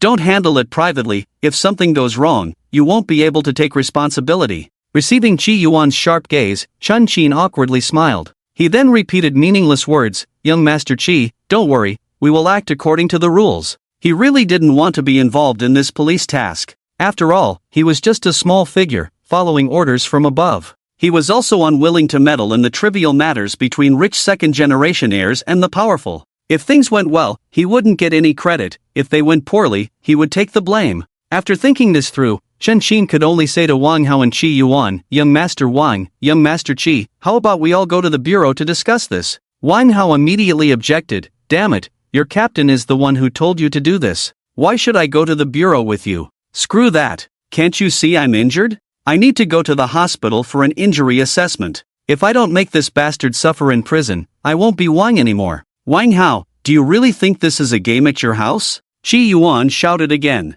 Seeing the two arguing again, Shen Xin helplessly took out his phone and walked aside. A female colleague who came with him approached Shen Xin, patted his shoulder, and quietly asked, Captain Chen, what should we do? Can we still take him away? How would I know what to do? It's just another damn task, he sighed and continued. Back in police school, I fantasized every day about fighting against the scum of society after starting work, defending the people's interests, or at least having a glorious injury while saving a beauty. But after starting work, I found out. Damn it, there's nothing, just some trivial matters. In the middle of the night, I have to go out to mediate a quarrel between a man and a woman, or break up fights among old ladies on the street. Damn. After being a neighborhood officer for a few years, the most exciting thing was catching a few petty thieves. The rest was just mediation, and more mediation, whether it was drunkards or small disputes in the market, or quarrels between neighbors. Every day it's the same old stuff. After so many years, I finally became a captain, and today I'm dealing with this kind of mess. Why do these rich people have so many issues? Can't they just enjoy their food, drink, and fun? Why do they have to fight? Now that the higher-ups have given me a task, they want me to be the bad guy. Am I just a tool for them? Sometimes I think I'm really not suited for this job. It's exhausting. Seeing Captain Chen complain nonstop, the female colleague looked at him sympathetically and said, "Sigh, this is the gap between dreams and reality. I have a feeling we're going to have to work overtime tonight." Chen Dui irritably scratched his head and lamented, "Life is often beyond our control. Such a hard fate. Let me make a call to check first." "Hee, you've worked hard. I'll treat you to milk tea tonight," his female colleague cheerfully encouraged him. After making the call, there was still no result. Due to the special nature of the situation, everyone chose to report it to higher authorities, so they could only wait. When Chen Qin hurriedly returned from his call, he found Jiang Feng and Qi Yuan already engaged in a game of Honor of Kings, causing Chen Qin's expression to twitch slightly. The injury assessment had not yet come out. Jiang Feng would at most be considered to have acted in excessive self-defense, and the charge of malicious injury had not yet been determined. So he was not a criminal suspect, and as a citizen, playing on his phone was not an issue. It was just that even in such a situation, he still had the mind to play games. Observing Jiang Feng's calm demeanor, Chen Qin, with his years of experience, thought that if this person was not a fool, then he must be fearless. Clearly, Jiang Feng did not seem to belong to the former category. Qi Yuan actually had no interest in playing games, but seeing Jiang Feng so composed, he suddenly felt a bit of that calmness rub off on him. What happened? Qi Yuan looked up at Chen Qin. Chen Qin responded bitterly, "It has been reported, young Master Qi. Actually, I just watched the surveillance footage." Although he didn't strike first, Jiang Feng continued to beat the other party while ensuring his own safety. This matter, while not entirely his fault, now that young Master Wang is injured, it depends on his attitude. If the injuries are not serious and the other party accepts mediation, then it shouldn't be a big problem, so there are ways to resolve it. Chen Qin's words were vague, but it was clear he was sending a signal. Whether this matter could be settled depended on Wang Hao's attitude. His words were not overly biased and did not deliberately favor Wang Hao, which surprised Jiang Feng a bit. After Chen Qin finished speaking, Qi Yuan still frowned tightly. Did he not know about this? What he feared most was that Wang Hao would cling to it. Anyway, with Qi Yuan involved, even if he wanted to do something, he would be powerless. In the end, he would only earn a reputation for being ineffective. Perhaps they would even replace him with someone else to handle the case. That was better than being the scapegoat used by others. After all, he had no interest in promotion or wealth. As long as he could keep his current position, that was enough. Chen Qin waved his hand, "Rest assured, we will definitely not falsify anything." "Qi Yuan, what pressure are you putting on him? Do you want to take a shortcut? Wang Hao, are you out of your mind? Who was the one trying to take a shortcut first?" Seeing the two of them arguing again, Chen Qin watched the commotion with a look of delight, while others began to whisper among themselves. Everyone was worried that today's incident would implicate their family businesses. Although they usually got along closely with Qi Yuan, everyone knew that Qi Yuan and Wang Hao could never get along. Yet today, a newcomer actually laid hands on Wang Hao and beat him up like a pig. This made them all very angry. If their families found out they were at the scene today, they might get a scolding. Han Anning, although also worried about being implicated, was also concerned about Jiang Feng. After all, she had just developed a bit of admiration for Jiang Feng's driving skills and couldn't let him get into trouble. Wang Songsong, however, ignored the murmurs of the group and directly called a lawyer he was familiar with. Although Wang Hao had a background, Wang Songsong was not afraid. Even though they usually had no conflicts, he could only help Jiang Feng up to this point. This was their second meeting. If they hadn't hit it off, Wang Songsong wouldn't have contacted a lawyer for him. On the other side, before Chen Qin could receive the call for instructions, he saw a middle-aged lady carrying a Hermes crocodile skin bag striding towards them, the sound of her high heels echoing sharply. Behind her followed several bodyguards in black suits. As soon as Wang Hao saw the woman, he immediately stood up. "Mom, what are you doing here?" Upon seeing Wang Hao's bruised face, the middle-aged woman couldn't help but feel a pang of heartache. "Hao, are you okay? Who is the scoundrel that did this to you?" Wang Hao, feeling a bit embarrassed, glanced at Jiang Feng and whispered, "How did you find out about this?" "How could I not know? You've grown up and think you can handle things on your own, but you don't tell your mother when you're bullied, do you?" "Mom, it's just a small matter, why tell you?" At this moment, Wang Hao felt a bit ashamed and looked away, especially since he had just mocked Jiang Feng for involving his parents. Now, his own mother had arrived. Ever since he was little, if he got hurt outside, his mother would rush to the scene to defend him. Over time, he realized that people were saying behind his back that he was a mama's boy. So, as he grew up, Wang Hao had always tried to avoid such situations. He never expected that this time, his mother would find out. "You've been beaten up like this, and your mother can hardly recognize you. Are you saying it's a small matter? Does it take a life for it to be a big deal?" After saying this, her sharp gaze swept over the three people on the scene and quickly fixed on Jiang Feng. Seeing Jiang Feng still carelessly playing a game, the middle-aged woman's anger flared up instantly. "You must be Jiang Feng, right?" Jiang Feng looked up at her, noticing that her features bore some resemblance to Wang Hao's, with a sharp and acerbic expression. Shi Yuan, watching the approaching woman, whispered, "Wang Hao's mother, Lin Lan." Chen Xin, seeing the sudden appearance of the woman, felt a headache coming on. He knew he couldn't escape this scene. Chen Xin quickly approached. "Mrs. Wang, what brings you here?" Lin Lan pointed at Jiang Feng and said, "Why can't I come? If I hadn't come, I wouldn't have known how you handle cases. My precious son has been beaten up like this, and he still has the nerve to play games here. You too, give him a good beating for daring to hurt my son." As soon as Lin Lan finished speaking, the two men behind her were about to charge forward. Chen Xin immediately stepped in to stop them.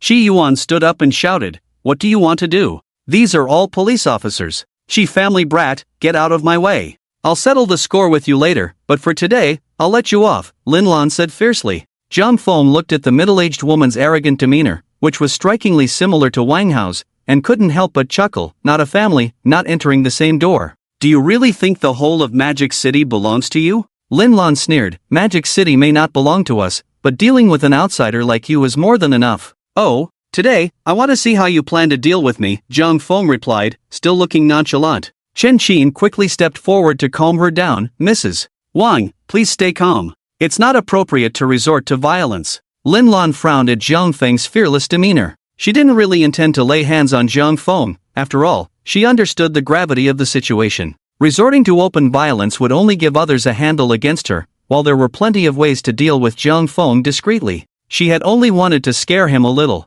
Lin Lan exchanged glances with her men, and they stepped back. "You must be Chen Xin. Today, he beat my son." A person with violent tendencies like him, if left in society, could pose a threat to public safety. "I hope Team Leader Chen will thoroughly investigate his background and handle the matter fairly, bringing to justice those who pose a threat to social safety." Lin Lan's words were clearly intended to pressure Chen Xin. Moreover, she had labeled Jiang Feng as a danger to social safety. "Madam Wang, that's not appropriate. The case hasn't been reviewed yet, and it was Wang Hao who acted first. He was merely defending himself," Shi Yuan said. Seeing the atmosphere tense up again, Chen Xin quickly stepped in to mediate. "Madam Wang, the case is still under investigation. The case is quite complex, and we will proceed further once the injury assessment is completed. If you both do not accept mediation, the specifics will need to go to court for adjudication. Please don't be anxious, we will handle it fairly." Lin Lan noticed Chen Xin's evasive demeanor and her expression turned sour.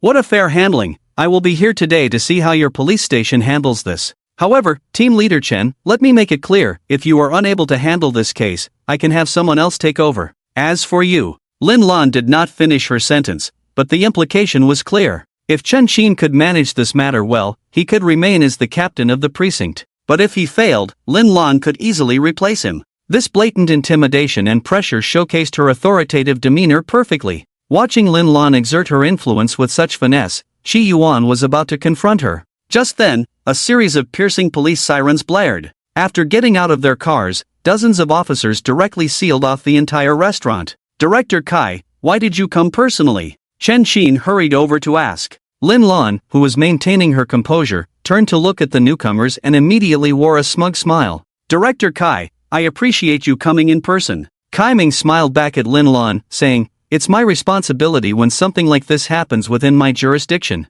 I will conduct a thorough investigation and will not allow social violence to occur." As soon as Kai Ming finished speaking, 4 Rolls-Royces rushed in, flanked by a blue-plate Hongqi. Although the blue-plate Hongqi was quite understated, being surrounded by 4 Rolls-Royces still made others wary. The dozen or so neighborhood officers surrounding the hotel exchanged glances at this spectacle. From the Rolls-Royces emerged a dozen bodyguards in black suits. A middle-aged man wearing gold-rimmed glasses also stepped out of the Hongqi. The man scanned the surroundings sharply, showed an ID to the neighborhood officer at the entrance, and then hurried inside with his bodyguards. Before Kai Ming could finish his sentence, someone rushed over to whisper in his ear. Seeing the newcomer, Kai Ming's brow furrowed. The fact that the people at the door let him in indicated that he was not an ordinary person. After surveying the area, the man with gold-rimmed glasses walked straight towards Jiang Feng. "Young Master Jiang, hello, I am Shin Chong, a subordinate and personal secretary of your second grandfather. I happen to be in Magic City today handling some matters, and your second grandfather learned that you were in some trouble, so he specifically sent me to check on you." Jiang Feng frowned as he glanced at his phone screen, clicked to return to the city, and hung up the hero. At that moment, Jiang Feng felt a tumultuous wave in his heart. He truly hadn't expected to have a second grandfather? He couldn't help but recall the blurry photo of a figure in his family's study. He remembered his father saying that it was the back of his grandfather. Could this be that second grandfather? Suppressing the shock within, Jiang Feng nodded to Shinchong and said, "Thank you for your trouble. You're being too polite. You are the future heir of the second master, so you can consider me your little boss. If you need anything in the future, just give me a direct order," Shinchong replied, handing his business card to Jiang Feng. Seeing Shinchong chatting with Jiang Feng in such a calm manner, the others present had varying reactions. They had initially thought Jiang Feng was playing games in such an urgent situation to show off, but it turned out he was genuinely unafraid and confident. Oh my god, what kind of background does Jiang Feng's family have? Is it really useful to bring so many bodyguards in this situation? Isn't that obstructing official business? Even Wang Song and Qi Yuan, who were nearby, couldn't help but frown. To be honest, they didn't understand Jiang Feng's actions. In fact, even Jiang Feng himself couldn't help but curse inwardly at the scene. Was it really necessary to make such a big fuss? After finishing his conversation with Jiang Feng, Shinchong turned to the visibly anxious Kai Ming and introduced himself. "Hello, I'm Shinchong, the personal secretary of Mr. Jiang Chenghong, the chairman of Mingsheng Group.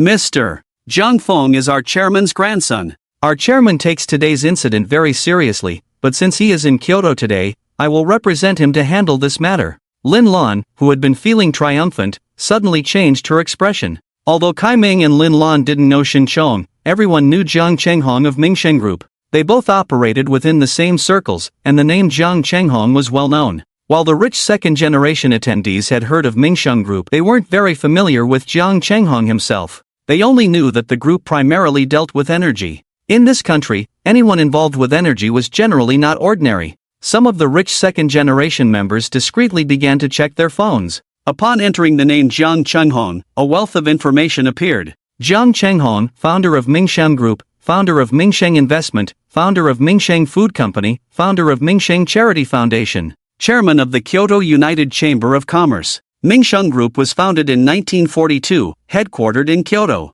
After searching, the group couldn't help but feel their scalps tingle. So this was Jiang Feng's background. He was actually the sole grandson of such a wealthy magnate. Moreover, the entries were quite subtle. Mingsheng Group was not a publicly listed company. The company's assets were unclear, but in the energy sector, it was easy to surpass 100 billion. Jiang Chenghong, as the company owner, had received multiple National Entrepreneurship Awards and the Best Philanthropist Award. It was no wonder these people were somewhat unfamiliar with the name Jiang Chenghong. They were all from the Shanghai circle, well acquainted with locals, but not so familiar with the Beijing circle. However, based on the various identities listed on Baidu, even one of them alone would be considered a big shot in Shanghai or even nationwide. Not to mention the combination of so many identities. No wonder Jiang Feng remained completely unfazed and even extremely arrogant in such a situation. If they had such a background, they would probably be 100 times more ostentatious than Jiang Feng. Unlike the superficial impressions of the rich second-generation attendees, Lin Lan and Kai Ming understood very well how powerful Jiang Chenghong's connections and family were.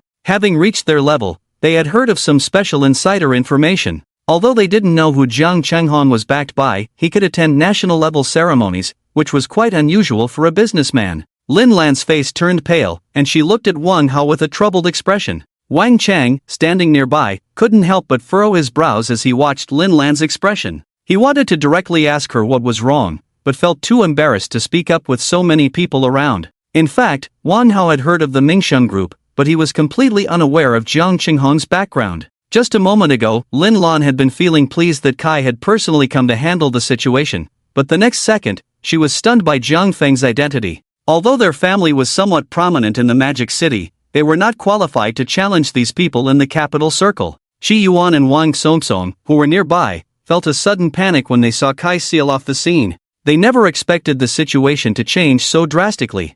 They were unaware of the hidden background of the Mingxin group, but it was clear that Lin Lan's attitude had completely lost its earlier arrogance. It was obvious that there were aspects of the Mingxin group that Lin Lan feared. It seemed that under the influence of the Mingxin group, Jiang Feng might really be able to walk away unscathed. When Xinqiang saw that Lin Lan remained silent, his previously warm expression darkened instantly. Mrs. Lin, how do you plan to give young Master Jiang an explanation for today's incident? As soon as Xinqiang finished speaking, the scene fell into silence. How did it suddenly turn into Wang Hao needing to give Jiang Feng an explanation? Did he pick up the wrong script? Wang Hao was instantly furious. Do you even understand the situation? He assaulted me, and there are surveillance cameras as evidence. According to the information I have, you were the one who attacked first with a weapon. After my defender retaliated in self-defense, you again attacked our side with a life-threatening knife, which led to our further self-defense actions. All of the above actions were instigated by you, and we now have the right to file a lawsuit against you for intentional injury.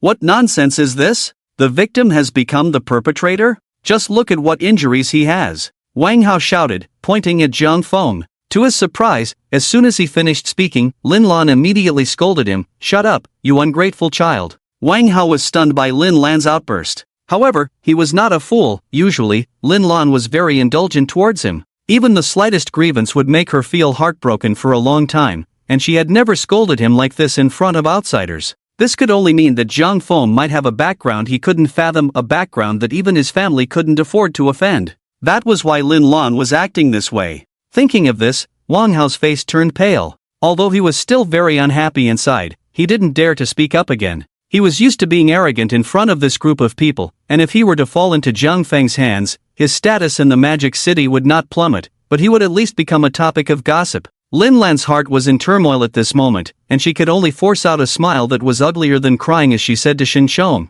"This is just a misunderstanding between children.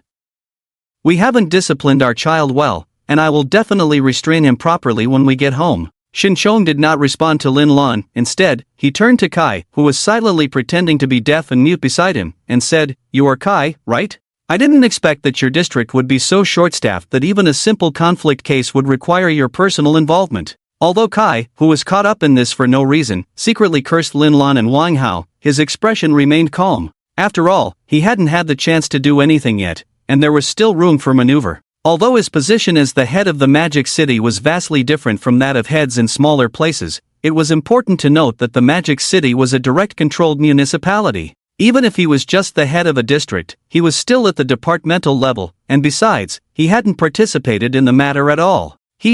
I just happened to be nearby. How is Mr. Jiang Chenghong's health lately? When I was young, I had the fortune of attending one of his wine parties. I hold him in great esteem and hope to be invited again someday. Please send him my regards. Although Kai Ming's words did not directly answer Xinqiang, the meaning was already quite clear. He would not be standing on Lin Lan's side anymore. As the saying goes, when the wall falls, everyone pushes. Lin Lan was in such a situation now. After more than 10 years of struggles, he had finally reached the position of district director, and he did not want to jeopardize his future because of this. Xinqiang gave Kai Ming a sarcastic smile. Although he was merely Jiang Chenghong's personal secretary, today he represented Jiang Chenghong, who indeed had the authority to ignore Kai Ming. "I will convey your words, but if Mr. Jiang Chenghong knew you were here today, he might not be pleased." Kai Ming instantly understood Xinqiang's implication and, after a brief moment of contemplation, looked at Lin Lan with frustration. Lin Lan was also at a loss, not knowing how to react.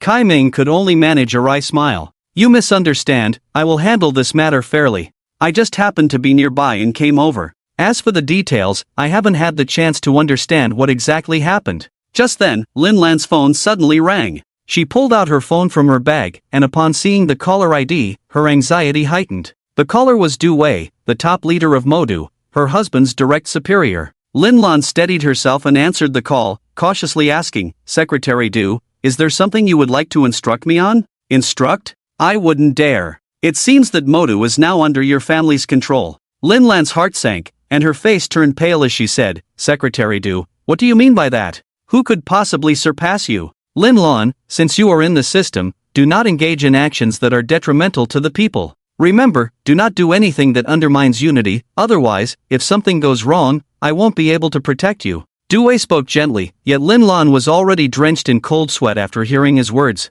How could she not understand Du Wei's warning? Even a fool would know that Du Wei was calling for Jiang Feng's sake. You are right, your teachings have enlightened me. Please instruct me on what I should do. As for instructions, let's skip that. I just hope you won't make any more mistakes. Wang Gang has not reached this position easily, and as his family, you should understand him. At this point, Lin Lan naturally realized that Du Wei was warning her. The implication was that if today's matter was handled well, it could be downplayed, but if mishandled, their family would likely face consequences. But, Secretary Du, this is just a conflict between children. It can't be that serious, right? Besides, Hauer is the one who got hurt. Lin Lan looked at the scar on Wang Hao's face with pain. Her son had never been in a fight growing up, and now he had been beaten up by Jiang Feng like this. Lin Lan knew that although she couldn't do much to Jiang Feng, they were the injured party and had some justification. It was reasonable for her to complain a bit. Comrade Lin Lan, remember today, your husband holds an official position and bears the national emblem, so you shouldn't be too willful. In front of the people, you must keep a low profile and not raise your tail like a flag. Hearing Du Wei's sharp words, Lin Lan immediately fell silent, her face pale as she nodded repeatedly. Yes, yes, yes, you are right. Today, my son Wang Hao is in the wrong, and I will sincerely apologize to this young brother. It seemed Du Wei had lost patience, letting out a soft sigh that said, I won't say much more. You take care of yourself. Kai Ming is beside you, let him listen to the call. Lin Lan looked at Kai Ming in a panic and helplessly handed him her phone. Secretary Du Wei wants you to take the call. Kai Ming shot Lin Lan an unhappy glare after a moment of shock. He regretted that he had let himself be tempted by the pleasure of that one night and ended up in bed with this promiscuous woman. If today's incident implicated him, he would make Lin Lan pay for it tonight. After taking the phone, Kai Ming's facial muscles quickly shifted, and he immediately put on a flattering smile. Hello, Secretary Du, do you have any instructions? Please, go ahead. Kai Ming, as a police officer, you must always remember that fairness and justice are the principles of your police station. Otherwise, if something goes wrong, I can't protect you. Jiang Feng is not someone you can mess with. Listening to Du Wei's warning, Kai Ming's regret deepened. You're right, your teachings have enlightened me. In the future, I will carefully review any instructions I receive and will never blindly execute them, disappointing the public's expectations. Du Wei's voice came again. Those in high positions must bear their responsibilities. Being in a high position is not for you to bully others or threaten the public. Because of this matter, Old Master Jiang personally called me and scolded me. I've heard about the situation. Jiang Feng, as the party defending himself, has the right to fight back to protect his safety and should be protected by the law. Our city, as a first-tier metropolis in Huaxia, has always upheld the principle of legal fairness. The station must also face every case with an open and just attitude. I hope your station will make lawful judgments based on the facts of the case at the scene and not be too rigid. The Magic City is one of the top economic cities in Huaxia, and Secretary Du Wei, as its leader, was reprimanded by Old Master Jiang. What does this indicate? Jiang Feng's background must be particularly special, or rather, immensely powerful. Just as they had anticipated, the force behind Zhang Chenghong was his brother. Kai Ming immediately nodded and assured Du Wei repeatedly. Soon, the call was disconnected. Although Wang Hao did not hear the specific content, he could still glean some details from their exchange. At this moment, Wang Hao was in shock. He couldn't understand what kind of power Zhang Chenghong had to be able to summon Secretary Du Wei to personally handle this matter. Lin Lan was in a state of turmoil, wanting to say many things but suddenly found herself at a loss for words. After all, she had just made a lot of harsh remarks. She never expected the other party to have such a significant background. After Kai Ming returned the phone to Lin Lan, he no longer looked at her but instead turned to Jiang Feng and Xinchong with a flattering smile, saying, Young Master Jiang, I have some troublesome matters at the station that I need to attend to, so I won't stay here long. Next time, my uncle will treat you to a meal, and if you have time, you can come to the station for tea. Kai Ming's inexplicable words left everyone present in shock. Although Jiang Feng did not understand the specifics, he could tell from Xinchang's expression that it was not surprising. It seemed that his second uncle had considerable influence as well. Kai Ming did not linger, smiling warmly at Jiang Feng before turning to leave. The rich second-generation heirs present had just been intimidated by Kai Ming's display, and they were surprised that he left so soon. After Kai Ming and his entourage departed, they were replaced by a dozen or so fierce-looking bodyguards in black suits brought in by Xinchong. The group of bodyguards surrounded them, instantly creating a sense of oppression among those present. Only Qi Yuan and the other rich heirs, along with Wang Hao, Lin Lan, and Xinchong, remained. With the troublesome people gone, Xinchong asked Jiang Feng, Young Master, do you think this matter should be handled now? Zhang Feng looked at Wang Hao's unconvinced expression and smiled faintly. Why not? I'm not convinced, I said. This world isn't just about your background. Leave a line for future encounters, but I don't think we need to meet again, so I don't see the point in leaving you a line. Wang Hao fixed his gaze on Zhang Feng, knowing that Zhang Feng might indeed have some powerful connections from his ancestors. However, their family wasn't to be trifled with. Could it really be that they were so fearful? As long as he didn't do anything illegal, he didn't believe Zhang Feng could actually kill him. With that thought, Wang Hao spoke stiffly. We've both taken a step back. What more do you want? Zhang Feng stood up, stretching his muscles, and said calmly, I remember you attacked me with a knife and fork just now. If I were just an average person, that knife and fork might have ended up in me. You know I'm the only heir in my family. How about this, if you accidentally stab yourself with that knife and fork today, we can consider our grievances settled. What do you think? Lin Lan, upon hearing Zhang Feng's request, became fiery again. What did you say? Hao is also the only heir in my family. How can you be so malicious? At this point, Shin Chong spoke up, Madam Lin, be careful with your words. Your son was the one who acted maliciously first. The Zhang family only has this young master as their grandson. If that knife and fork really ended up in him today, this matter wouldn't end so easily. Hearing Shin Chang's warning, Lin Lan's face turned pale again.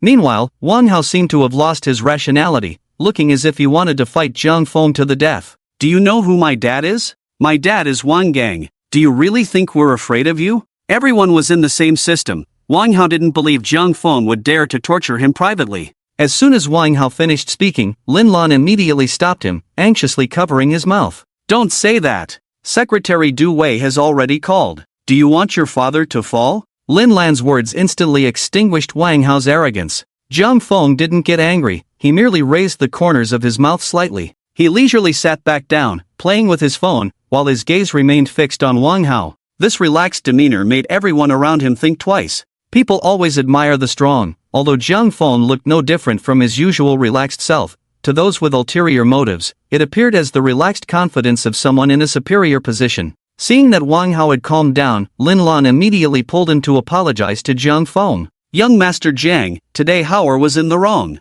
I apologize on his behalf and hope you won't hold it against him. At this moment, Wang Hao felt a deep bitterness in his heart. After being beaten, he still had to apologize to the other party. He had thought that with his family's power, Zhang Feng would be like a filthy rat in front of him, but unexpectedly, he was now being rubbed against the faces of those rich second-generation kids who usually bullied him. Wang Hao's feelings were indescribably uncomfortable. For the sake of his father's position, he could only endure the humiliation and bow to Zhang Feng. I'm sorry, what happened today was my fault. Please forgive me. Shi Yuan, Wang Sonson, and some of the rich second-generation kids who usually suffered under Wang Hao's bullying couldn't help but secretly laugh at Wang Hao's current submission. Zhang Feng looked at his phone and didn't say a word. Wang Hao, seeing that both he and his mother had humbly apologized to Zhang Feng but still received no response, felt his expression darken again. Seeing Zhang Feng indifferent, Wang Hao turned to Shi Yuan. Shi Yuan, today's incident was caused by both of us. Let's not talk about my fault.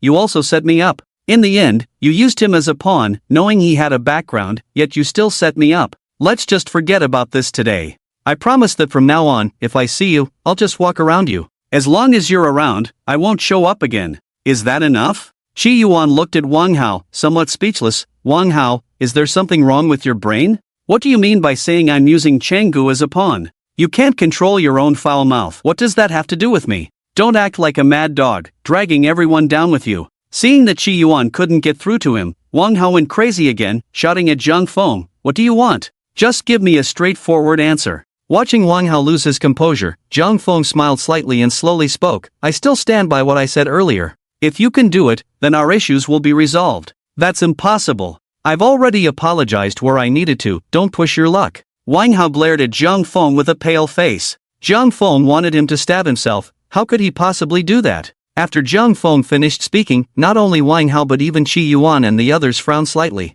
Although they usually hated Wang Hao, Zhang Feng's approach was simply too cruel. In fact, Zhang Feng was doing it on purpose. As the saying goes, killing the chicken to scare the monkey, he wanted to directly trample Wang Hao into the ground. He wanted the rich second-generation kids in Shanghai to see that he was not someone to be trifled with. Zhang Feng shrugged indifferently, if you think it's no big deal, you can just walk away. But the premise is that you have to be able to bear the other consequences. Why are you so determined to target me? This is using power for personal gain, Wang Hao asked in a victimized tone. Do you really think getting slapped a few times makes you a victim? If today's situation were to happen to an ordinary person, would they dare to fight back? You would have already dealt with them. When you were hitting people and calling for help, why didn't you say you were using power for personal gain? Zhang Feng's words were firm and resonant. No one present could refute him. Society inherently has its hierarchies. If today it were just an ordinary rich second generation or an even more ordinary person facing this situation, they would have been directly dealt with by Wang Hao, and prison would be inevitable. Even worse, their families would live in fear of threats. Watching Wang Hao remain silent, Zhang Feng spoke again. I have plenty of money and time. If people like you continue to exist in this society, occupying such positions, it will only lead to more people being oppressed and humiliated by you. Zhang Feng was not exaggerating. Wang Hao didn't even fear Qi Yuan, which showed how much he bullied others. The people present initially thought Zhang Feng was simply venting his anger, but they didn't expect him to be such a person with a spirit of great love. Suddenly, everyone felt that this young man with a background seemed to radiate a glow of human justice. In truth, Zhang Feng was not as noble as they thought. His words sounded nice, but they were just an excuse. The reason he could act so recklessly now was not only because he had money, but more importantly, he had a vague background to back him up. Ultimately, it was money and connections that gave Zhang Feng the confidence to pursue this matter. If it were the old him, he would probably have to suffer in silence. Even if his father was a construction mogul, in front of these powerful people, he would still be like an ant. The difference between the old Zhang Feng and the current top-tier second-generation Zhang Feng was like heaven and earth. The weight of his words and actions had changed drastically. He had begun to grow stronger. He couldn't let others bully him and then walk away unscathed. Although he was indeed taking advantage of his power, he wanted to do just that. After Zhang Feng finished speaking, Wang Hao's phone rang. Wang Hao irritably looked at his phone and saw it was his father. At that moment, looking at the call from his dad, Wang Hao couldn't quite express what he felt inside. He was afraid of delivering some bad news. After answering the call, Wang Hao began to communicate with his father. Before long, he looked at Zhang Feng with a pale face, disbelief written all over him, and said, "How is that possible, Dad? I don't believe it." A helpless voice came from the other end of the phone. Old Master Jiang is a man covered in metals. Wang Hao, there's really nothing I can do about this. I've told you before, young people need to broaden their horizons and not limit themselves to just this place in the Magic City. The higher you rise, the more cautious you must be. Every move you make represents your entire family. You're already 25 years old, not a child anymore. Think about it carefully. How many generations of hard work has our family put in to reach this position? Don't let it all be ruined by your hands. Do you understand? At this moment, Wang Hao began to feel scared. His achievements today were all thanks to his family. Usually, he walked around the Magic City with confidence, not even afraid of Qi Yuan, relying solely on his family's strength. Recently, his father had a chance for another promotion. If he missed this opportunity or brought trouble to the family, Wang Hao could hardly imagine what his future would look like. Although he felt extremely displeased inside, he understood that he had to bow his head to Zhang Feng this time. Wang Hao, like a deflated balloon, said, "I understand." After hanging up the phone, he suddenly picked up the knife and fork on the table with a sense of desperation. This dangerous act made Lin Lan, who was beside him, tense up. "Hao, what are you doing? Put down the knife and fork." Wang Hao ignored Lin Lan and fixed his gaze fiercely on Zhang Feng. "If I stab this knife into my body, will we really be clear of each other?" Zhang Feng nodded gently. "Of course. I'm a man of my word. You better keep your word." After saying this, Wang Hao gritted his teeth and plunged the knife and fork into his own arm. Seeing Lin Lan's legs go weak, she rushed over and immediately pressed down on Wang Hao's arm. "Hao, you silly child." Lin Lan cried out to their bodyguard, "Quick, call an ambulance." Wang Hao had used a lot of force, with half of the knife and fork embedded in his arm. He looked pale, enduring the pain as he said to Zhang Feng, "Is that enough? We're clear now." Even though everyone else at the scene had different expressions, Zhang Feng's expression remained unchanged. "All right, you can leave now." After Zhang Feng said this, Wang Hao, with Lin Lan's support, left the scene in a disheveled state. Seeing the other people present with their shocked, pale faces, Zhang Feng knew he had achieved his goal. He didn't stay long, just greeted Qi Yuan and Wang Tsong before leaving the scene. Zhang Feng didn't drive his 918 but got into Shin Chang's Hongqi car. His own car was driven by a bodyguard. At this moment, 4 Rolls-Royces, 1 Hongqi, and 1 918 were driving on the road. Such a high-profile scene was rare even in the luxury car-laden Magic City. Zhang Feng touched the interior of the Hongqi with interest and said, "I didn't expect this car to be just as comfortable as a Rolls-Royce." Shin Chong respectfully replied, "This Hongqi is custom-made and is Mr. Jiang Qinghong's exclusive car in the Magic City. If you need it, you can use it." Jiang Feng shook his head, "Since it's my second uncle's, how can I take it for my own use? This car is not only expensive but also very special. The entire vehicle is made of extremely hard special materials, so even if it collides with a large truck, the body won't collapse. The glass is also bulletproof, ensuring the maximum safety of the occupants." Listening to Shin Chang's introduction, Jiang Feng suddenly felt he had refused too quickly. Around 9 o'clock in the evening, Wang Songsong hurried home to the Magic City. As soon as Wang Songsong entered the door, he saw Wang Shoufu looking at some documents on a computer. "Dad." Wang Shoufu raised his head in surprise. Since returning from London, his son had increasingly enjoyed being out and rarely came home. However, Wang Shoufu himself was not idle, his visits home were even fewer. He didn't expect that the two of them would meet at their home in the Magic City this time. "Dad, I recently met someone, and I just found out that his background is quite impressive. At first, I didn't think much of it when he drove a car worth over 10 million and wore a watch worth over 10 million. Even when I saw that he had over 1.4 billion in cash flow in his bank account, I was only surprised for a while." Wang Shoufu, who had shown no expression, finally lifted his head when he heard about the 1.4 billion cash flow. He glanced at Wang Songsong, signaling him to continue. "You know, I've been getting close to Qi Yuan, and he has some conflicts with Wang Hao. We had dinner together today." After Wang Songsong explained the situation to Wang Shoufu squinted his eyes, contemplating as he looked at Wang Songsong. "He wants to buy our office building? In his name?" Wang Songsong nodded. "He said so today. The matter for tonight has been settled, and if nothing unexpected happens, he should come with me tomorrow to see our Wanda office building. Mingsheng Group is not an ordinary group, the people behind it are not ones we can afford to offend. It's beneficial to befriend such people, but making them enemies is very dangerous. Now that you've already made contact, just maintain that relationship. Remember, your every move now relates to Wanda's development," Wang Shoufu warned. "What kind of power is it?" After thinking for a moment, Wang Shoufu decided not to tell him. "You don't need to know. As long as you're friends with him, the more you know, the more unnatural it becomes. Just continue to hang out together as two pure friends, that way, you can go far." Wang Songsong understood his father's words. "Got it, Dad." He also mentioned an insider stock and said he wants to use this money to speculate.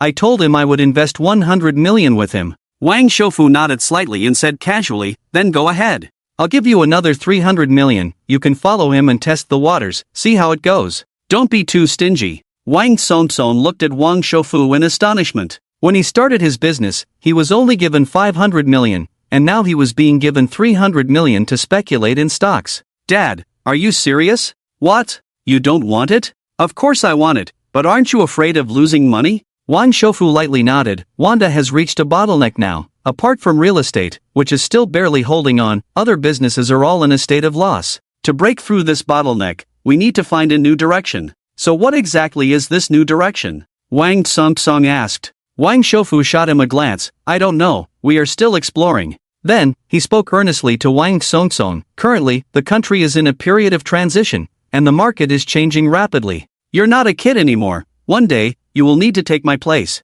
You should bravely seize any opportunity and hold on tightly. Only then can Wanda remain as stable as a mountain. Do you understand? Dad, why bring this up now? I still want to enjoy myself for a few more years." Wang Shoufu knew his son's nature. He hadn't grown up by his side. Now that he was grown, he couldn't really guide him. Although he was a big shot managing hundreds of thousands of people, in his son's eyes, he was still just an ordinary dad. Wang Songsong often rebelled, and when he got angry, he could go a long time without coming home, and Wang Shoufu didn't dare to say too much. "I know you are against marriage, and I won't interfere with that. Our family only needs to have a legitimate bloodline to carry on, but in terms of your career, you must seek your own path. I understand that young people like to have fun, but while you enjoy yourself, you also need to walk your own road. I can't always be behind you. You're my only son, and one day you will have to take over." Wang Songsong looked at Wang Shoufu, furrowing his brows, and for once, his usually nonchalant expression turned serious. He then nodded. "I understand." On Jiang Feng's side, he was happily enjoying a relaxing bath under Wang Yuyan's attentive care. It was probably like this. A normal man could finish a bath in 5 minutes, but he took over 40 minutes. After washing up, Jiang Feng lay comfortably on the bed, scrolling through his phone. He hadn't even had the chance to call his dad to check on things when unexpectedly, the phone rang first. Seeing it was Jiang Jianmen calling, Jiang Feng quickly answered. "Hello, Dad. Things are settled, and you don't even think to call," came Jiang Jianmen's dissatisfied voice from the other end. "I just finished my bath and was about to call you, Dad. When did I get a second grandfather?" Jiang Feng asked, puzzled. After a moment of silence, Jiang Jianmen sighed. "Well, it's a long story. Not only do you have a second grandfather, but you also have a grandfather. Is this something I've had since I was little?" Jiang Feng asked, completely confused. "If you didn't have one, how would you have come about? Haven't you seen the photo in the study at home? Is that my grandfather or my second grandfather? I remember that's a photo of you when you were a child. Your grandfather was holding you while watching a panda, but it's just a silhouette. I haven't seen my grandfather in all these years, I thought. It's your biological grandfather. Both of them are in good health. Anyway, now you know, your grandfather and your second grandfather are not ordinary people, but remember, don't use their names to do bad things, understand? People in their positions should be more cautious. Of course, if some inconspicuous kid acts up like today, remember to call me, and you deal with him directly." Listening to old John's domineering words, Jiang Feng was taken aback. Didn't he just say to be cautious? So, it turns out that someone from a family like Wang Hao's is considered an inconspicuous kid? Then where is my grandfather? Since he helped me with such a big favor, shouldn't I thank him? No need. I just spoke to him. You still have school, so I told him not to disturb you. Isn't that a bit rude? Kids shouldn't worry about so much. About your grandfather, keep it low-key. In our country, being high-profile isn't always a good thing.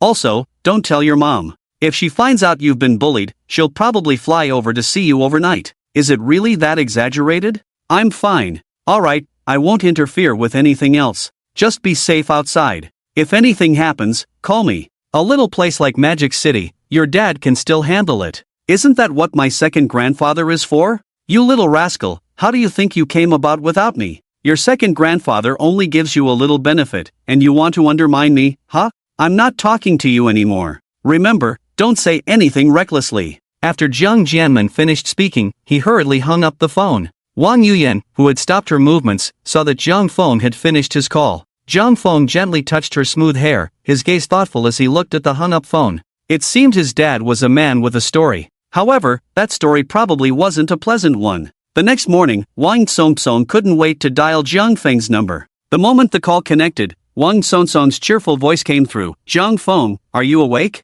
I've been waiting for you since early morning. What's the rush? Can't your house sell anymore?" Jiang Feng replied lazily while yawning. "Stop talking nonsense, it's already 1 in the afternoon. What time did you play until last night? From the sound of your voice, it seems you haven't had lunch yet? I haven't eaten either, let's go out for a meal. There's a noodle shop over by the bund that has amazing flavors and a very authentic broth. Get up, it's on me." Wang Songsong rattled off a long string of words, and Jiang Feng helplessly responded, "Alright, send me the location." After a quick wash-up, Jiang Feng drove to the place Wang Songsong sent him. Looking at the unremarkable noodle shop in front of him, Jiang Feng couldn't help but feel surprised. In his impression, those rich second-generation kids were nothing like he imagined. He didn't expect Wang Songsong to be so down-to-earth. After going up to the second floor, Jiang Feng was astonished to find Wang Songsong sitting alone in a corner, a stark contrast to his usual style. Jiang Feng clearly remembered the last 2 times he met Wang Songsong. He was either accompanied by girls or surrounded by a group of bodyguards.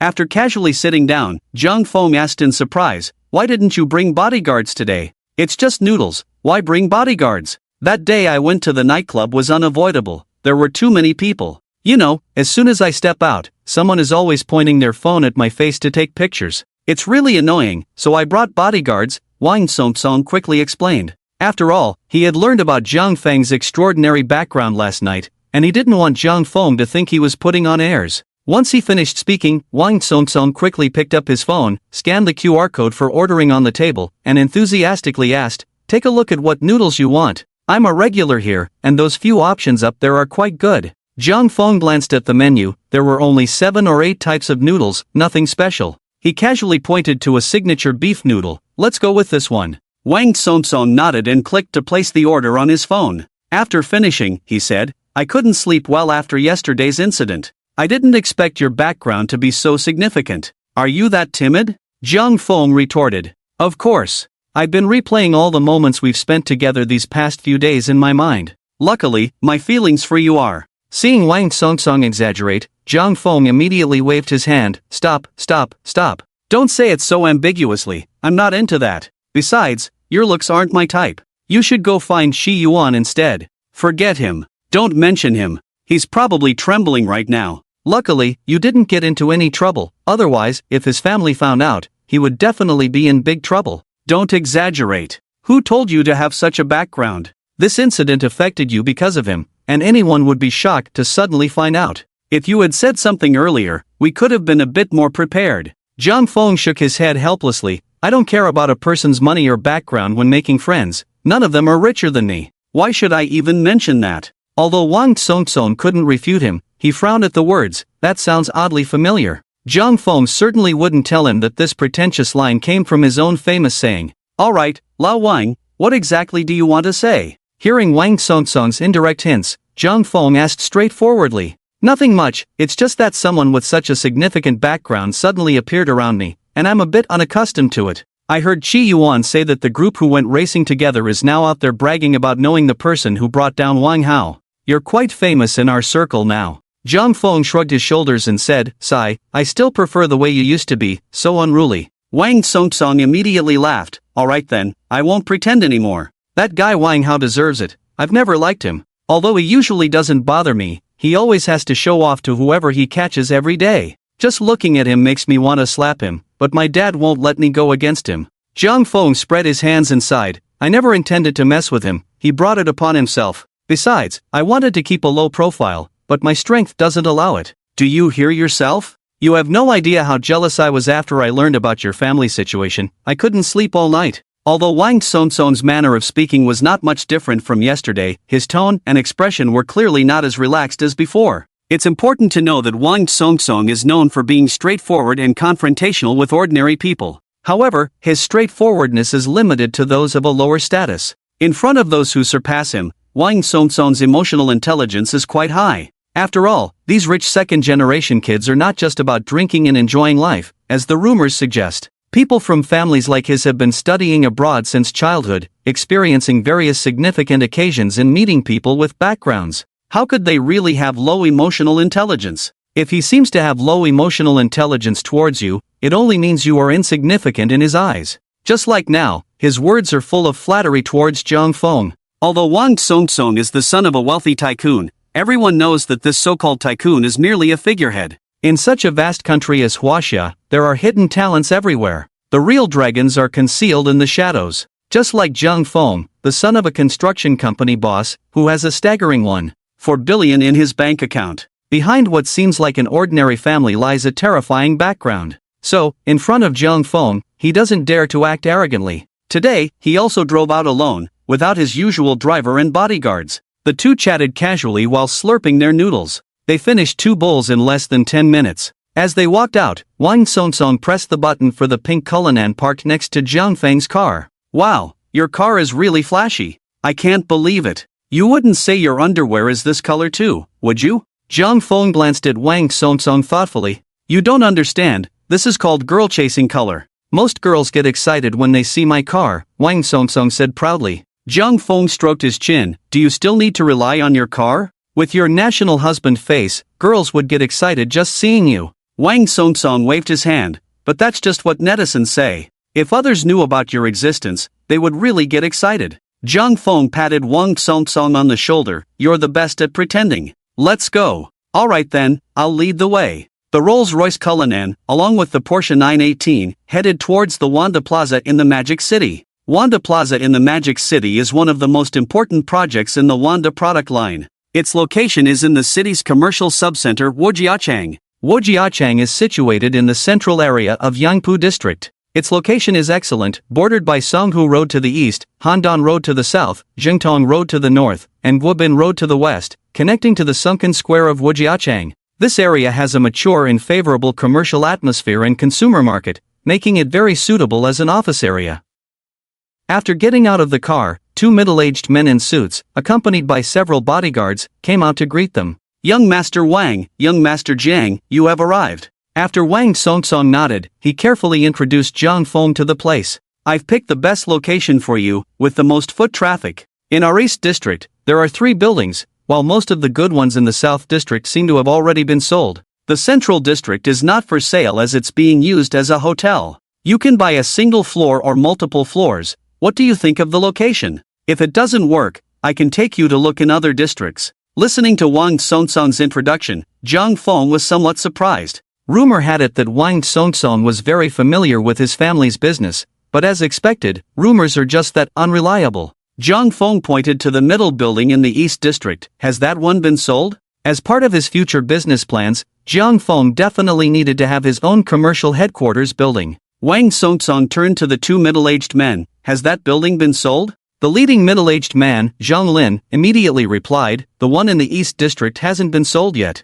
Zhang Feng nodded. Then let's go take a look. Alright, Wang Songsong nodded and continued to walk ahead, carefully introducing the nearby business circles and facilities to Zhang Feng. Upon arriving at the East District Square, they casually toured the floors. The management systems and standards inside the Dewan office building were very complete, reaching international 5A standards. The air conditioning system, elevator system, drainage and ventilation systems, security monitoring system, automated detection system, parking system. A series of systems were all very well established. After a round of inspection, Zhang Feng nodded in satisfaction. What's the price here? After Zhang Feng asked, Wang Songsong looked back at the people behind him. Young Master Zhang, our current market price at Dewan is 20,000 yuan per square meter, Zhang Lin said respectfully. After Zhang Lin finished speaking, Wang Songsong immediately interrupted him. Alright, just tell him the bottom price directly, no need for all that fluff. Zhang Lin, seeing Wang Songsong's displeasure, felt a chill run down his back.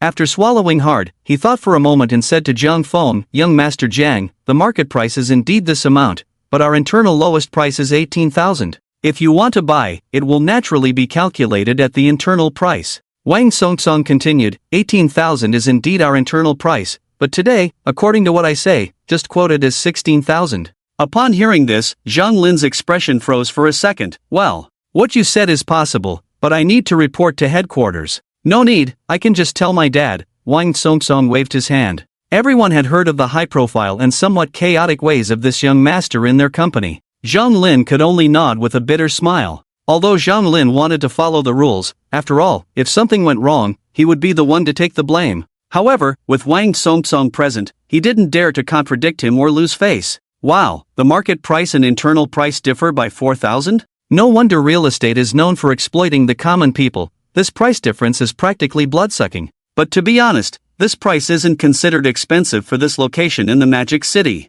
The price being offered is indeed quite sincere. Zhang Feng nodded in satisfaction. What's the total price for the whole building? Seeing Zhang Feng asking for the entire building, Zhang Lin looked at Wang Songsong in surprise again. He thought Zhang Feng was just a regular buyer of office space, but it turned out he wanted the whole building? No wonder Wang Songsong personally came to host Zhang Feng and managed to push the price down so low. Zhang Lin immediately became fully alert. After wiping the sweat off his face, he respectfully said to Zhang Feng, Young Master Zhang, for the whole building, according to the lowest price just mentioned, it would be 6.5 billion yuan flat. Zhang Feng listened to the 6.5 billion without any expression. Although his current balance was only 1.4 billion, he could pay it off in 2 installments. First, he would use the 1.4 billion consumption critical hit card, and then pay the remaining amount once the system's reward money arrived. There was nothing wrong with that. Then I'll take the whole building. By the way, is there a large China Merchants Bank nearby that can transfer over 10 billion at once?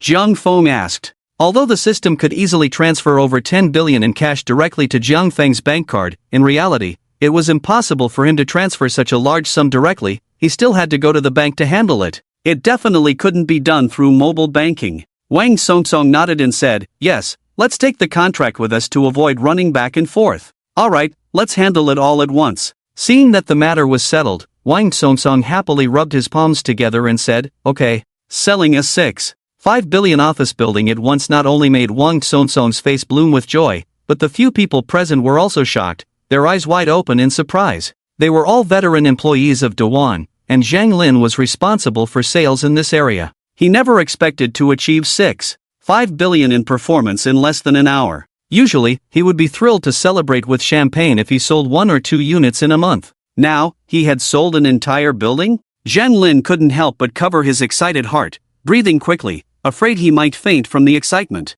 After all, this 6.5 billion in sales could be considered the highlight of his career. With this deal, he had instantly secured several years' worth of salary. Zhang Feng was simply a god of wealth. Zhang Feng, Wang Songsong, and Zhang Lin quickly arrived at the China Merchants Bank branch in Lujiazui, Magic City. Upon learning of Wang Songsong's arrival, the branch president immediately came out to greet them personally. He had a beaming face, his wrinkles crinkling with a smile, and spoke in an excited and flattering tone. "Young Master Wang, you've come. Your arrival truly brings glory to our bank. Please come in for some tea." Wang Songsong was in a good mood at this moment and didn't roll his eyes as he usually did. He patted Su Lei's shoulder and said cheerfully, "President Su, I'm here today mainly to introduce some business to you." Leaning closer to Wang Songsong's ear, Su Lei said with a flattering expression, "Huh, thank you.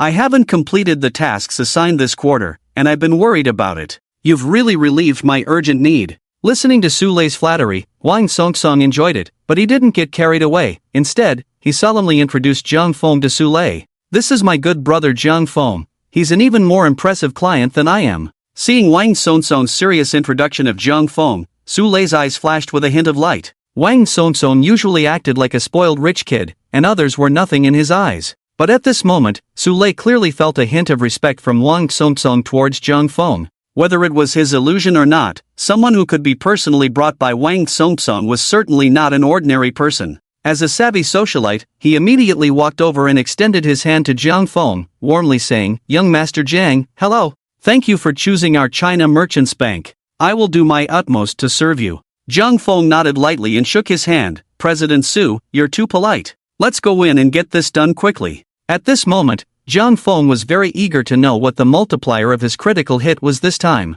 After all, this was the largest expenditure he had made so far, and the most crucial point was that it required a one-time transfer. After the transfer is successful, use that consumption critical hit card. Soon, the group arrived at the president's VIP reception room. Su Lei personally brewed a cup of fine Longjing tea for Zhang Feng and Wang Songsong, and courteously presented various pastries. After some small talk, Su Lei looked at Zhang Feng and asked, "Young Master Zhang, may I ask what business you wish to conduct today?" Zhang Feng sat comfortably on the genuine leather sofa, found a cozy position, and slowly said, "I bought an office building from them and need to handle the transfer." Su Lei nodded in understanding. An office building would only cost a few $100 million to a few billion. This transfer was nothing for their branch. "Alright, please hand me your bank card, and I'll have someone assist you. How much would you like to transfer?" Su Lei asked politely. "Let's transfer 1.4 billion first, and the rest will wait for the second batch." After Zhang Feng finished speaking, Su Lei's hand, which had taken Zhang Feng's bank card, froze in midair.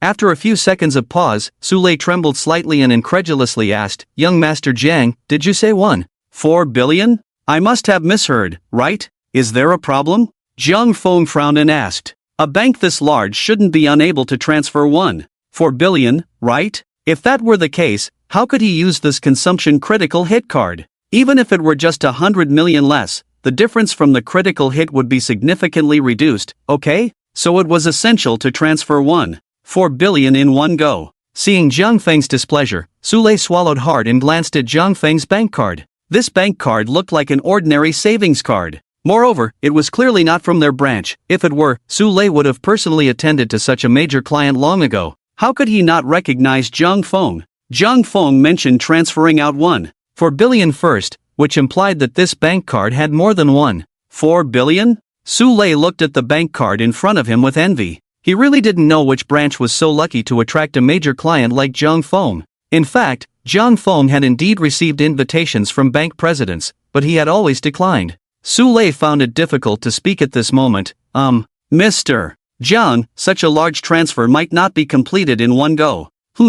Why?" Zhang Feng asked. Seeing Zhang Feng frown, Su Lei immediately explained, "It's like this, young Master Jiang, large transfers need to be scheduled in advance, and our branch cannot provide that much liquidity at once. A one-time transfer is quite unlikely." After all, Zhang Feng's money was deposited in another branch. Now he wanted to withdraw such a large amount of cash flow from their branch. Wasn't that adding 1.4 billion to his new performance? Did he think Su Lei was just sitting around? Did he think achieving 1.4 billion in performance was that easy? 1.4 billion was equivalent to their entire quarterly deposit performance. This was also why some banks do not support large transfers being processed in different locations. Of course, if Zhang Feng were only transferring a few million, tens of millions, or even over 100 million, Sule would have directly processed it for the sake of Wang Songsong. After all, this was considered a major client. But to want to empty out more than half a year's performance in one go, Sule found it hard to agree. Having been reborn, Jiang Feng naturally understood Sule's meaning, and at this moment, he was not flustered. Thinking from another perspective, if it were another bank, they probably wouldn't be willing either, who would want to empty out their own reserves. To put it bluntly, if you emptied out their reserves and didn't deposit in their branch, not giving them some benefits, it would be unreasonable both emotionally and logically. Director Su, your bank is probably the largest in the Magic City, right? How about this? If you can help me gather this fund and transfer it all at once, I will apply for a new card at your bank, and afterward, I will deposit at least 10 billion into that card. What do you think? Jiang Feng said, looking at Sule. 10 billion. Sule was directly shocked, his eyes bulging. He looked at Jiang Feng's serious expression, his lips moved as if he wanted to say something, but he couldn't get a word out, as if something was stuck in his throat. Not just him, Wang Songsong also widened his eyes and bit his lip, staring at Jiang Feng. Zhang Lin couldn't sit still either, his face pale as he looked at Jiang Feng, shifting in his seat to ease the impact on his mind. Is this what a real rich person is like? He was about to transfer out 1.4 billion and then transfer in another 10 billion. Where the hell did they get all this money? In Zhang Lin's impression, Wang Songsong wasn't as extravagant as Jiang Feng. This, young Master Jiang, 10 billion? Are you serious? Sule asked excitedly after regaining his composure. Jiang Feng nodded affirmatively. Conservatively speaking, it's at least 10 billion, but the premise is that you have to be able to do it. As long as this matter is handled properly, the 1.4 billion cashback would be a huge benefit. According to the system's critical hit, he should at least get 10 times back, which would amount to 14 billion. And he shouldn't be so unlucky as to get less than 10 times the critical hit. After Jiang Feng finished speaking, several more sounds of gulping could be heard in the room. After all, what Jiang Feng said was too shocking. You could ask the richest man Wang to take out a few 100 billion, and he might not be able to do it directly. Sule's gaze was now even more fervent. If it was 10 billion, not to mention this quarter, even next quarter's targets would be exceeded. Seeing more than a dozen eyes fixed on him, Jiang Feng rolled his eyes. He spoke up to remind Sule, Director Su, so, can it be done? If he didn't manage to transfer the 1.4 billion in one go, then the following 10 billion would be out of the question. If it were to be transferred in batches, how much would he lose? So it had to be a one-time transfer, no matter what. Sule hesitated and asked, Young Master Jiang, is it really possible to transfer in batches? Wang Songsong frowned and looked at Jiang Feng, saying, Jiang Feng, there's no need to transfer all at once, we can do it in batches. They didn't understand why it couldn't be done in several transfers. Jiang Feng shook his head, not explaining to them. Some things just couldn't be clarified. It would only complicate matters further. Jiang Feng shook his head and said firmly, it's too troublesome, I don't have that much time. Director Su, just say whether it can be done. If it can, I'll handle it here, if not, then let's not waste time. Seeing Jiang Feng's impatient expression, Sule immediately nodded, Young Master Jiang, can you give me a moment? I'll make a call first. Naturally, Sule wanted to secure this 10 billion deposit. This huge deposit was not just about his performance, more importantly, it was about getting to know a super big shot like Jiang Feng. You have to know that in all of China, there are only a handful of people with bank deposits exceeding 10 billion. No matter what, Sule had to find a way to secure him. Seeing Sule say this, a slight smile appeared at the corner of Jiang Feng's mouth. That's more like it. Jiang Feng knew that by throwing out such a big bait, Sule would definitely take the hook. As long as Jiang Feng made a hint about such a large sum of money, not to mention ordinary banks, even the 4 major banks would rush to his door to handle things smoothly for him. Jiang Feng nodded in satisfaction. Alright, Director Su, please go ahead.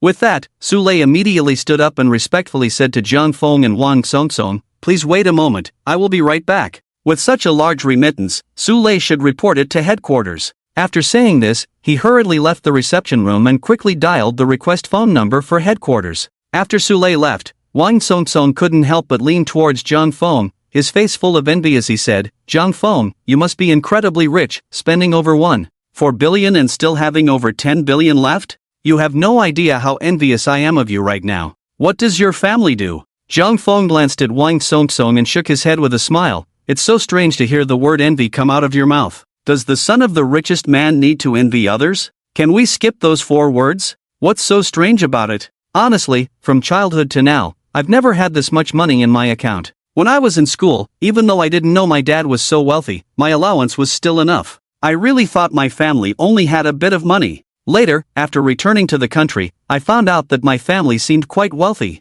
My dad even gave me 5 small goals to start a business. At first, I thought I was really something, you know? But slowly, as I got in touch with more high-level people, especially in the Beijing circle, I realized there are many hidden talents. I'm really nothing. Recently, getting to know you has made me feel completely inadequate. Although my family has a lot of money, most of it is tied up in assets, you know? Wang Songsong said seriously. Zhang Feng naturally understood that although Wang Songfu was wealthy, much of the capital was just leveraging banks. Mortgages upon mortgages, directly turning banks and money into their own. These big capitalists have only a few billion in actual liquid funds in their bank accounts. Zhang Feng patted Wang Songsong on the shoulder and chuckled, "This is just the beginning, there's more for you to endure in the future, so be strong." Hearing Zhang Feng say this, Wang Songsong forced a smile. "Why don't you ask your dad if he needs another son?" Zhang Feng turned to look at Wang Songsong and smiled kindly. "I don't need a son, but he keeps mentioning wanting a grandson." Wang Songsong suddenly closed his mouth. "So I treat you like a brother, and you want me to be your son?" About 10 minutes later, Su Lei returned with a joyful expression. His excitement was evident, his smile stretching from ear to ear. After hurriedly walking in, he respectfully said to Zhang Feng, "Young Master Zhang, I just checked, and the higher-ups have approved this huge remittance. However, you might need to wait about an hour while we organize this massive amount before we process the transfer for you." Zhang Feng nodded in satisfaction at this response. He knew there would be no problem. Waiting an hour was understandable. The key was that they could help him transfer 1.4 billion at once, allowing him to use that spending power card, which was the most important thing. Although Su Lei was the president of the Lujiazui branch in the Magic City, his position and status already made him a prominent figure in the city. This position in such a large province and city was already at the deputy department level. But with such a large deposit from Zhang Feng, it was enough for Su Lei to directly call him dad. Don't be fooled by the appearance of big bosses and CEOs in the country, they seem to be living the high life. But if you want them to have 1.4 billion in cash flow like Zhang Feng, over 99% of them wouldn't be able to come up with that much money even if they mortgaged their assets or sold stocks. Moreover, Zhang Feng would soon receive at least 10 billion in funds. With his level of deposits, not to mention China Merchants Bank, even the 4 major banks would have to kneel and beg Zhang Feng to deposit his money with them. Zhang Feng understood this principle, and Su Lei, as the branch manager of the bank, understood it even better. At this moment, Su Lei just wanted to think of every possible way to serve Zhang Feng well and keep him firmly at their bank. As long as they could retain such a big client, Su Lei's future career advancement and various assessments would be much more secure. "I didn't expect Mr. Zhang to be so young and yet possess such immense wealth. It's truly enviable," Su Lei said with a grin, flattering Zhang Feng. He had always thought that Wang Songsong was the top second-generation rich kid in the country. It wasn't until today, after witnessing Zhang Feng's terrifying financial power, that Su Lei realized how short-sighted his previous views had been. Although Su Lei was very curious about which hidden big shot Zhang Feng was the son of, he also understood that such matters were not for him to pry into. The urgent task was to think about how to serve Zhang Feng well. Seeing Zhang Feng smile slightly, Su Lei immediately continued, "On behalf of our headquarters at China Merchants Bank, I would like to express our gratitude.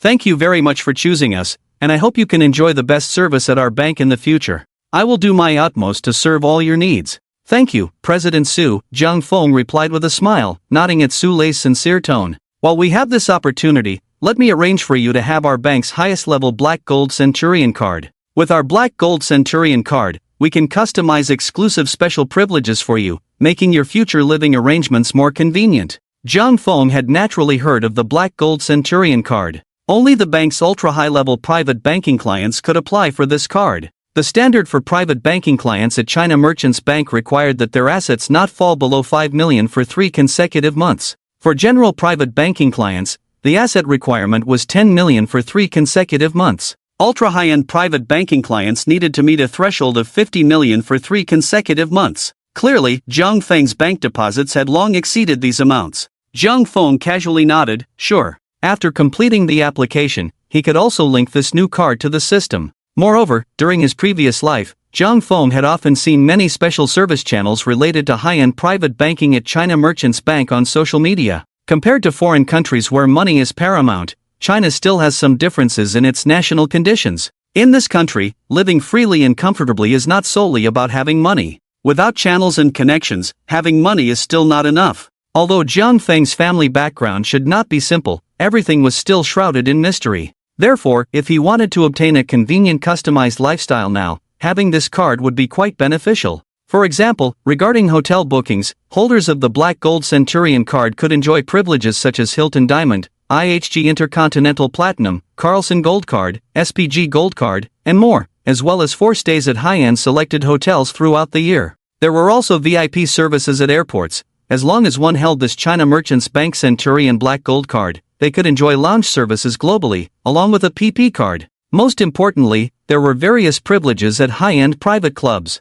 With this card, one could enjoy free or minimum consumption privileges at places like the Kowloon Hill Racecourse, Guangdong Club, Yangfu Club, Roosevelt Club, and Nola Yacht Club. After receiving Jiang Feng's approval, Su Lei immediately went to help Jiang Feng customize his Black Gold Centurion card. Soon, Su Lei returned with a graceful woman in a bank uniform, and they were both carrying several laptops. As soon as Su Lei entered, he immediately said to the woman, "Zhu Yan, this is young Master Jiang and young Master Wang." Zhu Yan, who had followed Su Lei, stepped forward and respectfully bowed to Jiang Feng and Wang Songsong, saying, "Hello, young Master Jiang, hello, young Master Wang, good afternoon." Jiang Feng raised his head to look at Zhu Yan, captivated by her melodious and crisp voice. The newcomer had well-defined features, with arched willow leaf eyebrows above a pair of clear and charming peach blossom eyes. Her smooth oval face bore a gentle and approachable smile. Her skin was smooth and delicate, and her fair complexion was adorned with only a light layer of makeup. The most eye-catching aspect was her curvaceous figure beneath the tight-fitting uniform of the bank.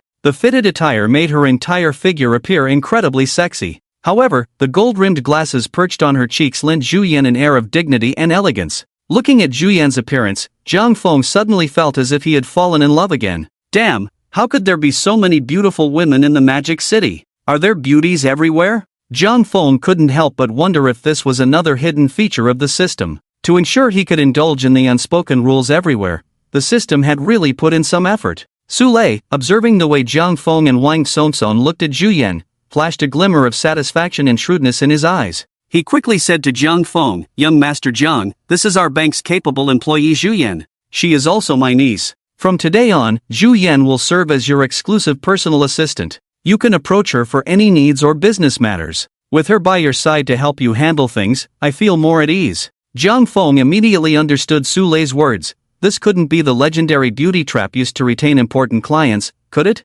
Wang Songsong, seeing this, immediately chimed in with a hint of jealousy. "Old Su, why didn't I get such a beautiful personal assistant when I applied?" Jiang Feng looked at Wang Songsong in surprise, patted his shoulder, and chuckled. "Are you saying you want a male personal assistant?" Wang Songsong shook his head and said with a hint of sadness, "Not really, just a bit ordinary. I guess I don't deserve it." Seeing Wang Songsong say this, Su Lei quickly awkwardly replied, "Young Master Wang, how could that be? Look at what you're saying, it makes me uncomfortable. You didn't apply for this card through me, after all. At your level, you certainly deserve a personal assistant. If you're not satisfied, I can switch one for you right now." Although Wang Songsong's savings weren't as much as Jiang Feng's, his special status as the son of the richest man was like a layer of gold plating. Moreover, as Su Lei knew, the richest man Wang had transferred 300 million into Wang Songsong's bank account that morning. Even if Wang Songsong's savings weren't as much as Jiang Feng's, he was still someone who couldn't be offended. Su Lei couldn't help but scold himself inwardly.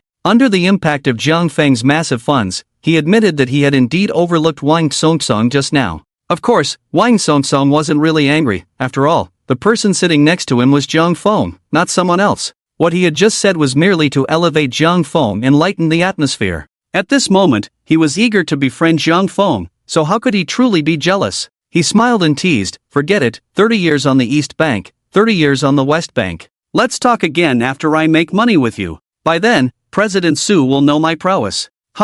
Su Lei helplessly chuckled, "Young Master Wang, you really know how to joke. Later, I will personally select a personal assistant for you who is just as capable as Zhu Yan." After this light-hearted interlude, Su Lei began to focus on processing a new bank card for Jiang Feng. One must say, being wealthy is truly enjoyable. When Wang processed this special bank card, Su Lei dispatched 5 or 6 employees from their bank. A few of them went in to check various materials, carefully explaining each step to Jiang Feng and asking him to sign and fingerprint to confirm, and so on. Meanwhile, Jiang Feng and Wang Songsong remained on the sofa in the VIP lounge the entire time. Zhu Yan stood beside Zhang Feng, diligently bending over and softly guiding him through each step of the process. Watching Zhu Yan continuously pick up various documents in front of him, bending down repeatedly, Zhang Feng couldn't help but internally complain, "Please stop waving around in front of me." He felt dizzy from the constant motion. Zhang Feng helplessly said, "Why don't you sit down and handle this?" Hearing Zhang Feng speak to her so gently, Zhu Yan glanced at him gratefully. She was indeed feeling sore from bending over so much. However, due to Zhang Feng's status as a major client, she didn't dare to show even a hint of negligence. Su Lei had already done a lot of psychological preparation with her. A man with such worth at just 18 years old was not an ordinary person. Zhu Yan had to muster all her energy to handle this matter, fearing that she might make a mistake or upset Zhang Feng and lose her current advantageous job. After all, to put it bluntly, Zhu Yan had reached this position through connections. Although she had some ability, it was largely due to her uncle Su Lei's arrangements. Zhu Yan carefully sat on the small sofa next to Zhang Feng, meticulously reviewing the processing documents in front of her. She had been working at the bank for over a year. In fact, her administrative level was not very high, only level 7. This was still because Su Lei was her uncle. Otherwise, an ordinary employee would need several years to reach this position. Although she had a background, Zhu Yan understood that in front of a major client like Zhang Feng, she had to be flawless. Otherwise, even Su Lei wouldn't be able to protect her if something went wrong. Moreover, this was Zhu Yan's first time providing service to Zhang Feng. She knew she had to leave a perfect impression on him. The fact that she could serve Zhang Feng had already made other female employees envious. If something went wrong and she got replaced, wouldn't that just benefit someone else? In the prosperous area of Lujiazui, Zhu Yan had handled business for many clients worth hundreds of millions, even billions. She believed that being with an uncle who was a bank president in the Magic City had exposed her to many grand occasions. Even seeing the legendary Wang Songsong at that moment didn't evoke much feeling in her. However, a large part of the reason was Zhu Yan's lack of interest in the ordinary-looking and extremely flirtatious Principal Wang. In her eyes, a man wasn't just about having money. As someone who valued looks, Wang Songsong was completely outside of Zhu Yan's consideration. Moreover, the main point was that Wang Songsong had never handled such a large-scale transaction. While carefully verifying various data, Zhu Yan secretly observed Zhang Feng. Compared to the slouching and casually cross-legged Wang Songsong sitting next to her, Zhang Feng gave her a completely different impression. He had superior looks and an elegant demeanor. Coupled with his considerable worth, the phrase gentleman was perfectly suited to describe Zhang Feng. Zhu Yan's uncle, as the branch president of the bank in the Magic City, was originally part of the upper echelon. However, it was evident that he adopted a much lower posture in front of Zhang Feng. Additionally, before Su Lei called her in to serve Zhang Feng, he had said some strongly suggestive words to her. Essentially, he urged her to seize the opportunity with Zhang Feng and contribute to their family. Su Lei's words made Zhu Yan unconsciously keep looking at Zhang Feng. Zhu Yan gently and respectfully said to Zhang Feng while holding an iPad, "Young Master Jiang, please read this here, and if everything is correct, please sign your name here." After taking a look, Zhang Feng signed his name again. Soon, the Centurion Black Gold card and a new savings card were processed quickly by a few people. Zhu Yan placed the two cards in an exquisite box and respectfully handed it to Zhang Feng. "Mr. John, this Titanium Centurion Black Gold credit card has been prepared for you, with an initial limit of 20 million. The limit will be adjusted based on your usual spending. Additionally, there is a savings card from our bank. The relevant rights of both cards are recorded in this little booklet, which you can check when you have time." Zhang Feng reached out to take the box, smiling as he replied, "Thank you for your hard work. You're too polite, this is what we should do," Zhu Yan said with a smile, waving her hand. Su Lei, watching the interaction between Zhu Yan and Zhang Feng, couldn't help but feel a sense of delight. He had arranged for his niece to be Zhang Feng's personal assistant with some ulterior motives. Although Zhu Yan was 3 years older than Zhang Feng, there is a saying that a woman 3 years older is worth a gold brick. Older women tend to be more caring. So, 3 years was just the right age. Moreover, they were both young, and being together day in and day out, anything was possible. With Zhu Yan working under him, her abilities combined with Su Lei's power and connections meant that after a few more years of experience,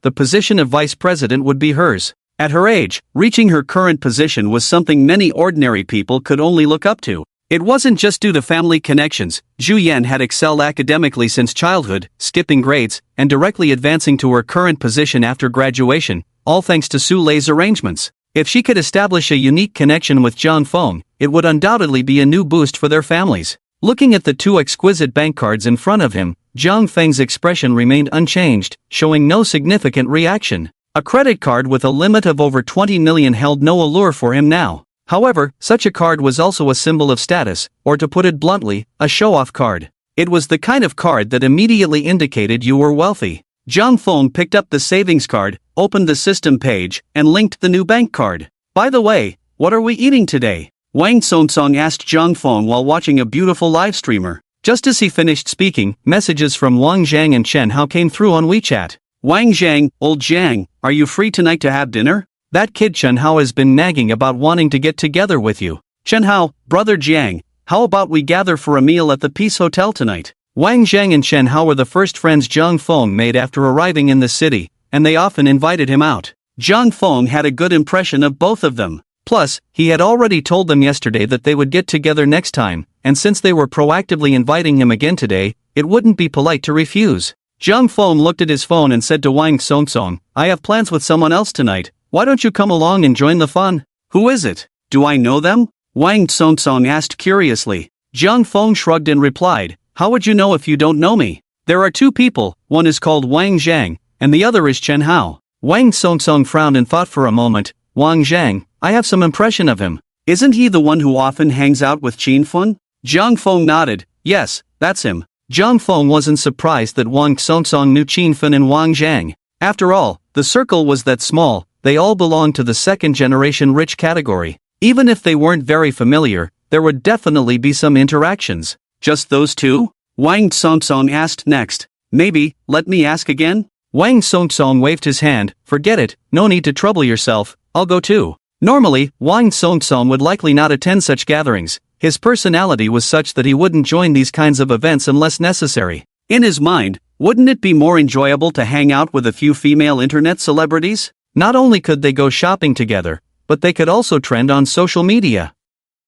They could even make dumplings together back at the hotel. Why waste time on a bunch of old men? The key was that he didn't need to rely on them for anything, so Wang Songsong rarely took the initiative to hang out with other rich second-generation kids. However, if Zhang Feng was going to be there, that was a different story. Right now, Wang Songsong was actively trying to get closer to Zhang Feng, so he had to enter Zhang Feng's circle. Zhang Feng picked up his phone and replied, saying he would bring one more person along. Soon, Su Lei hurriedly walked in again. He looked at Zhang Feng with a face full of pride and said, Young Master Zhang, Young Master Wang, the funds are in place, we can start arranging the transfer. After this statement, Zhang Feng finally became interested. After all, this was the largest amount of money he had dealt with so far, and his heart was filled with anticipation. Alright, bring out the contracts, let's sign and transfer the funds, Zhang Feng said, slapping his hand down. Although Wang Songsong didn't understand why Zhang Feng was suddenly so excited, the thought of their company gaining a large sum of money made him equally enthusiastic. After all, he was the one who facilitated this deal. If it went through, it would also be his credit. Zhanlin immediately took out a large stack of contracts from a leather folder, laying them out one by one in front of Zhang Feng. He bent down respectfully and carefully explained each contract's terms to Zhang Feng. After about 10 minutes of contract verification, the signing was finally completed, and they quickly moved on to the final transfer stage. After Su Lei personally and meticulously double-checked all the information, the transfer was finally made in one go. Just as the transfer was initiated, Zhang Feng used the long-awaited Consumption Critical Hit card. Ding! Consumption Critical Hit card used successfully. Congratulations to the host for receiving the maximum critical hit multiplier of 10 times. Critical hit amount, 14 billion. Zhang Feng looked at the system's prompt, his brows furrowing immediately. For a moment, he didn't know whether to be happy or not. It really was 10 times. To be honest, this critical hit multiplier wasn't high. System, haven't you seen through my bravado yet? Why is this critical hit so low? Seeing Zhang Feng's suddenly dejected expression, Wang Songsong was a bit puzzled. What's wrong? The transfer was successful. Why the long face? You're now the real owner of that office building. Su Lei, feeling a bit anxious, looked at Zhang Feng and softly reminded him, Young Master Jiang, the transfer has been successful, please confirm.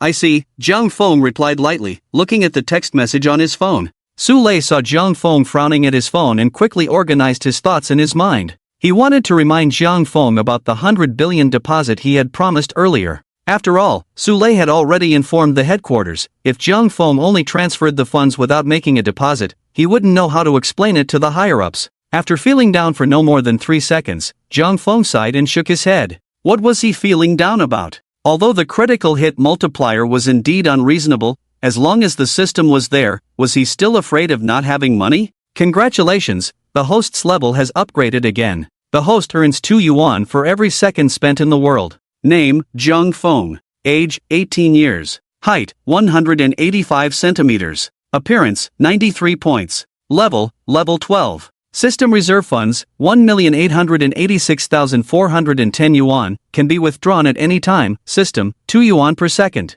Upgrade experience, 2. 1,001,017 million/5 billion. System items, 1 misfortune card, 1 descendants devouring card, 1 basic cashback card, maximum limit of 500,000, 5 intermediate cashback cards, maximum limit of 2 million each. Skills, agile tongue skill, deep affectionate gaze skill, heartfelt perception skill, danger perception skill, professional driving skill. The consumption record of 1.4 billion directly upgraded the system level to level 12. Now, every second earns 2 yuan, 120 yuan per minute, 7,200 yuan per hour, and 172,800 yuan per day, turning a monthly salary into over 5 million. The annual salary is quickly approaching over 62 million. The critical hit amount has been credited. Would the host like to withdraw it immediately? Zhang Feng naturally clicked to withdraw, transferring all the funds to the newly bound bank card. After all, he had just promised Su Lei to deposit it. This, young Master Jiang. Su Lei was about to speak to Zhang Feng. At that moment, several slightly panicked footsteps approached. Then, Zhu Yan rushed in with a shocked expression, her eyes wide as she glanced at Zhang Feng and said to Su Lei, President Su, we received a huge remittance at the bank. Hearing the words huge remittance, Su Lei's face finally shifted from worry to joy. At this moment, a large transfer must have come from Zhang Feng. As long as there was money coming in, that was enough. The heavy burden on Su Lei's heart was finally lifted. He immediately asked Zhu Yan, how much? 140 billion. Zhu Yan's tone was barely able to conceal her excitement and tremor. As soon as Zhu Yan finished speaking, several gasps were heard in the room, but it quickly fell silent again. Everyone stared at Zhang Feng with incredulous eyes. Su Lei, who had been able to maintain his composure, could no longer hold it together after Zhu Yan mentioned the deposit, and his hands instinctively shot back. He couldn't help but exclaim, choked to death. He had staked his future on helping Zhang Feng with this matter. Now that Zhang Feng's promise had been fulfilled, his risk was not only lifted, but Zhang Feng had deposited not just 100 billion, but double that amount. Such a massive fund had exceeded the 3-year savings task of the Shanghai branch of the bank. How could Su Lei not be excited? In his excitement, Su Lei gave Zhu Yan a knowing glance. Such a large deposit needed to trace its source to ensure it was clean. Receiving Su Lei's signal, Zhu Yan nodded slightly. Su Lei had already explained to her clearly that upon receiving the funds, Zhu Yan would immediately check the remitter. She only reported after confirming there were no issues. Wang Song was also so shocked that he was at a loss for words. Zhang Feng had just transferred 1.4 billion to their company, and in less than a minute, another 14 billion came in? Who exactly is Zhang Feng? Wang Song's mind was a chaotic mess. I mean, your family really doesn't run a bank? Wang Song couldn't help but cover his mouth, looking at Zhang Feng with a strange expression. If my family ran a bank, they wouldn't just give me this little bit of money. Zhang Feng denied it. After Zhang Feng said this, the room fell silent again. What do you mean by this little bit of money? Is it that my concept of money is wrong, or is your concept of money wrong? You think 14 billion is little? Wang Song exclaimed in disbelief. It's not that, I just didn't expect it to be this little. I thought it would be more. Zhang Feng replied honestly. This, Wang Song was instantly speechless. Wang Song looked at Zhang Feng's face, which was much younger than his own, and couldn't help but feel a pang of bitterness inside. They were about the same age, yet lived in completely different worlds. This world is so unfair. Looking at Zhang Feng, Wang Song sighed bitterly and said, I originally thought you regretted buying my family's building, but it turns out you just think the money is too little. Now I understand why my dad always tells me not to get too full of myself. There are always people better than you, and skies beyond the skies. It wasn't just Wang Song. Su Lei, who had almost lost his composure and joy earlier, was also deeply affected. He had thought his future was bright, but Zhang Feng's words suddenly cast a shadow over him. Approaching 40, he had believed that reaching this position made him a half-successful person. He never expected to be thrown off balance by an 18-year-old young man. Damn, 14 billion is too little? Does that mean my 2 billion in savings is just pocket money to him? Zhu Yan and Zhang Lin, although they wore bitter forced smiles on their faces, couldn't help but inwardly curse Zhang Feng for showing off. Suddenly, they all recalled that famous saying by my dad, "I'm not interested in money." These rich people just love to show off. One claims to be uninterested in money, while the other finds over 100 billion too little. Although Zhang Feng's expression seemed genuinely dissatisfied with that amount, it was hard to tell if he was speaking the truth or just showing off. Zhang Feng was unaware of the inner thoughts of the few people around him. After doing some mental preparation, he smacked his lips and said to Su Lei, "Su, please transfer the remaining 5.1 billion to the account we just used." Su Lei was still reeling from the devastating blow and mechanically nodded, "Okay, young Master Jiang." After that, he turned to the dazed Zhu Yan and said, "Hurry up and prepare to process the final payment." Zhu Yan slowly came to his senses. Okay. Wang Songsong patted Zhang Feng's shoulder. "Honestly, I've met so many people growing up, and you're the first one to throw me off balance like this. It's quite hurtful." Is your psychological endurance really that low? In a couple of days, with this money, he could harvest a wave of American stocks, and then the money could double.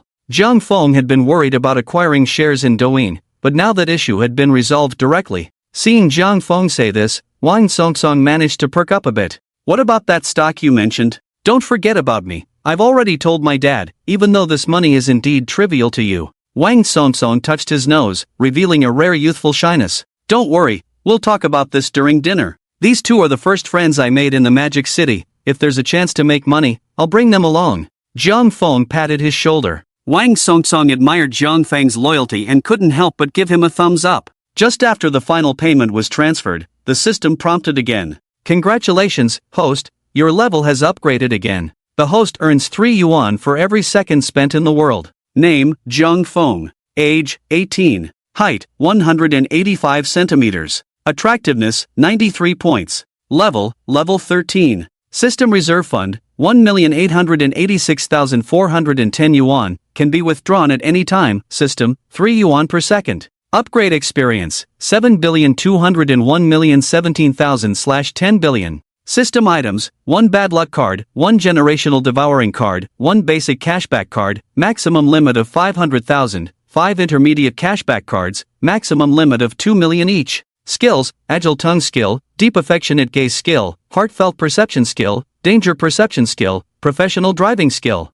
After sending off Zhang Feng and Wang Songsong, Su Lei sighed and leaned back in his genuine leather office chair. Zhu Yan, beside him, looked at Su Lei's dejected expression and furrowed her brows in confusion, asking, "Uncle, what's wrong? You just completed such a large deposit, why are you sighing?" Su Lei looked at Zhu Yan and sighed again. "Oh, it's nothing. I just feel a bit down, thinking that at over 40, I'm still so unsuccessful." Upon hearing this, Zhu Yan immediately became agitated. "Uncle, how can you start being so self-pitying? You don't even know how many people would never reach your current social status in their entire lives. Be honest with yourself, don't be like that Mr. Jiang, complaining about over 100 billion. How am I, earning just a few thousand a month, supposed to live? I really don't like hearing that." Su Lei couldn't help but laugh at Zhu Yan's words. "By the way, there really aren't any issues with the transferred funds, right?" Su Lei confirmed once more. Zhu Yan nodded affirmatively. "Don't worry, I've checked. The funds were transferred from the US stock market." Su Lei nodded. "If there were any problems, the government would have sent someone to investigate long ago, and there wouldn't still be no news now. This Zhang Feng doesn't seem like a simple person.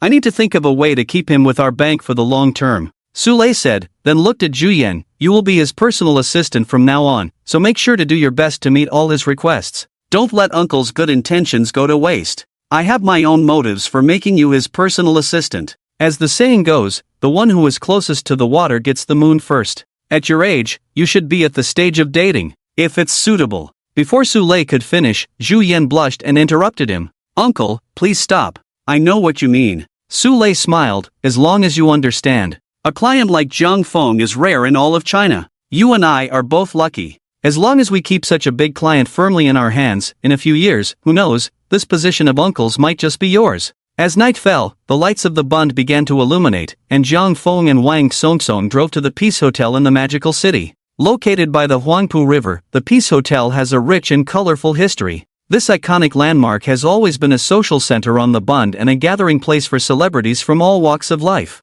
It has witnessed many brilliant moments in history. Previously, Zhang Feng had only seen it in history books, Today was the first time he truly stepped inside. The luxurious and grand decoration style had a distinct old Shanghai flavor. Guided by a waiter, Zhang Feng and Wang Songsong wound their way into a private room. Pushing the door open, they found 3 people already seated inside: Wang Zhang, Qinfen, and Chen Hao. Upon seeing the door open, all 3 turned to look. Old Jiang, you finally made it. We've been waiting for you for a long time. As Zhang Feng walked in, the others stood up. You all came so early? I brought someone along. I assume this face needs no introduction, Zhang Feng said, wrapping an arm around Wang Songsong as he addressed them. The sudden appearance of Wang Songsong elicited varied expressions from the 3 present. Compared to Wang Zhang and Chen Hao's unfamiliarity with Wang Songsong, Qinfen seemed a bit more enthusiastic. Old Wang, I didn't expect you to know old Zhang too. Oh, you're here as well, Wang Songsong said, somewhat surprised as he looked at Qinfen. Zhang Feng glanced at the 2 of them and said, so you 2 really know each other? I've known Brother Wang for a long time, Qinfen replied with a grin. This is Wang Zhang, and that's Chen Hao, Zhang Feng introduced to Wang Songsong. After a moment of surprise, Wang Zhang warmly said, no need for introductions, Brother Wang, come sit over here. Chen Hao chimed in, yeah, Brother Wang, take a seat. Wang Songsong nodded at the 2 of them. After the introductions, everyone gathered around the table to sit down. Qinfen looked at Zhang Feng with a mischievous expression and said, Zhang Feng, I heard your car got hit. Are you okay? Is it fixed? Zhang Feng glanced at Qinfen and scoffed, oh, you're quite well informed. How did you know? It was all over the news. That big mouth Wang Zhang saw it and sent it to me right away. Although they didn't catch your face, I recognized that license plate immediately. Qinfen waved his phone at Zhang Feng. Zhang Feng pointed at Wang Songsong and said, it's fixed, and Brother Wang helped me with it. Qinfen immediately turned to Wang Songsong and asked curiously, you didn't happen to be the one who hit Zhang Feng's car, did you? Wang Songsong waved his hand helplessly. Do you think that's possible? Do I look that bad at driving? I was just helping a friend, but thanks to him, I got to know Zhang Feng. The 3 of them were somewhat surprised that Wang Songsong seemed to be elevating Zhang Feng. Although they knew Zhang Feng was quite wealthy, it didn't seem like enough for Wang Songsong to praise him so much. Their gazes towards Zhang Feng were filled with confusion. After all, Wang Songsong was considered a top figure in the Shanghai circle. It was surprising to hear him say something that flattered Zhang Feng. Zhang Feng turned to Qinfen and said, hey, I remember your 918 also got into an accident, right? And that Ferrari, the one that was in the news, the La Ferrari that was the 4th one globally to crash. Hearing this, Qinfen smiled awkwardly. That was because I accidentally hit the gas pedal and crashed, not because someone rear-ended me. Don't bring that up, it's embarrassing to think about. So, it turns out you're the one with poor driving skills? I remember that photo of you looking quite cool, sitting in the rain playing with your phone. But honestly, you really know how to show off, Zhang Feng teased. Stop it, I had no choice back then. The car was stuck there, and I couldn't leave. It was raining. What was I supposed to do, play with my phone? I was sending messages looking for help, okay? The news got it all wrong, saying I looked calm on the surface while I was panicking inside, Qinfen said, throwing up his hands. Wang Zhang interjected, don't listen to his nonsense. That night, after getting home and taking a shower, he just collapsed into bed. That's what you call panicking? I really can't understand you rich people, you're too good at pretending. Exactly, when it comes to showing off, old Qin is definitely number 1, Chen Hao added, joining in the teasing. Enough. With old Jiang and Brother Wang here, don't put a high hat on me. I'd be embarrassed to show off in front of them, Qinfen said, stopping the topic. Zhang Feng smiled and added, I really didn't expect to have dinner with someone who's called both the Emperor of Shanghai and the national husband. Wang Songsong, hearing Zhang Feng mention him, said, don't bring up that title. If some women in the country knew you spent 6.5 billion to buy our office building, they'd really understand what national husband means. You're just too low-key. How about I get you some news coverage tomorrow? Old Wang is right. That title is fine to mention outside, but if it's brought up in the inner circle, isn't that just asking for trouble? After finishing his words, Qinfen's smiling face instantly changed, and then he said stiffly, no way, what the hell, old Wang, what did you just say? 6.5 billion to buy your office building? The sudden change in expression showed just how shocked he was. Not only did Qinfen lose his composure, but Wang Zhang and Chen Hao were not much better off either. Both of them gaped in surprise. Zhang Feng saw that Wang Songsong was deliberately steering the conversation towards him and shook his head helplessly. After all, they would find out sooner or later, and he had no intention of hiding anything. Despite the fact that these people came from wealthy and powerful families and usually acted nonchalant, They understood the nuances of social interactions and wouldn't show off in front of someone more impressive than themselves. At this point, Wang Songsong cleverly introduced a topic that placed Jiang Feng at the center. It was difficult for ordinary people to enter their circle. Just the expensive cars and watches they usually played with had already filtered out most of the crowd. Those who could enter the same social tier were generally well off and had decent temperaments, so they could usually get along. After all, these rich second-generation kids weren't fools. While many were spoiled and arrogant, they were the minority. The truly wealthy second-generation kids received elite education from a young age, studied abroad, and learned various social etiquettes. Wang Songsong, for instance, grew up in England and spoke British English as fluently as his mother tongue. Plus, he majored in philosophy in college, so he wasn't lacking in substance when conversing with others. In contrast, Jiang Feng was the only one among them who had received a regular education. Zhang Jianming didn't put much pressure or goals on Jiang Feng in terms of academic education. The fact that Jiang Feng had grown to this stage without going astray felt quite miraculous to him. The others present weren't fools either. When they heard 6.5 billion, they straightened up in shock and looked at Jiang Feng with astonished expressions. Wang Zhang and Chen Hao exaggeratedly exclaimed, "That's amazing. 6.5 billion for an office building? Old Jiang, what kind of family do you come from? It really is impressive. Jiang Feng, what does your family do? Yeah, 6.5 billion? That must buy a whole building, right?" Before Jiang Feng could answer, Wang Songsong continued, "Do you know? That 6.5 billion was paid in one lump sum. Just now, we went to the bank, and it was transferred all at once, fully paid." After this was said, the other three couldn't sit still any longer. One-time payment, 6.5 billion? Qin Fen looked at Jiang Feng with a complex expression and said, "Old Jiang, you don't really have a system, do you?" Jiang Feng noticed the inquisitive look on Qin Fen's face and couldn't help but raise an eyebrow. Could this guy really see through him? He did seem quite sharp. Seeing the others staring at him intently, Jiang Feng felt a slight panic inside, but he maintained a calm facade and replied with a light laugh, How did you figure it out? Do you have a system too?" After all, if he could get a rich system, it was possible that others could have systems as well. "You don't really have a system, do you?" Qin Fen looked at Jiang Feng seriously for a while before bursting into laughter. "If I had a system, I would have bought old Wang's office building too. Why would I need to rent?" Seeing Qin Fen's somewhat dim-witted expression, Jiang Feng shook his head, thinking he must be overthinking it. "Old Qin, look at those dark circles under your eyes. You've been playing with figurines all day and have developed unrealistic fantasies," Wang Zhang teased. "I'll see what's going on. Maybe that day I'll also get the god-level system and reach the peak of my life. It's better than you, day after day, just watching those white thighs twist and turn. Look at you, all worn out from exercise. I heard you've been chasing a female streamer lately, giving her gifts, but she doesn't even acknowledge you. What are you after? Why spend that money? I could arrange for you 7 or 8 even prettier ones in no time," Qin Fen retorted. Hey, you're being too broad with your criticism," Wang Songsong said, dissatisfied. Seeing that his words had affected Wang Songsong, who liked watching beautiful streamers, Qin Fen felt a bit awkward. This also related to a recent trending topic about Wang Songsong, who had been pursuing a female streamer but had been unsuccessful, having already spent a lot of money. Qin Fen smiled at Wang Songsong and said, yes, old Wang, this is indeed my fault. I'll punish myself with 3 cups. After saying that, Qin Fen took a few sips of the red wine beside him. After a few jokes, the atmosphere at the scene gradually improved, and the waiter began to serve dishes, one exquisite dish after another. The group enjoyed the food and drank wine while looking at the night view outside the glass window. The Bund had an excellent location, and from the glass window, they could see the landmarks of the magic city across the street. Watching the endless stream of cars on the street, combined with the dazzling lights of the Bund, was quite a special enjoyment.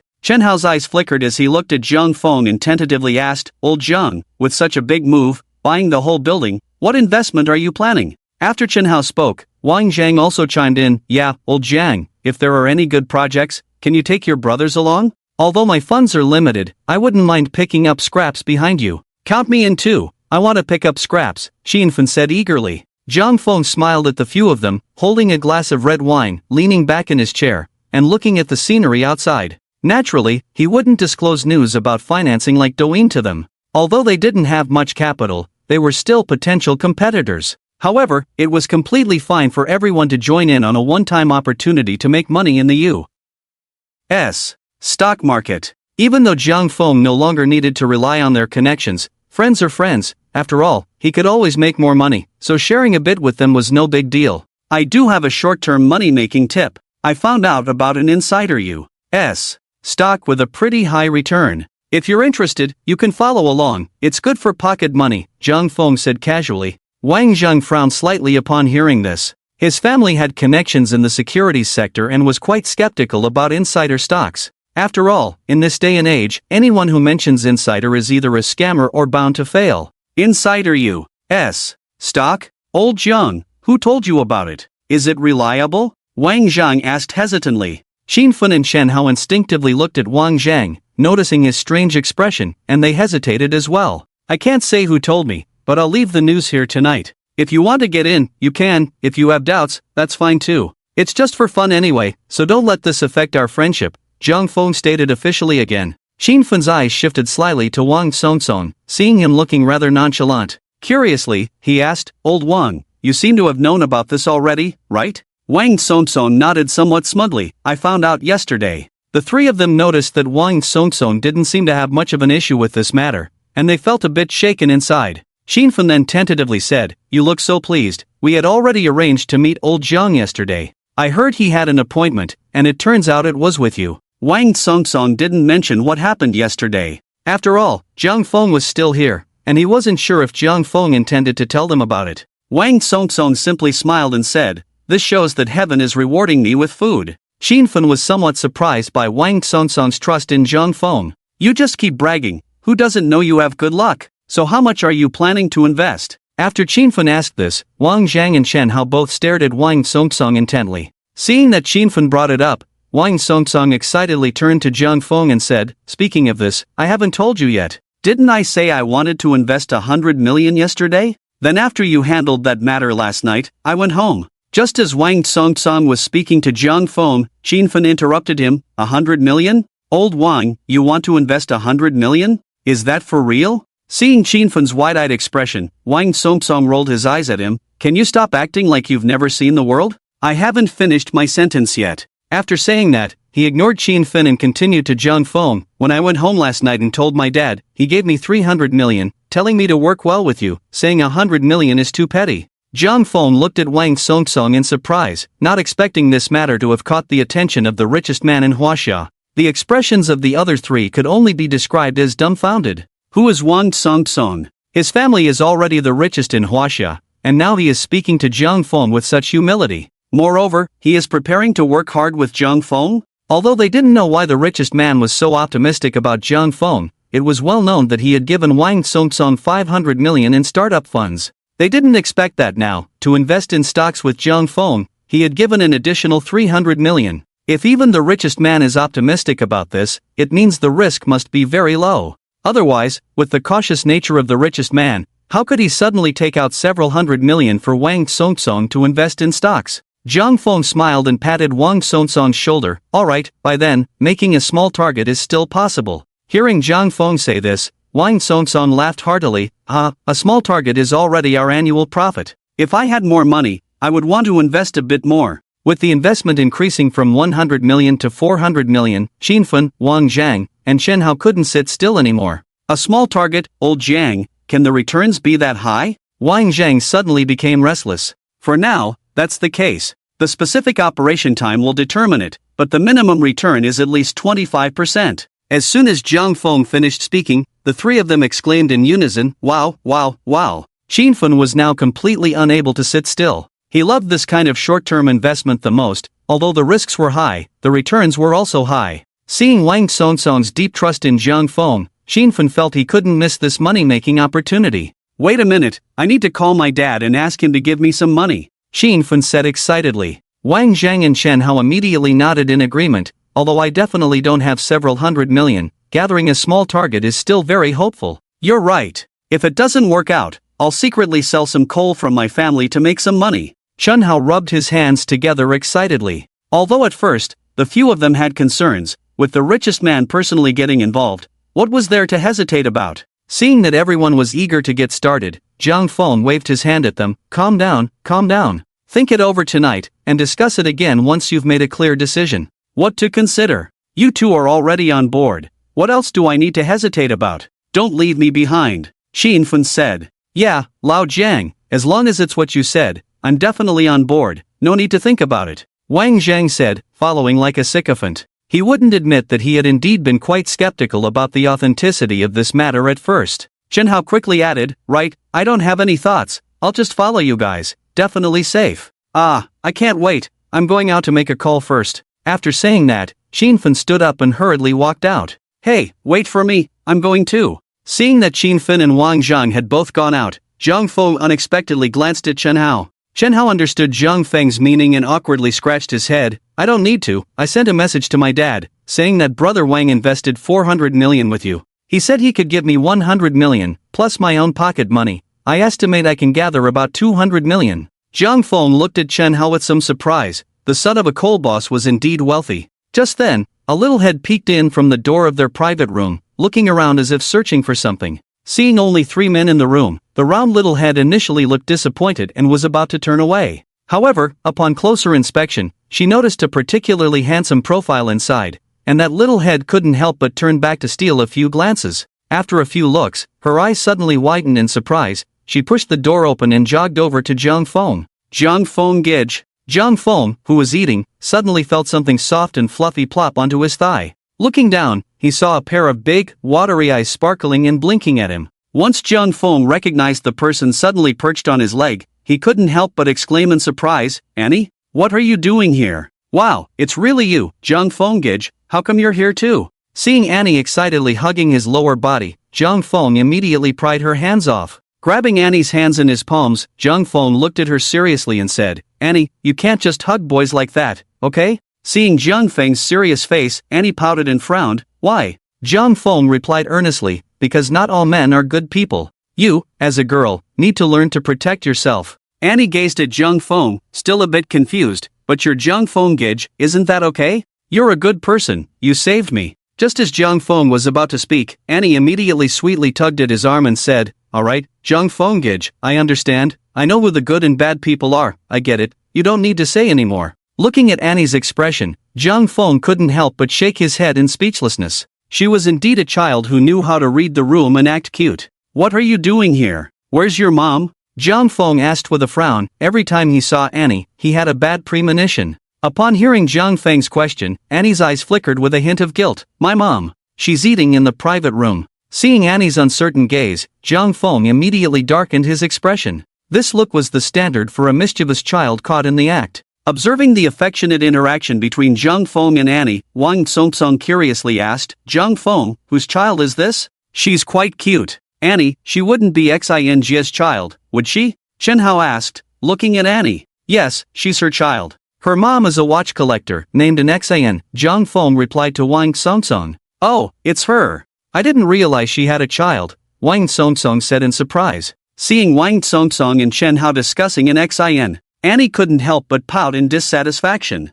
She was already someone who cared about looks, and now these two unfamiliar men not only looked unattractive but were also talking about her mother getting pregnant before marriage. Annie rolled her eyes at them and moved closer to Zhang Feng, grabbing his hand and saying, "Brother Zhang Feng, can you take me to find my mom?" Zhang Feng smirked and asked deliberately, "Oh, which private room is your mom in? You take me to find her." "Ah, I think it's Brother Zhang Feng, I forgot. I'm so happy to see you that I can't remember." After saying that, Annie touched her nose and smiled awkwardly. "Annie, if you lie, your nose will look ugly." "Okay, I don't know which private room she's in, but I heard she was having a meal with someone else, so I came to find her." "You came here by yourself? Your mom doesn't know, right?" Seeing Zhang Feng's face darken, Annie quickly grabbed his shoulder tighter and said in a spoiled tone, "Brother Zhang Feng, don't be angry. My mom left me at the dessert shop next door with a nanny sister, but I ran away when she wasn't paying attention. Come closer, I'll tell you." Looking at this clever little girl, Zhang Feng shook his head helplessly and leaned in to listen.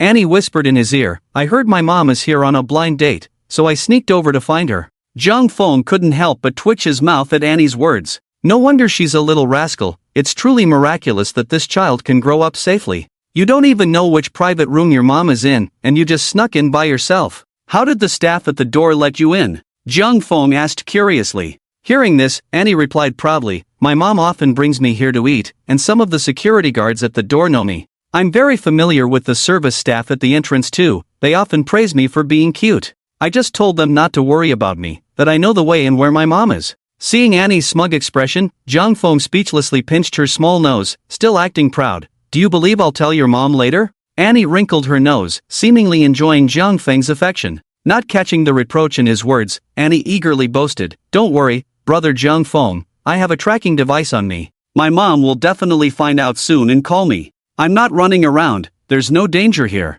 Zhang Feng shook his head, looks like your mom is quite clever. Fortunately, this is the country, and the environment is relatively safe. If it were abroad, who knows how the foreign police would respond. But even if it's safe, it doesn't guarantee that a little rascal won't wander off to play elsewhere. There are so many cases on Douyin of people getting stuck in elevators or drowning, and this place is close to the Huangpu River. Not to mention the dangers by the river. As a famous tourist city, there are many people from all over the world coming and going. When Annie mentioned an Xin, her expression instantly became a bit strange. She secretly glanced at Wang Songsong and Chen Hao beside her, then pulled Zhang Feng and whispered, Brother Zhang Feng, come up with me quickly, we need to save my mom. Why do we need to save your mom? Isn't she on a blind date? Zhang Feng looked at Annie in confusion. Judging by this little rascal's expression, she must have snuck out to deliberately stop an Xin from going on a blind date. But it was also understandable, given Annie's clever yet mischievous nature. She probably knew that if an Xin got married, she'd have another stepdad.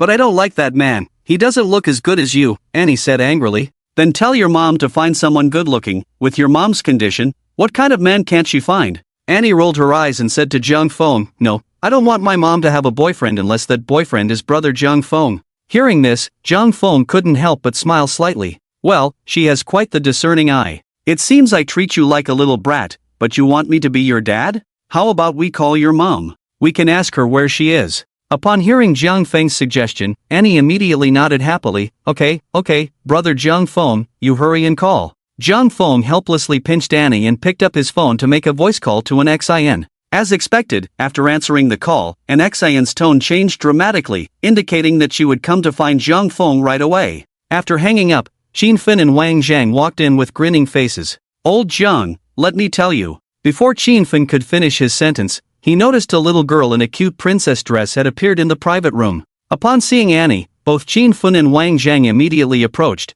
Where did this little girl come from? She's quite cute. Old Zhang, who is this? Come here, let me give you a hug. Xin Fin reached out his hand towards Annie. Seeing Xin Fin reaching out to her, Annie frowned, shrank her neck, and tightened her grip on Zhang Feng's arm. No, brother Zhang Feng just said we can't hug men casually. After saying that, Annie tugged at Zhang Feng and whispered in his ear, Brother Zhang Feng, this person looks like a bad guy. Look at the strange tattoos on his hands, I won't let him touch me. Indeed, for women, regardless of age, looks are a representation of justice. Used to Annie's double standards, Zhang Feng waved his hand at Xin Fin and said irritably, Old Xin, you scared her. Although Annie spoke very softly, Xin Fin still heard her. However, he wasn't angry. After all, Annie seemed quite familiar with Zhang Feng. Xin Fin sighed. You little girl really have no taste. A handsome guy like me looks like a bad guy? You're so timid. Old Xin, you must have some misunderstanding about being handsome, Wang Zhang interjected, patting Xin Fin's shoulder without hesitation.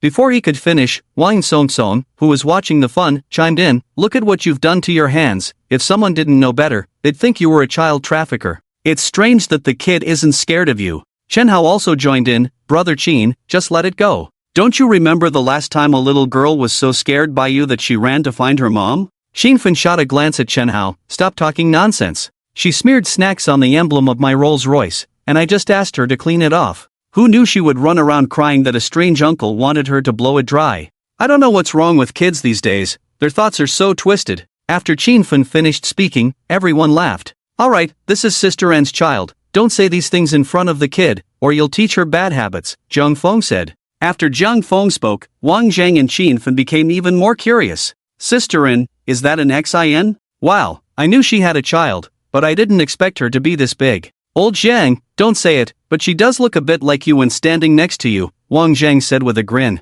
Chen Hao also leaned in to take a closer look. Yeah, the last time we bought watches, the way you two were flirting, you and Sister Xin wouldn't. Don't talk nonsense. Seeing them say this, Annie not only didn't get angry but instead happily burrowed into Zhang Feng's embrace. I look like brother Zhang Feng. I'm so happy. Don't listen to their nonsense. As long as you look like your mom, that's enough. Why would you want to look like me? I'm a boy, it wouldn't look good. Looking at the warm scene between the two of them, Xin Fin shook his head. I really can't stand this kind of situation. By the way, I just told my dad, but he only gave me 200 million. I managed to scrape together some more, and barely got to 400 million. How should we arrange this money? Wang Zhang also chimed in, I don't have that much, I barely managed to gather 300 million. Seeing that both of them had such high amounts, Chen Hao suddenly stood up, his face filled with despair. Damn, I thought I was doing okay, but it turns out I'm still the poorest one here. That's not acceptable. Before Chen Hao could finish his sentence, an Xin hurriedly pushed open the door to their private room.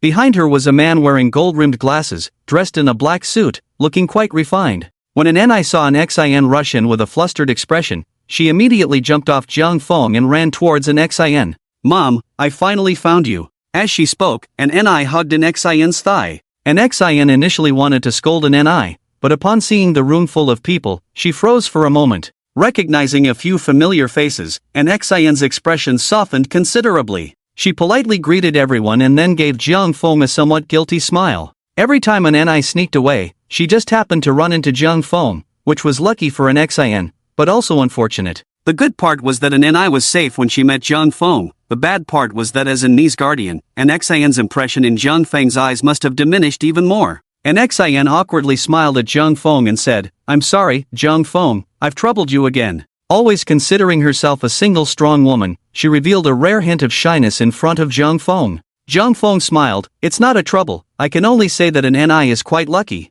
Noticing a hint of reproach in Jiang Feng's tone towards an Xin, she didn't retort but only smiled bitterly. After all, it was indeed her fault as the guardian. The refined man with glasses following an Xin looked at the people in the room. His sharp eyes caught sight of Wang Song and Qin Fun. He didn't expect to run into these rich second-generation kids here. Seeing that they all knew an Xin, Wanang took the initiative to greet them. Hello everyone, I'm an Xin's friend, my name is Wanang. My family is in the export business, here's my business card. After saying this, he took out a few business cards from his pocket and handed them out one by one. The few rich second-generation kids, being cautious and reserved, accepted the cards and greeted him in a routine manner. After all, it was their first meeting, although they weren't familiar, basic politeness was still observed. After the greetings, Wanang's gaze glanced at an Ni beside an Xin. This was an Xin's daughter, who was known for being an unwed mother and often flaunted her child. Originally, Wanang didn't want to marry an Xin, there were quite a few in their circle who were unmarried with children. But usually, they secretly sent their kids abroad, as it wasn't a very respectable matter. However, an Xin was quite unusual, not only raising her child openly but also making it widely known. If it weren't for an Xin's family's influence being beneficial to their business, he wouldn't have listened to his family's pursuit of an Xin. After all, marrying a wife with a child would bring no face at all. A flash of disdain crossed his eyes, but soon Wanang put on a gentle expression. He squatted down and said to an Ni, you must be an Ni, right? I'm Uncle One. Don't run around anymore, you know? Your mom and I are very worried about you. When an Ni saw Wanang reaching out to pat her head, she immediately broke free from an Xin's hand and ran to Jiang Feng, hugging his leg. With a face full of resistance, Annie pouted and said to Wanang, don't touch me. Seeing Annie's rude demeanor, an Xin's expression immediately darkened, and she scolded, Annie, how can you be so rude? Wanang withdrew his hand from midair, feeling even more disgusted with Annie. If it weren't for the act, he would feel dirty just touching her. However, Wanang's face still wore a spring-like smile. He even spoke up for Annie, saying, an Xin, don't scare her, she's just a child, a little mischief makes her cuter. Seeing an Xin reprimand her for Wanang's sake, Annie felt even more wronged. Although this uncle was indeed quite handsome, to be fair, he couldn't compare to brother Jiang Feng. Annie pouted and said to an Xin, I ran out to find mommy. Mommy, don't you want me anymore? Upon hearing this, an Xin's heart softened, don't talk nonsense, how could mommy not want you? Annie stared at Wanang with a wronged expression and suddenly turned her eyes. Then don't you want Daddy Jiang Feng anymore? Why are you having dinner with another man? As soon as Annie said this, everyone else in the room was stunned. Even Jiang Feng himself was confused. When did he suddenly have a daughter after just graduating high school? What the hell did I just hear? Qin Fun leaned in gossipingly to ask Wang Zhang. Old Jiang is something else, no wonder the atmosphere was so strange when they bought watches last time. What are you guys talking about? I want to eat melon too. Is this really Jiang Feng's daughter? Wang Songson, seeing the three of them huddled together whispering, also looked curious. I don't know, it seems unlikely. Sister Xin is 26, old Jiang is 18, logically, old Jiang should have still been in middle school a few years ago, right? Oh my, this is a lot of information. An XIN immediately covered Annie's mouth when she heard this. She already felt embarrassed enough in front of Jung Fong. This little brat was now talking nonsense. She wasn't afraid of Wenong misunderstanding. After all, she was just going on this blind date to appease her father's request. She was just worried about what would happen if Jung Fong misunderstood later. She usually never mentioned Jung Fong in front of Annie. After all, the age difference between her and Jung Fong was too great. An XIN knew that Jung Fong would never have any thoughts about her in this situation. Annie, what are you talking about? Wenong, seeing an XIN's shy expression, furrowed his brow as he looked at Jung Fong.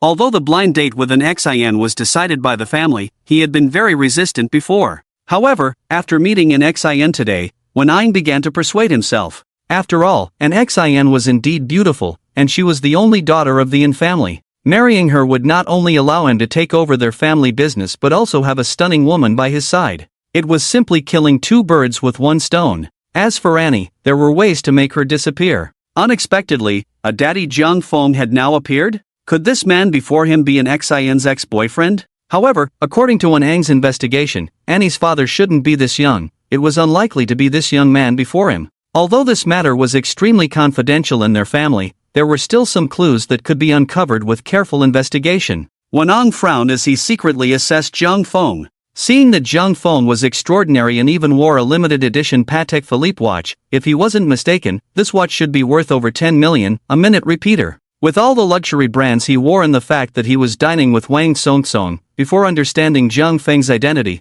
Wenong knew that no matter how angry he was, he could only suppress his displeasure. Helplessly, he quietly withdrew his scrutinizing gaze and could only watch as Annie caused trouble in front of him. Watching Annie deliberately make him uncomfortable, Wenong's desire for her to disappear deepened. It was just an annoying little girl, he had plenty of ways to make her vanish. Annie mischievously pulled an XIN's hand and said to Jung Fong, "Daddy Jung, please make up with my mom, okay? That way, she won't go out to dinner with others." Jung Fong looked at an XIN and Wenong, and the two standing together did give off a sense of a talented man and a beautiful woman. However, Jung Fong couldn't quite guess an XIN's intentions at that moment. He was unclear about what an XIN really thought of Wenong, especially since today was their blind date. It wouldn't be good if he disrupted their budding romance. Although Jung Fong did not deny that an XIN was very attractive, he had no intention of getting involved in this mess. After all, he had no actual relationship with an XIN, his principle remained the same, neither proactive nor rejecting. Jung Fong decided to throw this tricky question directly to an XIN, while also observing her attitude towards Wenong. If an XIN truly liked Wenong, then she would take the initiative to explain the misleading words Annie had said, without needing Jung Fong to say anything. If an XIN didn't like Wenong, she would use this opportunity to respond, and there would be no loss for either of them. Jung Fong chuckled lightly and replied, "You should ask your mom about that, the decision is up to her." An XIN was quite surprised by Jung Feng's ambiguous answer. Not only did he not provide an explanation, but he also tossed the question back to her. This stirred a small ripple in an XIN's heart. She couldn't help but wonder if Jung Fong was testing her attitude. An XIN stared at Jung Fong, her mind racing. She recalled the first time she met Jung Fong, when he instructed those around him to deal with the kidnappers of Annie. That image was deeply etched in her mind. The seemingly sunny and handsome boy also had a decisive side. Then there was the warm scene from the last time she and Jung Fong took Annie to the amusement park. His genuine affection for Annie clearly showed that Jung Fong was a caring man. Although an XIN was no longer a little girl, she still yearned for love in her heart. All these years, she had been raising Annie alone, and there were many rumors outside. While she had never cared, it didn't mean she wanted to be all alone. The reason she agreed to the blind date today was to give Annie a complete family. However, an XIN knew that Annie was a stubborn child. Once she set her sights on someone, she didn't want to acknowledge anyone else. She also knew that Annie liked Jung Fong. After her birthday last time, an XIN noticed Annie often smiling foolishly at the gifts Jung Fong had bought for her and occasionally wanting to find him. An XIN understood that Annie craved paternal love, and Jung Fong provided that feeling, which made Annie very fond of him. Of course, an XIN felt grateful towards Jung Fong, and naturally, she had feelings for him as well. But she was no longer a little girl. She believed that a woman like her was certainly not worthy of Jung Fong. If Jung Fong were just an ordinary guy, it would be fine. But given Jung Feng's background, his family was likely not as simple as her superficial investigation suggested. Therefore, she had never had any excessive thoughts about Jung Fong, nor did she dare to think or know if she should think. However, at this moment, an XIN couldn't help but want to fantasize and test the waters a bit. She glanced at Annie and smiled indulgently. We've always been doing well together. Indeed, what an XIN meant was that she did not deny Annie's claim about her relationship with Jung Fong. Moreover, she did not correct Annie's way of addressing Jung Fong either. This was also a tacit acknowledgement of her unusual relationship with Jung Fong. Seeing an XIN say this, Annie's eyes immediately sparkled as she asked, "Then can mommy take me and daddy Jung Fong to the amusement park to play?" An XIN felt a tightness in her heart as she saw Annie looking at her with such anticipation. She gently stroked Annie's hair, feeling a bit guilty. Although she could provide Annie with a privileged life and enough maternal love, she could not give her the ordinary paternal love. This time, an XIN did not refuse Annie. Instead, she cleverly threw the question to Jung Fong. After glancing at Jung Fong, she said, "Mommy is always free, but I just don't know." Before an XIN could finish her sentence, Annie smartly turned to Jung Fong and asked, "Daddy Jung Fong, when are you free to take me out to play? Can we go together?" Saying this, Annie flew into Jung Feng's arms, hugging his legs tightly and acting cute. Jung Fong, of course, understood an XIN's implication. She looked at an XIN with interest and then helplessly at the mischievous Annie. Perhaps it was because she had saved Annie that the little girl had developed some dependence on her. Looking at Annie's expectant little eyes, Jung Fong felt a bit reluctant to refuse such a poor little friend. "Annie, as long as you behave and don't run off on your own, I will go play with you." Upon hearing Jung Feng's promise, Annie immediately nodded affirmatively. "I know, I'm not a naughty child." Seeing Annie's lips curl up, Jung Fong couldn't help but feel exasperated. Not a naughty child? Jung Fong thought that every time she encountered Annie, it was always during her mischievous moments. If it weren't for the fact that she and an XIN hadn't had a deep conversation yet, she would definitely have a good talk with an XIN. Watching Annie behave so well in front of Jung Fong, an XIN couldn't help but cover her mouth and chuckle secretly. It was known that she often felt a headache from Annie's antics. It was no wonder Jung Fong called Annie a naughty child. She truly deserved those 3 words.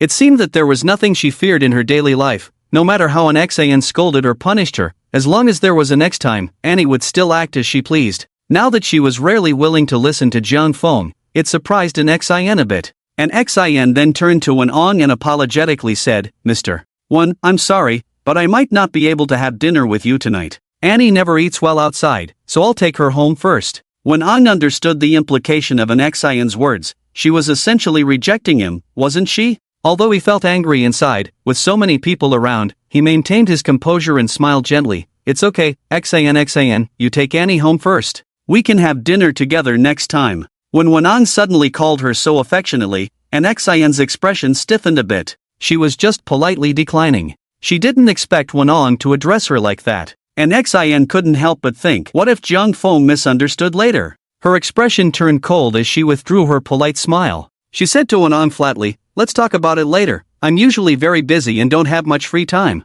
After being rejected, Wanong still replied with a gentle demeanor, "No problem, wait until you have time. I have some matters at my company, so I won't disturb your meal." Seeing this, Wanong wisely found an excuse to leave first. He knew that the current scene was not the best for mingling with these rich second-generation heirs. To avoid being disliked later, Wanong simply chose to step away. Since they had already met once, the chances of connecting again in the future would be even higher. Moreover, Wanong was not genuinely interested in an XIN. However, he had always been competitive, and being rejected by an XIN sparked a rebellious feeling within him. At that moment, he felt he had to win an XIN over, no matter what. After all, in his eyes, an XIN was just a second-hand item with a child. What was she pretending for in front of him? He wanted to see if she would still be so arrogant after he had her. After Wanong left, Annie immediately grabbed an XIN's hand and said, "Mom, I'm hungry. How about we eat here with brother Jung Fong?" Seeing Annie pushing her luck again, an XIN shot her a glare. Apologetically, she turned to Jung Fong and said, "Annie, brother Jung Fong has his own things to do. We can't disturb him. We'll wait until he has time, okay?" As soon as an XIN finished speaking, Chinfan enthusiastically chimed in, "Sister XIN, it's fine. We're all friends here. Let's eat together, no need to be polite." Wang Zhang glanced at Jung Fong and quickly added, "That's right, Sister XIN. We've known each other for so long and haven't eaten together yet. The dishes here just came out and are still hot, so let's eat together." Exactly, a family of 3 sitting together. "I'll call someone to bring over a couple more sets of chopsticks," Chen Hao also chimed in. Although Wang Songsong didn't understand the relationship between Jung Fong and an XIN, seeing everyone encouraging it and Jung Fong showing no signs of refusal, he tactfully said, "I heard your watch store is quite impressive. I should check it out sometime. While we're eating, you can also tell us how to take care of these watches. Okay, Mom, then let's eat here. I'm so hungry, Annie said, knowing how to read the room. Seeing everyone agreeing, she immediately pulled an Xian's hand and sweetly pleaded. Seeing several people so warmly inviting her, an Xian shyly tucked a strand of hair behind her ear and nodded, "Then I'll trouble you all." Annie, seeing an Xian agree, couldn't help but jump up in joy. Yay! I want to sit with brother Jiang Feng. Seeing the playful antics of the group, Jiang Feng could only shake his head helplessly. During the meal, Annie stuck to Jiang Feng the whole time. Brother Jiang Feng, can you serve me that dish? Brother Jiang Feng, can you feed me some soup? Jiang Feng couldn't help but complain internally. This little brat was much more troublesome than women. After all, when dining with women, the roles were reversed, and he was usually the one being served. The others chatted with an Xian about watches while eating. By the end of the meal, the atmosphere had warmed up. Soon, the meal was finished, and since an Xian was present, the others didn't continue on to the next event. After eating, they all dispersed. As they were leaving, Annie started shouting that she wanted to ride in Jiang Feng's car. Brother Jiang Feng, I want to ride in your car. Seeing Annie trying to stir up trouble again, an Xian immediately put on a serious face and said, "Annie, no. You can ride in Mom's car. Brother Jiang Feng's car doesn't have a safety seat, you can't sit in it." Although Annie was young, she was quite clever. She understood the situation well, and facing an Xian's firm refusal, she could only obediently nod. She knew she had already misbehaved today, and if she made an Xian angry again, she might get a beating when they got home. Seeing the little brat compromise, Jiang Feng couldn't help but chuckle to himself. After saying goodbye to an Xian, Jiang Feng's car slowly drove into the underground parking lot of a high-end mansion by the Bund. Ever since establishing the Xingqian company, Jiang Cheng had moved Yu Xiaoxiao to a place closer to the company, near the Bund. Jiang Feng took a glance around. The nearby environment was quite comfortable. It seemed he needed to settle the house buying matter soon. After all, he couldn't keep renting forever. The restrictions on purchasing in this city seemed rather troublesome, but after establishing a company, he could buy a house directly under the company's name.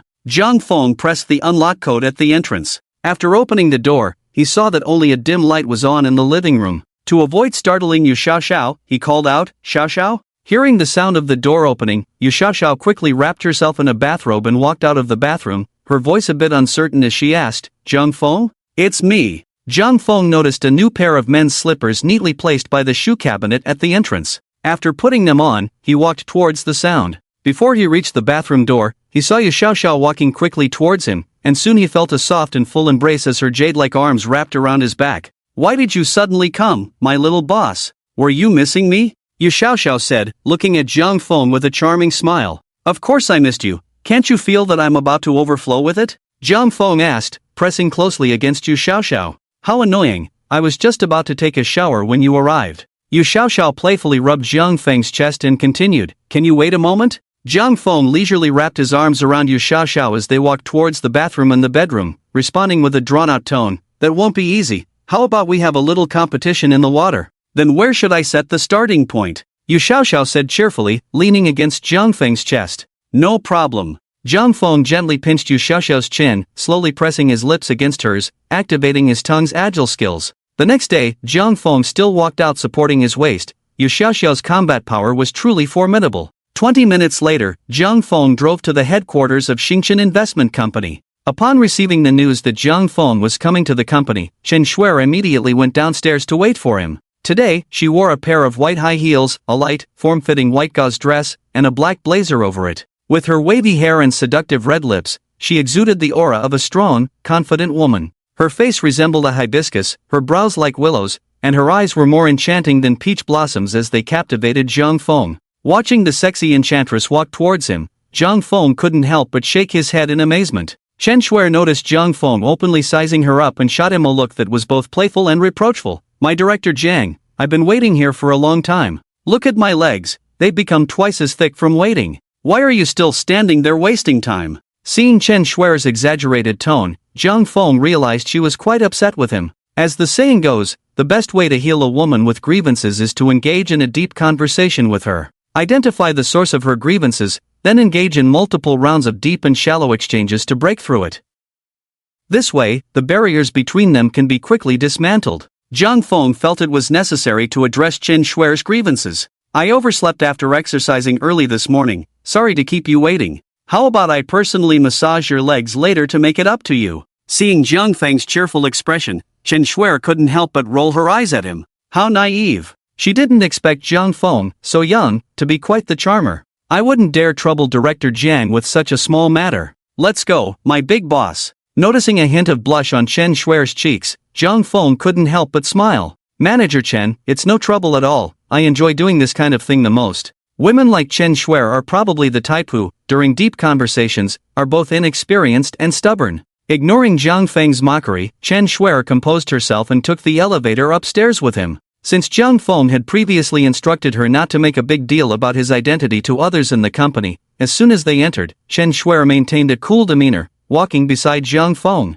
Observing the company's unbalanced gender dynamics, Jiang Feng couldn't help but nod in satisfaction. It seemed he could often drop by this company when he was bored. There were so many women in the office. Noticing Jiang Feng's interest in the female employees, a slight smile crept onto Chen Shuer's lips. Director Jiang, should I tell these ladies that you are the boss behind the scenes? If I say that, do you think these women will devour you today? Hearing this, Jiang Feng suddenly recalled the scene of his first arrival at the tax bar in a Ferrari. He immediately shook his head at Chen Shuer. Forget it, Manager Chen, I'm here to discuss business, not romance. Let's talk in your office, and I can give you a leg massage while we're at it. After her counterattack failed, Chen Shuer forced a smile and said, Director Jiang, discussing business is important, so there's no need for the leg massage. Please, go ahead. Upon entering Chen Shuer's office, a fragrant aroma immediately enveloped him. Breathing in the scent, Jiang Feng couldn't help but marvel that even a beautiful woman's office had its own charm. After surveying the room, he unceremoniously took a seat at Chen Shuer's desk. Seeing this, Chen Shuer quickly turned and prepared a cup of rose tea for him at a nearby table. Director Jiang, try this tea, it's good for your skin. If you don't like it, I can ask someone to bring you something else. We have coffee too. Jiang Feng nodded and was just about to lift the teacup for a taste when a beautiful woman walked in from outside the office. As soon as she entered, she flashed a sweet smile at Jiang Feng and cheerfully said, Director Jiang, you finally came to the company. The long-legged beauty before him had a fair, oval face lightly adorned with makeup, and her large, bright eyes sparkled like water. Her petite, delicate nose and melodious voice were captivating. Her smile revealed two shallow dimples, making her look both charming and adorable. The black suit she wore accentuated her figure perfectly. Noticing her familiarity with him, Jiang Feng discreetly activated the friendly value scanning system. Name, Joe Linger, age, 24, height, 165 centimeters, attractiveness, 94, figure, 94, privacy, 0, friendly value, 70, loyalty, 120, absolute loyalty. Seeing her name, Jiang Feng immediately remembered her identity. Wasn't she the gold medal investor awarded to him by the system? The information from her character scan was similar to Chen Shuer's, clearly distinguishing between friendly value and loyalty. He hadn't expected the system to create such a gender divide, as there had been no such occurrences when scanning other partners and security teams. According to the system's data, Zhao Linger graduated from a top-tier university in the country, having excelled academically since childhood and skipped several grades. She began studying the stock market at 19 and went abroad for further education after graduating from Renmin University of China. Previously, she worked for an international financial company on Wall Street in the United States. It was only after the system recruited her that she became a gold medal investor for Xingchen Entertainment Company. For someone meeting him for the first time to have a friendly value of 70 was already quite high, and the loyalty of 120 was within Jiang Feng's expectations. Jiang Feng smiled as he looked at Zhao Linger. Linger, you're not also like Manager Chen, waiting for me to come to the company every day, are you? Of course. You are the boss of our company. This is the first time I've seen you in person, and you are even more handsome and youthful than I imagined. Zhao Linger had spent a few years abroad and was quite influenced by foreign culture, speaking very directly. Her sweet voice made Jiang Feng feel warm all over. Although Zhao Linger wasn't as enchanting as Chen Shuer, her sweet voice was captivating enough. It felt like when she got excited, she could rival Chen Shuer. Chen Shuer, standing nearby, covered her mouth and laughed. Linger, you dare to tease the boss, how naughty. Did you bring the materials I asked for? Sister Shuer, they are all right here. Jiang Feng found the sight of the two of them standing together, smiling charmingly, quite pleasing to the eye. Chen Shuer took the materials from Zhao Linger's hands and placed them in front of Jiang Feng, saying, Chairman Jiang, these are the investment projects recently approved by our company. Please take a look. Jiang Feng shook his head at the thick stack of materials in front of him and said straightforwardly, this isn't urgent. I came here today to have you two operate a stock for me. Stock? I'm quite familiar with that. Which one are you referring to? You can leave it to me, Zhao Linger said, immediately looking confident as she patted her chest. With that pat, her chest unconsciously jiggled. It jiggles, quite ample. Zhang Feng looked at the big panda in front of him with interest and said, I want a short Coca-Cola. What? Zhao Linger, who had been smiling, was stunned, looking at Zhang Feng in disbelief. Her expression seemed to say, what the heck? Chen Shuer noticed Zhao Linger couldn't control her expression and immediately cleared her throat to remind her. After all, Zhang Feng was their boss, and rolling her eyes wasn't appropriate. Chen Shuer frowned and hesitantly asked, are you talking about Coca-Cola? The US stock, right? With Chen Shuer's reminder, Zhao Linger managed to hide her expression, but inwardly she was secretly mocking. Was he really just a rich second generation, so young and yet so clueless? Zhang Feng sensed their thoughts. Coca-Cola was the largest beverage company in the world, holding a 48% market share globally. It was also ranked among the top 100 in the Fortune 500, and currently, Coca-Cola was thriving, being the stock that the world's richest man, Buffett, had held the longest. Although this stock occasionally had price increases, they were usually very small. At this moment, he knew that proposing to short it would be hard for them to understand, but Zhang Feng didn't plan to explain. He was the boss. Why should he explain anything? Yes, the US stock of Coca-Cola. Chairman Jiang, I don't understand why you would propose to short Coca-Cola. Chen Shuer clearly held a contrary opinion. In the current financial market, no one would be foolish enough to target Coca-Cola. That would be asking for trouble, right? The stock trends over the past 3 days had already given Zhang Feng a hint. He naturally trusted the system 100%. Explaining this to them would be relatively tedious, and Zhang Feng didn't want to say much. After all, he was the boss. Did he need to explain anything? Alright, I've already made up my mind about this. You two don't worry, I know what I'm doing. I'll just say this, there's no problem with this, you two just follow my lead. Tomorrow, a few people will transfer some money in, and I will also transfer 8.9 billion inches. When the time comes, be ready, and you can operate as you wish, but do it with the maximum leverage you can manage to short it. Do you understand? As soon as Zhang Feng finished speaking, Zhao Linger and Chen Shuer were utterly shocked. They never expected Zhang Feng would use such a large amount of funds to short Coca-Cola. After exchanging glances, Chen Shuer was the first to catch on. Could it be that Zhang Feng knew some insider information? If this assumption held true, then everything would make sense. Compared to her earlier doubts about Zhang Feng, Chen Shuer was more inclined to believe this possibility. Zhao Linger also came to her senses, her face showing an indescribable shock. What Chen Shuer could think of, she naturally could as well. Neither of them were fools, they had just been blinded by the grandeur of Coca-Cola. After staring at Zhang Feng for a while, Zhao Linger said, Sister Shuer, I understand now. The boss has come to the company to assign tasks, so we must ensure we complete them well. Oh, so you two think of me this way? Of course, boss. How about you come to the company to work starting tomorrow? That way, I can see you every day. Chen Shuer said, blinking her eyes at Zhang Feng. A woman's words can be deceiving. Zhang Feng noticed that Chen Shuer's friendliness towards him had increased by 10 points since their first meeting when she gave him the license plate. The current value had reached 80 points. In fact, a score of 80 is already quite high. Although Chen Shuer was a gold medal manager rewarded by the system, this was only their second meeting. Their previous interactions had only been through documents. Zhang Feng believed that without the system's influence, Chen Shuer's first impression of him could not possibly be 70 points. After all, a normal person wouldn't have a 70% favorable impression of a stranger upon first meeting. Typically, the favorability score is around 50 points, which is a neutral state. Then, as the two interact, this favorability can increase or decrease. A score of 80 in friendliness towards the opposite sex might indicate a somewhat ambiguous crush stage. This stage for a woman means she has a very good impression and is observing the other person. As for Chen Shuer's feelings of wanting him, Zhang Feng wouldn't believe her words unless the score reached 90 points. Furthermore, regarding the idea of working every day, Zhang Feng could only express his polite refusal. Isn't the ultimate goal in life to be able to lie flat? Working is not an option. In this lifetime, he could only choose to lie flat. Seeing the two stunning women before him, Zhang Feng thought again about the cashback card for his future generations that had yet to be arranged. Director Jiang, there is a problem with this matter.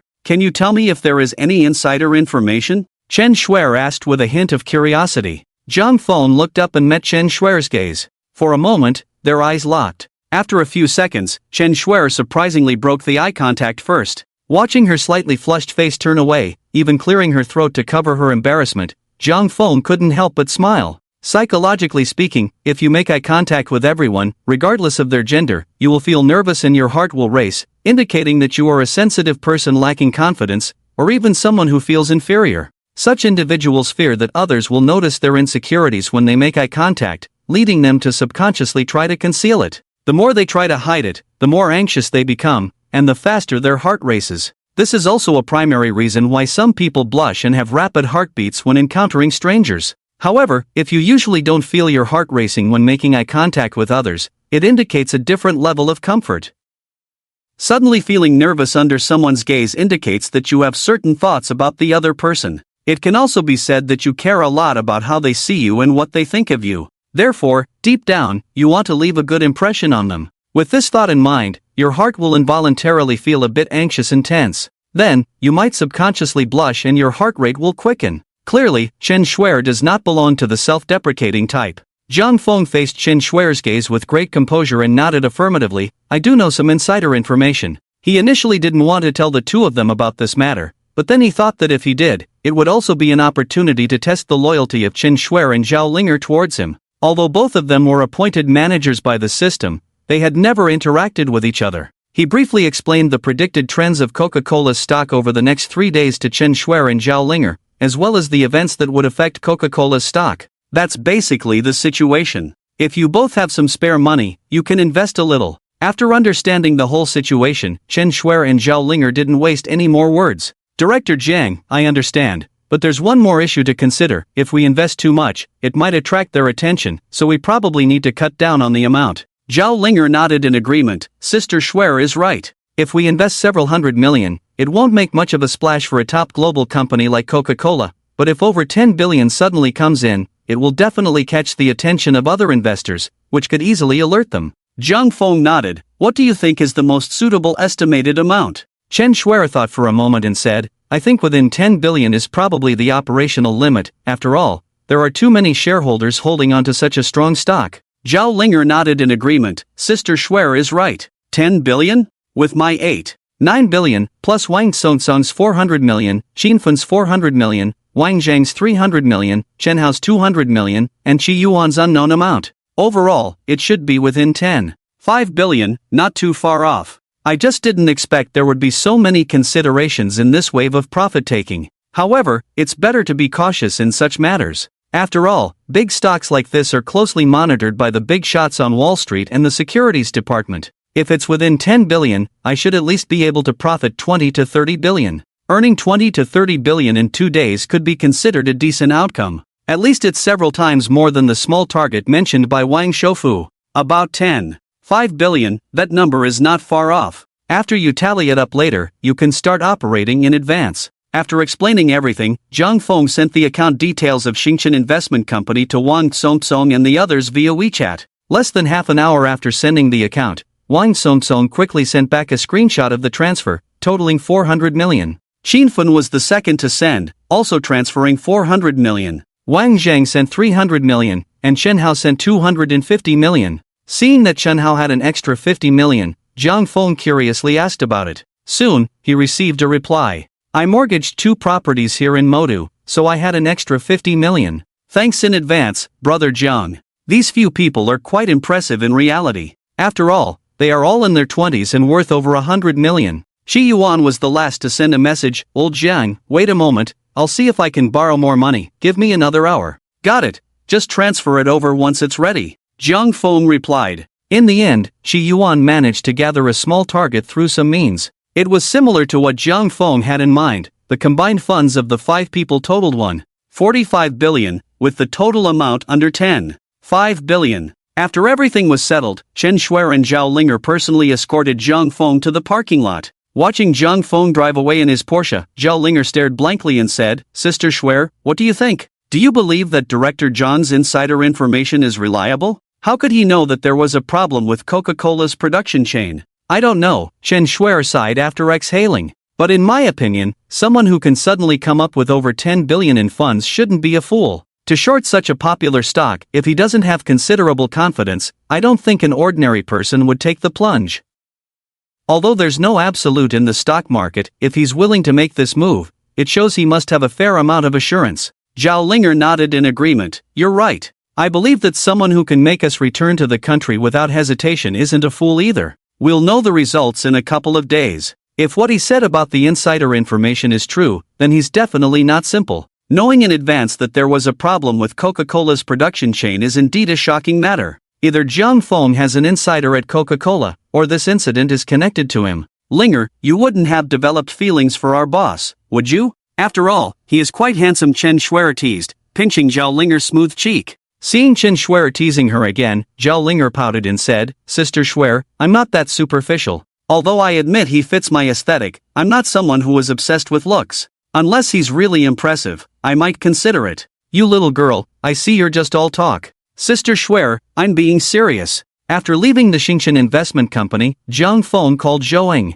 When Zhou answered, she mentioned that she was working part-time and it was close to lunchtime. Where are you? I'll come find you, and we can have lunch together? Jiang Feng asked. After a moment of hesitation, Zhou regretfully replied, Jiang Feng, I'm working part-time at Century Plaza, and I won't have much time for lunch. Still at the car show? Jiang Feng asked curiously. Yes, it's a small Bentley exhibition. Can I come by to take a look? Knowing that Jiang Feng wanted to visit her while she was working made Zhou very happy. Jiang Feng checked the navigation. Century Plaza was very close to his current location, just a 10-minute drive away. Soon, Jiang Feng arrived at the entrance of Century Plaza. Walking into the mall, he saw several Bentleys parked in the atrium on the first floor. Jiang Feng immediately spotted Zhou. After all, her looks were a solid 96 points. Today, Zhou was wearing a white dress, which had a slight slit at the thigh, but otherwise, there wasn't much to see. Although Zhou was the most conservatively dressed among the three models, her 96-point beauty still secured her the central position.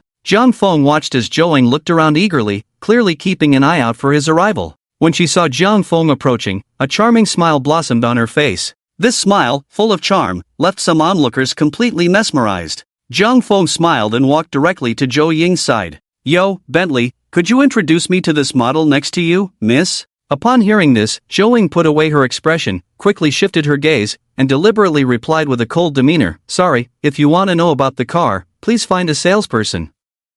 The few young men watching, seeing Jiang Feng's failed attempt at flirting and hitting a wall, felt relieved that they weren't so reckless, while also transforming into devoted protectors, starting to whisper among themselves. I say, this guy's way of flirting is too cliché. No wonder she's the goddess I have my eye on. I like her aloofness. This dude comes on so frivolously, it's normal to be rejected. Jiang Feng naturally heard the whispers of those guys and turned to them, saying, How about I show you how to win over a goddess? Dressed in designer brands, he thinks he can win her over. What a joke. Yeah, she's not even acknowledging him, and he's still fantasizing. Saying such things in front of so many people, isn't he afraid of being embarrassed later? Jiang Feng, hearing this, wasn't angry. He smiled and waved to a nearby salesperson. Soon, a young man in a suit and tie walked over. Hello, is there anything you would like to know about our Bentley? Let me introduce it to you. Could you introduce me to the car next to this beautiful lady? Jiang Feng said playfully, looking at Zhou Ying. Seeing Jiang Feng's teasing gaze, Zhou Ying regretted why she had bantered with him earlier.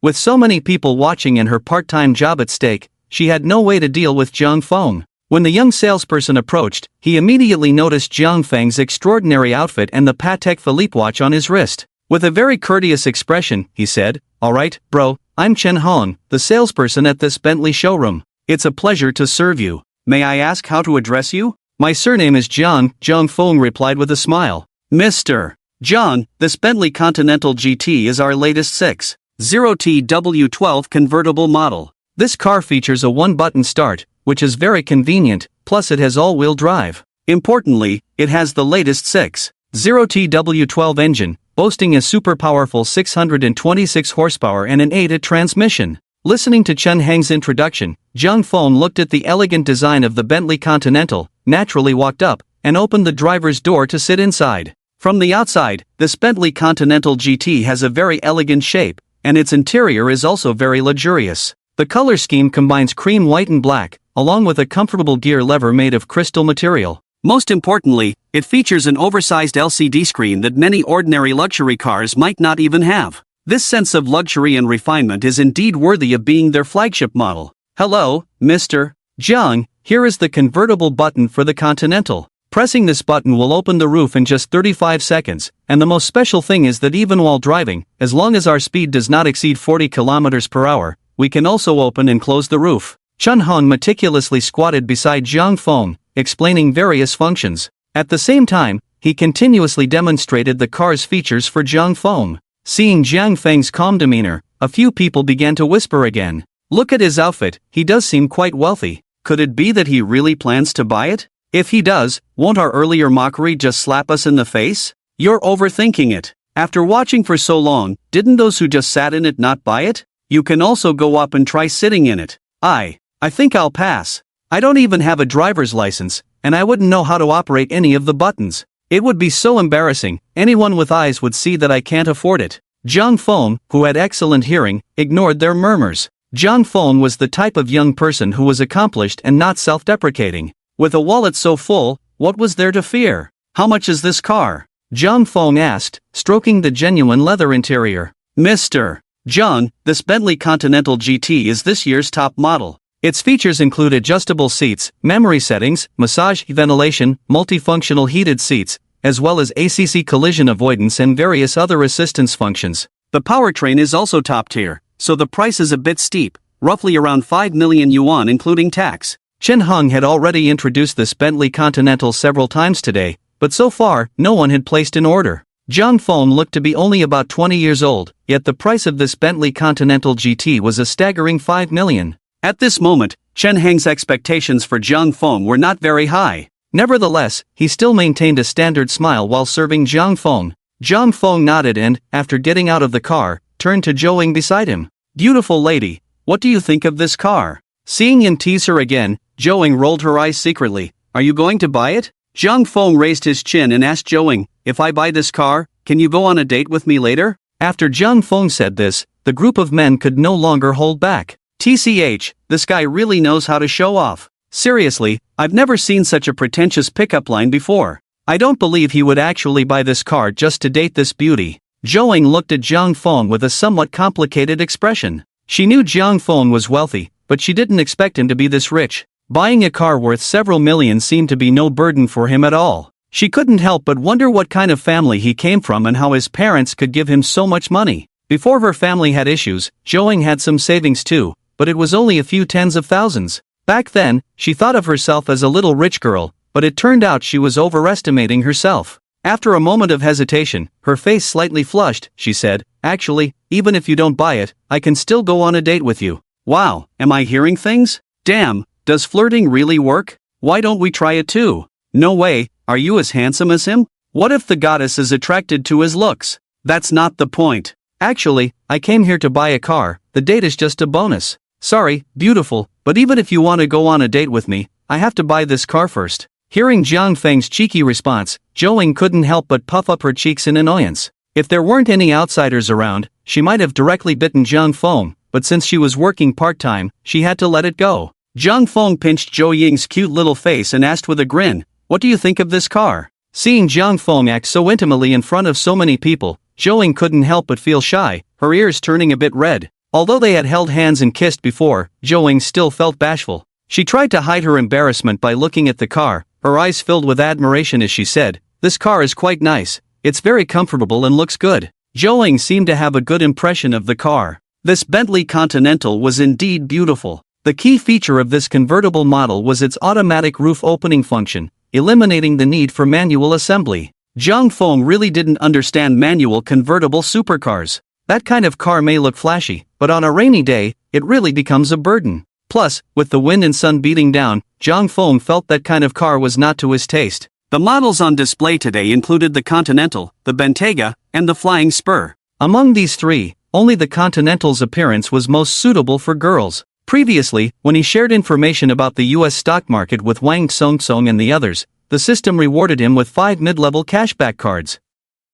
Although the limit on those 5 vouchers was only 2 million. However, Jiang Feng only recently realized that the maximum limit of 2 million did not mean he could only purchase items under that amount. Instead, if a single purchase exceeded 2 million, the maximum cashback amount would still be calculated based on 2 million. He had misunderstood this all along. It wasn't until he carefully read the system's explanation in the past few days that he realized he had made a big mistake. According to the system, if Jung Fong bought this 5 million car and used a cashback card, it would only count as 2 million for the cashback. Even if he hit the double cashback, it would only be 4 million. Calculating this way, he could easily use it to buy the car and take advantage of the offer. Jung Fong nodded in satisfaction. Since this beauty likes it, then it's settled, let's swipe the card. Jung Fong took out his black gold Centurion card and handed it to Chen Hang. Although Jung Fong also had a savings card, using a savings card when going out didn't have the same flair. Pulling out the black gold card was a statement.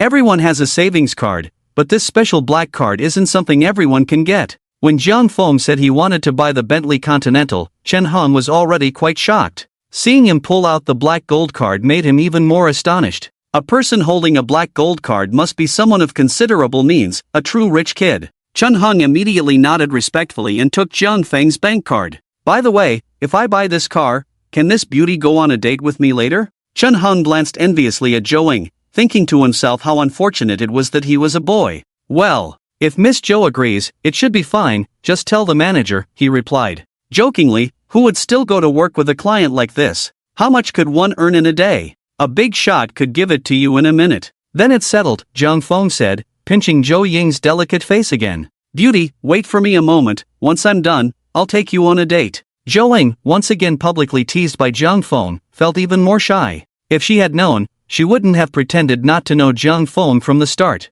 Being teased by him in public was truly mortifying. This handsome guy is such a beast. Really, can money really let you do whatever you want? Look, you've made the goddess blush. They can't really be going on a date, can they? Chen Hang smiled at Jung Fong and said, Mr. Jiang, please follow me over here, I'll handle this for you right away. Under Chen Heng's guidance, Jung Fong sat down on a nearby VIP reception chair. Hello, Mr. Jiang, could you please give me your ID as well? I'll help you with the processing. By the way, can this car be driven away directly after payment? Or does it need to be reserved? If you don't need a special customization, you can drive this car away directly. We also have a Bentley 4S store here, and we can bring another one over. Jung Fong nodded and lowered his voice, saying, that's fine, I'll pay in full, but this car shouldn't be registered in my name, I want it in her name. Chen Hang was still immersed in the fact that Jung Fong said he would pay in full. The next moment, he followed Zhang Feng's gaze and looked over at Zhou Ying, unable to hide his shock at her. At that moment, he regretted even more why he was a boy. He hated himself for standing here for so long today, wishing that some perceptive rich woman would see through his bravado and come to support him. Chen Hang couldn't help but raise his voice, saying, are you talking about our car model? You can't be joking, right? Lower your voice, why would I joke about this? She works part-time here, you should have her information. Just put the car in her name. Chen Hang was momentarily stunned, feeling a bit dazed. Jung Fong knew he was probably imagining some indescribable scenarios and directly said, what are you thinking? She's my girlfriend. With that explanation from Jung Fong, Chen Hang finally came to his senses. Wow! It turned out they were just a couple flirting in public. However, after Jiang Feng's words, Chen Hang felt even more disheartened. It seemed that all the beautiful women in the world were with rich men. But this blow was quickly brushed aside as he finally got the deal. Alright, please wait a moment. I'll get the information from our manager. Chen Hang quickly jogged over to their manager to explain the situation. There was definitely no problem on the manager's side. As long as the car was sold, it didn't matter who it was sold to. Soon, with everyone's cooperation, a series of procedures were completed for the car. Jung Fong knew that if he directly said he wanted to buy a car for Zhou Ying, she would definitely refuse. So he changed the order and decided to buy it first. At the moment he swiped his card for payment, Zhang Chan used a mid-level cashback card. Ding! Cashback card used successfully, congratulations, you have received 10 times the cashback, totaling 20 million. This meant that not only did he not spend money on this car, but he also gained an extra 15 million. Jung Fong was very happy. So far, he had a good impression of the 4 girls he liked. None of them treated Jung Fong as a fool to be taken advantage of. They weren't the type who would just take the money and leave. After all, if that were the case, Zhou Ying would have come to him directly when he bought her things before. In the minds of such women, having a relationship with someone would make them happier, as it meant they could directly rely on a man. However, these women also had a characteristic. They could be with you for money and provide you with high-end services, but they could also be with others and offer the same high-end services to them. Therefore, the special value in the system was quite significant. A young beauty like Zhou Ying, with a score of 96 in looks, should have many opportunities to lie back at home and live a better life if she wanted to. Looking at the Bentley in front of him, Zhang Feng thought of Xiao Yining. However, judging by how she raced last time, she probably preferred supercars. Zhang Feng was now considering finding time to arrange a Porsche 911 Turbo for her. For a high-profile beauty like Xiao Mei, if she wanted to stand out, she would have more opportunities. After all, there were quite a few big shots online. As long as she was willing to meet the needs of the top supporters like other female streamers, she could easily become the top streamer. After all, the special value of any top streamer on any site couldn't possibly be zero. In this environment where even a $1 tip could lead to a deep squad livestream, unknown small streamers only needed 1 or 2,000 each time. Those slightly more upscale ones could play with you for 2 days with 10 to 20,000. As for Yu Xiao, it was even more evident that she was a woman who only wanted to rely on herself as a strong woman. She even paid for herself the first time. Although Wang Yuyan had some ulterior motives regarding Zhang Feng, she should also like him. On ordinary days, Zhang Feng never treated Zhang Feng as a fool, nor did he make any material demands.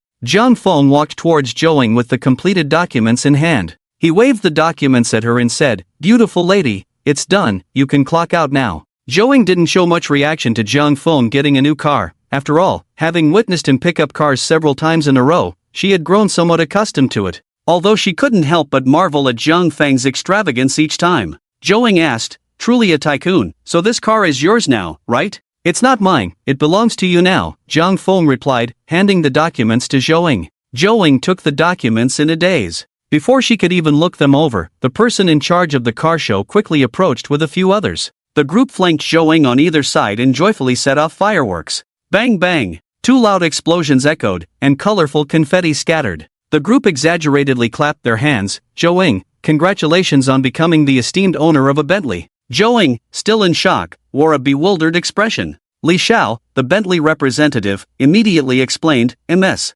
Zhou, Mr. Zhang just purchased this Bentley Continental outright, and the registration is in your name, so this Bentley Continental now belongs to you. You can drive it away shortly." Li Xiao looked at Zhou with envy. Just an hour ago, she was merely a car model hired by Bentley, earning only 1,000 yuan for the day. But now, she had transformed into the esteemed owner of a Bentley. Li Xiao's address to her changed accordingly, becoming more respectful, using you with deference. Moreover, the Bentley Continental that even her sales manager couldn't afford was bought outright for her by Zhang Feng. Amidst the astonished and envious gazes of the crowd, Zhou slowly opened the purchase contract. Looking at the name of the owner, she covered her mouth in disbelief. The name written was not Zhang Feng's, but her own. So Zhang Feng bought a car for her. At that moment, Zhou Ying's beautiful peach blossom eyes widened in surprise. Her expression shifted from shock to emotion, then from emotion to panic. "Zhang Feng, Trying to process the situation, Zhou was so excited that she didn't know what to say.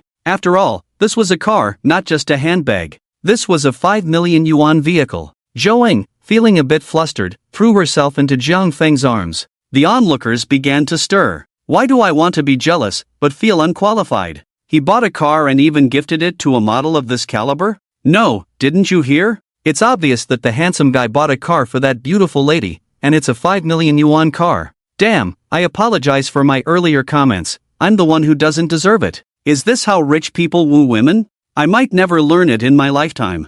I lost. It's not that I can't learn, it's that I can't compare. They're a perfect match, we don't need to be jealous." The commotion in the Bentley showroom quickly attracted countless onlookers, leading to a wave of self-doubt and breakdown among many. It must be said that Bentley knew how to seize the opportunity for publicity. After all, they finally received an order and immediately created a buzz to attract attention. However, Zhang Feng's expression was not very happy. After all, he was a good man, and good men should be low-key. The first rule for a good man is not to take photos or record videos. After all, there's no need to leave evidence that could cause trouble for oneself. In this information age, the sharp eyes of netizens are particularly ruthless. If Zhang Feng had taken photos or videos with them, it wouldn't be surprising to see himself one day in Zhou Ying's social media moments, or in Xiao Yinin's livestream, or even in Yushasha's video. Those who frequently scroll through Douyin have likely seen a woman who, while browsing, spotted her husband in a promotional video for an amusement park, holding hands with another woman while riding a roller coaster.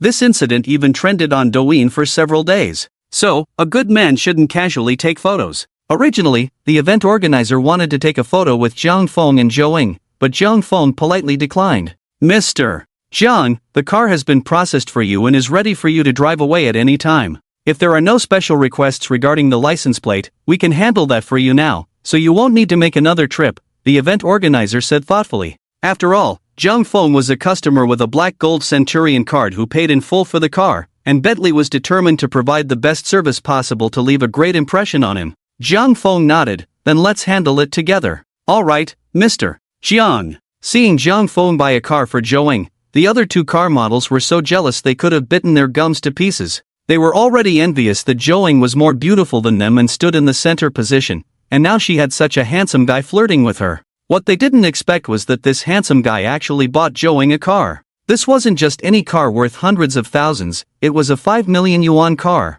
The two of them were truly green with envy. They were all car models, how could their opportunities differ so much? However, even though they were jealous, the two of them didn't dare to show it too obviously. Instead, the two of them, like green tea bitches, moved closer to Zhou, linking arms with her on either side. Oh my gosh, Zhou, you are so lucky. Is this really your first time meeting? Yeah, I'm so envious. This is a Bentley, the car I've dreamed of. The two of them flattered Zhou while secretly sending flirtatious glances at Jung Fong. In reality, Zhou wasn't familiar with either of them at all.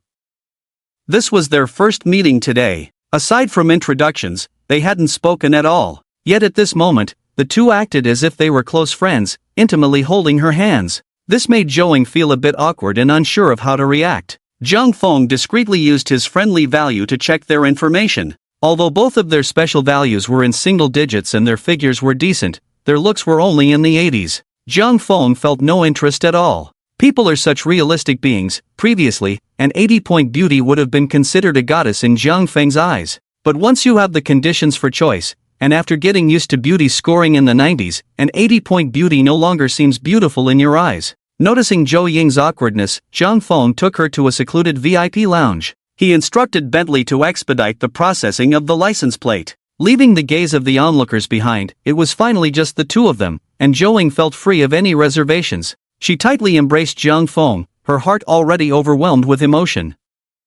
With a slightly choked voice, Zhou Ying said, Jung Fong, I don't deserve you being so good to me. This car I. Before Zhou Ying could finish her sentence, Jung Fong interrupted her. This car is for you, it doesn't mean much to me. After all, it was a freebie, and Zhang Chang had made money. When Jung Fong said this, he used his skill of deep, affectionate eyes. Given his current state, even the dog seemed to feel deep emotions. Zhou Ying looked at the affection in Zhang Feng's eyes, and her heart was overwhelmed with emotion. Unconsciously, she leaned in and pressed her soft pink lips against Zhang Feng's. Naturally, Zhang Feng wouldn't refuse a woman's initiative, and he playfully engaged with Zhou Ying, his tongue dancing in response. Previously, he had kissed her normally, fearing he might scare her. After all, Zhou Ying was completely inexperienced, and they hadn't developed any substantial relationship yet. If he overused his tongue, it could easily come off as lewd and opportunistic, making Zhou Ying think she was a kissing expert. However, now that Zhou Ying had taken the initiative, he couldn't be blamed for indulging a little. After a long while, Zhang Feng felt Zhou Ying's body slowly melt into his embrace, as if it had lost all its bones. Her hands began to gently push against him. Looking at the inappropriate scene before him, Zhang Feng couldn't help but feel a pang of regret. In such a situation, he actually wanted to be a beast. The drafty environment around them was akin to a changing room, and he certainly didn't want to make the news for this. Still lost in Zhang Feng's exceptional kissing skills, Zhou Ying's eyes became misty as she pulled away from his embrace. She awkwardly twisted her body and, with a flushed face, looked elsewhere. Zhou Ying wasn't foolish, she knew that if this continued, she would inevitably find herself unable to resist being with Zhang Feng. After all, how many women could truly withstand the charm of someone like him? He had bought her a Bentley worth over 5 million without batting an eye. How many men like him would she encounter in her lifetime? Yet, Zhang Feng had never said he liked her, even though they had held hands many times and kissed a few times, and he had bought her jewelry and bags. But he had never confessed his feelings. The last time Zhou Ying had dinner with Zhang Feng, they ran into Xiao Yinin. When Xiao Yinin asked Zhang Feng if Zhou Ying was his girlfriend, he didn't answer. This sometimes left her feeling anxious and uncertain. In truth, if Zhang Feng were to confess, Zhou Ying would definitely nod in agreement immediately. Although she knew that a girl like her might not have a future with Zhang Feng. After all, Zhang Feng's family was so wealthy, and her current family situation simply didn't match his. She knew she was beautiful, but also understood that beauty is fleeting. Perhaps Zhang Feng liked her now, but what about when it came time for marriage? Would his family accept a daughter-in-law who had only beauty and no background? Wealthy people aren't fools. After all, a wealthy person's assets only increase over time, while a woman's beauty is temporary. Why would one use their immeasurable wealth to exchange for fleeting beauty? Thus, more and more wealthy individuals no longer measure potential partners by looks. They value whether a woman has certain strengths or if her family can bring benefits to theirs. After all, who would use long-term wealth to buy a momentary beauty?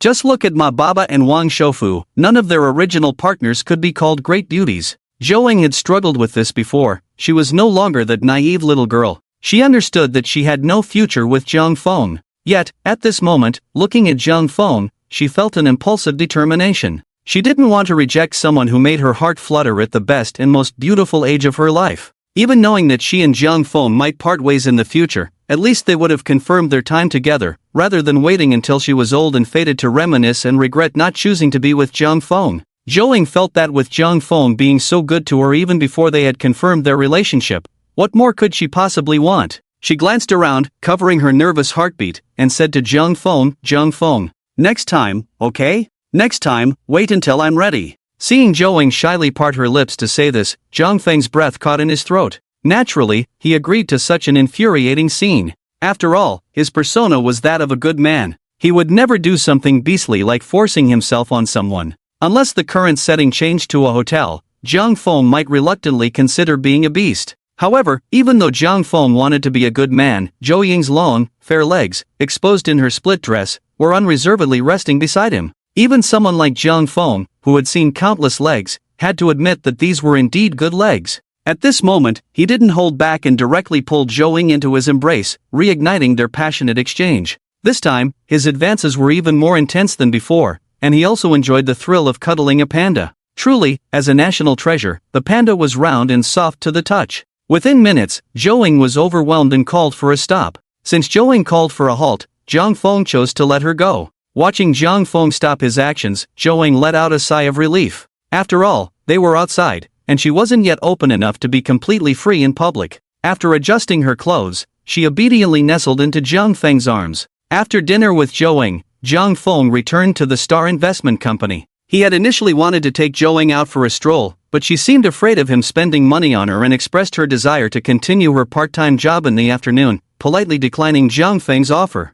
Zhang Feng didn't press her. After all, everyone has their own sense of pride. Wealth earned through one's own efforts deserves respect. Money is a person's courage. In life, there are countless moments when one defends their dignity with money. Although there are many motivational articles online claiming that life isn't about money, the truth is that life requires money. When a person lacks the ability, they must first kneel to earn money before they can stand and make choices. A job that seems undignified becomes respectable once you earn money from it. Zhang Feng wasn't the type to prevent a woman he liked from working and being a decorative vase at home. He was grateful to have obtained the godly rich system, so it was impossible for him to earn money while kneeling. He could only lie back and relax. At that moment, at the Star Investment Company, Chen Shuer, Zhao Linger, and others had already discussed their strategy, preparing to enter the Coca-Cola stock market with funds as soon as the U.S. stock market opened around 9 p.m., starting to borrow a large portion of Coca-Cola's shares. The so-called short selling was based on Zhang Feng's belief that Coca-Cola's stock would drop soon. At this point, Chen Shuer and the others needed to deposit a certain amount of margin, then use that margin to borrow Coca-Cola's stock from a securities company, or a third party. Once they borrowed the stock with the margin, they would sell it. When Coca-Cola's stock plummeted, they would buy it back and return it to the securities company. Simply put, it was about selling at the highest price and then buying back at the lowest price. In essence, it was quite similar to real estate speculation. When Zhang Feng arrived at the company, he saw Chen Shuer, Zhao Linger, and several others busy in the conference room. As Zhang Feng walked into the conference room, several employees immediately stood up and respectfully said to him, "Hello, Director Zhang." When Zhang Feng left, Chen Shuer had already informed the company about his identity. At this moment, seeing Zhang Feng suddenly appear, a few people couldn't help but glance at him with curiosity. No one expected that their boss would be such a young handsome guy. They initially thought Zhang Feng was just a recent graduate trying to solicit sponsorship for their company. They never imagined he was the mastermind behind it all. When Chen Shuer explained this to them, they thought they had misseen, but now Zhang Feng appeared before them again. Some female employees even blushed unconsciously. Seeing Zhang Feng return, Chen Shuer couldn't help but be a bit surprised. Looking at all the female employees in the conference room, it seemed as if they wished they could devour Zhang Feng whole. She couldn't help but smile mischievously, batting her enchanting eyes at Zhang Feng. "Director Jiang, why are you back so soon? Could it be that you've taken a liking to one of the young girls in the company?" Seeing Chen Shuai tease him, Zhang Feng playfully lifted her chin and said, "I'm here to work, and besides, no one in the company can compare to you." "If I were to take a liking to someone, it would be you." His flirtatious gesture instantly flushed Chen Shuai's fair face with color. Realizing she couldn't win against Zhang Feng, she could only pout helplessly. How could I possibly be worthy of our director Jiang? You should go after those freshly graduated girls instead." Zhao Linger, hearing Chen Shuai say this, couldn't help but cover her mouth and laugh. "Sister Shuai, don't be so insincere. You weren't like this when you introduced Director Zhang to everyone just now. You little girl, don't speak carelessly." Given Chen Shuai's kindness towards her, some things could only be hinted at and not joked about too much, or it might come off as greasy. Zhang Feng didn't linger on the topic and directly asked, "How's everything going?" Chen Shuai, seeing Zhang Feng bring up serious matters, also became serious. "We've already started operations. Don't worry, Linger and I will personally keep an eye on this matter for the next few days." Hearing this, Zhang Feng nodded in reassurance. If all goes well, the Coca-Cola incident would start to ferment late tonight, so all operable stocks must be bought in tonight. After surveying the area, Zhang Feng returned to his office. He had to admit that his office was just as well arranged as the one Yu Xiaoxiao had set up for him. The modern style was grand and bright, with the entire marble floor spotless. Behind the oversized desk was a glass wine cabinet filled with various fine wines. Several artistic oil paintings adorned the walls. Next to the glass cabinet was a door that led to Jiang Feng's resting room. Inside were brand new bedding, a large LCD TV, and a small sofa. The bathroom was stocked with new bathing supplies, and even the wardrobe had a few neatly ironed outfits ready for change. What pleased Jiang Feng the most was the enormous floor-to-ceiling glass window. At this moment, dusk was settling in, the setting sun blood-red, and the distant horizon was framed like a golden-edged sunset. The view from this window was excellent, showcasing the undulating buildings and the distant horizon, with the intricate roads below and the vehicles coming and going. If he turned off the lights at night and enjoyed the night view, it would surely be a wonderful scene. Just as Zhang Feng was admiring the view outside, Chen Shuai walked in again. Seeing Zhang Feng standing by the window, she approached him and asked with a smile, "How is it, Director Jiang? Are you satisfied with the arrangement?" After saying this, Chen Shuai quietly gazed into the distance, her eyes filled with a gentle softness. "Not bad, especially the view. It should look quite nice at night," Zhang Cheng praised. "Yes, the scenery here at our company is indeed quite nice. Sometimes, when I work late at night and gaze out at the bustling neon lights and the endless stream of car headlights below, I feel a sense of healing." Zhang Feng looked at Chen Shuai's delicate profile and alluring collarbone, thinking to himself, "This is true healing, isn't it?" The white clothing accentuated her fair and smooth skin, and her slender waist perfectly outlined the enchanting figure of a mature woman. The curves of her ample chest were perfectly concealed beneath the white sheer dress, and the simple design of the skirt made her long legs appear even more elegant, her waist delicate. The little scenery before him suddenly paled in comparison to Chen Shuai. "What kind of healing is this? When the opportunity arises, I'll let you experience what true healing is." Upon hearing Jiang Feng's words, Chen Shuai slowly withdrew her gaze and turned to look at him with interest. "Oh, what is it?" Jiang Feng naturally couldn't tell Chen Shuai that the best way to heal a woman is through a man. Women like Chen Shuai, who have excelled since childhood, share a common trait. Their extreme excellence from a young age instills a certain pride in their nature. They believe their abilities and talents are no less than those of men. Therefore, sometimes they might think that men are not all that impressive. The best way to heal such a female scholar is to overpower her with a strong body and perfect physique, allowing her to deeply feel the intense male hormones and awaken her true understanding of men, thus achieving extreme healing of both body and mind. I can't say yet, but when the time is right, I'll show you. I guarantee you'll like it. It's a treasure I cherish, Zhang Feng said, his gaze fixed on Chen Shuai's proud face, with a meaningful tone. The word treasure made Chen Shuai feel a tingle of curiosity. She smirked and asked, "Director Jiang, what kind of treasure is it? I work so hard every day to earn money for you, you better not keep it hidden." Seeing Chen Shuai looking at him with a curious expression, Zhang Feng maintained a light smile, showing no signs of panic. He said earnestly, "It's a big treasure, don't worry, I'll show you next time." Looking into Jiang Feng's candid eyes, Chen Shuai, who initially thought he was being mischievous, suddenly felt she might have overthought it. Shaking off those thoughts, Chen Shuai returned to the matter at hand. With a slightly serious expression, she said, "But Director Jiang, since yesterday, Coca-Cola's stock has been on the rise today, mainly because they launched a new advertisement yesterday, and this time they hired international A-list celebrities as endorsers. Once the advertisement was released, the stock surged by 30%. If we enter the market tonight when the U.S.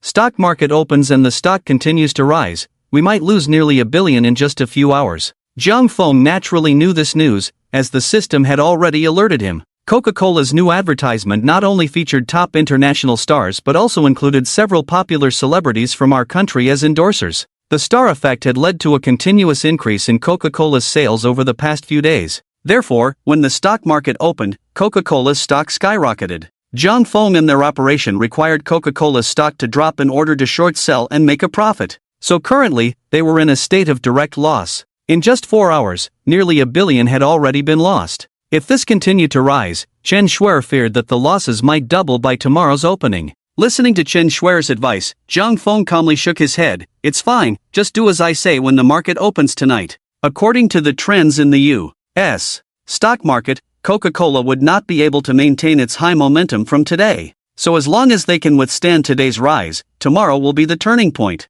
Chen Shuer looked at Zhang Feng with a somewhat complicated expression. They had already lost $1 billion, yet Zhang Feng remained completely unfazed. But in reality, they had already made the moves. Could they still withdraw? Zhang Feng asserted that it was absolutely impossible. Was Chen Shuer reliable, or was the system reliable? Zhang Feng naturally trusted the system 100%. Seeing Zhang Feng's confident demeanor, Chen Shuer could only suppress her worries. Since you are so confident, I feel reassured. Don't worry, we will work overtime at the company tonight and study it together when the stock market opens tomorrow. Although Jiang Cheng knew that there was absolutely no problem with this stock, Chen Shuer was unaware. She only knew that Jiang Cheng had insider information. However, insider information could also go wrong, so to be safe, Chen Shuer decided to work overtime at the company tonight. Seeing Chen Shuer so dedicated, Jiang Cheng did not stop her. After all, he was the boss, and Chen Shuer was the employee. Dedication was her duty. Watching Chen Shuer and Zhao Linger seriously handling company affairs in the conference room,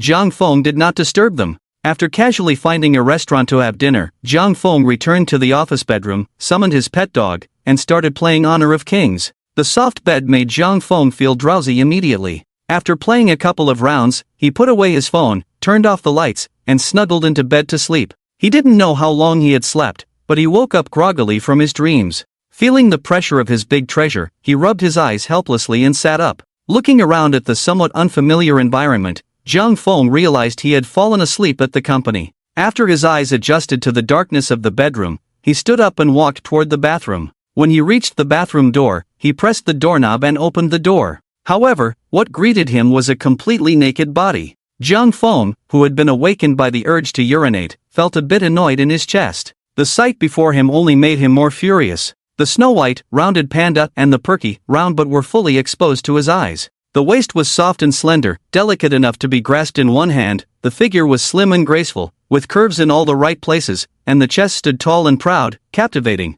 Their eyes met, and Zhang Feng quickly recognized that the panicked person before him was Chen Shuer. In an instant, all his drowsiness vanished, and his gaze instinctively drifted downward. Not bad, everything looked good. At this moment, Chen Shuer was also in a daze. A few seconds later, realizing she had been seen by Zhang Feng, she began to cover her chest and instinctively screamed loudly. Ah! Hearing the piercing scream, Zhang Feng instinctively leaned forward to cover Chen Shuer's mouth. Don't scream! You scared me! I just came in to use the bathroom. How did you end up in my room? At this moment, their bodies were pressed closely together, and Chen Shuer's mind became even more chaotic. Mr. Jiang, didn't you leave the company? Chen Shuer's scream immediately attracted Zhao Linger. They heard the sound of high heels approaching quickly, accompanied by Zhao Linger's concerned voice. Sister Shuer, what are you screaming about? Are you okay? Hearing Zhao Linger's voice, Chen Shuer's flushed face instantly turned pale. In a panic, she pushed Zhang Feng away and quickly closed the bathroom door, locking it quietly. Zhang Feng looked at Chen Shuer's actions, completely at a loss. What was going on? Hey, I'm still in here. Seeing Zhang Feng speak, Chen Shuer became even more flustered and hurriedly covered Zhang Feng's mouth. To avoid Zhang Feng seeing her, Chen Shuer tightly hugged him and rested her head on his shoulder. The body was pressed directly against Zhang Feng, giving him no chance to see her at all. With his bladder already on the verge of bursting, Zhang Feng felt even more anxious with Chen Shuer pinning him down. Chen Shuer, sensing Zhang Feng's change, felt a wave of embarrassment wash over her. However, she was more afraid of Zhao Linger seeing this scene. If she did, who knew how long she would be teased. Usually, she often joked about Zhao Linger, but now she was bare in the bathroom with Zhang Feng. Moreover, there were other employees outside. If they found out, what would happen to her authority in the company? Chen Shuer, tense and nervous, held Zhang Feng tightly. While trying to prevent any accidental exposure, she forced herself to sound calm as she spoke to Zhao Linger outside the door. It's nothing, nothing. I was just scared by a little bug. Ah, what bug? Do you want me to come in and help you? I'm not afraid of these little creatures, Zhao Linger asked with concern, knocking on the door. Seeing that Zhao Linger wanted to come in, Chen Shuer became even more flustered. She turned to Zhang Feng, signaling him with her eyes to stay silent. A thin layer of doors separated the three of them. She nervously refused, saying, no need, I've already killed it. Oh, okay, just don't take too long. I just bought all the stocks that were available, so I'm going to keep an eye on the market, Zhao Linger said, not noticing anything unusual. Chen Shuer immediately relaxed and urged Zhao Linger to leave. Alright, you go ahead. As she heard Zhao Linger's footsteps fade away, Chen Shuer let out a breath she didn't realize she was holding. At that moment, she felt her heartbeat syncing with Zhang Feng's. Their hearts began to thump in unison. Hearing a man's heartbeat so closely for the first time gave Chen Shuer a wonderfully strange feeling. Noticing that Zhang Feng remained silent, Chen Shuer curiously glanced at his profile. From his messy hair to his prominent nose, his sexy Adam's apple, and his strong chest, the male hormones were intensely stimulating her, making her feel flushed all over. Chen Shuer shifted her body, her breath becoming slightly hurried. The pleasant scent of Zhang Feng's shower gel enveloped her, sending a tingling sensation throughout her body. The atmosphere had become incredibly ambiguous. Their eyes met, and Zhang Feng immediately activated his deep, affectionate gaze. In those beautiful, strategic eyes, Chen Shuer felt herself starting to fall. Zhang Feng noticed Chen Shuer's friendliness skyrocketing to 85 points and smirked. Chen Shuer, feeling shy, said, "Why are you looking at me like that? I didn't know you were here. I clearly saw you leave just now, and why is it so dark?" In her fluster, Chen Shuer quickly explained to Zhang Feng. It was fine when they were still, but once she moved, given the situation and the sensations, it was impossible for a man to remain indifferent. A warm feeling spread from his chest. Chen Shuer looked down, realizing the source of that sensation was clearly Zhang Feng's hand. "Sorry, I couldn't help it," Zhang Feng said, lowering his head and taking the initiative to capture Chen Shuer's delicate, sensual lips. As their lips met, Chen Shuer initially wanted to resist, but Zhang Feng's strength pushed her against the wall. In a flash, Zhang Feng was ready to act like a beast. However, at the last moment, Chen Shuer hurriedly called for a stop. Since Chen Shuer didn't agree, Zhang Feng naturally halted. What era was it now? He was aware of the controversies surrounding Strong Dong. Besides, if Zhang Feng really acted like a beast tonight,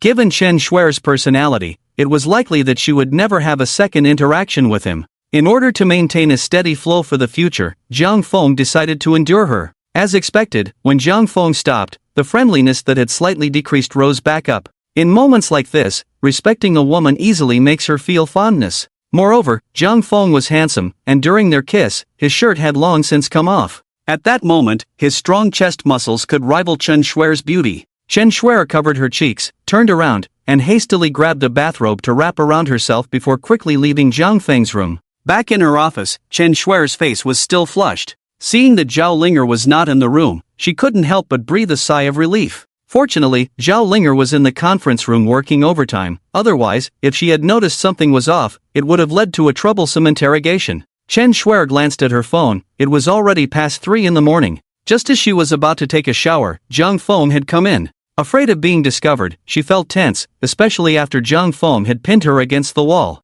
The stimulating environment combined with an unprecedented experience made her sweat profusely. In desperation, she quietly took her clothes and slipped into the bathroom of her room. The U.S. stock market opens from Monday to Friday, Eastern Time 9:30 a.m. to 4 p.m., and during daylight saving time, it corresponds to 9:30 p.m. to 4 a.m. in China. That's why they needed to stay late at the office tonight. The reason she went to Zhang Feng's room to shower was that Zhao Linger had borrowed her office's bathroom. Apart from her and Zhang Feng, no one else in the company had a private resting area. Earlier in the evening, she had clearly seen Zhang Feng leave the company. Plus, Zhang Feng's room was dark and silent. She thought no one was inside the bathroom, but unexpectedly, she was caught by Zhang Feng. Turning on the shower head, she let the water splash against her face. Turning around to look at herself in the bathroom mirror, her ears were red, her breathing slightly rapid, and she touched her swollen lips. She couldn't help but reminisce about the earlier experience. So this was what kissing felt like. It wasn't particularly unpleasant.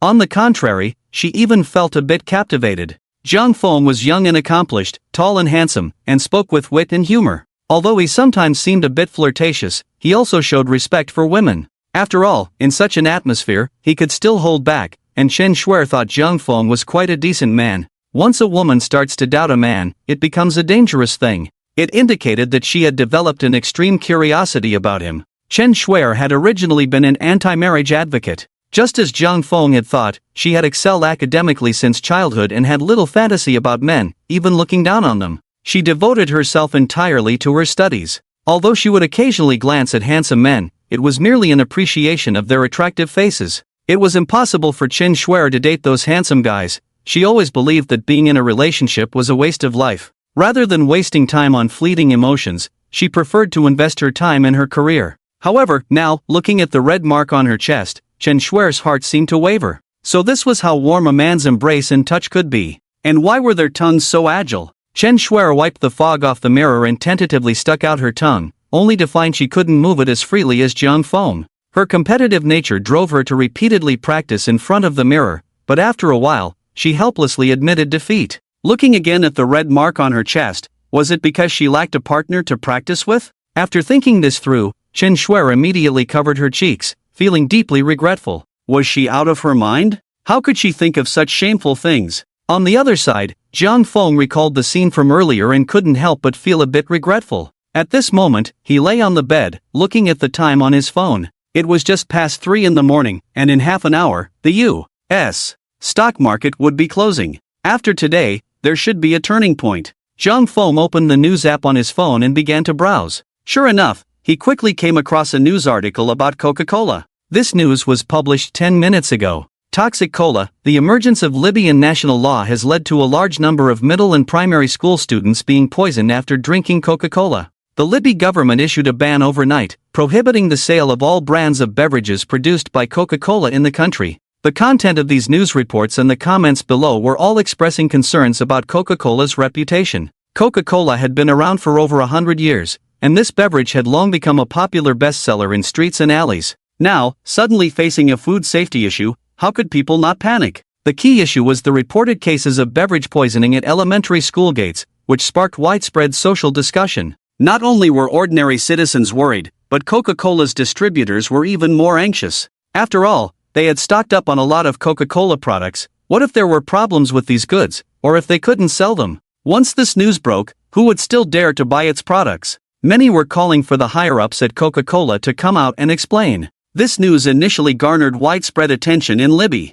The heat of the discussion had already begun to spread to Huaxia. As for other countries, it would likely spread quickly as well. Looking at this news, Zhang Feng couldn't help but mutter to himself, "This is solid." After reading, he directly shared the news on his social media. Although it was already past 3 in the morning, Wang Zhengzhang, who was used to nightlife, was lying in bed scrolling through his phone. Soon, he saw the information Zhang Feng had posted. After clicking in, he immediately sat up excitedly. Looking at the news, he quickly connected this incident with the U.S. stock market that Zhang Feng had mentioned. After carefully reviewing the situation, he couldn't contain his excitement and immediately sent the news to Chen Hao and Qin Fun. The other two were still awake, and soon the messages came back. The three of them created a small group to discuss the matter. "Old Chen, old Qin, did you see it?" Wang Zhang asked the two. "I saw it, damn, I can only say these 2 words, Chen Hao replied. Qin Fun also responded, "I really didn't expect it to be this U.S. stock. Old Jiang is quite bold. Old Jiang has posted on social media. I guess it's pretty much confirmed to be this one," Wang Zhang replied. Chen Hao sent a message, "I think so too. If it weren't for this U.S. stock, why would Zhang Feng randomly share this? I just looked. If it really is this one, then it's solid," Qin Fun replied. Qin Fun usually played stocks, so he naturally knew how significant the impact of such a crisis event could be on the stock market. "I'm really curious, how did he get insider information about such a big company?" Wang Zhang asked again. This was a crisis triggered by a food safety issue. Could it be that Zhang Feng had foreseen it? Or was he somehow involved in this matter? If it were the latter, that would be quite terrifying to think about. A large international company, especially one related to food manufacturing, would certainly have very strict safety controls. Otherwise, if the company accidentally suffers from a competitor's sabotage, where would the entire enterprise's credibility be? After one or two incidents, who would dare to buy their products? Therefore, the scrutiny of the food chain must be extremely tight. How did Jiang Feng manage to obtain such insider information? This inevitably raises questions. What Wang Zheng thought of, Qin Fun and Chen Hao naturally also considered. After a few seconds of silence, Qin Fun was the first to speak up. Forget about those matters. Being able to get us on the car is already quite good. The returns this time should be particularly considerable. I really don't regret following along. Brother Qin is right. Since old Jiang is willing to help us, let's not think about anything else. In the future, if he needs help, I will definitely lend a hand without hesitation. Wang Zhang nodded. You two have said it well. I will treat him like a brother from now on. Qinfen, at Chen Hao, I thought you were going to say you would help him a few times? Chen Hao. Brother Qin, I suspect something is off with you. Jiang Feng, on the other hand, was unaware of the late-night meeting of their little group. After watching the news, he walked into the conference room. At this time, Chen Shuer had already finished washing up and was sitting in the center of the conference room with a serious expression, frowning as she looked at the data of the US stock market on the big screen. Her serious work demeanor exuded a strong aura, completely different from her flustered appearance in the bathroom earlier. She was so focused on the data that she didn't even notice Jiang Feng walking in. A female professional by the door, seeing Jiang Feng enter, was startled awake from her near-sleep state and immediately stood up, respectfully bowing to Jiang Feng and saying, "Director Jiang." At this sound, Chen Shuer and Zhao Linger immediately turned their heads to look over. Compared to Zhao Linger's surprised expression, Chen Shuer's eyes showed a hint of panic. After all, she had just had such an ambiguous encounter with Jiang Feng. Facing him now was inevitably a bit awkward. Seeing the little woman demeanor on Chen Shuer's face, Jiang Feng couldn't help but smile. However, after that smile, Jiang Feng returned to his usual expression, as if nothing had happened. If Chen Shuer didn't bring it up, Jiang Feng naturally chose to forget about it. How's it going? Seeing Jiang Feng looking at her calmly, as if nothing had happened between them,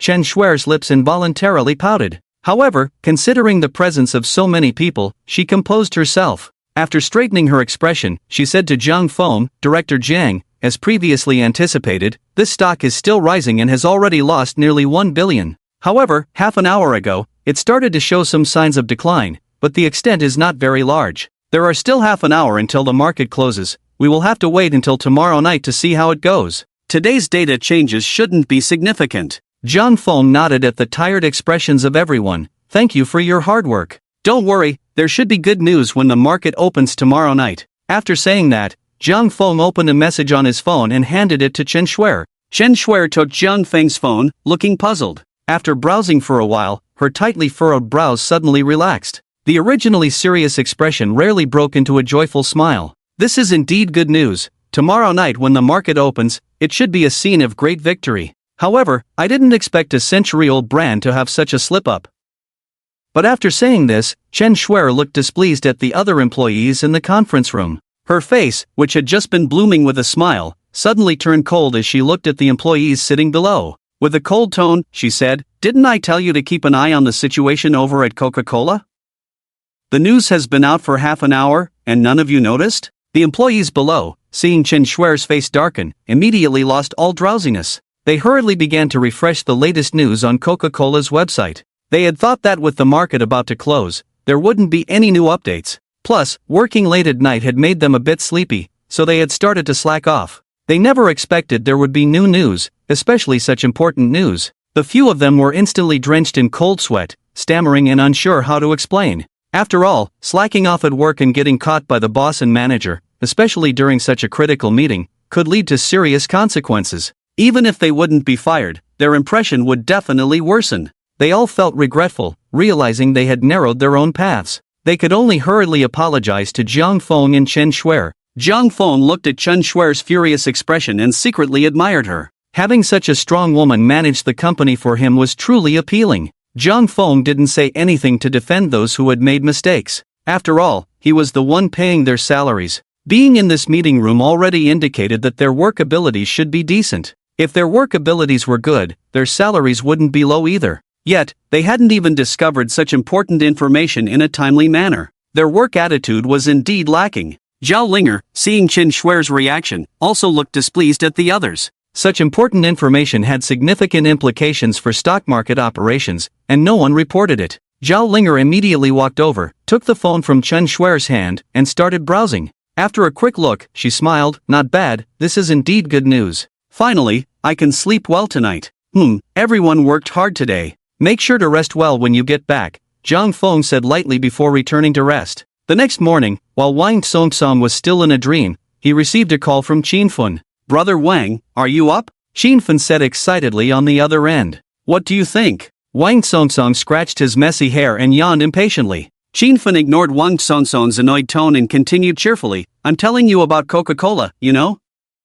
Can you just get to the point? It's early in the morning, do I look like someone who hasn't had Coca-Cola? After being snapped at by Wang Songsong, Qinfen didn't get angry. He had been so excited since he learned the news that he couldn't sleep.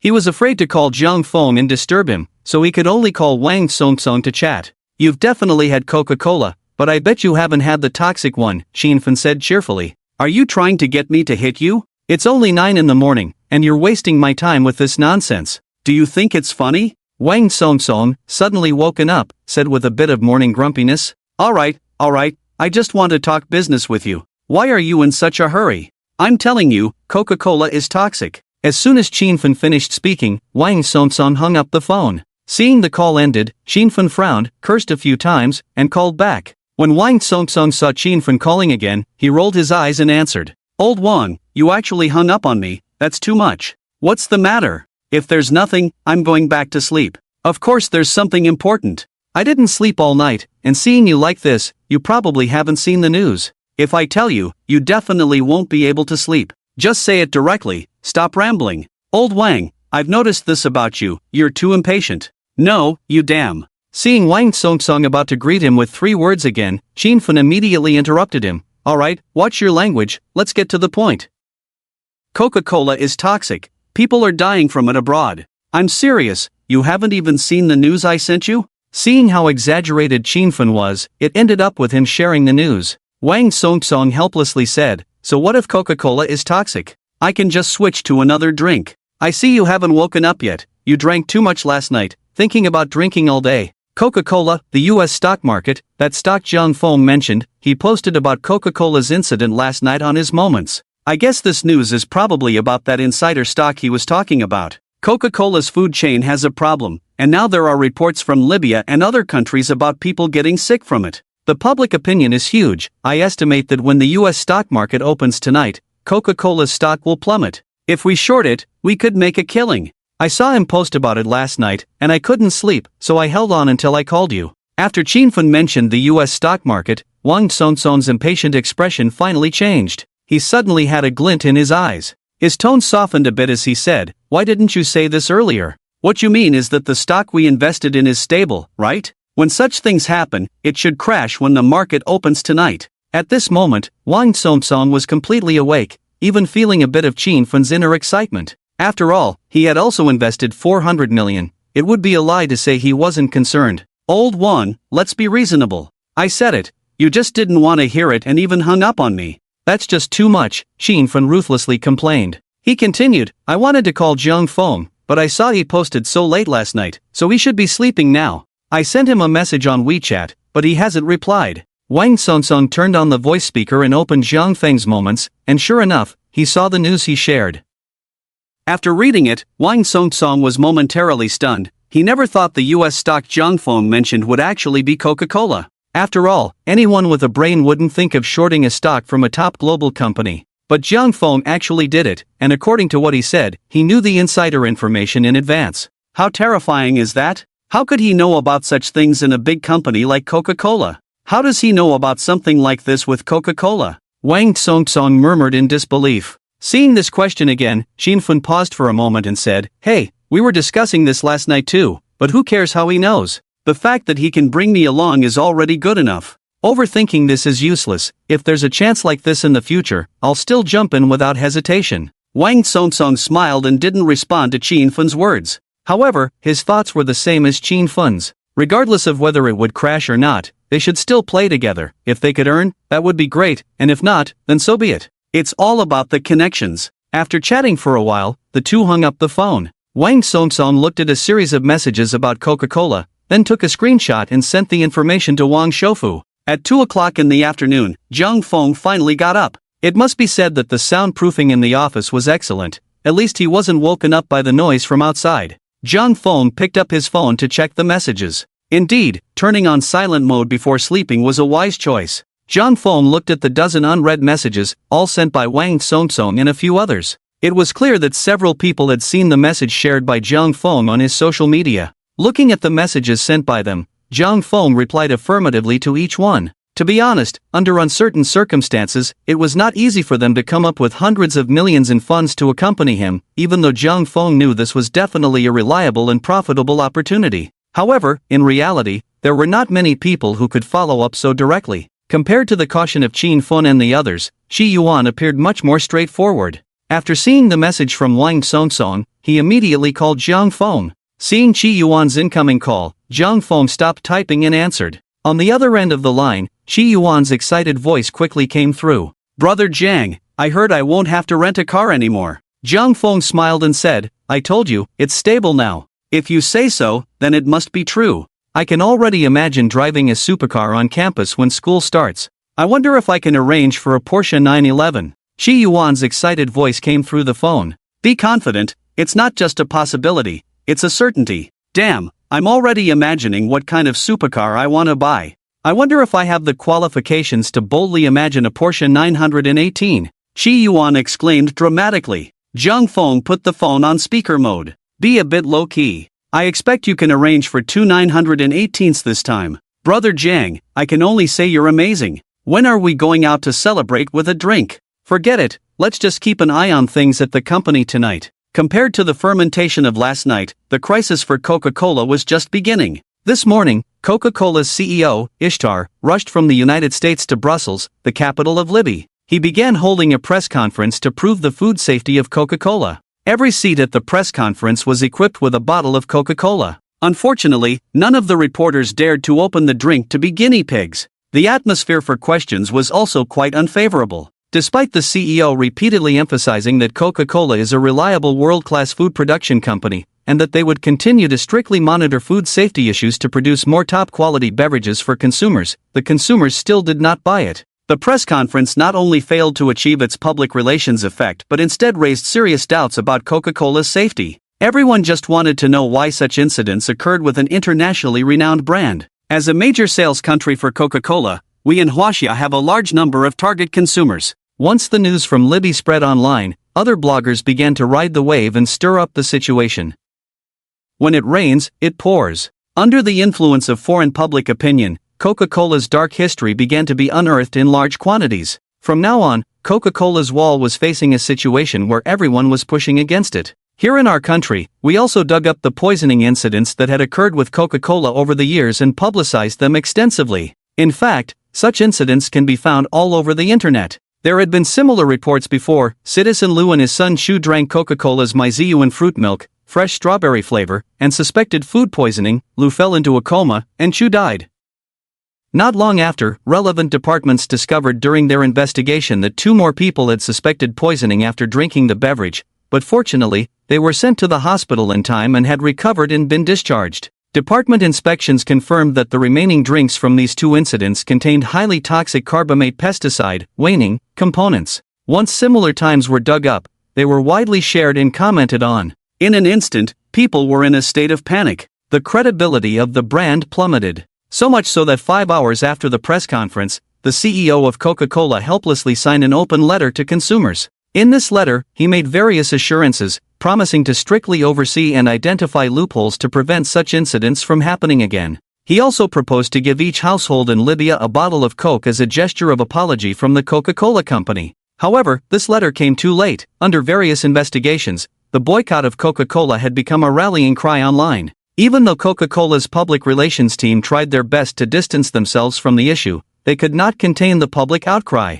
"Thanks in advance, then I'll go find Wango, let him keep an eye on the stock market tonight." "I don't understand this stuff, but he does," Shi Yuan said. "Alright, then I'll hang up." After hanging up the phone, Zhang Feng put down his phone and stepped into the bathroom to freshen up. After brushing his teeth in front of the mirror, Zhang Feng planned to take a hot shower. However, at that moment, he caught a glimpse of something red out of the corner of his eye. Upon closer inspection, it turned out to be a red bra and lace panties.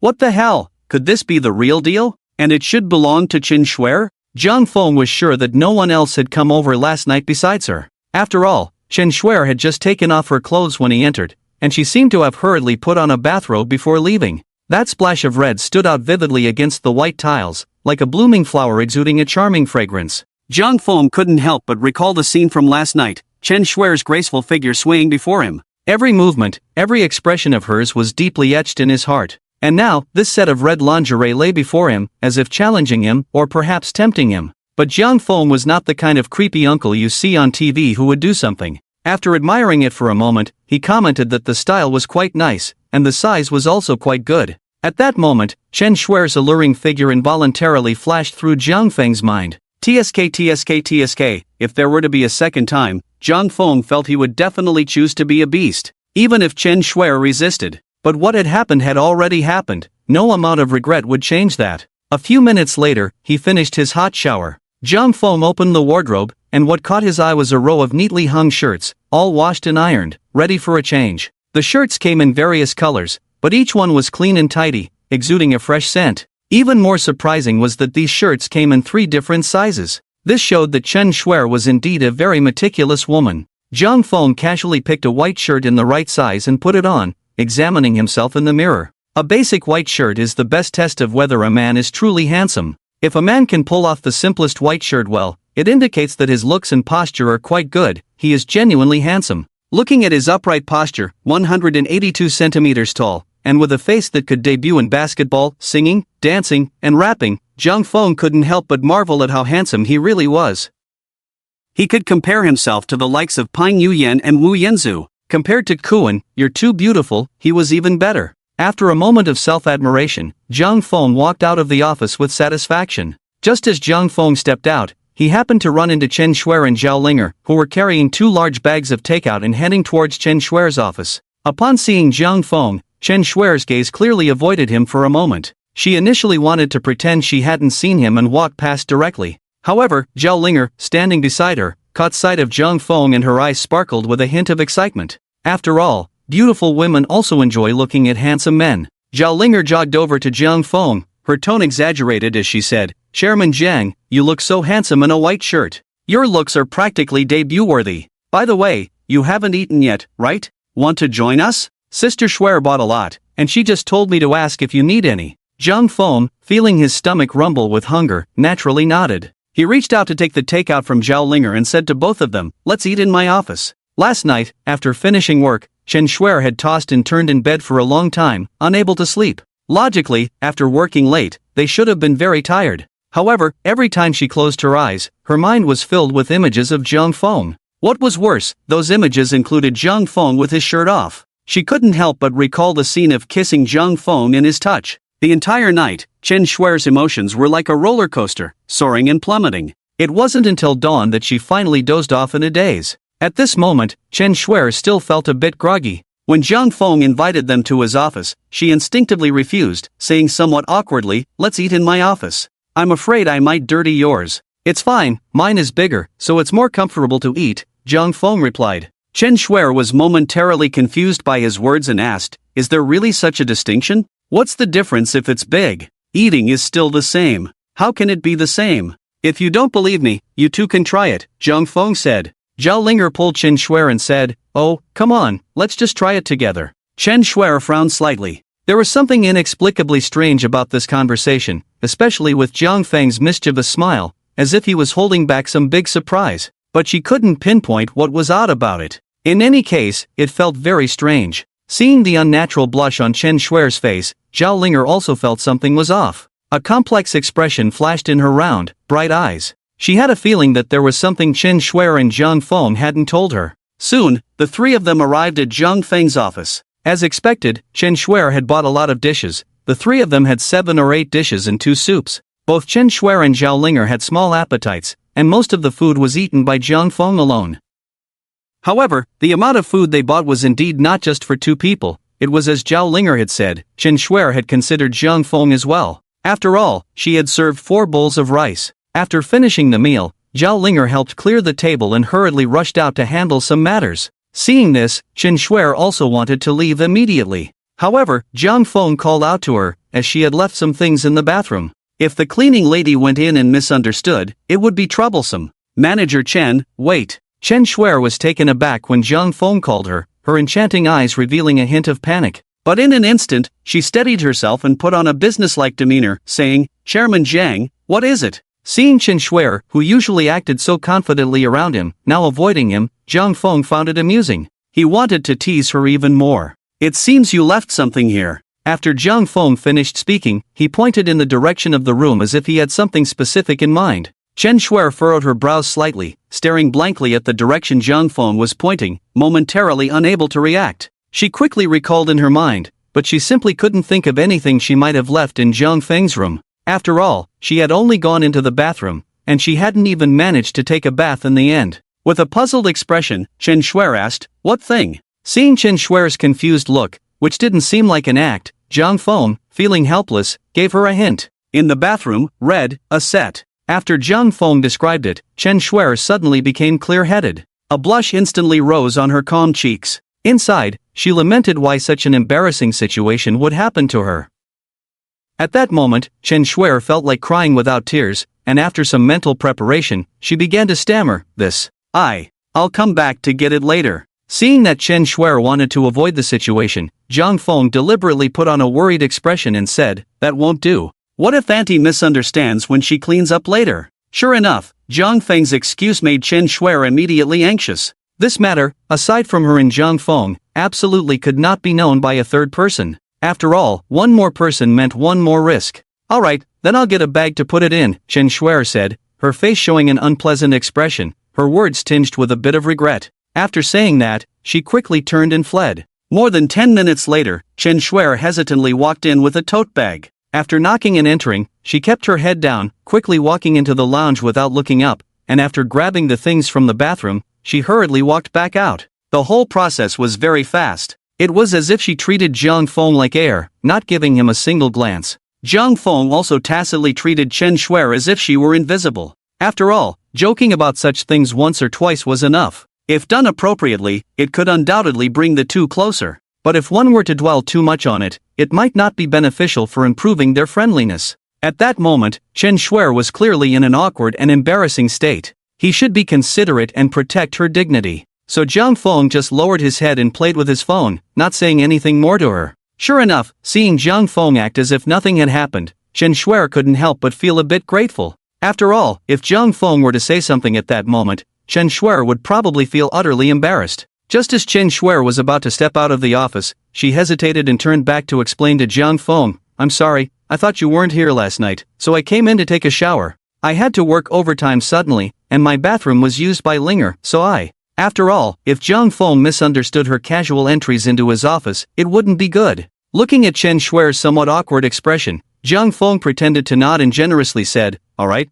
just remember to take your things next time you come. Don't worry, I won't come again next time, Chen Shuer assured. Hey, Manager Chen, I'm not that petty. If you want to come, you can come anytime. Last night was just an accident. I usually don't stay in the office, so feel free to use it. Seeing Zhang Feng say this, Chen Shuer explained again, I really thought you weren't here last night. It was pitch black, and I didn't know anyone was there. Zhang Feng still maintained a generous demeanor and waved his hand. It's fine, just remember to lock the door next time. I don't blame you. Alright, I'm really sorry for the trouble this has caused you. Hearing Chen Shuer's apology, Zhang Feng couldn't help but want to laugh. The seemingly shrewd woman hadn't even realized she had been caught in his trap.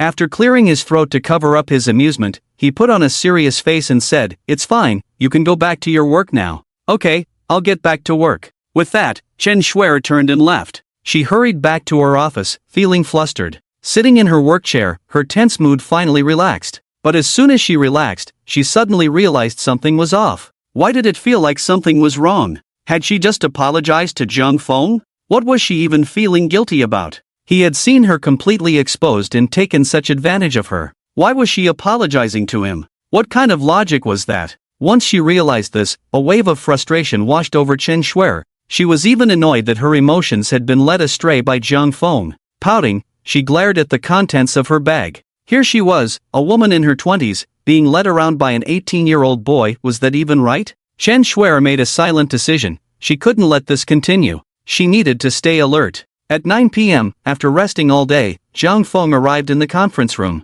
At that moment, only Chen Shuer and Zhao Linger were present. They were discussing matters related to the stock market. When Zhao Linger saw Zhang Feng enter, she covered her mouth and giggled. "Director Zhang, you're here. So, does that mean you'll be leading tonight's meeting? I'm really looking forward to it. It's my first time working overtime in a meeting with the boss. Just thinking about it makes me a bit excited." Is that so? Then I'll try to work overtime with you more often in the future. After saying this, Zhang Feng added silently in his mind that the content of their late-night work should be changed to discussions about the development of human civilization or courses on physiological structures. Chen Shuer thought about how she had been played around by Jiang Chang at noon and couldn't help but roll her eyes at Zhang Feng. I didn't expect Director Jiang to be so sweet-tongued. Seeing Chen Shuer return to her previous state, Zhang Feng was a bit surprised. He raised an eyebrow at her. "How do you know if I'm sweet or not? Have you tasted it?" Chen Shuer opened her mouth, momentarily at a loss for how to retort. A flush spread across her fair face. To say she hadn't would be a lie. She had indeed tasted it. Chen Shuer felt she shouldn't engage with Zhang Feng because no matter what she said, he always found a way to leave her speechless. After a brief pause, she could only smile and change the subject, feeling a bit guilty as she asked, "Director Jiang, are you working overtime tonight too?" Zhang Feng smiled. He still held to his principle, not taking the initiative, not refusing, and not remembering. He would bring up whatever Chen Shuer mentioned. If she didn't bring it up, he wouldn't either. The key was to remain nonchalant and not take it to heart. Zhang Feng nodded seriously. "I slept too much today, so I'll work overtime tonight as well." After Zhang Feng took his seat, soon a man and a woman entered the conference room. Zhang Feng glanced at them. It was clear these two were not the same people from yesterday's meeting. Apparently, those who had slacked off last night had been replaced by Chen Shuer, and she was quite decisive about it. Such people are what a company needs to maintain order. Zhang Feng was quite satisfied with this. As soon as the two people walked in, they respectfully bowed and greeted Zhang Feng. "Good evening, Director Jiang, Manager Chen, Supervisor Zhao." Zhang Feng looked up and nodded at them. The woman among them, seeing Zhang Feng raise his head, immediately glanced at him up and down, even giving a slight wink. Her alluring gaze was quite obvious. Zhang Feng couldn't help but raise an eyebrow and took a look at her as well. The woman was wearing a tight red dress that perfectly outlined her curves, her voluptuous figure complemented by a charming face and a seductive smile. Zhang Feng was somewhat surprised by her looks. Could it be that this office was a hotspot for beautiful women? Chen Shuer and Zhao Linger were one thing, but now there was another sexy enchantress. Zhang Feng couldn't help but secretly activate the character scanning system. Name, Luo Jia, age, 26, height, 165 centimeters, attractiveness, 88, figure, 94, privacy, 3, friendliness, 50, bystander status. Zhang Feng looked at the system's values, dismissing the special value. He was quite puzzled by the friendliness value. She had been sending him flirtatious glances since she entered. Yet now, upon checking, her friendliness value was only 50 points? This situation felt a bit delicate. Could it be that he had encountered the legendary workplace unspoken rules? Chen Shuer, noticing Zhang Feng staring at Luo Jia, couldn't help but roll her eyes internally. Indeed, all men were lecherous. Mr. Xuanlu had said that it was very simple to judge whether a man was lecherous or not. You just had to place your hand on his breath. If he was still breathing, it meant he was lecherous. Looking at Zhang Feng's rising and falling chest, it was clear he was indeed lecherous. Chen Shuer blinked and said to Zhang Feng with a slightly sour tone, "Director Jiang, isn't Luo Jia beautiful? She and Shui Yong are our company's investment analysts." After Chen Shuer finished her introduction, the system and perception skill suddenly beeped. A red exclamation mark appeared on the system's screen. Seeing the prompt, Zhang Feng immediately looked up at Luo Jia and Shui Yong. It was obvious that the system's prompt was related to these two. Scanning over Shui Yong, he found nothing unusual. However, when he looked at Luo Jia, a sense of unease arose in his heart.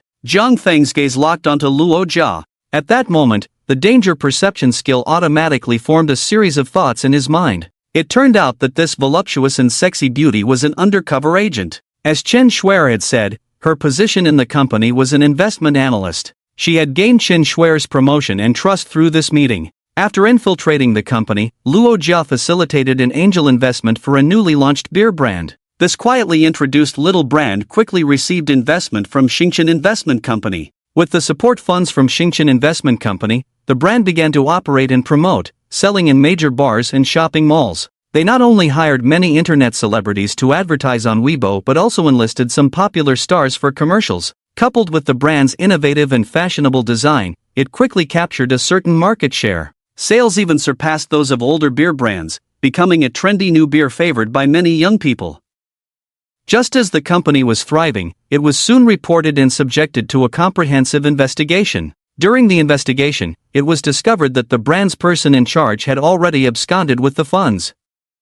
The entire company turned into a shell company. At this point, the investigation quickly traced back to the investment company, Xingchen Investment Company. Now, as the largest shareholder, Xingchen Company was directly thrust into the spotlight of public opinion. The behind-the-scenes owner of Jiangfeng Star Investment naturally bore the brunt of the responsibility. The reason for this was that the product had committed a problem even more serious than that of Coca-Cola. The company behind this beer had used counterfeit alcohol mixed with industrial alcohol to save costs. Moreover, the most critical issue was that after the product was sold, there were multiple incidents of people dying from consuming the fake alcohol. In no time, this matter began to attract widespread attention from society. Some even started to promote it extensively online, amplifying the situation indefinitely. Consequently, the largest shareholder investing in this beer, Star Investment Company, was also directly caught up in the turmoil, thrust into the eye of the online public opinion storm. Eventually, the judicial authorities began to intervene.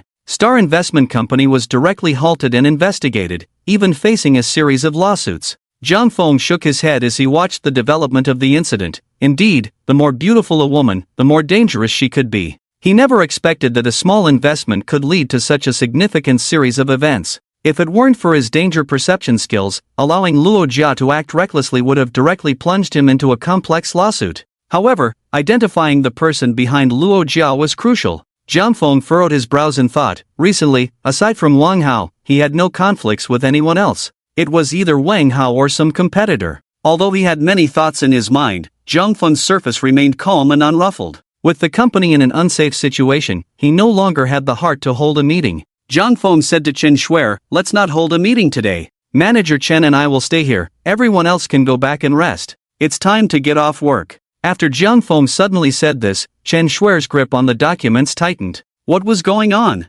Had Zhang Feng gone mad? He wasn't even holding a meeting, and why was he keeping her behind? Did he want to be alone with her? Hadn't he just been staring at Luo Jia in a daze? Chen Shuer's face turned slightly red as she said, Chairman Jiang, is this not too good? What's not good about it? We can handle this matter between the two of us. I'm not used to being watched by so many people. Zhao Linger noticed Zhang Feng speaking in this tone again. She couldn't help but turn to look at Chen Shuer, only to see an unnatural flush rising on her usually cold cheeks. Seeing Chen Shuer's unusual demeanor, Zhao Linger finally confirmed that there must be some indescribable relationship between the two of them. Zhao Linger immediately closed her tablet, smiling as she looked at Chen Shuer and Zhang Feng. Then I won't disturb you too, thank you, Chairman Jiang. I'm off work now, Sister Shuer, good luck. After winking at Chen Shuer, Zhao Linger happily turned to leave. Seeing that he didn't need to work overtime, Cui Yong also happily packed up his computer and respectfully took his leave. Only Luo Jia looked unwillingly at Chen Shuer and Zhang Feng, her expression complex as she slowly walked away. She had heard that Zhang Feng would attend a meeting tonight, so she had chosen her clothes and done her makeup early in the morning. Unexpectedly, before the chairs in the conference room had even warmed up, Zhang Feng had dissolved the meeting. Today was the first time she had met Zhang Feng. Logically, there shouldn't have been any slip-ups. Luo Jia could only attribute this to Zhang Feng's unpredictable personality. After all, age was a factor. Young people, aren't they just playful and unable to settle down? However, this playfulness did make Luo Jia happy. As long as he liked to have fun, what she feared was that he wouldn't enjoy it with her. Seeing that everyone else was happily leaving work, she couldn't show her feelings too obviously and could only helplessly pack up her computer and leave with Cui Yong.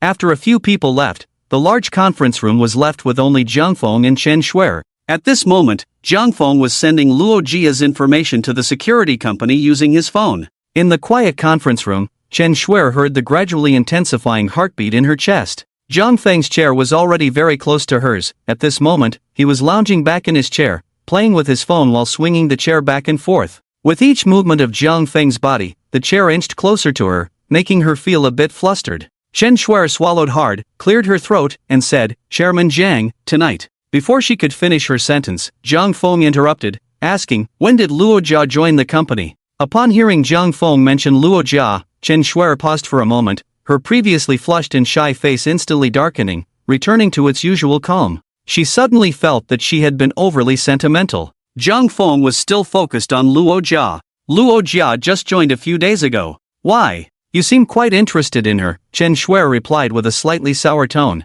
Jiang Feng nodded in acknowledgement, not denying it. What do you think of her? Seeing Jiang Feng ask for her opinion, Chen Shuer, despite her inner thoughts about his flirtatious nature, answered honestly, our company was just established not long ago, and everyone is still a newcomer. We're still in the assessment phase, so I haven't seen any actual demonstration of abilities yet, but her work history looks decent. Jiang Feng stroked his chin, contemplating before deciding to be straightforward with Chen Shuer. After all, Chen Shuer was a reward from the system, with loyalty levels equal to Zhao Linger, both at 110, reaching a point of absolute loyalty. Luo Jia has some issues. Chen Shuer was taken aback by Jiang Feng's words, looking at him in surprise. Noticing that Jiang Feng's expression was off, she realized something must be wrong. Her face showed a flicker of confusion as she asked, what kind of issues? Her problems are significant. In short, she is not someone we can rely on, especially her proposed investment plans, none of them can be used. Be cautious, but don't let her find out.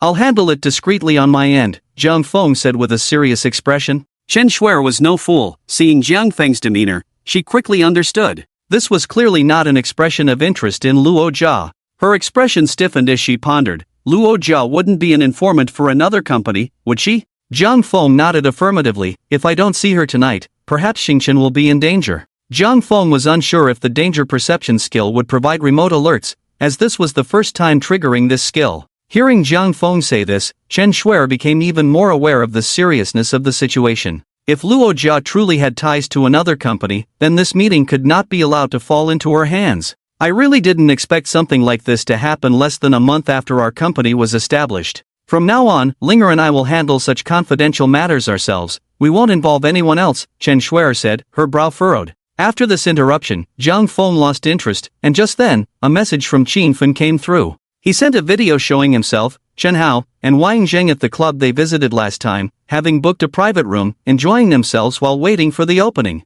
Old Jiang, want to come play? I heard today's girls are good, should I arrange a few? Qin Fen then sent him a dozen photos of women. Jiang Feng glanced at the pictures. He recognized a few, but he didn't see Xia Meng among them. After being teased by Chen Shuer last night, he still hadn't released his pent-up feelings. Jiang Feng typed a message. Was that girl not there when I went last time? After all, Jiang Feng had just opened the character scanning system and noticed that while there were some attractive faces, the numbers weren't impressive. After all, those with high looks are relatively clicked on more often, but those with fewer clicks tend to have average looks. The reason for asking Xia Meng is that Jiang Feng opened the character scanning system's records and found that Xia Meng's privacy value was still at 1. This indicates that, apart from Jiang Feng, she surprisingly hasn't had a second man, which is quite interesting. Qin Fen quickly replied, the girls here aren't fixed for clients, let me ask if I can bring her over. Hearing this, Jiang Feng immediately became interested. He stood up, stretched, and said to Chen Shuer, you should go home and work overtime tonight.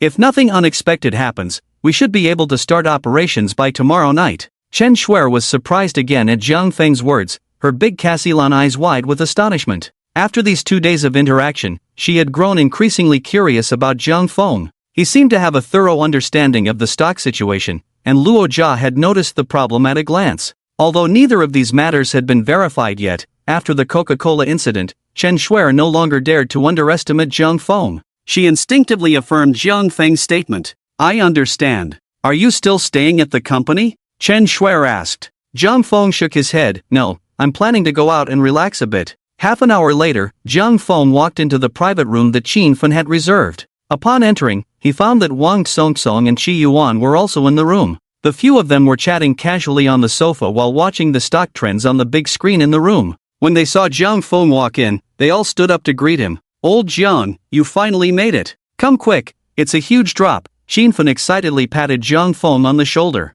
Yeah, brother Jiang, it's only been half an hour since the market opened, and my heart is almost giving out, Wang Zheng said, beaming and suppressing his excitement. If I had known earlier, I would have asked my dad for more funds, Chen Hao said regretfully, shaking his head. I heard you were coming, so we came along to join the fun, Wang Songsong added, following their conversation. Shi Yuan raised an eyebrow at Jiang Feng and asked with a curious expression, "Brother Jiang, I just heard you came for a beauty. Is that true? Can you really find true love here?" The few of them enthusiastically greeted Jiang Feng. After all, he was now an important figure leading them to wealth. Aren't we all here to relax? Can't true love come alone? Jiang Feng said with a hint of meaning. That's not it. I only came because I heard you were here. This is my first time at this place, Shi Yuan said sincerely. He rarely visited such places due to his special status. Qinfen, Wang Zhang, and Shen Hao were all secretly surprised by Qi Yuan's words. They didn't know about Jiang Feng and Wang Hao's matter. Although they knew Jiang Feng was not simple, they weren't clear about the specific background. Today was their first encounter with Qi Yuan. After all, they were from different circles. Without someone making the connection, it would be hard to have any intersection. The reason Qi Yuan came tonight was that Wang Songsong heard Jiang Feng was coming. Coincidentally, Qi Yuan was with her, so they came together. However, just because they usually had no intersection didn't mean they were unaware of Qi Yuan's family background. At this moment, the few of them observed Qi Yuan's attitude towards Jiang Feng, which was casual yet carried a hint of flattering respect, and they were somewhat puzzled. Qi Yuan's family had significant influence in the Magic City, ranking among the top 3 in terms of power. To be honest, there was really no need to flatter a rich second generation. After all, in this world, power outweighs money. Even Wang Songsong received a casual and relaxed attitude from Qi Yuan. However, the moment Jiang Feng entered, Qi Yuan quickly stood up to greet him. This attitude truly left the others a bit puzzled. Before Jiang Feng arrived, the gathering had been centered around Qi Yuan. But now, it was clear that Qi Yuan was deferring to Jiang Feng. Jiang Feng waved his hand. No, don't say things that could easily be misunderstood. TCH, I called you out and you didn't come. Turns out you were here thinking about a woman. You're overthinking it. I'm just a regular guy. I was planning to stay at the company, but some issues came up, and I lost my mood to stay. What kind of issues? Qi Yuan asked. Nothing major. By the way, do you know what's been going on with Wang Hao lately? Jiang Feng said. Upon hearing Wang Hao's name, Qi Yuan couldn't help but feel a sense of schadenfreude. Oh, him? His father got suspended, right? I heard to avoid being a nuisance in the Magic City, they sent him abroad. Brother Jiang, you don't know. That idiot Wang Hao got himself in trouble because of you. His father was directly suspended for investigation. Although the results aren't out yet, according to my dad, their influence in the Magic City has been cut in half. They're basically done for in the Magic City. Actually, Wang Gang's performance was decent. He and my dad have always been rivals, and Wang Gang has always been cautious. But my family isn't a soft target, neither can really take down the other. So that idiot Wang Hao kept provoking me, trying to catch my family off guard. I heard he got a severe beating from his dad when he returned home, and then he was sent abroad, fearing he would cause more trouble for them. Qi Yuan spoke excitedly, spitting as he did. Xinfen, Wang Zhang, and Shen Hao, who were unaware of the situation, appeared calm on the surface while their hearts were stirred up like 1,000 waves. Naturally, Wang Hao and his family had heard the news, as there were only a few well-known second-generation officials in the Magic City. For these wealthy families and entrepreneurs wanting to establish themselves in the Magic City, the first thing they needed to do was understand the local power dynamics. They had to know about the prominent families, how many members they had, and what they were involved in. They would definitely gather this intelligence. While they might not know every detail, they needed a general understanding. Otherwise, they could easily offend someone during social engagements, which would be troublesome. Just like someone of Wang Songsong's status, even a trip to Disneyland or a tourist spot would have staff alerted to provide attentive service throughout. Not to mention someone like Qi Yuan or Wang Hao, who were second-generation officials. People from their background would have arrangements made for them even when flying, with someone ready to pick them up and present gifts. It was all about fostering closer relationships. Thus, every circle has its own ways. Don't think that wealthy people spend every day indulging in pleasure. Their social interactions are often much more complex than ordinary people's. Resources in this society are limited. What belongs to your family belongs to someone else. If you don't compete, you will never move forward and may even be eliminated by other competitors. The three of them were shocked that Wang Hao had been brought down by Jiang Feng. A few days ago, they naturally knew about the troubles Wang Hao's family was facing. This was not a secret, everyone received the news as soon as the incident occurred. After all, when someone in that position fell, everyone connected to them began to feel uneasy. Others without connections started inquiring about who had replaced Wang Hao's family. They were busy trying to find connections to prepare gifts. Who exactly is Jiang Feng? How does he have such power to bring someone so high down? The three of them couldn't help but feel astonished. Although Jiang Feng appeared calm on the surface, he already had his own thoughts brewing inside.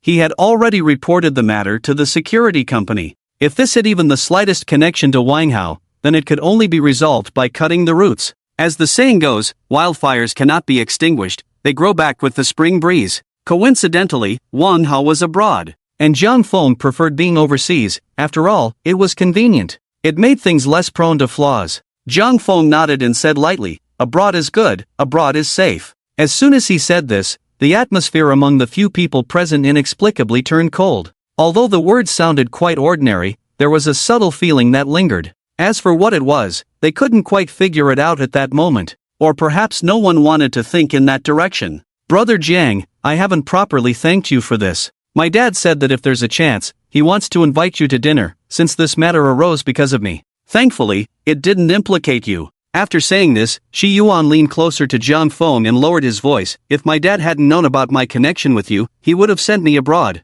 Jiang Feng noticed Shi Yuan's excited demeanor. Clearly, he harbored deep resentment towards Wang Hao. Over the years, Wang Hao's family had been looking for trouble with Shi Yuan, and he had to endure it all in silence. Now that their family was in trouble, Shi Yuan genuinely couldn't pretend to be sympathetic. If it weren't for his dad telling him to keep a low profile, he would have almost celebrated with firecrackers. At this moment, when he mentioned this to Jiang Feng, his tone was filled with schadenfreude, unable to hide it. After all, the biggest beneficiaries of the Wang family's downfall were Qi Yuan's family. Let's talk about it later. After the stock market closes in the next couple of days, I need to return to Rongqing to prepare. School is about to start, Jiang Feng replied. Alright, when you come next time, I'll make good arrangements, Shi Yuan said, still unable to suppress his excitement, smiling broadly. Jiang Feng patted his shoulder and laughed. Have you thought about what car you want to buy? With Coca-Cola dropping like this, I feel like I can't limit myself to just the Porsche 911 anymore.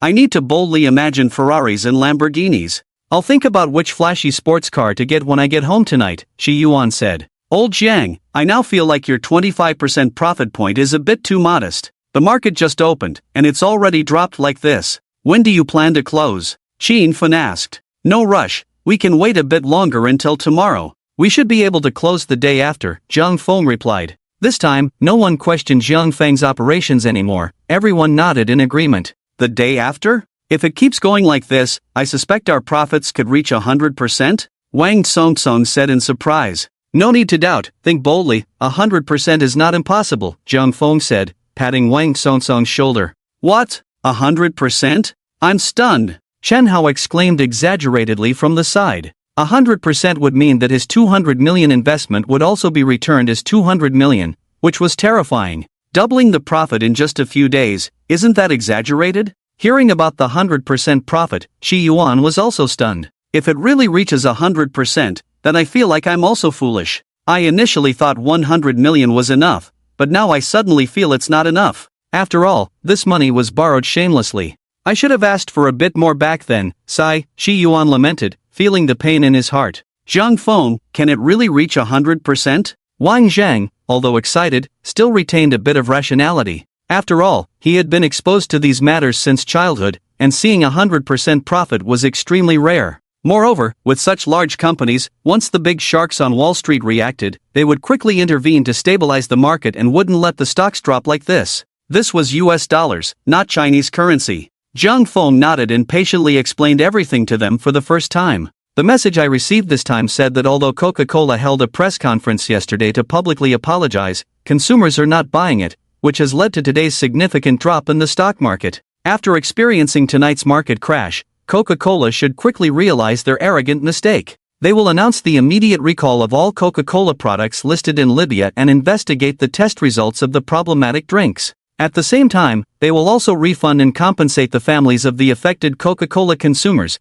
promising to cover the medical expenses and subsequent treatment costs for these patients. Once they handle this process, the regional supervisors from various countries will also come out to promote that the Coca-Cola produced in other countries is not from the same production chain as that in Libya and France, thereby stabilizing consumer confidence in other countries. Only after they establish dedicated online personnel will this matter gradually calm down, and at that point, Coca-Cola's stock will begin to rise again. After Jiang Feng explained this, the few people present were momentarily stunned. If what you say is true, then the profits are definitely secure, Jinfen said excitedly, rubbing his hands together.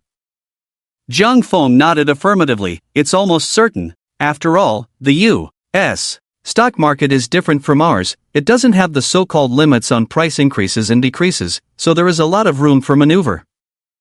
Moreover, products from the system are guaranteed to be of high quality. After showing off in front of them, Jiang Feng then asked, "What about those beauties you sent me on my phone?" He had come for them, not to squeeze in with this group of smelly men. Seeing Jiang Feng ask this, Jinfen grinned and said, "I haven't told you yet about that girl you mentioned earlier. I just asked the supervisor here, and he said that after you left that day, she never came back." And the key point is, do you know what she said? She said if you came back and looked for her, she could have the supervisor contact her. Wang Zhang then added, "Old Jiang, what kind of drug did you give that girl? After just one night, she's completely devoted to you. I've seen many girls here, but I've never encountered one so infatuated. Yeah, I remember that girl was not tall but had good qualities. I'm really envious." Old Jiang, you have to share some of your good skills with us, Chen Hao joked. Jiang Feng scoffed, "What kind of drug can you take? Spending a few $100 million isn't enough." If it's not enough, just come a few more times, as long as you can handle it. As soon as Jiang Feng finished speaking, the few of them were visibly shocked. Damn! They were no longer 18-year-old young lads. If they really had to do it a few more times, not many could withstand it. Old Jiang, impressive. Jinfen was the first to say. Old Jiang, fierce. Wang Zheng quickly followed. Brother Jiang, you're both impressive and fierce. Qi Yuan and Chen Hao also expressed their admiration. Only the oldest, Wang Songsom, wore a bitter expression and said nothing. All right, enough joking. Call the girls over. I don't want to be squeezed in with you guys like this. As the organizer of this gathering, Jinfen immediately smiled and said, "We've all been waiting for you, how could we call without you?" Jiang Feng could tell that they were all subtly trying to elevate themselves. He didn't refuse. After all, in this society, it's all about strength. For them, Jiang Feng being able to take them out made them very happy. Because subjectively, they also wanted to integrate into Jiang Feng's social circle. In their eyes, Jiang Feng's background was mysterious, and his financial power was terrifying. Moreover, he had insider information that they couldn't find out about. Who wouldn't want to integrate with him? Knowing someone, especially someone of a higher class than you, it's like opening a new window for you. If he is willing to let you stand in front of it, you will see different things and hear different sounds, broadening your horizons. Just like now, Jiang Feng is willing to take them on board. That's why, in just a few days, they managed to achieve several small goals they had never even dared to dream of before. Normally, a small goal for a regular company would take at least a year or two to accomplish. But because they teamed up with Jiang Feng, they realized this in just a few short days. This is the benefit of integrating with Jiang Feng. Jiang Feng had no idea about the little schemes in their hearts. He himself still didn't know what his background truly was. On the contrary, Qi Yuan might be the one who understood it the best. However, Jiang Feng would never ask him. After Qi Yuan's words, Qin Feng and the others' imaginations about Jiang Feng's impressive background grew even more vivid. Although their expressions seemed the same as usual, their recognition of Jiang Feng had reached a new level. One could only say that invisible pretentiousness is the most lethal. After Qin Feng finished speaking, he immediately went out to call the supervisor to bring everyone in. Soon, a dozen attendants began to walk in slowly, standing in front of them with various expressions. Qin Feng smiled at Jiang Feng and Qi Yuan, saying, "This arrangement is quite special, you two can choose first." Qi Yuan glanced over and winked at Jiang Feng, saying, "Brother Jiang, you choose first." It's my first time here, and if I pick wrong and choose a sister-in-law, that wouldn't be good. Jiang Feng understood what Qi Yuan meant and pushed him playfully. "I told you last time, don't mention sister-in-law again." Qi Yuan recalled the last time with Xiao Yining and nodded immediately. Right, it was my fault for being inconsiderate." Jiang Feng looked at the attendants this time, and they were quite interesting.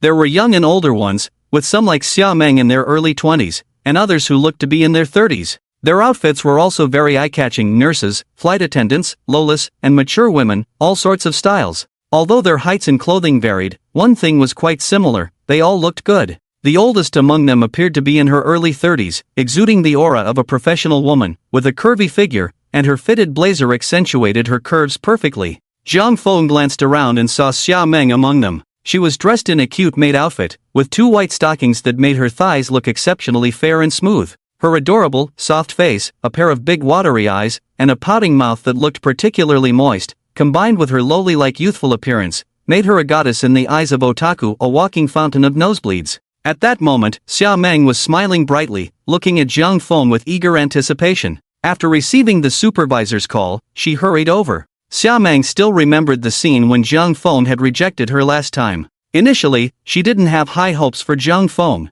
She had just mentioned to the supervisor that if Zhang Feng came, he should contact her. Ever since Zhang Feng had turned her down last time, Xia Meng decided not to come back to this place. She had thought she could find a wealthy person to rely on here, but it seemed that just because you want someone to accept you, it doesn't mean they will. Although she could try a few more times like others until she found someone who would accept her, she didn't do that. Even though she had only known Zhang Feng for one night, she had hopelessly fallen for him. There's a saying that goes, when you're young, you should never meet someone too stunning, or else you will feel lonely for the rest of your life because of the lingering memories. Clearly, Zhang Feng is that exceptionally outstanding and stunning person. If someone else had chosen Zhang Feng that time, perhaps Xia Meng wouldn't be so persistent. But it just so happened that the most handsome and well-built Zhang Feng chose him. This trial made Xia Meng unable to accept the idea of being with another man. So now, when Zhang Feng asked her to come back and serve him, she was willing. After all, Zhang Feng was her first man. Following him once or twice didn't make much of a difference.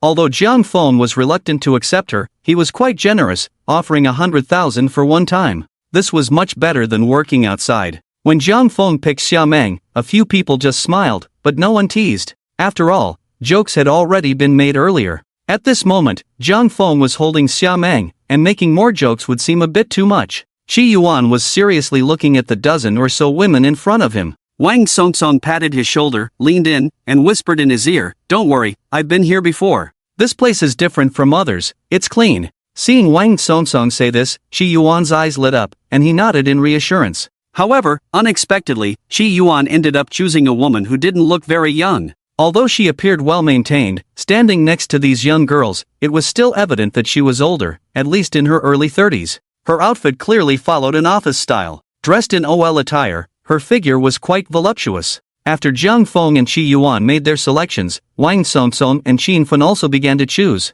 After they finished, it was Wang Zhang and Chen Hao's turn. Seeing the atmosphere was right, Qin Fen ordered some snacks and drinks. The dozen or so people watched the stock market while drinking, and the girls nearby were very considerate, attentively serving their respective sugar daddies. At this moment, Xia Meng was also obediently standing next to Zhang Feng. Compared to the first time's awkwardness, she seemed a bit more familiar today. From time to time, she would feed Zhang Feng fresh fruits and vegetables. Zhang Feng looked at Xia Meng and saw her small, rosy mouth carefully eating a blood-red cherry. Curiously, he asked, "I heard you don't work here anymore?" Upon hearing Zhang Feng mention this, Xia Meng couldn't help but blink her eyes. Knowing that Zhang Feng wouldn't be with her, Xia Meng became more open. No longer cautious or shy, she looked at Zhang Feng and asked with her eyes, "We don't have mandatory work here, you can come and go as you please." Seeing Zhang Feng's surprised expression, Xia Meng couldn't help but cover her mouth and smile. "It seems young Master Qin didn't tell you about our model here. Actually, our situation is quite different from the outside. We all come here voluntarily, and it's not open to ordinary users."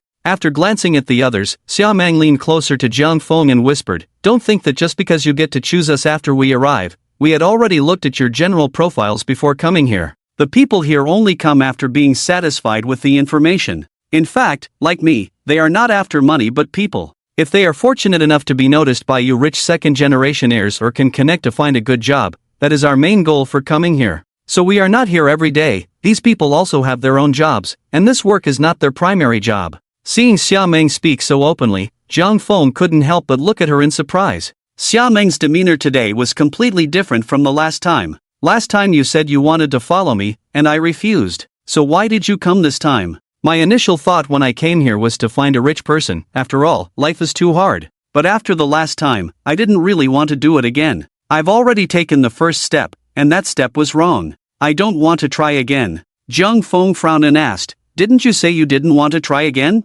Isn't that contradictory?" "Not contradictory at all. Since we've already had one time, I could accept another with you, but if it were someone else, I might not be able to accept it. You might think I'm being a bit pretentious, but that's how I feel. Besides, the 100,000 you offered is actually quite a lot, enough for my grandmother's medical expenses. So thinking about it this way, I wouldn't be at a loss. Even if you refuse me, I still want to earn a few more thousand. Indeed, not everyone's life in this world is sweet. Both men and women want to live well. Some might think these women are materialistic. But really, it's just a process of choice. Money is a quantifiable thing. It can be exchanged for various resources. A beautiful woman's beauty is like someone's work ability. If you have strong work skills, you can use that ability to get a high-paying job. A beautiful woman is also a resource, so she can exchange her beauty for resources. What does being materialistic mean? If you have a high income but marry an 80-year-old rich woman to gain more wealth, that's being materialistic. It means you just want money. A beautiful woman is the same. She wants to choose the best option within her range of choices. This isn't wrong. If it were a man, and a bunch of women were pursuing him, I believe he would also choose the most beautiful and best-conditioned one. Men often say that women who choose wealthy men are materialistic. But if we reverse it, how many men would be willing to marry someone like Xia Meng, who comes from a divorced family and has a grandmother needing expensive medical care? I believe most men wouldn't want to, even if she is good-looking. Because choosing such a woman means you have to invest more time and money into her original family. So, if we think from each other's perspective, men and women are actually the same. It's just that they consider different directions in their choices. If we were to replace these women with men, they would be just like Qin Fun and Wang Songsong, wanting to meet higher-level authorities through some means. This is to escape their original class, see a higher level, and earn more money. Women often need to use their bodies to exchange for resources. Seeing Xia Meng's confident demeanor, Zhang Feng couldn't help but laugh.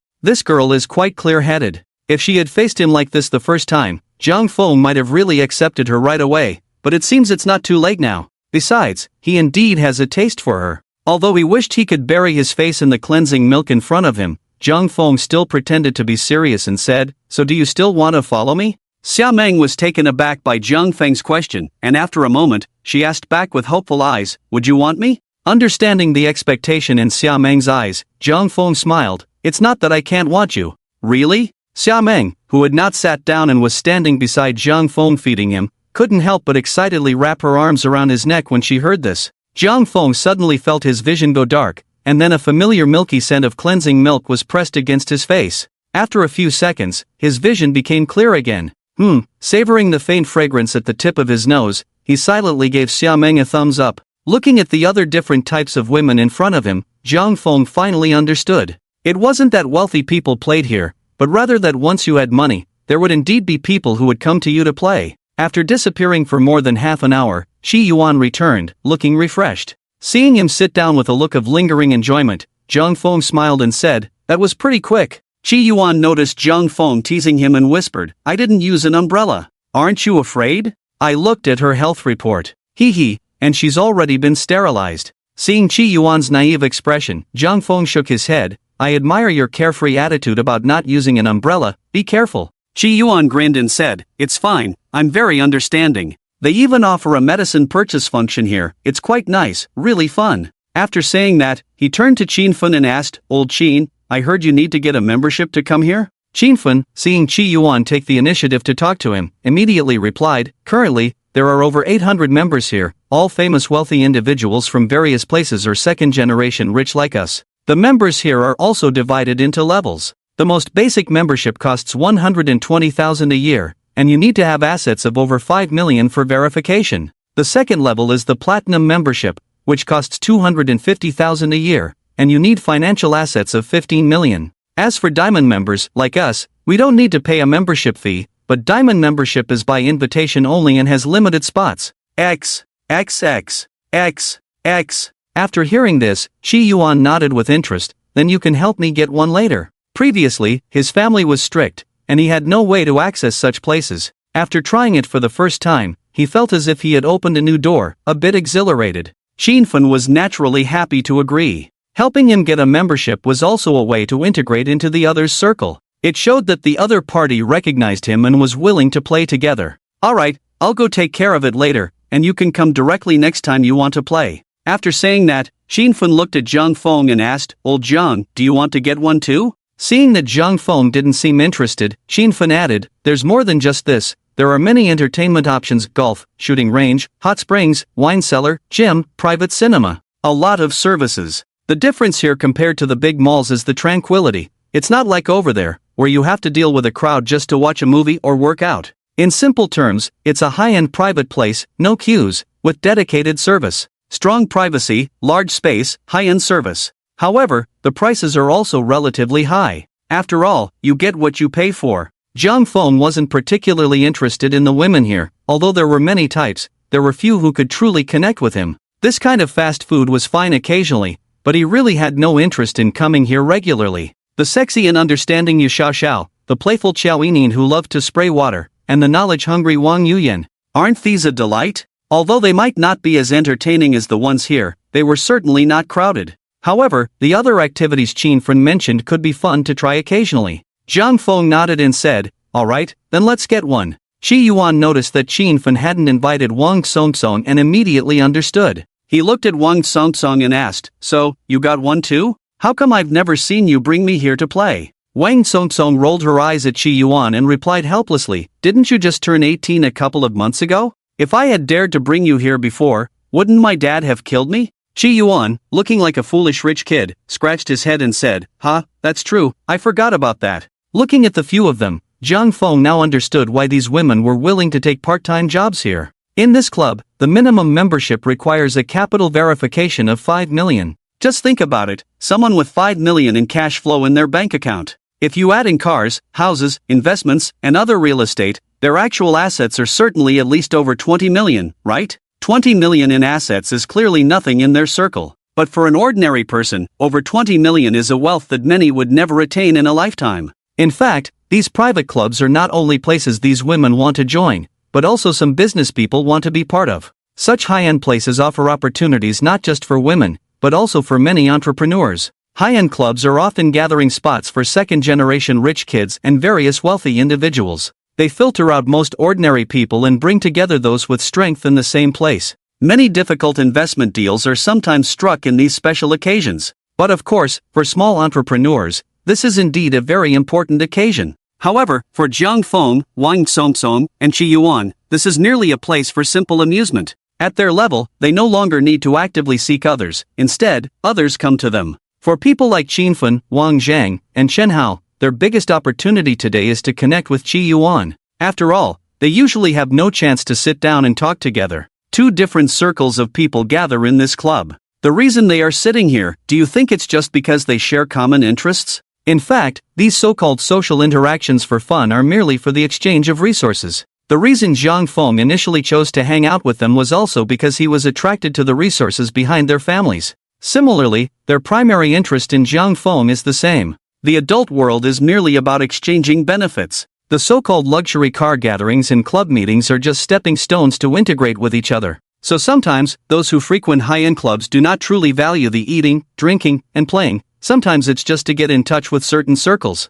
To put it bluntly, it's about getting close to the big shots. Getting close to the big shots and then entering their circles. From there, they expand their connections and social circles, mixing under the big shots to get a little something. For example, today Qin Fen specifically organized this gathering. Does he genuinely just want to come and play with women? The answer is no. After inviting Jiang Feng, he used Jiang Feng's attendance as leverage to invite Wang Songsong. And Wang Songsong just happened to bring Qi Yuan along. Now he naturally got to know Qi Yuan. This outing would cost him hundreds of thousands, but he didn't feel a bit of regret, because he achieved his goal. Not only did he please Jiang Feng, but he also stepped into Qi Yuan's circle. In the long run, this was definitely not a loss. Sometimes, connections are much more important than money. Spending a few $100,000 to bring them closer together, Qin Fen was more than happy. After chatting for a while, Jiang Feng, feeling bored, opened the game Honor of Kings. Upon hearing the game sounds, Wang Songsong immediately leaned over and said, "You're playing this, can you take me along later?" Jiang Feng nodded, "Sure, you log in, and I'll pull you in." Calling the two of them to play together, Qi Yuan immediately took out his phone. "I want to play too, Jiang Feng, what are you playing?" "I'm playing top lane, let's summon a girl to jungle." "Oh, a girl in the jungle? Is that okay?" Qi Yuan asked. "It's fine, she's a game streamer." "Game streamer? It wouldn't be that grass bush dog you mentioned, would it?" Wang Songsong raised an eyebrow and said. Jiang Feng nodded, "Yeah, her name is Xiao Xiao Su. Little crispy, I've heard of it, it seems to be doing quite well." After saying this, Wang Songsong continued, "Recently, my team has been performing well. I've already let the two people you introduced take the stage. Have you been paying attention?" Qin Fen knew about Wang Songsong's team and, seeing them discussing this, asked with interest, "Jiang Feng, you also have a team?" Jiang Cheng shook his head, "I'm not interested in this. I just think there are two particularly promising players on their team. I believe these two can help us Huaxia win the World Championship in 2018. After Jiang Feng said this, everyone was stunned. World champion? Our Huaxia has never won a world championship, right? Can those mediocre teams really win? Qi Yuan rolled his eyes and complained. Although I haven't followed this, isn't it still not eliminated this year? How can we say we can't win this year? Chen Hao asked curiously. This year, Wang Ji's team should only be considered okay. Jiang Feng looked at Wang Songsong. Although after this year, it wouldn't be the case. Not eliminated yet, it feels a bit lucky, but I don't think there's any hope, Wang Songsong replied while lowering his head in opening honor of kings. Just getting his mediocre team into the quarterly competition is impressive enough. I really don't understand what use it is for him to run these money-losing esports teams, Qi Yuan commented. After Qi Yuan finished speaking, Xinfen beside him awkwardly touched his nose. He also managed a few basketball teams, but they were all money-losing ventures. Every match was just a runaround, and it was all quite lamentable. Wang Songsong shot a glance at Qi Yuan. What do you know? I'm a person with ideals. Alright, since Brother Jiang says you're going to win the championship, I'll tentatively look forward to it. Jiang Cheng suddenly smiled and said, how about we make a bet? Bet on whether his team can win the championship? Wang Zheng asked with a smile, so you mean to pick Wang Ji's team to win? Jiang Feng nodded affirmatively. Old Jiang, you don't happen to know the inside scoop for next year's championship, do you? Xinfen asked in surprise. Jiang Feng looked at Xinfen, feeling that this guy was overly shrewd. Jiang Feng mysteriously nodded. I don't know, but my intuition tells me he will win next year. Seeing Jiang Feng once again affirm that his team would win, Wang Songsong couldn't help but feel a surge of emotion. When he said he had ideals, it wasn't a lie. He had been preparing to start this team even before he returned to the country. Unfortunately, after all these years, there was still no sign of improvement. Even his father didn't support him in this endeavor. He had managed to hold on until now solely because of his rebellious spirit. Everyone looked down on him, and every time he faced defeat, someone would complain in front of him, which made him very irritated. Only Jiang Feng supported him. He even introduced good players to him. He even boldly claimed that he would win the championship. This gave Wang Songsong a false sense of security. He suddenly felt that he and Jiang Feng were on the same path. Jiang Feng was different from others, he understood his ambitions. After chatting for a while, Jiang Feng stood up, wrapped his arms around Xiaomeng, and said to them, I'm going to relax and rest for a bit. Alright, the room is already prepared, Xinfen said with a smile as he looked at Jiang Feng. Old Jiang, are you coming down later? Wang Zheng asked. Why come down? I'm not watching anymore, let's talk about it tomorrow night. Seeing Jiang Feng about to leave, Qi Yuan also stood up and said, the big shot is so calm. I'll go up again and come down later. I probably won't sleep well tonight. Remember to take an umbrella when you go out, bro. No problem. I'll be steady, don't worry, I won't cause any trouble. After arriving in the room, Jiang Feng went to take a shower by himself. Meanwhile, Xiaomeng had already carefully organized herself while changing clothes. Listening to the sound of water flowing in the bathroom, her heart couldn't help but start beating faster. Xiaomeng quickly poured 2 glasses of red wine and placed them on the table. Taking advantage of Jiang Feng not being out yet, she started drinking. Jiang Feng had already indicated tonight that he wanted her to stay by his side, and Xiaomeng understood it was time for her to put in some effort. After a few sips, she pulled down the neckline of her maid outfit, which was sewn with a heart pattern. Soon, Jiang Feng came out and saw Xiaomeng leaning back on her hands, her chest facing him, sitting on the white bed with her legs turned inward. She blinked her innocent big eyes, her lips slightly curled, sweetly saying to Jiang Feng, respected master, I am your maid Xiaomeng. Thank you for allowing me to stay by your side to serve you. Now, let me pamper you well. After finishing her workout, Xiaomeng shyly leaned against Jiang Feng's embrace. She turned her head to look at Jiang Feng's sleeping face. Long eyelashes, a high nose bridge, and a sexy Adam's apple each feature hit her aesthetic points. Cuddled in Jiang Feng's arms, she felt his warm chest and the sound of his heartbeat. The most irresistible part was his firm abs, which made Xiaomeng unable to resist reaching out to touch them. At first, Xiaomeng was a bit reserved, but seeing that Jiang Feng showed no signs of waking up, her courage gradually grew, and after a few minutes, it grew even bolder. Jiang Feng caught Xiaomeng's restless little hand. Didn't you just say you were sleepy? Caught off guard, Xiaomeng shyly looked at Jiang Feng. I'm a bit excited and can't sleep. If you can't sleep, you play with this? Your hobby is quite interesting. No, I just wanted to confirm if this is a dream. Jiang Feng was slightly surprised, not expecting her to still care about what happened last time. The prosecutor leaned in and gently blew a breath into Xiaomeng's ear. Then he held her hand and slowly said, "How about I let you try again?" Feeling Jiang Feng's breath, Xia Meng's face instantly turned as red as a boiled crab. This intimate feeling was too captivating. Xia Meng instinctively shrank her neck, looking at the white stockings that Jiang Feng had already hung at the foot of the bed. Her legs suddenly felt a bit weak. Stand with your feet shoulder-width apart. Left arm down, elbow inward, push the bow with the tiger's mouth of your left hand. Come on, great job.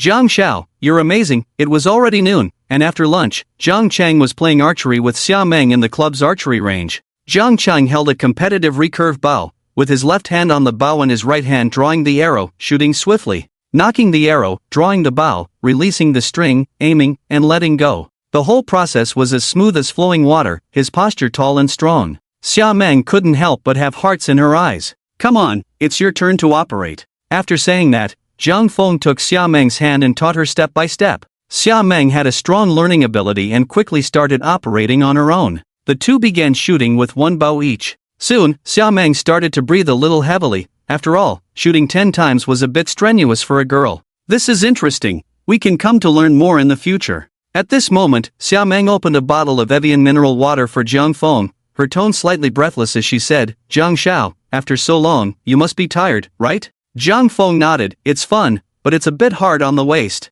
Xia Meng nodded in agreement, bending down to place her hands on Jiang Feng's waist and started to massage him. "Yes, I felt the same way when I first played. My hands were tired and my waist was sore. If it gets too sore, it won't be good." Should I give you a massage? You're right. If you get too tired, how will you give me an injection tonight? With that playful remark, Xia Meng immediately understood Jiang Feng's meaning. Her face immediately turned crimson, and the big, watery eyes beneath her long eyelashes looked at Jiang Feng with a playful pout as she said, "You're really too bad." As a family doctor, Jiang Feng would insist on giving massages to his patients as long as they were nearby, and if necessary, he would add a few injections. Jiang Feng looked around the large archery hall and saw that apart from him, there was only one other woman who was focused on practicing archery. That woman had only glanced at Jiang Feng a few times when she first arrived. For the rest of the time, she was completely absorbed in her practice. There were no flirtatious or provocative actions at all. He couldn't help but nod in satisfaction. The experience in such a high-end venue was indeed pleasant, quiet, and comfortable. After the two of them had spent some time together, Xia Meng left first to take a shower, while Jiang Feng returned to the private room to eat. At that moment, the private room only had Chen Hao and Wang Zhang. The two of them were sprawled on the spacious sofa, sleeping in a disheveled manner. Seeing their state, it was obvious they hadn't returned to their rooms to sleep last night. "What's wrong with you two?" Jiang Feng pushed them. Wang Zhang opened his eyes groggily after being nudged awake, and upon seeing Jiang Feng, his expression instantly softened. "Old Jiang, what time is it?" "It's time for dinner." "Ah, it's already this late, no wonder I'm a bit hungry." Chen Hao scratched his messy hair, looking dazed. But soon, he looked at Jiang Feng with shining eyes and asked, "Jiang Feng, do you know how much it dropped at the close last night?" Before Chen Hao could finish, Wang Zhang excitedly chimed in, "The stock price dropped by 35%, it's really terrifying." Jiang Feng calmly asked, "So you two didn't sleep last night?" "How could we sleep? Those guys didn't go back until after 5, and watching that stock price made us really freaking excited," Wang Zhang replied. Chen Hao scratched his head awkwardly and said, "Me too, we were so hyped after the close that the girls didn't even want to play, and we ended up drinking a few bottles before we could sleep." Wang Zhang prided himself on being steady. After all, he had operated in the stock market several times. But the speed at which money was being made this time still made him want to scream. Early in the morning, they had been following the news. Sure enough, Coca-Cola couldn't withstand the stock market crash and began various public relations efforts to save the market. The announced remedial measures were almost exactly what Jiang Feng had predicted. They not only started publicly apologizing and promised to release investigation results but also rolled out compensation measures. Instead of giving away Coca-Cola, they immediately recalled the same batch of products. Under the pressure of public opinion in various countries, Coca-Cola's stock market had hit the lowest point in a century since yesterday. And this was just the beginning of the first day. According to Jiang Feng, it would drop again tonight. How could they not be excited? How could they sleep? Jiang Feng's brilliance lay not only in predicting the stock market crash but also in foreseeing the various measures Coca-Cola would take next. He predicted the new policies and guarantees that Coca-Cola would introduce, all of which were directly confirmed in the morning news. "Jiang Feng, you're really amazing, you got it all right." Looking at these news reports, the four of them were incredibly shocked. With the boost from making money, they could hardly find any words to describe how impressive Zhang Feng was. Zhang Feng smiled and shook his head, patting Wang Zhang and Chen Hao on the shoulders. I advise you two to save some energy for tonight. The two laughed heartily and said, don't worry, we can hold out. At least we'll wait until after the market closes to sleep. Under Jiang Feng's disdainful gaze, the two playfully hugged each other and left the private room, planning to go for a bath. The market opened at the time Zhang Feng mentioned, but Coca-Cola's stock price continued to plummet. The few people present couldn't help but scream in excitement. If they weren't all Diamond members here, they would probably have been kicked out. In reality, no one dared to remind them. The manager here had even prepared fresh, authentic barbecue along with various fine wines for them to enjoy. With a few lively girls accompanying them, the atmosphere was quite pleasant. After all, not to mention Zhang Feng, just Qi Yuan's status was enough to make the boss here lower his stance and fawn over them. Tonight, Zhang Feng surprisingly stayed awake, chatting and joking with them. He watched the stock market on the big screen while connecting with Chen Shuer via voice on his phone. Just before the market was about to close, Chen Shuer bought back all the stocks she had previously sold. As mentioned before, the profit reached a staggering 100%. Zhang Feng directly sent the operation data from Chen Shuer to the others. The group looked at the final profits and were left speechless. They all knew Zhang Feng had made nearly 10 billion in this round. However, at the closing, Zhang Feng showed no signs of excitement over the profits. Instead, he appeared indifferent, which made them secretly click their tongues in amazement. None of the people present came from ordinary families. Even a few 100 million in profit couldn't keep them calm. Even Wang Tsongtsong couldn't maintain his composure. Yet Zhang Feng's attitude was very calm, as if this was just a routine operation. This made Zhang Feng's image in their hearts grow even taller. Suddenly, they felt an insurmountable gap between themselves and Zhang Feng. Damn, so making money is this easy? I always thought it was hard, but I didn't expect to make 100 million in just a few days, Qi Yuan exclaimed casually. Who said making money is easy? Wang Songsong frowned and asked, then added, if it were easy, why didn't I see you making money before? Damn, you have a point. Look at you, your dad gave you a few 100 million in startup funds, and look at what you've done, you haven't made any money. All those side businesses haven't earned you as much as what I've made in these few days, Qi Yuan retorted without holding back. Damn, you do have a point, Wang Songsong said helplessly, clutching his wounded chest. Seeing the two of them bickering, Qin Fun laughed heartily and said at the right moment, making money is indeed not easy. This is the first time in my life I feel making money is this easy. My funds just doubled, it feels like playing a game. From now on, I'll just be old Zhang's tail, picking up money behind him. Count me in as a tail. Wang Zhang chimed in. Me too. Chen Hao followed suit. Zhang Feng, thanks for this wave, Wang Song said again. Zhang Feng yawned and shook his head. Anyway, we're just taking advantage of the beautiful country's resources, no need to be polite. After all, this is all thanks to you. Tonight we must arrange a grand scene for you. Thanks for the invite, but maybe next time. I've already booked a flight for tomorrow noon, I just want to get a good night's sleep tonight. We'll gather again next time. Alright, let me know in advance next time, and I'll arrange a full-service experience for you, Qin Fen said again. The group continued to chat back and forth. First, thanks to all the brothers. Later, I'll have Xingchen send the funds back to you. I'm going to sleep now, Zhang Feng said. As soon as he finished, Qi Yuan immediately stood up as well. Brothers, I'm going upstairs too. The girl upstairs has been waiting for me for a long time. You call her a girl? Zhang Feng asked, puzzled. To be honest, although the woman was well maintained, she hardly qualified as a girl, right? Qi Yuan understood his meaning and laughed heartily, saying, we switched partners last night, changed two of them. You little rascal, I never noticed you were so playful, Wang Songsong teased in surprise. Qi Yuan chuckled and didn't hide it, hee, I never had the chance to play before. If it weren't for brother Jiang being here, my dad not caring about me, would I be able to have fun here? I have to seize the opportunity to explore different drainage systems. Qin Fun and the others couldn't help but give him a thumbs up, laughing. Brother, are you talking about a serious drainage system? Qin Fun asked. Wang Zhang added, the drainage systems here are definitely serious, but the widths vary. You bastard, I'm starting to doubt if it's your problem or if your taste is just poor.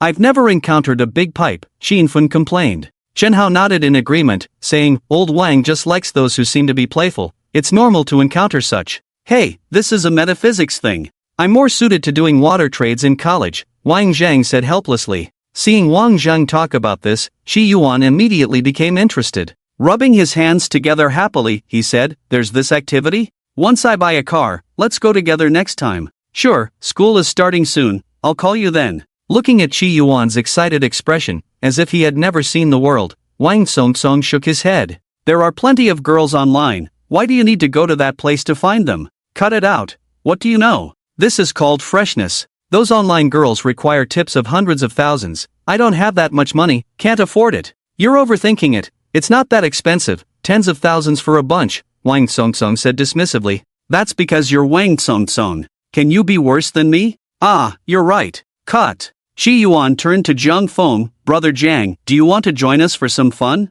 Zhang Feng smiled and shook his head. Patting Chi Yuan on the shoulder, he said with concern, make sure to wear gloves when you're out, be careful of like-minded people. Got it. First time being a rookie, thanks for the reminder, Brother Jiang.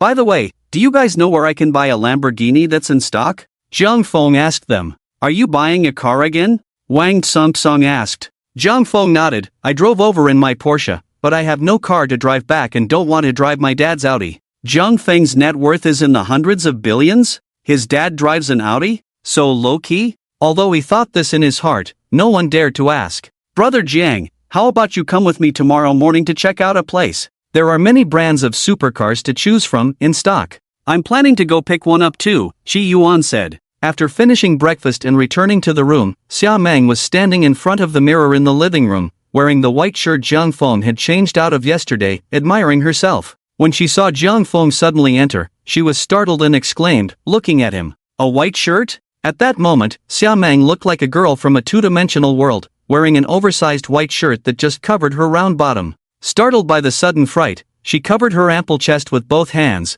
looking at Zhang Feng with an innocent expression. Seeing Zhang Feng staring at her without moving, Xia Meng awkwardly adjusted her white shirt that had slipped off her shoulder, brushed her hair behind her ear with her left hand, and shyly said in a low voice, they just brought up your clean clothes. I've never worn my boyfriend's clothes before, so I'm a bit curious. I'll take it off now. Noticing that Zhang Feng remained silent, Xia Meng thought he was angry. After all, some people don't like others touching their things. Zhang Feng crossed his arms and admired Xia Meng's appearance at that moment. The two legs beneath the white shirt were tightly closed, and the warm light in the room made her snow-white legs look incredibly smooth. She looked like a character straight out of a comic, both pure and alluring. At that moment, Zhang Feng just wanted to unleash his skills of direct tongue and squeezing. Zhang Feng smiled and walked over, lifting Xia Meng's bottom, saying, why are you so cold? The air conditioning is so high, and you're wearing so little. Be careful not to catch a cold. Come on, let's get under the blanket and give you a shot. The next morning, when Zhang Feng woke up, Xia Meng had thoughtfully prepared his clothes and shoes. Looking at the obedient Xia Meng by the bedside, Zhang Feng ruffled her soft hair. I need to go back to Rongqing for a few days. I'll come find you next time. Next time you find me, do I still need to come here? Xia Meng tilted her head and asked Zhang Feng. Zhang Feng smiled, picked up his phone, and directly transferred her 200,000 yuan. Of course not. If you want to come, I'll bring you over. Xia Meng looked at the transfer record, a bit surprised. Adding the previous 100,000, Zhang Feng had given her 300,000 in total. They had only been together twice. Xia Meng obediently nodded and hugged Zhang Feng. Thank you, Zhang Xiao. I will wait for you obediently. Zhang Feng felt a darkness in front of him, and instinctively covered his eyes and pushed forward. Xia Meng, this facial cleanser is good, but the area is a bit large, making it hard for me to breathe. After a few people had dinner, Chi Yuan and Wang Songsong took Zhang Feng to a dealership for imported cars. As for why they didn't go to a specialized 4S store to buy a brand new Lamborghini with various customizations, would take at least half a year to pick up. Just like Zhang Feng's Ferrari LaFerrari, which still had no news. To pick up a car directly, one would have to happen upon a car show. Zhang Feng's previous Lamborghini Aventador bought for Yu Xiaoxiao and his Ferrari 488 were both purchased directly at a car show. Otherwise, one could only go to such import dealers and try their luck, but the styles available would be relatively limited. One could only say that finding a style they liked would be pure luck. When the three arrived, 6 or 7 service staff were already waiting for them at the entrance. The leading one quickly jogged over upon seeing Wang Songsong. Good evening, young Master Wang. Wang Songsong nodded and said to him, Manager Zhou, these two are my esteemed guests, young Master Jiang and young Master Qi. You must treat them well. Yes. After saying that, he eagerly extended his hand to Zhang Feng and Chi Yuan, saying, Good evening, esteemed guests. My name is Zhou Hong, the manager here. Please come in. This import car dealer was located in a bustling area, and the commotion from the 4S store attracted the attention of a crowd of passers-by. Which big boss is here? Why is there such a big commotion? A mobilization meeting? I think I saw Wang Song, but who are those two young men walking in front of him? Zhou Hong respectfully welcomed Qi Yuan and Zhang Feng into the showroom of the store. Gentlemen, may I ask what kind of car model you are looking to buy? Let me introduce some options for you. Qi Yuan looked around and said, show us the supercars, preferably something special and hard to get. Upon hearing this description, Zhou Hong immediately nodded in understanding. Alright, this way please. Zhou Hong led the three of them to another corner of the showroom. Gentlemen, we currently have 10 supercars in our store: Ferrari, Lamborghini, Porsche, and McLaren. After finishing his introduction, Zhou Hong began to explain in detail. This is the Lamborghini Gallardo, and all the accessories on this car are custom-made, with a popular yellow color. After Zhou Hong finished speaking, Qi Yuan pointed to the car next to it and said, "This is the Reventon, right? Wow, this car is really cool. Brother Jiang, what do you think of this car?" Zhou Hong nodded proudly. After all, very few car dealers can get their hands on such limited edition models, which also indicates their strength. Young Master Qi, you are correct. This is the Lamborghini Reventon. This car is quite rare. Currently, there is only one in the country. It is one of Lamborghini's most classic cars, available in both hardtop and convertible versions. There are only 20 hardtop versions globally, and our store happens to have the hardtop version. Qi Yuan nodded while looking at the car. Those two headlights look quite fierce. Seeing Zhang Feng's interest, Zhou Hong immediately began to introduce. This sports car accelerates from 0 to 100 km per hour in just 3.4 seconds, with a maximum horsepower of 650. The main feature is that it is all-wheel drive, making it quite stable and less prone to skidding. Zhou Hong patiently explained while even kindly opening the car door for Qi Yuan and Zhang Feng to sit in and try it out. After the introduction, the two also looked at the Porsche 911, Ferrari F8, and McLaren 567L. Aside from the limited edition Lamborghini Reventon, the rest were popular models. After looking at the dozen or so supercars, Qi Yuan asked, "Which one do you think I should choose, the Porsche 911 or the Ferrari F8? Zhang Feng patted his shoulder. "Only kids make choices." "Exactly, you can afford either, so why are you hesitating? I'm different from you guys. Buying one car is already considered rebellious in my dad's eyes. Since Jianggu came with me, he might turn a blind eye, but if I don't hold back and buy two, I'm afraid I might get in trouble. But I'm really torn. The color scheme of this 911 is just too beautiful." Qi Yuan could afford a supercar, but previously, Wang Hao had been giving him trouble. There was a time when Qi Yuan was so angry that he wanted to slam the accelerator and crash into him. After that, his family restricted him from driving supercars for his safety.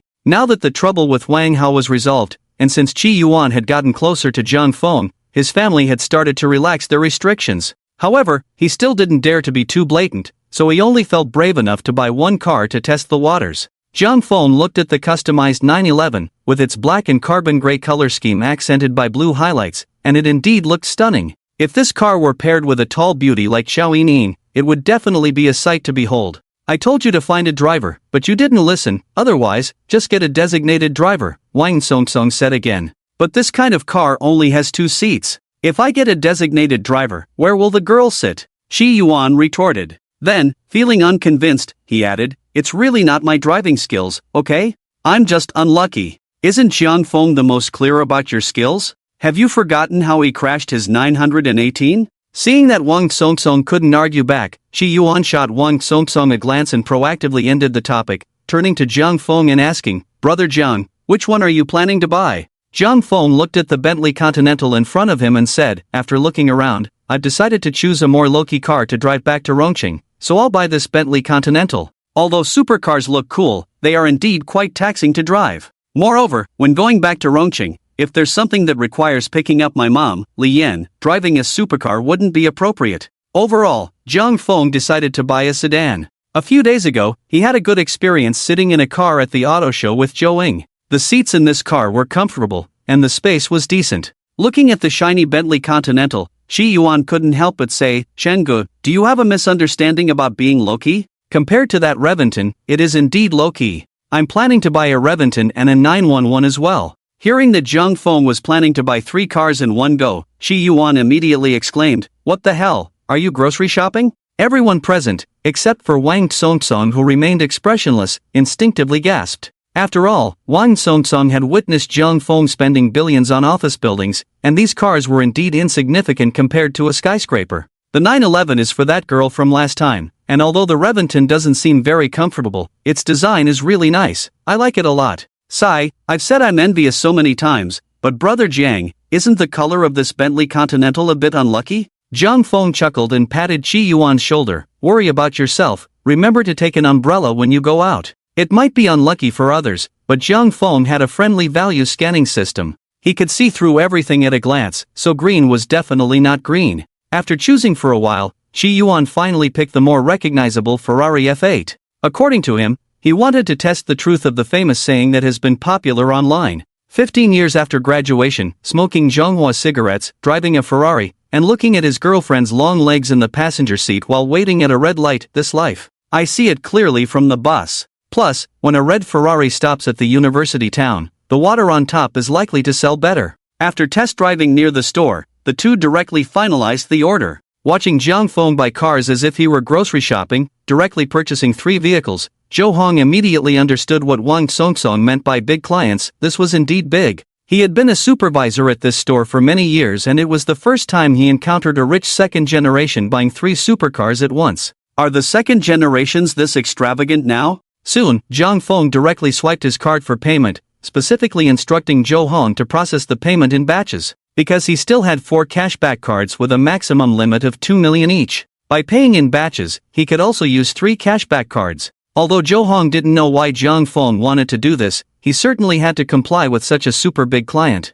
The price of the Bentley Continental was over 5 million, the Reventon was around 16 million, and the top version of the Porsche 911 was about 3.8 million. After successfully swiping the card, Jiang Feng also used 3 cashback cards with a maximum limit of 2 million each. Ding! Cashback card used successfully. Congratulations, you have received 30 times cashback. Cashback amount 60 million. Ding! Cashback card used successfully. Congratulations, you have received 50 times cashback. Cashback amount 100 million. Ding! Cashback card used successfully. Congratulations, you have received 5 times cashback. Cashback amount 10 million. Although these cashback cards only offer cashback based on 2 million in spending, the multipliers drawn this time are quite impressive. After a wave of cashback, I ended up with a profit of 170 million. This is such a great deal. In the end, Qi Yuan also acquired the Ferrari F8 for nearly 5 million. Mr. Zhang, these are the gifts that come with your car. I've placed them all inside, Zhou Hong said respectfully.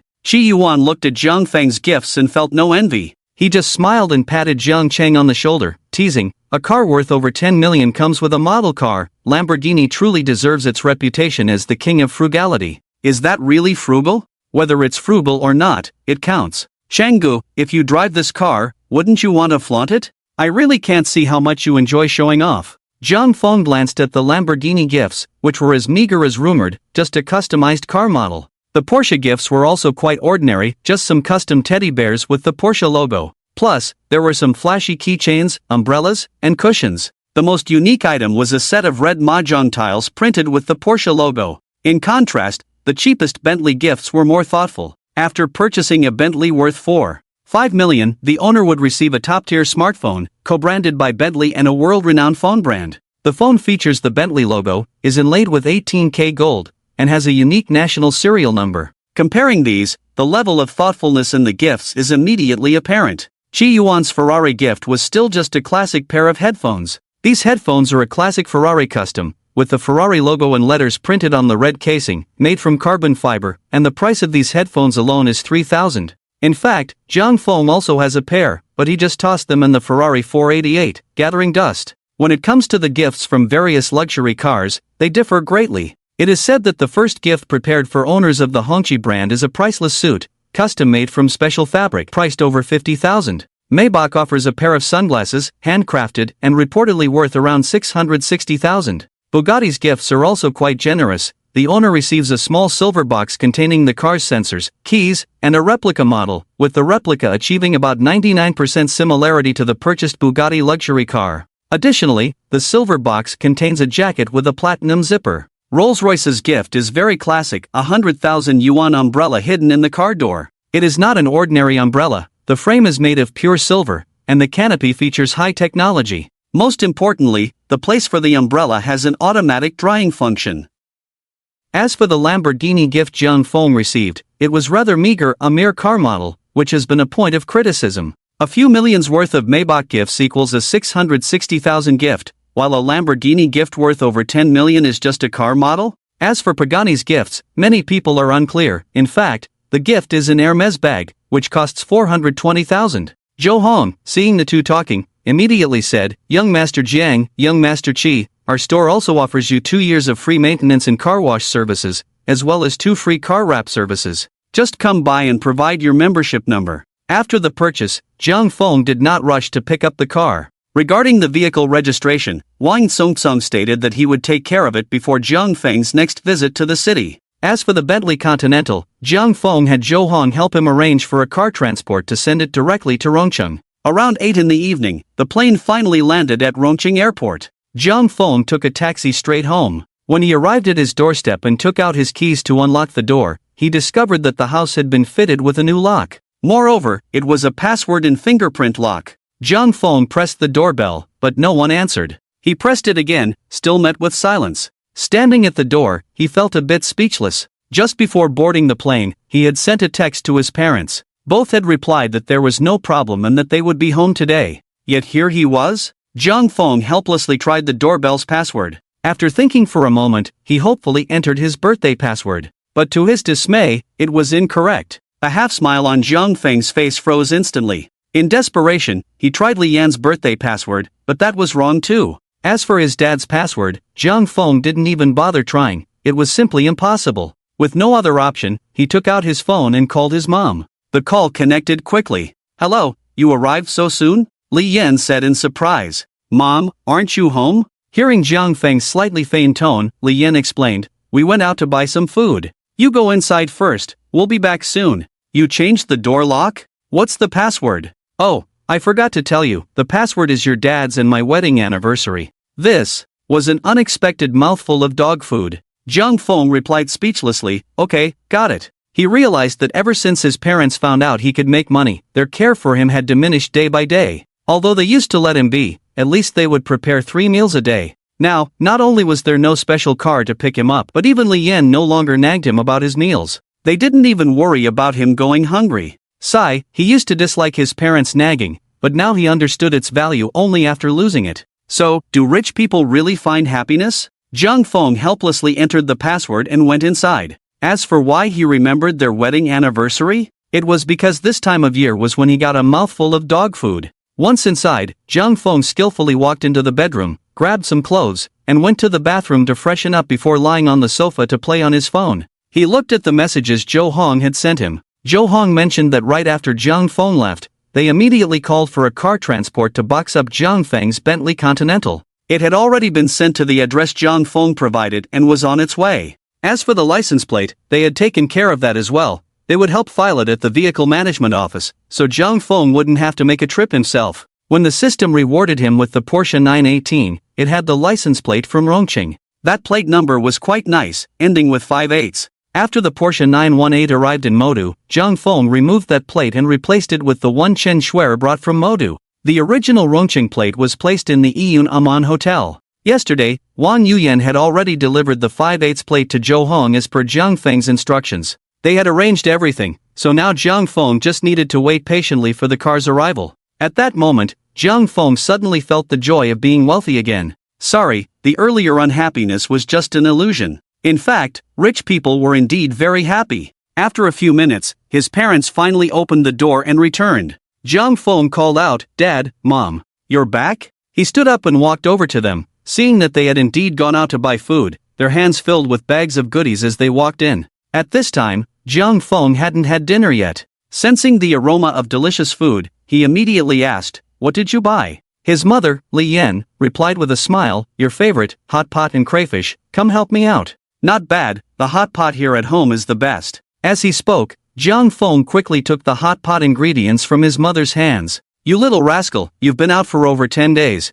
and you only come back just before school starts. I thought you didn't miss home," Li Yan said, giving Jiang Feng a somewhat reproachful look. He, you two didn't look for me either?" Jiang Feng replied with a grin. "What would we look for you for? These days, just get your things in order and report to school early. If you're just hanging around at home, I still have to take care of you. Hurry up and go to school," Li Yan said, her words sharp but her heart soft. Shanghai isn't far from Chengdu, it only takes a few hours. I'll be back during the holidays. Jiang Jianmen, while helping to set the table, asked, "Which major did you enroll in?" "Finance," Jiang Feng replied. Nodding, Jiang Jianmen didn't offer any further opinions. Seeing Jiang Jianmen's indifferent expression, Jiang Feng suddenly thought of his great-uncle and grandfather, whom he had never met. Since childhood, Jiang Jianmen had not set high expectations for him, whether in academics or skills. Even when it came to choosing a major in college, he had shown a very casual attitude. Was this indifference, or was it simply unimportant?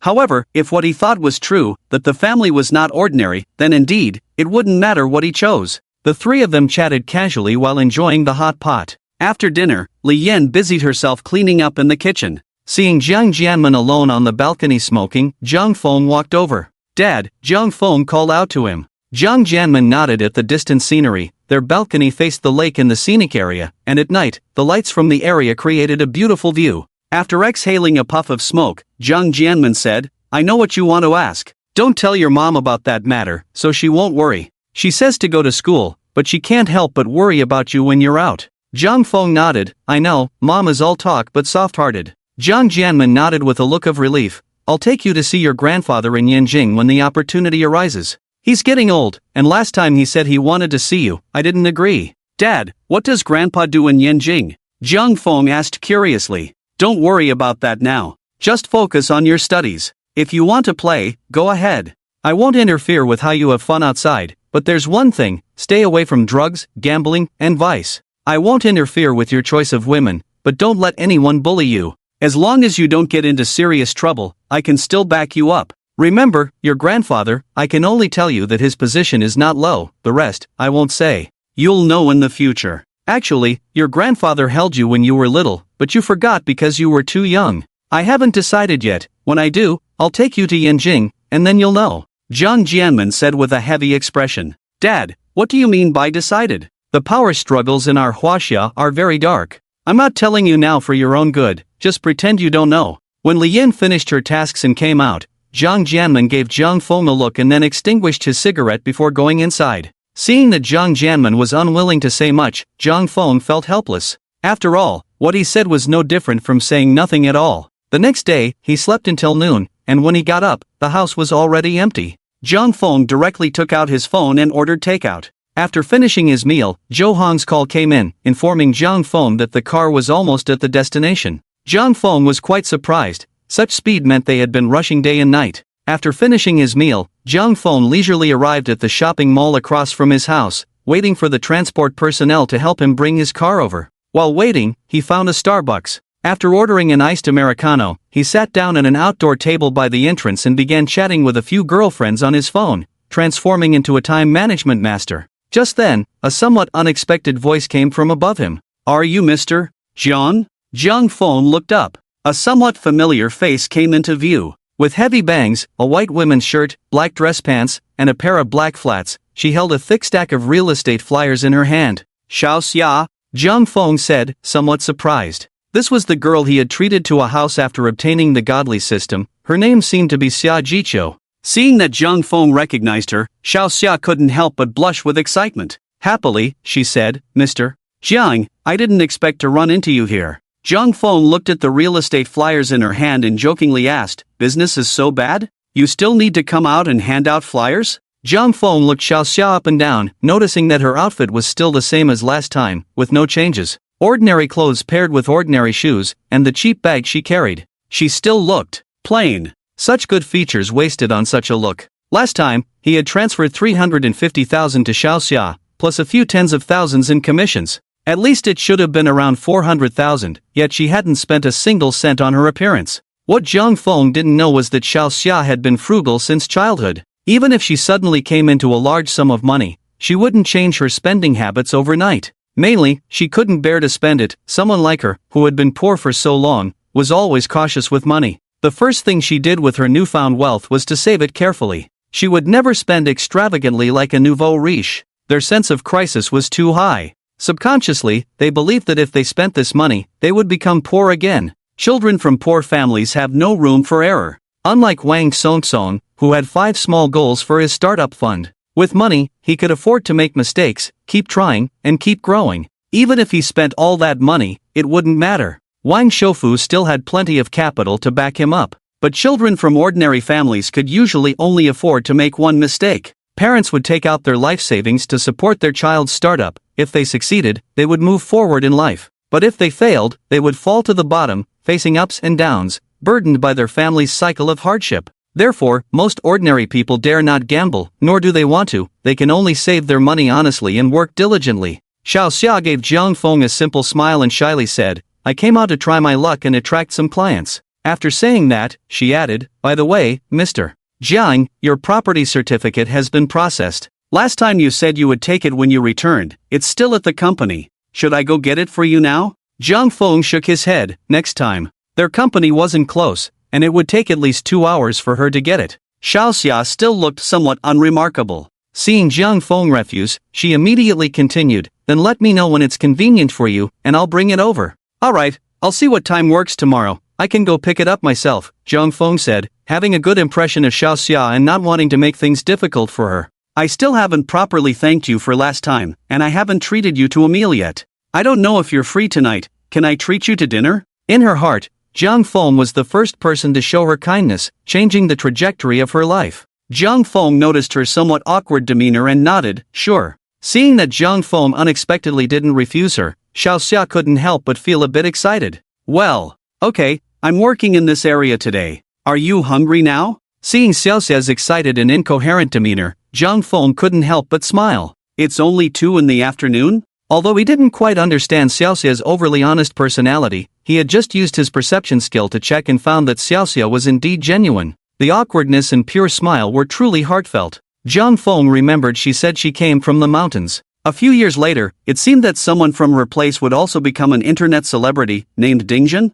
With her innocent and simple smile combined with clear eyes, she unexpectedly went viral online, becoming a new top influencer. Subsequently, he also became the tourism ambassador for Ganzi Tibetan Autonomous Prefecture's Litang County, contributing to local tourism. Jiang Feng remembered seeing him on a variety show. He indeed had some differences from those who grew up in big cities, a hint of innocence mixed with naivety. He was somewhat similar to the Xiao Xia in front of him. Perhaps it was the atmosphere of the mountains and rivers there. Or maybe Xiao Xia had just arrived and hadn't yet faced the true hardships of society. Jiang Feng looked at Xiao Xia's clear eyes and asked, "Want to sit down for a drink?" Xiao Xia waved her hand and shook her head, saying, "No need, Mr. Jiang, I can't get used to coffee, it's too bitter." After nodding, Jiang Feng said to her, "Wait for me a moment." With that, he walked into the Starbucks store. Soon, Jiang Feng came out. Looking at Xiao Xia, who was sweating profusely, he said to her, "Sit for a while and chat with me?" Seeing Jiang Feng take the initiative to talk to her, Xiao Xia naturally nodded happily.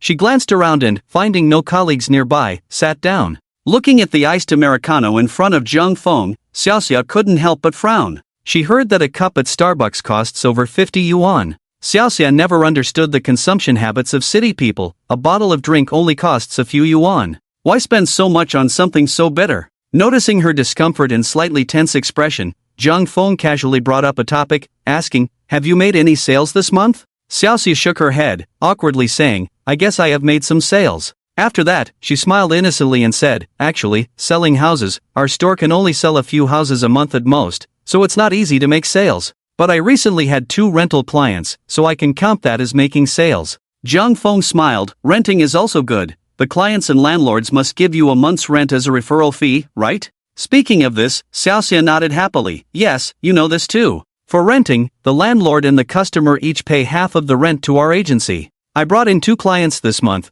One had a rent of 3,000 yuan, and I got a 300 yuan commission, while the remaining 2,700 goes to the company. The other one rented a single room for 1,000 yuan, and I got 100 yuan.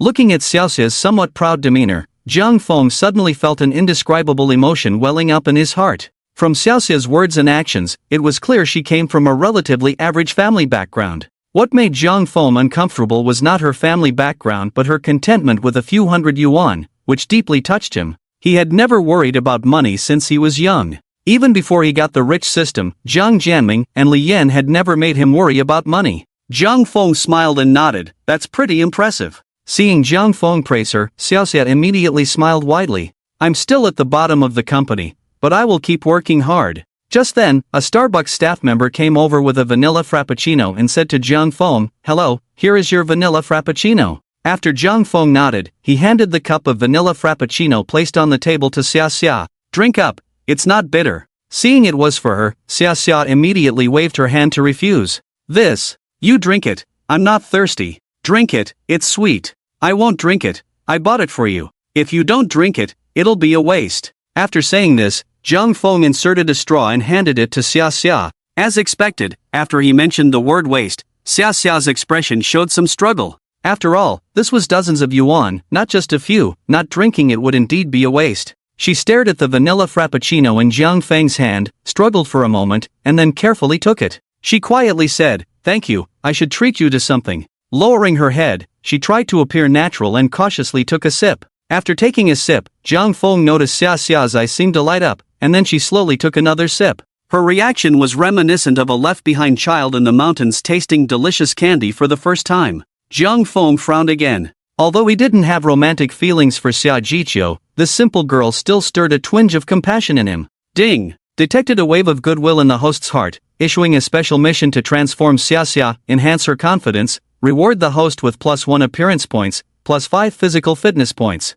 Seeing the long-absent system's mission, Jiang Feng couldn't help but be surprised. However, this time the reward was +5 physical fitness points, which was quite good. He no longer cared as much about the increase in appearance points. He understood now that having money equated to having looks. Just look at my dad, is he handsome? The answer is definitely no. But due to his special status, he has long surpassed people's definitions of handsomeness. However, Jiang Feng particularly wanted those physical fitness points. One must know that once you have money, you want a healthy body even more. Otherwise, what good is having money if you have no life to spend it? Speaking of my dad, one must also mention his son. A person so wealthy yet unable to save his son shows that health cannot simply be bought with money. Illness truly is an equalizer. Jiang Feng was determined to obtain those 5 physical fitness points. But how to boost Xia Xia's confidence? While Jiang Feng was pondering, the transport team contacted him, saying they had resolved the license plate issue.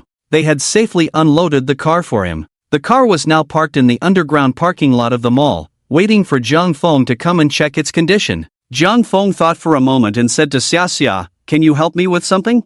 I'm about to start school and want to buy some things. Would you come with me?" Xia Xia looked at Jiang Feng in surprise. Although she wanted to go, she thought of her lack of university education. She felt she couldn't help with Jiang Feng's request. "Well, I can, but I'm not very familiar with what you mentioned, and my taste is quite ordinary." Seeing Xia Xia immediately downplay herself, Jiang Feng smiled and didn't discourage her. "I think you're fine." After hesitating for a moment, Xia Xia looked around again. "Okay, I'll text them that I'm going to another place to distribute flyers." After she finished sending the message, Jiang Feng stood up. "Let's go, we'll head to the underground parking lot first." "Okay, just wait a moment while I finish this," Xia Xia said shyly, pointing to the vanilla frappuccino Jiang Feng bought for her. At over 40 yuan for a frappuccino, Xia Xia really didn't want to waste it. Noticing that Jiang Feng didn't pay her any special attention, she relaxed a bit. She glanced at Jiang Feng and quickly picked up the vanilla frappuccino on the table, sucking it down in big gulps. Soon, in less than a minute, she had nearly finished the entire cup.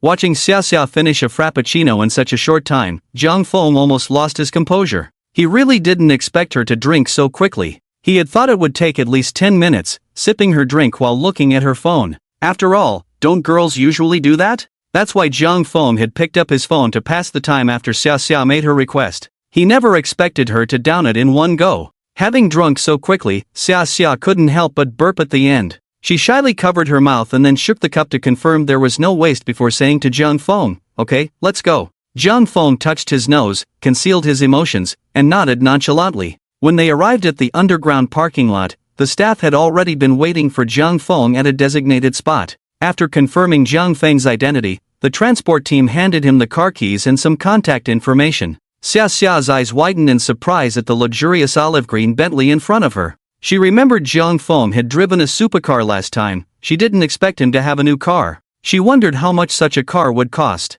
Although she was very curious, she didn't dare to ask Jiang Feng. In fact, Xia Xia's behavior was a typical manifestation of insecurity. She was clearly curious about the things around her but lived cautiously, afraid of making mistakes, and didn't dare to express herself. Her actions and demeanor were timid. She didn't dare to refute accusations or criticism, fearing that others would form a bad impression of her.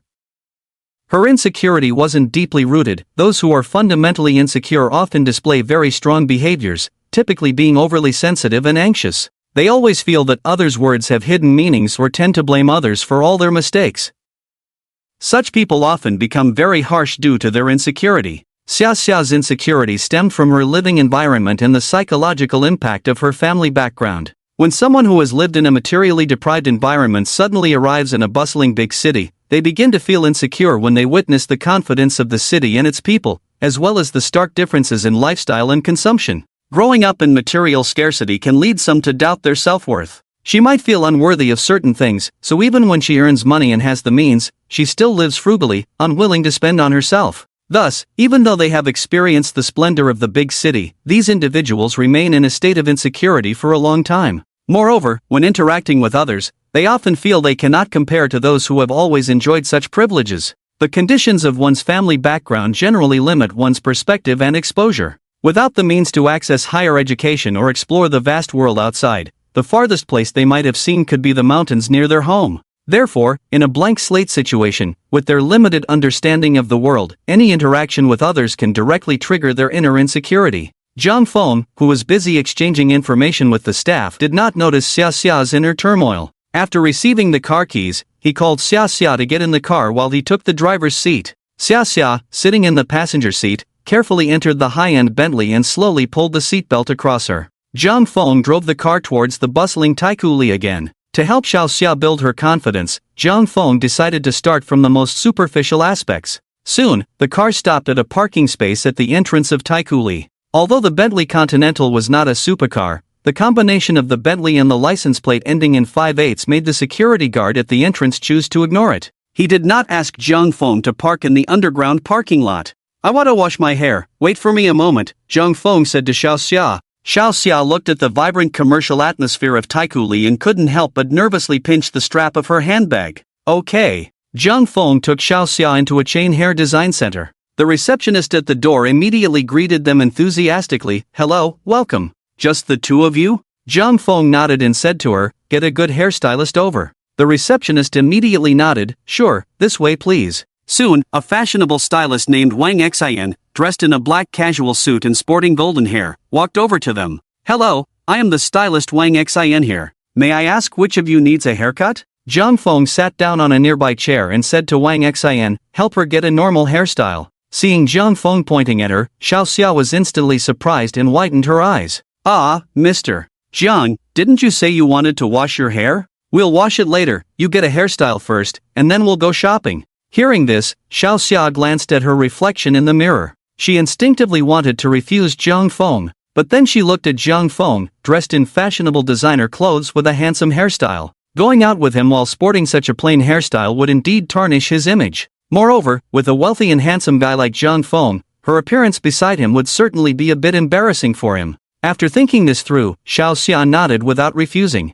After all, Zhang Feng had shown her kindness, and she didn't want to bring shame to him. Wang Xian looked at Zhang Feng and asked, "This young lady's hair quality is good, but the length isn't very long. If we curl it, it might look a bit old-fashioned. How about I design a hairstyle for her, then do a smoothing treatment and add some color?" Zhang Feng casually nodded. "Sure, just get rid of the bangs." "Okay, I was thinking the same. This young lady will look even better without bangs." Zhang Feng didn't engage in awkward small talk with Wang Xian and simply took out his phone to pass the time. After all, a hairstyle design would take at least 3 hours. Don't ask him how he knew. Zhang Feng experienced the harsh realities of society the first time his mother went to get her hair done. He sat there so long that he felt like he was going to wear out the chair. Seeing that the game streamer Xiao Xiaosu was live, Zhang Feng entered her streaming room. Today, Xiao Xiaosu was surprisingly wearing a Water Ice Moon cosplay outfit while streaming. The overall scene of the live broadcast highlighted 2 main points. Following the line of sight upwards,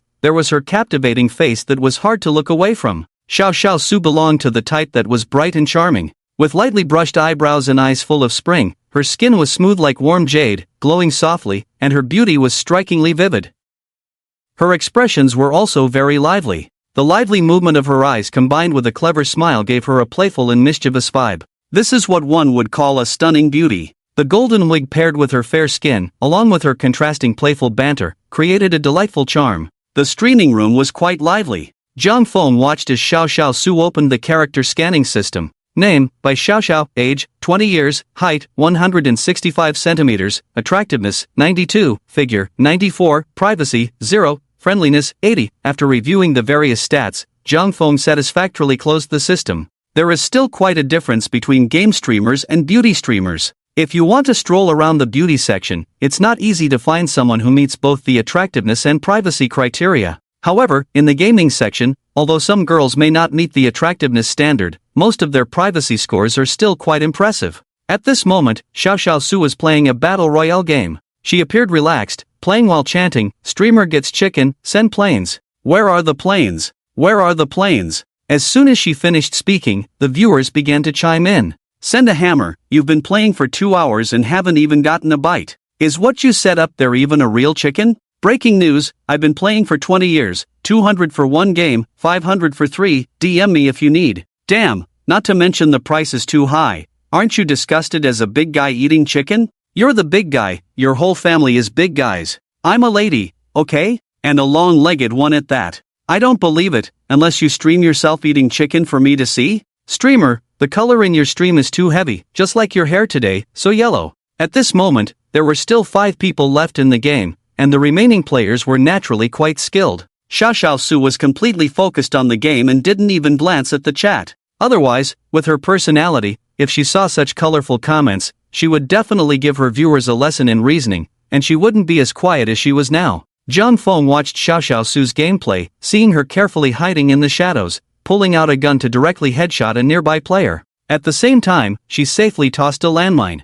After the kill, Xiao Xiao Su cheekily danced on the spot. It must be said that Xiao Xiao Su's gaming skills were far superior to the amateur Chao Yinin. She truly deserved to be a game streamer. Ha, only 3 left. Is the streamer going to get chicken this round? I was just about to log off, but I'll watch a bit longer. What if she really gets chicken? Can't miss that. Are you going to start with the colorful comments again? Count me in. +1. Want to see Xiao Xiao Su get chicken. +2. After getting a bit carried away, Xiao Xiao Su hid and took a glance at the chat. She found that the viewers were actually making colorful comments, and couldn't help but roll her eyes. Without holding back, she remarked, "You bunch of old perverts, the streamer isn't getting chicken, not getting chicken, it's impossible to get chicken unless planes are sent. If the planes come, then I'll get chicken." After Xiao Xiao Su said this, 2 more players fell, leaving only her and 1 other person in the battle royale. The chances of getting chicken were now very high. Seeing this scene, the viewers began to tease again. "Streamer, you don't just want to play chicken, but not actually get chicken, right? Damn, I really admire you up there. How do you come up with these lines? I can't even tell what you mean. It's impossible to send planes, isn't it better to get it for free?" The streamer is just saying that she can't get chicken on purpose. Everyone, don't fall for it and send planes. I agree with what the person above said, don't fall for it, don't send planes. Anyway, even if you send it, the streamer still can't get chicken. I know her type. Do you really understand up there? Please enlighten me. Xiao Xiao Su looked at the chat, which had exploded again. You bunch of bastards just can't stand to see me do well. I'm telling you, I'm definitely going to win this round. I swear, if I don't win this time, my viewers in the livestream will have no chicken to eat in the future. Xiao Xiao Su stuck out her tongue and grinned mischievously at the screen after saying this. Damn, actually I don't really want to see the streamer eat chicken. Streamer, I take back what I just said, don't eat the chicken, I'll send you planes instead. I really don't want to eat chicken at all. Xiao Xiao Su was starting to act up. It's over. Xiao Xiao Su, something's off. Seeing her words directly suppress the viewers in the livestream, Xiao Xiao Su laughed so hard she nearly fell over. Zhang Feng watched her interact with the viewers, her smug demeanor quite amusing. After turning off his invisibility, Zhang Feng entered Xiao Xiao Su's livestream. He immediately sent 10 planes. Upon seeing Zhang Feng appear again, Xiao Xiao Su couldn't help but stand up excitedly. She happily said, "Wow, the sea god is here. Big shot, wait a moment, I'm about to eat chicken." The viewers started to cheer again. Xiao Xiao Su, did you forget your oath? Did you eat chicken? Are you going to make the sea god eat chicken too? The goddess is about to start licking. Suddenly her brain isn't working. Damn, that change of face is too fast. Zhang Feng looked at the barrage and typed, "Not eating chicken anymore, come be my bush dog." As soon as Zhang Feng sent this message, the moderator immediately reminded Xiao Xiao Su. Seeing Jiang Feng say this, Xiao Xiaosu hesitated for a moment but quickly agreed. Okay, big shot, since you sent planes, the streamer won't eat chicken, I'll go out and give away my head right away. After saying this, Xiao Xiaosu really exposed her position and started dancing in front of the enemies. The area was left in confusion, and she was taken down in just a few shots. Seeing Xiao Xiaosu's bold move, not only did Jiang Feng find it funny, but the viewers in the livestream also couldn't stop laughing. After all, it was the sea god's request, what could they say? The viewers started typing again. Remember the last time Principal Wang acted as the sea god's bush dog in that game? I'm really curious about the sea god's identity. Curious +1. Is it the few games where we played 4-man squads with the streamer last time? What's the scoop? I want to eat. Just search it on trending. After a little interlude, Jiang Feng sent Xiao Xiaosu 10 more super fires before exiting the livestream. He directly opened the game. Soon, Xiao Xiaosu sent a game invitation. After accepting it, Jiang Feng glanced at the already neatly trimmed Xiao Xia. She was sitting stiffly, completely still, staring at the mirror like a serious student in class. Looking at Xiao Xia's adorable expression, Jiang Feng couldn't help but lower his head and chuckle quietly. After suppressing his laughter, Jiang Feng said to Xiao Xia, "It might take a while, you can play on your phone, it won't affect the stylist." Wang Xian, seeing Jiang Feng dressed in designer brands, naturally smiled and said, "Sir, while you're waiting, feel free to relax and play on your phone. I'm just applying some conditioner, and I'll call you when it's time to rinse." Hearing Wang Xian say this, Xiao Xia finally breathed a sigh of relief and slightly moved her neck. She quietly said to Jiang Feng, "I understand, thank you." About 3 hours passed happily in the game. After all, having someone act as a bush dog made the game much less frustrating. The key was still having a beautiful girl, it made the experience very smooth. As the sound of Tony's hairdryer faded away, Xiao Xia's hairstyle reached its final stage. After Wang Xian tidied up Xiao Xia's hair, everything was complete. Xiao Xia looked at her brand new self in the mirror, unable to help but stare for a while. Her thick bangs were parted into a 3/7 split, revealing a full, fair forehead. A head of smooth, flowing hair naturally cascaded down to her shoulders. On her palm-sized face, a pair of deep black, clear eyes sparkled like a fawn's, along with a faint dimple that appeared whenever she slightly curved her lips. Jiang Feng gazed at Xiao Xia before him, feeling as radiant as spring blossoms and as bright as the autumn moon. Noticing Jiang Feng staring at her in a daze, Xiao Xia shyly turned her cheeks to the side. With a flushed face, she quietly asked, "Do I look bad?" Jiang Feng smiled and shook his head, looking at Xiao Xia sincerely as he said, "You look great, much more beautiful than before." Hearing Jiang Feng compliment her, Xiao Xia instinctively turned her head to look at him, but after a few seconds, her gaze shifted back. Knowing she was feeling shy, Jiang Feng didn't say anything further and walked towards the cash register. When Xiao Xia saw Jiang Feng going to pay, she immediately jogged over. Mr. Zhang, I can pay for myself." After glancing at Xiao Xia, Jiang Feng didn't insist on paying the bill. Paying for herself was also a way to rebuild her confidence, even though it might sting a little. However, if he insisted on paying, Xiao Xia would likely feel even more self-conscious. After all, Jiang Feng had the ability to sense intentions. Seeing that Jiang Feng didn't outright refuse her, Xiao Xia felt an inexplicable gratitude. Although she knew Jiang Feng was wealthy and that this hairstyle wasn't cheap, he had already helped her a lot without reason, and it wouldn't be right to keep taking from him. Sure enough, the bill came to 2,200 yuan. Earlier, Wang Xian had wanted to help her dye her hair a color, but she had refused. So just for a haircut and a smoothing treatment, she spent over 2,000 yuan. As Jiang Feng had thought, Xiao Xia felt a pang in her heart. At her age, it was the first time she had spent such a large amount. Fortunately, last time Jiang Feng transferred her 350,000 yuan, she only sent 20,000 back home. After all, she had only been out for a few months. If she told her parents she earned over 350,000, they would inevitably think too much. Plus, in their place, the preference for sons over daughters was quite severe, so her parents would likely ask her for money more often in the future. After thinking it over, Xiao Xia decided to slowly transfer this money to them. At that moment, she couldn't help but feel grateful for her earlier decision, otherwise, with her previous salary, she wouldn't have been able to afford this. After all, aside from rent and food, her salary wouldn't allow her to save a single penny in Rongqing. After paying, the two began to shop. Jiang Feng wasn't in a hurry, he first bought himself a few sets of clothes. After that, he didn't buy anything else. After all, there was no need to bring these things all the way from Rongqing to Modu. He could just buy them directly when he went to Modu. While buying clothes, Jiang Feng didn't specifically ask Xiao Xia for her opinion, casually choosing a few new styles.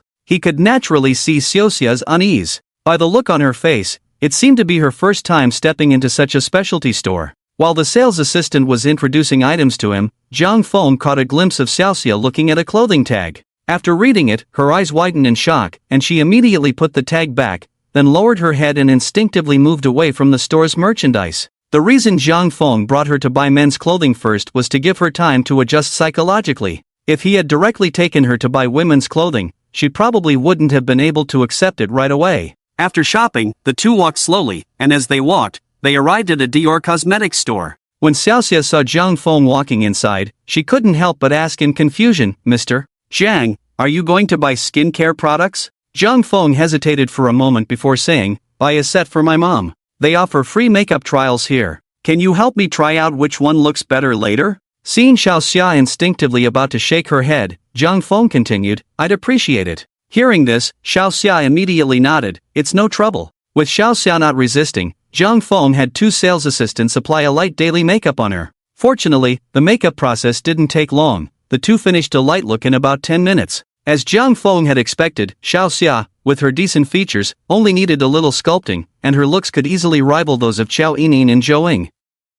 Even the two sales assistants couldn't help but exclaim, "You look amazing, and your skin is really nice, almost poreless." It was Xiaoxia's first time wearing makeup in her life. Although her skin wasn't particularly fair due to environmental factors, she had no skin issues because she had never used cosmetics before. Noticing Zhang Feng's silence, Xiaoxia felt a bit shy but mustered the courage to ask, "Do I look good like this?" "You look good. Get a full set of everything she tried for me." Hearing Zhang Feng praise her, Xiaoxia couldn't help but feel a flutter of joy inside, even if she didn't quite understand why. She instinctively touched her slightly racing heart, took a deep breath, and heavily suppressed her inner excitement. Xiaoxia understood that her family background was not a match for Zhang Feng, and she didn't want to show her most awkward side in front of him. Despite this understanding, a hint of disappointment flashed through her heart. She secretly glanced at Zhang Feng beside her. He was tall, handsome, and indeed the dream lover of many young women. While the sales assistants were preparing, Zhang Feng also had them pick out a set for his mom.